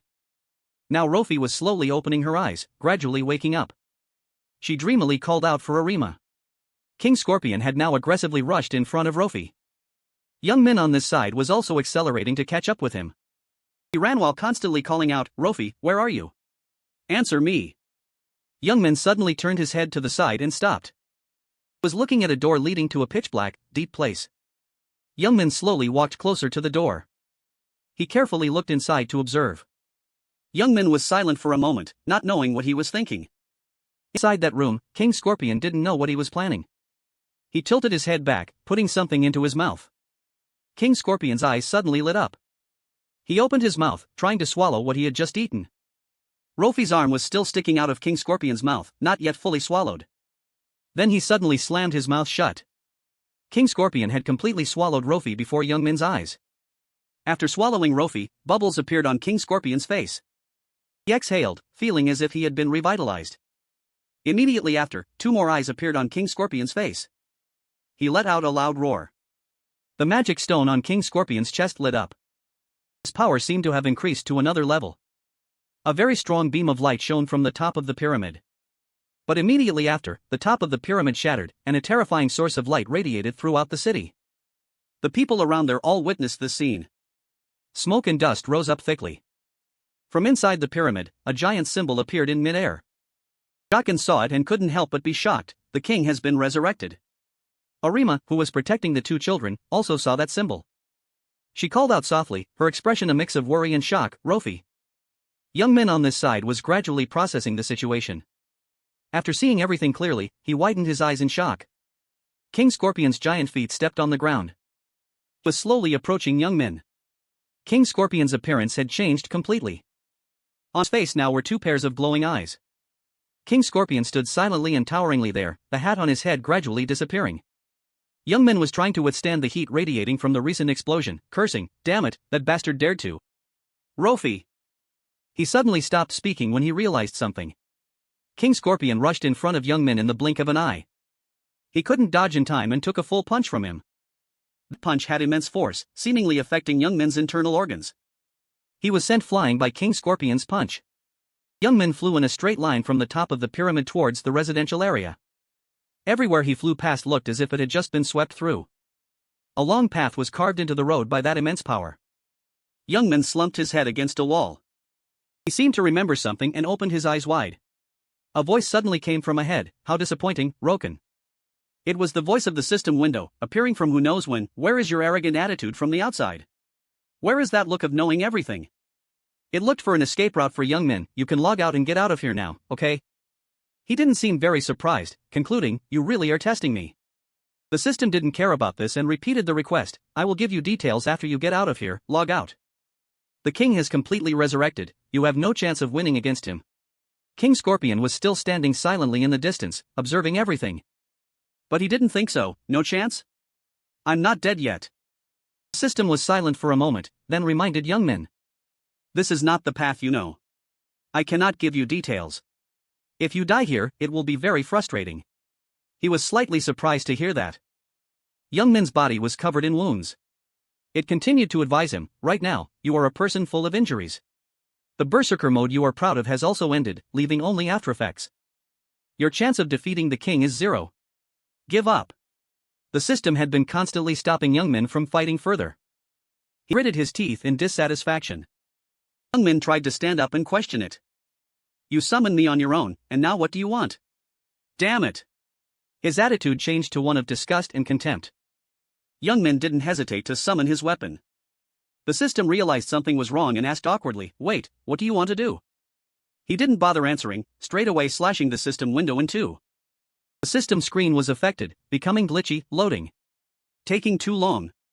A fool. Youngmin was now able to stand straight and declare, "My standing place is decided by myself."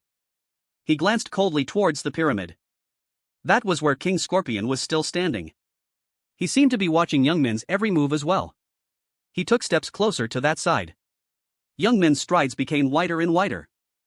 Then he stopped walking and started running. Youngmin's speed became faster and faster.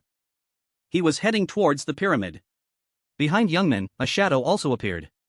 A girl outside the screen observing the battle exclaimed, "Oh my, has he lost his mind? Berserker?" The computer screen was tracking his every moment. Youngmin pushed off his feet to jump. Shot up and dove towards King Scorpion below. Youngmin roared, his body undergoing changes, "Berserker!" A blinding light suddenly appeared at Youngmin's position. He powerfully swung his axe, intending to strike King Scorpion. But he just gently raised his hand. King Scorpion easily used his shield to block this attack from Youngmin. He commented, "You are weaker than before, are you using all your strength to fight?" He didn't care and scolded, "Shut up, four-eyed demon." King Scorpion gritted his teeth in anger, "How rude." The hand holding the axe blade gradually tightened. Cracks suddenly appeared on it. Everyone from Arima, Jochen, Naos. The people. Even the girl sitting in front of the screen were nervously watching the battle. Rofi's body existing inside King Scorpion seemed to have unleashed power. The axe blade was then crushed to pieces before Youngmin's shocked eyes. The weapon was shattered into 1,000 pieces by King Scorpion in the blink of an eye. He stood on his toes to gain momentum for an attack. He had no intention of stopping, quickly rushing forward. King Scorpion delivered a powerful knee strike to Youngmin's stomach. He was in so much pain that he coughed up blood. Even so, Youngmin kept his spirit and summoned a weapon. While fighting, he suddenly realized something. He used both axe blades to hook onto his legs to hold his body steady. King Scorpion raised his hand and threw a punch. It flashed by like a beam of light. Fortunately, Youngmin had let go in time to dodge it. He stood on his toes again, ready to rush forward and attack. King Scorpion immediately headed straight for him. The symbol on his body suddenly lit up. At the same time, a small crack suddenly appeared on the ground. Immediately after, a wall formed from stone pillars rose up, blocking behind Youngmin's back. He stared in astonishment at the things that had just appeared. It was King Scorpion, who had now approached right in front of Youngmin, raising his fist. Before he could react, Youngmin took that punch straight to the face. The force was so strong it sent him flying through the wall, creating a huge hole between the stone pillars. Youngmin was sent flying by the force of the attack. His face was covered in blood, his vision gradually blurring. But Youngmin quickly regained his composure, his face returning to a vigilant expression. He changed his posture, twisting his body to land safely. Youngmin decisively wiped the blood from his face. He could see King Scorpion through the hole in the wall. "Damn it, if I keep attacking half-heartedly, I'll lose. The Berserker mode I forced to activate only has 5 minutes left. I'm betting everything on this." Youngmin stood up and silently calculated his plan. He was breaking through the wall on the other side, approaching. Thinking this, he gripped the weapon in his hand tightly. Youngmin didn't hesitate any longer, pushing off with his feet to gain momentum. In an instant, he rushed straight toward King Scorpion without hesitation. He quickly noticed this action from Youngmin. He had now appeared in front of King Scorpion, the distance still very close. He saw this and threw a punch, but it only hit empty air. King Scorpion realized too late, an afterimage. And right at that moment, a series of Youngmin's images appeared around him. King Scorpion seemed to ponder something, raising his hand to use a skill. Stone pillars rose from the ground one after another. Stone pillars destroyed each afterimage one by one. Finally, all of Youngmin's illusions were completely destroyed by them. He quietly revealed himself at that moment. Youngmin gently approached King Scorpion from behind. He swung his axe up, starting to run toward him. He seemed to have noticed and whipped his head around. An axe blade flew past, but King Scorpion had tilted his body to dodge in time. Youngmin held the weapon in his hand tightly. He lunged to slash across his body. In the blink of an eye, Youngmin had left that spot. He didn't stop, attacking King Scorpion relentlessly from multiple sides. The slashes cut across right in front of him. King Scorpion ultimately maintained his defensive stance. Black streams of energy from all over the city converged toward the pyramid. Arima was still watching the battle from afar.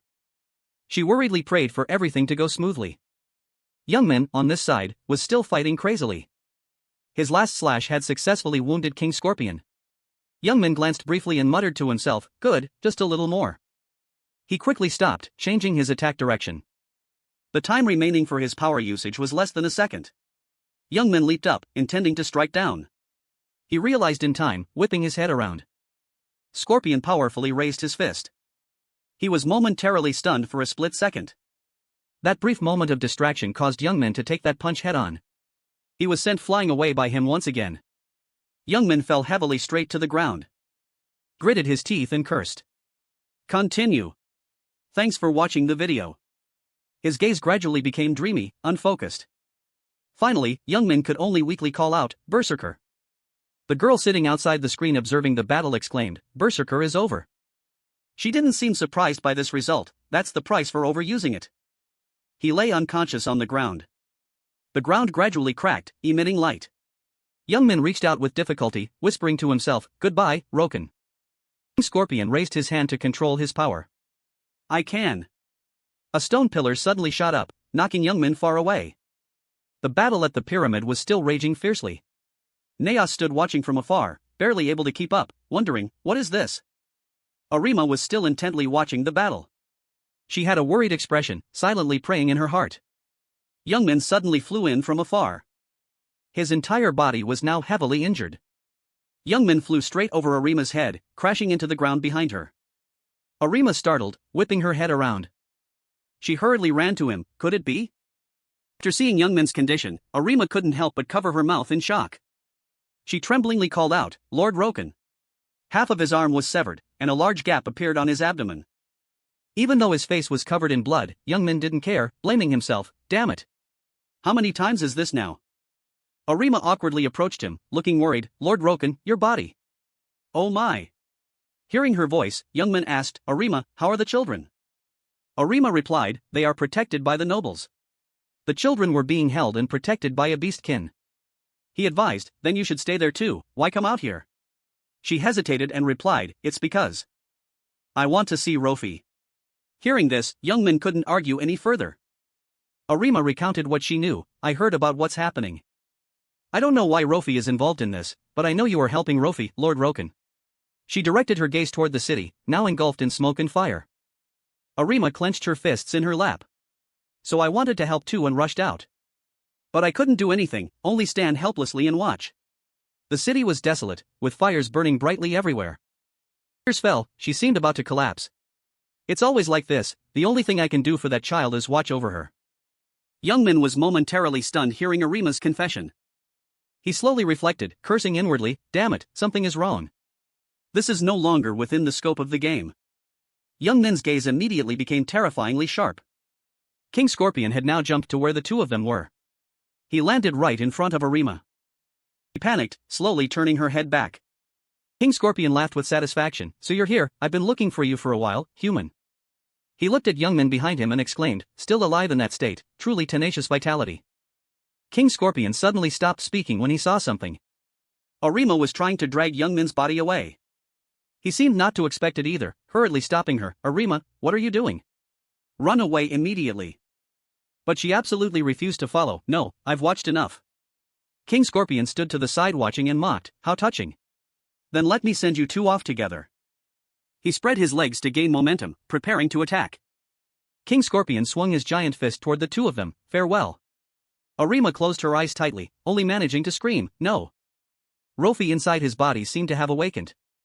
King Scorpion's arm trembled for a moment and couldn't be brought down. This surprised him greatly, wondering, "What? Why is my body?" King Scorpion stopped as if he remembered something. He suddenly understood the cause. "It's you." Rofi inside King Scorpion's body was struggling to break free from the threads. Her arm was squeezed until it trembled. He asked confusedly, "Why are you still resisting? You are also a part of me, you are about to rule the world." "Stopped by a mortal?" Rofi was struggling to move toward the light in front of her to escape. Hearing that, she immediately denied, "No. I am not a part of you." She was still struggling to drag her body forward. Rofi yelled emotionally, I don't care about your ridiculous plan. I will live with Arima. A faint light suddenly appeared in front of King Scorpion's chest. Light immediately magnified, becoming blindingly bright. She struggled to stretch one hand out. After that, Rofi's body also gradually appeared. She hurriedly called out, Arima. Seeing Rofi, Arima also quickly called out, Rofi. King Scorpion naturally wouldn't agree to this, preventing her, accept me, Rofi. Don't resist. From inside his body, a series of other threads reached out. She was forcefully pulled back inside by them. The body gradually sank back to its original position. Only Rofi's hand remained flailing in midair. Immediately after, Arima reached out and grabbed that hand tightly. She shoved herself into King Scorpion's body to hold onto her. Arima grimaced, using all her strength. This action of hers momentarily surprised Rofi. But it wasn't long before Arima's arm also began to tremble. Her hand gradually slipped from her hand. Just then, another hand reached in and grabbed Rofi's wrist tightly. Youngmin looked at her excitedly, finally out? You brat. He used his foot to push off Scorpion's body to gain momentum to pull Rofi out. Finally, both of them succeeded in rescuing Rofi from King Scorpion's body. Rofi had successfully escaped King Scorpion's body. Her face was momentarily surprised and panicked. Rofi's hand gently touched Arima's hand. She reached out and grabbed her hand tightly. Arima, though her eyes were closed, still had a clear look of peace and comfort on her face. Meanwhile, Youngmin, having used too much force, slammed his back into the wall behind him. He gritted his teeth, trying to endure the pain to observe the situation. King Scorpion seemed unable to believe Rofi could escape, so he was extremely furious and speechless. You! He roared angrily. The magic stone on his chest shone accordingly. Rofi picked up Arima, who was unconscious from exhaustion. She placed her in the most comfortable spot. Rofi quietly looked at Arima. She stood up and turned to look behind her. King Scorpion was still immersed in madness after losing his abundant source of power. Rofi suddenly called out, Roken. Youngmin heard the voice and drowsily opened his eyes. He was still in the mood to joke. What are you calling for, bug? She approached without restraint. Your mouth still works well with only one arm, huh? Rofi lowered her head curiously and asked, why did an outsider like you come here? This has nothing to do with you. What are you fighting for? Youngmin laughed for some reason. Good question. Why?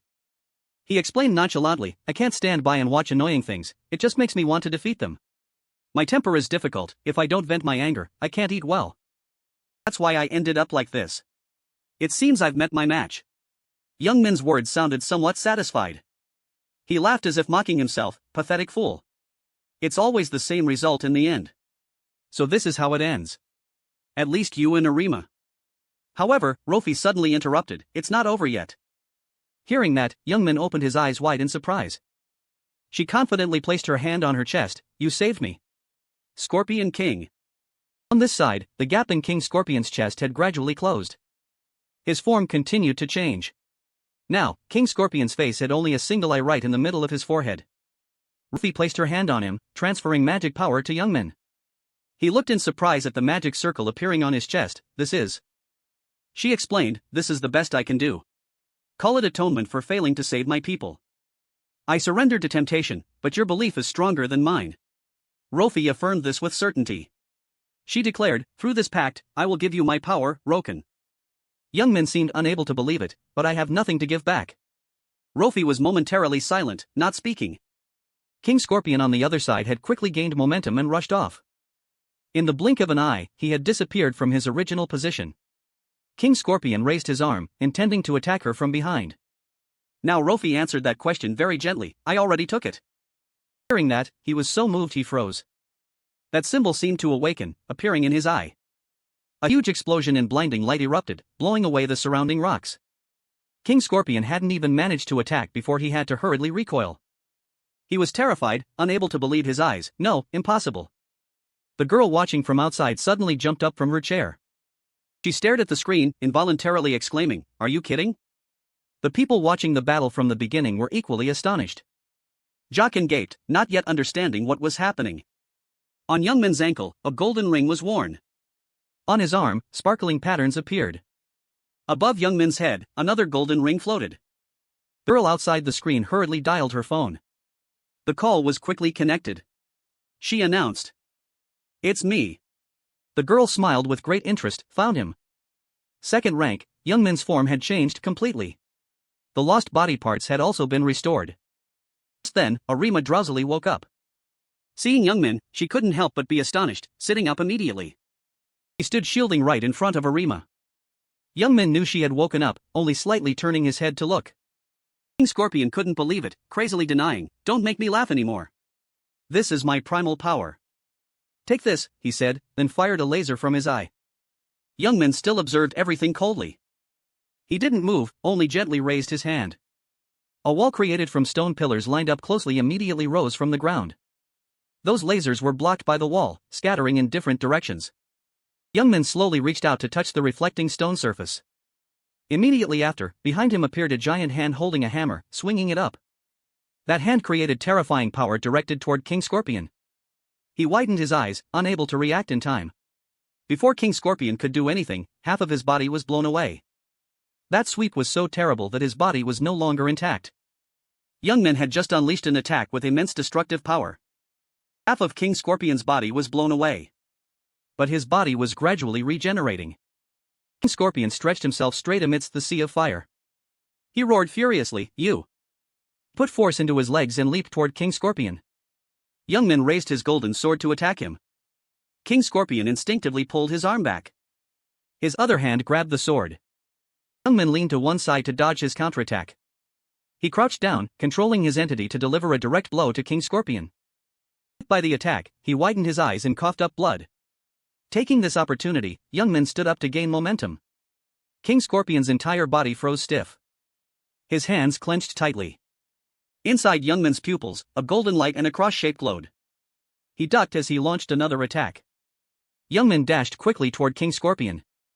He controlled his entity to strike his chin with great force. Another arm raised the sword high. The entity unleashed an attack that sent King Scorpion flying back into the sea of fire. Youngmin lunged after him. King Scorpion landed gently on the ground again. He clenched his hand into a fist. A giant wall rose from the ground, separating Youngmin from him. But it did not stop his fighting spirit at all. Youngmin's eyes flashed with rage. He unleashed an attack that caused the wall to crack. Very quickly, Youngmin shattered that giant wall. His eyes lit up with a shout, "Caught you!" Then, King Scorpion fired a beam of light to destroy him completely.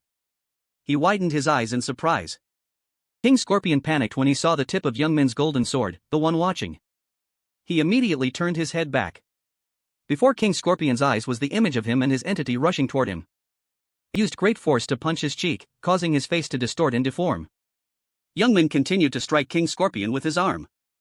He did a flip and landed on the ground on his head. King Scorpion gritted his teeth in pain. He put force into his legs and leaped into midair. Youngmin and his entity emitted a dazzling golden light. That light emanated from its solid arm under his control. Youngmin locked onto his face as the target.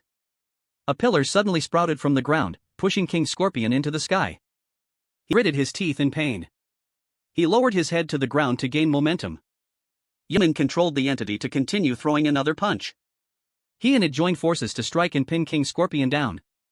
The pillar pushing him up shattered as a result. Youngmin swung his golden sword down to finish off King Scorpion. He lay amidst the sea of fire, raising a trembling hand.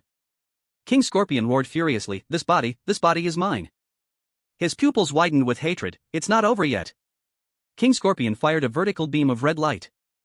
But it only grazed him. He continued to attack, "Die." King Scorpion's pupils bulged with rage, "Die already." His attack exploded in midair. He looked up at the attack. Youngmin flew into the air and stood still, looking down at King Scorpion below. His facial muscles relaxed as he looked down. Youngmin remembered his past smile. He smiled and clasped his hands together. The entity's two arms also clasped together and emitted a sparkling golden light. Youngmin performed a technique carrying immense power. This technique of his carried the scale of the entire universe. Youngmin's hands clenched tightly. He dove down to attack him. Youngmin carried his rage, "It's over, one-eyed monster." King Scorpion widened his eyes, waiting to be finished off. His and the entity's fists fell before him. Youngmin's mouth curled up as his cross-shaped pupils glowed. "Strike down." Youngmin's hands shone brightly, sparkling golden rays wrapping around each knuckle. This attack of his made King Scorpion's bones creak as if shattering into pieces. Jumped down and pressed his head into the ground. As he applied force, immense pressure descended, causing the space to shake violently. The surrounding sea of fire seemed to be compressed. Space froze in the extreme tension. Youngman walked on the scorching ground.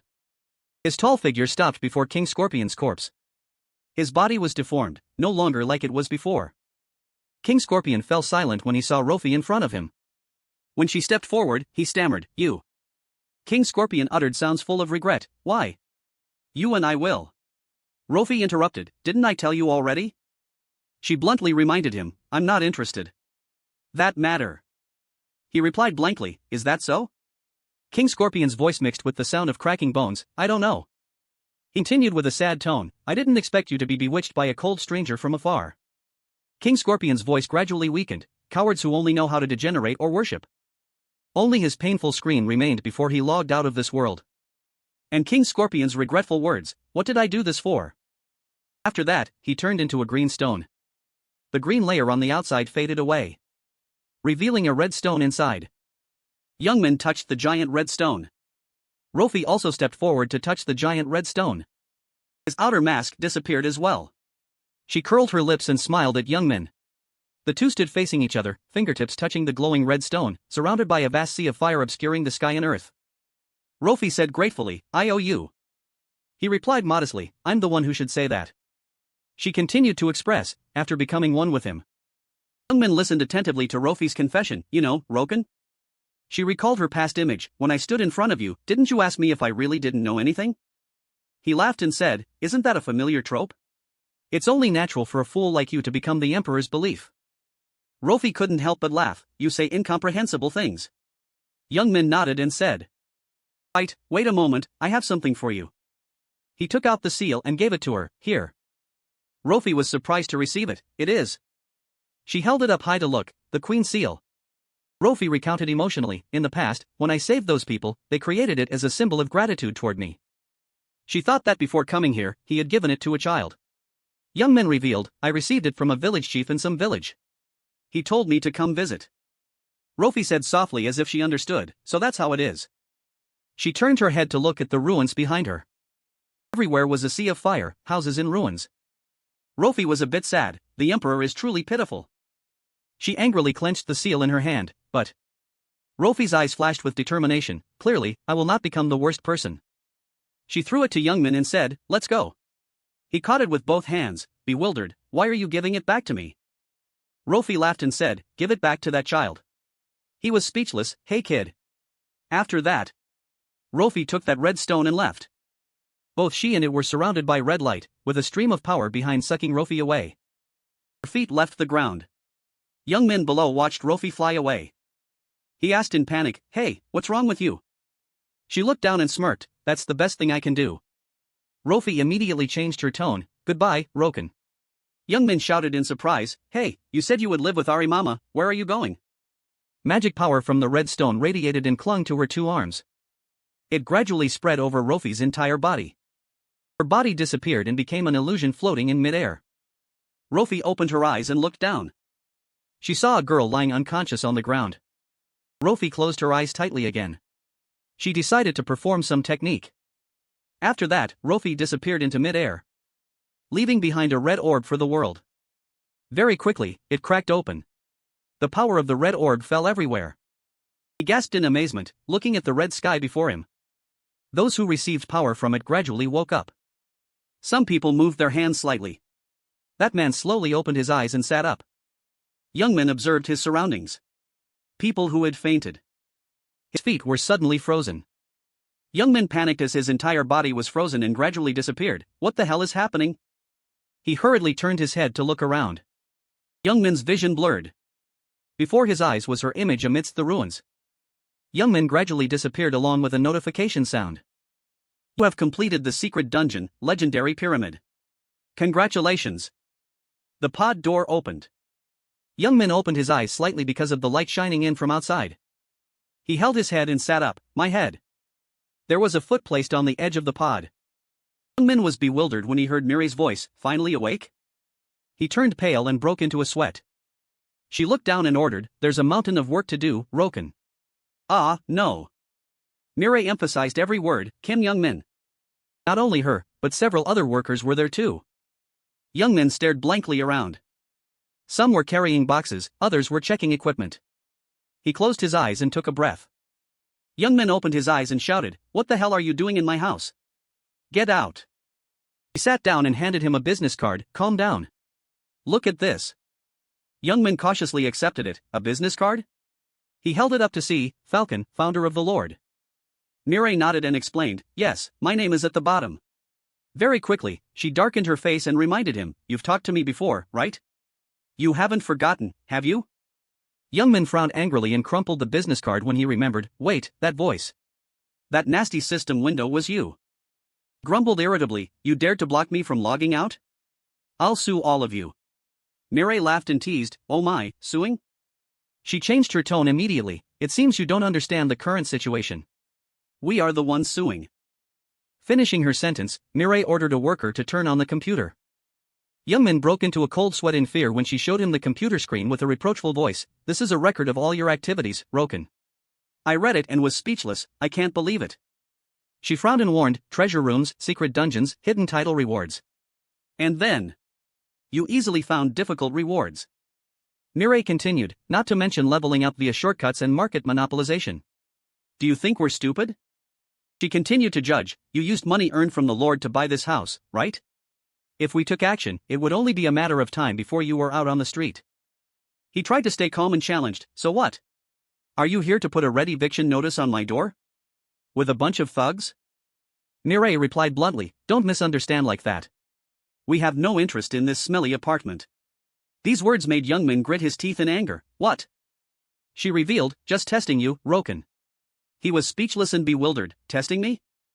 Mirai curled her lips and smiled, "Yeah. Usually, we would delete your achievements in the Lord. But you're different."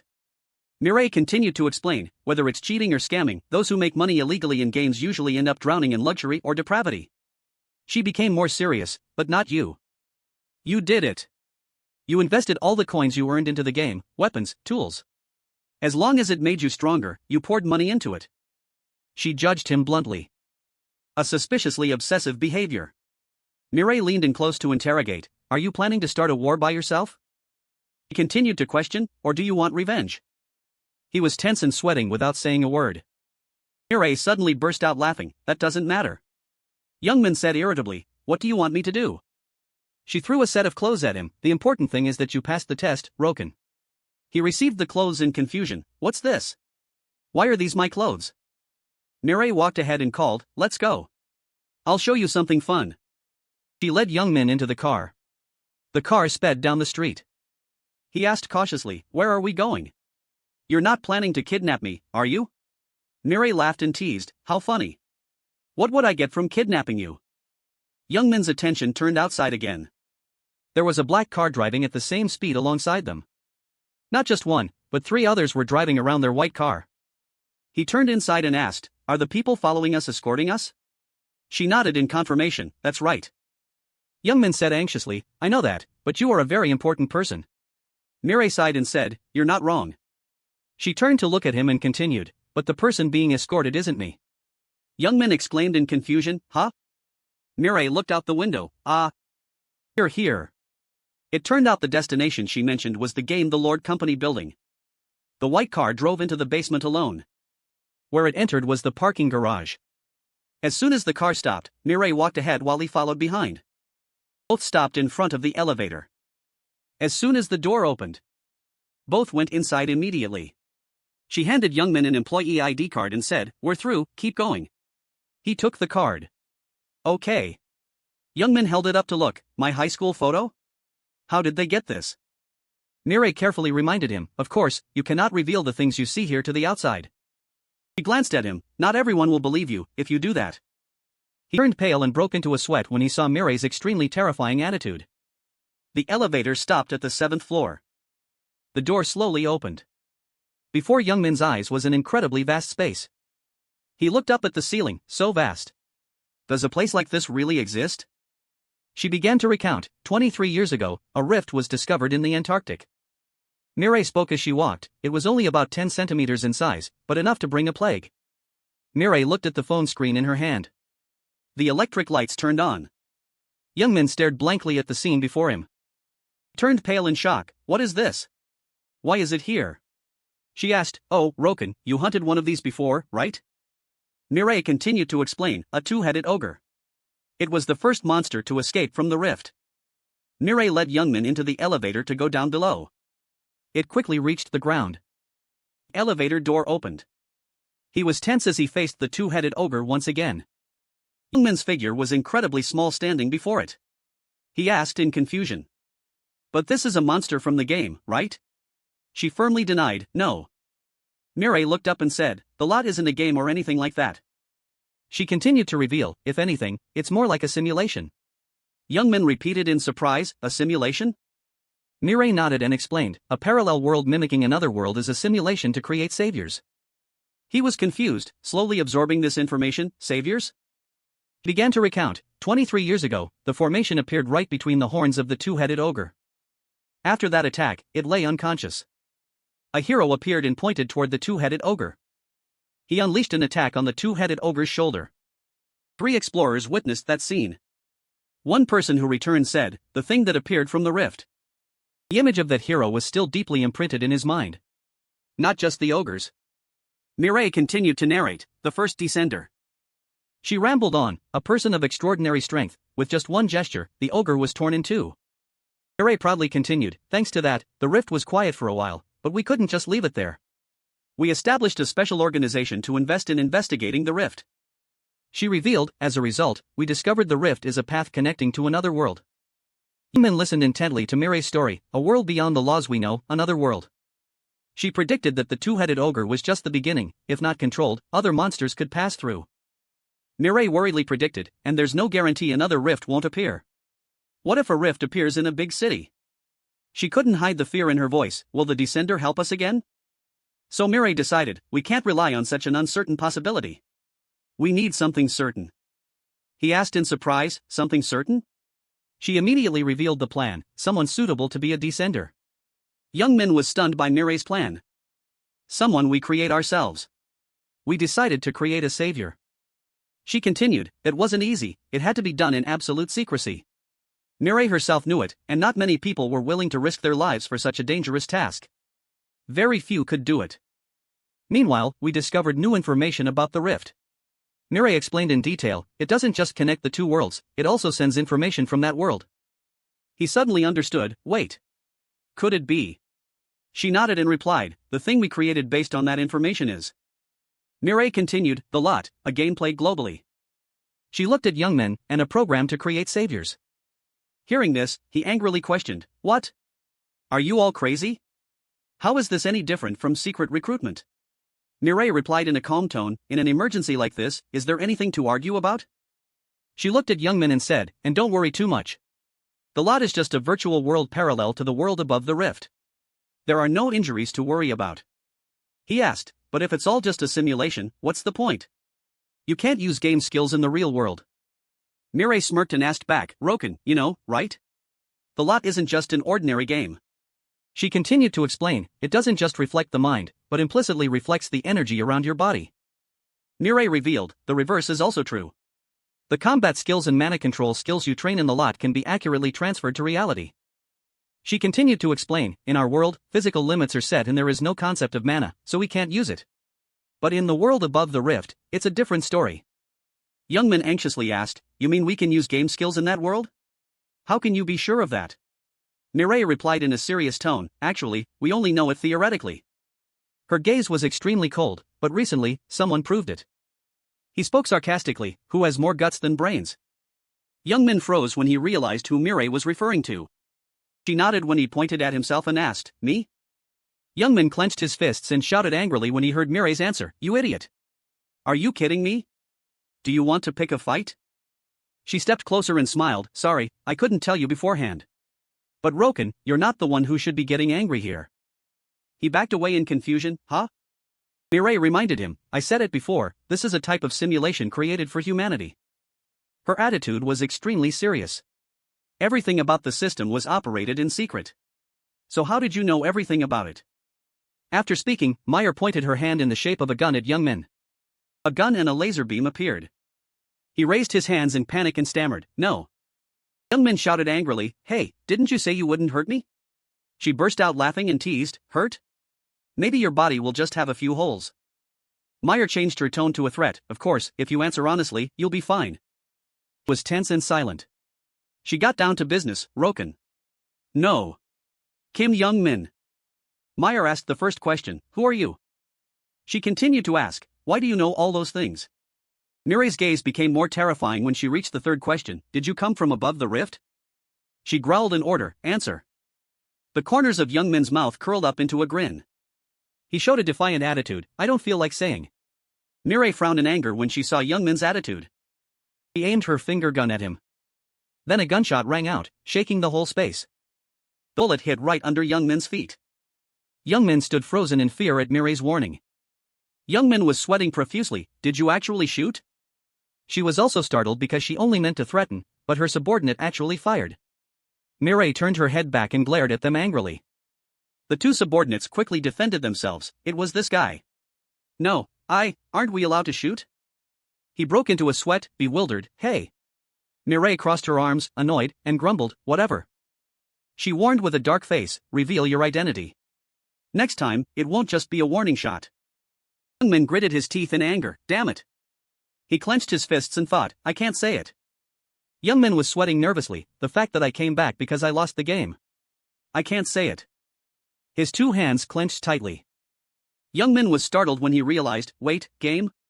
He asked, "What did you say just now?" "I proved I could use skills above the rift." Mirai replied in an indifferent tone, "So what?" Young Min growled in question, "So, Rofi, the Emperor, and everyone in Korea, the rift?" He recalled what had happened. Was everything real? She spoke sarcastically, "You really aren't normal. No wonder we thought you were an intruder from above the rift." Air continued to mock, "You grow fast and ensure no one else can catch up to you. It's like you climb up and then kick the ladder down behind you." She revealed the intention, "We wanted to test your abilities. That you're a monster, we wanted to cause some trouble, so the Emperor asked to send you above the rift to see how you'd react." He was stunned and afraid when he heard these words from Meyer, and about testing his abilities. She continued, "Well, in the end, you." Meyer rambled on, "Unlocked the pseudogod mode through a contract with a monster, although incomplete, you hunted an apex. And she also knew that conquering it alone was very unusual." Young Min lost his composure and shouted, "Isn't that enough? I've already proven what you wanted, haven't I?" Mirai immediately replied, "Quite the opposite." She pointed at him, "Because you've proven your strength, we need to know much more."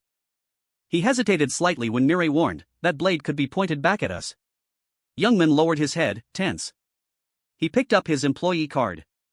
"This card has my picture on it. You understand, right?" Young Min bluntly accused, "You broke into my house illegally and messed everything up. And you know, if you've gone that far, the investigation into me must be finished." Young Min asked curiously, "So, did you find anything?" "Well, since you didn't find anything, you resorted to threats." He stepped closer to her. Young Min firmly refused, "I'm not some damn monster."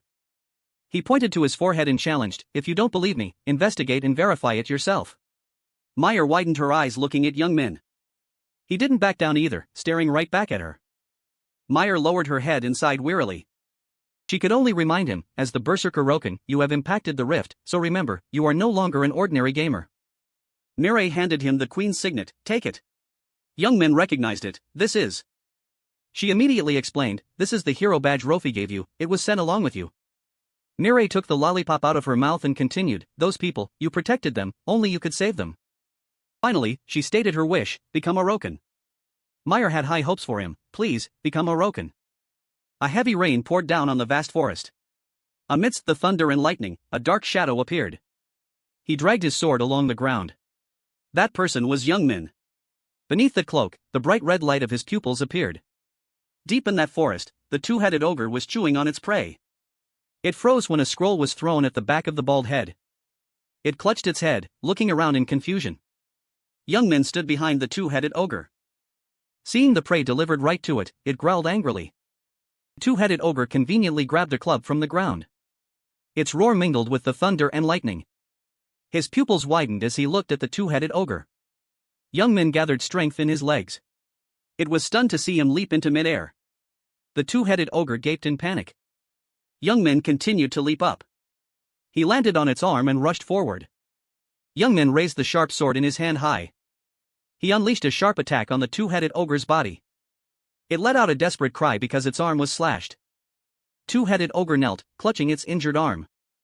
Youngman stopped in midair and looked down below. His eyes glowed amidst the light of the lightning. Youngman recalled the time he asked Meyer, "What should I do? Let's say I become Roken, do I have to go into the abyss right away?" She shook her head and replied, "No, that doesn't mean you immediately get Roken skills." He was tense when hearing Mireille explain, "Roken, what you showed in Caria was indeed beyond imagination, but it's still not enough." She continued to persuade, "Keep playing the Lost, then become stronger and become a true Roken." Youngman silently thought about the words Mireille had mentioned. Just as she handed him the signet, he landed lightly, standing before the giant two-headed ogre. Youngman grinned, "Fine, I will become." He gripped his black cloak tightly. Youngman shouted excitedly as he threw the cloak away, "The strongest Roken." It roared angrily, a scream that echoed to the heavens. Then, Youngman was pushed back by the roar, forced to retreat a distance. The sword swung through Youngman's hand. It jumped up in pain as blood splattered everywhere. Youngman lost his balance and fell hard to the ground. Youngman gripped the sword in his hand. He jumped into the air and swung the sword down at it. Youngman's whole body emitted a red light as the shout rang out, "Strike!" Red light surrounded Youngman as the shout rang out. He plunged the sword straight into it. Youngman shouted excitedly, "Split in two." The two-headed ogre's armor also cracked and shattered because of that. Both of its arms were split into two parts. Both mouths of the two-headed ogre screamed in pain. He was kicked into the air by its foot. The two-headed ogre sat up furiously. Its feet stood firmly on the ground. Both heads roared in unison. Youngman stood proudly, looking at it with the large sword on his shoulder. It angrily swung its arm, intending to physically strike him. Youngman agilely did a roll, avoiding the two-headed ogre's fist. Failing to hit him, it roared in anger. This time, the two-headed ogre decided to use its foot to crush Youngman. Its foot stomped hard on the ground. The two-headed ogre was stunned to see a light emitting from under its foot. It didn't crush him but stepped on something Youngman had left behind. The two-headed goblin's foot was wrapped in glowing threads. Taking this opportunity, he circled around to attack it from behind. The fate of that foot, like its two arms, was to be severed. Because of this, the two-headed goblin lost its balance and fell backward. It lay on the ground, unconscious from the pain. He still hadn't let the two-headed goblin off. Youngman grabbed his giant sword and lunged down to finish it off. His pupils flashed red with fury, determined to hunt it down to the end. Youngman smirked and shouted the skill name, "Fatal Strike." It screamed in pain as his sword pierced through its body. Youngman landed lightly after defeating the two-headed goblin. He stood up straight and shouldered his sword. Under the light drizzle, Youngman looked into the distance eagerly, "Let's see what you've got." Central Continent, Timura. Youngman was looking at the system window. "All right. First, I'll continue the race quest. I need a usable weapon as soon as possible. So this quest is the most suitable. I already have the bloodstone, so there won't be any problems ahead." Only then did he really pay attention to his surroundings, looking around and exclaiming, "There are so many players here. It's time for them to arrive." Youngman took a deep, refreshing breath. "All right. Time to continue." Scene changed to another place, my house, Roken. He rummaged through an old chest. "I must have left it around here. Found it. The Mad King's letter. Oh, look at all this dust. Anyway, this looks really nostalgic. Is that the bandit leader Gyrotin? I got this item after killing him. If I report this to the council under specific conditions, the Mad King quest will officially begin. And its reward is an important weapon for the Mad King. God, just thinking about it makes me drool." Suddenly seeing something that made the smile on Youngman's lips vanish. Wait. The usage time has expired. What the hell is this? Seeing this, he frowned sadly. Well, I guess quite some time has passed. Maybe it's telling me to do this again. That means I have to go back to the second city and find the item. How annoying. As if finding something interesting, Youngman's face became extremely sinister. No way, this could actually be quite fun. Scene changed to another place, bandit hideout near the second city. When playing games, I always have one thought in my head. Have I really gotten stronger? In RPGs, the stronger a person gets, the tougher the monsters they encounter. The only things that change are skills and rankings. The way battles play out doesn't change much, so players find it hard to feel their growth. But here, there's an innovative way to experience growth. That is entering low-level dungeons. That's right, Roken can develop differently from other players. But even for him, these shortcuts bring small joys. Plus, I already have a small excuse for this. Gyrotin exuded a power that terrified people. He roared in anger, "You bastard! Where do you think you are?" Level 100 bandit leader Gyrotin. He immediately leaped into the air and lunged toward Youngmin with that massive body. "I'll make you regret this."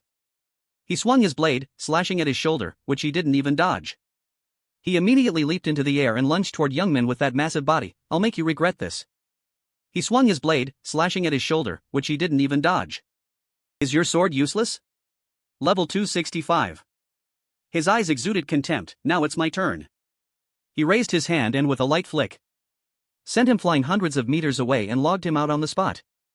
Watching his body gradually disappear made Youngmin's face become even more mischievously excited. "I didn't think it would be this easy.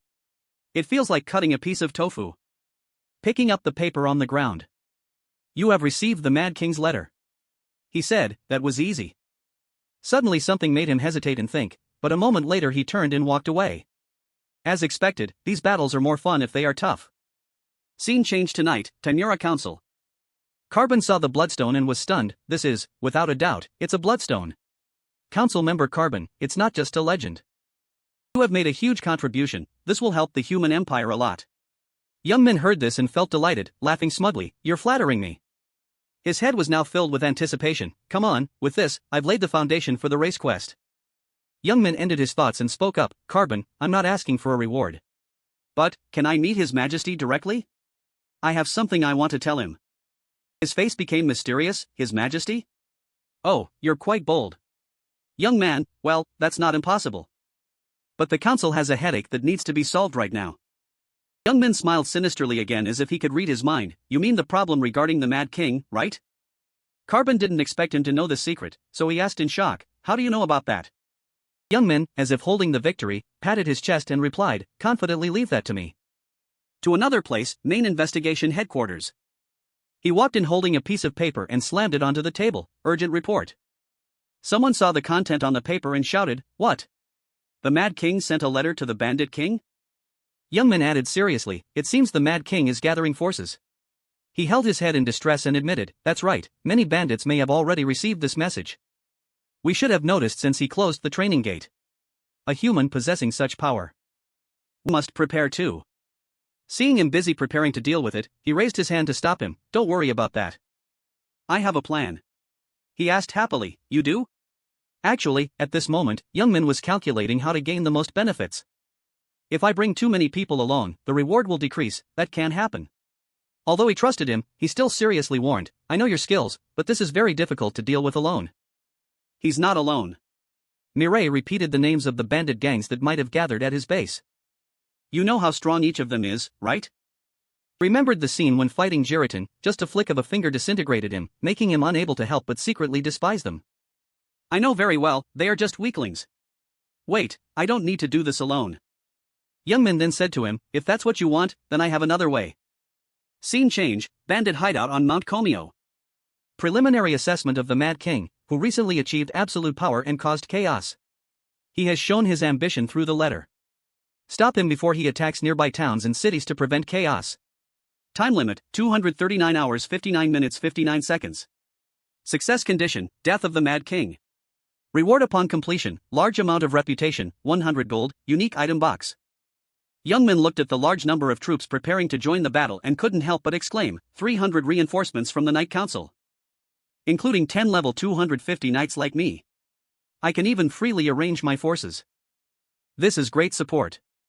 Thanks to this, 200 out of 300 reinforcements are mages, which makes everything even better. His face gradually became expressionless. I can take all the rewards for myself. If other players participate, consider that part wasted. The reason why the quest reward is so large is easy to understand. It is very difficult to succeed. The threat of the bandits is not just Vandalot's problem. He has summoned hundreds of bandits. And I have to defeat Vandalot's brother, the Great Spear King. This is an expansion quest. Vandalot, although a humanoid monster, has absorbed the power of rage and surpassed his limits to control it. He has been treated as a boss among strong players, and above all, he knows how to utilize the mountain's terrain. Trying to avoid the bandits and infiltrate the Mad King's base. Some players tried to log in but only received a system notification. Login failed, please complete the prerequisite quest. System limit, status, no defined location, cannot log in. Bandalot will hear their screams and stop his training state. While defeating countless monsters and subbosses, players will exhaust all their strength. And in that state, they will have to face the leader of the bandits, Mad King Bandalot. His presence alone has already crushed the player's will. But such an expansion quest won't appear just with the gathering of bandits. Bandits and many monster groups will appear. The problem lies in their purpose. More precisely, the purpose of Mad King Bandalot in gathering the bandits. Trolling just a small mountain on the outskirts of the city is not enough to satisfy Bandalot, who is immersed in power. What he is aiming for is a nation. To overturn the world and its system, then become a king of the new world. Something no monster or bandit could ever think of. A thread of desire deeply engraved in his heart, that alone could plunge the whole world into danger. That's why the Human Council has used every means to destroy him, and that is why they gave me this many troops. Looking at the soldiers standing solemnly but unable to hide the anxiety in their hearts. Taking human armies to destroy a monster is not an easy thing, but that doesn't matter. I can handle them myself. Suddenly a soldier pointed behind Youngman and said, "Over there." Seeing monsters in the shape of a large and ferocious wild boar, they shouted, "It's monsters. Why are there monsters at the foot of the mountain already?" Immediately, he shouted loudly to keep his soldiers calm, "Don't panic. Act according to my orders." Everyone shouted in unison, "Yes." Immediately, the soldiers cheered and rushed forward, the troops began to attack. All the mages raised their staffs high and shouted, "Fire wind." The soldier leader shouted to the mages behind, "Hold the formation, hold the formation." The power of the mages formed a large fireball in the sky. "Now!" He raised his sword high, "Gale." Immediately, the monsters from before were burned, crying and screaming.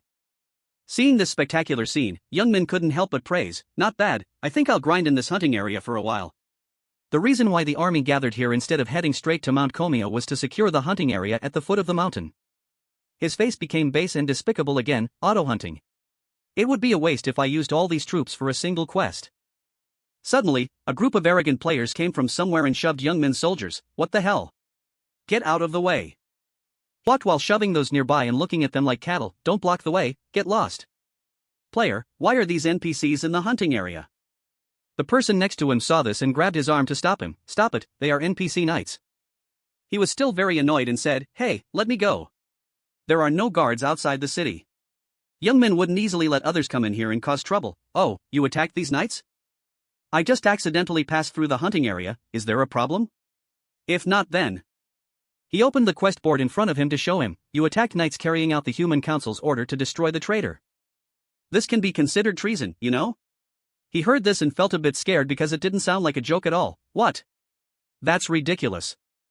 Before the guy could continue, he gave him a ticket to log out of the game. Silence. Traitors must be executed on the spot. He was unwilling and pointed at Youngmin, trying to say, "The next punishment. You are the one. This hunting area." "Ha?" Seeing his teammate disappear before he could even react, his companions just gaped in astonishment. He continued very calmly, "Only people like that have to leave.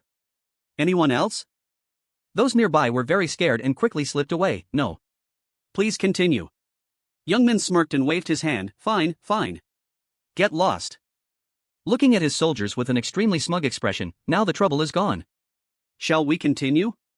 The soldier smiled just as despicably, "Yes." He was thinking about tactics, if we can keep this fire and surround the mountain. At this moment, loud screams echoed throughout the mountain. Youngmin had predicted this, it was the scream he had been waiting for. The bandits injured by the fire were running around in chaos. "Fire, someone bring water here." Soldiers, seeing them rushing out, had everything ready. "Bandits, increase firepower." A knight among them looked at the violent scene of the bandits and said, "We cannot let them have a chance to counterattack." Faced with fierce fighting from both sides, a loud roar erupted. "You bastards, who dares?" The Great Spear King appeared and slammed down hard on the ground, making everything shake, invading the Bandit King's territory. He appeared looking very ferocious and powerful, level 260, Great Spear King. Soldiers seeing him appear try to fight despite nervousness. What kind of hellish pressure is this? Seeing the Great Spear King so terrifying, Roken feels even more excited. "Don't back down, weaklings like you don't get a share." Immediately, he rushes forward with his large, sharp axe at high speed. Bandits see this and panic, wanting to run. That's the enemy." The Great Spear King says angrily, "Emperor's Hound, don't you know your place?" Roken rushes in, delivering a powerful blow from the air, and he uses his strength to block.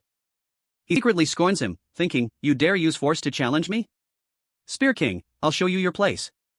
While looking down on him, he feels himself weakening as Roken's axe forces him back, making him doubt, "Am I losing?" Roken sees he's not up to par. "I don't have time to waste on small fry now." He engages his arm strength and says, "Get lost." Immediately, the Great Spear King is sent flying several meters back by that blow. He lies heavily on the ground, breathing. The other bandits see the Great Spear King beaten like that and can't stand the anger. "Damn it, that bastard, that son of a bitch, don't think about leaving here alive." At this moment, the Great Spear King sits up and yells at the others, "Stop causing a scene, the boss is in the middle of training, you handle the Emperor's hounds. As for the one who will silence him, that will be me." Hearing that, he just smiles defiantly. Returning to the life-or-death battle between Roken and the Great Spear King. Even with a full strategy, looking at the surrounding flames makes him somewhat cautious. "I have high fire resistance, so this won't affect me at all. But enduring this fire with bare hands, you really are a monster of endurance." Seeing him rushing over with his spear, he thinks, head-on confrontation with strength isn't to my advantage. Just as the spear thrusts, he dodges, and the attack cracks the ground wide open. Roken takes advantage of his distraction to jump from the air with his powerful weapon. Roken smiles cunningly, "As long as I don't rush in recklessly, I'll be fine." A powerful blow to the ground creates an explosion with dust flying everywhere, but the Great Spear King dodges. Seeing that, he praises him, "You've got a few tricks, but this is our territory." He rushes forward at dizzying speed and says, "Do you think you can dodge forever?" When the Great Spear King thinks he has attacked him, it turns into a black void. Roken suddenly appears behind him with a calm but extremely wild voice, "Don't worry, right now, the only thing I'm thinking about is slaughtering you." He laughs and slashes powerfully, sending him flying. He is critically wounded and vomits blood profusely. The bandits see him like that and are now scared and cautious. Even Boss Spear King. Who the hell is that guy? Seeing Roken approaching, the bandits fearfully retreat, no longer wanting to fight, call for reinforcements. He's right in front of us. On this side, the remaining bandits are still eagerly chasing those on his side. Target the weak ones, where there are no knights, break the encirclement. Roken looks at them with a hilarious expression, luring is useless. One of his strikes sweeps past, causing the bandits to walk without knowing their heads have fallen off. The survivors run and scream, "What kind of monster is that?" The leader of the knight regiment yells, "They're just criminals. Show them the power of knights." Everyone shouts in unison, "That fire gale." The injured bandits try to run for their lives, forget the fire, hurry back to the mountain. Chop the trees down, crush them. Put out the fire, don't let it spread any further. Some are trying to fight back by kicking burning logs toward the soldiers. Soldiers yell, "Logs! Everyone! Dodge!" Immediately, other powerful knights rush forward and slash the logs into many pieces. The soldiers stand in formation, looking dignified and imposing.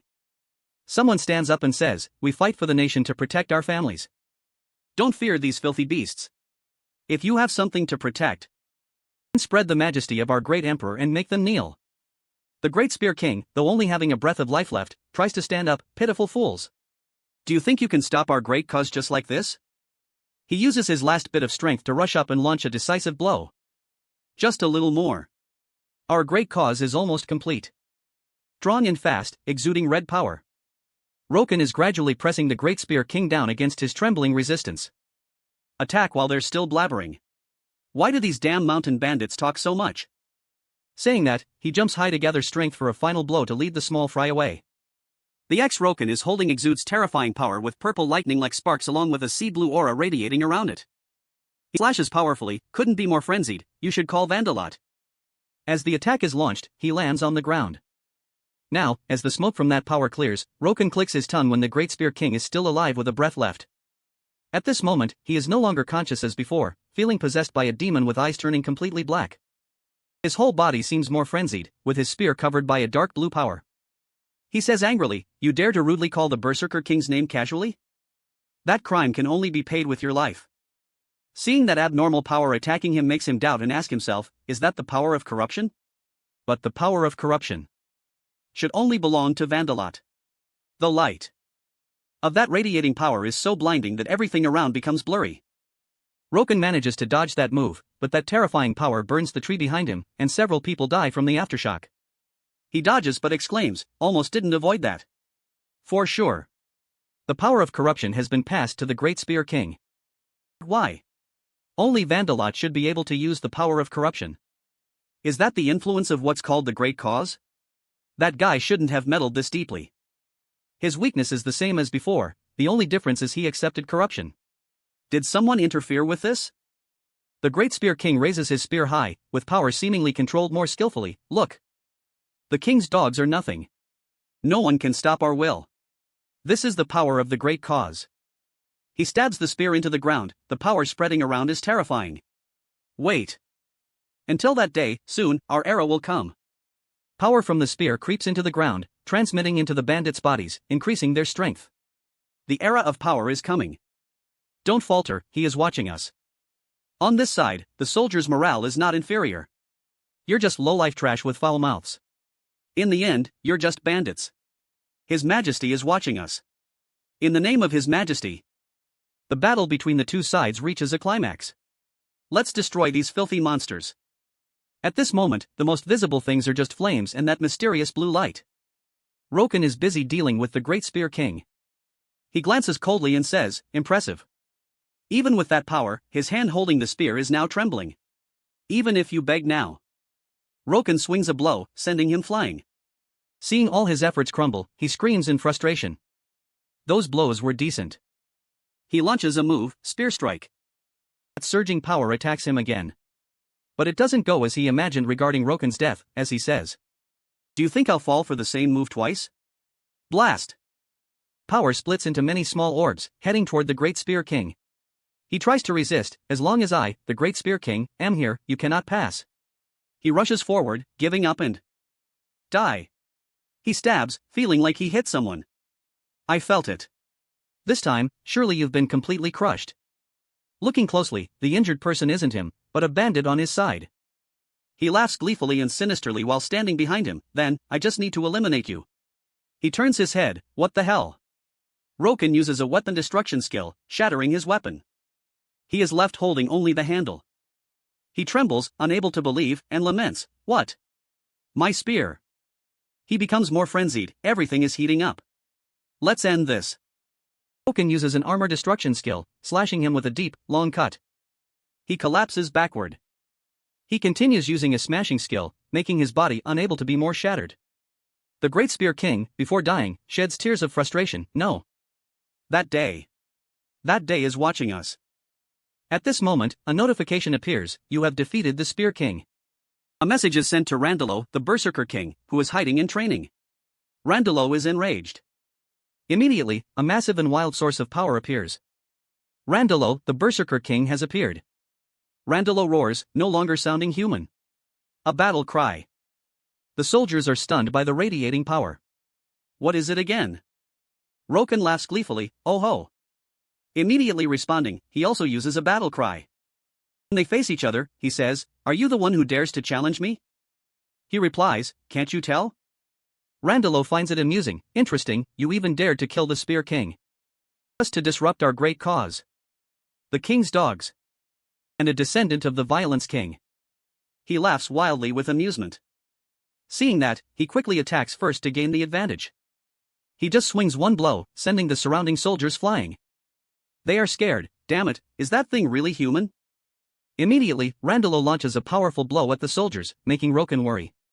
He scorns, "Pathetic bastards. Don't think about leaving here alive."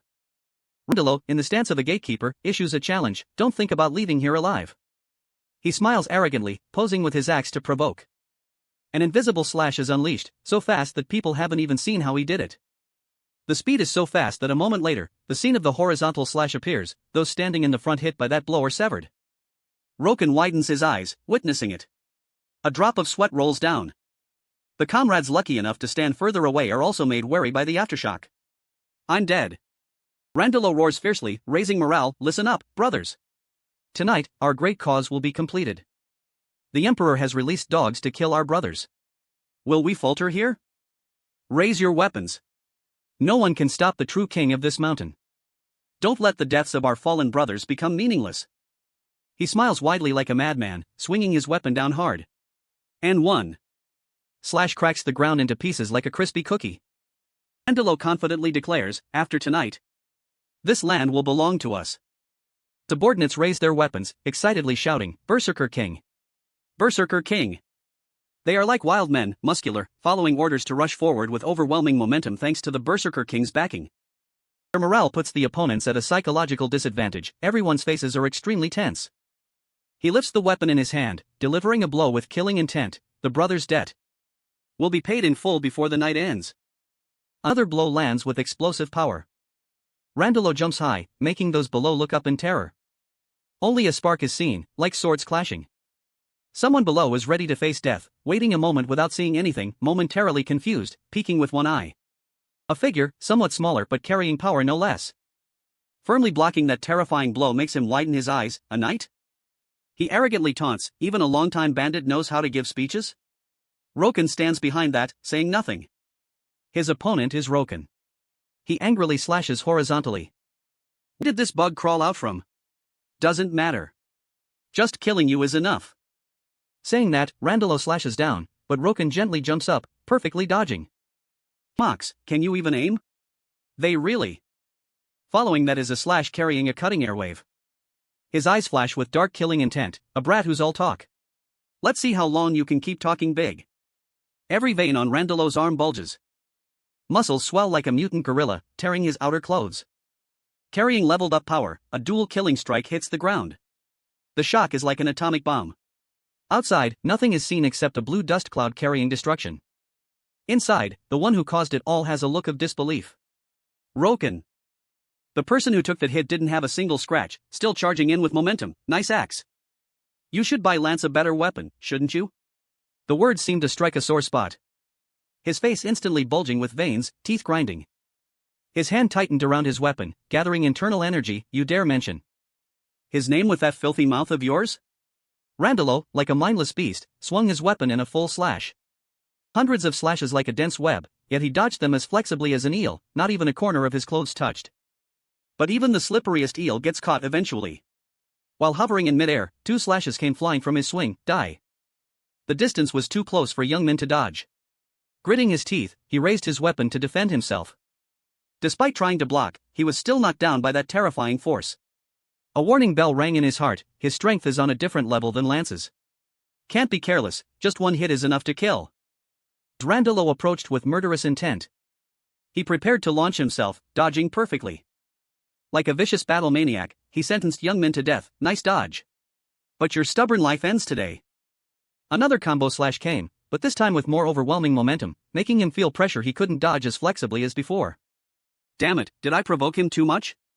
This time Youngmin couldn't be as relaxed as before, having to use offensive force, struggling to overcome it all. Beads of sweat pouring down like rain showed he was starting to struggle, his heart wavering. Truly monster strength. Just like Lance, Randello is developing at a dizzying speed. Continuing this stalemate is extremely reckless. Originally, the only one trying to use depravity to rebel was Randello. The people following him were just small fry. But Randello alone making me struggle like this means something is wrong. Has his desire to rebel grown that strong in such a short time? To the point of affecting those around him? Why? In a moment of distraction, Youngmin was closed in on by him.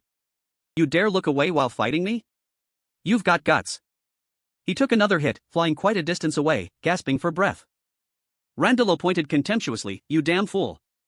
Do you think you can stop our great cause?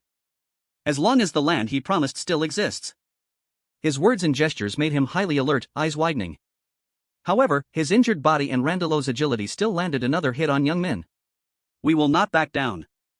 In his words, he caught some information that day. The past rushed back. Lance also mentioned that person. The image before he collapsed, mouth still muttering, no, that day is watching us. Didn't Lance talk about Randello? This is far different from the previous quest. Does the route change depending on the strategy used? I'm not sure. But one thing is clear. Someone is pulling the strings behind this. While he was analyzing in his head and dodging, he had lost patience, full force aura radiating like reality. Both hands holding axes like a war god. Randello gained momentum, spinning in the air a few times, taking a stance to start his move. Sure enough, afterward, the aura swept through like a storm. His storm slash move was like a whirlwind tearing everything apart, obscuring vision. Youngmin struggled to see clearly, eyes sharp as he gripped his sword hilt.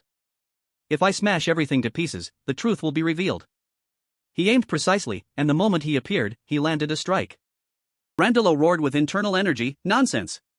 How dare you look down on the Wrath King? The longer it dragged on, the more impatient he became. The source of power converged into a dense sphere like a black hole, crushing everything it touched. He was silent as a statue, focusing all his power into this strike. His face now became terrifyingly silent. His eyes glowed with a blue light. The battlefield atmosphere was at a climax. Youngman gripped his long blade in a stance, ready for the incoming destructive strike.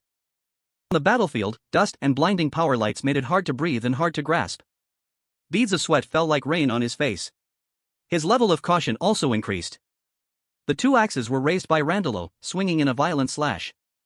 Half his face seemed wrapped in a flow of power, creating a new, even more jagged appearance.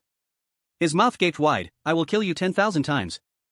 Randello's whole body radiated intense battle intent, facing Youngman who was in a defensive stance. The battlefield changed in a blink. A king-killing strike like a giant high-speed gear, crushing everything it passed. That terrifying strike reflected in his calm, emotionless eyes, just a centimeter from his lashes. A suffocating pressure. Fortunately, everything was still under Youngman's control. As he straightened his body, head tilted back, perfectly utilizing the gap, he was safe. Utilizing the broken ground, he was as quick as a leopard, several meters away from his opponent. However, despite trying to create distance, he was surrounded by countless axes from who knows when. The combo/ultimate move was like a magnificent meteor but contained destructive power thrown down. He seemed to have seen Youngman's end, screaming, "If you want to blame someone, blame your own arrogance." Growled in his throat, eyes flashing red, gritting his teeth to dodge. Looking at the perverted Randello in front of him, he cursed inwardly, "Damn it, the power of depravity has grown larger than before. Now he can even use. This is harder to deal with than I thought." He chuckled like a madman, looking at Youngman's fleeing figure triumphantly. "Finally, you're in trouble, aren't you?" Fatigue gradually seeped onto his face, but his eyes remained extremely sharp. Humph, what a mistake. The small fry had been handled by the soldiers. But I forgot the biggest problem. This bastard's attack power is beyond expectations. I don't know why it turned out like this. At this rate, the soldiers behind me will soon be wiped out. No. Youngman was also completely at a disadvantage, only able to parry weakly. In the end, he couldn't take it, being knocked flying. His whole body was like a cannonball, pinned into some dirt wall. Extremely miserable. Randello slowly approached like a wild beast, looking at the prey he had hunted, now gasping for air. "Are you planning to run? Even if you give up now, at least I'll show mercy and kill you in the most painful way. Just like my junior brother." He had become extremely tired, panting heavily. Sweat poured down like rain, thinking to himself, "Right? Enough." He laughed arrogantly, immersed in victory, raising his axe high. "I will hang your head on the castle gate." Youngman ignored Randello's rambling, legs trembling as he stood up. "It's time to end this." An uneasy premonition flashed through him. He roared the order, "All soldiers, fall back." The people below fighting were all startled in disbelief. "What? General!" They were determined to show their will. "General, we cannot do that. We will fight to the end." A fool ran over. "What we need is you." Youngman's eyes darkened, questioning, "What are you rambling about?" His foot stomped powerfully onto the ground. Youngman's whole body was glowing red like a blood-bathed demon. He rose and warned, "Fall back before you get dragged into this too." The old, cracked great blade was still solid and intact as he drew it. Youngman's aura increased a level, becoming more majestic. He reassured them, "I'll be down there soon too." Randello seemed driven mad by his actions, gritting out each word, "You bastard, at this point, you're still resisting?" He seemed to teleport, a fist slamming down. That strike really destroyed something, but not the target Randello was aiming for. His eyes narrowed in confusion. Youngman somehow circled behind Randello, swinging his blade and speaking, "Where are you looking?" He wasn't alert, but soon detected his presence, turning to counter. A strike that seemed to slash across heaven and earth by Youngman was still blocked by Randello. The ground beneath his feet also sank, enough to see how terrifying its weight was. Both their faces now wore strangely similar battle-crazed smiles. In the air, a series of axes appeared, surrounding the target. After the collision ended, both were forced to separate. At the same time, the combo/attack began. When looking clearly again, Youngman had stepped on Randello's face, mocking, "You mediocre trash." His hands summoned weapons from mid-air. Youngman used his face as a springboard to jump. The damage wasn't great, but the humiliation was extremely high. He grinned. "Any other moves?" He pulled out countless types of weapons, starting a crazy move. The attack was quite similar to Randello's combo slash, a multi-weapon version aimed at him with countless slashes. Each series of moves dazzled the viewer, unclear how the opponent was, only seeing debris flying everywhere. Young Min was like a demon spinning in the air with beautiful, crazy, and powerful strikes. He wasn't willing to stand still and take hits, crossing his hands to grip the axes, bursting with power. With a superspeed burst, Randalo vanished from his original position. In an instant, he closed the distance, screaming, "Die!" His eyes were like a sharp hawk, observing his every gesture, analyzing in his head. It looked like he was just swinging wildly. But every strike was aimed at a vital point. In that moment, Young Min focused intensely because this was a confrontation between two berserkers. The strategy was even simpler: except for the neck and heart, I'll let him hit everywhere else as he pleases.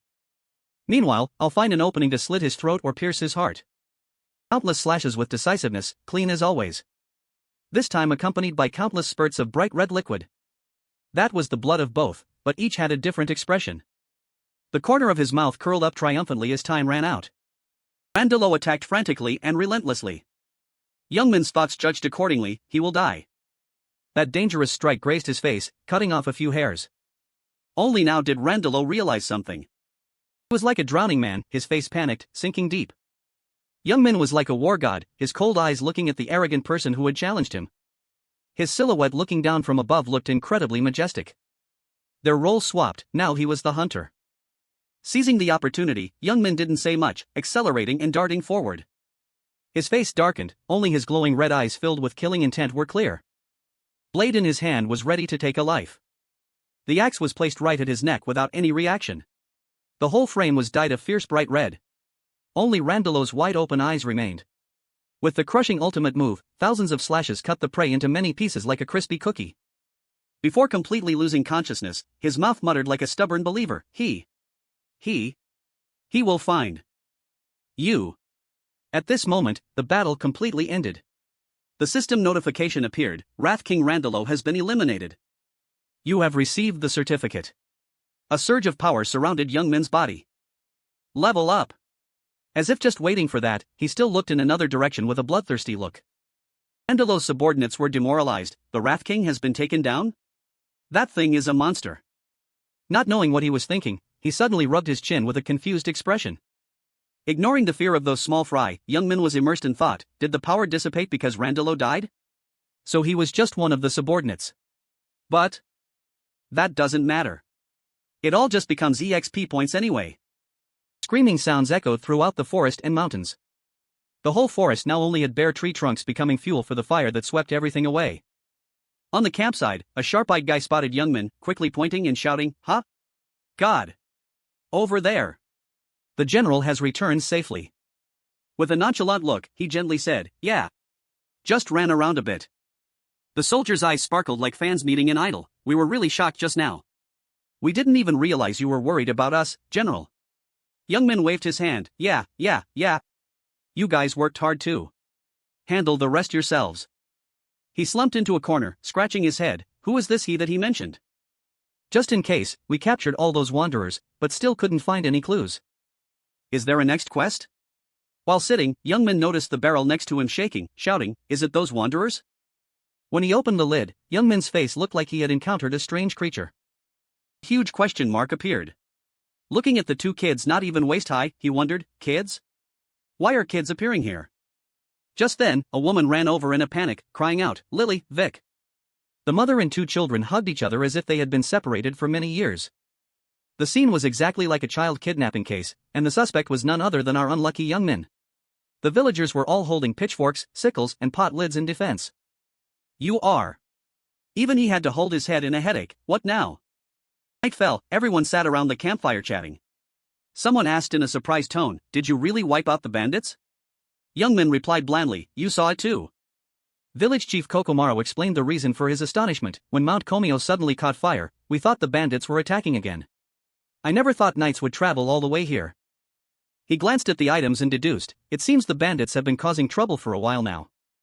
He agreed and replied, yes, their numbers suddenly increased in the last few weeks. Occasionally, travelers would chase them away, popping up like mushrooms. It's all thanks to you. Knight, on behalf of the entire village, thank you. A middle-aged villager thanked him after the village chief. Thank you so much, Knight. A young man also added, now we can finally live in peace. Village chief held a lantern and politely invited Young Min, we don't have much to repay you, but please stay here tonight. At the very least, we can prepare a place for you to sleep. His subordinate asked for his opinion. General, the troops are exhausted, should we stay the night? But he seemed to realize something and stopped. Wait. Youngman cautiously pondered, something isn't right. They said the bandits attacked them many times. Then why are the villagers so clean? No one is seriously injured, and they look too healthy for a place like this. What if they are hiding something? Is the hidden route not fully opened yet? I still need to stay vigilant. Suddenly, a voice cut through his train of thought. Are the knights who defeated the bandits here? A blonde girl with a halo behind her asked anxiously, is anyone hurt? Someone recognized her and exclaimed, the Saintess. Youngman was immediately on guard, confused by her identity. Saintess? The Saintess scratched her head shyly and explained, I went to check on the forest fire, so I'm late. He was still inwardly bewildered. What fire? The village chief immediately stepped forward to welcome her. Oh. Saintess. These are the ones who drove the bandits away. They are knights from the Empire. She clasped her hands, teary-eyed with gratitude. Thank you so much. I was worried we wouldn't be able to hold out any longer. Seeing the Saintess in tears, the villagers panicked and rushed to comfort her. Please don't cry, Saintess, everyone is safe now. She clasped her hands and bowed to Youngman. How can we ever repay you? He politely brushed it off. It's fine, we just did what needed to be done. The village chief agreed with Youngman and suggested, that's right, Saintess, the villagers are all safe. What about helping the knights? The Saintess looked up and repeated, help the knights? He explained, they must be exhausted from fighting. Can you use your power to heal them? Then the village chief turned to him and assured him, you don't need to worry, the Saintess's power is real. He began to tell the story. A few weeks ago, when the bandits swarmed into the village to cause trouble, a villager was kicked away. The bandit stepped on him and clicked his tongue. What a nuisance. His comrade returned with a bag full of loot. Hey, we've taken everything here, let's go. The man who had been kicked grabbed the bandit's leg with all his might, gritting his teeth. Wait, if you take everything, how are we supposed to live? Give it back. The guy turned back, annoyed, and kicked him in the chin. Is this bastard crazy? Who bothers to take everything and then give it back? A girl ran over to support the man, tears of worry streaming down her face. Honey. He screamed in despair, hot tears falling. You already took some the other day, the children are starving. The bandit didn't understand that at all. He laughed out loud. Is that so? The Saintess appeared from behind the door. That is truly sad. The bandits turned back, saw her, and asked in confusion, who the hell is this girl? She raised her staff and questioned them. Everyone must have worked so hard, their children are hungry, how can you do this? The bandit gripped his large knife, coldly mocking, what a funny woman. She doesn't understand how real life works. Looks like she's from the upper class. If you're crazy, you should stay home and behave, don't piss us off. The Saintess used her staff to knock the bandit down. She stood there looking cool, preaching after defeating the bandits, life is already hard enough, we should help each other. Taking what belongs to others is wrong. The village chief's voice rang out, summarizing the story of meeting the Saintess. That was when everything began. When the Saintess started staying in our village. The Saintess rolled up her sleeves to protect our village. The bandits grew stronger just to harm her. They attacked her directly, or waited until she wasn't around to help us. Every time that happened, we told her, please leave this village. This village has already been devastated too much, even the villagers couldn't take it, leaving one by one. We had to find a way to survive on our own. As he was advising her, the Saintess placed her hand over his to reassure him, please, chief, don't say that. This land and this village are what everyone has built. I will find a way to deal with the bandits. In times of hardship like this, we should endure together. How touching. From that moment on, we decided to protect Kokomoro village. We came up with our own countermeasures, building barricades. And even arming ourselves. The bandits hesitated a bit, but only for a short time. Thanks to the Saintess's healing, no one was seriously injured, but living here was still very difficult. The village chief immediately became happy and cheered up. The knights from the Empire are here now. We feel very relieved. Starting tomorrow, we will rebuild the village. Then he grabbed Youngman's hand and pleaded, it's not much, but I hope you stay and celebrate with us tonight. The Saintess also happily helped, I will treat your wounds.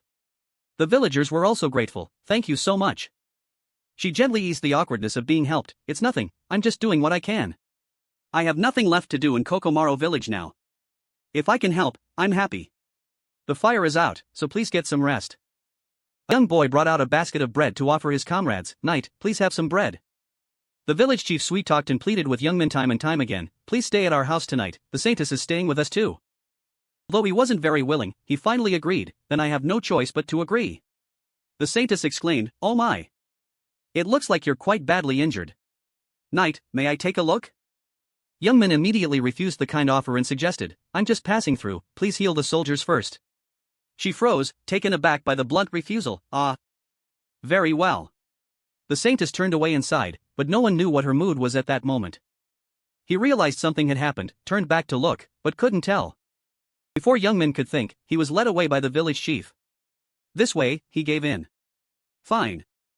The knights sat, ate, drank, and had fun around the campfire. Some knights were showing off to the village children. Then the general flew into a rage. It was getting dark. Everyone went home to rest. Youngmin lay in the room, the bright moonlight shining on him, complaining, that village chief kept telling me to rest even though I said I didn't need to. Doesn't he know what a traveler is? Or is he really plotting something? The door opened, revealing the silhouette of a girl standing outside. Knight, are you still awake? He opened his eyes wide, staring blankly at the person in front of him. The saintess, in an outfit quite different from her usual one, appeared with a friendly look. Sorry to bother you at this hour. I want to talk to you about something.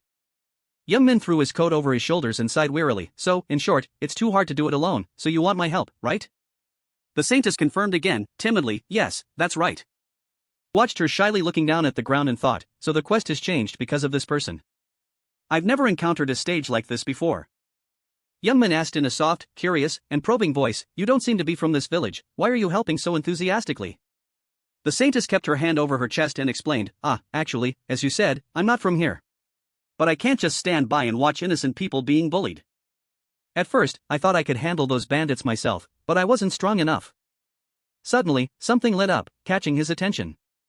Youngmin looked at the notification window below his line of sight, stunned. What is this? Why did it suddenly appear? The notification window displayed the text, you have encountered a player. Do you want to check their information? Yes/no. He broke out in a cold sweat, looking at her, inwardly bewildered. The saintess is a player? The saintess turned her head and asked innocently, what's wrong, knight? Youngmin broke out in a cold sweat, thinking of one thing, check information. But immediately, his expression changed. Shock and horror were clearly visible on Youngmin's face. He finally calmed down and sat composed. She found it strange and asked, where are you going? Knight Youngmin slowly walked toward the main door, not turning back, and asked, I'll only ask one thing, what did you do back where you came from? The saintess replied gently, I mainly worked with the priests. Healing the injured. If you have any questions about me, feel free to ask. Youngmin closed the door. Ready to face the main issue. Oh, really? Then I'll ask one more question. How did you know I would come here? Saintess? No, I should call you Ragnarok Guild. Odin's lackey. Hela, where is your boss? The saintess was startled, as if she had just heard a thunderbolt. She remained silent for a long time, sweat dripping down her cheek. Then Hela broke into a sinister smile, as if returning to her true nature. She laughed like a madwoman, praising him, not bad. Are you asking where Lord Odin is? It would be more fun if you found out for yourself. Hela transformed back into her original form, contrasting with her previous purity. She gently opened her golden eyes, mixed with darkness, and asked softly. Don't you think so? Roken. No. Perhaps I should call you Kim Youngmin. He was stunned, raising his guard upon hearing his name. How the hell do you know my real name? Hela lunged to attack immediately, giving Youngmin no time to rest. Find the answer yourself. He was also ready to fight with his weapon in hand. The two prepared to clash. Youngmin shouted her name for dramatic effect. Hela. Under the beautiful bright moonlight and the seemingly peaceful scene of the house from the outside. Youngmin ran to chase Hela. Behind him, an explosion had just occurred. She swung the sword in her hand, taunting him, you don't understand the current situation, do you? Roken.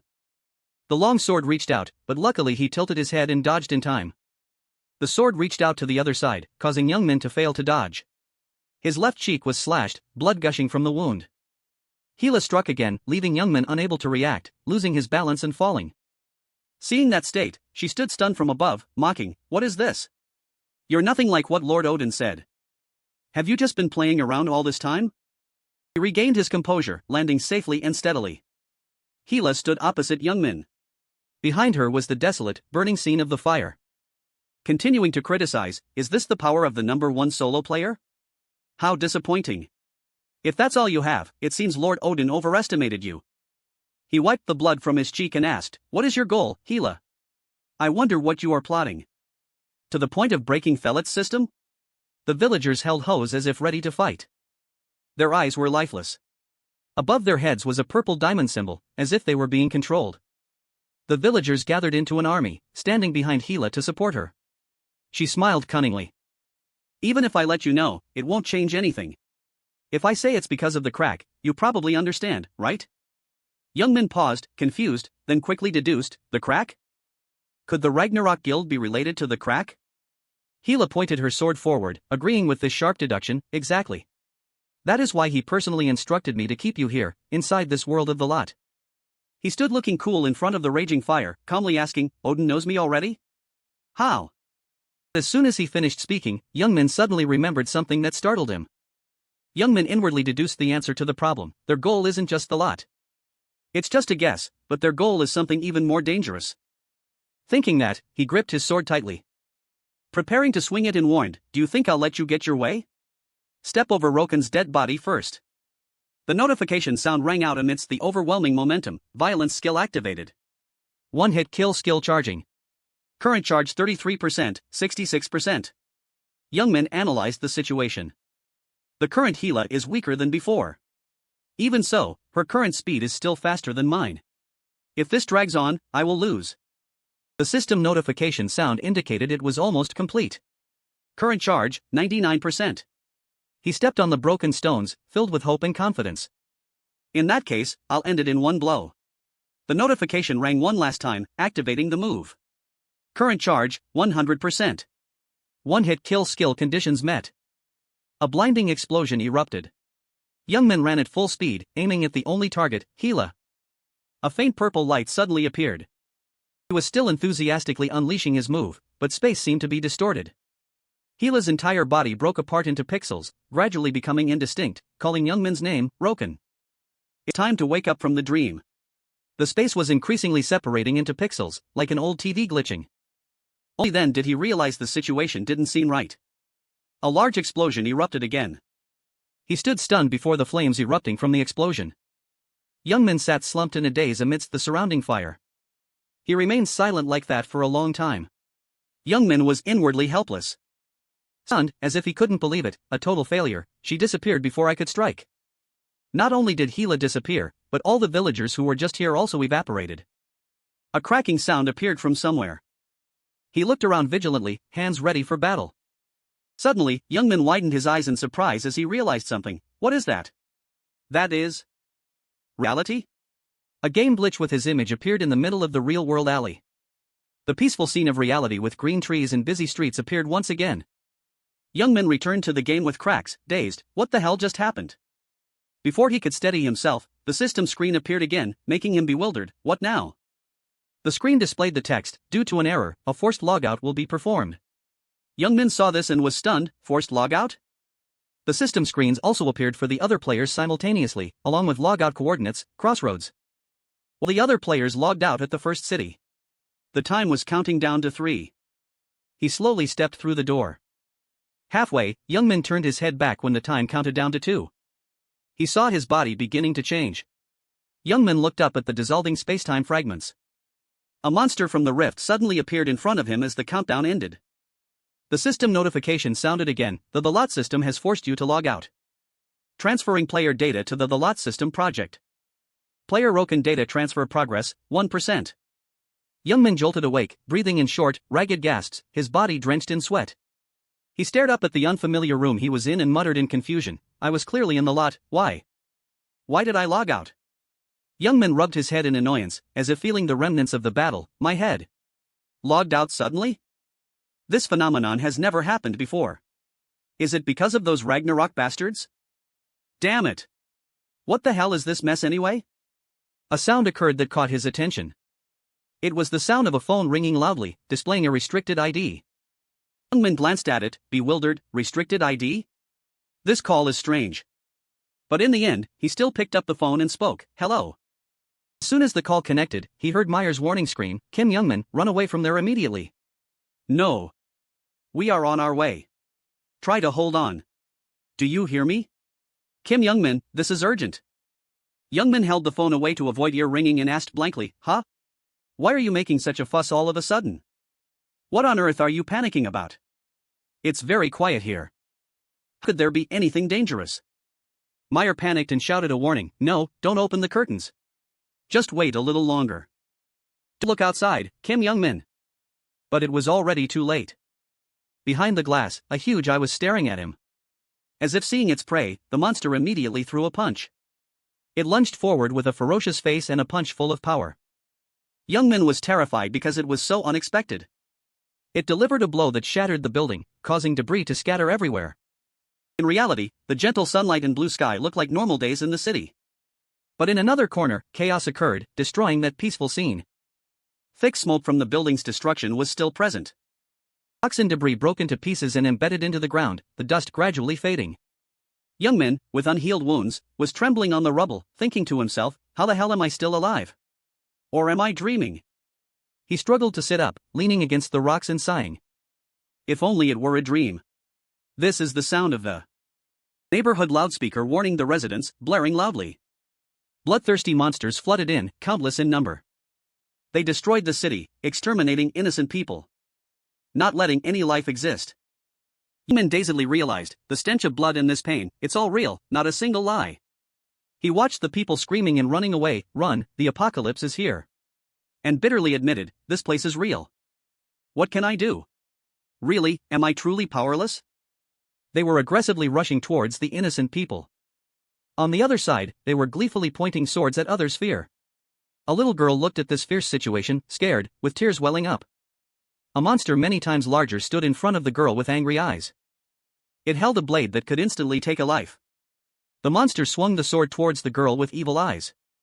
The girl was so scared she could only accept her fate. The girl teared up in fear and despair. The image of the girl appeared in Young-min's sight, making him anxious. Young-min suddenly snapped to. Grabbed a nearby object by instinct. Then he rushed to save the girl. Young-min used an iron bar to block the monster's attack.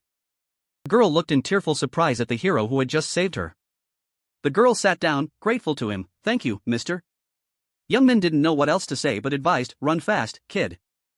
The girl held her teddy bear and innocently asked, but we have to run together, right? He gripped the iron bar in his hand and explained.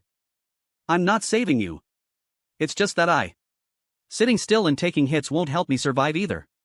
So, let's continue this date, you trash. Young-min's eyes lit up as if ready to welcome any monster.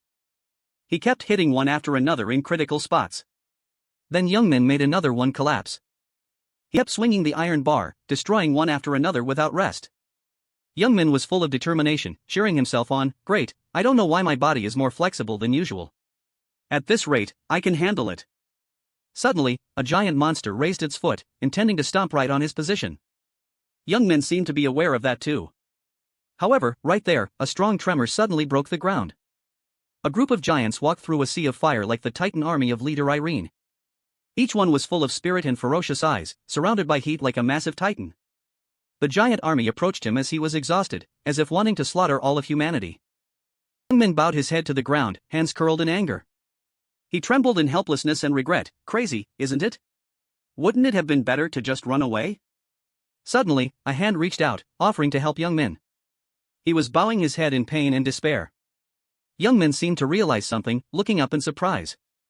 The little girl was holding his hand, trying hard to pull him up. Young-min scolded loudly in worry. Why are you still here, kid? Even if you help me, I can't protect you. The group of monsters was still slowly approaching them. But the girl remained persistent. He became increasingly worried and shouted, run far away, hurry. Do you want to die? I shouldn't have saved you. The girl, holding her teddy bear in her mouth, tried hard to pull Young-min while answering, I was going to run. But you saved me first, so I will help you too. He lifted his spirits, gently patting the girl's head. That sentence just now. Simple, but not bad. Suddenly thinking too much, not like me at all. If I'm going to die, I'll take as many of them down with me as possible. That's my style. The monster saw him and immediately swung its huge blade. Blood flowed down one side of his face, but Young-min remained vigilant in battle. He remembered his initial status, holding only an iron bar in the game. Young-min remembered the knowledge he had acquired. One hand holding a skill book while fighting. He remembered the moment he received armor after days of hard training. Youngman thought about the time he enthusiastically parried the enemy's attacks. He recalled the time he was drenched in sweat after a battle, smiling triumphantly as if rewarding himself. Thinking of those hard days of climbing the ranks, Youngman's spirit was lifted. He activated his skill. Youngman's activated sword strike defeated the enemy's barrier. The red light from his skill created an earthquake that blew the monsters away. The people there were all panicked by the situation before them. Even the girl holding the teddy bear had wide eyes, mouth agape in surprise. Mireille breathed a sigh of relief at that moment. Okay, just in time. On the screen in front of her, Youngman's data transfer progress had reached the maximum. The system notification sounded, player Roken data transfer complete. He returned with his usual smug smile in the protagonist's aura. Now, let's start with the one who threw me earlier. The remaining monster took the opportunity to scream out. But it hadn't been screaming for long before it was surrounded by Youngman's skill. He nimbly circled the monster a few times to finish it off. Youngman ran off coolly with the triumphant smile of someone who had victory in the bag. He looked at the defeated monsters lying scattered on the ground inside. Looks like that's it. At the same time, the system notification sounded. All monsters have been defeated. Youngman scrolled through the system board containing his information and opened up. Monsters have truly appeared and I have awakened. I don't know if I should be happy or not. Without that chatty kid, I probably wouldn't know what's going on right now. I guess I owe her a thank you. Suddenly he realized something and turned back. Youngman looked down from above at everyone struggling below after the disaster. Someone was helping his girlfriend up while anxiously asking how she was. A wife was crying bitterly over her husband who had died in battle. He saw all those situations and felt heartbroken, blaming himself. If only I had awakened a little earlier, at least I could have saved a few more people. I still don't understand what just happened. After all, my head is like a mess right now. The girl holding the teddy bear suddenly appeared, calling Youngman Mr. He looked over blankly following the voice. Is this kid still here? The girl happily thanked him. Thank you for saving me, Mr. Youngman saw the girl was okay and advised, you're not hurt anywhere, right? Then go to the adults quickly. But the girl had a purpose before coming here. I came to say, everyone is waiting for you. He was bewildered, thinking he misheard, and asked back, huh? Who is waiting for me? The girl spoke little and did much, grabbing Youngman's hand. She pulled him along, chirping, I guarantee you'll be very happy, follow me. Youngman didn't understand what was happening. Where are we going? Who wants to meet me? The girl happily acted mysterious and instructed him, don't say that, just follow me and you'll see. Everyone, come out here. It brought him back, the person who helped us. The refugees heard the call and stepped out, lifting the tent flap. They realized who had arrived, radiant smiles immediately appeared on their faces. They pulled each other out, cheering and expressing gratitude. I don't know who you are, but thank you very much, you saved our lives, truly thank you. Those words left him stunned for a moment. Youngman finally lifted his spirits and smiled. He accepted the sunlight shining down and everyone's praise, triumphantly thinking, this isn't bad either. While immersed in the feeling of victory, a voice spoke up, look, is that our hero? Don't rest on your laurels, Roken, because the real beginning has only just started. Youngman vaguely realized as that person got closer and closer. That is? As soon as he knew who it was, he responded with a few classic teasing remarks, you're here early, why didn't you wait until I was asleep to come? Mireille leisurely walked over with a lollipop in her hand, looking like a boss, you're still alive and kicking. My team will handle the cleanup, you can rest now. Kai, beside her, also praised, good fight, human. Youngman didn't continue arguing but discussed something else, but he shifted his attention to the creature following her. I'm curious about Mireille's identity. What is that winged frog? I've never seen it before. Kai heard that and retorted angrily, frog your head, how dare you insult a great descendant of the dragon race? I didn't fly here from the lot to hear that. She only explained briefly and then discussed the main issue, this is my partner. He comes from Felit's data. I'll explain later. Let's go. He was immediately panicked when hearing this news, huh? Where to? Are you planning to break into my house like last time or what?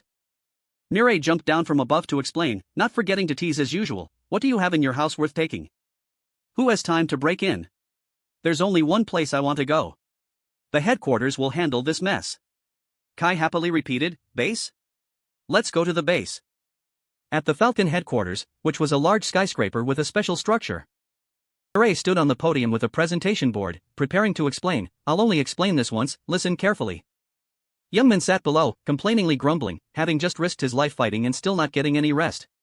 Is that how you treat a hero? Alright, speak quickly. That bastard Odin, what the hell has he done? She sighed, secretly glad, realizing he had grasped the seriousness of the matter. Then she quickly got to the point. Alright, I'll start, you must listen without missing a word. In our first meeting, I explained briefly, remember, the lot is a virtual simulation connecting our reality with another dimension. Initially, the lot was created to prepare for cracks that could occur with another dimension. But then, the servers were suddenly destroyed by an external force. And right now, reality has begun to connect with the other dimension. And more than anyone else, you are the one who should understand how dangerous that is. Naturally, we haven't been sitting idle either. We've transferred the data of selected players into reality to deal with that problem. And the one leading those players is you. The number one player in the Lord, Roken. Youngman held his head, struggling to process this brain dump of information. Why did you bring the Lord's data into reality? If cause comes from the outside, it's definitely the work of Ragnarok. But how could they possibly interfere? Mireille quickly answered the question while simultaneously proposing a plan. We still don't know the identity of the person behind this. However, thinking in a different direction, our goal has become simpler. He asked back, confused, simpler? She also explained each option one by one. First, when a crack appears, seal it before it grows too large. Second, track the Ragnarok you just mentioned and expose the one truly behind them. If we fail at either of these, Roken, not just us, but everyone will die. Understand? Hearing this, sweat poured down Youngman's face. With a vacant, terrified look, he lamented, looks like we have a lot to do. The bright crescent moon, surrounded by clouds, created a beautiful scene. The luxurious city with its high-rise buildings remained lit in the dark night. Amidst the passing crowd, a young man chatted with his friend. Hey, have you seen it? Seoul is like a battlefield now. The other friend wasn't very interested. You actually believe that? It's all AI and edited footage. The guy insisted, it's real. My cousin said many people died. People say those monsters are like the ones in the game The Lord. The friend found many reasons to avoid this conspiracy theory. What? Then it must be a game promotional video. In that crowd passing through the street, a figure cloaked completely in shadow weaved their way in. Odin's gaze was sharp, cold, as if he didn't care about anything. His footsteps stopped as if he had reached his destination. Odin stopped in front of a deserted alley to facilitate his actions. He reached out his hand to summon a flow of power. The magic portal became increasingly visible after waves of power were drawn in. Odin stepped closer to the portal he had summoned. His cloak fluttered as he moved. His armor was also fully equipped. Even his claws were attached and ready at any moment. He appeared with a frosty look and sturdy armor. Light emitted from the massive door. Odin stepped through the door in his magnificent attire. He passed through the door with the aura of a king, fearing no one. Seeing him, Hela immediately bowed respectfully. You have returned, my lord. Odin's close associates also appeared one by one. First was Thor, Ragnarok Vice Guild Master, Priest of Wrath. Next were members like Skadi, Priest of Judgment Helios, Priest of Desire, Artemis, Priest of Atonement Hoarder, Priest of Sin Nighthawk, Priest of Eternal Oath Hela, Priest of Sin Breaking. And finally, their leader, the Serpent Odin, Ragnarok Guild Master. The guild members sat waiting in the hall, respectfully welcoming him. Welcome back, Savior. Hela spoke to open the meeting. Very well. Finally, just as we feared, Roken has awakened. So what do you intend to do now? Let's hear it. After a moment of silence, someone spoke up to answer. First, Ms. Hela. Skadi, the priestess of judgment, intended to belittle Youngman. Why must we pay so much attention to that Roken? We just need to give the order before the rift fully opens. We can immediately enter and wipe out these humans. But while she was enthusiastically talking about her plan, someone loudly interrupted.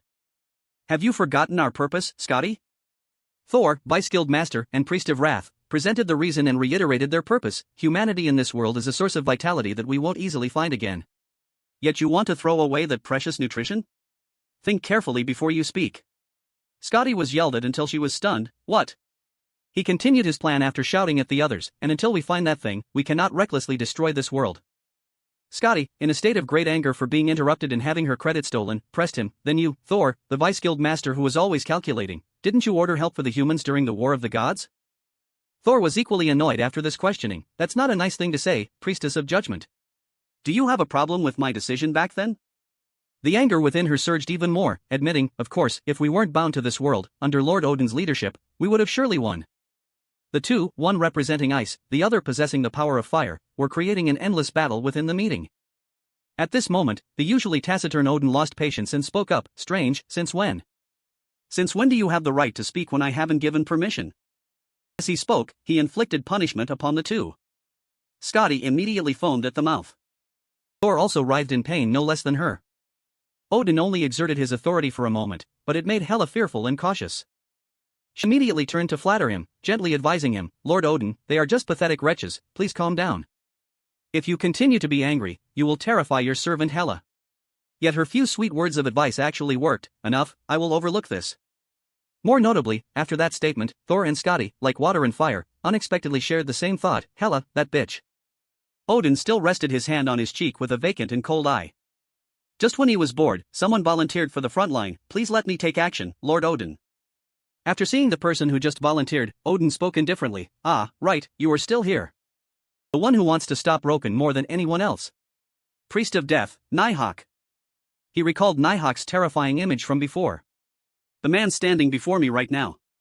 He is the Nighthawk from before joining Ragnarok. Nighthawk analyzed the harm of letting young men live too long, failing to stop Roken was indeed our mistake. From now on, he will definitely hinder us. So instead of Roken, whom we cannot deal with immediately, before other awakened ones strengthen themselves and link up with him, shouldn't we strike first? Odin placed his hand over his mouth, deep in thought. He agreed with this opinion and asked, indeed, that would be wiser. Can you immediately set out to find the other awakened ones? Nighthawk bowed his head to obey his boss, yes, I understand. I will do that. No sooner said than done. He stood up immediately and stepped into the pre-summoned portal. Hela, standing by, was slightly worried, Lord Odin, will that be okay? I am worried if letting Nighthawk take action right now is the right choice. Because he... But before she could finish her sentence, Odin raised his hand to his mouth and ordered, Hela, silence, no need for useless worry, at least for now. Even though I don't know who he really is or who is controlling him, he is just filled with hatred. When he became a loyal member of Ragnarok. On the other side, Youngman and Nire were sitting together in an unusual silence. He cleared his throat. Then Youngman spoke first. So you mean you're telling me to do everything by myself? Hearing that, she felt guilty and turned away, smiling awkwardly to cover it up. I didn't mean to do everything alone. Kai is by your side, and so am I. We will always help so you can fight more easily. Kai also chimed in, that is absolutely true. Human, with me by your side, you will be invincible. He glanced at her with a suspicious look, you? Youngman suddenly realized something, wait, if it's you guys, wouldn't I die early? Damn it, I haven't even gotten married yet. Yet he still volunteered to join them, sighing, alright, I understand. So what's next? Meyer jumped onto the table, good, I'll summarize it quickly for you. Roken, if you keep getting stronger, do you think you can win even if you fight a massive army all by yourself? Youngman sighed, responding as if that were a huge deal, is that even a question? I am Roken. Of course I can. Of course I. Memories of being defeated in the past, helpless and frustrated, came flooding back. He recalled the times he was powerless and could only stand and watch. Then he thought of the scene where Odin walked by amidst the worship of the monsters. He stepped forward, preparing to finish off Youngman while he could do nothing. Odin's cold, gloomy, and vacant murderous gaze appeared in his mind. Youngman's hand gradually trembled. He realized his own capabilities. No, how could I do it alone? Meyer gave a forced, professional smile. She remained optimistic about building another plan. Alright, what we need to do from now on is find the other awakened ones and bring them here. Hearing that, Youngman asked curiously, oh, you mean there are others besides me? Meyer admitted and added to the plan's progress, that's right, and there is one person we must find first. You were the first to get all the titles in the Lord. That is the first person to share strategies with other players. Remember this well. No matter what, meet that awakened one and become teammates with them. How about it? Interested yet? He looked at her enthusiastically, encouraging him to carry out the mission like a top star, and felt helpless. Roken, in this frozen state, had become an SSS-class solo player. Youngman asked blankly, and what do you want me to do? Clouds covered the sky, pouring heavy rain down on the city. People in the city each held an umbrella to avoid getting wet. An animal stepped into a puddle, causing water to splash everywhere. The cat backed away, trembling while meowing a warning. Inside its fearful body was the resilient gaze of an animal cornered. A group of people holding umbrellas stared at the kitten with unfriendly eyes. The young man in the group glanced down contemptuously. Is this the reason customers aren't coming to our store? The girl also used a bitter, scathing look. Definitely, I wouldn't touch the dirty thing. I just wish it would die and disappear from here. A girl walked in from outside the alley after the group left. Hyun held a transparent umbrella and walked over to the cat. She was dressed very fashionably and stylishly, observing the cat. After standing and watching the situation for a while, Hyun sighed in frustration. The rain continued to pour down on the ground without stopping. The black cat, after a moment of tense vigilance, gradually lost strength. It collapsed, letting the heavy rain beat down on it. The black cat closed its eyes tightly, seemingly unable to endure the biting cold, and let out a small cry. Its eyes opened when it suddenly heard a voice. Are you okay, little cat? Hyun squatted down to shield the kitten from the cold. But because of the harsh environment, it immediately jumped up and yelled. She gently explained. You look injured and soaked. I don't intend to harm you, please don't misunderstand. Just stay still for a moment, I'll make it stop hurting. Hyun activated the healer's unique skill to treat the cat. A jade green light surrounded her, Hyun's expression looking somewhat sad. The green light covered the kitten, and in an instant, the system sound rang out, recovery complete. The rain stopped, and the dark clouds gradually gave way to the shining sunlight. The kitten still had traces of green light from the healing spell on it. It looked curiously at the light on its paws and happily responded to Hyun's question. It doesn't hurt anymore, right? She gently stroked the cat's head and advised, don't get close to humans anymore. After all, no one will help you. Meyer carefully instructed Youngmin, remember this well. No matter what, meet that awakened one and... He stood listening, showing a fed-up expression. She was perhaps even more positive than Youngmin. Become teammates, how about it? Nervous yet? He didn't say anything, watching Meyer who was still very excited. Youngmin froze like stone. Roken, the SSS class solo player, asked confusedly, and what do you want me to do? On Buchan Street. A road bustling with people passing by, Youngmin and Kai brazenly walked down the street. Passers-by couldn't help but glance at them full of questions. Is this cosplay? He didn't care, muttering to himself, Roken, king of violence, Roken, emperor of solo players. Youngmin's mood seemed bad, just talking to himself. The man who overcame every adversity alone, but someone like me. He felt depressed and dejected. Yet now, he was told to find teammates. Not only that, but with a useless winged frog too. Youngmin glanced over at Kai beside him. She knew he was implying her and exclaimed in surprise, a frog? Kai felt very angry, scolding, do you really think you can complete the mission alone while ignoring me? The notification board appeared, name, Kai, race, dragon, level, unknown, formerly reigned as king of the dragons in the dragon's nest. She pouted and reminded him, if you continue like this, later even if you beg, I won't help, so respect me and follow my instructions. However, Youngmin didn't pay attention and walked ahead, making Kai frustratedly shout, Kai, are you listening to me, human? The information on the piece of paper read, name, Hyun, heiress, Buchan City. He stared at the paper, wondering, but, how can I find someone I've never even seen before? You don't know anything? Frog, she wasn't much different from him. I only know she is a human in the real world. And in the Lord, she is a support healer type. Kai's answer made him grimace, I heard that too. Useless parasite. Should I just sell her off? Meanwhile, she was still in the mood to complain, I'm so hungry. The two of them suddenly noticed a crowd standing on one side. Why are so many people gathered here? He looked up and saw the news being broadcast on TV. On the screen was a notification. Breaking news, monsters are attacking the outskirts of Seoul. A reporter is reading the report. Recently, the outskirts of Seoul have been heavily devastated. Many casualties have been caused by unknown creatures. The government has issued an official statement regarding this. According to officials, this is not a terrorist act by any organization, but an attack by so-called monsters. They warn that it is impossible to know when and where they will appear again. The screen cuts to footage of monsters swarming in an attack. The reporter gives final advice. A national state of emergency has been declared, and citizens are advised to evacuate immediately upon seeing monsters. Next is the news report. Citizens who heard the news turned pale with worry. What the hell is this? Could the rumors be true? Mom, where are you? What should we do now? Expressions of worry and panic were visible on everyone's faces. Only Youngmin stood still, assessing the chaotic situation around him. Even I, knowing the truth, find it hard to accept. How desperate must those who know nothing be? Right next to him, two people were arguing with each other. Youngmin clenched his fists with determination. If I don't end this situation soon, more people will die. He didn't hesitate and set off immediately. Find this awakened person quickly, you snot-nose. Kai called that, angrily scolded, I am not a snot-nose. Youngmin didn't care and asked back, then what should I call you? Excrement? She was even more annoyed, I am Kai. The name given by my ancestors. He lost his cool and prepared to kick Kai, shouting, shut up, or I'll throw you into the mountains. In a small alley, a man was trying to scam her. Damn it, you spilled my coffee, you have to compensate me. Isn't that right? Hayan leaned against the wall, trying to find a way to reconcile. I'm sorry, I was just standing still, it was you guys. He didn't care and took a few more steps closer, cutting her off. So what? This guy slammed his hand against the wall behind her, making her panic. The blonde guy pressed closer and questioned, you mean you don't want to pay any compensation? A lackey next to him encouraged, boss, give her a beating. The other one chimed in, that's right, but go easy on her. Hayan quickly realized their intentions. They were clearly looking for trouble. So she immediately retorted, even so, I cannot accept this. Hayan's face suddenly turned pale.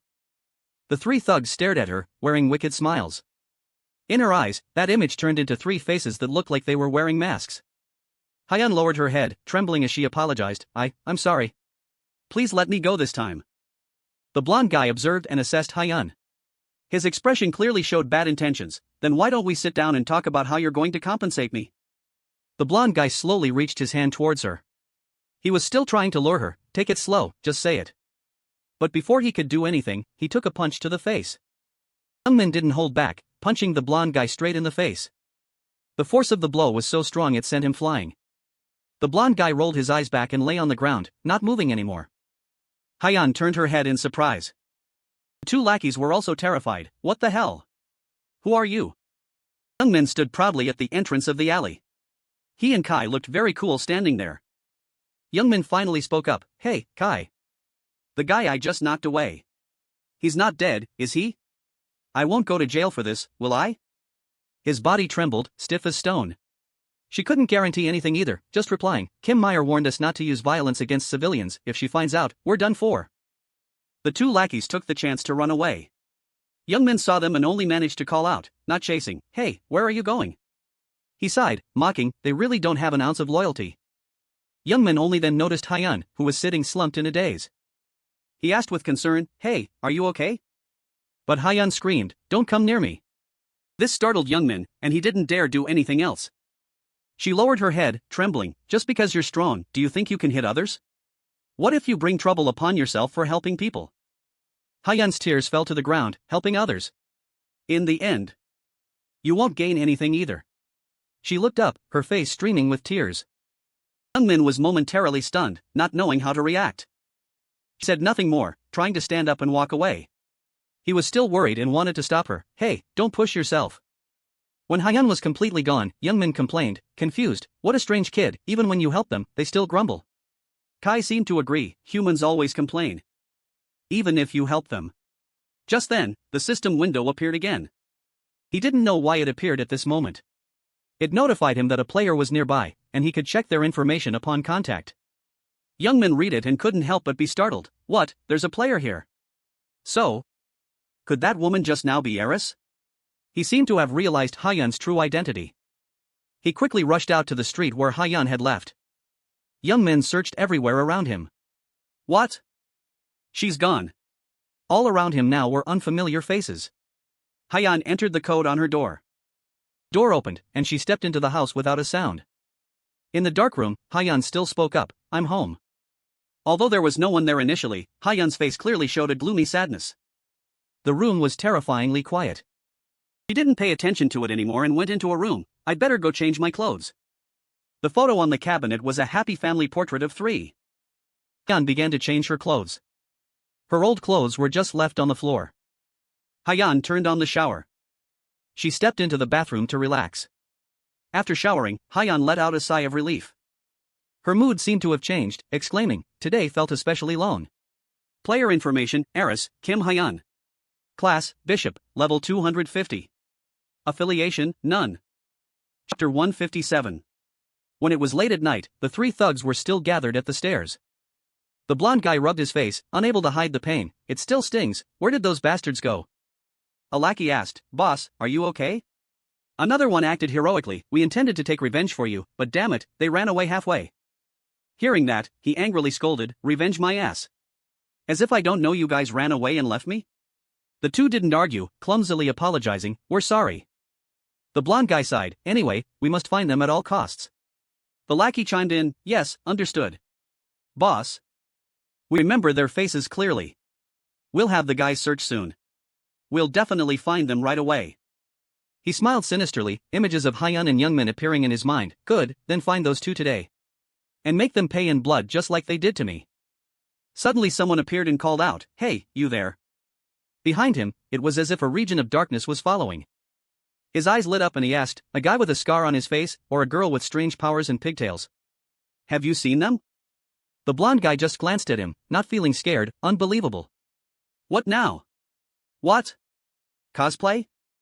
Nidhogg remained silent, staring at him without answering the question. The two lackeys saw him not saying anything else, so they aggressively approached, acting tough. "Our boss is extremely angry today, you know? It's really bad luck to mess with us." Blonde guy didn't stop them, just sighed and reminded, "Guys, give him a beating and let him go. The police have been cracking down hard lately, don't go too far." As he was speaking, a streak of blood sprayed from nowhere. The bloodstain was splattered all over the ground, even getting on the blonde guy's shoes. Only now did he feel fear, slowly looking towards Nidhogg. He still repeated the same old question, "A guy with a scar on his face or a girl with strange powers and pigtails?" The two lackeys behind had been attacked by the darkness and were in a miserable state. Nidhogg saw the blonde guy didn't answer and sighed, "This is starting to become troublesome. I hope this will be the last time." Hearing that, he turned purple with fear, his body trembling uncontrollably before screaming in pain. Nidhogg stood observing the city from a high-rise building. He appeared thoughtful. "Finding them is taking longer than I thought. I must find them before Roken does. It will take quite a lot of effort, but I have to use this method." Nidhogg began to use his dark powers. He summoned hounds from the darkness. Nidhogg commanded, "Go." They immediately rushed off frantically. He used a skill from his eyes. "Fine, let's bet on who will find the awakened person first, Roken. After all, tonight will be very lone, unusually lone." Nidhogg saw Youngmin and Kai still searching for something. In the unlit room, Heian sat curled up on the edge of the bed, looking a bit tired. "I can't seem to sleep tonight." Heian buried her face in her elbows, thinking to herself, perhaps because she kept thinking about the person she met today. In her mind, the image of Youngmin from that moment appeared. He looked rough.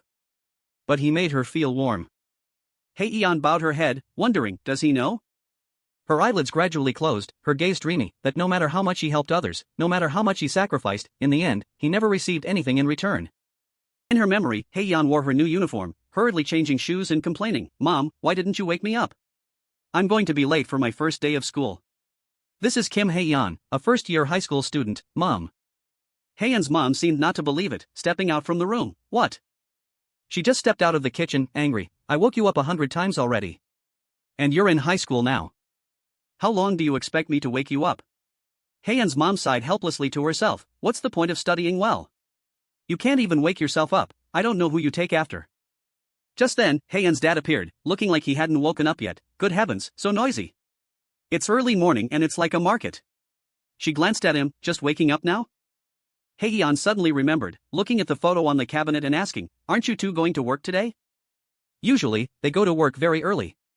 In it was a photo of the two of them wearing firefighter uniforms together. Heian's dad heard this and looked dejected. "Don't mention it. Today we both have to work overtime." "Heian, your mom is scarier than fire." Heian's mom was displeased and turned to scold him. "What, you don't want to be with me?" Heian's dad reconciled. "Honey, I didn't mean that." Heian observed them from afar, smiling happily to herself. She happily pushed the door open and said loudly, "I'm off to school." A family where everyone loves and cherishes each other. Growing up in a family where both parents are firefighters who always help people. Although I'm not sociable, I always try to live to help those around me. On the cabinet at that time, there was also a happy family photo of the three of them. On her way to school, she kept talking to herself, "I can't believe I'm in high school now. It feels so stressful. The reason isn't anything special, it's just because I like seeing people's smiles."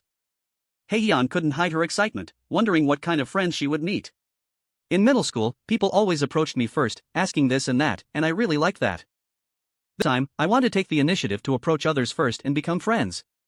Heian was very excited, telling herself that. Those were innocent days, when I still cherished great hopes, just for a short period. 6 months later, on the desk was a puddle of water with crumpled balls of paper scattered all around. Just because I helped a friend who was being bullied, Heian at that time anxiously brought a first aid kit to the injured person. Only then did she realize those friends were mocking and looking at Heian with sarcastic eyes. And in the end, I became the one being bullied, just like the reason I wanted to help others wasn't anything special. Hurting them, to them, wasn't anything special. That group started to shun and isolate her. Initially, I tried asking those around me for help, I even begged them to stop. And in the end, I could only cry and plead, but not a single one of the people I had helped had ever reached out to help me. Heian at that time could only cry silently to herself, comforting herself. Even so, I still tried to endure it for my parents. That's right, that's all. And then, one day, she stood frozen, witnessing a fierce fire erupting. It burned down the high-rise building, making everything around it extremely chaotic. Heian turned her head sharply when she heard a conversation from behind. Did you hear? Some firefighters went in to put out the fire but haven't come out yet. The other person asked in surprise, really?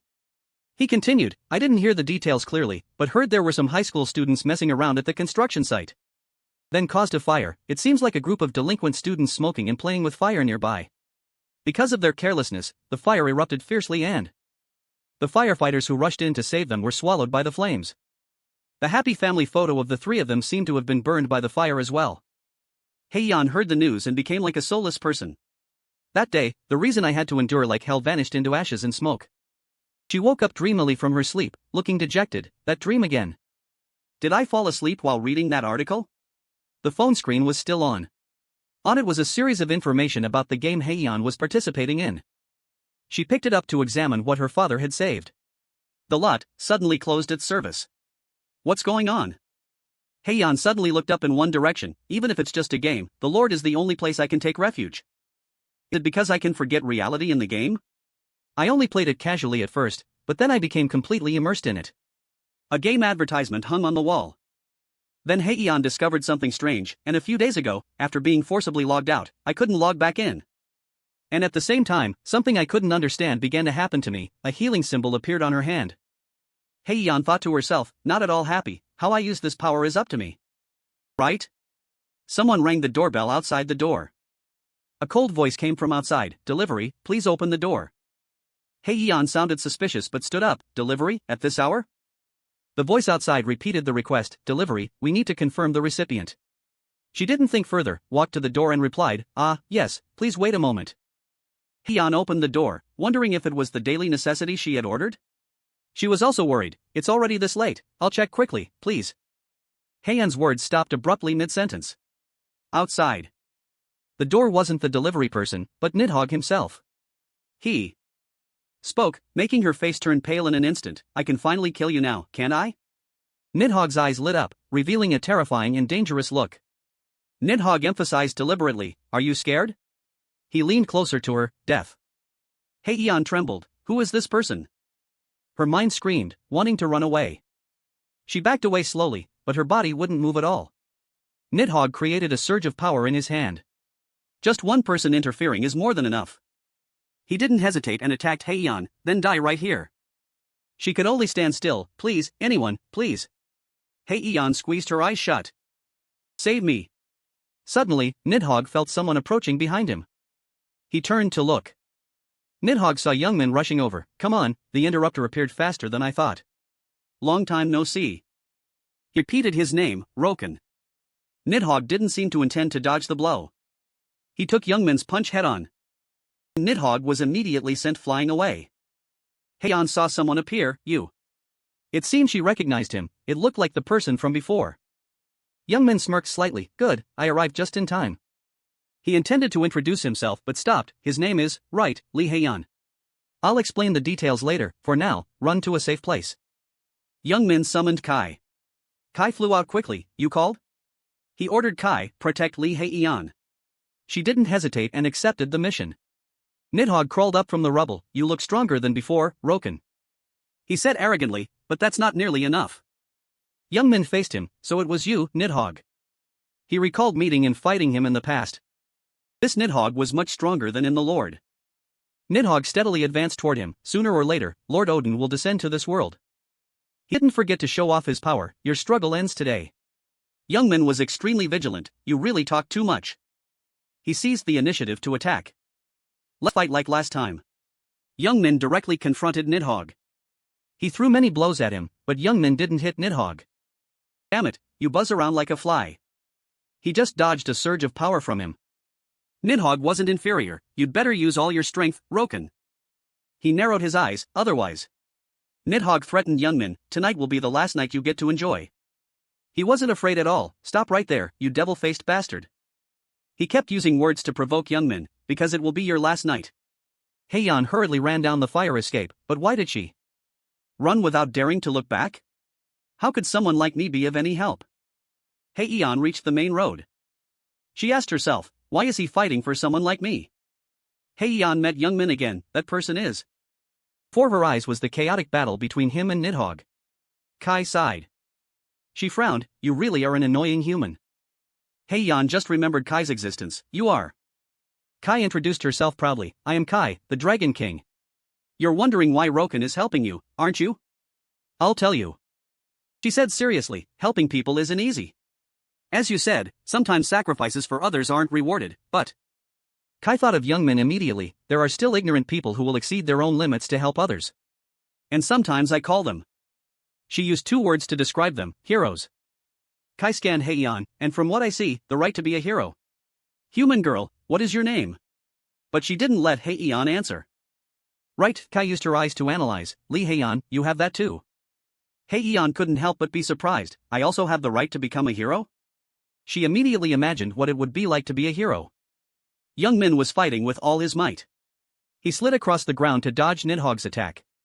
The two kept a certain distance from each other. Youngmin glanced back secretly. Damn it, I can still sense people around, I can't release all my power yet. I need to finish the evacuation before I can increase my power. He saw Heian right behind and panicked, what? Why are you still here? I told you to run, didn't I? Youngmin's voice sounded helpless, damn it, if you stay, I can't help you either. I don't know what Odin fed him. He realized Nidhogg's strength, but this guy is on a completely different level than those I've faced before. PSK, he spoke up, it's no wonder Lord Odin sees him as an obstacle. So it's time. Nidhogg continued to rush into the battle, I'll use all my strength and lead you to death. His eyes emitted a blue light. Every step Nidhogg took carried surges of dark energy. Youngmin smiled faintly, today really won't be easy. A black wolf-shaped power surged toward him. Not just one, but they split into many other wolves. They circled around Youngmin. Then they took the opportunity while Youngmin wasn't paying attention to strike. He hurriedly said, hey, I'm almost out of strength too, so let's make it quick. As soon as he finished speaking, Youngmin's eyes widened. Nidhogg had changed his attack direction. His target was Heian. He saw a light getting closer and closer to her. Youngmin immediately used his body to shield Heian. Fresh blood flowed from his mouth. And Nidhogg remained cold. Youngmin collapsed. His body was covered in wounds. Damn it, Youngmin only managed to utter before falling, I got hit. Heian was shocked, because of me. Trying to protect someone without being rewarded. Just like before, there will be people who... Memories of the previous explosion appeared in her mind. Kai was also full of horror. She flew to his side, Roken, 1 against 159.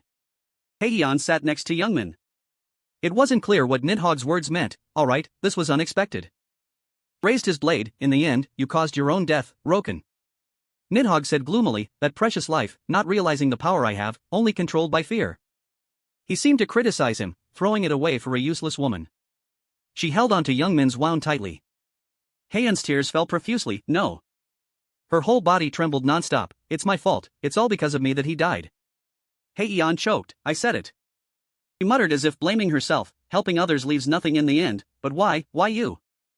Heian was full of sorrow, sacrificing yourself like that to protect something? Why are there people in this world who go this far? Kai shouted, making her freeze, to protect everything. Heian looked toward the light source, everything. I emphasized, Roken protects this world. Sacrificing everything he has, even if it brings death closer. She looked at Heian, Roken still moved forward. Heian muttered blankly, everything, even though he knew. She looked down at Youngmin again. Even though he knew the tragic truth. Heian realized, still moving forward every time like that? Her tears didn't stop falling. Heian remembered her graduation ceremony, even though she tried to be brave. She looked at the frames on the shelf, I thought those things only brought more pain. Then Heian collapsed, clutching her face, because in the end, everyone would leave me, but he. She leaned on Youngmin, still moving forward despite knowing everything. Roken. Heian kept thinking about him, if he was such a person, if he sacrificed himself for everyone. Heian stood up amidst a stream of light. Then this time it's my turn. Kai knew she was right. I told you, you also have. She looked at the power wrapping around Heian. That right, Neok was still triumphant. After everything, what else do you intend to do? He looked contemptuous. Intend to take revenge? Someone like you. Neok intended to finish off Heian as well. Odin's hunting dogs, enough, disappear. Those strange purple lights found her again. Heian held the scepter. I never want to. She pointed the scepter at him. Heian, full of determination, lose anyone else. A notification sounded. Eris, the only bishop of the Lord, the bishop's unique skill. She used infinite power, the spirals created by Heian. Next was the appearance of a special symbol. Many streams of power simultaneously rushed out from the center of the spiral. Their target was Neok.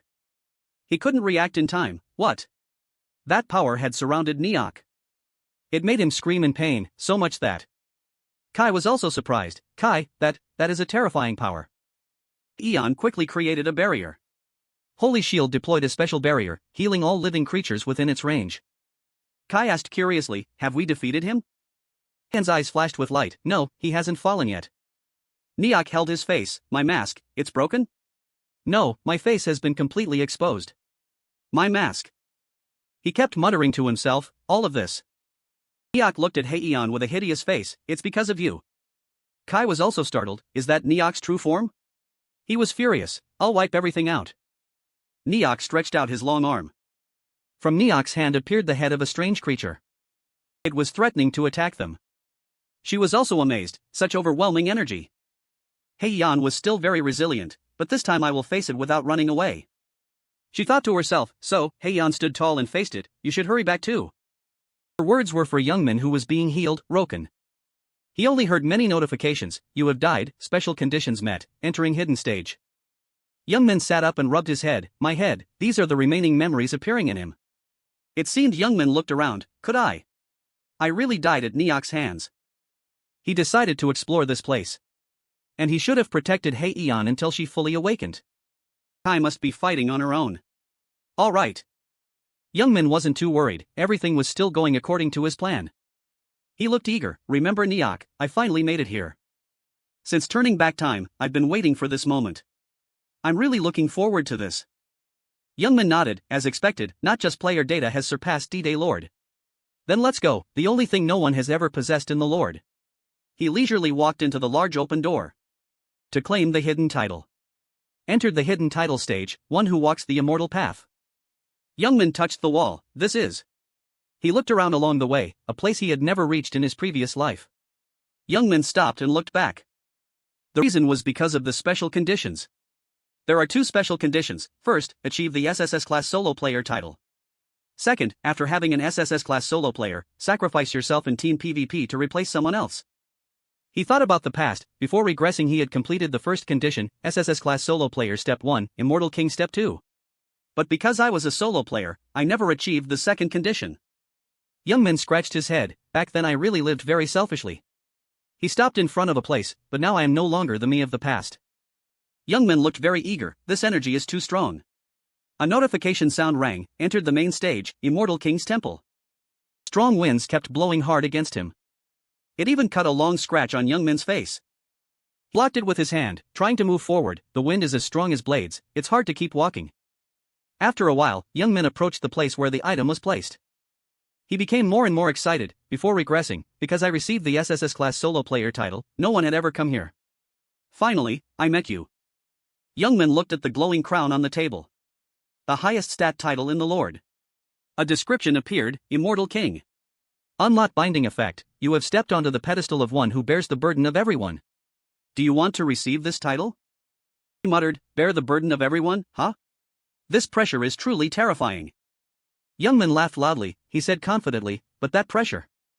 Youngmin quickly picked up the crown. I will bear it all. As soon as he picked it up, the wound on his face healed immediately. It disappeared and left no trace at all. Another notification was sent, received the Immortal King title.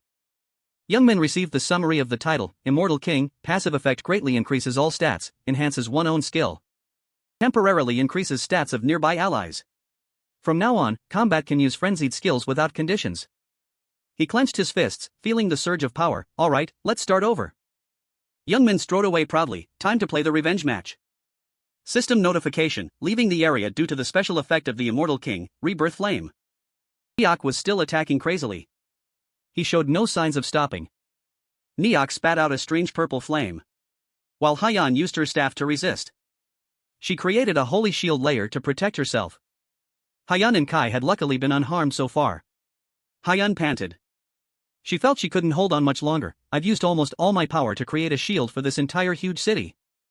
Roken needs to wake up immediately. Kai reminded Hyan, this is no time to be daydreaming, Eris. That thing is coming again. Neok gritted his teeth, you. His demeanor was very angry. You think you can damage my body and still live? Neok roared, disappear along with that dead Roken. Hyan told herself, Roken protected me just like he said he would. She reassured herself, now it's my turn to protect him. He created a giant energy orb. Then Neok threw them towards them, disappear. Hyan hadn't reacted in time. Suddenly Youngmin appeared. He unleashed a blow to block those orbs. That created a massive explosion. Kai and Hyan couldn't hide their joy. Both shouted in unison, Roken. Youngmin laughed, seeing that form, I remember who you are. The only ranker who wrote guides for players in the Lord. Player Eris, that's you, right? She was full of emotion. Roken, you've returned safely, I'm so happy. He just gently said, Eris, from now on everything will be many times harder. Youngmin drew out his words, even so, can you stand with me? Youngmin stammered, I. She kept stuttering, I. Images of a three-person family appeared in Hyan's mind. Following that was a scene of her, Kai, and him walking together. After a while, Hyan finally answered, if I'm with you, I will move forward. I won't be afraid anymore. Youngmin seemed satisfied, a companion. Kai and Hyan both had eyes full of determination. He praised, not bad, we'll get closer later. Youngmin quickly returned to the main task, now let's start by illuminating this dark sky. Neok saw that and mocked, what? Want to play hero now, Roken? In the end, it's just another meaningless loss. He spat out a source of power, let's end everything right here, Roken. Neok's power formed a giant circle in the sky. From within it, giant hands poked out. He calmly observed his actions. Youngmin sneered, you want to wipe out this whole city, don't you? He launched himself into the air, but you know what, Neok? Hyan focused her power while listening to Youngmin, even if it's just a small ray of light. He gripped the giant sword tightly. In the deep darkness, it still shone so brightly that one couldn't look directly at it. Youngmin clung to a cliff, took momentum and launched himself away. Youngmin skillfully maneuvered through Neok's monster arms. He arrived in front of him, swinging his sword up. She tried to gather all her strength, shouting loudly, this is our last chance, Roken. Hyan's power grew larger and larger.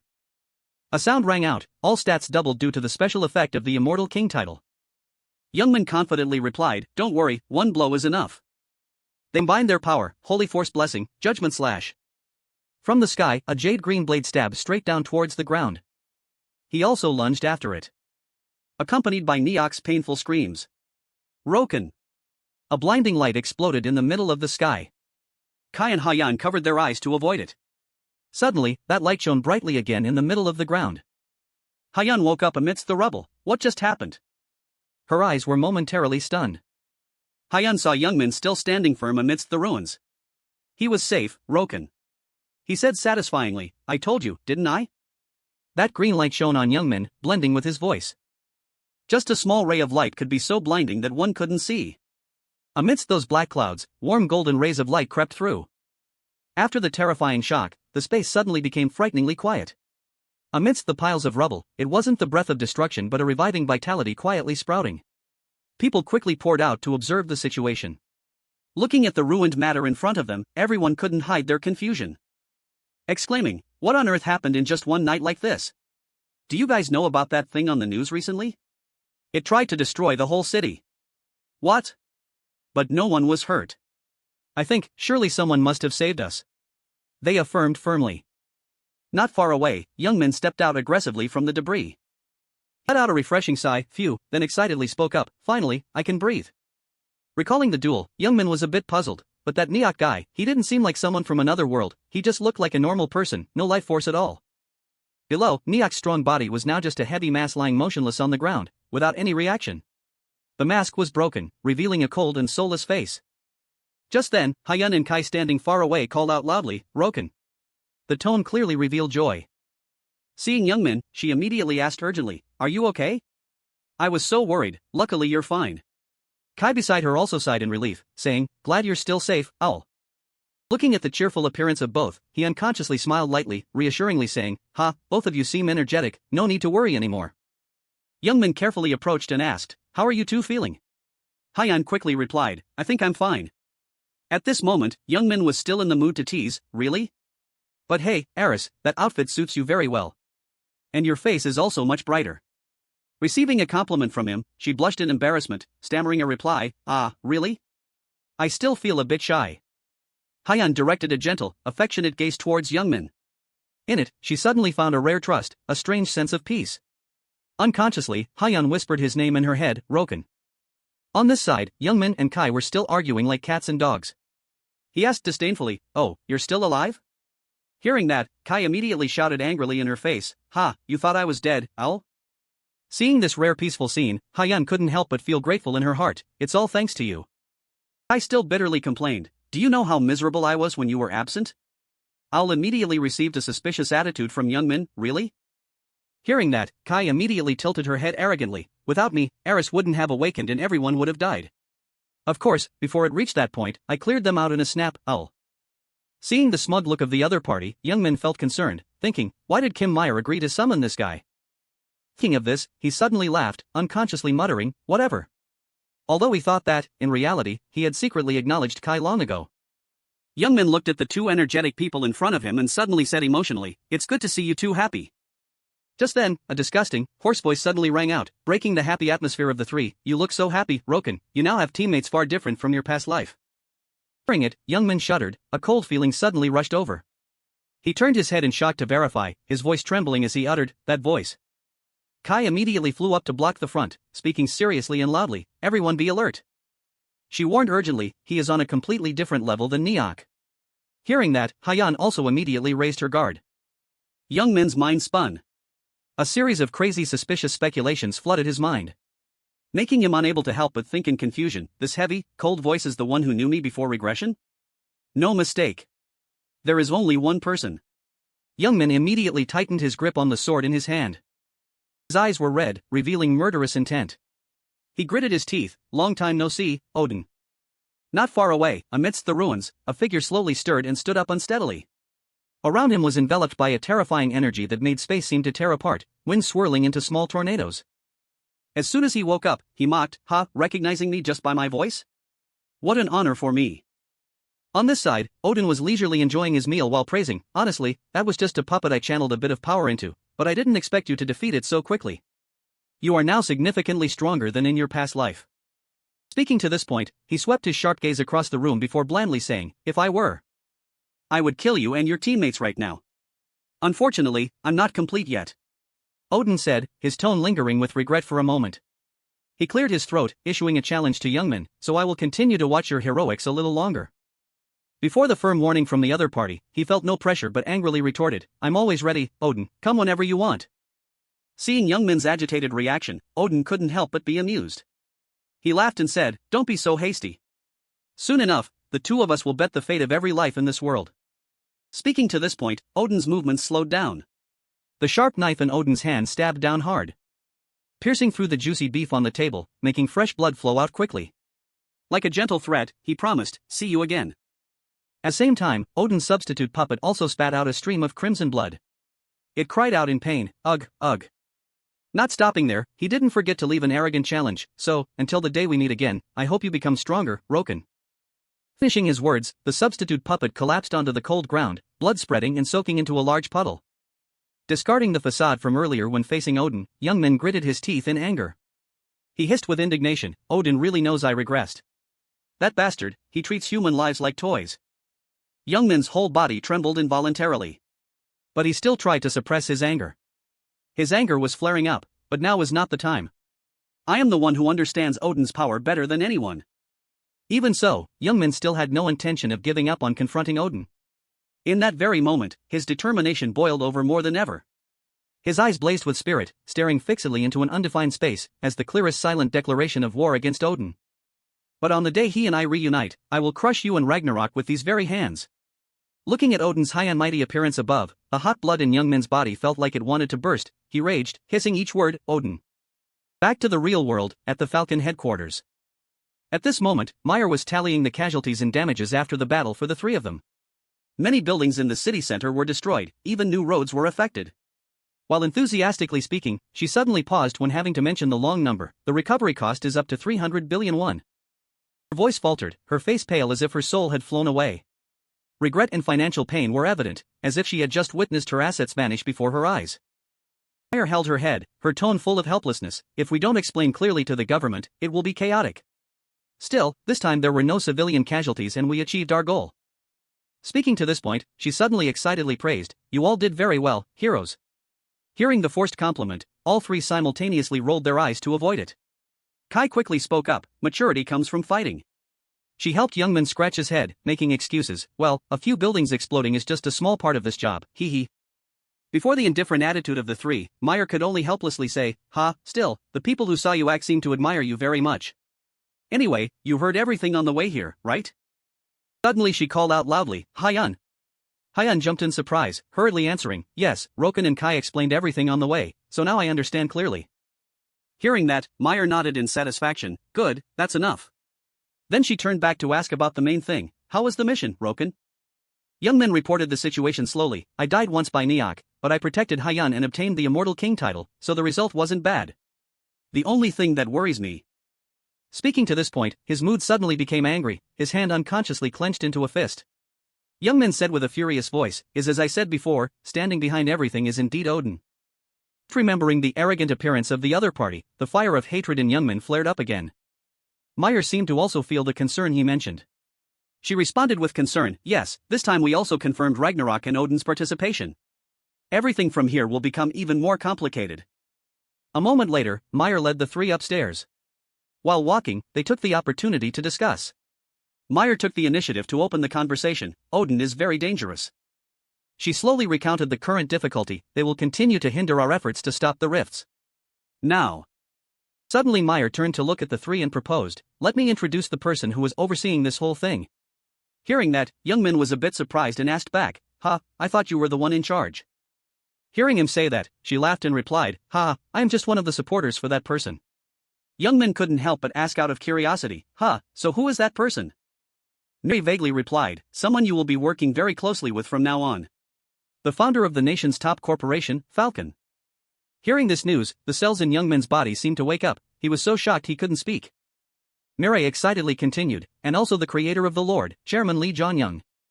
The name just spoken fell upon their minds like a violent wave. This was not just a name. It was a great symbol, an absolute power that everyone in the industry had to admire. Hyun looked up and couldn't help but be stunned by the magnificent scene before her. She involuntarily exclaimed, "The Lord." Even Youngmin, who was usually unperturbed by any situation, couldn't suppress his astonishment and exclaimed, "The creator of that game?" In his mind, he quickly imagined a leader with an extraordinary, arrogant aura, full of power. Chairman of Falcon, Lee John-young, at the top of the Korean business world. His achievements were something no one living in Korea could deny. A scientific genius who won every award in the scientific field. A businessman who led the development of the entire national economy, and the man who designed the entire system of the Lord alone. Thinking of this, Youngmin's heart couldn't help but flutter. This was the first time he had met him in real life. The elevator door just opened. Mireille announced, "I have gathered the heroes you mentioned." She stepped forward, gently calling out, "Chairman." After she finished, the space inside remained quiet. Silence was unconsciously prolonged. There was no signal emitting any sound. John-young sat motionless in his chair, seemingly unwilling to react to Mireille's announcement. Seeing the other person still silent, she reminded him, "Roken, Hyun, Kai, and I, we are all here, Chairman." On this side, Youngmin was just as anxious. He was so nervous he broke into a cold sweat, let out a soft and kept his eyes glued, waiting. At this moment, John-young was staring at the paper in his hand, muttering nonstop, carelessly ignoring the presence of the group. So you also know how to look at the problem from that angle. But in the end, you will still be the loser. What should be done about this?" Mireille was furious, sparks flying in her eyes. She gritted her teeth in hatred but still tried to suppress her rage. What had to come came, the rage erupted. Mireille couldn't hold back and opened her mouth wide, shouting as if to vent all her frustration, "We are here. Old man, can you hear us?"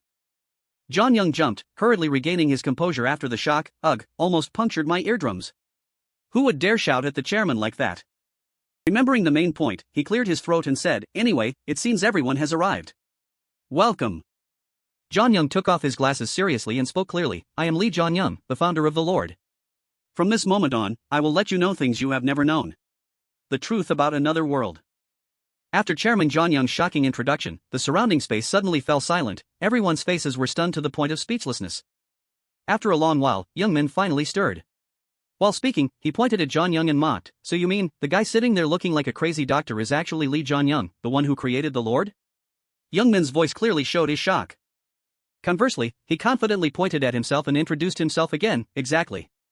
I am the one and only Lee John Young." He glanced around, evaluating Youngmin and Hyun's appearance. John Young couldn't help but be excited, slammed the table a few times, and laughed, "Seeing you two in real life, you look even more reliable." Suddenly his eyes stopped on Hyun. John Young said slowly, "Especially Eris, that outfit suits you very well." Making her hurriedly cover herself with her hands, her voice panicked as she denied, "What?" Seeing Hyun looking scared, John Young changed the subject. But his eyes were still glued to her indecently. "Heh, just kidding, enjoy your meal, Miss Hyun." Hyun nodded hurriedly in response, "Yes," even though she was facing away. Then, John Young laughed excitedly and praised, "Even when shy, you were so cute." He carelessly compared her, ignoring Mireille still present in front of him, unlike the prickly brat Mireille. Ha ha ha. Already used to this perverted look of the chairman, she just lazily judged, "Disgusting." Suddenly Youngmin approached and called out loudly with a very angry expression, "Mireille, come here for a moment." She jumped, hurriedly asking back, "What is it? Do you have something to ask?" Both of them slowly moved to the corner of the room. Just stopping, Youngmin blocked Mireille's path and raised his voice, "Be honest." He angrily shouted to interrogate the other, "How can that perverted crazy guy be Lee John Young? Are you lying to us?" "Ha?" Mireille replied with difficulty, "Ha, well, it looks a bit strange. But don't worry, he really is Chairman Lee John Young." Hearing her confirm it with her own mouth, Youngmin temporarily dismissed his doubts about whether it was true or false but worriedly asked further, "Are you sure you can trust him?" Mireille gritted her teeth, "Chairman." Yet he just indifferently said, "Why call me again, I'm having fun." Unable to hold back any longer, she slammed her hand on the table, Mireille's whole body burning with anger. Standing tall in front of John Young, she clearly ordered, "Have fun later. Weren't we summoned because you had something to say?" Hearing that, he realized everything, and had to laugh it off, "Haha, right, almost forgot." John Young regained his composure, cleared his throat and said, "Ahem, anyway, thank you all for being here. There is something I need to tell you." Looking at the unreliable appearance of the other, Youngmin sighed, thinking dejectedly, "What is this perverted old man doing? Standing up like that to give a speech, can we really trust him?" Just as his trust was about to dissolve, John Young's voice rose, Ragnarok and Odin, as if striking directly into Youngmin's consciousness. Pausing for a moment, he continued, "This matter relates to them." Making him unable to help but be surprised and stutter, "He knows about Odin?" Seeing Youngmin's panicked look, John Young asked, also curious, "Right? About who Ragnarok and Odin really are and their true purpose?" As soon as the words were spoken, everyone's expressions changed immediately. The seriousness was evident on every face. John Young slowly continued, "About where they come from, I have something I want to show you all." While speaking, he glanced at everyone to signal. John Young leisurely stepped forward, clearly stating, "Follow me closely." At the same time, the information board clearly mentioned all his background and identity, as well as revealing the true stature of this chairman. Lee John Young, the greatest scientist of the 21st century, chairman of Falcon, head of the Korean business world, and the creator of the virtual reality game The Lord. Following John Young, everyone quickly entered the elevator. The elevator plummeted down, passing through the floors, taking them to the deepest part of the building, the 99th floor. He softly explained Mireille's absence. Mireille just left to take care of the aftermath at the scene. As for from here on, let me explain everything, don't worry. John Young reminded, "Right, everyone watch your step, even as awakened ones, falling from here would make you cry in pain." Hearing the warning, Hyun jumped, scared when looking down below. Beneath their feet was a deep, bottomless void, with countless stairs crisscrossing the floors. Looking down into the pitch-black abyss, a chilling sensation ran down her spine. A strong gust of wind suddenly blew up, carrying a cold chill, making Hyun shiver in fear. Youngmin bravely stepped forward and walked down step by step. Seeing that, everyone quickly followed. After walking for a long time, he tiredly complained, "What are you hiding down here that it has to be this deep? So annoying." Hearing that, John Young laughed loudly, "Haha, alright, sorry, I'm just a person with many secrets." Until now Youngmin still had many questions. He patted John Young's shoulder and bluntly asked, "Hey, Chairman, do you really know about Odin and Ragnarok?" He just calmly replied, "Well, I don't know everything you're talking about, but enough to satisfy your curiosity." Seeing him looking disdainful, John Young began to speak, "I'll start from the day I first met Odin," making him extremely surprised. "What?" He kept walking slowly forward, silently recalling the memories of that day and then recounted softly, "That day was a day I will never forget, the day my life was turned upside down."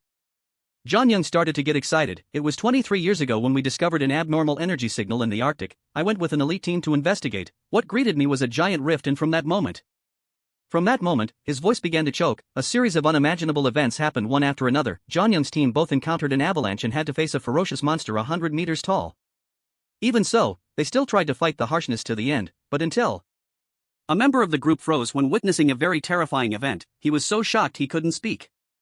It seemed like the hardship had reached its end, but meeting Odin was the most terrifying thing. John Young spoke with indignation. "We approached the rift, the monster, and Odin who had appeared there. But he attacked the entire team and disappeared in the blink of an eye. When I woke up, he was forced to face the terrifying truth that all of my teammates had been slaughtered by Odin." At that moment, John Young only knew how to sit helplessly alone among the corpses of his teammates. His voice choked as he recalled, "I don't know how much time had passed, but while I was still mourning the fallen, a clue appeared before me, a very important clue. A ray of hope flashed in the midst of utter despair that helped John Young firmly continue." John Young opened his eyes wide, staring at the rare item in front of him and, that day, that clue revealed a truth. Han hurriedly asked, "An entity from another world?" Even Youngmin couldn't hide his curiosity and leaned over, exclaiming, "So you mean aliens or something else?" John Young laughed at the overreaction of both and calmly replied, Almost like that, not aliens but another world, more precisely, they come from the same dimension as Kai." While speaking, he glanced at this flying creature. Knowing their origin, she was somewhat surprised and said, "So that bunch is from my hometown, Kuruk." After many years of research, John Young boldly made a guess. "I guess, they all came here to find something that didn't exist in their world and stepped into this world. Well, it seems we have arrived." Seeing Youngmin somewhat silent, he probed, "I guess you are also wondering after hearing it." Before he could speak, John Young went a step ahead and said, "Why didn't they invade this world from the beginning but hid for so long?" As if silently searching for something.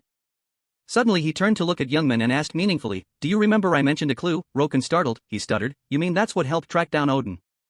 The chairman smirked excitedly and praised, That's right, about that clue, on the day that cursed Odin killed all my teammates." Bringing everyone right in front of that strange item that day, John Young proudly recounted, "I took something they were frantically searching for, something that could connect the virtual world of the lot, our world, and their world, an entity carrying powerful vitality and superior power." The orb, inside the glass case, was an orb carrying energy that John Young kept carefully. Around it radiated a powerful blue light, still being researched in depth by Falcon scientists to decode the mysteries inside. Looking at the orb in front of him, John Young's eyes shone with pride, happiness. He said contentedly, "I simply converted the vitality from the orb's world into data, then designed a system to find awakened people to confront Odin, that is the Lot project." In that conversation with Mary, John Young proposed the above intention: we silently monitor all players, with the hope that even if only a few people can shoulder our destiny. Pausing for a moment, John Young turned around, pointed his hand straight at both of them excitedly and exclaimed, "Right. Those who hold on to faith and rise up." While speaking, John Young associated it with Youngmin. He involuntarily smiled excitedly when hearing him praise. Ready to act foolishly for others, his straight pointing finger was like an acknowledgement for both. Youngmin excitedly joined in, "You perverted old scientist. Turns out you also know how to judge people." He smirked, his face revealing high determination. At the same time, his eyes contained a powerful, terrifying vitality. Looking at the gem in front of them, Youngmin, Hyun, and Kai could not keep their composure. All three were extremely astonished when knowing its true origin.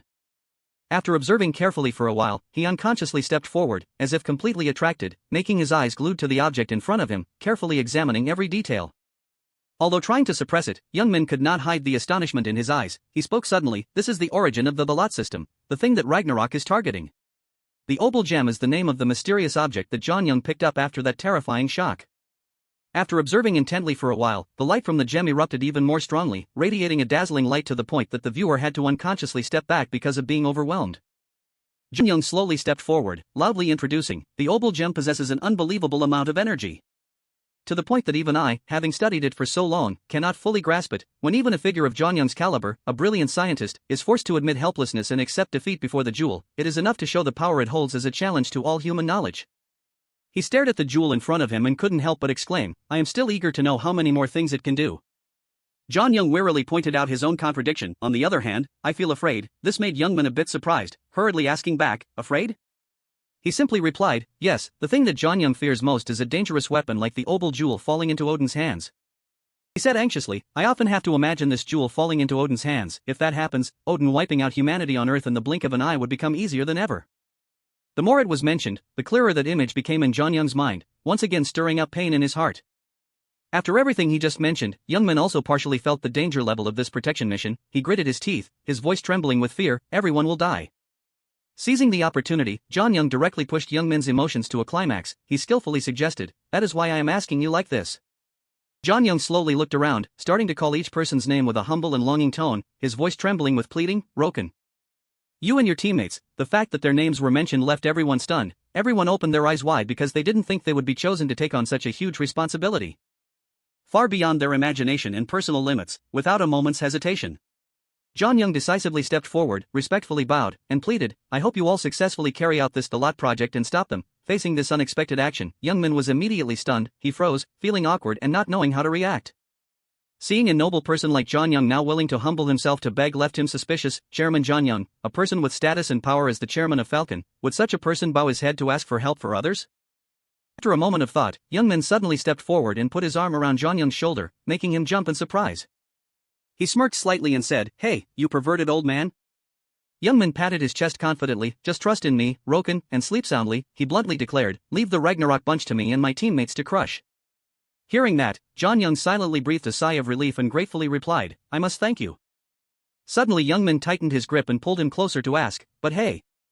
He pointed at that flying creature Kai and rudely asked, can that thing really help with anything? No matter how I look at it, someone else should have been brought. Just catching a glimpse of Youngman's mocking gesture, Kai immediately realized he was teasing her. She screamed angrily, that human is starting again. Ignoring the impending verbal sparring, John Young laughed with amusement and hurriedly explained, don't worry too much, despite appearances, she is quite a strong friend. Looking at Kai's restless appearance, he just smirked and said, and actually very strong at that. On this side, Kai was furious, never expecting that after being teammates for so long, Youngman would still judge her strength by her appearance. After the emotional persuasion, John Young also quickly left due to urgent business. Before disappearing, he didn't forget to throw back a few reminders. Well then, you all probably haven't rested properly. First go get some refreshing rest, here at Falcon, which prides itself on the best facilities. Suddenly, his footsteps halted, his expression brightening visibly. He let out an oh and exclaimed, I almost forgot. John Young turned back, revealing a sly smile and a perverted tone as he said, I have specially reserved the best room for you, just rest well.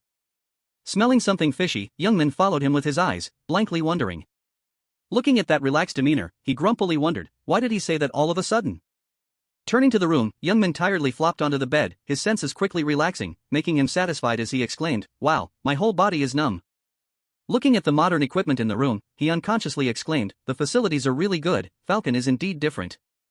Suddenly Youngman paused, his face showing clear annoyance as he said, good is good, really. Saying this, he glanced to the side, awkwardly saying, but why put both of us in the same room? Seeing Hyun not reacting, Youngman called out loudly, Hyun, making her jump slightly, awkwardly replying, oh, that's right. Hyun was so tense that her whole body was trembling, her face flushed red with embarrassment. She could only bow her head and reply in confusion, but I don't think it's that bad. Due to the distance, plus Hyun's mumbling, Youngman lay there with his ears ringing. He leisurely asked back, what did you say? I didn't hear clearly. This made her feel even more embarrassed, hurriedly waving it off. Nothing, I didn't say anything. Since we've laid down, let's just sleep. Hearing that, Youngman just impliedly asked back, is that so? But in his heart he had silently cursed John Young 100 times. He could tell the perverted trick of that old scientist right away. So he had to accept it because sleepiness was coming. Sighing softly, Youngman tiredly said, Hayes, let's just sleep then. Just as he closed his eyes, images of the battle rushed back, making him unable to stop thinking. In the blink of an eye, so many things had happened that made him dizzy. From struggling to face ferocious goblin hordes in the first survival battles. Then the journey of stepping up efforts to climb the rank on his own and prove his ability. At the same time, Youngman had met and befriended reliable teammates who had stood by his side. Although time has passed, all these important memories still appear clearly, not fading at all in his mind. He had thought about getting stronger every day, but Youngman really didn't expect things like today, a normal game addict like himself suddenly having to go save the world. Just thinking about it was enough to make him tear up inside. Suddenly he slowly opened his eyes. The figure of Hyun sobbing suddenly appeared, making him unable to distinguish reality from a dream. He muttered, I really thought too much so I couldn't sleep. At the same time, Hyun was panting with fear. She tremblingly called Youngmin's name, Roken. Roken, she pressed her whole body tightly onto him, tears welling up as if about to burst out. Hyun's throat seemed choked, struggling to utter each word. Ugh, save me. Just opening his eyes to witness this terrifying scene shocked him so much he could only scream in his heart. Seeing Hyun's weak appearance right now made Youngmin extremely confused. He hurriedly reassured, "Hey, calm down," internally screaming, "What happened to you?" Hyun suddenly lunged forward and hugged him, her voice brokenly uttering, "Over there," being hugged tightly suddenly. He was stunned and hurriedly asked back, what did you say?" Hyun used her other hand to point straight to the bed next to them and sobbed, "Over there." While hugging Youngmin's body tightly, she screamed in fear, "There's a bug. I'm so afraid of bugs," understanding the problem. He let out an then replied, "Alright, I will catch it." Youngmin scratched his head, awkwardly saying, "Can you get off me?" Hearing his suggestion, Hyun instinctively jumped, hurriedly sat up, her voice flustered, "Oh, I'm sorry." His cheeks suddenly flushed red but he hurriedly brushed it off. Really, there's never a moment of peace. The next day, arriving at the assembly room, the three officially entered the harsh training phase. Arriving, Mireille excitedly spoke up, "Did everyone sleep well?" Kai next to her also chimed in, "Good morning." Seeing no one had any comments, Mireille continued, "Having rested fully, now let's start acting." Noticing something unusual about the two, she suddenly paused and asked, "Why are you two standing so far apart? Did you two fight?" At this moment, both were shyly avoiding each other because of last night, but when Mireille asked, both simultaneously turned their faces away very naturally. Understanding the young couple's psychology, Mireille just gently advised, "Enough, make up with each other, hurry up and focus." From then on, both didn't say another word, but their expressions still showed the same confusion and shyness as last night. Seeing the two refusing to reconcile, Mireille, annoyed, spoke up, "Later you two will have to face enemies much stronger than now, to the point that the small fry monsters we met before cannot compare. Therefore I have specially prepared for you two." While speaking, she pulled out a specialized control device and decisively pressed the button. The sound of an engine echoed softly, the signal light above the door immediately turned on. The large gate in front slowly opened bit by bit under Mireille's control. As soon as the space inside was revealed, she proudly introduced, "That is Falcon's advanced training room. No matter what you do, it won't be destroyed." Seeing the space inside, the two couldn't hide the surprise in their eyes. Mireille immediately disseminated information, "In this place, you two will surpass your own limits." Inside is a specialized simulation arena for real battles, fully equipped with extremely modern devices. This large-scale investment is enough to clearly see Jeonyoung's absolute dedication and determination. Stepping inside, Youngmin stared and exclaimed, "I didn't expect Falcon's scale to be this large." Looking at the high-end equipment, he couldn't help but exclaim, "There are even facilities like this." Right in the center of the room, the thing that attracted all eyes was the massive simulation machine, along with large high-capacity screens. That alone is enough to clearly show Falcon's vision and extremely modern investment for this training session. Contrary to the grandeur of the room, everyone stood dazed for a long time. Until Zion's voice rang out, can you hear me?" Making the whole group instinctively startle, simultaneously looking up towards the source of the sound. His voice still echoed powerfully through the speaker mounted on the ceiling, "If you can hear me, look up here." Those words made Youngmin suddenly stunned, trying to identify the owner of the voice. This voice. At the same time, in the observation room, Zion was standing leisurely answering him through the speaker system, "This place is the training room gathering the best technology of our Falcon, even nuclear bombs won't affect it." Introducing this far, he couldn't hide his pride as he continued, "It is called 01 Base. Welcome to this place." Pausing for a moment, Zion cleared his throat, "Ahem, and if I were to explain a bit more detail about this place then?" Zion paused to catch his breath, then without hesitation poured out a long, excited stream.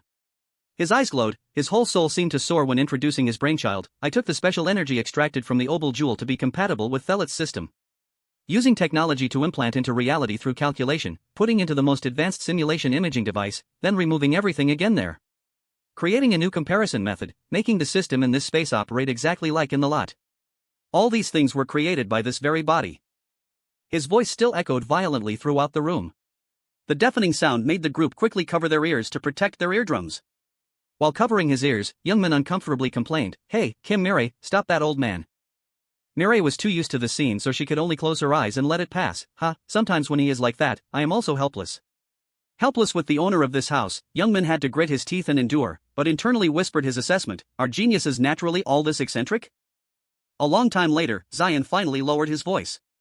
He sat heavily on the chair, calmly saying, "Anyway, enough chatting, from now on I will explain the training session." Immediately regaining his excitement, Jeonyoung asked, "Speaking of training, it's nothing big, so it should be easy to understand. On the ceiling there is a machine that looks expensive, right?" Hearing that, Youngmin immediately looked up at the large digital screen in front, suspiciously asking back, "Is it that one?" He grinned, answering firmly, "Exactly." Jeonyoung's long, slender fingers moved nimbly on the keyboard. While operating, he disseminated knowledge. "We have researched for a long time to get the lot player data and recreate it inside this training room." After a few operations, the device on the ceiling emitted a powerful green energy stream, shining straight down to the floor. Faintly inside that brilliant pillar of light, a tall and familiar figure gradually appeared. The power from the pillar of light made the surrounding space suddenly shake. Even Mireille was witnessing this event for the first time. Her eyes opened wide in surprise. Zion's voice rang out, "The thing you have to do from now on is very simple.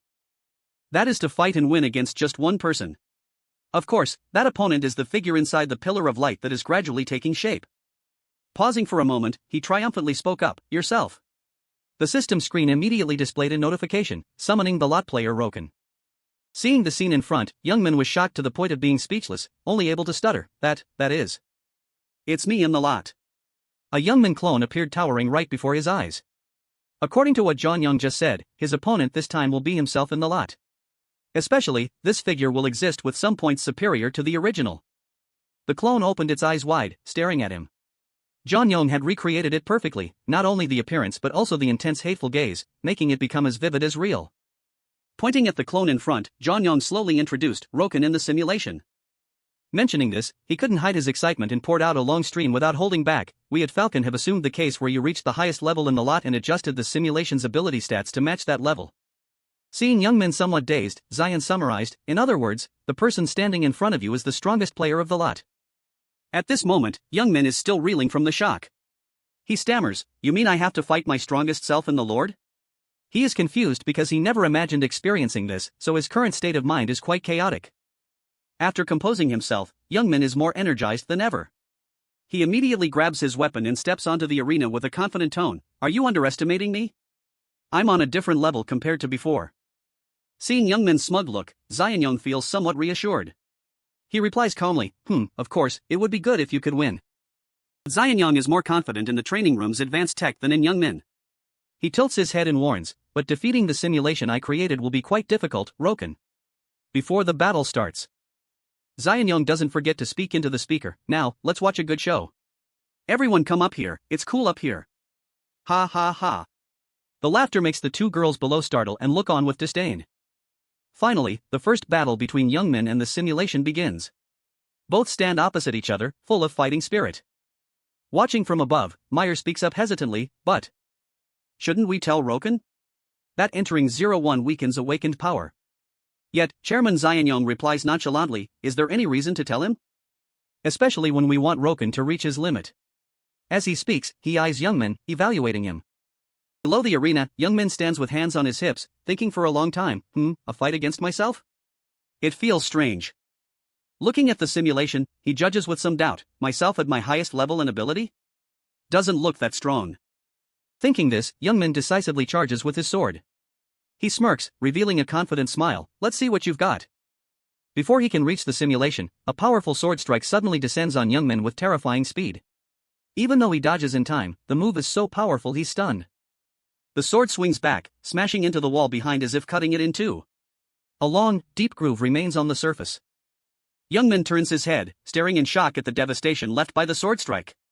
He shudders imagining what would happen if he took that terrifying hit. Turning back, Youngmin's face turns pale, twisted with fear. "I think I almost died just now." Opposite him, the simulation slowly advances toward Youngmin. Each heavy thud of footsteps makes his nerves tense to the limit. Although the simulation's eyes are empty, Youngmin still feels a cold, terrifying killing intent directed straight at him. Regaining his composure, Youngmin grips his sword, telling himself, "Looks like I can't let my guard down." He looks at the simulation and says, "I'll be going all out too, you fake." As soon as he finishes, Youngmin launches into the air. He leaps powerfully, pouring all his strength into a direct sword thrust at the simulation with burning spirit. Not letting his opponent take the upper hand, the simulation immediately counters, lowering its center of gravity to gain momentum. Then stomps hard, launching upward like a shot. Both clash head-on in midair with fiery intensity. They simultaneously slash at each other, refusing to yield. A few days later, Youngmin suddenly appears with a terrifying appearance. His face is swollen, bruised black and blue, distorted beyond recognition. In his private room, Youngmin sits listlessly, looking haggard while waiting for Hoyun to disinfect his wounds. As she tends to his distorted face, she asks worriedly, "Are you okay?" He wheezes, "No, not at all, I don't know how many times I've almost died these past few days." Seeing Hyun still looking beautiful and unscathed, Youngmin asks suspiciously with a probing look, "You don't look like you're hurt much, do you?" Hearing this, she feels guilty and quickly finds an excuse, because I'm a healer, I don't have to fight. Unexpectedly, after hearing Hyun say that, Youngmin rages, "What? So only I have to suffer like a dog?" Seeing him agitated, she reassures him, "It's not like that, calm down." Youngmin grinds his teeth, hissing with resentment, "If I don't get stronger quickly, in the end." The deep frustration of not achieving what he wants makes him unable to control his anger. Youngmin clenches his hands into fists. His body trembles. The feeling of helplessness burns like a fire in his chest. Youngmin wheezes, "I'm going out for a bit." Seeing this, Hyun doesn't intend to bother him and replies, "Okay." Watching Youngmin's lonely and sad figure, deep empathy wells up in Hyun's heart. Worried not just about his physical state but his mental state too, she doesn't know how to soothe the frustration gnawing at Youngmin, so she can only murmur, "Roken." Hyun sinks into thought. Because for so long, Roken has always been confident in everything, but in reality, he is being crushed by the pressure to protect this world. After pondering with a heavy heart, Hyun finally regains her spirit and says, if he's alone, he can't shake off that anxiety. She takes a deep breath and silently cheers for Youngmin, "Hang in there, Roken, I'm always by your side." At this moment, Youngmin walks alone along the empty corridor. He carries a bruised body. Muttering to himself in doubt, "The battlefield, nothing changes like this. Have I been too arrogant all this time?" Zaenyong appears from nowhere, just in time to hear Youngmin's inner thoughts. He speaks up, "Good heavens, is this really the Roken I know? Looking at your current state." Zaenyong evaluates, "You look so depressed." Hearing the noise, Youngmin turns his head slowly. Knowing it's Zaenyong, he says annoyedly, "What is it, where did you pop out from?" He replies nonchalantly, "It's not strange for me to appear anywhere, it's my building anyway, let's skip that." Returning to the main point, Zaenyong says seriously, "I have something to tell you, Roken. Just the two of us."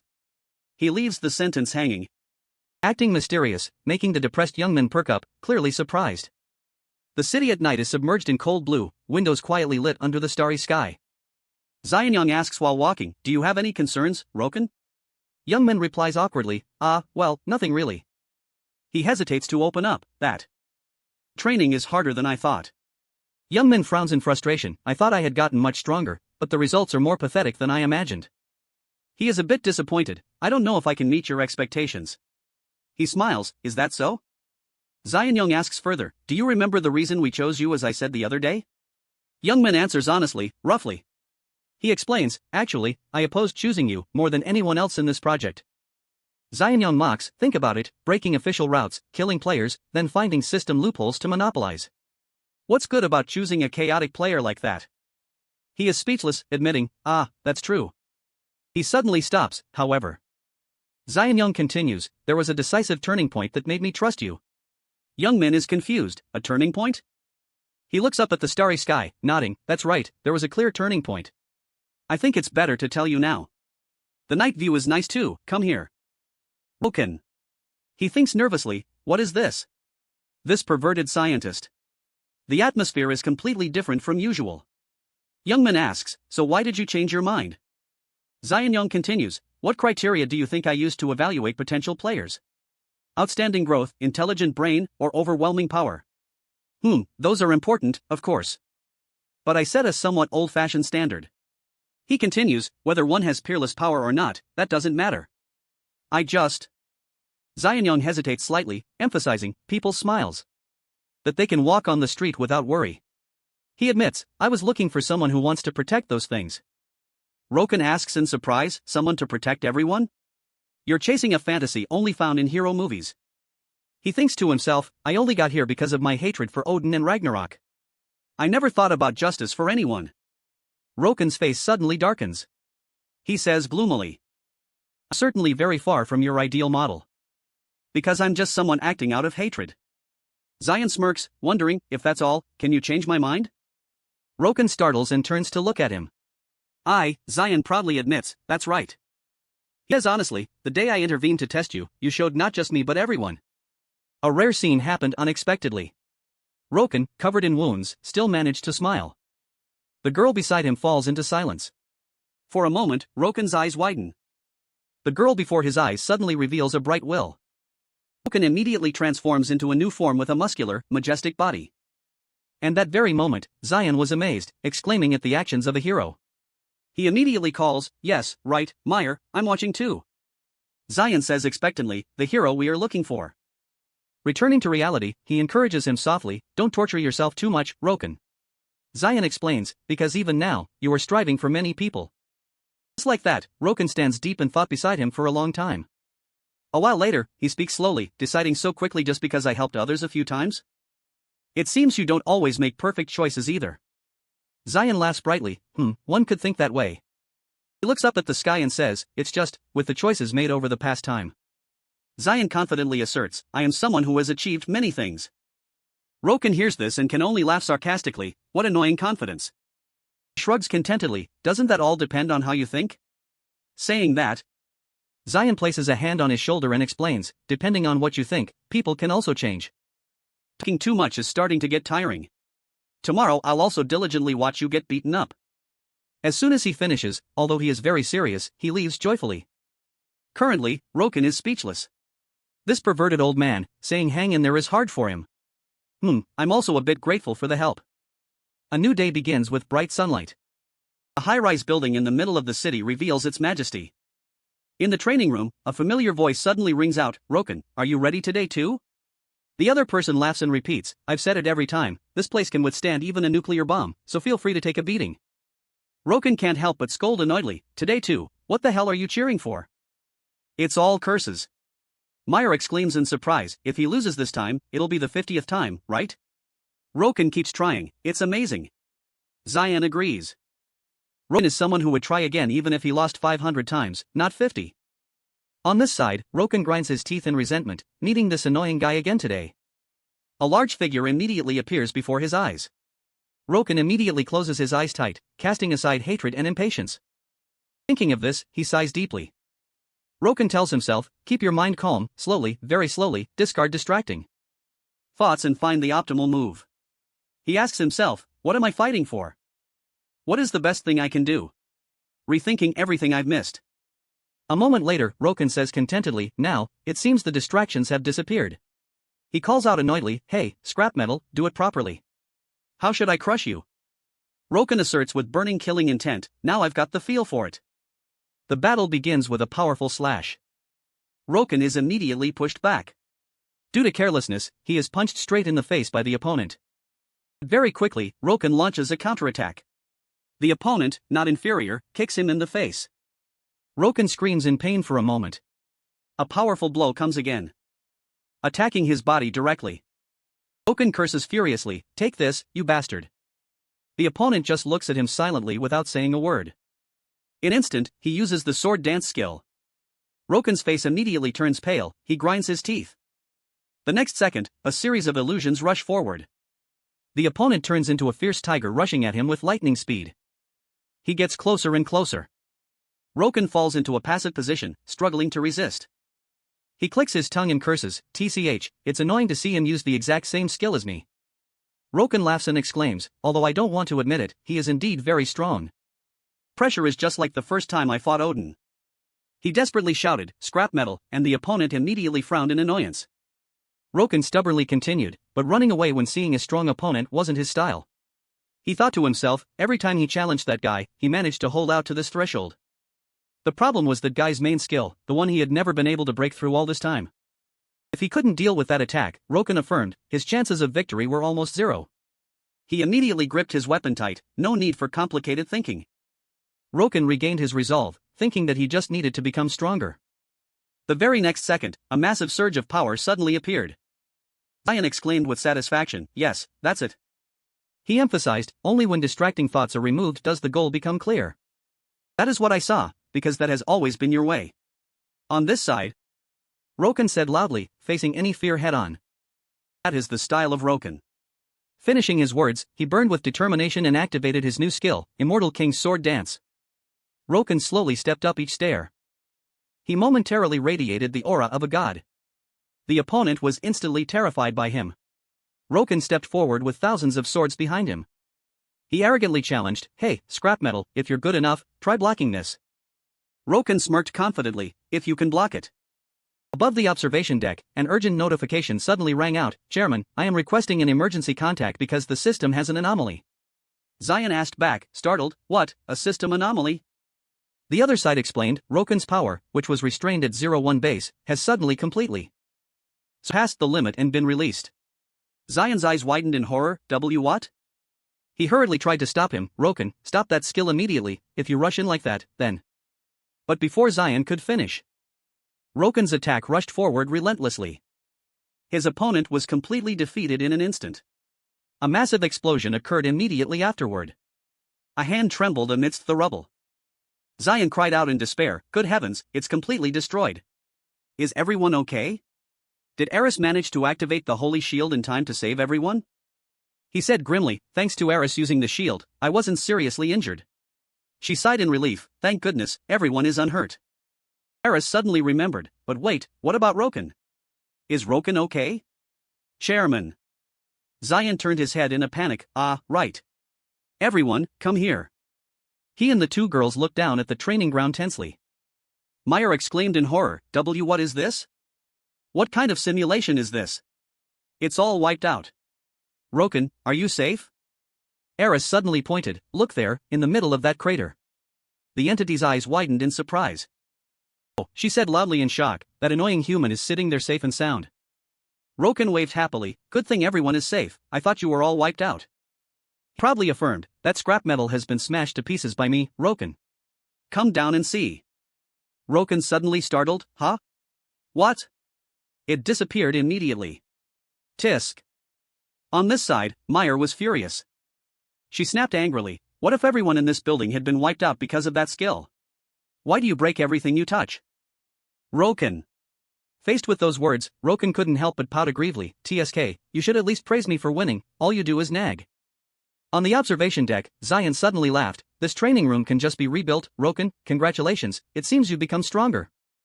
He winked proudly, and, you look like you're finally more at ease. Roken replied smugly, unnecessary praise. A while later, Eris carefully helped him up. Roken sighed wearily, oh man, I'm exhausted. He asked, hey you perverted old man, there's no more training, right? Zion shrugged nonchalantly, of course there's still this and that, but there won't be any training as grueling as this anymore. Eris blushed and said, just rest comfortably today, you must be very tired. Roken replied, then let's rest for a day. Zion teased playfully, you two seem much closer now. Meyer continued, yes, probably because we've been together all the time these past few days. She added, as Eris said. Rest well today, from tomorrow we will slowly plan how to deal with Ragnarok. Zion agreed, alright, it's not something that can be figured out immediately anyway. So just rest comfortably. Eris called softly, hurry up, Roken. Roken sighed gloomily, so hungry, prepare the most expensive meat for me. Meyer replied, speechless, oh my, yes, I know. Roken asked with a smile, honestly, you all seem too calm. He said happily, anyway, we should rest a bit today, make mine the special grade I eat.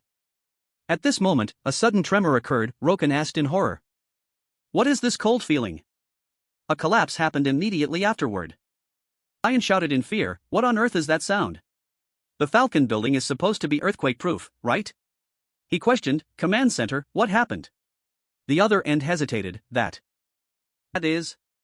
The other side reported in a panic, due to a strong impact from the outside, part of the building is damaged. The culprit is estimated to be Ragnarok.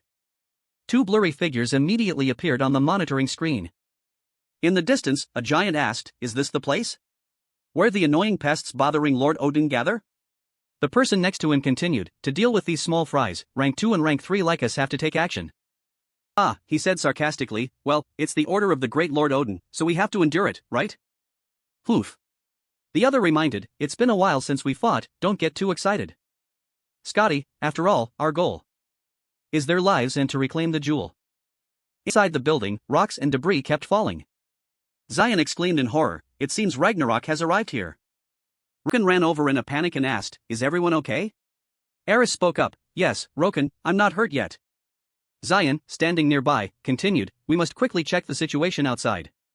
Roken, Meyer called from afar, everyone follow me. She urged, go this way to get out of the building.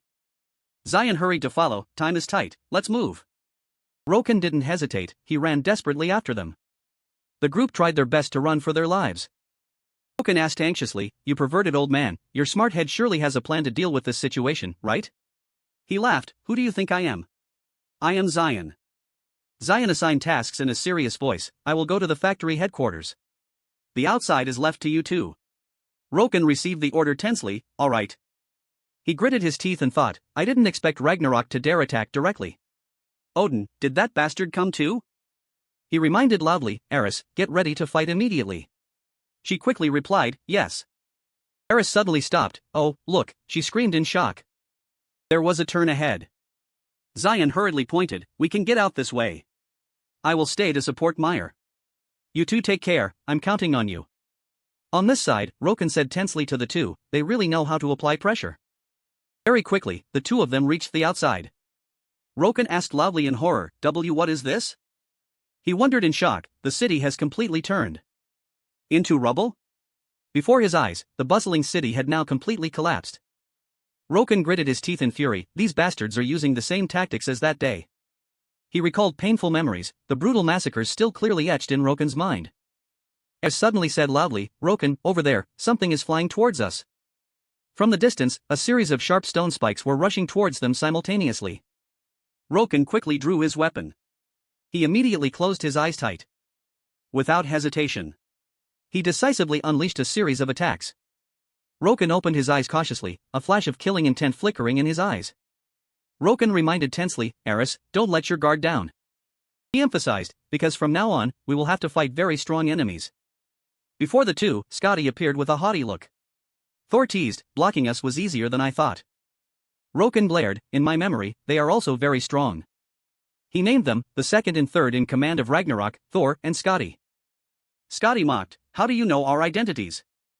Thor added, "That's right, it's as if we've met before." Ada exclaimed with interest, as expected of the one Lord Odin has his eye on. "There is something different, but I don't know if you can meet my expectations." Youngmin snapped, "Hey, if you want to fight, come down here. I'm a bit impatient, you bastards." Thor mocked contemptuously, so confident. "Don't you know who is in front of you?" Scotty laughed excitedly, daring to curse at Ragnarok's vice master. "I like that guts." Atta suddenly glared, "However, you will pay the price." Youngman realized in surprise, "What, they're flying even higher." Looking at the ruined scene from above, Scotty exclaimed with satisfaction, "This place is nice, we can see the sky clearly too." Atta mocked, "Now, slowly. Summoning what kind of stage? Let's clean up that trash for fun." Scotty skipped, creating a snowflake, and affirmed, "A truly massive stage." The very next second, Hyan and Youngman were overwhelmed by the scene before them. The people around saw it and were terrified, not knowing since when. A bright halo had appeared before their eyes. The ground suddenly shook, creating a terrifying earthquake. A tower suddenly shot up from the rubble. It instantly tore through the city center and emerged. The people panicked and told each other, "Something is coming up from the ground." Hyan immediately stood up to protect them, "Something is flying towards us. Everyone get behind me." She didn't hesitate to desperately use the holy shield. All the rocks and debris were instantly blocked. Yimin sighed in relief and gratitude, "Thank you, Hyan, thanks to you I survived." Hyan generously brushed it off, "It's nothing, Roken." She asked with concern, "Because it was so sudden, I couldn't block everything." "Are the other citizens okay?" Youngman frowned in annoyance because the smoke made it hard to see. His face suddenly darkened. "What? That?" Youngman looked at the tower before him and questioned, "What on earth is that?" Iskit, the ice fortress, instantly appeared with a freezing gale. Hyan covered her mouth in horror, there. There are people under the rubble." Before their eyes, a large number of unfortunate people had died tragically. One of them trembled all over and begged, please." He pleaded in pain, "Save me." Yimin realized in despair, no one. I couldn't protect them." The picture of a beautiful city had completely shattered. Each fragment cracked gradually, like pieces of memories slowly being forgotten. Amidst the rubble, the ice fortress stood towering, piercing the sky. It gradually appeared with a terrible gale. Deep inside the fortress, two figures were settled. It turned out to be Thor and Scotty. He and she sat perched on frozen chairs. Scotty swirled her wine glass. Atta mocked, "Can Roken climb to the top?" Atta had some expectations. "If he can make it up here, then perhaps I will have to take action myself, right? Isn't that so, master?" Thor rebuked Scotty unpleasantly, "Your strategy is always annoying. I don't like it at all." He questioned, "Why summon that bulky Iskit?" Just smashing everything right on the spot is enough, isn't it? Scotty sighed helplessly. Anyway, that is the master's problem. Ada explained unpleasantly, you have to use your head, your own head. They even defeated Nighthawk, who received power from Lord Odin. Scotty emphasized curiously, we must weaken them first so that when we take action, it will be easier. And we must do this so that we can divert the attention of those aiming for the jewel to this side. Then let's slowly make everything even more troublesome. A series of eagle-shaped ice monsters suddenly rushed over. They competed to soar across the sky. Before long, they simultaneously attacked the innocent citizens. Youngmin stood stunned for a moment, looking at the scene before him. His arm trembled unconsciously. Youngmin thought in despair, it's all because of me that they died. If I had stopped it in time. Hyun suddenly called out loudly, snap out of it, Roken. He immediately turned his head by reflex. She affirmed resolutely, this is not the time for you to sink into negative thoughts, but the time to protect those who are still alive, even if it's just one person. Hyun added in a low voice. But at least know that there is always someone who wants to share that burden with you. Faced with these words, Youngmin couldn't help but be stunned. But very quickly, he regained his spirit and entered a combat stance. That's right, at least for now, he must put aside self-reproach. Youngmin rose decisively, this is the time to focus on the enemy in front of me. In the blink of an eye, he rushed forward. Confronting the monsters head-on, Youngmin decisively cast Wood God. He gripped his weapon tightly in his palm. A fatal blow was instantly unleashed with immense resentment. A series of monsters were instantly defeated right after. Youngmin stood up resolutely and said, the debt for turning this city into a mess. He suddenly wore a sinister smile on his lips, I will make you pay it back 100-fold, Ragnarok. From afar, Hyun rushes over to announce, Roken, I have handled all the nearby monsters. Youngmin feels a bit sad, if only it were over. But if we don't take down Ragnarok, monsters will keep appearing. She looks around anxiously, I don't see those two Ragnarok guys anywhere. What should we do? He replies calmly, they vanished at the same time the tower appeared. Youngmin points into the distance, at the top of that ice tower. He emphasizes vaguely, I can sense a massive aura from there. Perhaps to catch those two, we have to climb that high? Youngmin says tensely, first, we deal with the monsters around the tower while advancing. A sudden notification rings out, unnecessary. Let me take you all. Youngmin asks, startled, why is there wind all of a sudden? Elsewhere, a mysterious person announces over the radio, everyone, prepare to board the advanced Falcon helicopter. The next second, a helicopter appears unexpectedly. It turns out to be Meyer. She shouts, landing right now. Meyer looks at Youngmin expectantly, I arrived pretty fast, didn't I, Roken? Youngmin looks at her, satisfied, and admits, right, perfect timing. Kai, next to them, interjects, I have arrived too, you humans.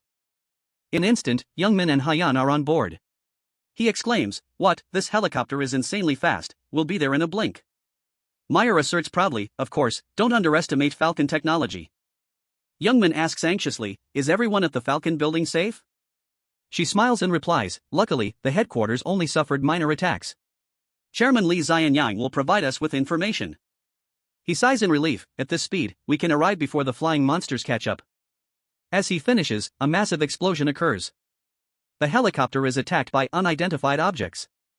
Meyer screams tensely, we clearly shook off the monsters below, why is this happening? Han stands up, panicked.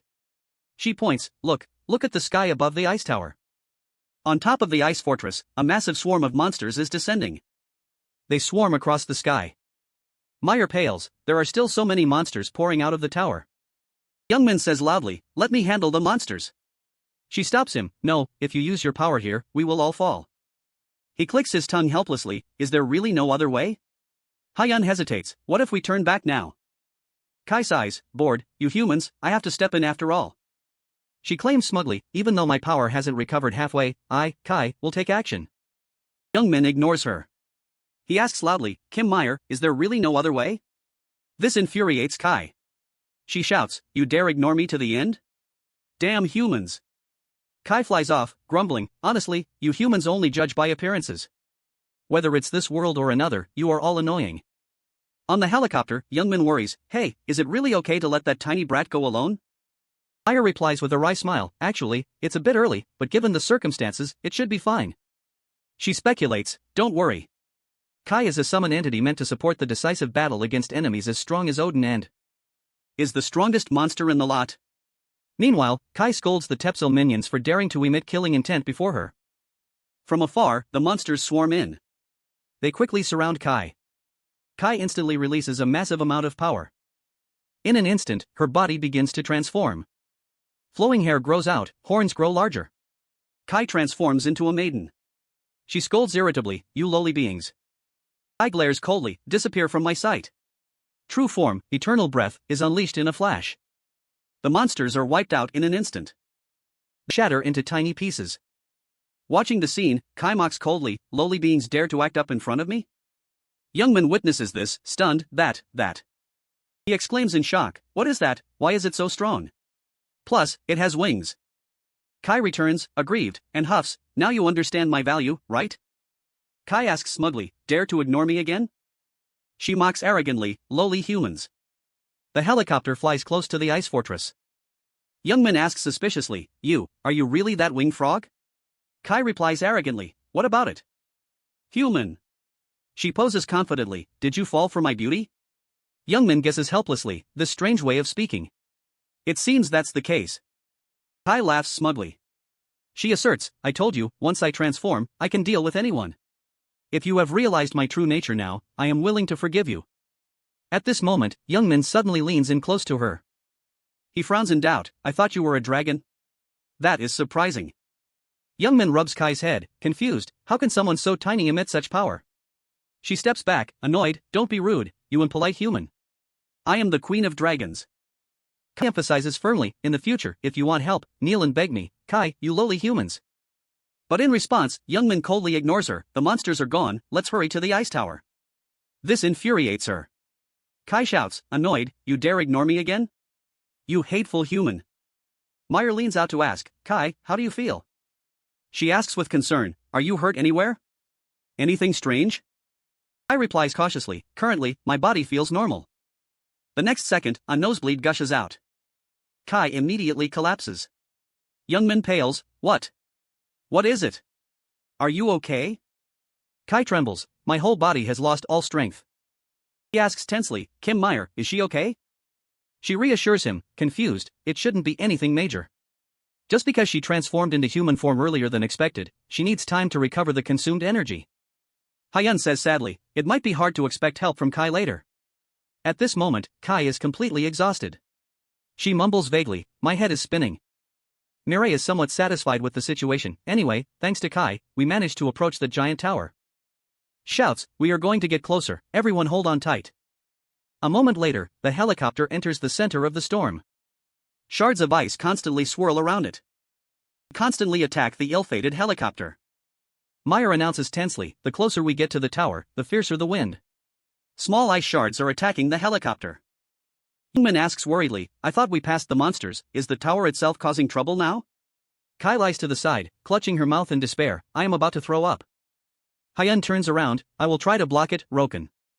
In the meantime, please protect everyone." Saying that, she opens the helicopter door without hesitation. Hyun faces the danger alone. She emphasizes firmly, "Ensuring everyone's safety is our top priority right now." Hyun grips her weapon, a massive power surges out. She decisively casts wind barrier. Seeing things are stable, Hyun says loudly, "For now, it is blocked. But if I release the barrier, the ice storm will hit us again." Meyer curses, annoyed, "Damn it.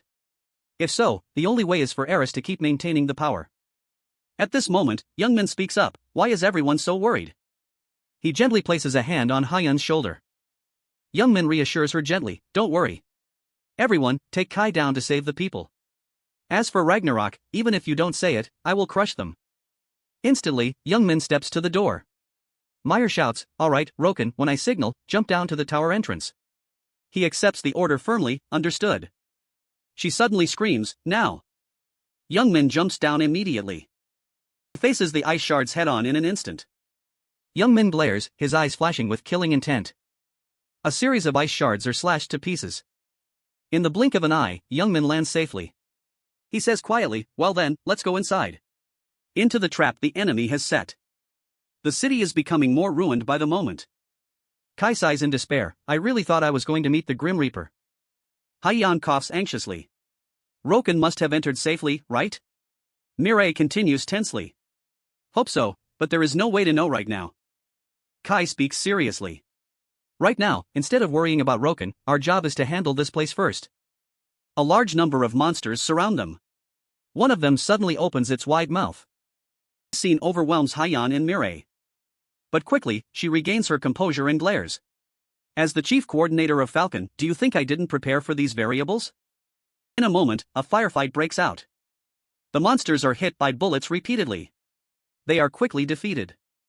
From afar, the rescue team appears in time and says, "We are here to support." Is everyone okay? The captain asserts, "From now on, we will fight together." Hyan looks at them with eyes full of trust. She thinks contentedly, Roken surely trusted us and jumped into the enemy's front line alone. Trusting comrades and entrusting one's back to them, there is nothing more important than that right now.